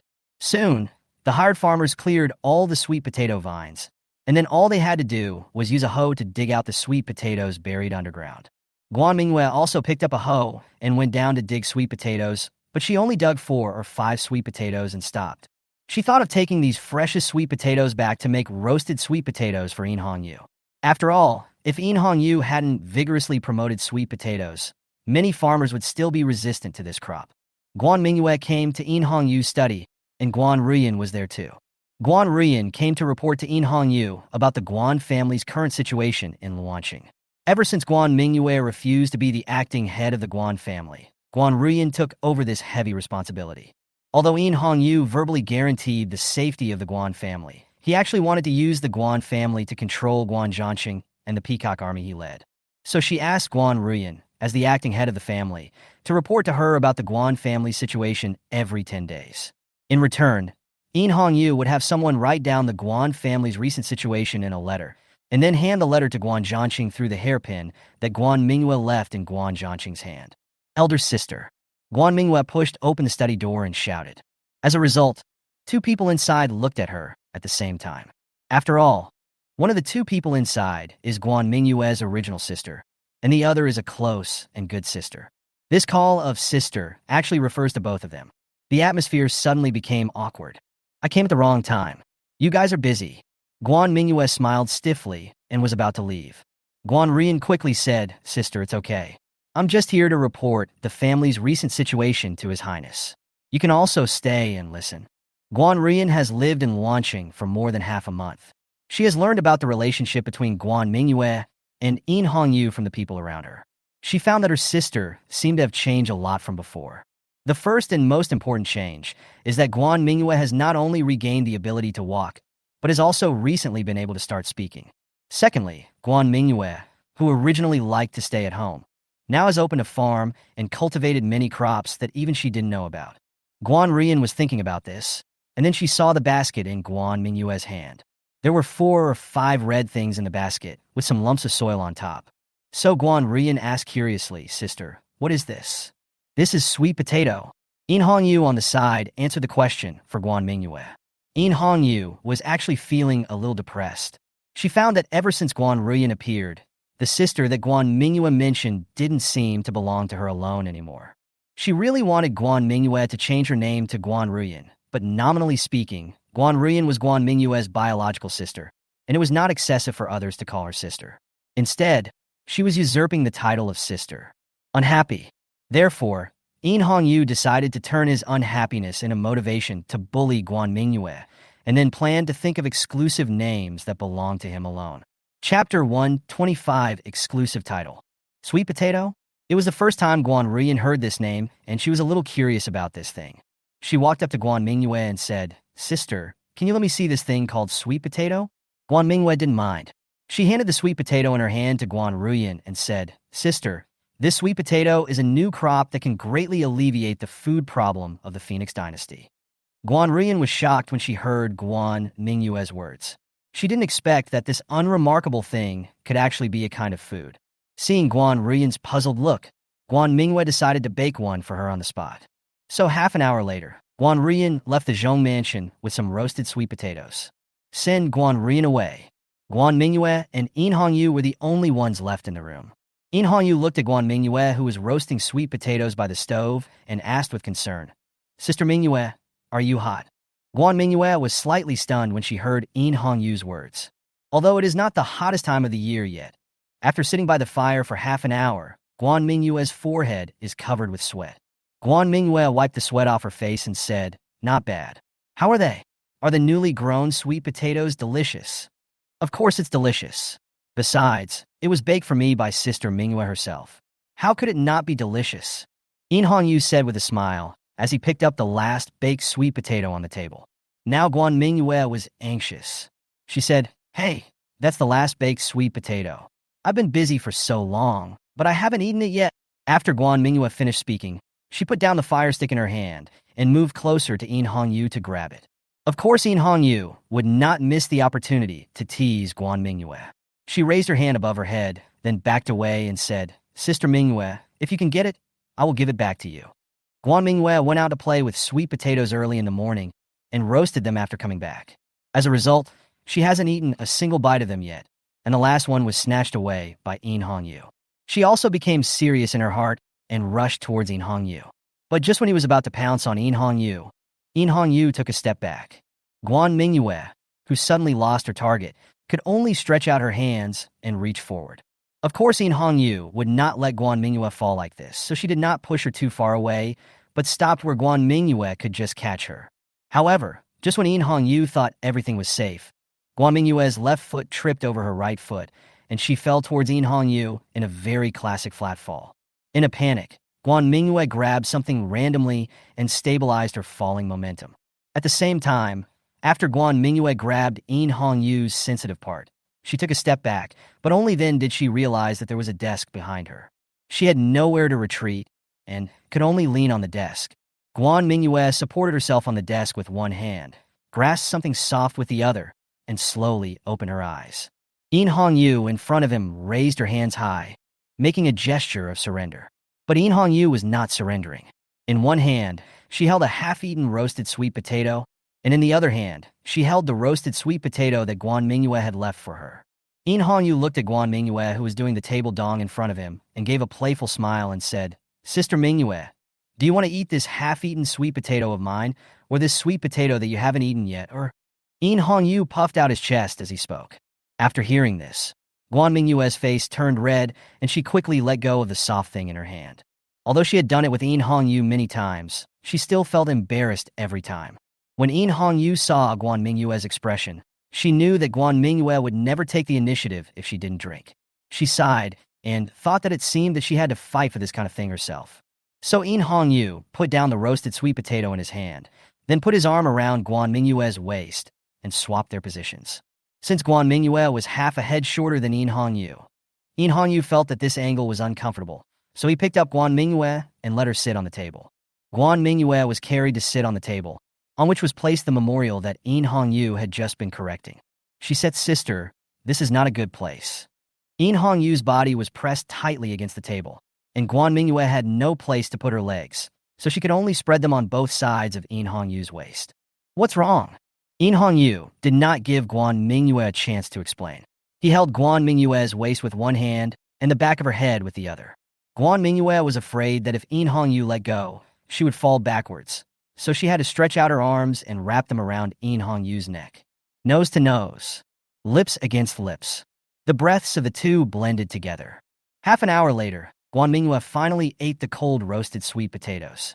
In Hongyu tidied his clothes contentedly, then lowered his head and took a bite of the sweet potato that Guan Mingyue had already peeled. In this way, Guan Mingyue had finally gotten the sweet potato from the farm, but in the end she only ate half of it. She decided to pick up a few at the farm. However, as soon as she opened the door, she saw Guan Ruyan standing with her back to the door. Guan Ruyan was startled when she heard the sound of the door opening.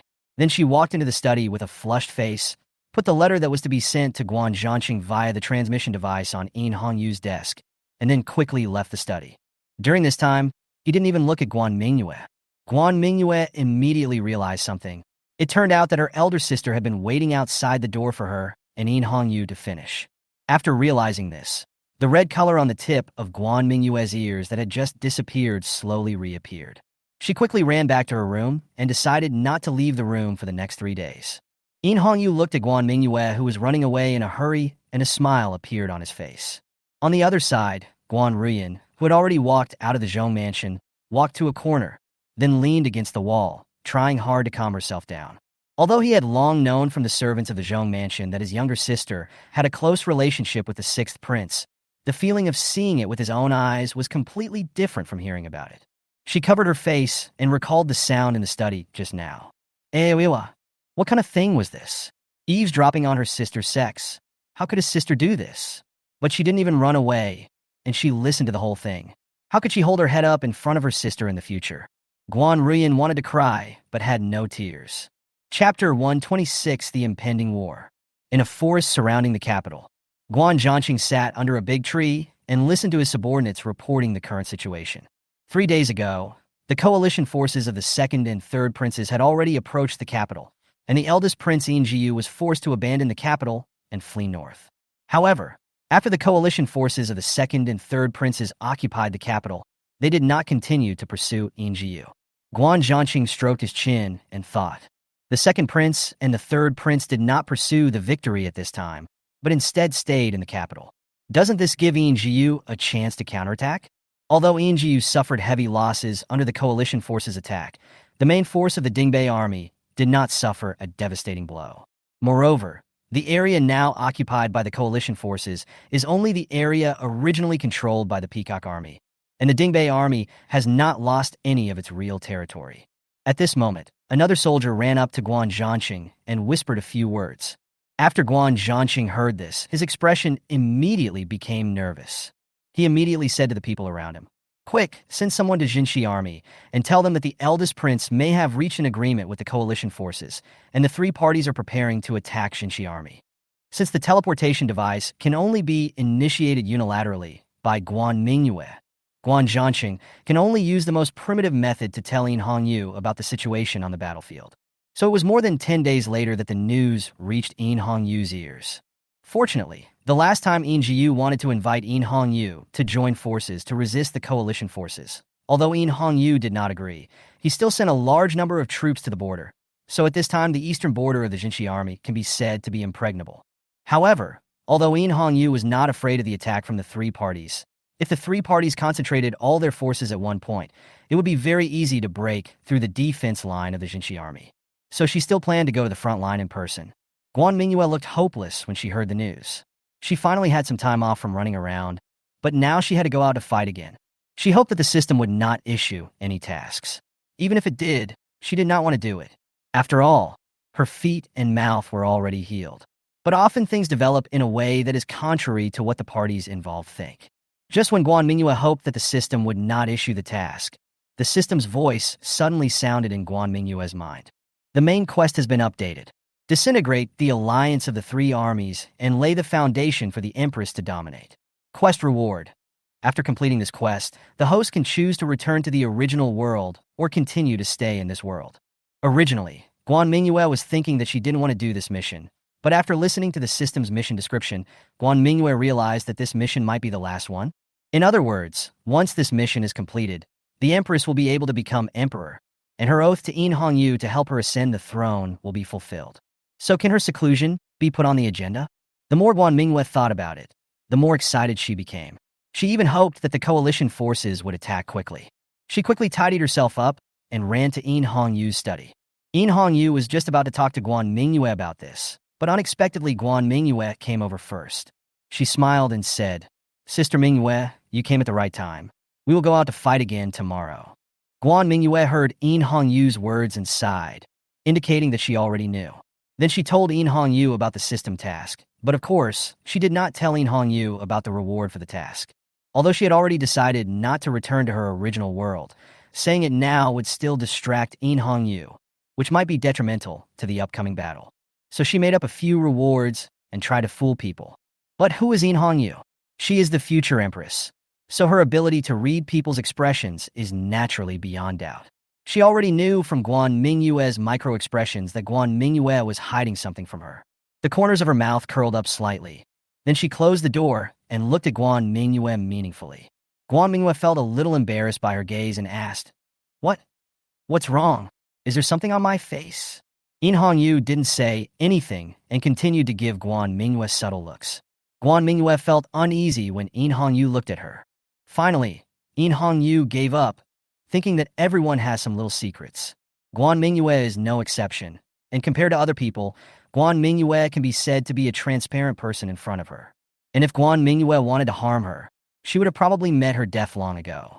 So In Hongyu said, "You have a secret that you are hiding from me, but I won't force you to tell me. Just tell me when you want to."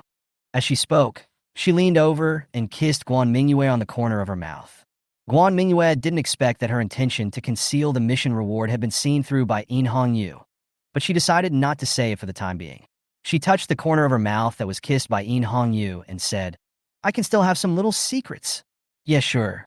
In Hongyu had already let go of the fact that Guan Mingyue had been hiding a secret from her, and she immediately changed the subject to the upcoming war. This time the war is no longer as relatively easy as before, but it has to face the coalition forces of the eldest prince, the second prince, and the third prince at the same time. One slight mistake may ruin all previous efforts. Therefore, In Hongyu did not dare to neglect it all. Yongtengguan. It is the largest pass at the junction of Jinshi Army, Dingbei Army, and Dingnan Army. After the Jinshi Army passed Yongqing Pass, they could march straight to the capital. Except for some cities, there were no mountains, rivers, or rivers to block them along the way. Once the coalition forces of the same three parties break through Yongqing Pass, they can advance all the way to Qiancheng, an important town in the west. Once the location of Gancheng is occupied, the entire Jinshi army will be divided into northern and southern parts. In this way, the Jinshi army's food, grass, and military orders will be cut off by the coalition forces. Therefore, whether Yongqing Pass can be defended is the top priority of In Hongyu's designated combat plan this time. Fortunately, In Hongyu had deployed a large number of Jinshi army troops around the border not long ago. Now it only takes 2 or 3 days for Yongqing Pass to be transformed into an iron wall guarded by hundreds of thousands of soldiers. Coupled with the sweet potato harvest this year, the Jinshi army had plenty of food and grass. Even if the coalition forces cut off the supply to Yongqing Pass, they could use Guan Mingyue's transmission device to ensure the supply of food and grass. Therefore, the most important thing now is to set up the transmission device at Yongqing Pass immediately. So the next day, In Hongyu took Guan Mingyue and prepared to go to Yongqing Pass. Chapter 1, 27 Pre-War Preparation. 7 days later, In Hongyu led the army to Yongqing Pass. Although the Jinshi army was the one defending the city this time, they had fixed-point transmission equipment to ensure the transportation of food and fodder. However, In Hongyu still felt a little uneasy. According to information from scouts sent out in recent days, the coalition forces of the second prince and the third prince are indeed heading towards Yongqing Pass and are only 2 days' journey away from Yongqing Pass. However, no signs of the eldest prince were found among the coalition forces. At this time, In Hongyu had actually received information from Guan Zhanqing. According to Guan Zhanqing, In Jiyu should have reached some kind of agreement with the coalition forces of In Chenyu and In Yinyu. This is equivalent to In Hongyu having to face the coalition of 3 forces at the same time. However, the intelligence reported by the scouts did not find In Jiyu's troops. Didn't In Jiyu join forces with the second and third princes? Or did In Jiyu not intend to attack from Yongqing Pass, but to attack the Jinshi army from other directions? Thinking of this possibility, In Hongyu became alert. Now the main force of the Jinshi army, 300,000 troops, are all assembled near Yongqing Pass. If most of the Dingbei army invades the Jinshi army's territory from the northern mountainous area at this time, the local defenders will definitely not be able to withstand the offensive of the Dingbei army. Although In Hongyu was not afraid of the Dingbei army taking a detour to cut off the food supply of the Jinshi army because of Mingyue's fixed-point transmission device, if the Dingbei army directly attacked the Jinshi army's grain-producing areas and cut off the Jinshi army's food supply from the source, then even Mingyue's fixed-point transmission device would not be able to guarantee the Jinshi army's food supply. If such a situation occurs, the Jinshi army will be powerless to recover. We must find out In Jiyu's movements. Thinking of this, In Hongyu immediately called Ding Yun. Ding Yun was originally guarding Mucheng, but as the granddaughter of Ding Chongsheng, she was naturally transferred to the front line at this critical moment. In Hongyu asked Ding Yun to deploy part of the troops along the borderline between the Jinshi army and the Dingbei army, and to intercept In Jiyu immediately once he discovered his movements, so as to delay In Jiyu's progress as much as possible before reinforcements arrived. At the same time, In Hongyu told Ding Yun that if necessary, the tribal alliance in the northern desert could pretend to launch an attack on the northern border of the Dingbei army, forcing In Jiyu to disperse his troops to stop the attack of the tribal alliance. After deploying these, In Hongyu felt a little more at ease. In her opinion, this war can basically lay the foundation for the future direction of the entire Phoenix dynasty. The three-party coalition has almost mobilized all its troops to attack the Jinshi army this time. If she can defeat the three-party coalition at Yongqing Pass, then the 3 forces in the east of the Phoenix dynasty will inevitably be unable to recover. Apart from the fact that the Beichuan family can temporarily use their maritime advantage in Pengzhou to recuperate, the Dingbei army and the Dingnan army will inevitably be greatly weakened in this war. In this case, the Jinshi army can begin to erode the territories of the Dingbei army and the Dingnan army step by step. Victory or defeat depends on this one move. In Hongyu slowly raised his head and looked at the moon in the sky, silently saying in his heart, "Father, may your spirit in heaven bless the Phoenix dynasty." 2 days is neither long nor short. When billowing smoke and dust appeared outside Yongqing Pass, all the soldiers on the city wall of Yongqing Pass knew that a great battle was about to begin. Inside the coalition camp, the second prince In Chenyu looked at the third prince In Yinyu opposite him with a gloomy face. The reason was that the other party told him that the Beichuan family's troops were not used to the local climate, and their combat effectiveness was greatly reduced. The first attack on Yongqing Pass must be carried out by the second prince's Dingnan army. But Yin Shenyu knew that these were all excuses of the third prince. Everyone knew that Yongqing Pass was the first pass in the western region of the Phoenix dynasty. It had a large number of troops, and its city walls were twice as thick as those of ordinary cities. Faced with such a pass, the leading troops would inevitably suffer heavy losses. The second prince naturally did not want his troops to bear the brunt of the attack. He gritted his teeth and said, "Third brother, don't think I don't know what you are thinking. Now we are allies. We should work together." The third prince waved his hand and said calmly, "Brother, things are different now. What I said about my troops not being able to adapt to the local climate is also true. After all, they all came from Pingzhou, so it is normal for them to not be able to adapt to the local climate." He looked as if he was sure that Yin Shenyu wouldn't dare to do anything to him, and he didn't care about his clothes at all. Fart! When Yin Shenyu heard what Yin Yinyu said, he stood up and yelled, "It's true that your troops are from Pingzhou, but they have been here for several months. Could it be that they are still not used to the local climate?" Facing Yin Shenyu's anger, Yin Yinyu didn't care at all. He said, "Second brother, Sixth sister is very powerful now, and the entire Jinshi army is under her control. However, no matter how powerful she is, it has nothing to do with us Pingzhou. The first ones to bear the brunt are you and Big Brother." Yin Yinyu knew clearly that he and the Beichuan family occupied an advantageous position on the sea, and it would be very difficult to attack Pingzhou by sea. The reason why he agreed to the alliance was simply to gain some benefits from it. Therefore, he was not very willing to attack the Jinshi army, and naturally did not want his troops to die. After saying these words, he ignored Yin Shenyu's ugly expression and left the camp with his men. On the other side, Yang Qingwen. Yin Hongyu stood on the city wall and looked at the allied camp in the distance. This time the coalition forces attacked the Jinshi army with nearly 600,000 troops, and now nearly 400,000 have arrived at Yongqing Pass. According to news from Guan, there are still 200,000 troops near the capital. In other words, they now only have to face the 300,000 vanguard troops of the coalition forces. The consumption of food and grass for an army of 300,000 is enormous. As long as Yongqing Pass can hold out until the coalition forces' food and grass are exhausted, then when the coalition forces retreat, they can take advantage of the situation to pursue them and take the first step to conquer the Dingbei army and the Dingnan army. However, their primary goal now is to defend Yongqing Pass, otherwise everything will be out of the question. Just when Yin Hongyu was worried about whether Yongqing Pass could be defended, a veil was draped over Yin Hongyu. Guan Mingyue grabbed Yin Hongyu's hand from behind and said, "It's still a little cold on the city wall at night. Sister must not catch a cold." When Yin Hongyu saw that the person coming was Guan Mingyue, his heart warmed, and he took Guan Mingyue into his arms. With the beauty in his arms, Yin Hongyu's mood instantly improved. She said, "Have you arranged the food and fodder?" Guan Mingyue did not accompany Yin Hongyu to the expedition this time just to be a sidekick. Her legs and feet are now healed, and she can speak. As Yin Hongyu's good wife, she naturally took on a lot of work. Because of the existence of a fixed-point transmission device, food and fodder are Guan Mingyue's main responsibilities. Chapter 128, The War Begins. Now the food and grass in Yongqing Pass are enough for the defenders to hold Yongqing Pass for 2 months.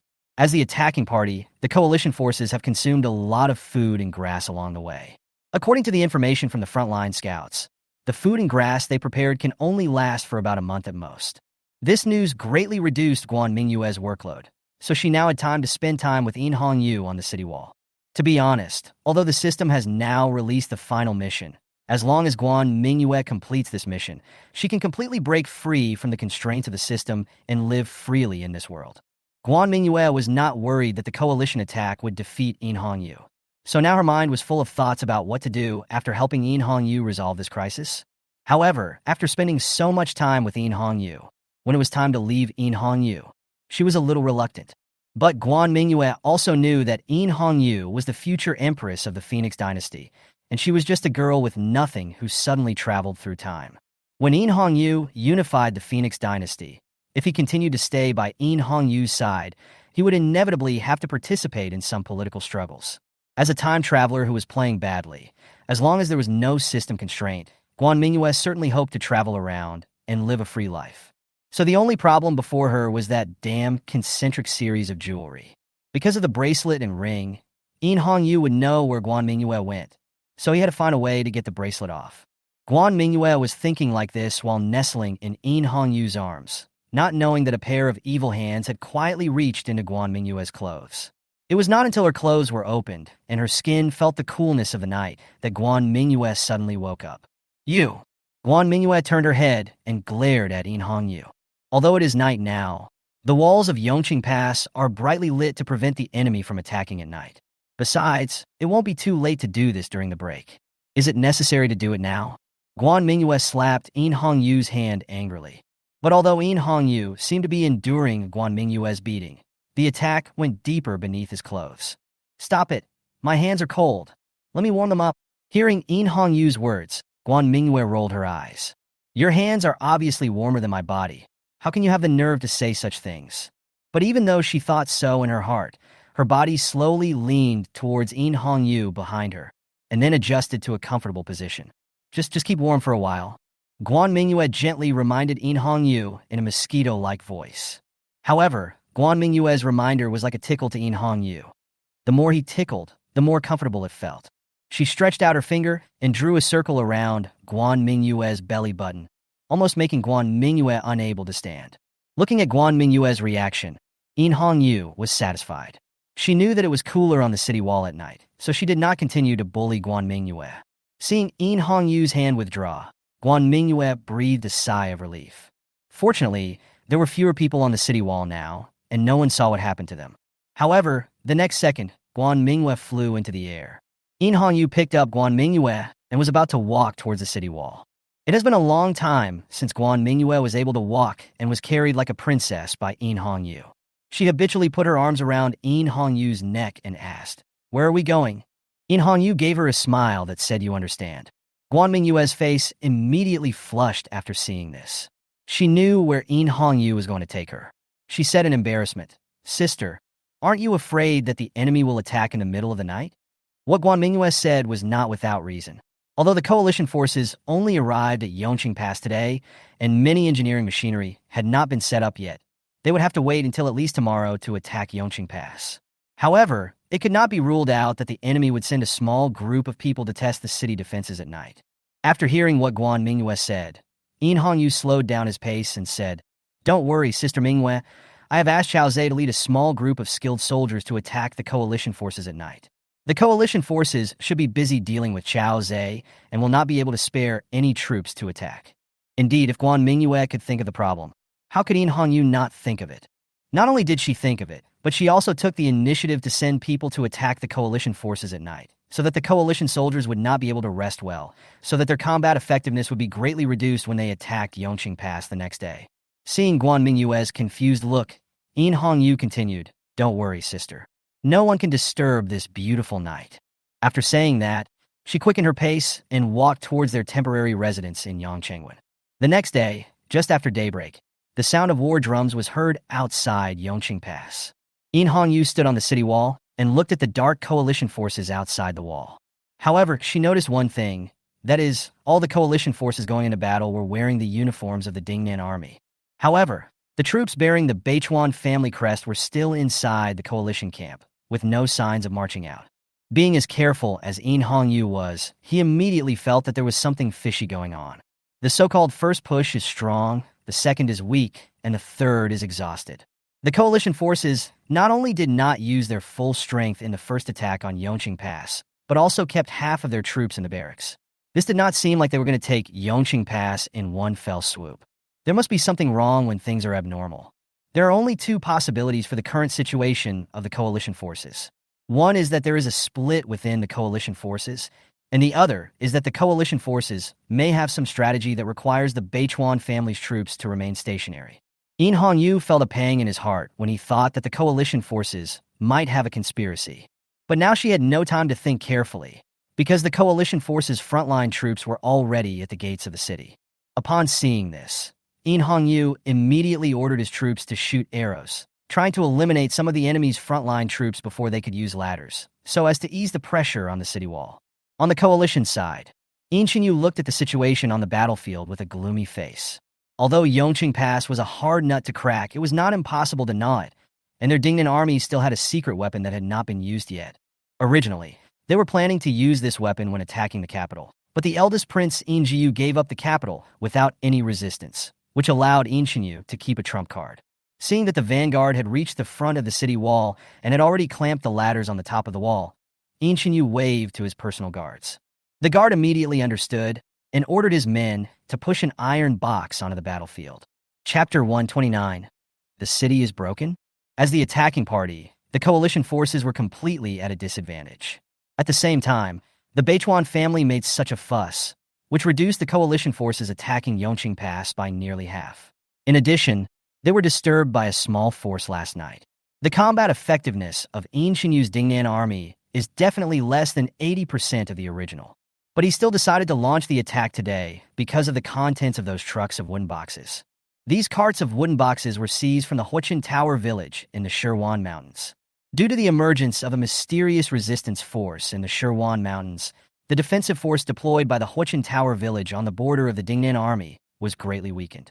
The Dingnan army took the opportunity to capture several tower villages with weak defenses and then seized these carts of wooden boxes from one of the tower villages. Through the captured officials of Huichin Tower village, it was learned that the contents of these wooden boxes were a powerful siege weapon. So Inxinyu brought these boxes of iron balls to Yongqing Pass, intending to see how powerful these iron balls were.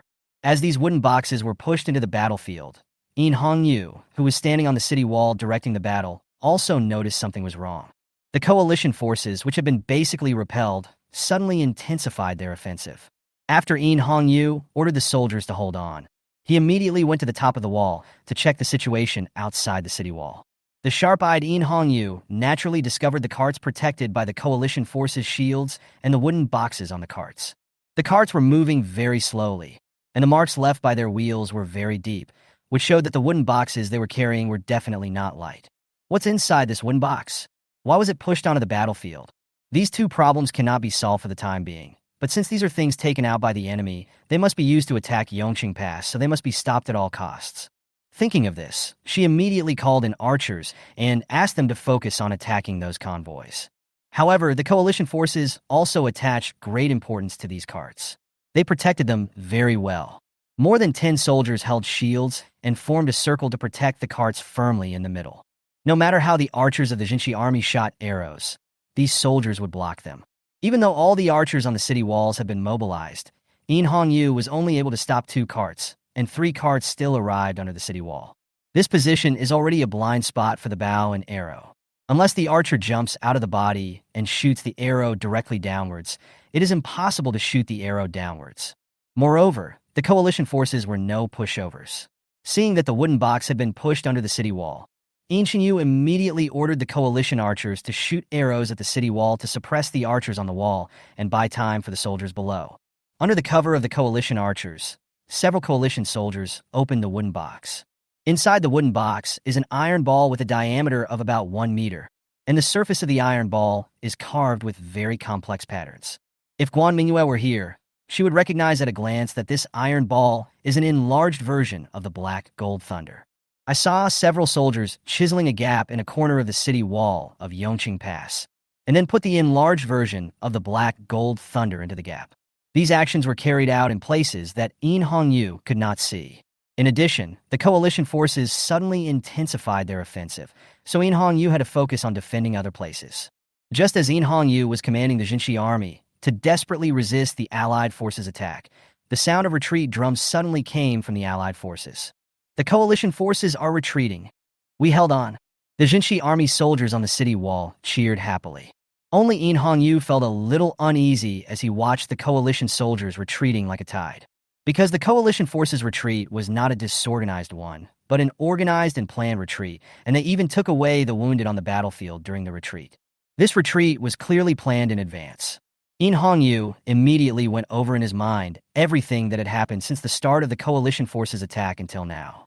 A wooden box? She suddenly woke up and ran hard towards the place where the trucks of wooden boxes had just been transported. On the other side, Inxinyu outside the city looked at the Allied soldiers retreating in an orderly manner with confidence. He knew that the key weapons to capture Yongqing Pass had been installed. Just as In Hongyu thought, All previous attacks were preparations for this weapon to take effect. On the city wall, Mingyue quickly ran towards a place where she had seen the wooden boxes before. But before she could get there, a loud noise resounding through the heavens and earth, mixed with bricks and dust, rushed towards her, instantly drowning Mingyue.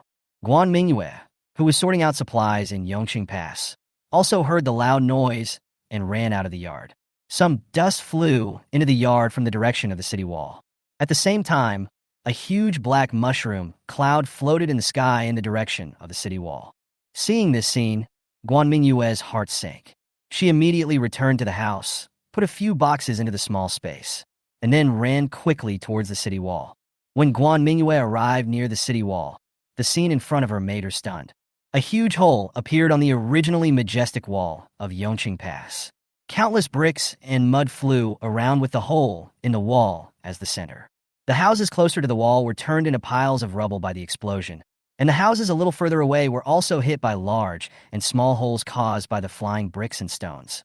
Many wounded soldiers and civilians were trapped under the bricks and stones, and the scene was in chaos. Guan Mingyue has seen many battles since she traveled to this world, but she was still a little surprised to see such amazing destructive power. In this era, there are weapons that are more powerful than Black Gold Thunder. At the same time, she felt extremely worried because the huge hole had torn the city wall apart, and Mingyue, the commander-in-chief of the Jinshi army, was personally commanding the defense of the city on the wall. Thinking of this, Guan Mingyue immediately ran up to the city wall regardless of the danger. The situation on top of the city wall was not much better than below, with corpses and wounded people crowded together on the wall. Fortunately, the coalition forces had not attacked at this time. Otherwise, these wounded would have become living targets for the coalition archers. Mingyue. Shouts and howls came from the city wall one after another, and Guan Mingyue had to shout Mingyue's name at the top of her voice. Chapter 130, Heavenly Silk Clothes. There was a lot of noise on the city wall, with cries for help and groans. Guan Mingyue shouted until her throat was almost hoarse, but she still received no response from Mingyue. Helplessly, she could only ask the soldiers around her, but the reply she got was that they had not seen Mingyue either. Looking at the injured soldiers around her, Guan Mingyue felt increasingly cold in her heart. She made her way through the crowd and came to the huge gap in the city wall. The gap seen from the top of the city wall was even more shocking. You know, Yongqing is the border between Jinshi army and Dingbei army, and the city defense fortifications are very solid. The thickness of the city wall of Yongqing alone is 8 meters, which can accommodate 2 carriages running side by side on it, and the height of the city wall is more than 10 meters. However, even such a thick and high city wall was blown into a penetrating gap. Not a single brick in the 8-meter-thick city wall from outside the city to inside the city was intact. Guan Mingyue looked down through the thick smoke at the gap. Countless bricks were scattered around the explosion site, burying countless soldiers of the Jinshi army. Suddenly, a touch of red silk caught Guan Mingyue's attention. The military uniforms of the Phoenix dynasty are all blue in color, and red satin is only used by Guan Mingyue. Before the battle, Guan Mingyue specially tied a piece of silk around Mingyue's arm. Now that this piece of silk appeared here, Guan Mingyue immediately thought that Mingyue must be buried under the bricks. Thinking of this situation, Guan Mingyue ran to the bottom of the city wall like crazy and tried to dig out the bricks with his bare hands. At the same time, in a ruin near the explosion site outside the city, Mingyue shook off the dust on her body and slowly stood up. But before she could stand up, the thick black smoke around her made her kneel down on the ground involuntarily. Cough, cough, cough. After coughing violently, Mingyue pulled off the armor on his chest to check his injuries. She originally thought that she would definitely die after being hit by the explosion and falling from the more than 10-meter-high wall, but she didn't expect that she could still survive. It turned out that Mingyue had just walked to the top of the city wall where the boxes were located before the explosion. The huge impact force directly lifted the entire city wall upwards.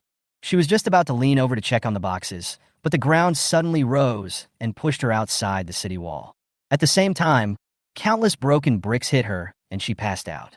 However, it didn't take long for Mingyue to wake up from the pain.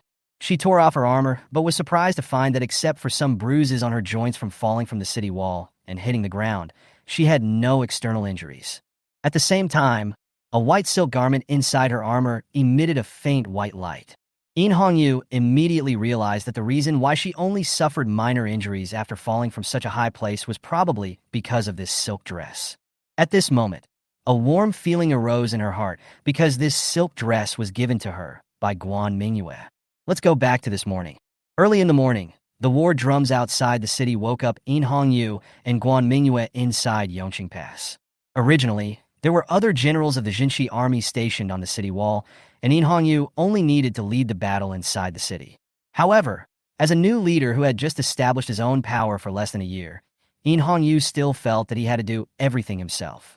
So she immediately put on her armor and prepared to go to the city wall to meet the enemy together with the soldiers of the Jinshi army. Guan Mingyue naturally couldn't sleep either. She got up from the bed, mumbling, rubbing her sleepy eyes, and looking at In Hongyu, who was already wearing armor in front of her. "Sister Mingyue, do you want to sleep a little longer?" In Hongyu saw Guan Mingyue sitting up, walked up, and pinched Guan Mingyue's nose. Guan Mingyue quickly slapped In Hongyu's hand away and said, "Sister, are you sure you can repel the coalition forces?" Although the strength of the two sides was almost the same and the Jinshi army had a solid city wall, Guan Mingyue still felt uneasy. Moreover, her right eyelid had been twitching since a while ago, and she was afraid that something bad might happen. In Hongyu smiled and said, "Don't worry, sister. With the defense of Yongqing Pass and your teleportation device that can continuously transport food and grass from outside, the coalition forces will have to demolish the walls of Yongqing Pass if they want to capture it." After hearing In Hongyu's words, Guan Mingyue felt slightly relieved. But just in case, Guan Mingyue took out a piece of clothing from the small space and handed it to In Hongyu. In Hongyu took the clothes and looked at them. The appearance of this dress is no different from ordinary clothes, but the feel of it is very different from ordinary clothes. Not only can the weaving texture of the clothes not be felt, but a hint of coldness can be felt from the fingertips. In Hongyu looked at Guan Mingyue in confusion. She didn't understand why Guan Mingyue would hand her such a piece of clothing. Guan Mingyue naturally knew that the clothes she took out were the Tiankin silk clothes that the system rewarded after completing the task chain for the first time, and she had also read the instructions that this clothes can effectively deal physical damage as long as it is worn. Originally, Guan Mingyue planned to wear it herself when she retired after completing the task of helping In Hongyu become emperor. But now she has changed her mind. However, in order to prevent In Hongyu from taking risks, Guan Mingyue did not tell In Hongyu the function of the dress. She only told In Hongyu that this was a custom in her hometown, which meant winning the battle. In Hongyu naturally did not question Guan Mingyue's words. He immediately took off his armor and put on the Tiankin silk clothes. Time goes back to the present. It was because of the function of the Tiankin silk clothes that In Hongyu did not suffer fatal injuries even after falling from a city wall more than 10 meters high. However, although no one was hurt, the current situation was very unfavorable for In Hongyu. She leaned over and looked at the city wall of Yongqing Pass. A shocking gap appeared on the solid city wall. You know, the reason why Yongqing Pass became the first pass on the border between the Jinshi army and the Dingbei army was entirely due to its indestructible city walls and the fortifications on the walls. But now, a gap was torn in this solid defense. Without the barrier of the city wall, Yongqing Pass lost more than half of its defensive function. In Hongyu's original plan to use the two advantages of Yongqing Pass's reinforced defense and Guan Mingyue's continuous supply of food and grass to resist the coalition's attack was no longer possible. Hateful. In Hongyu knocked the ground hard. Chapter 131, The Allied Forces Offensive.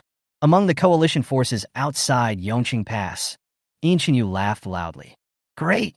The small country in southern Xinjiang actually has something with such powerful, destructive power. Fortunately, it has fallen into our hands. This time when we attack the Jinshi army, our coalition forces will definitely win." Then he turned his head with a gloomy expression and looked back at the coalition camp and whispered, "My dear third brother, after we capture the sixth sister, it will be your turn. None of the Beichuan family forces who came with you will be able to leave alive." In Hongyu is naturally not a simple person since he was able to gain the support of the Dingnan army. He also has the ambition to dominate the Phoenix dynasty. Therefore, from the moment he joined forces with the Beichuan family to attack the Dingbei army, he had already included the elimination of the Beichuan family in his plan. So when In Hongyu refused to attack Yongqing Pass yesterday under the pretext that his soldiers were unwell, although he was very angry, he did not do anything out of line. The purpose of doing so was nothing more than to paralyze In Hongyu, so that Guan Mingyue would continue to lead the Beichuan family's troops to follow him and go deep into the hinterland of the Jinshi army under the pretext of destroying the Jinshi army. Back to the present, after Guan Mingyue finished speaking, he immediately ordered the troops that had retreated from Yongqing Pass to immediately get ready and march towards Yongqing Pass again. Without the protection of the city walls, Yongqing Pass is like a piece of white paper that can be torn at any time. At this moment, outside the city wall of Yongqing Pass, Guan Mingyue looked at the coalition forces that were attacking Yongqing Pass again with a bitter look on her face. She originally thought that relying on the solid city defense of Yongqing Pass could resist the coalition forces' attack, but she never expected that the coalition forces could actually blow up the city wall directly. Now, without the protection of the city walls, Yongqing Pass could not withstand the attack of the coalition forces at all. Guan Mingyue wanted to stand up and organize the soldiers and civilians in the city to fill the gap together, but as soon as she stood up, she felt a sharp pain in her chest. It turned out that although the Tianquan silk clothes helped her to resist external injuries, the impact of falling from the city wall more than 10 meters high still caused very serious internal injuries. Puff! Guan Mingyue spat out a mouthful of blood, which made her chest feel better, but the pain still made it difficult for her to move. At this moment, Guan Mingyue vaguely heard someone calling her name, accompanied by the sound of turning over bricks. She immediately recognized it as Guan Mingyue's voice and was moved. Originally, Guan Mingyue was supposed to stay in the city to sort out military rations and supplies, but now she appears here obviously because she is worried about Guan Mingyue. Thinking of this, Guan Mingyue endured the pain and responded to the voice, "I'm here." Soon, a head cautiously poked out from behind the collapsed brick wall. Guan Mingyue was covered in dust at this moment, and her originally fair hands now had many scars. She also saw that the coalition forces were heading towards Yongqing Pass again, but she did not give up looking for Guan Mingyue in the ruins. Fortunately, her hard work paid off. Near the outer edge of the city wall, she vaguely heard Guan Mingyue's voice. The voice was very faint and came from the ruins outside the wall. Because of the coalition's attack just now, there are still many wounded coalition soldiers outside the city wall of Yongqing Pass. Among them, there may be many coalition soldiers who are able to move. It may be dangerous to go out at this moment. Moreover, because Guan Mingyue suffered internal injuries, his voice was a little hoarse. Guan Mingyue was not sure for a moment whether the voice was Guan Mingyue's. However, Guan Mingyue was determined not to miss any clues, so she carefully explored the ruins outside the city wall. Fortunately, there were no coalition soldiers in the ruins outside the city wall at this moment. Guan Mingyue came to the outside of the city very easily, and then found Guan Mingyue half kneeling on the ground in the ruins. Although Guan Mingyue did not suffer any external injuries because of the protection of the Tianquan silk clothes, Guan Mingyue was not clear about the quality of the Tianquan silk clothes. When she saw Guan Mingyue half kneeling on the ground, she knew that Guan Mingyue was seriously injured, and she cursed the system 100 times in her heart. "Sister, how are you?" Guan Mingyue hurried over to Guan Mingyue and looked at him with concern. "I'm fine. Why did you come out? It's dangerous here." Guan Mingyue stood up with the help of Guan Mingyue. She reached out and tidied up Guan Mingyue's messy hair, then looked into the distance. The Dingnan army's formation has been reassembled, and in a few minutes they will attack Yongqing Pass again. Guan Mingyue also saw this situation. She knew that the Jinshi army could not do without Guan Mingyue as its commander, so she hurriedly supported Guan Mingyue and walked into the city. The situation in the city is now slightly better than before. Some generals of the Jinshi army have arranged personnel to start plugging the gap created by the explosion, and the wounded affected by the explosion have been transferred to a safe place. Chao Zhe was overjoyed to see Guan Mingyue appear again, and hurriedly walked up to Guan Mingyue to report the situation. "Your Highness, I have organized people to repair the gap, but I am afraid that I will not be able to completely block the gap before the coalition forces attack." Guan Mingyue glanced at the gap in the city wall. She also knew that it would be impossible to repair this level of damage in a short period of time. However, compared to this, she was more worried about whether the coalition forces still had that kind of weapon. If so, then even if the city wall was repaired again, it would be of no avail. So she ordered everyone to pay attention to the carts among the coalition forces and to report immediately if they found any mysterious wooden boxes on the carts. After arranging all this, Guan Mingyue, with the help of Guan Mingyue, came to the city wall again. Guan Mingyue felt distressed when she saw Guan Mingyue still commanding at the front line. Seeing Guan Mingyue's frivolous steps, she immediately took out the wheelchair she had used to sit in from the small space. Although Guan Mingyue no longer needs to use a wheelchair, she still keeps it. She didn't expect it to come in handy now. She pushed the wheelchair behind Hongyu, and then gently pressed Hongyu onto the wheelchair. Hongyu didn't expect Guan Mingyue to take out a wheelchair for her to sit in. This feeling made her feel a little embarrassed. She wanted to stand up, but Guan Mingyue pushed her down again. Guan Mingyue said with a smile, "Sister, please sit down. I will be your legs now." Seeing Guan Mingyue's firm attitude, Hongyu didn't want to reject her good intention, so he sat in the wheelchair obediently. Since Hongyu could not observe the entire situation on the battlefield after sitting in the wheelchair, she and Guan Mingyue came to the highest point of an arrow tower on the city wall. This is the commanding point of the battlefield, overlooking the entire city defense operation. At this time, the coalition forces' attack had started again, and they were concentrating on attacking the gap that had been blown open. Chapter 132, I will be your eyes and mouth. The situation is urgent, and Hongyu is seriously injured and cannot directly participate in the command, but the city defense operation cannot be without on-site command. Hongyu called several generals together and said, "Everyone, the city wall has been breached, and I am seriously injured and cannot command the battle directly. I will temporarily hand over the Tiger Talisman to Guan Mingyue. All city defense operations will proceed according to the original plan. If there is any change in the war, you will follow Guan Mingyue's command." Guan Mingyue was stunned when she heard that Hongyu was going to hand over the combat command to her. She originally thought that Hongyu summoned the generals to arrange the subsequent combat plan, and she never expected that Hongyu wanted to hand over the command of this operation to her. She quickly touched Hongyu's forehead and said, "Sister, have you been blown crazy? How can I command the battle?"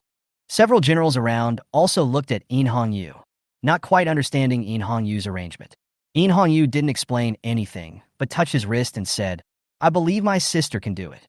Guan Mingyue originally didn't know why Hongyu asked her to command the battle, but when she saw Hongyu's actions, she understood. Love heart bracelet.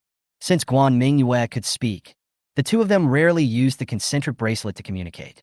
Now that Hongyu was seriously injured and could not personally command the battle on the battlefield, he could use the function of the concentric bracelet to remotely command the battle. In the past, Hongyu took Guan Mingyue to fight on the battlefield. Now it is Guan Mingyue's turn to serve as Hongyu's eyes and mouth and command the battle on the battlefield. After understanding Hongyu's thoughts, Guan Mingyue no longer refused. She took the Tiger Talisman from Hongyu's hand, raised it high, and said, "All soldiers, listen to my orders and resist the enemy according to the tactics arranged by the 6th Prince in advance." Yes, all the generals received the order, and no one objected. Of course, this was not Guan Mingyue's prestige, but although Hongyu temporarily handed over the command to Guan Mingyue, Hongyu had actually arranged the entire city defense plan in advance. And although the command was in Guan Mingyue's hands, Hongyu was still in Yongqing Pass. With the backbone, the generals did not have so many concerns. So Guan Mingyue went down to the top of the city wall, surrounded by generals. At this point, the battle had already reached a fever pitch. The coalition forces were rushing frantically towards the gap in the city wall, while the defenders of Yongqing Pass were using all available materials to try to block the gap. Even the beams of nearby houses were dismantled and piled at the gap. At the same time, the defenders on the city walls were trying their best to stop the coalition forces' attack. When Guan Mingyue saw this, she realized that the most important thing now was to plug this gap. But the soldiers were too slow to carry stones to fill the gap. She synchronized this situation to Hongyu through the concentric bracelet. At this time, Hongyu was sitting in a wheelchair in the arrow tower. She was not just standing there, but observing the situation on the entire battlefield. Now all the coalition forces are concentrating towards the gap, intending to use their numerical advantage to break through the gap in the city wall. However, Hongyu had already anticipated this situation. When planning before the war, Hongyu had already listed several worst-case scenarios, including the scenario where the coalition forces used unconventional means to damage the walls of Yongqing Pass. So she told Guan Mingyue through the love bracelet to let Xiao Zhe act according to the plan. At this time, Xiao Zhe was commanding his soldiers to fight at the gap in the city wall. After hearing Guan Mingyue's order, he immediately understood and asked his men to drag over several kerosene barrels. It turned out that in the contingency plan that Hongyu had prepared in advance, if the city wall was damaged and the situation was critical, he could use kerosene to build a firewall at the gap in the city wall. A wall of fire can block the advance of infantry and the charge of cavalry. When the situation is critical, we can completely slow down the enemy's attack. Sure enough, after several kerosene barrels were pushed down, a wall of fire immediately formed at the gap in the city wall. At the same time, the attack of the coalition forces was halted due to the existence of the wall of fire. At this moment, on the coalition side, Mingyue also saw that his troops' offensive pace had stalled, and he angrily yelled, "You bunch of rubbish! Quickly, push the remaining boxes out. I'm going to blow down the wall of Yongqing Pass today." Mingyue sat in a high place so he could see far. When the coalition forces pushed out the boxes again, she spotted it immediately. Having suffered a loss last time, she must not let the coalition's plan succeed this time. She quickly informed Guan Mingyue through the love bracelet. Guan Mingyue was at the gap in the city wall at this moment. After hearing Mingyue's reminder, she hurriedly looked into the distance. Sure enough, the coalition forces were escorting several boxes towards the city wall. Moreover, this time the enemy's protection of these boxes is obviously tighter than the last time. Not only are there shields in the front for defense, but there are also soldiers following behind. Once the soldier pushing the boxes falls, other soldiers will take their place. All soldiers, listen up. Focus on killing the soldiers escorting the wooden boxes. Do not let them get close to the city wall. Guan Mingyue gave the order immediately. So the archers fired thousands of arrows at once. Although one round of volleys slowed down the speed at which the wooden boxes approached, it was unable to completely eliminate the enemies. Hateful. Guan Mingyue gritted her teeth and thought about countermeasures. At this moment, the wooden box that was blocked in the previous attack of the coalition forces suddenly exploded under the action of kerosene. The powerful impact shook Guan Mingyue left and right. After finally standing firm, Guan Mingyue felt a sinking feeling in her heart. It's over now. There's probably another gap in the city wall. But when she checked the surroundings, she found that there was no new gap in the city wall except the previous one. Guan Mingyue was delighted. She didn't expect that the wall of Yongqing Pass was so strong. As long as the wooden boxes didn't explode too close to the wall could withstand the impact of the explosion. That being the case, Guan Mingyue immediately ordered that all the kerosene be dragged out and poured on the road where the soldiers escorting the wooden boxes were advancing. Since we can't stop them, let's detonate the wooden boxes in advance to prevent them from approaching the city walls. As expected, under the effect of this move, the newly pushed-out wooden boxes were quickly detonated. At the same time, the explosion on the ground also caused heavy losses to the coalition forces. However, there is always a loophole in a perfect plan. Just as Guan Mingyue was rejoicing that her plan had succeeded, a huge explosion with rubble sounded from a distant city wall. A gap was blown in the city wall, which was more than 10 meters wide. In the coalition, Mingyue saw another breach in the city wall. He slapped his thigh and said with a smile, "Good, good. After today, Yongqing Pass will no longer exist." Chapter 133, Assassination. Sister, what should we do? Another hole has been blown in the west wall. Guan Mingyue rushed towards the newly created gap while contacting Mingyue through the concentric bracelet. Yes, I saw it too. Go over and take a look at the details. Although Mingyue also saw the gap in the city wall, due to the perspective problem, he could not see the specific situation below the wall. Good. Guan Mingyue hurried to the gap. When the smoke cleared, a gap of about 10 meters appeared on the wall, but this gap was in better condition than the previous one. The explosion seemed to have first collapsed the lower half of the wall, and then the upper half of the wall collapsed completely, just blocking the gap created by the explosion. Although the situation is better than the previous gap, due to the collapse, the city wall in this area is about 10 meters lower than the surrounding city walls. Guan Mingyue told Mingyue about this situation. Mingyue breathed a sigh of relief, and then told Guan Mingyue to continue filling the gap with the firewall. In this way, the battle continued until the evening, and Yongqing Pass remained strong. Damn it, damn it, damn it. After returning to the tent, Mingyue kicked over the follower beside him. Then, feeling unsatisfied, he kicked over the weapon rack beside him. At this time, a mocking voice was heard.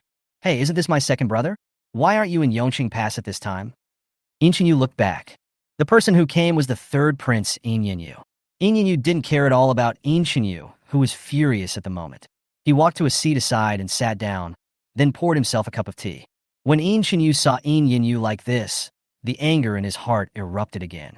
He rushed forward, grabbed Mingyue's collar, and said, Mingyue, if your army hadn't avoided the battle, we would have taken Yongqing Pass today. Yin Yinyu grabbed Yin Xinyu's wrist and took his hand away from his collar, then said smugly, "Fortunately, my troops didn't go into battle today. Otherwise, I wouldn't have known that you were hiding that kind of weapon." He was very glad that he did not send his troops into battle under the pretext of acclimatization. If he had gone into battle, and his troops were almost defeated by the Jinshi army, if Yin Xinyu took out weapons powerful enough to blow up the city walls, then their Beichuan army might have been destroyed here. Although the Beichuan family's troops are now cooperating with the Dingnan army to attack the Jinshi army, the two sides are still wary of each other behind the scenes. Yin Xinyu looked unhappy. He originally wanted to let the Beichuan army and the Jinshi army fight each other, and then defeat the Jinshi army and the Beichuan army in one fell swoop when the time was right. However, because he acted too hastily and took out his secret weapon first, the current situation became very passive. He said in a deep voice, "Let's not blame each other. Our army is here now. Taking down the Jinshi army is our primary goal. We can settle our accounts later." Hearing Yin Xinyu surrender, Yin Yinyu also followed suit. He said, "Okay, actually I've already sent assassins from the Beichuan army to sneak into Yongqing Pass through the city wall that was blown up during the day. If nothing unexpected happens, they have already taken action now." At the same time, in Yongqing Pass, after a day of defensive fighting, the soldiers were very tired. Fortunately, thanks to Mingyue's existence, there are sufficient supplies in Yongqing Pass. Yin Hongyu looked at the coalition camp outside the city and called Chao Zhe again, preparing to send Chao Zhe's troops to harass the coalition camp again. After receiving the order, Chao Zhe immediately went to gather the troops. After he left, Guan Mingyue walked to Yin Hongyu and put a coat on him. Yin Hongyu is still sitting in a wheelchair at this moment. The injuries she suffered during the day make it impossible for her to walk on her own for the time being. She gently patted Guan Mingyue's hand on her shoulder and said, "Thank you for your hard work today."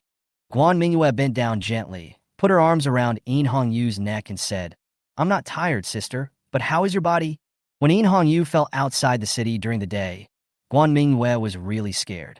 Fortunately, she had dressed Yin Hongyu in silk clothes in advance to protect him from external injuries. But after all, he fell from a city wall more than 10 meters high, and there were still many bruises on his body. "Why? Are you worried about me?" "Don't worry, I'm a martial artist, and I'm used to these little bumps and bruises. The city wall is slightly cool at night. Sister, let me help you go and rest." "Good." After saying that, Guan Mingyue pushed Yin Hongyu's wheelchair back. However, after taking a few steps, Yin Hongyu raised his hand to stop Guan Mingyue. She found that the city wall, where there was a sentry post every 5 meters, was now unusually quiet, with only some crackling sounds from burning torches. Yin Hongyu had good eyesight, and she immediately noticed a man dressed in black standing behind the torch. "Who is it?" The man in black was discovered and had to walk out from behind the fire. His face was covered, leaving only his eyes visible. He was wearing a black tights. He moved without any delay and had no weapons on him except a dagger. After the man in black came out, he didn't say anything, but just stood at a safe distance and looked at Yin Hongyu and Guan Mingyue. But the murderous aura emanating from him was like a substance, stirring up the flames of the torches around him. "Assassin!" Yin Hongyu blurted out, and Guan Mingyue immediately stood in front of Yin Hongyu. "Elder sister?"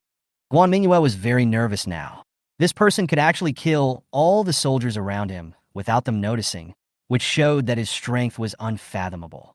Moreover, Yin Hongyu was still injured and unable to fight, so the only one who could take action was Guan Mingyue.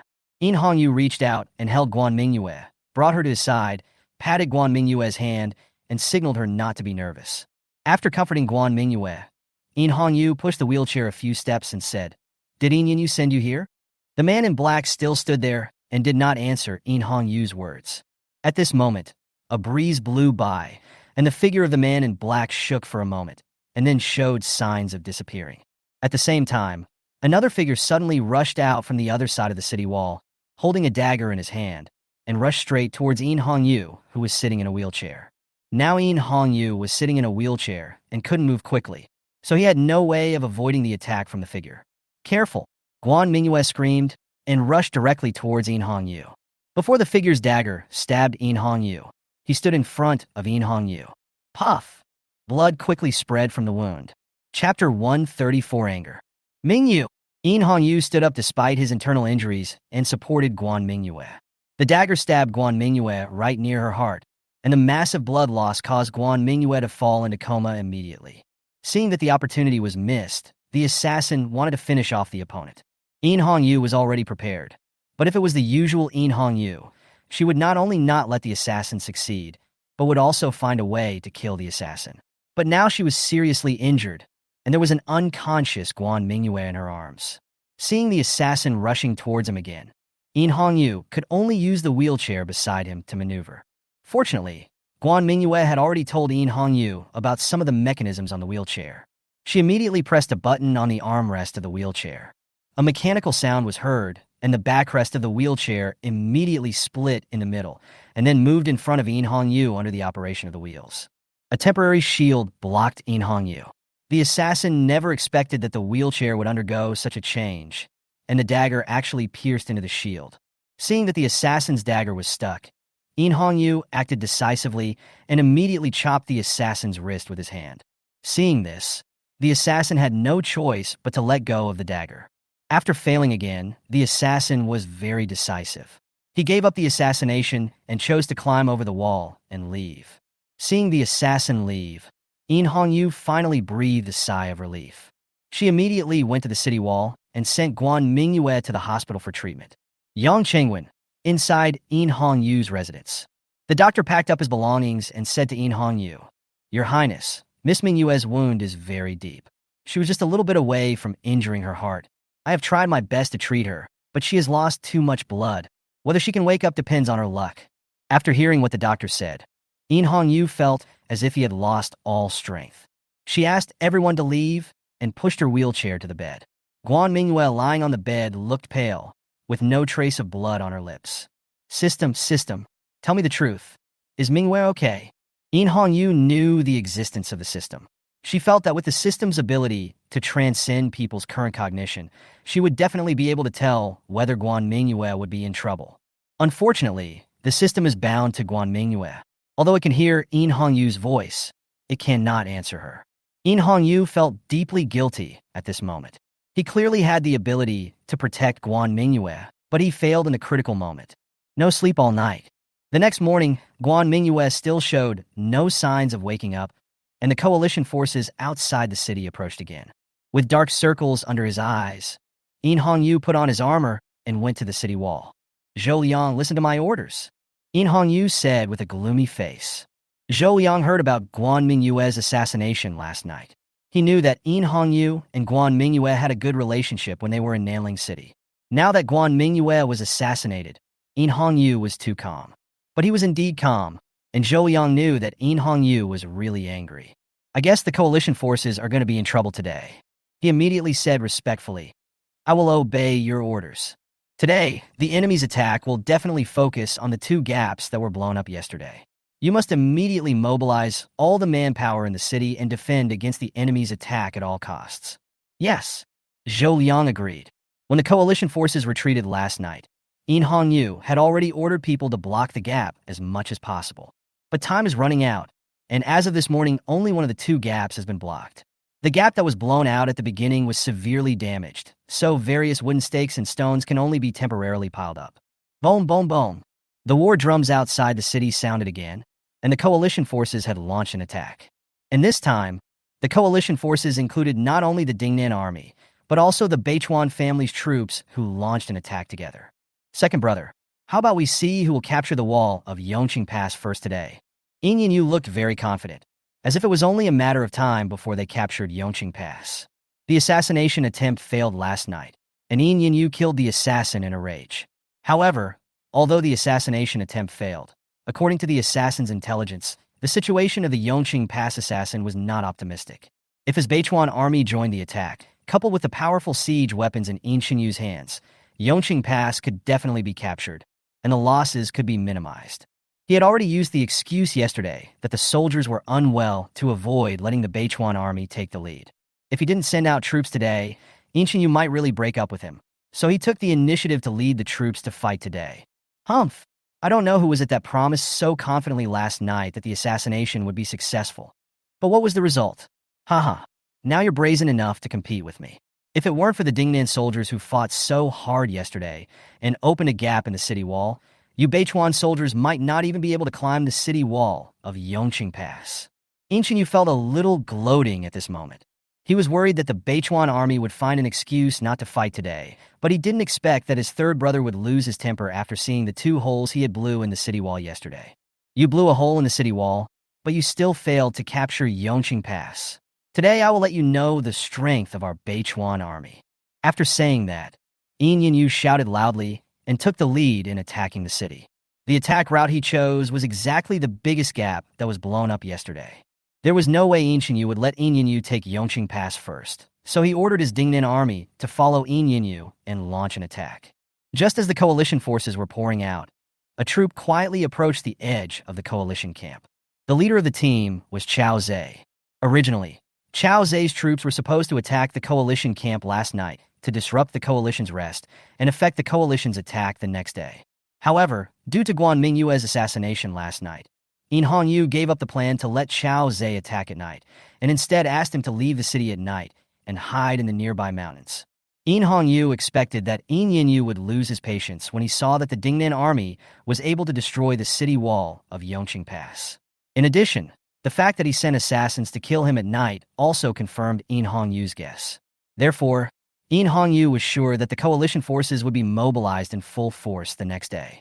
So she canceled the plan to attack the coalition forces at night, and instead asked Chao Zhe to lead his troops to lie in ambush, waiting for the coalition forces to come out in full force to attack Yongqing Pass, and then take the opportunity to destroy the coalition camp. No matter what, the coalition forces are fighting a long-distance battle, and once their logistical supplies are destroyed, their combat effectiveness will certainly be greatly reduced. And because Guan Mingyue was assassinated, Yu did not intend to leave any chance for the coalition forces. She planned to fight a decisive battle with the coalition forces today. Sure enough, when Chao Zhe's troops appeared near the coalition camp, there were only a few hundred people left in the camp. Under Chao Zhe's attack, no resistance was completely wiped out. Hurry, don't linger, burn everything that can be burned. Chapter 135, Decisive Battle. Boom! A huge explosion was heard from the coalition camp. The coalition forces that were originally rushing towards Yongqing Pass paused. Yu roared with a ferocious look on his face. Damn it, someone is attacking the camp. Yu also looked back at his coalition camp with a ferocious face. He could tell that what had just exploded were the siege weapons he had stored in the camp. Only those things can make such a huge explosion. Now that those things have been blown up, they have one less means of attacking the city. Hateful, he cursed loudly. The 2 men thought that a breach had been blown into the city wall of Yongqing Pass, and no matter how powerful the Jinshi army was, they would not dare to send out ambush troops out of the city. Moreover, both of them thought that they would be able to capture Yongqing Pass today and set up camp in the city at night, so they did not send anyone to guard the camp. This is also the reason why Chao Zhe was able to successfully launch a surprise attack on the Allied camp. Now the coalition forces face a choice, that is, to continue attacking Yongqing Pass or to go back to defend the camp. They can only choose one of these 2 options. After all, although the coalition forces have nearly 300,000 troops, once they fight on 2 fronts, their combat effectiveness will inevitably be dispersed, which may result in neither side achieving the desired effect. Yu and Yu are not stupid either. The 2 men acted decisively and immediately led the coalition forces to continue attacking Yongqing Pass. As long as Yongqing Pass is captured, what does it matter if the Allied camp is destroyed? Yu stared at the movements of the coalition forces outside the city, muttering, "Second brother, third brother, I wanted to let you know that Yongqing Pass cannot be conquered for a long time, and you should retreat, but you should never attack Mingyue. Pass my order. Light the kerosene." Following Yu's order, blazing flames burned on the walls of Yongqing Pass. Fall! Yu seized the opportunity and ordered the dumping of kerosene. In an instant, the entire city wall was covered with burning flames, as if the entire Yongqing Pass was in a fire. The coalition forces did not expect the Jinshi army to defend so resolutely. The soldiers who originally planned to set up ladders were obstructed by kerosene and smoke, and they spent a lot of manpower to set up 2 ladders. This amount of force cannot pose any threat to the city walls of Yongqing Pass. Of course, the coalition forces were not stupid. When they saw that the ladders had no effect, they completely gave up on them and put all their forces into the 2 gaps that were blown out. Although a gap had been reported to Yu, who ordered it to be repaired overnight, It was, after all, a repaired city wall, and its strength was far inferior to the original one. Moreover, there are many protrusions on the repaired city wall, which makes it easier for soldiers to climb. The coalition forces were determined to make a desperate move this time. Soon, the garrisons at the two gaps sent emergency messages. Zhou Liang, go to the gap in the east and take command. No matter what the cost, just hold on for today. Tomorrow is when we will attack. Yes, the fighting was fierce that day. The Jinshi army was trying to defend its own gates, while the allied forces had no way to retreat. So the two sides fought until the evening without a clear winner. The fire illuminated the entire city wall of Yongqing Pass. In Hongyu did not sleep all night. She swung her sword and killed a Beichuan soldier who climbed up the city wall via a ladder, then looked towards the sky. A hint of paleness had already appeared on the mountaintops in the distance. Seeing this scene, In Hongyu showed a smile. She shouted, "Pass my order. Open the city gates. Kill the enemy." Chao Zhe didn't understand the reason behind In Hongyu's order. Originally, it was already very difficult for them to rely on the city walls to defend against the coalition forces' attack, but now In Hongyu asked him to open the city gate and go out of the city to fight the enemy. But he was just a general and could only obey In Hongyu's orders. Soon the city gate was opened, and In Hongyu led a cavalry force and rushed into the coalition forces first. The coalition forces were stunned by the cavalry charge. Originally, their main force in attacking the city was infantry, but now the enemy suddenly stuffed the cavalry into these infantry, which is simply like cutting leeks. They saw the cavalry rushing straight towards In Chinyu and In Yinyu. In Chinyu panicked and shouted quickly, "Protect the emperor! Protect the emperor!" However, before anyone could protect him, an arrow pierced through his arm. In Chinyu fell off his horse in response. In Yinyu, who was standing by, saw In Chinyu fall off his horse and ran towards the soldiers of the Beichuan army without any hesitation. "Stop her! Stop her!" The Beichuan army immediately surrounded the cavalry led by In Hongyu. Although the cavalry's charge was invincible, the horses would eventually run out of strength. So facing the Beichuan army that surrounded them in layers, In Hongyu and his men were caught in a tough battle. Seeing the urgent situation, Chao Zhe shouted loudly, "Your Highness, please return to the city immediately. I will hold you here." However, In Hongyu said, "No need." She looked towards the east. At this time, an army holding a flag with the Chinese character Guan, rushed over from the east, and at the same time, an army holding a flag with the Chinese character Ding rushed out from the valley in the north. When Chao Zhe saw the two armies, he was shocked at first. Then he said with surprise, "Your Highness, it is General Ding Chongqing's army, but the army with the word Guan written on the flag, could it be?" In Hongyu smiled and said, "Yes, it is Guanzhong City in Jingwa Mansion."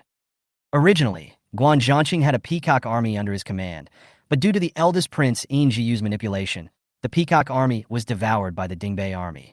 Therefore, Guan Zhongqing organized some of the remnants of the peacock army and some newly joined soldiers to form a new Guan family army. Now with the joining of the two armies, the situation on the battlefield has completely tilted towards In Hongyu's side. The morale of the Jinshi army was high. In Hongyu shouted, "Soldiers, follow me and charge into battle."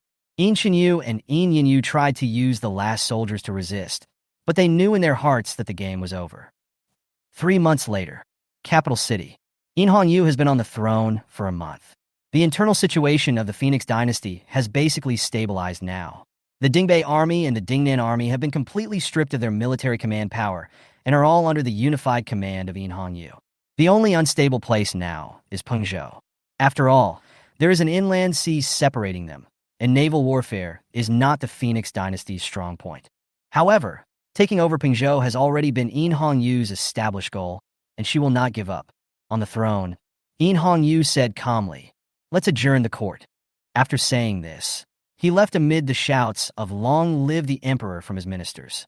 After In Hongyu retired from court, he went straight to a specially built small courtyard in the harem. In Hongyu pushed open the door. There were 3 people standing inside. One was the imperial physician, and the other 2 were Xiaochun and Xiaoxia. When the 3 men saw In Hongyu, they were about to pay their respects, but were stopped by In Hongyu. In Hongyu walked past them to the bedside, gently grabbed the hand of the person on the bed, and asked without turning his head, "How is Mingyue?" Chapter 136, Where do you want to go? "I'll go with you." The imperial physician said cautiously, "Your Majesty, Miss Guan's injuries should have recovered long ago. I don't know why she hasn't woken up yet. This imperial physician has been responsible for Guan Mingyue's injuries since In Hongyu came to Beijing. After hearing the imperial physician's words, In Hongyu waved his hand and asked the other three to leave. She and Guan Mingyue were the only ones left in the room. In Hongyu didn't say anything either, just sat quietly beside Guan Mingyue's bed. Since ascending the throne, he has been busy with state affairs. The Phoenix dynasty has just experienced war, and there's a lot to be done. There are so many memorials from all over the country that he can't approve them all. But In Hongyu still takes an hour every day to visit Guan Mingyue. An hour later, In Hongyu left the yard. The surroundings returned to silence. Guan Mingyue on the bed suddenly opened her eyes and looked around carefully. After making sure that there was no one around, he sat up from the bed. At this time, Xiaochun and Xiaoxia secretly pushed open the door. "Miss, we brought you food." The two men opened the door and put a roast chicken and some pancakes on the table. Guan Mingyue immediately got out of bed and came to the table. "If you don't come, I'll starve to death." It turned out that Guan Mingyue had woken up 3 days ago, but she gave up when she knew that In Hongyu had ascended to the position of Empress. The system allowed her to choose whether to return to the world before the time travel or to continue staying here. Of course, she chose to stay here. "But if I stay here, I will be watched by In Hongyu every day." It would have been fine if Guan Mingyue had difficulty with her hands and feet before, but now that her hands and feet are healed, her little thoughts have taken over again. Xiaochun said, "Miss, are you really going to leave the palace?" Guan Mingyue stuffed the roast chicken in her mouth and said, "Don't worry, I'm not coming back. I'll come back when I'm tired of playing."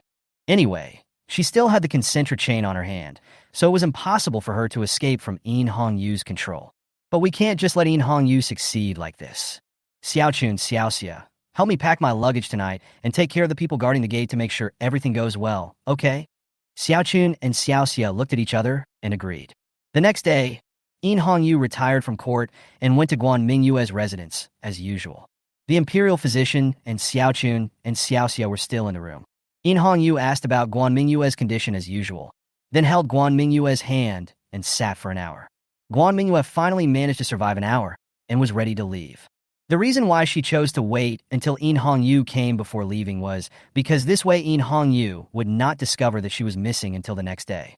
After In Hongyu left, Guan Mingyue immediately called Xiaochun and Xiaoxia over. "Miss, everything you ordered is here." Xiaochun handed a package to Guan Mingyue. Guan Mingyue took it and took a look. After confirming that there were quite a few things, she put them all into the small space. It is a necessary small space for home and travel, and is perfect for her to travel. Guan Mingyue left as soon as she said she would. She flung open the door. The next second, she bumped head-on into a pair of softness.